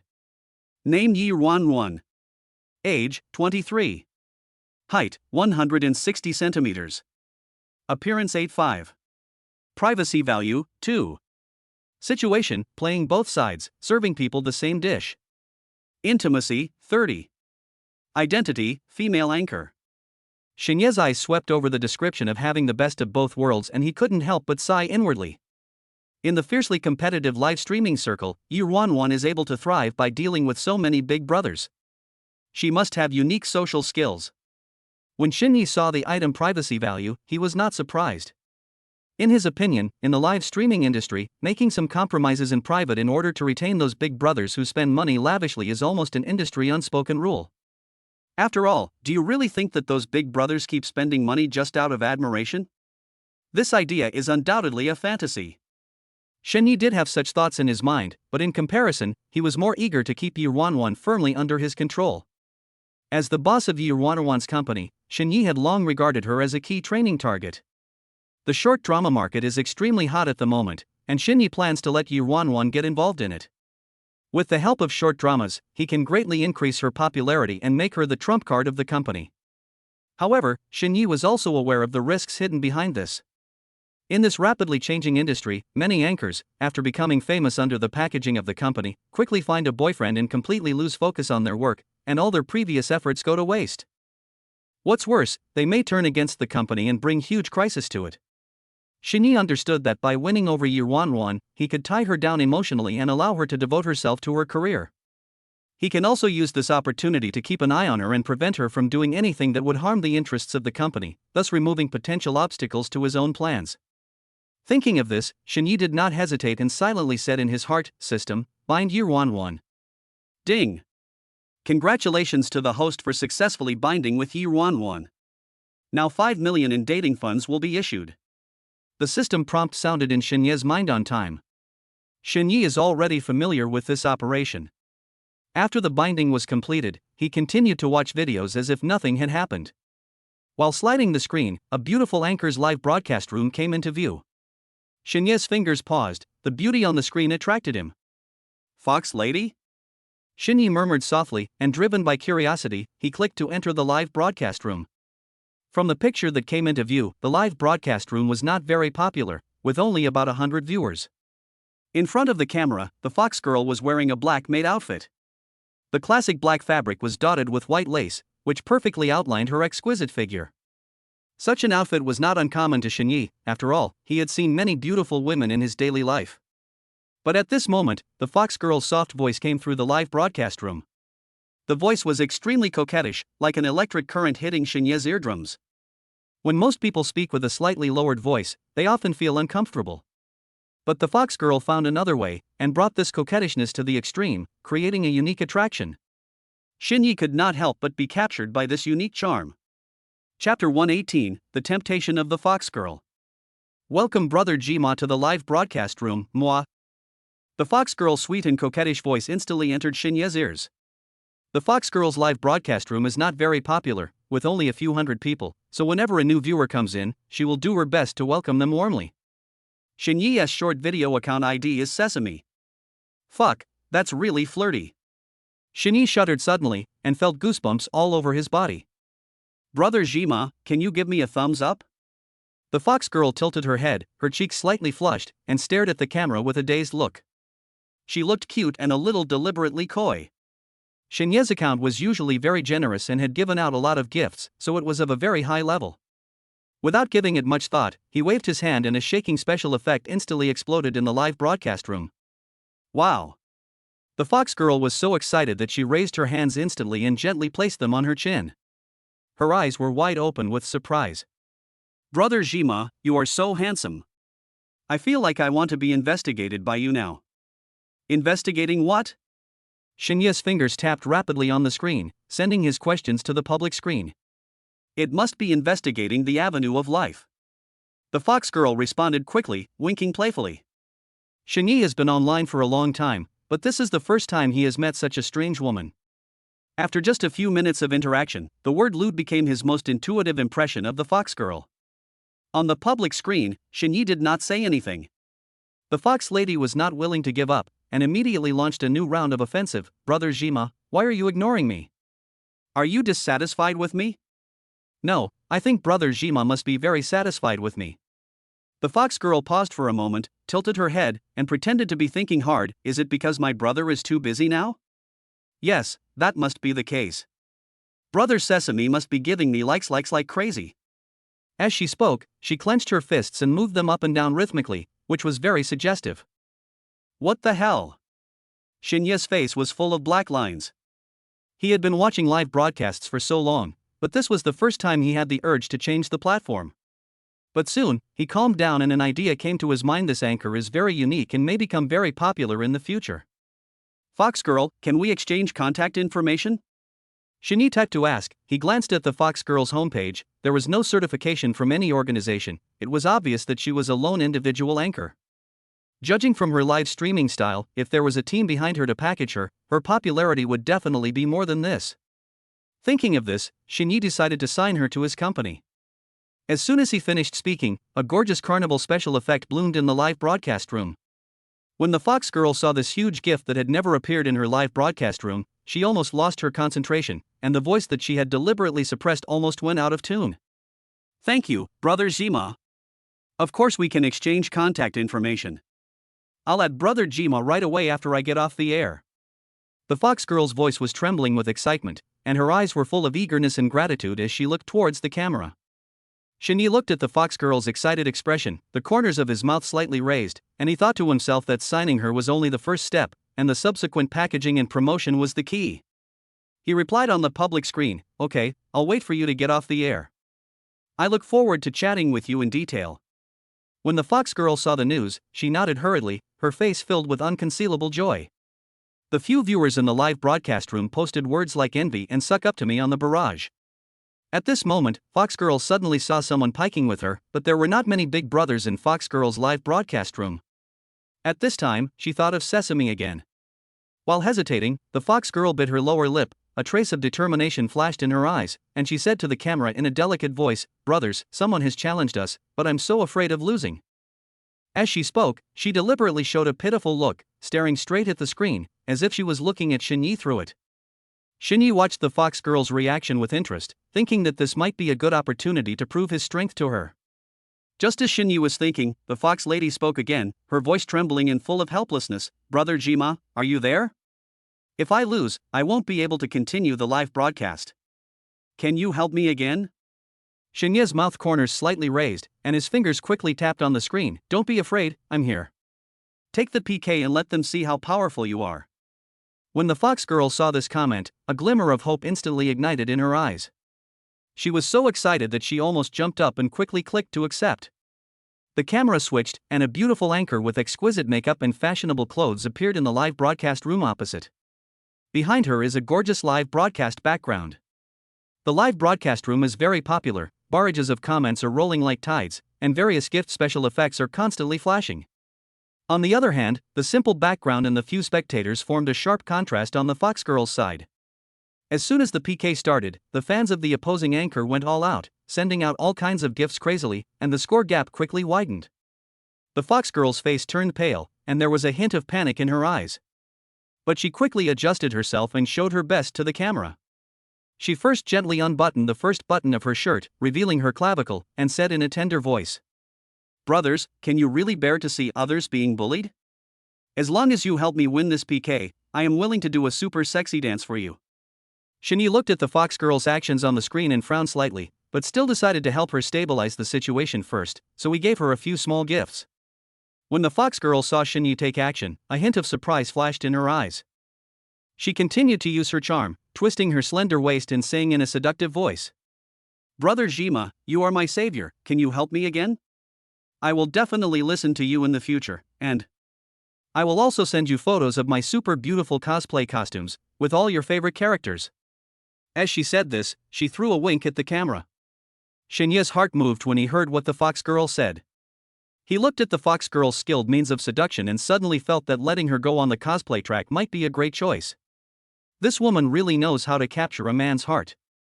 As the PK entered a white-hot stage, a mysterious big brother of the opposite anchor suddenly exerted his strength and swiped out a series of valuable gifts, directly widening the score to a huge gap. Seeing this, the Fox Girl gritted her teeth and stood up. She slowly slid her hands up from the hem of her skirt, her movements slow and suggestive. Her voice became more and more coquettish, almost crying, "Brothers, I'm really going to lose, are you just going to watch me get humiliated? Brother Jima, just think of it as doing it for me, and try harder. I'm willing to do anything for you." Shini originally planned to sign the Fox Girl, and he also thought that once he had money, he would naturally invest it in the right place to enjoy it. The opponent is a big anchor. If she can win this PK, the Fox Girl might really become famous and gain some fame. So, he stopped hesitating and started to give out gifts crazily. Various advanced special effects exploded in the live broadcast room, and the dazzling light instantly attracted everyone's attention. Chapter 119: The Big Brother Across the Street. But after browsing for a while, Shini discovered a problem. There were several big guys on the opposite side who were farming at the same time, while on his side, he was the only one whose firepower could compete with the other side. If this trend continues, we will definitely lose. Shin Yi pondered secretly. He quickly called the system in his mind, checked the anchor information. In an instant, the system panel appeared in his mind. Name Tang Zhou. Age, 30. Height, 155 centimeters. Appearance 80. Privacy value, 0. Status, a loyal fan of cosplay, a gas station for men. Intimacy, 40. Identity, female anchor. Shin Yi was slightly startled. I thought that a female anchor like this who understands men's minds so well would have a high privacy value, but I didn't expect it to be 0. This is a pleasant surprise. In the live broadcast room, when Fox Lady saw that Shin Yi's gift offensive came to an abrupt end, her heart suddenly tightened, and she hurriedly called out in a tender voice, "Brother Jima, don't stop, let's work harder and we will win soon." After finally meeting Shin Yi, a big money sponsor, the Fox Girl didn't want to let him go easily and was thinking about getting more gifts. Shin Yi typed quickly, "What are you good at?" When the Fox Girl saw the message, she was slightly stunned. Countless answers flashed through her mind in an instant, and she finally replied, "What am I good at? Of course. I am good at chatting with men." After saying that, he still felt it was not enough, so he added, "Brother Jima, I am best at chatting." Shin Yi looked at the reply, the corners of his mouth slightly raised, and he muttered softly, "Chatting? This is not chatting, it's clearly flirting." However, he still fell for it. "Then keep showing off. I'll help you get someone to come. As for whether you can keep them, that depends on your ability." Shin Yi quickly typed this sentence and sent it over. "Okay, Brother Jima, I will definitely try my best and work harder." After the Fox Girl replied, she clenched her fists tightly and moved them up and down quickly. She seemed to be cheering herself up, but in fact she was thinking about how to display her charm to the fullest in front of the people Shin Yi brought. "Wow, thanks for hanging the Fox Girl on the tree and giving me the sports car." The Fox Girl suddenly screamed excitedly, a surprised smile on her face. She skillfully made a heart shape with her hands and shook it towards the camera. Shini was staring at the live broadcast room, and when he saw the Fox Girl's action, his face was instantly filled with confusion. He quickly scanned the screen and didn't see any special effects of the sports car gift flash at all. He checked the gift records carefully and still found no trace of it. Wow, it turns out she made it up out of thin air. This starting from zero frame operation is really laughable. Come on, big brother. The Fox Girl in exquisite maid outfit didn't care at all. She slowly raised her hands, her movements gentle and somewhat charming, and then a pitiful look appeared on her face. What is this doing? Shini frowned, his heart full of doubts. Before he could react, he heard the Fox Girl's delicate and crying voice. Why did you hang me on the tree? Oh my god. Shini really couldn't stand it anymore. This series of actions is as if one has finally been born as a girl in this life and wants to release all the drama queen instincts, which is really irresistible. Shini acted decisively, tapped the screen with his fingers quickly, and broke directly into the live broadcast room of the female anchor who was piking with the Fox Girl. As soon as he entered the live broadcast room opposite, Shini was dazzled by the scrolling barrage of comments and the constantly flashing gift special effects. The female anchor was smiling and thanking the big brothers for their gifts. Her voice was clear and pleasant, completely different from that of the Fox Girl. Shini calmed himself down, searching the barrage for the nicknames of those active and generous big brothers, and secretly memorized them. Then, Shini sent a message in the barrage, family members, you have watched so much, why not try another live broadcast room? There are surprises. As soon as this abrupt diversion barrage was issued, it was like a huge rock thrown into a calm lake, instantly stirring up 1,000 waves. Fans of the opposing anchor questioned and ridiculed him in the barrage, accusing Shini of causing trouble. But Shini didn't care about these negative responses. He noticed that a big brother named Starry C gave several luxurious gifts in a row and was the #1 brother on the opposite side. Shini quickly clicked on his homepage and found that he was also a cosplay enthusiast, so he came up with a plan. Shini sent a private message to Xingchen hi brother, the anchor on the other side is a beautiful cosplayer with a unique style, a hot body, and most importantly, she understands men very well. Do you want to meet her? Not long after, Starry C replied, is this true? Don't fool me. Upon seeing this, Shini immediately dug out screenshots of the wonderful clips of the Fox Girl dancing in a sexy cosplay costume during her previous live broadcast. He quickly sent it over, and added, brother, the current live broadcast room settings probably turn off the sound from the other side. You can't feel her charm just by looking at the screen. You might as well move over and listen to her seductive voice with your own ears. It will definitely amaze you. Shini kept an eye on the screen. After a while, he was surprised to find that the name Starry C had quietly disappeared from the contribution value ranking list of the current live broadcast room. The corners of Shinya's mouth turned up, revealing a smug smile, and he was certain in his heart that this big brother had probably been successfully lured to Fox Girl's live broadcast room. In order to further stir up the atmosphere and attract more people's attention, Shini tapped his finger on the screen and sent out a shaking number. The value of this gift is moderate, not too ostentatious to seem like a show of wealth, but enough to attract everyone's attention. Then, he made another post on the public screen, I'm not afraid of bad girls playing ambiguity, I'm just afraid of Fox girls who are 30 years old, know the big picture, know when to advance and when to retreat, know how to act coquettishly and cutely, are mature, steady and charming, and make you fascinated and intoxicated shy expression. As soon as this floating message was sent out, the live broadcast room on the other side instantly exploded. Some originally indifferent viewers were aroused by these gimmicky words and began to ask for specific information about the Fox Girls live broadcast room and the barrage. However, those fans who loyally defended their own anchor became more and more angry, and the barrage of comments attacking Xinyi became more fierce. Some people even started to dig out Xinyi's account information, trying to teach him a lesson. Xinyi seemed unaware. He took advantage of the situation and continued to exaggerate in the comments, my friends, I never lie to you. The atmosphere in Fox Girls live broadcast room is something you have never experienced before. There are hot dances, cute acts, and everything else. If you go there now, you might be able to catch a good show. These words made many people feel itchy, and some Leak-willed viewers began to waver. At the same time, in Fox Girls live broadcast room, the Starry C avatar suddenly appeared, and before everyone could react, a valuable special effects gift exploded instantly. Chapter 120, Fox Girls Life. The Fox Girl naturally noticed the gorgeous gift special effects, and knew in her heart that this was most likely the foreign aid that Brother Sesame had mentioned before. In order to firmly win the heart of this new big brother, she did not rush to thank him for the gift, but decided to continue to use all her skills to make things happen. The fox girl's eyes instantly turned red, a pitiful look appeared on her face, and she said in a crying voice, "Brother Xingqian, I was wrong, can you put me down? I'm so scared." The voice was so delicate that it seemed like it could be blown away by a gust of wind, and it made people feel pity when they heard it. But as soon as she finished speaking, she seemed to have changed into a different person. A sweet smile instantly blossomed on her face, and she said in a tender voice, "Thank you, Brother Xingqian, for the gift." Mwah! After saying that, she blew a kiss toward the public screen, her eyes full of charm. This series of highly dramatic performances was seen by the audience who had just entered the live broadcast room and Xinyi. Xinyi couldn't help but exclaim in his heart, "Damn, what is this female anchor thinking about every day? She is simply a genius." This unique live broadcast style undoubtedly has a fatal attraction for those wealthy men. It is a gas station for men.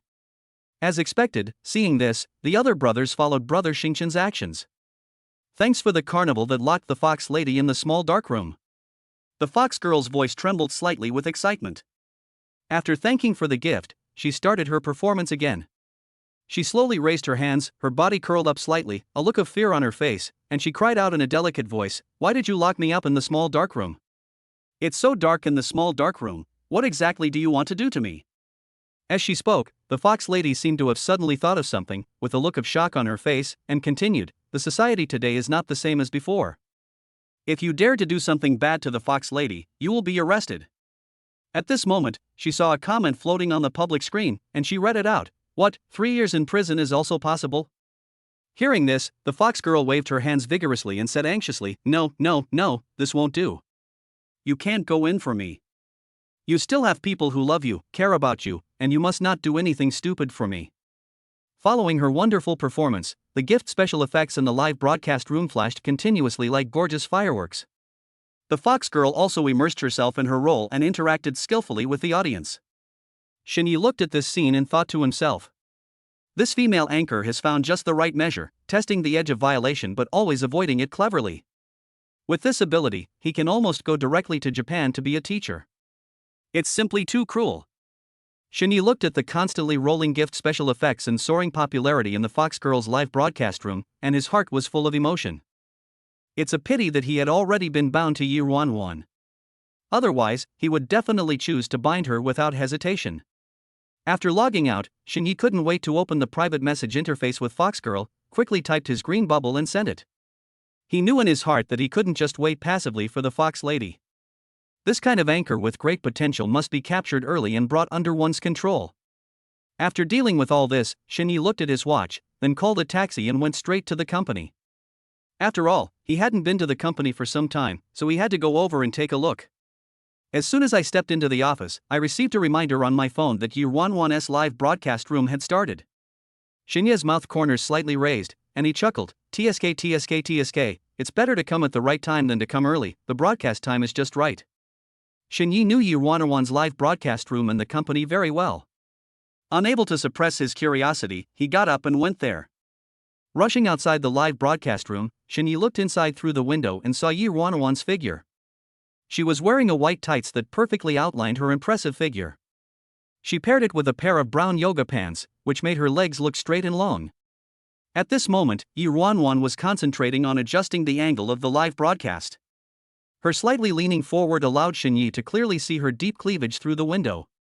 Xinyi couldn't help but admire in a low voice, "TSK TSK TSK, not bad, I didn't expect it to be so interesting." After confirming that Yi Ruanwan was live streaming in his company, some small thought suddenly emerged in Xinye's mind.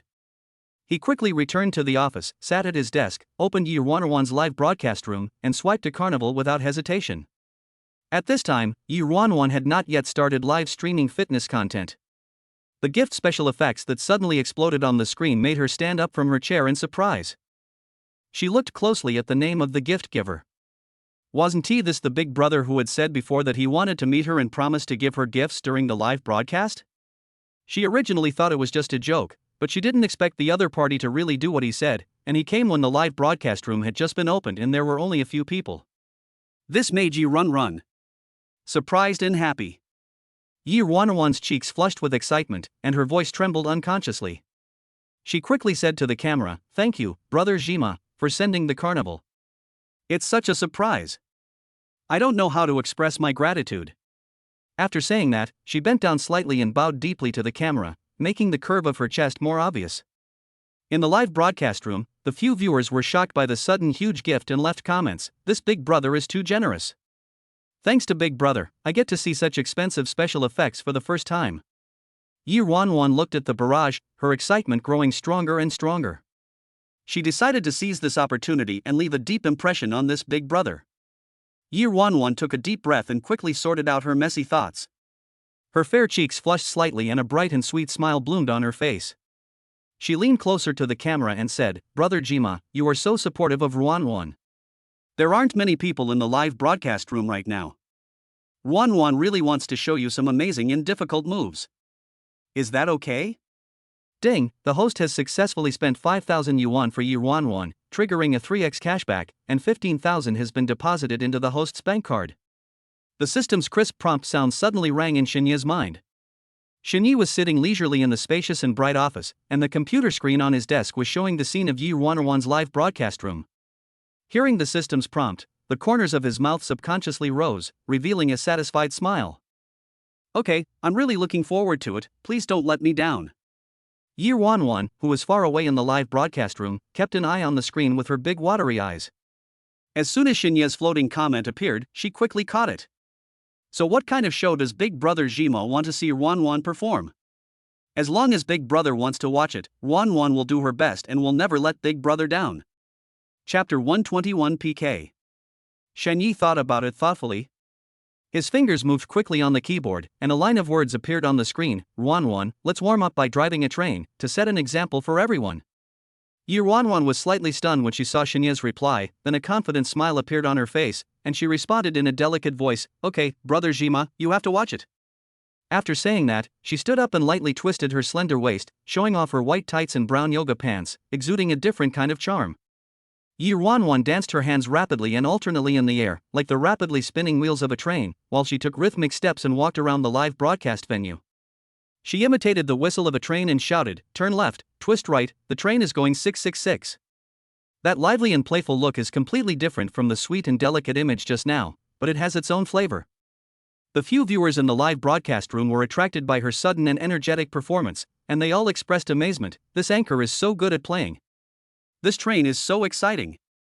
Yi Ruanwan was sweating profusely, her chest rising and falling violently. She gasped for breath and said to the camera, "Brother Jima, are you satisfied with my performance?"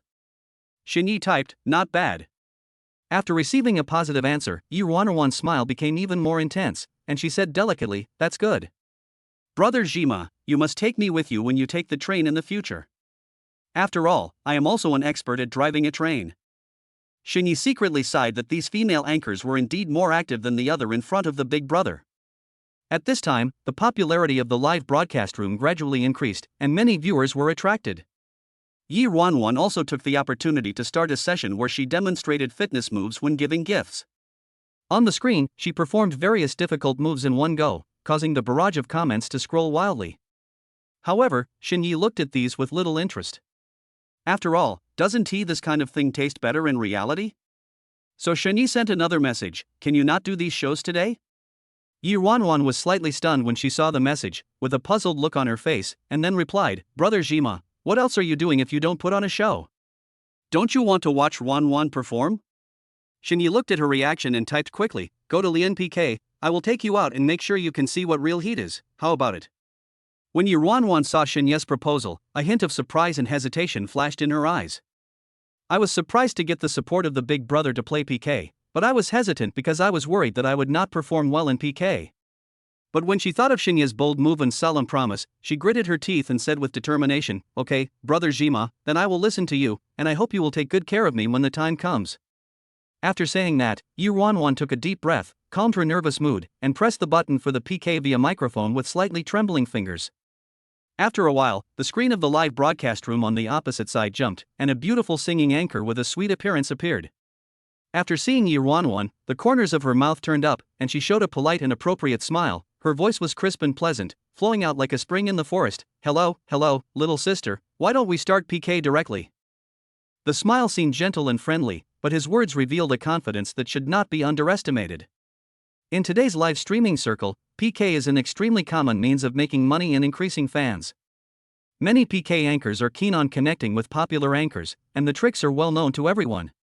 Among the fans of popular anchors, there are often many generous people.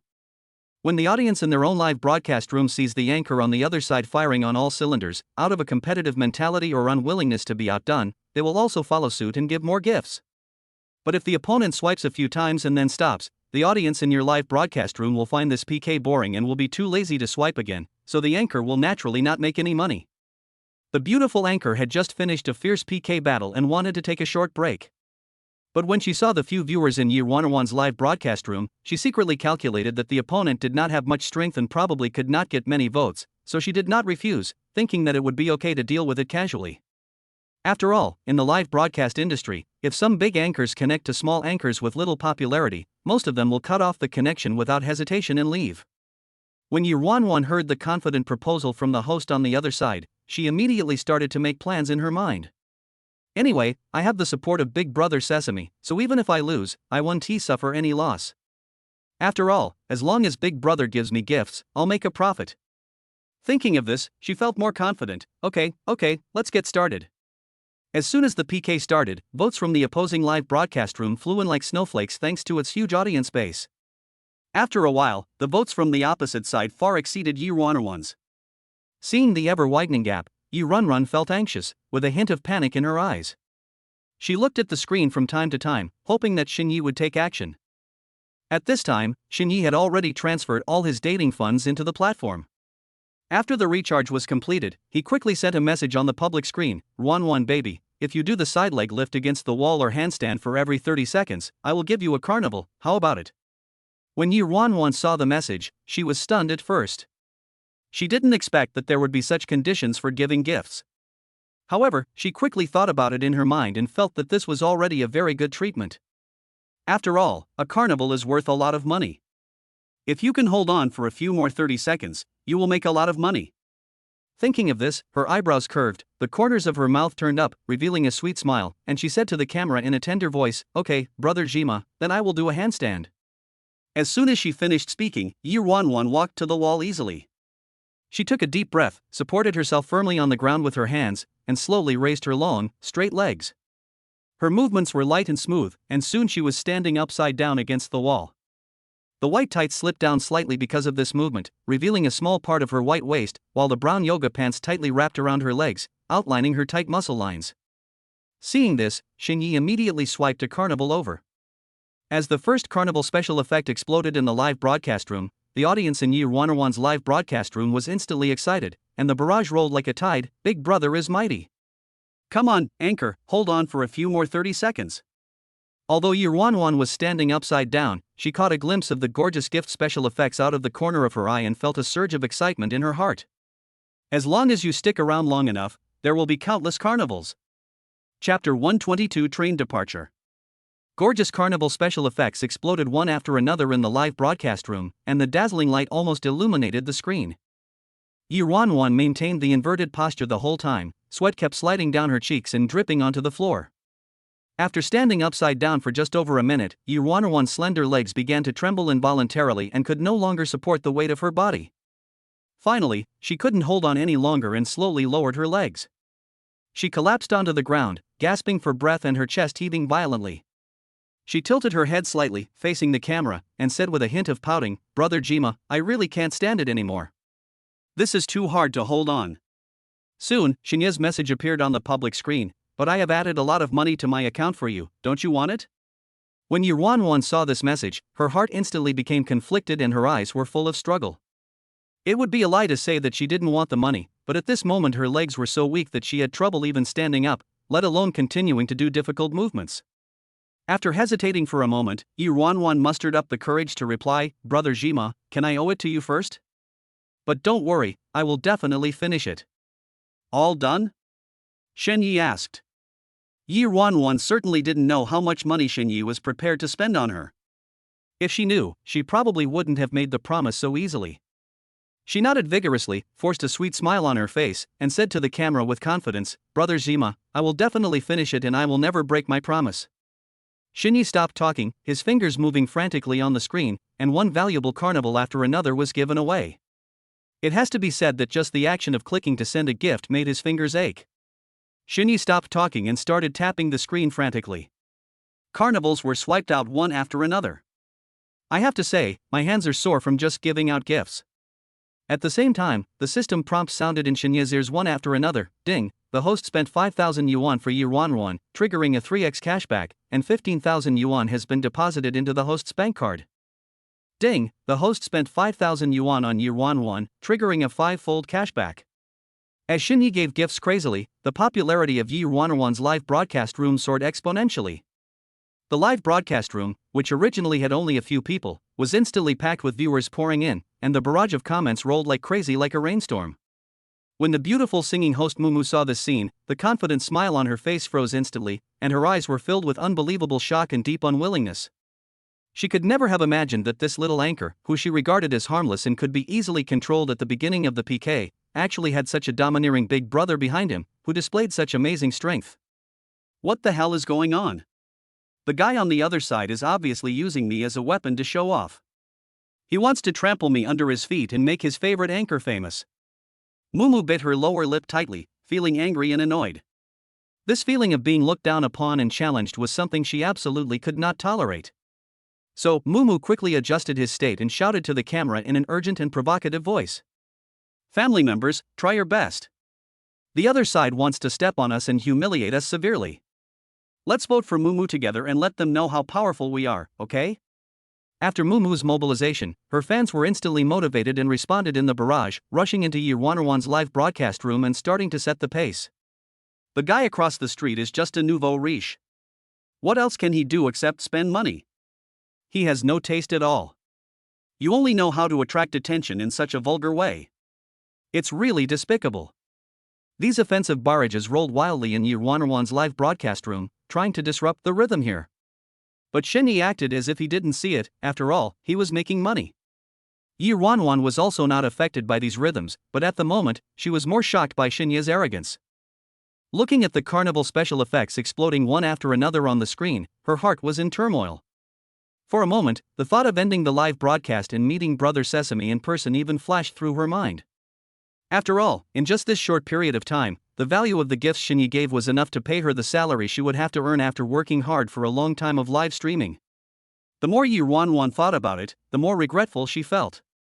She kept blaming herself in her heart. Big brother had asked me out so sincerely before, why was I hesitating at that time? Why did I refuse? If she had known that her eldest brother was so wealthy and powerful, she would have definitely gone to meet him as soon as possible. In Yuan's opinion, isn't the reason why she works so hard on live streaming just to make more money and live a good life? Even if Brother Sesame thinks that I just want to have fun, what does it matter? I could just be the big brother's canary and be pampered and raised by him. Isn't this kind of life much easier and happier than working so hard on live broadcasts every day? Just when Yuan was thinking about her life after meeting Xinyi, the pace of Mumu's side became more and more intense. A number 2 brother in her live broadcast room couldn't sit still. This man usually took it as his duty to protect Mumu, and at this moment he turned into a dog-licking assault soldier. In Yuan's live broadcast room, he angrily shouted, "Boy, is this how you play? Do you understand the rules of the live broadcast circle? In the live streaming circle, competition is everywhere, and everyone assumes that they can use various means to step on others to get to the top. But it is extremely rare for someone like Xinyi to have already far surpassed his opponent in gift value, but still keep giving gifts frantically, widening the gap. In the eyes of some people with extreme ideas, this is a naked humiliation and an absolutely unbearable provocation." When Xinyi saw this accusatory message, he couldn't help but sneer. These days, even if you have money, you are not allowed to give gifts? Rules? The rules are all about strength. After posting this, he still felt unsatisfied, and typed another line of words, "If you have the ability, just follow me and brush." What's the point of just barking here? I see that your level is not low. Why did you borrow money to brush gifts before? Are you scared now? When the number 2 brother saw Xinyi's thorny reply, he just posted a word on the public screen, "Come." Then, he returned to the original live broadcast room and gave out gifts. On the other hand, Xinyi looked calm and composed, with a hint of contemptuous smile on the corner of his mouth. After all, he has the confidence of receiving cash back from the system, so he doesn't feel bad about spending the money and can spend more and more, so naturally he doesn't care. Wanwan, have you had a good rest? Let's play a train game to liven up the mood. Yi Wanwan had been paying close attention to the screen. When she saw Shinya's message, she stood up without hesitation. Brother Jima, have a good rest. I'll be right there. After saying that, she operated quickly, and the train driving BGM sounded instantly. The familiar melody instantly ignited the atmosphere in the live broadcast room. Brothers and sisters in the live studio, the train to the Wanwan live studio has departed, everyone hurry up and get on board. Yi Wanwan shouted while twisting her waist seductively. Chapter 123, Meeting Yi Wanwan. Shinya's gaze was fixed on Yi Wanwan's energetic figure on the screen, his eyes full of admiration. And he didn't dare to stop his hands for even a moment, as expensive gift special effects bloomed one after another in the live broadcast room. This PK has a strict time limit. Like most cases, the time limit is 10 minutes. Shini thought about spending as much money as possible in his account within these 10 minutes. After all, every consumption could trigger a high cashback from the system, which was a sure win. He didn't want to find time to spend money on Yi Wanwan and get cash back. However, in stark contrast to Shinya's relaxed and comfortable state, the brother strong on the opposite side was currently in a painful struggle. Every time he gave out a gift, it was like cutting off a piece of flesh from his body. After all, what he spent was real money. On weekdays, if the anchor Mumu, whom he supports, has any important event, he will definitely donate generously without hesitation. Because he knows that his efforts will be rewarded. Mumu really knows how to give. This female anchor is always obedient in front of him and provides him with all kinds of thoughtful services. The feeling of being conquered by goddesses surrounding him and obeying his commands made him unable to stop, and this was also the fundamental reason why he had always supported Mumu wholeheartedly. But right now, this is just an ordinary PK, not some special event.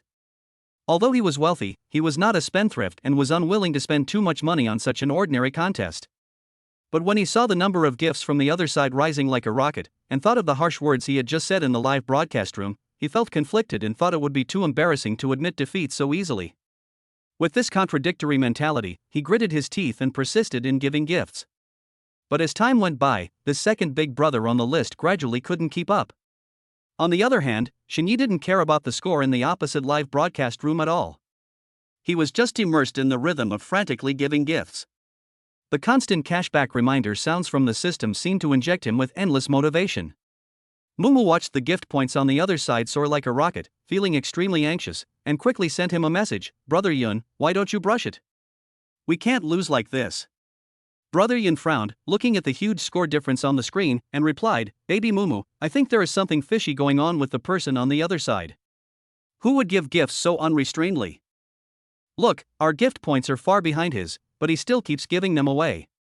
In my opinion, he is most likely laundering money." However, Mumu didn't think so.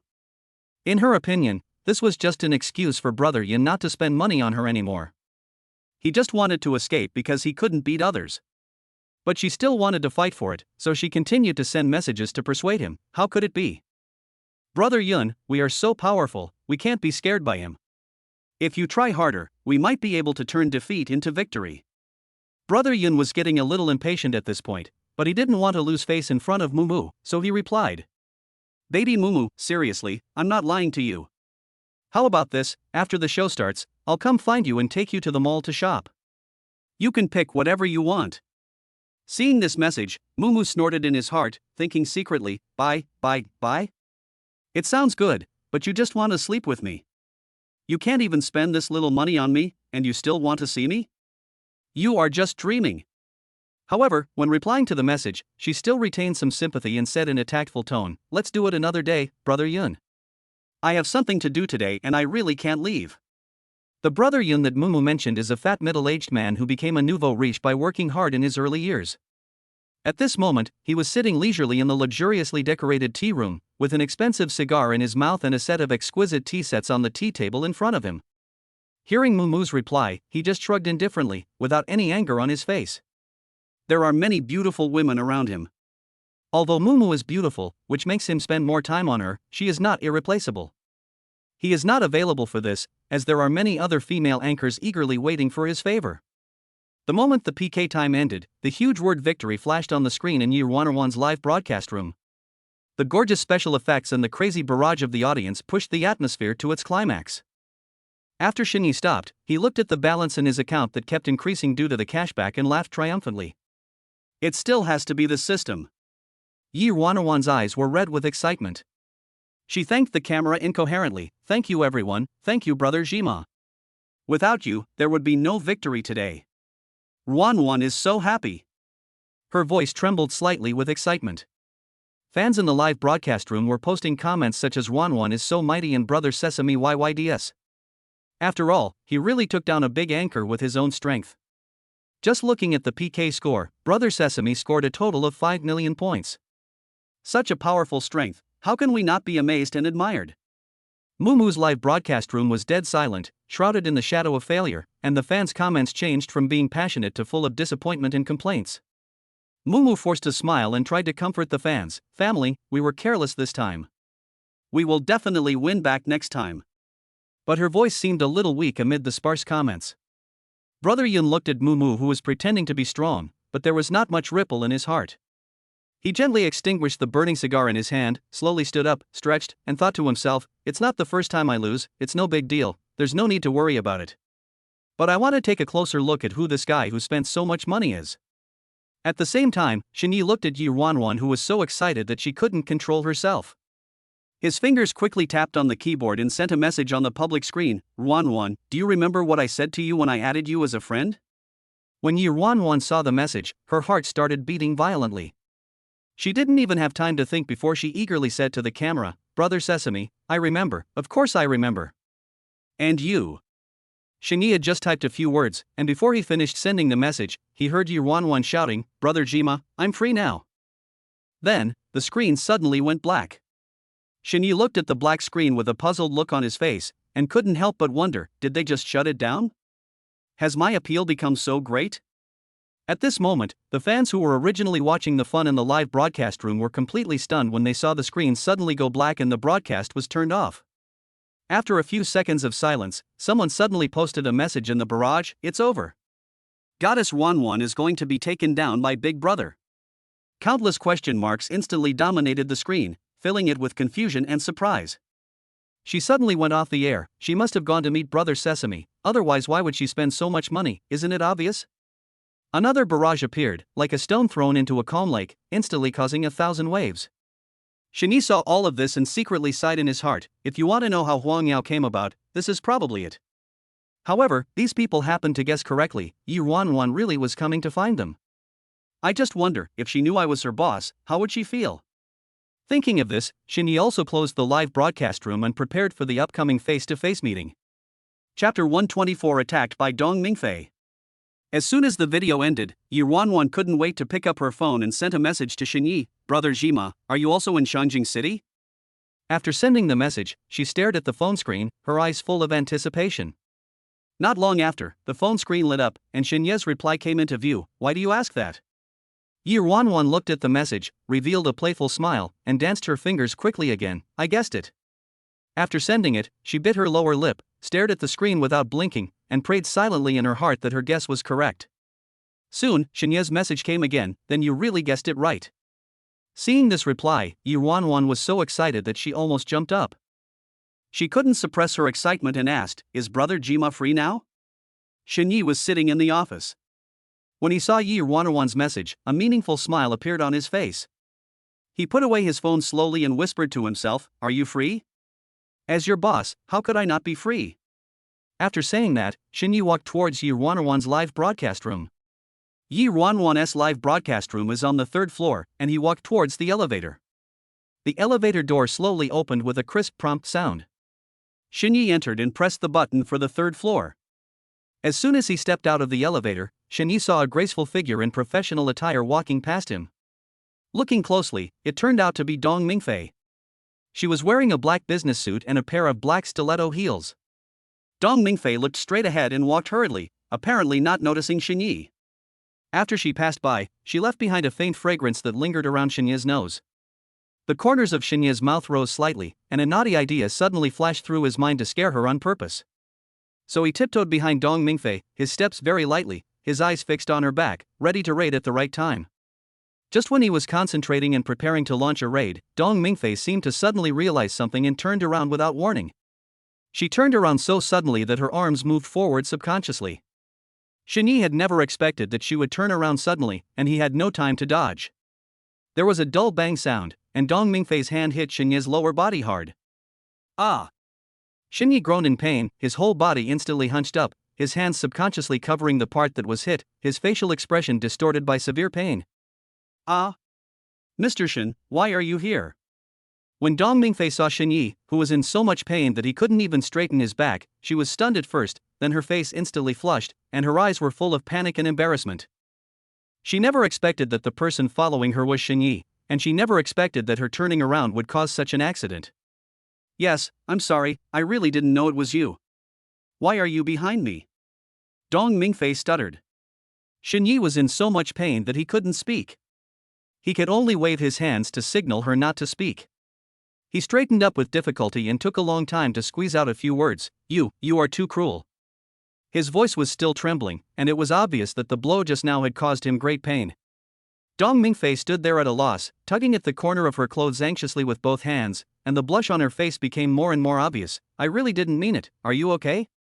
Do you want to go to the hospital? Shinyi took a deep breath and tried to calm the discomfort caused by the pain. I will be fine after a while. He looked at Dong Mingfei's guilty expression, and his original intention to scare her had long since disappeared. At this moment, he felt more helpless.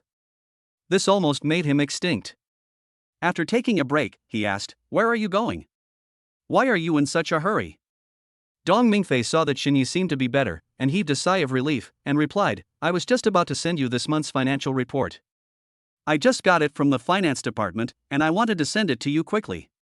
As he spoke, he raised the folder in his hand. Shinyi then noticed the folder in her hand and nodded. How about this, you send it to my office, I have some things to deal with. Okay.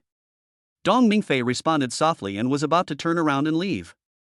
The extremely embarrassing scene just now suddenly emerged in her mind. Her hand hit Shinye's sensitive part without any warning. The real touch still remained in her memory, and her face instantly flushed.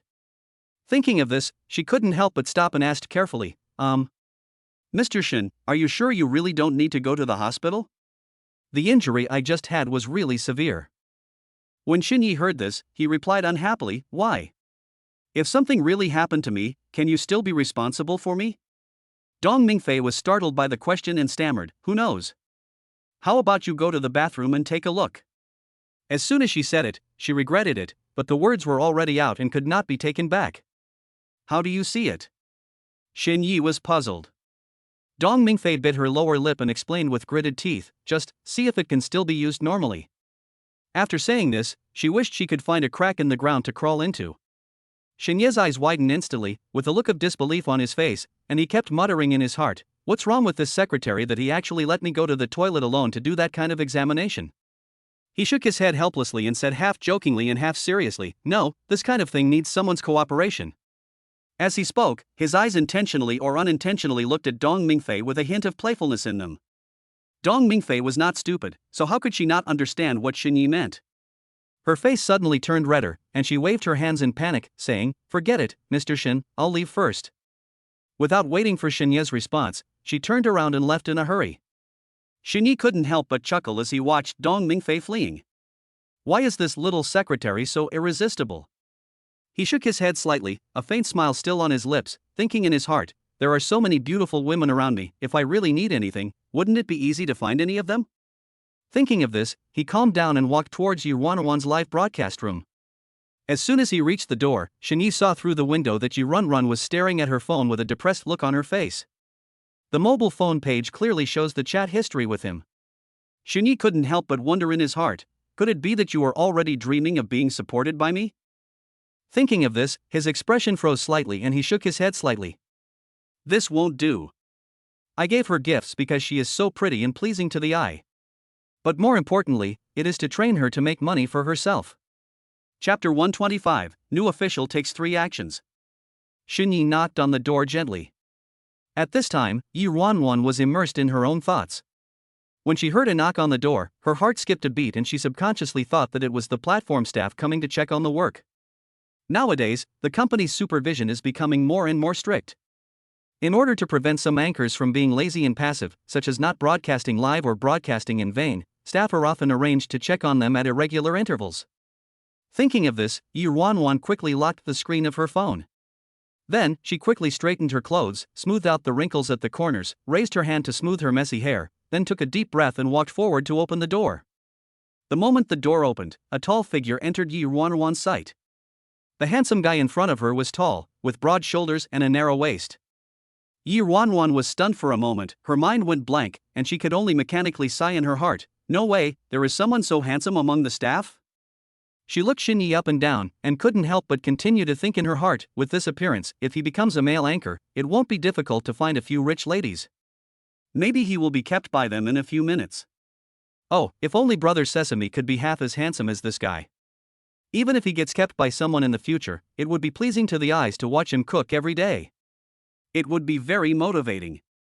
But as soon as she thought of this, Yi Ruanwan couldn't help but laugh at herself in her heart.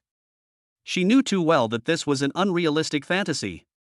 In her opinion, the big brothers who spend money lavishly in the live broadcast room are mostly fat middle-aged uncles with beer bellies, which is very different from the handsome man in front of her. However, in order to live a good life, she gritted her teeth and accepted it even if she was supported by such a big brother. Just as Yi Ruanwan was immersed in her own fantasies, Shini saw her staring at him with a crazy look on her face, and couldn't help but ask, Yi Ruanwan, what are you daydreaming about? This call instantly brought Yi Ruanwan back to reality. She suddenly came back to her senses, a blush quickly appeared on her face, and she waved her hands in panic to explain, I wasn't in a daze. Yi Ruanwan tried hard to calm herself down and stepped aside to let Shini walk into the live broadcast room. After he entered the room, she mustered up the courage and asked with a slightly trembling voice, handsome guy, are you the new staff member? Shini raised the corners of his mouth slightly, and said slowly, no, I'm not a staff member. Ah? Then who are you? I am the new chairman of the company. Chairman? Chairman? Yi Ruanwan widened her eyes, her face full of disbelief. She could never have imagined that the handsome man in front of her, who made her lose her composure, was actually the new boss of the company. In addition to being shocked, she felt a little nervous and said quickly, hello, Chairman. I'm so sorry. I was so rude just now. As soon as she said this, she secretly complained in her heart, I'm done for. I hope I won't be used as an example by this new chairman today. The saying a new official starts with 3 things came to my mind, and the more I thought about it, the colder I felt down my spine. In an instant, the handsome filter of Xinyi in her eyes was completely shattered. Xinyi took in all the changes in Yi Ruanwan's expression and found it a little funny, but he did not explain further. Then, he sat in the seat where Yi Ruanwan had just sat. At this moment, the situation was instantly reversed, and Yi Ruanwan stood aside, her body tense, looking at Xinyi with a nervous face. At this moment, the attitudes of the two people are a sharp contrast between the big boss and the small employee. Yi Ruanwan, I just saw you outside and you seem to be slacking off. Xinyi leaned back slightly, leaning against the back of the chair, with a playful smile on his face, looking at Yi Ruanwan with interest. That. Yi Ruanwan's mind went blank in an instant. She stammered and tried to explain herself, but was speechless for a moment. Her face turned red with anxiety. My name is Xinyi. Xinyi spoke at the right time, breaking the brief deadlock. His voice was low and magnetic. Boss Shin, I just got off the air. I was thinking of taking a break and going live again later. Yi Ruanwan hurriedly explained, speaking very quickly, fearing that Xinyi would not give her a chance to finish her words. There was a hint of anxiety and grievance in her tone. Is that so? Xinyi raised his eyebrows slightly. Really, Mr. Shin, if you don't believe me, I'll open the live broadcast background for you. It has all the records. Yi Ruanwan said this and was about to turn around to get her phone to prove her innocence. No. Xinyi waved his hand gently, his tone calm but unyielding. Yi Ruanwan, who had already taken a step, stopped instantly as if she was cast under a spell. She sighed in her heart, it's over. Why is today so unlucky? At this moment, she was certain that Xinyi was the kind of chairman who was deliberately looking for trouble. The image of the pitiful number on the salary slip at the end of the month appeared in her mind, and she felt panicked. After all, live streaming work may seem casual, but if you really look into it carefully, you can always find a lot of problems. Fortunately, I found a powerful brother today. Yi Ruanwan silently comforted herself in her heart, as if she had grasped the last straw. I was originally planning to see your live broadcast status. Since you are not live broadcasting now, Please tell us in detail about your live broadcast content. Live broadcast content? When Yi Wanwan heard this, her heart skipped a beat. She had no idea what Xinye's intention was and her scalp was tingling. But she didn't dare to disobey and could only explain it with gritted teeth. Mr. Shin, the content of my live broadcast mainly relies on fans to give me gifts to get me to do some fitness exercises. Fitness moves? Xinye raised his eyebrows, a hint of doubt appeared on his face, and he seemed dissatisfied with the answer and asked. Yi Wanwan's cheeks flushed slightly. She hesitated for a moment but decided to tell the truth. It's just some fitness exercises that are a bit on the edge. After all, most of my live broadcast viewers are LSPS who are just there to watch the fun. After saying this, she felt helpless and a little embarrassed. Xinye smacked his lips after hearing this. TSK, the fans who used to call me family affectionately in the live broadcast room have now become old perverts. He secretly sighed in his heart that in the world of female anchors, no matter how outstanding the appearance is, it is not as attractive as real money. He couldn't help but think that if the system hadn't given him wealth, even if he passed by Yi Wanwan on the street, she would just call him a pretty boy with disdain. Then you can demonstrate a few moves on the spot so that I can better understand the live broadcast features of our platform. When Yi Wanwan heard this, her face turned pale and red. She bit her lower lip subconsciously, her heart filled with confusion and embarrassment. On the one hand, she felt embarrassed to do these rather borderline fitness moves in front of the company's chairman. After all, this was not a live broadcast and it was completely different. On the other hand, he didn't dare to disobey Xinye's orders after all, it was related to his future in the company. After hesitating for a while, Yi Wanwan had no choice but to walk to the center of the live broadcast room. She took a deep breath, adjusted her state, and began to move slowly. The first movement was a slow squat. She twisted her waist slightly and looked down unconsciously. She didn't dare to look at Xinye's expression. The blush on her face became more and more obvious. Chapter 126 Secretary. Seeing this, Xinye came directly behind Yi Wanwan. The moment Yi Wanwan stood up, he stretched out his hands and placed them firmly on her waist. Yi Wanwan suddenly felt a strange touch on her waist. Her delicate body stiffened suddenly and a blush instantly appeared on her face. Yi Wanwan, come here, let me help you do it again. I always feel that there is something wrong with what you did. Xinye's voice came from behind, deep and with an unquestionable tone. Problem? I think you're trying to take advantage of me. Yi Wanwan's heart was filled with alarm and she secretly complained. Although she was also moved by Xinye's outstanding handsomeness, when it comes to being kept, in her opinion, middle-aged uncles are the better choice. Those uncles were very generous and paid well. Although they had many service requirements, they did not take long and she felt that it was still within an acceptable range. With dissatisfaction and helplessness in her heart, Yi Wanwan had no choice but to bite the bullet and slowly squat down again. Just as she was squatting, she suddenly realized that Xinye's hand was quietly raised up again. Mr. Shun, you. Yi Wanwan was embarrassed and annoyed, and was about to question. Xinye naturally understood what Yi Wanwan was thinking, and he quickly let go of her hand before she could finish her words. He just wanted to test it out to see if Yi Wanwan would give in to any man. But it seems okay now. After Xinye let go, Yi Runrun quickly finished the rest of the squats, straightened up panting, and thought that this embarrassing instruction was finally over. However, Xinye's calm voice once again broke the brief peace. Okay, do another handstand. Yi Runrun's face was filled with disbelief, her eyes widened like bells, staring straight at Xinye, shouting in her heart, still coming.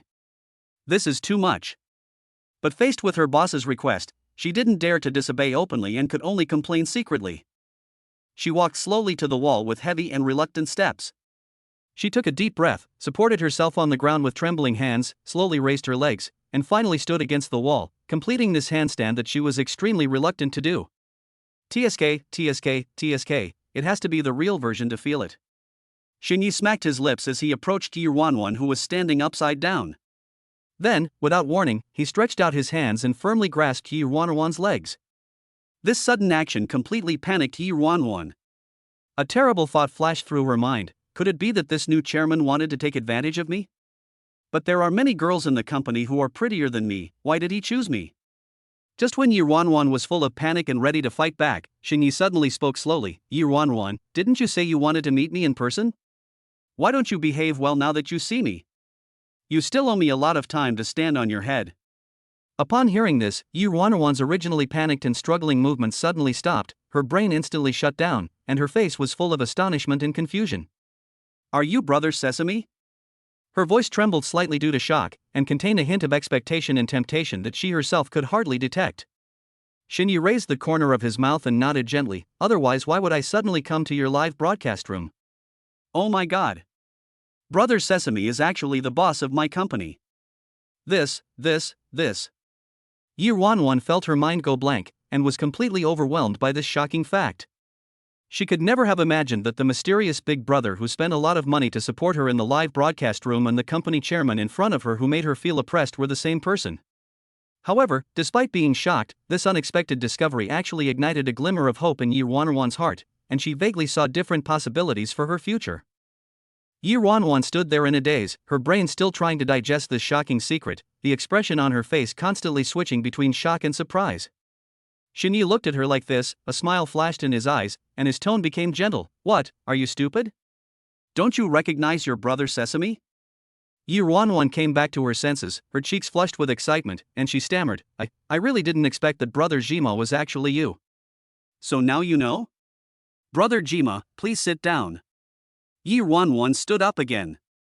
Let me show you those fitness moves again. It will definitely be more interesting to watch in real life than online.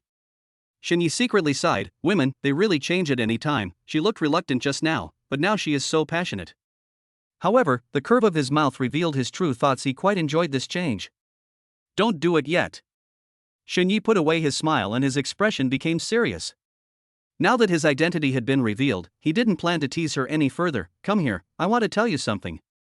Upon hearing this, Yi Ruanwan quickly stepped forward obediently. The next second, she actually sat directly in Shinya's arms, her movements so natural as if the two of them had already been close.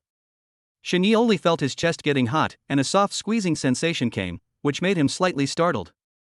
He sighed silently in his heart, this woman is more proactive than I thought. Shinya calmed himself down, raised his hand and pinched Yi Ruanwan's chin, forcing her to look at him. Are you happy with your current situation? Satisfy? Yi Ruanwan repeated it subconsciously and couldn't help but murmur in her heart that no one would be completely satisfied with their current situation. After all, people go to high places and water flows to low places. Who doesn't desire a better life and more favorable conditions?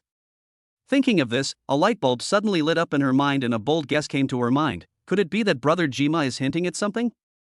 The more she thought about it, the more she felt that this was the case. A sly look flashed in her eyes. That must be the case. Otherwise, why would he give me so much money in the live broadcast room? He must want me to be his little lover. After being so sure, Yi Ruanwan's face was quickly filled with a flattering smile, and her voice was as soft as honey. Brother Jima, I am so dissatisfied with my current situation. I work so hard every day but don't make much money and I am always criticized by others.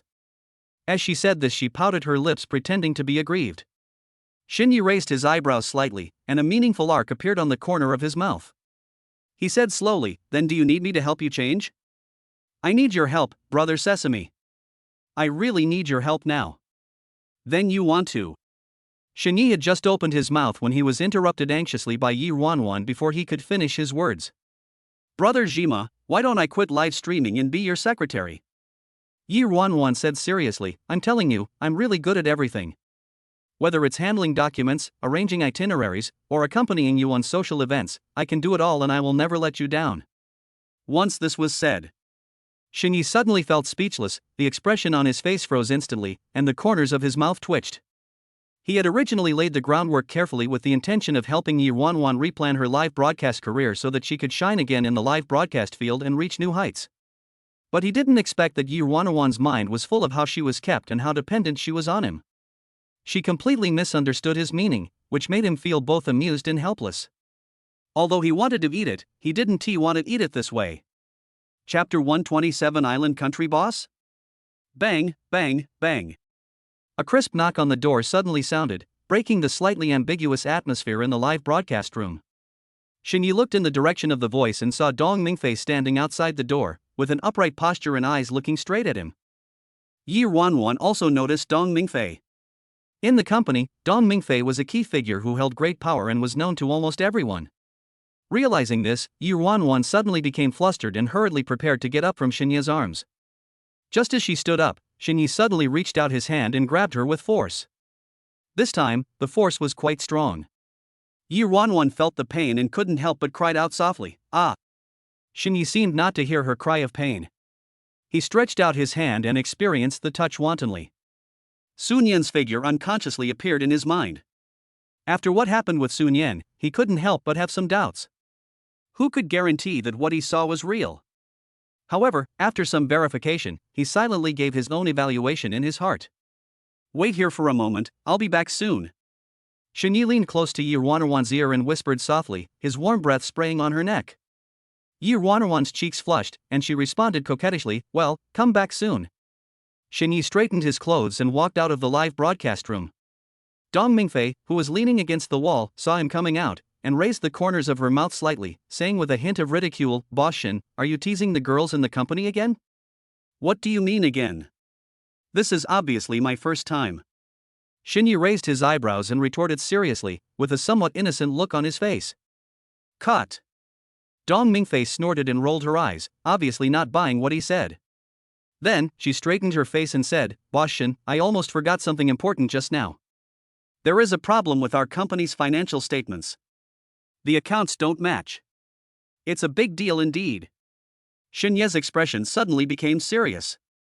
However, the next second, he returned to his cynical look. "But why did you leave so suddenly just now? You haven't even come with me to check the bathroom." "Mr. Shen." Dong Mingfei's face turned red instantly, and she scolded in shame and annoyance. She felt extremely regretful. If she had known that Xinye had such a sharp tongue, she would not have teased him just now. Okay, you know you can't argue with me, but you still teased me just now." Xinye waved his hand. "You just said there was a problem with the financial statements. What exactly is going on?" Dong Mingfei took a deep breath, tried to calm himself down, and reported seriously, after a preliminary check, the details of this month's expenditures and income are chaotic. There are several large amounts of funds with unknown destinations, and some account records are vague and cannot correspond to actual business at all. I have asked the finance department to conduct an urgent check, but there is no result yet. So what do you mean? Boss Shin, do you think we can do the same thing as last time? Dong Mingfei said tentatively. Let me go on an incognito visit again? Xinye raised his eyebrows, a hint of surprise flashed across his face, but he quickly returned to his nonchalant look. Yes, Mr. Shen. The head of our company's finance department is seen as an aloof iceberg goddess by everyone. If you come forward, you might be able to find some different clues. As Dong Mingfei spoke, she was making her own plans in her mind. I'm not going. Xinye refused almost without hesitation. He was now dealing with so many women and his time was already tight, so how could he have the time to waste energy on this? You just need to do this kind of thing. Mr. Shin, please go. The main reason is that we have been investigating for a long time and there is no progress. There is really no other way. Dong Mingfei still didn't give up and continued to persuade, with a hint of pleading in her tone. I can go, but after the inspection, you have to go to the bathroom with me and help me check it. Shini said this half jokingly and half seriously, thinking that this would make Dong Mingfei give up, with a playful smile on his face. Sure. Dong Mingfei answered very straightforwardly, in a clear voice, without any hesitation. When Xinye heard this answer, a trace of surprise flashed across his face. He had never expected that Dong Mingfei would agree so readily.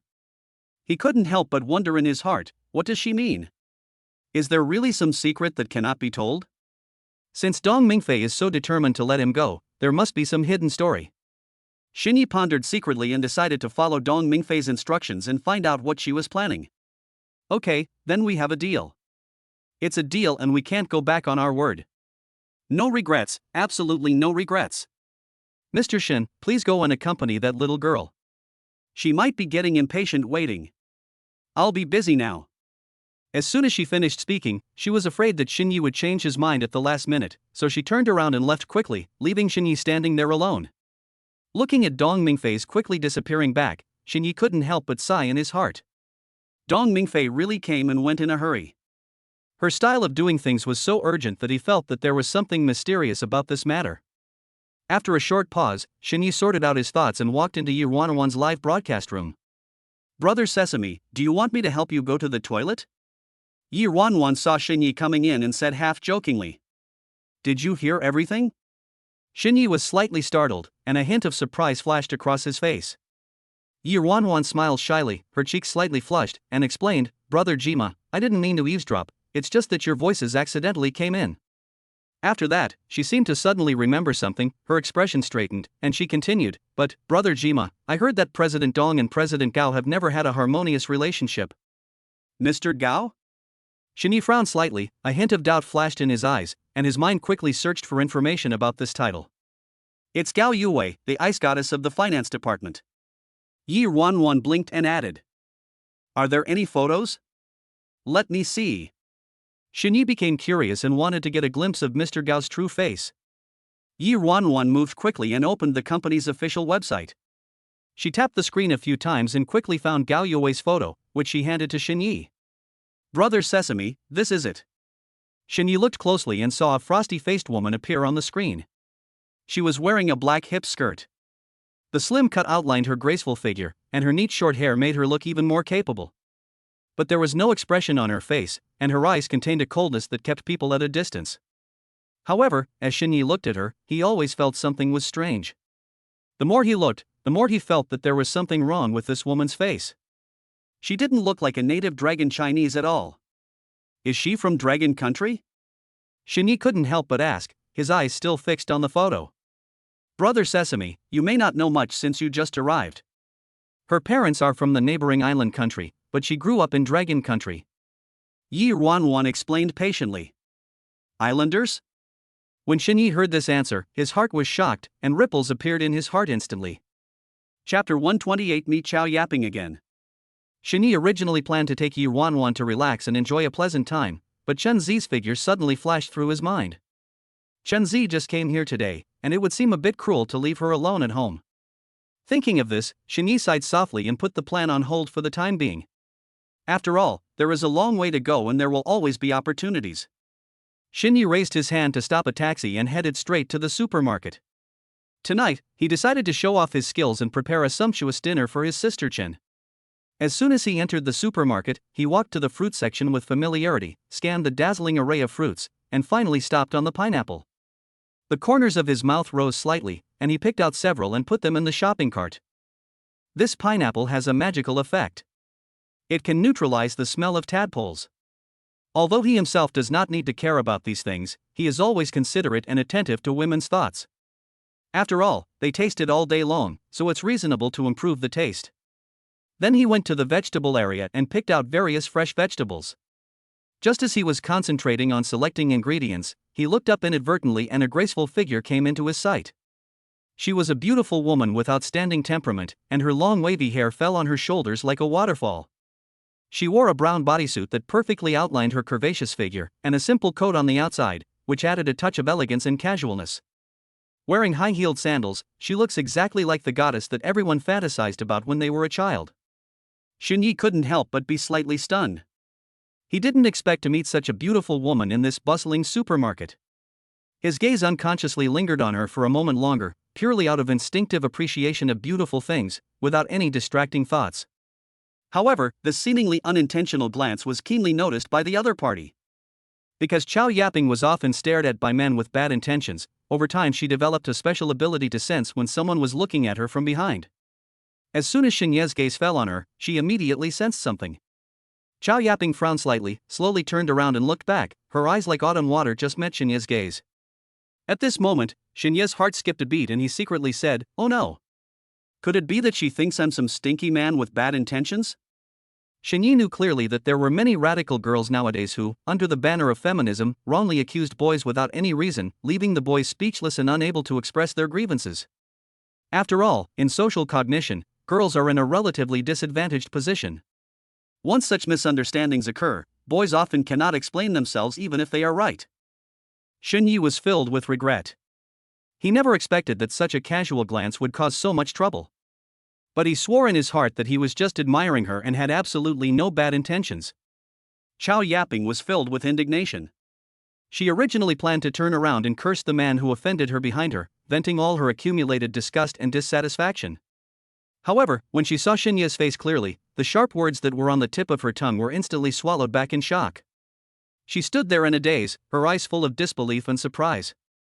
Isn't this the mysterious and wealthy buyer I've been thinking about day and night? Chow Yaping's heart was like a calm lake with a huge rock thrown into it, causing huge waves to surge.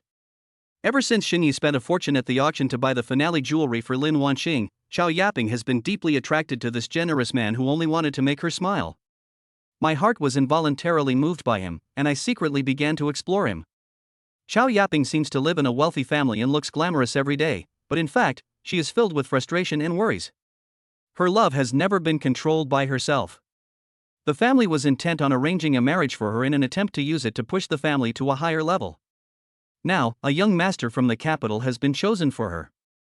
But after a little inquiry, Chow Yaping found out that the young master led an extremely romantic life, was surrounded by countless young models and celebrities, and his private life was extremely chaotic. What made it even more difficult for her to accept was that she had heard that the other party had many creepy and perverted habits. Chow Yaping could not accept such a marriage partner in any way. But she also knew that if she rejected this marriage, according to her family's temperament, they would most likely find her someone with a similar family background, who she would not choose. In such a predicament, Chow Yaping turned her attention to Shini. This man who could please the beauty at an auction and spend a fortune without blinking an eye was undoubtedly the perfect safe haven in her eyes. However, Chow Yaping's understanding of Shini was limited to his name. Shini seemed like a mysterious figure who appeared out of nowhere. She searched through all the wealthy circles in Shangjing City, but could not find a rich man with the surname Shin who matched him. All clues ended here. As for contact information, I have no idea. At the auction, Lin Wanqing left her own phone number, so there was no way Chow Yaping could go to Lin Wanqing to ask for Shinya's contact information. After all, she couldn't just tell people straight out that she had a crush on her man, right? Chow Yaping knows very well that in the world of love, most people find it difficult to accept the one for multiple uses relationship model. Although she might be able to accept it reluctantly, she also understood that this would not be recognized in the eyes of the world. But fate is so wonderful.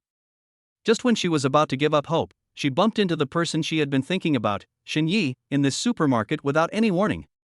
What asked that expression? Shin Yi was full of doubts and had already prepared himself to be scolded. After all, that glance of his did seem a bit abrupt. But the girl opposite him not only did not show any anger, but there was even a hint of surprise on her face, which made him confused and completely at a loss. Boss Shin, long time no see. Chow Yaping instantly put on a warm and intimate expression and walked over, each step seeming to carry an alluring charm. Who are you? Shin Yi looked confused. The woman in front of him did look somewhat familiar. But recently he has been dealing with many women, and there are so many different faces that he couldn't remember who she was for a while. Boss Shin, you don't remember me now. Chow Yaping pouted her lips slightly, looking pitiful and aggrieved, and stared at Shin Yi with her big watery eyes. Shin Yi felt his heart tremble, and he was a little overwhelmed by the stare, and secretly sighed, too charming, this woman. I'm sorry, beautiful lady, you must have recognized the wrong person, I really don't remember you. Shin Yi looked sincere. As soon as these words were spoken, Chow Yaping was instantly poured cold water on. She originally thought that with her outstanding appearance and unique temperament, she would be able to leave some impression in Shinya's heart. But reality was like a heavy hammer, shattering her fantasy. Chow Yaping's face flashed with embarrassment, but she quickly adjusted herself, still smiling, and patiently explained. Boss Shin, I'm the auctioneer you spent so much money on that day. Chapter 129 Chow the Beautiful. Auctioneer? Shin Yi raised his eyebrows slightly, and the scene of the auction that day flashed through his mind like lightning. The image of a beautiful woman wearing a cheongsam and with a graceful figure instantly became clear. Are you Chow Yaping, the beautiful lady? There was a hint of surprise in his tone. Boss Shun, just call me Yaping. I'm not some great beauty. Chow Yaping's lips curled up slightly, and a perfect blush appeared on her face. Shin Yi naturally understood that she was being modest. After all, with Chow Yaping's appearance and temperament, if she is not considered a beauty, then there are very few people in this world who can deserve the word beauty. At this moment, Shin Yi couldn't help but sigh inwardly that the Chow Yaping in front of him was completely different from the one at the auction. At the auction table, Chow Yaping wore heavy makeup, showing her mature charm and powerful aura. Now, she only wears light makeup, looking fresh and natural, like a girl next door. No wonder I didn't recognize her at first.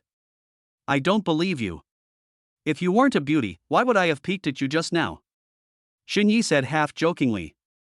Chow Yaping raised her hand and patted her chest gently, her movements elegant and playful. As long as Mr. Shin still remembers Yaping will be happy. But luckily I turned around and took a look just now, otherwise I would have missed you, Mr. Shin. I have always wanted to make friends with you. Xinyi secretly praised him in his heart, thinking that he was worthy of being brought up in a big family. His words and actions were just right. After Chow Yaping's explanation, his seemingly abrupt peeking behavior seemed to become natural, and the awkward atmosphere disappeared instantly. To be honest, ever since that day, I've wanted to make friends with you, but I never had the chance. After saying this, although Chow Yaping had some doubts in her heart, she still maintained a sweet smile on her face. She knew in her heart that Xinye's words were probably just a courtesy, but she didn't care. After all, being able to talk to Xinye already made her very satisfied. Then Mr. Shin, why don't we add a contact method? Xinye naturally agreed readily. In his opinion, one more friend means one more way, especially someone like Chow Yaping who has outstanding temperament and extraordinary background. As for the reason why Chow Yaping took the initiative to add his contact information, Xinye guessed that she was probably attracted by his strong background in financial resources. As for the fact that Chow Yaping would fall in love with him and pursue him, Xinye secretly shook his head in his heart, not believing it at all. What kind of man has a strong woman like Chow Yaping, who comes from a big family, not seen? How could he fall for me, who already has a partner? He just thought it was a fantasy and a daydream. Miss Chow, you can just call me Xinyi or Xiao Yi. Seeing that the two of them had successfully added green bubbles, Xinyi said with a smile, his tone revealing intimacy. The name Miss Chow came from Xinye's own mouth, which made Chow Yaping slightly startled, and a strange feeling surged in her heart. Normally, no one would call her that. It always felt a little weird to have her surname coupled with that name, as if. However, Chow Yaping knew that Xinyi had no ill intentions, so it was not easy for her to ask him to change his words. After all, if you insist on asking for it, you will appear guilty.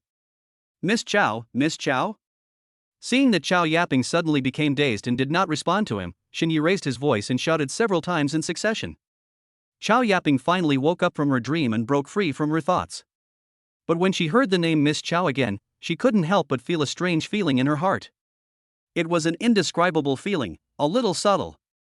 Do you really want to investigate a beautiful woman like me? Chow Yaping thought to herself. Brother Shin, are you going to buy some food to cook at home? Do you want to come to my house and try my cooking? As Chow Yaping spoke, she took the initiative to change the address from Mr. Shin to Brother Shin, which instantly narrowed the distance between the two. What she didn't know was that Xinyi was actually only 18 years old. If she knew the truth, she didn't know how she would feel.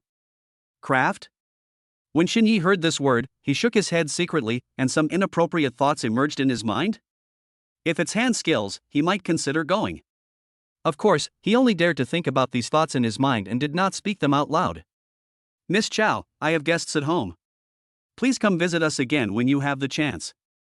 Xinyi politely declined with an apologetic smile on his face. Chow Yaping's heart tightened slightly, thinking that Xinyi was making excuses to shirk responsibility, and she couldn't help feeling a little disappointed. But she came from a big family after all, and she was very well-mannered. She quickly adjusted her mood, still with a decent smile on her face, and said, "Okay, let's make an appointment next time. By the way, Miss Chow, why did you only buy cucumbers?" Xinye's eyes fell on the long and thick cucumber in Chow Yaping's hand, and he asked in confusion. After all, a beautiful woman with outstanding temperament holding a cucumber tightly in the supermarket, the picture exudes a unique sense of incongruity no matter how you look at it, which really makes people curious. Chow Yaping subconsciously followed Xinye's gaze, and then she suddenly realized that she was still holding the cucumber she had just picked in her hand.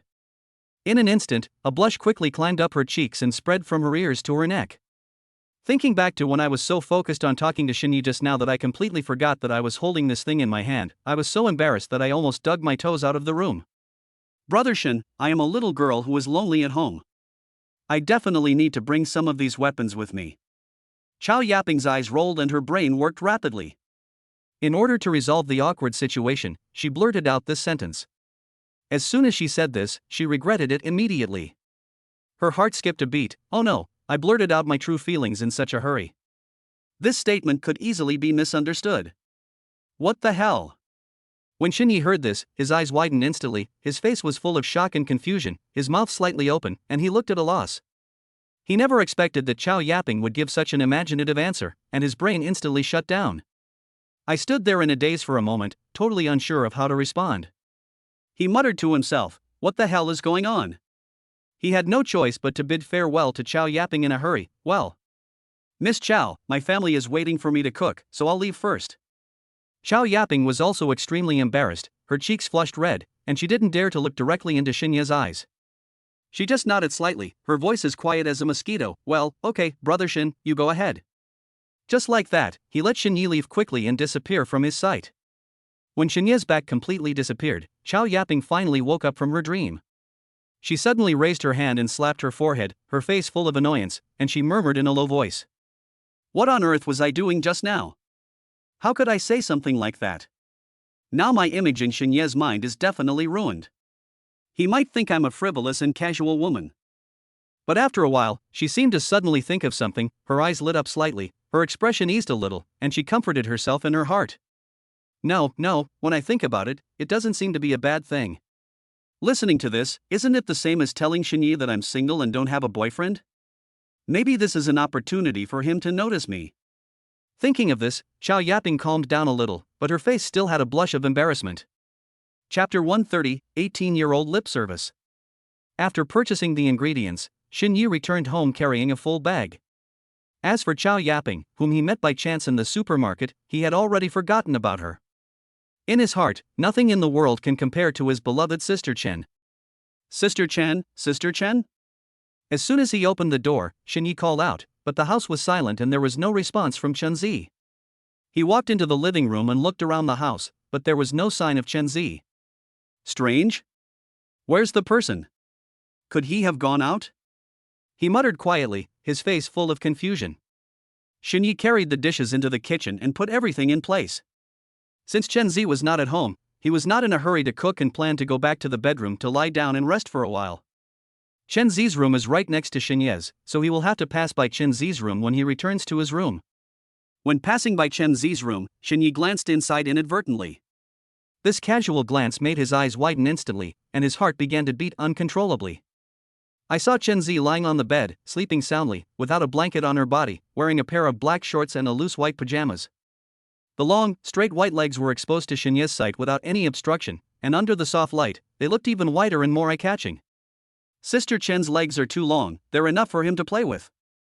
Xinye's throat tightened and he licked his lips involuntarily, with some charming thoughts flashing through his mind. Soon, he came to his senses and realized that it would be easy to catch a cold if he slept without a blanket. So he tiptoed into the room, came to the bed, took a quilt from the side, and covered Chen Zi gently, fearing to wake up the sleeping beauty. But who could have thought that just after she had covered herself with the quilt, Chen Zi seemed to have noticed something and suddenly turned over, throwing the quilt that she had covered herself with so much difficulty aside again. Xinye sighed helplessly and was about to move forward again, but suddenly stopped. Because he was far away, he couldn't see clearly. But when he got closer, Chen Zi's pair of long legs, which were so white that they were almost glowing, came into his sight without reservation, attracting his attention firmly. Xinye felt his brain go blank and his body seemed out of control. He reached out his hand and touched it gently. The moment his fingertips touched the delicate skin, he was shocked all over, as if waking up from a dream. Damn, she's my mom's best friend. This thought exploded in his mind like a thunder, and Xinye quickly let go of his hand. But even though his hand had retracted, the warm touch left on his fingertips still lingered in his heart, unable to be shaken off. Sister Chen, why don't you cover yourself with the quilt? Aren't you deliberately tempting yourself? Xinye secretly complained in his heart, just to make Chen Zi cover herself with the quilt and not catch a cold. He gritted his teeth, stretched out his hand temporarily, and gently controlled Chen Zi's body, trying to keep her quiet. During this process, he inadvertently raised his eyes and found that Chen Zi's upper body was actually naked, and the white rabbit milk candy was faintly visible, which instantly made his blood boil. Hiss. Xinye took a deep breath and felt a hot current rushing to his forehead. He hurriedly looked away, hurriedly pulled the quilt up for Chen Zi, and turned around anxiously, wanting to escape from this embarrassing and exciting place. But fate always seems to like playing tricks on people. The moment he turned around, Chen Zi's eyelids trembled slightly and she slowly woke up. Half asleep, Chen Zi saw Xinye's hand resting on her chest. Xiao Yi, you. Chen Zi's face turned red instantly, and even her neck was flushed. She had been browsing on her phone in the bedroom for a while and fell asleep without realizing it. She never expected to see such an embarrassing scene when she opened her eyes. Is Xiaoyi doing anything bad to me just now? Chen Zi was full of doubts and uneasiness. She subconsciously felt her body and suddenly found that her big white rabbit was aching. Could it be that Xiaoyi has taken advantage of her? You know, she is not wearing anything now, she is in a vacuum state. This terrible thought swirled in her mind, making her feel ashamed and annoyed. However, Chen Zi was really wronging Xinyi. The dull pain was just caused by the pressure she had put on herself when she was sleeping on her stomach. Xinyi knew that Chen Zi had misunderstood him. He quickly explained, Sister Chen, I was just covering you with a blanket. Real? Xinyi nodded hurriedly, his head pounding like garlic, and said firmly, It's absolutely true, Sister Chen, how could I lie to you? Then why is it that I? Chen Zi was halfway through her words when she suddenly realized that what she said was inappropriate. A blush instantly appeared on her face, as beautiful as a ripe peach. Where? Xinyi looked confused and tilted his head slightly. He really didn't understand the meaning of Chen Zi's words. Nothing, you heard it wrong. Chen Zi turned her head away, her voice as low as a mosquito's, full of regret that she almost let the cat out of the bag. She couldn't tell her best friend's son that her big white rabbit was in pain. Xiaoyi, is it possible that I can't believe you? Chen Zi coughed lightly, trying to ease the embarrassment, forced a smile on her face, and pretended to be relaxed. What were you explaining just now? I have never seen you before when you were a child. As she spoke, she waved her hands, as if she was telling a very ordinary story. Explain? Didn't you ask that first? Xinyi thought to himself. Suddenly he heard Chen Zi's last words, which made him extremely embarrassed. Really? Sister Chen, I don't even remember. Well, of course it's true, you were very young at that time. How could Xinyi tolerate such words, even if they were said when he was a child? After all, men can't say no. Sister Chen, I'm not small. So how old are you? Chen Zi asked knowingly. I'm 18 years old. Chen Zi rolled her eyes at him unhappily and spat, I'm not asking about your age. There was a hint of anger in his tone. It's not age. Chen Zi was stunned. If it's not age, then what else could it be? Suddenly, an indescribable picture emerged involuntarily in my mind, my face turned red instantly, and my heartbeat suddenly accelerated. She took a deep breath and thought to herself, Hiss, is that still possible? Seeing Chen Zi suddenly freeze up with her eyes wandering, Xinyi was as if he had been granted amnesty, and hurriedly said, Sister Chen, lie down for a while, I will go cook for you.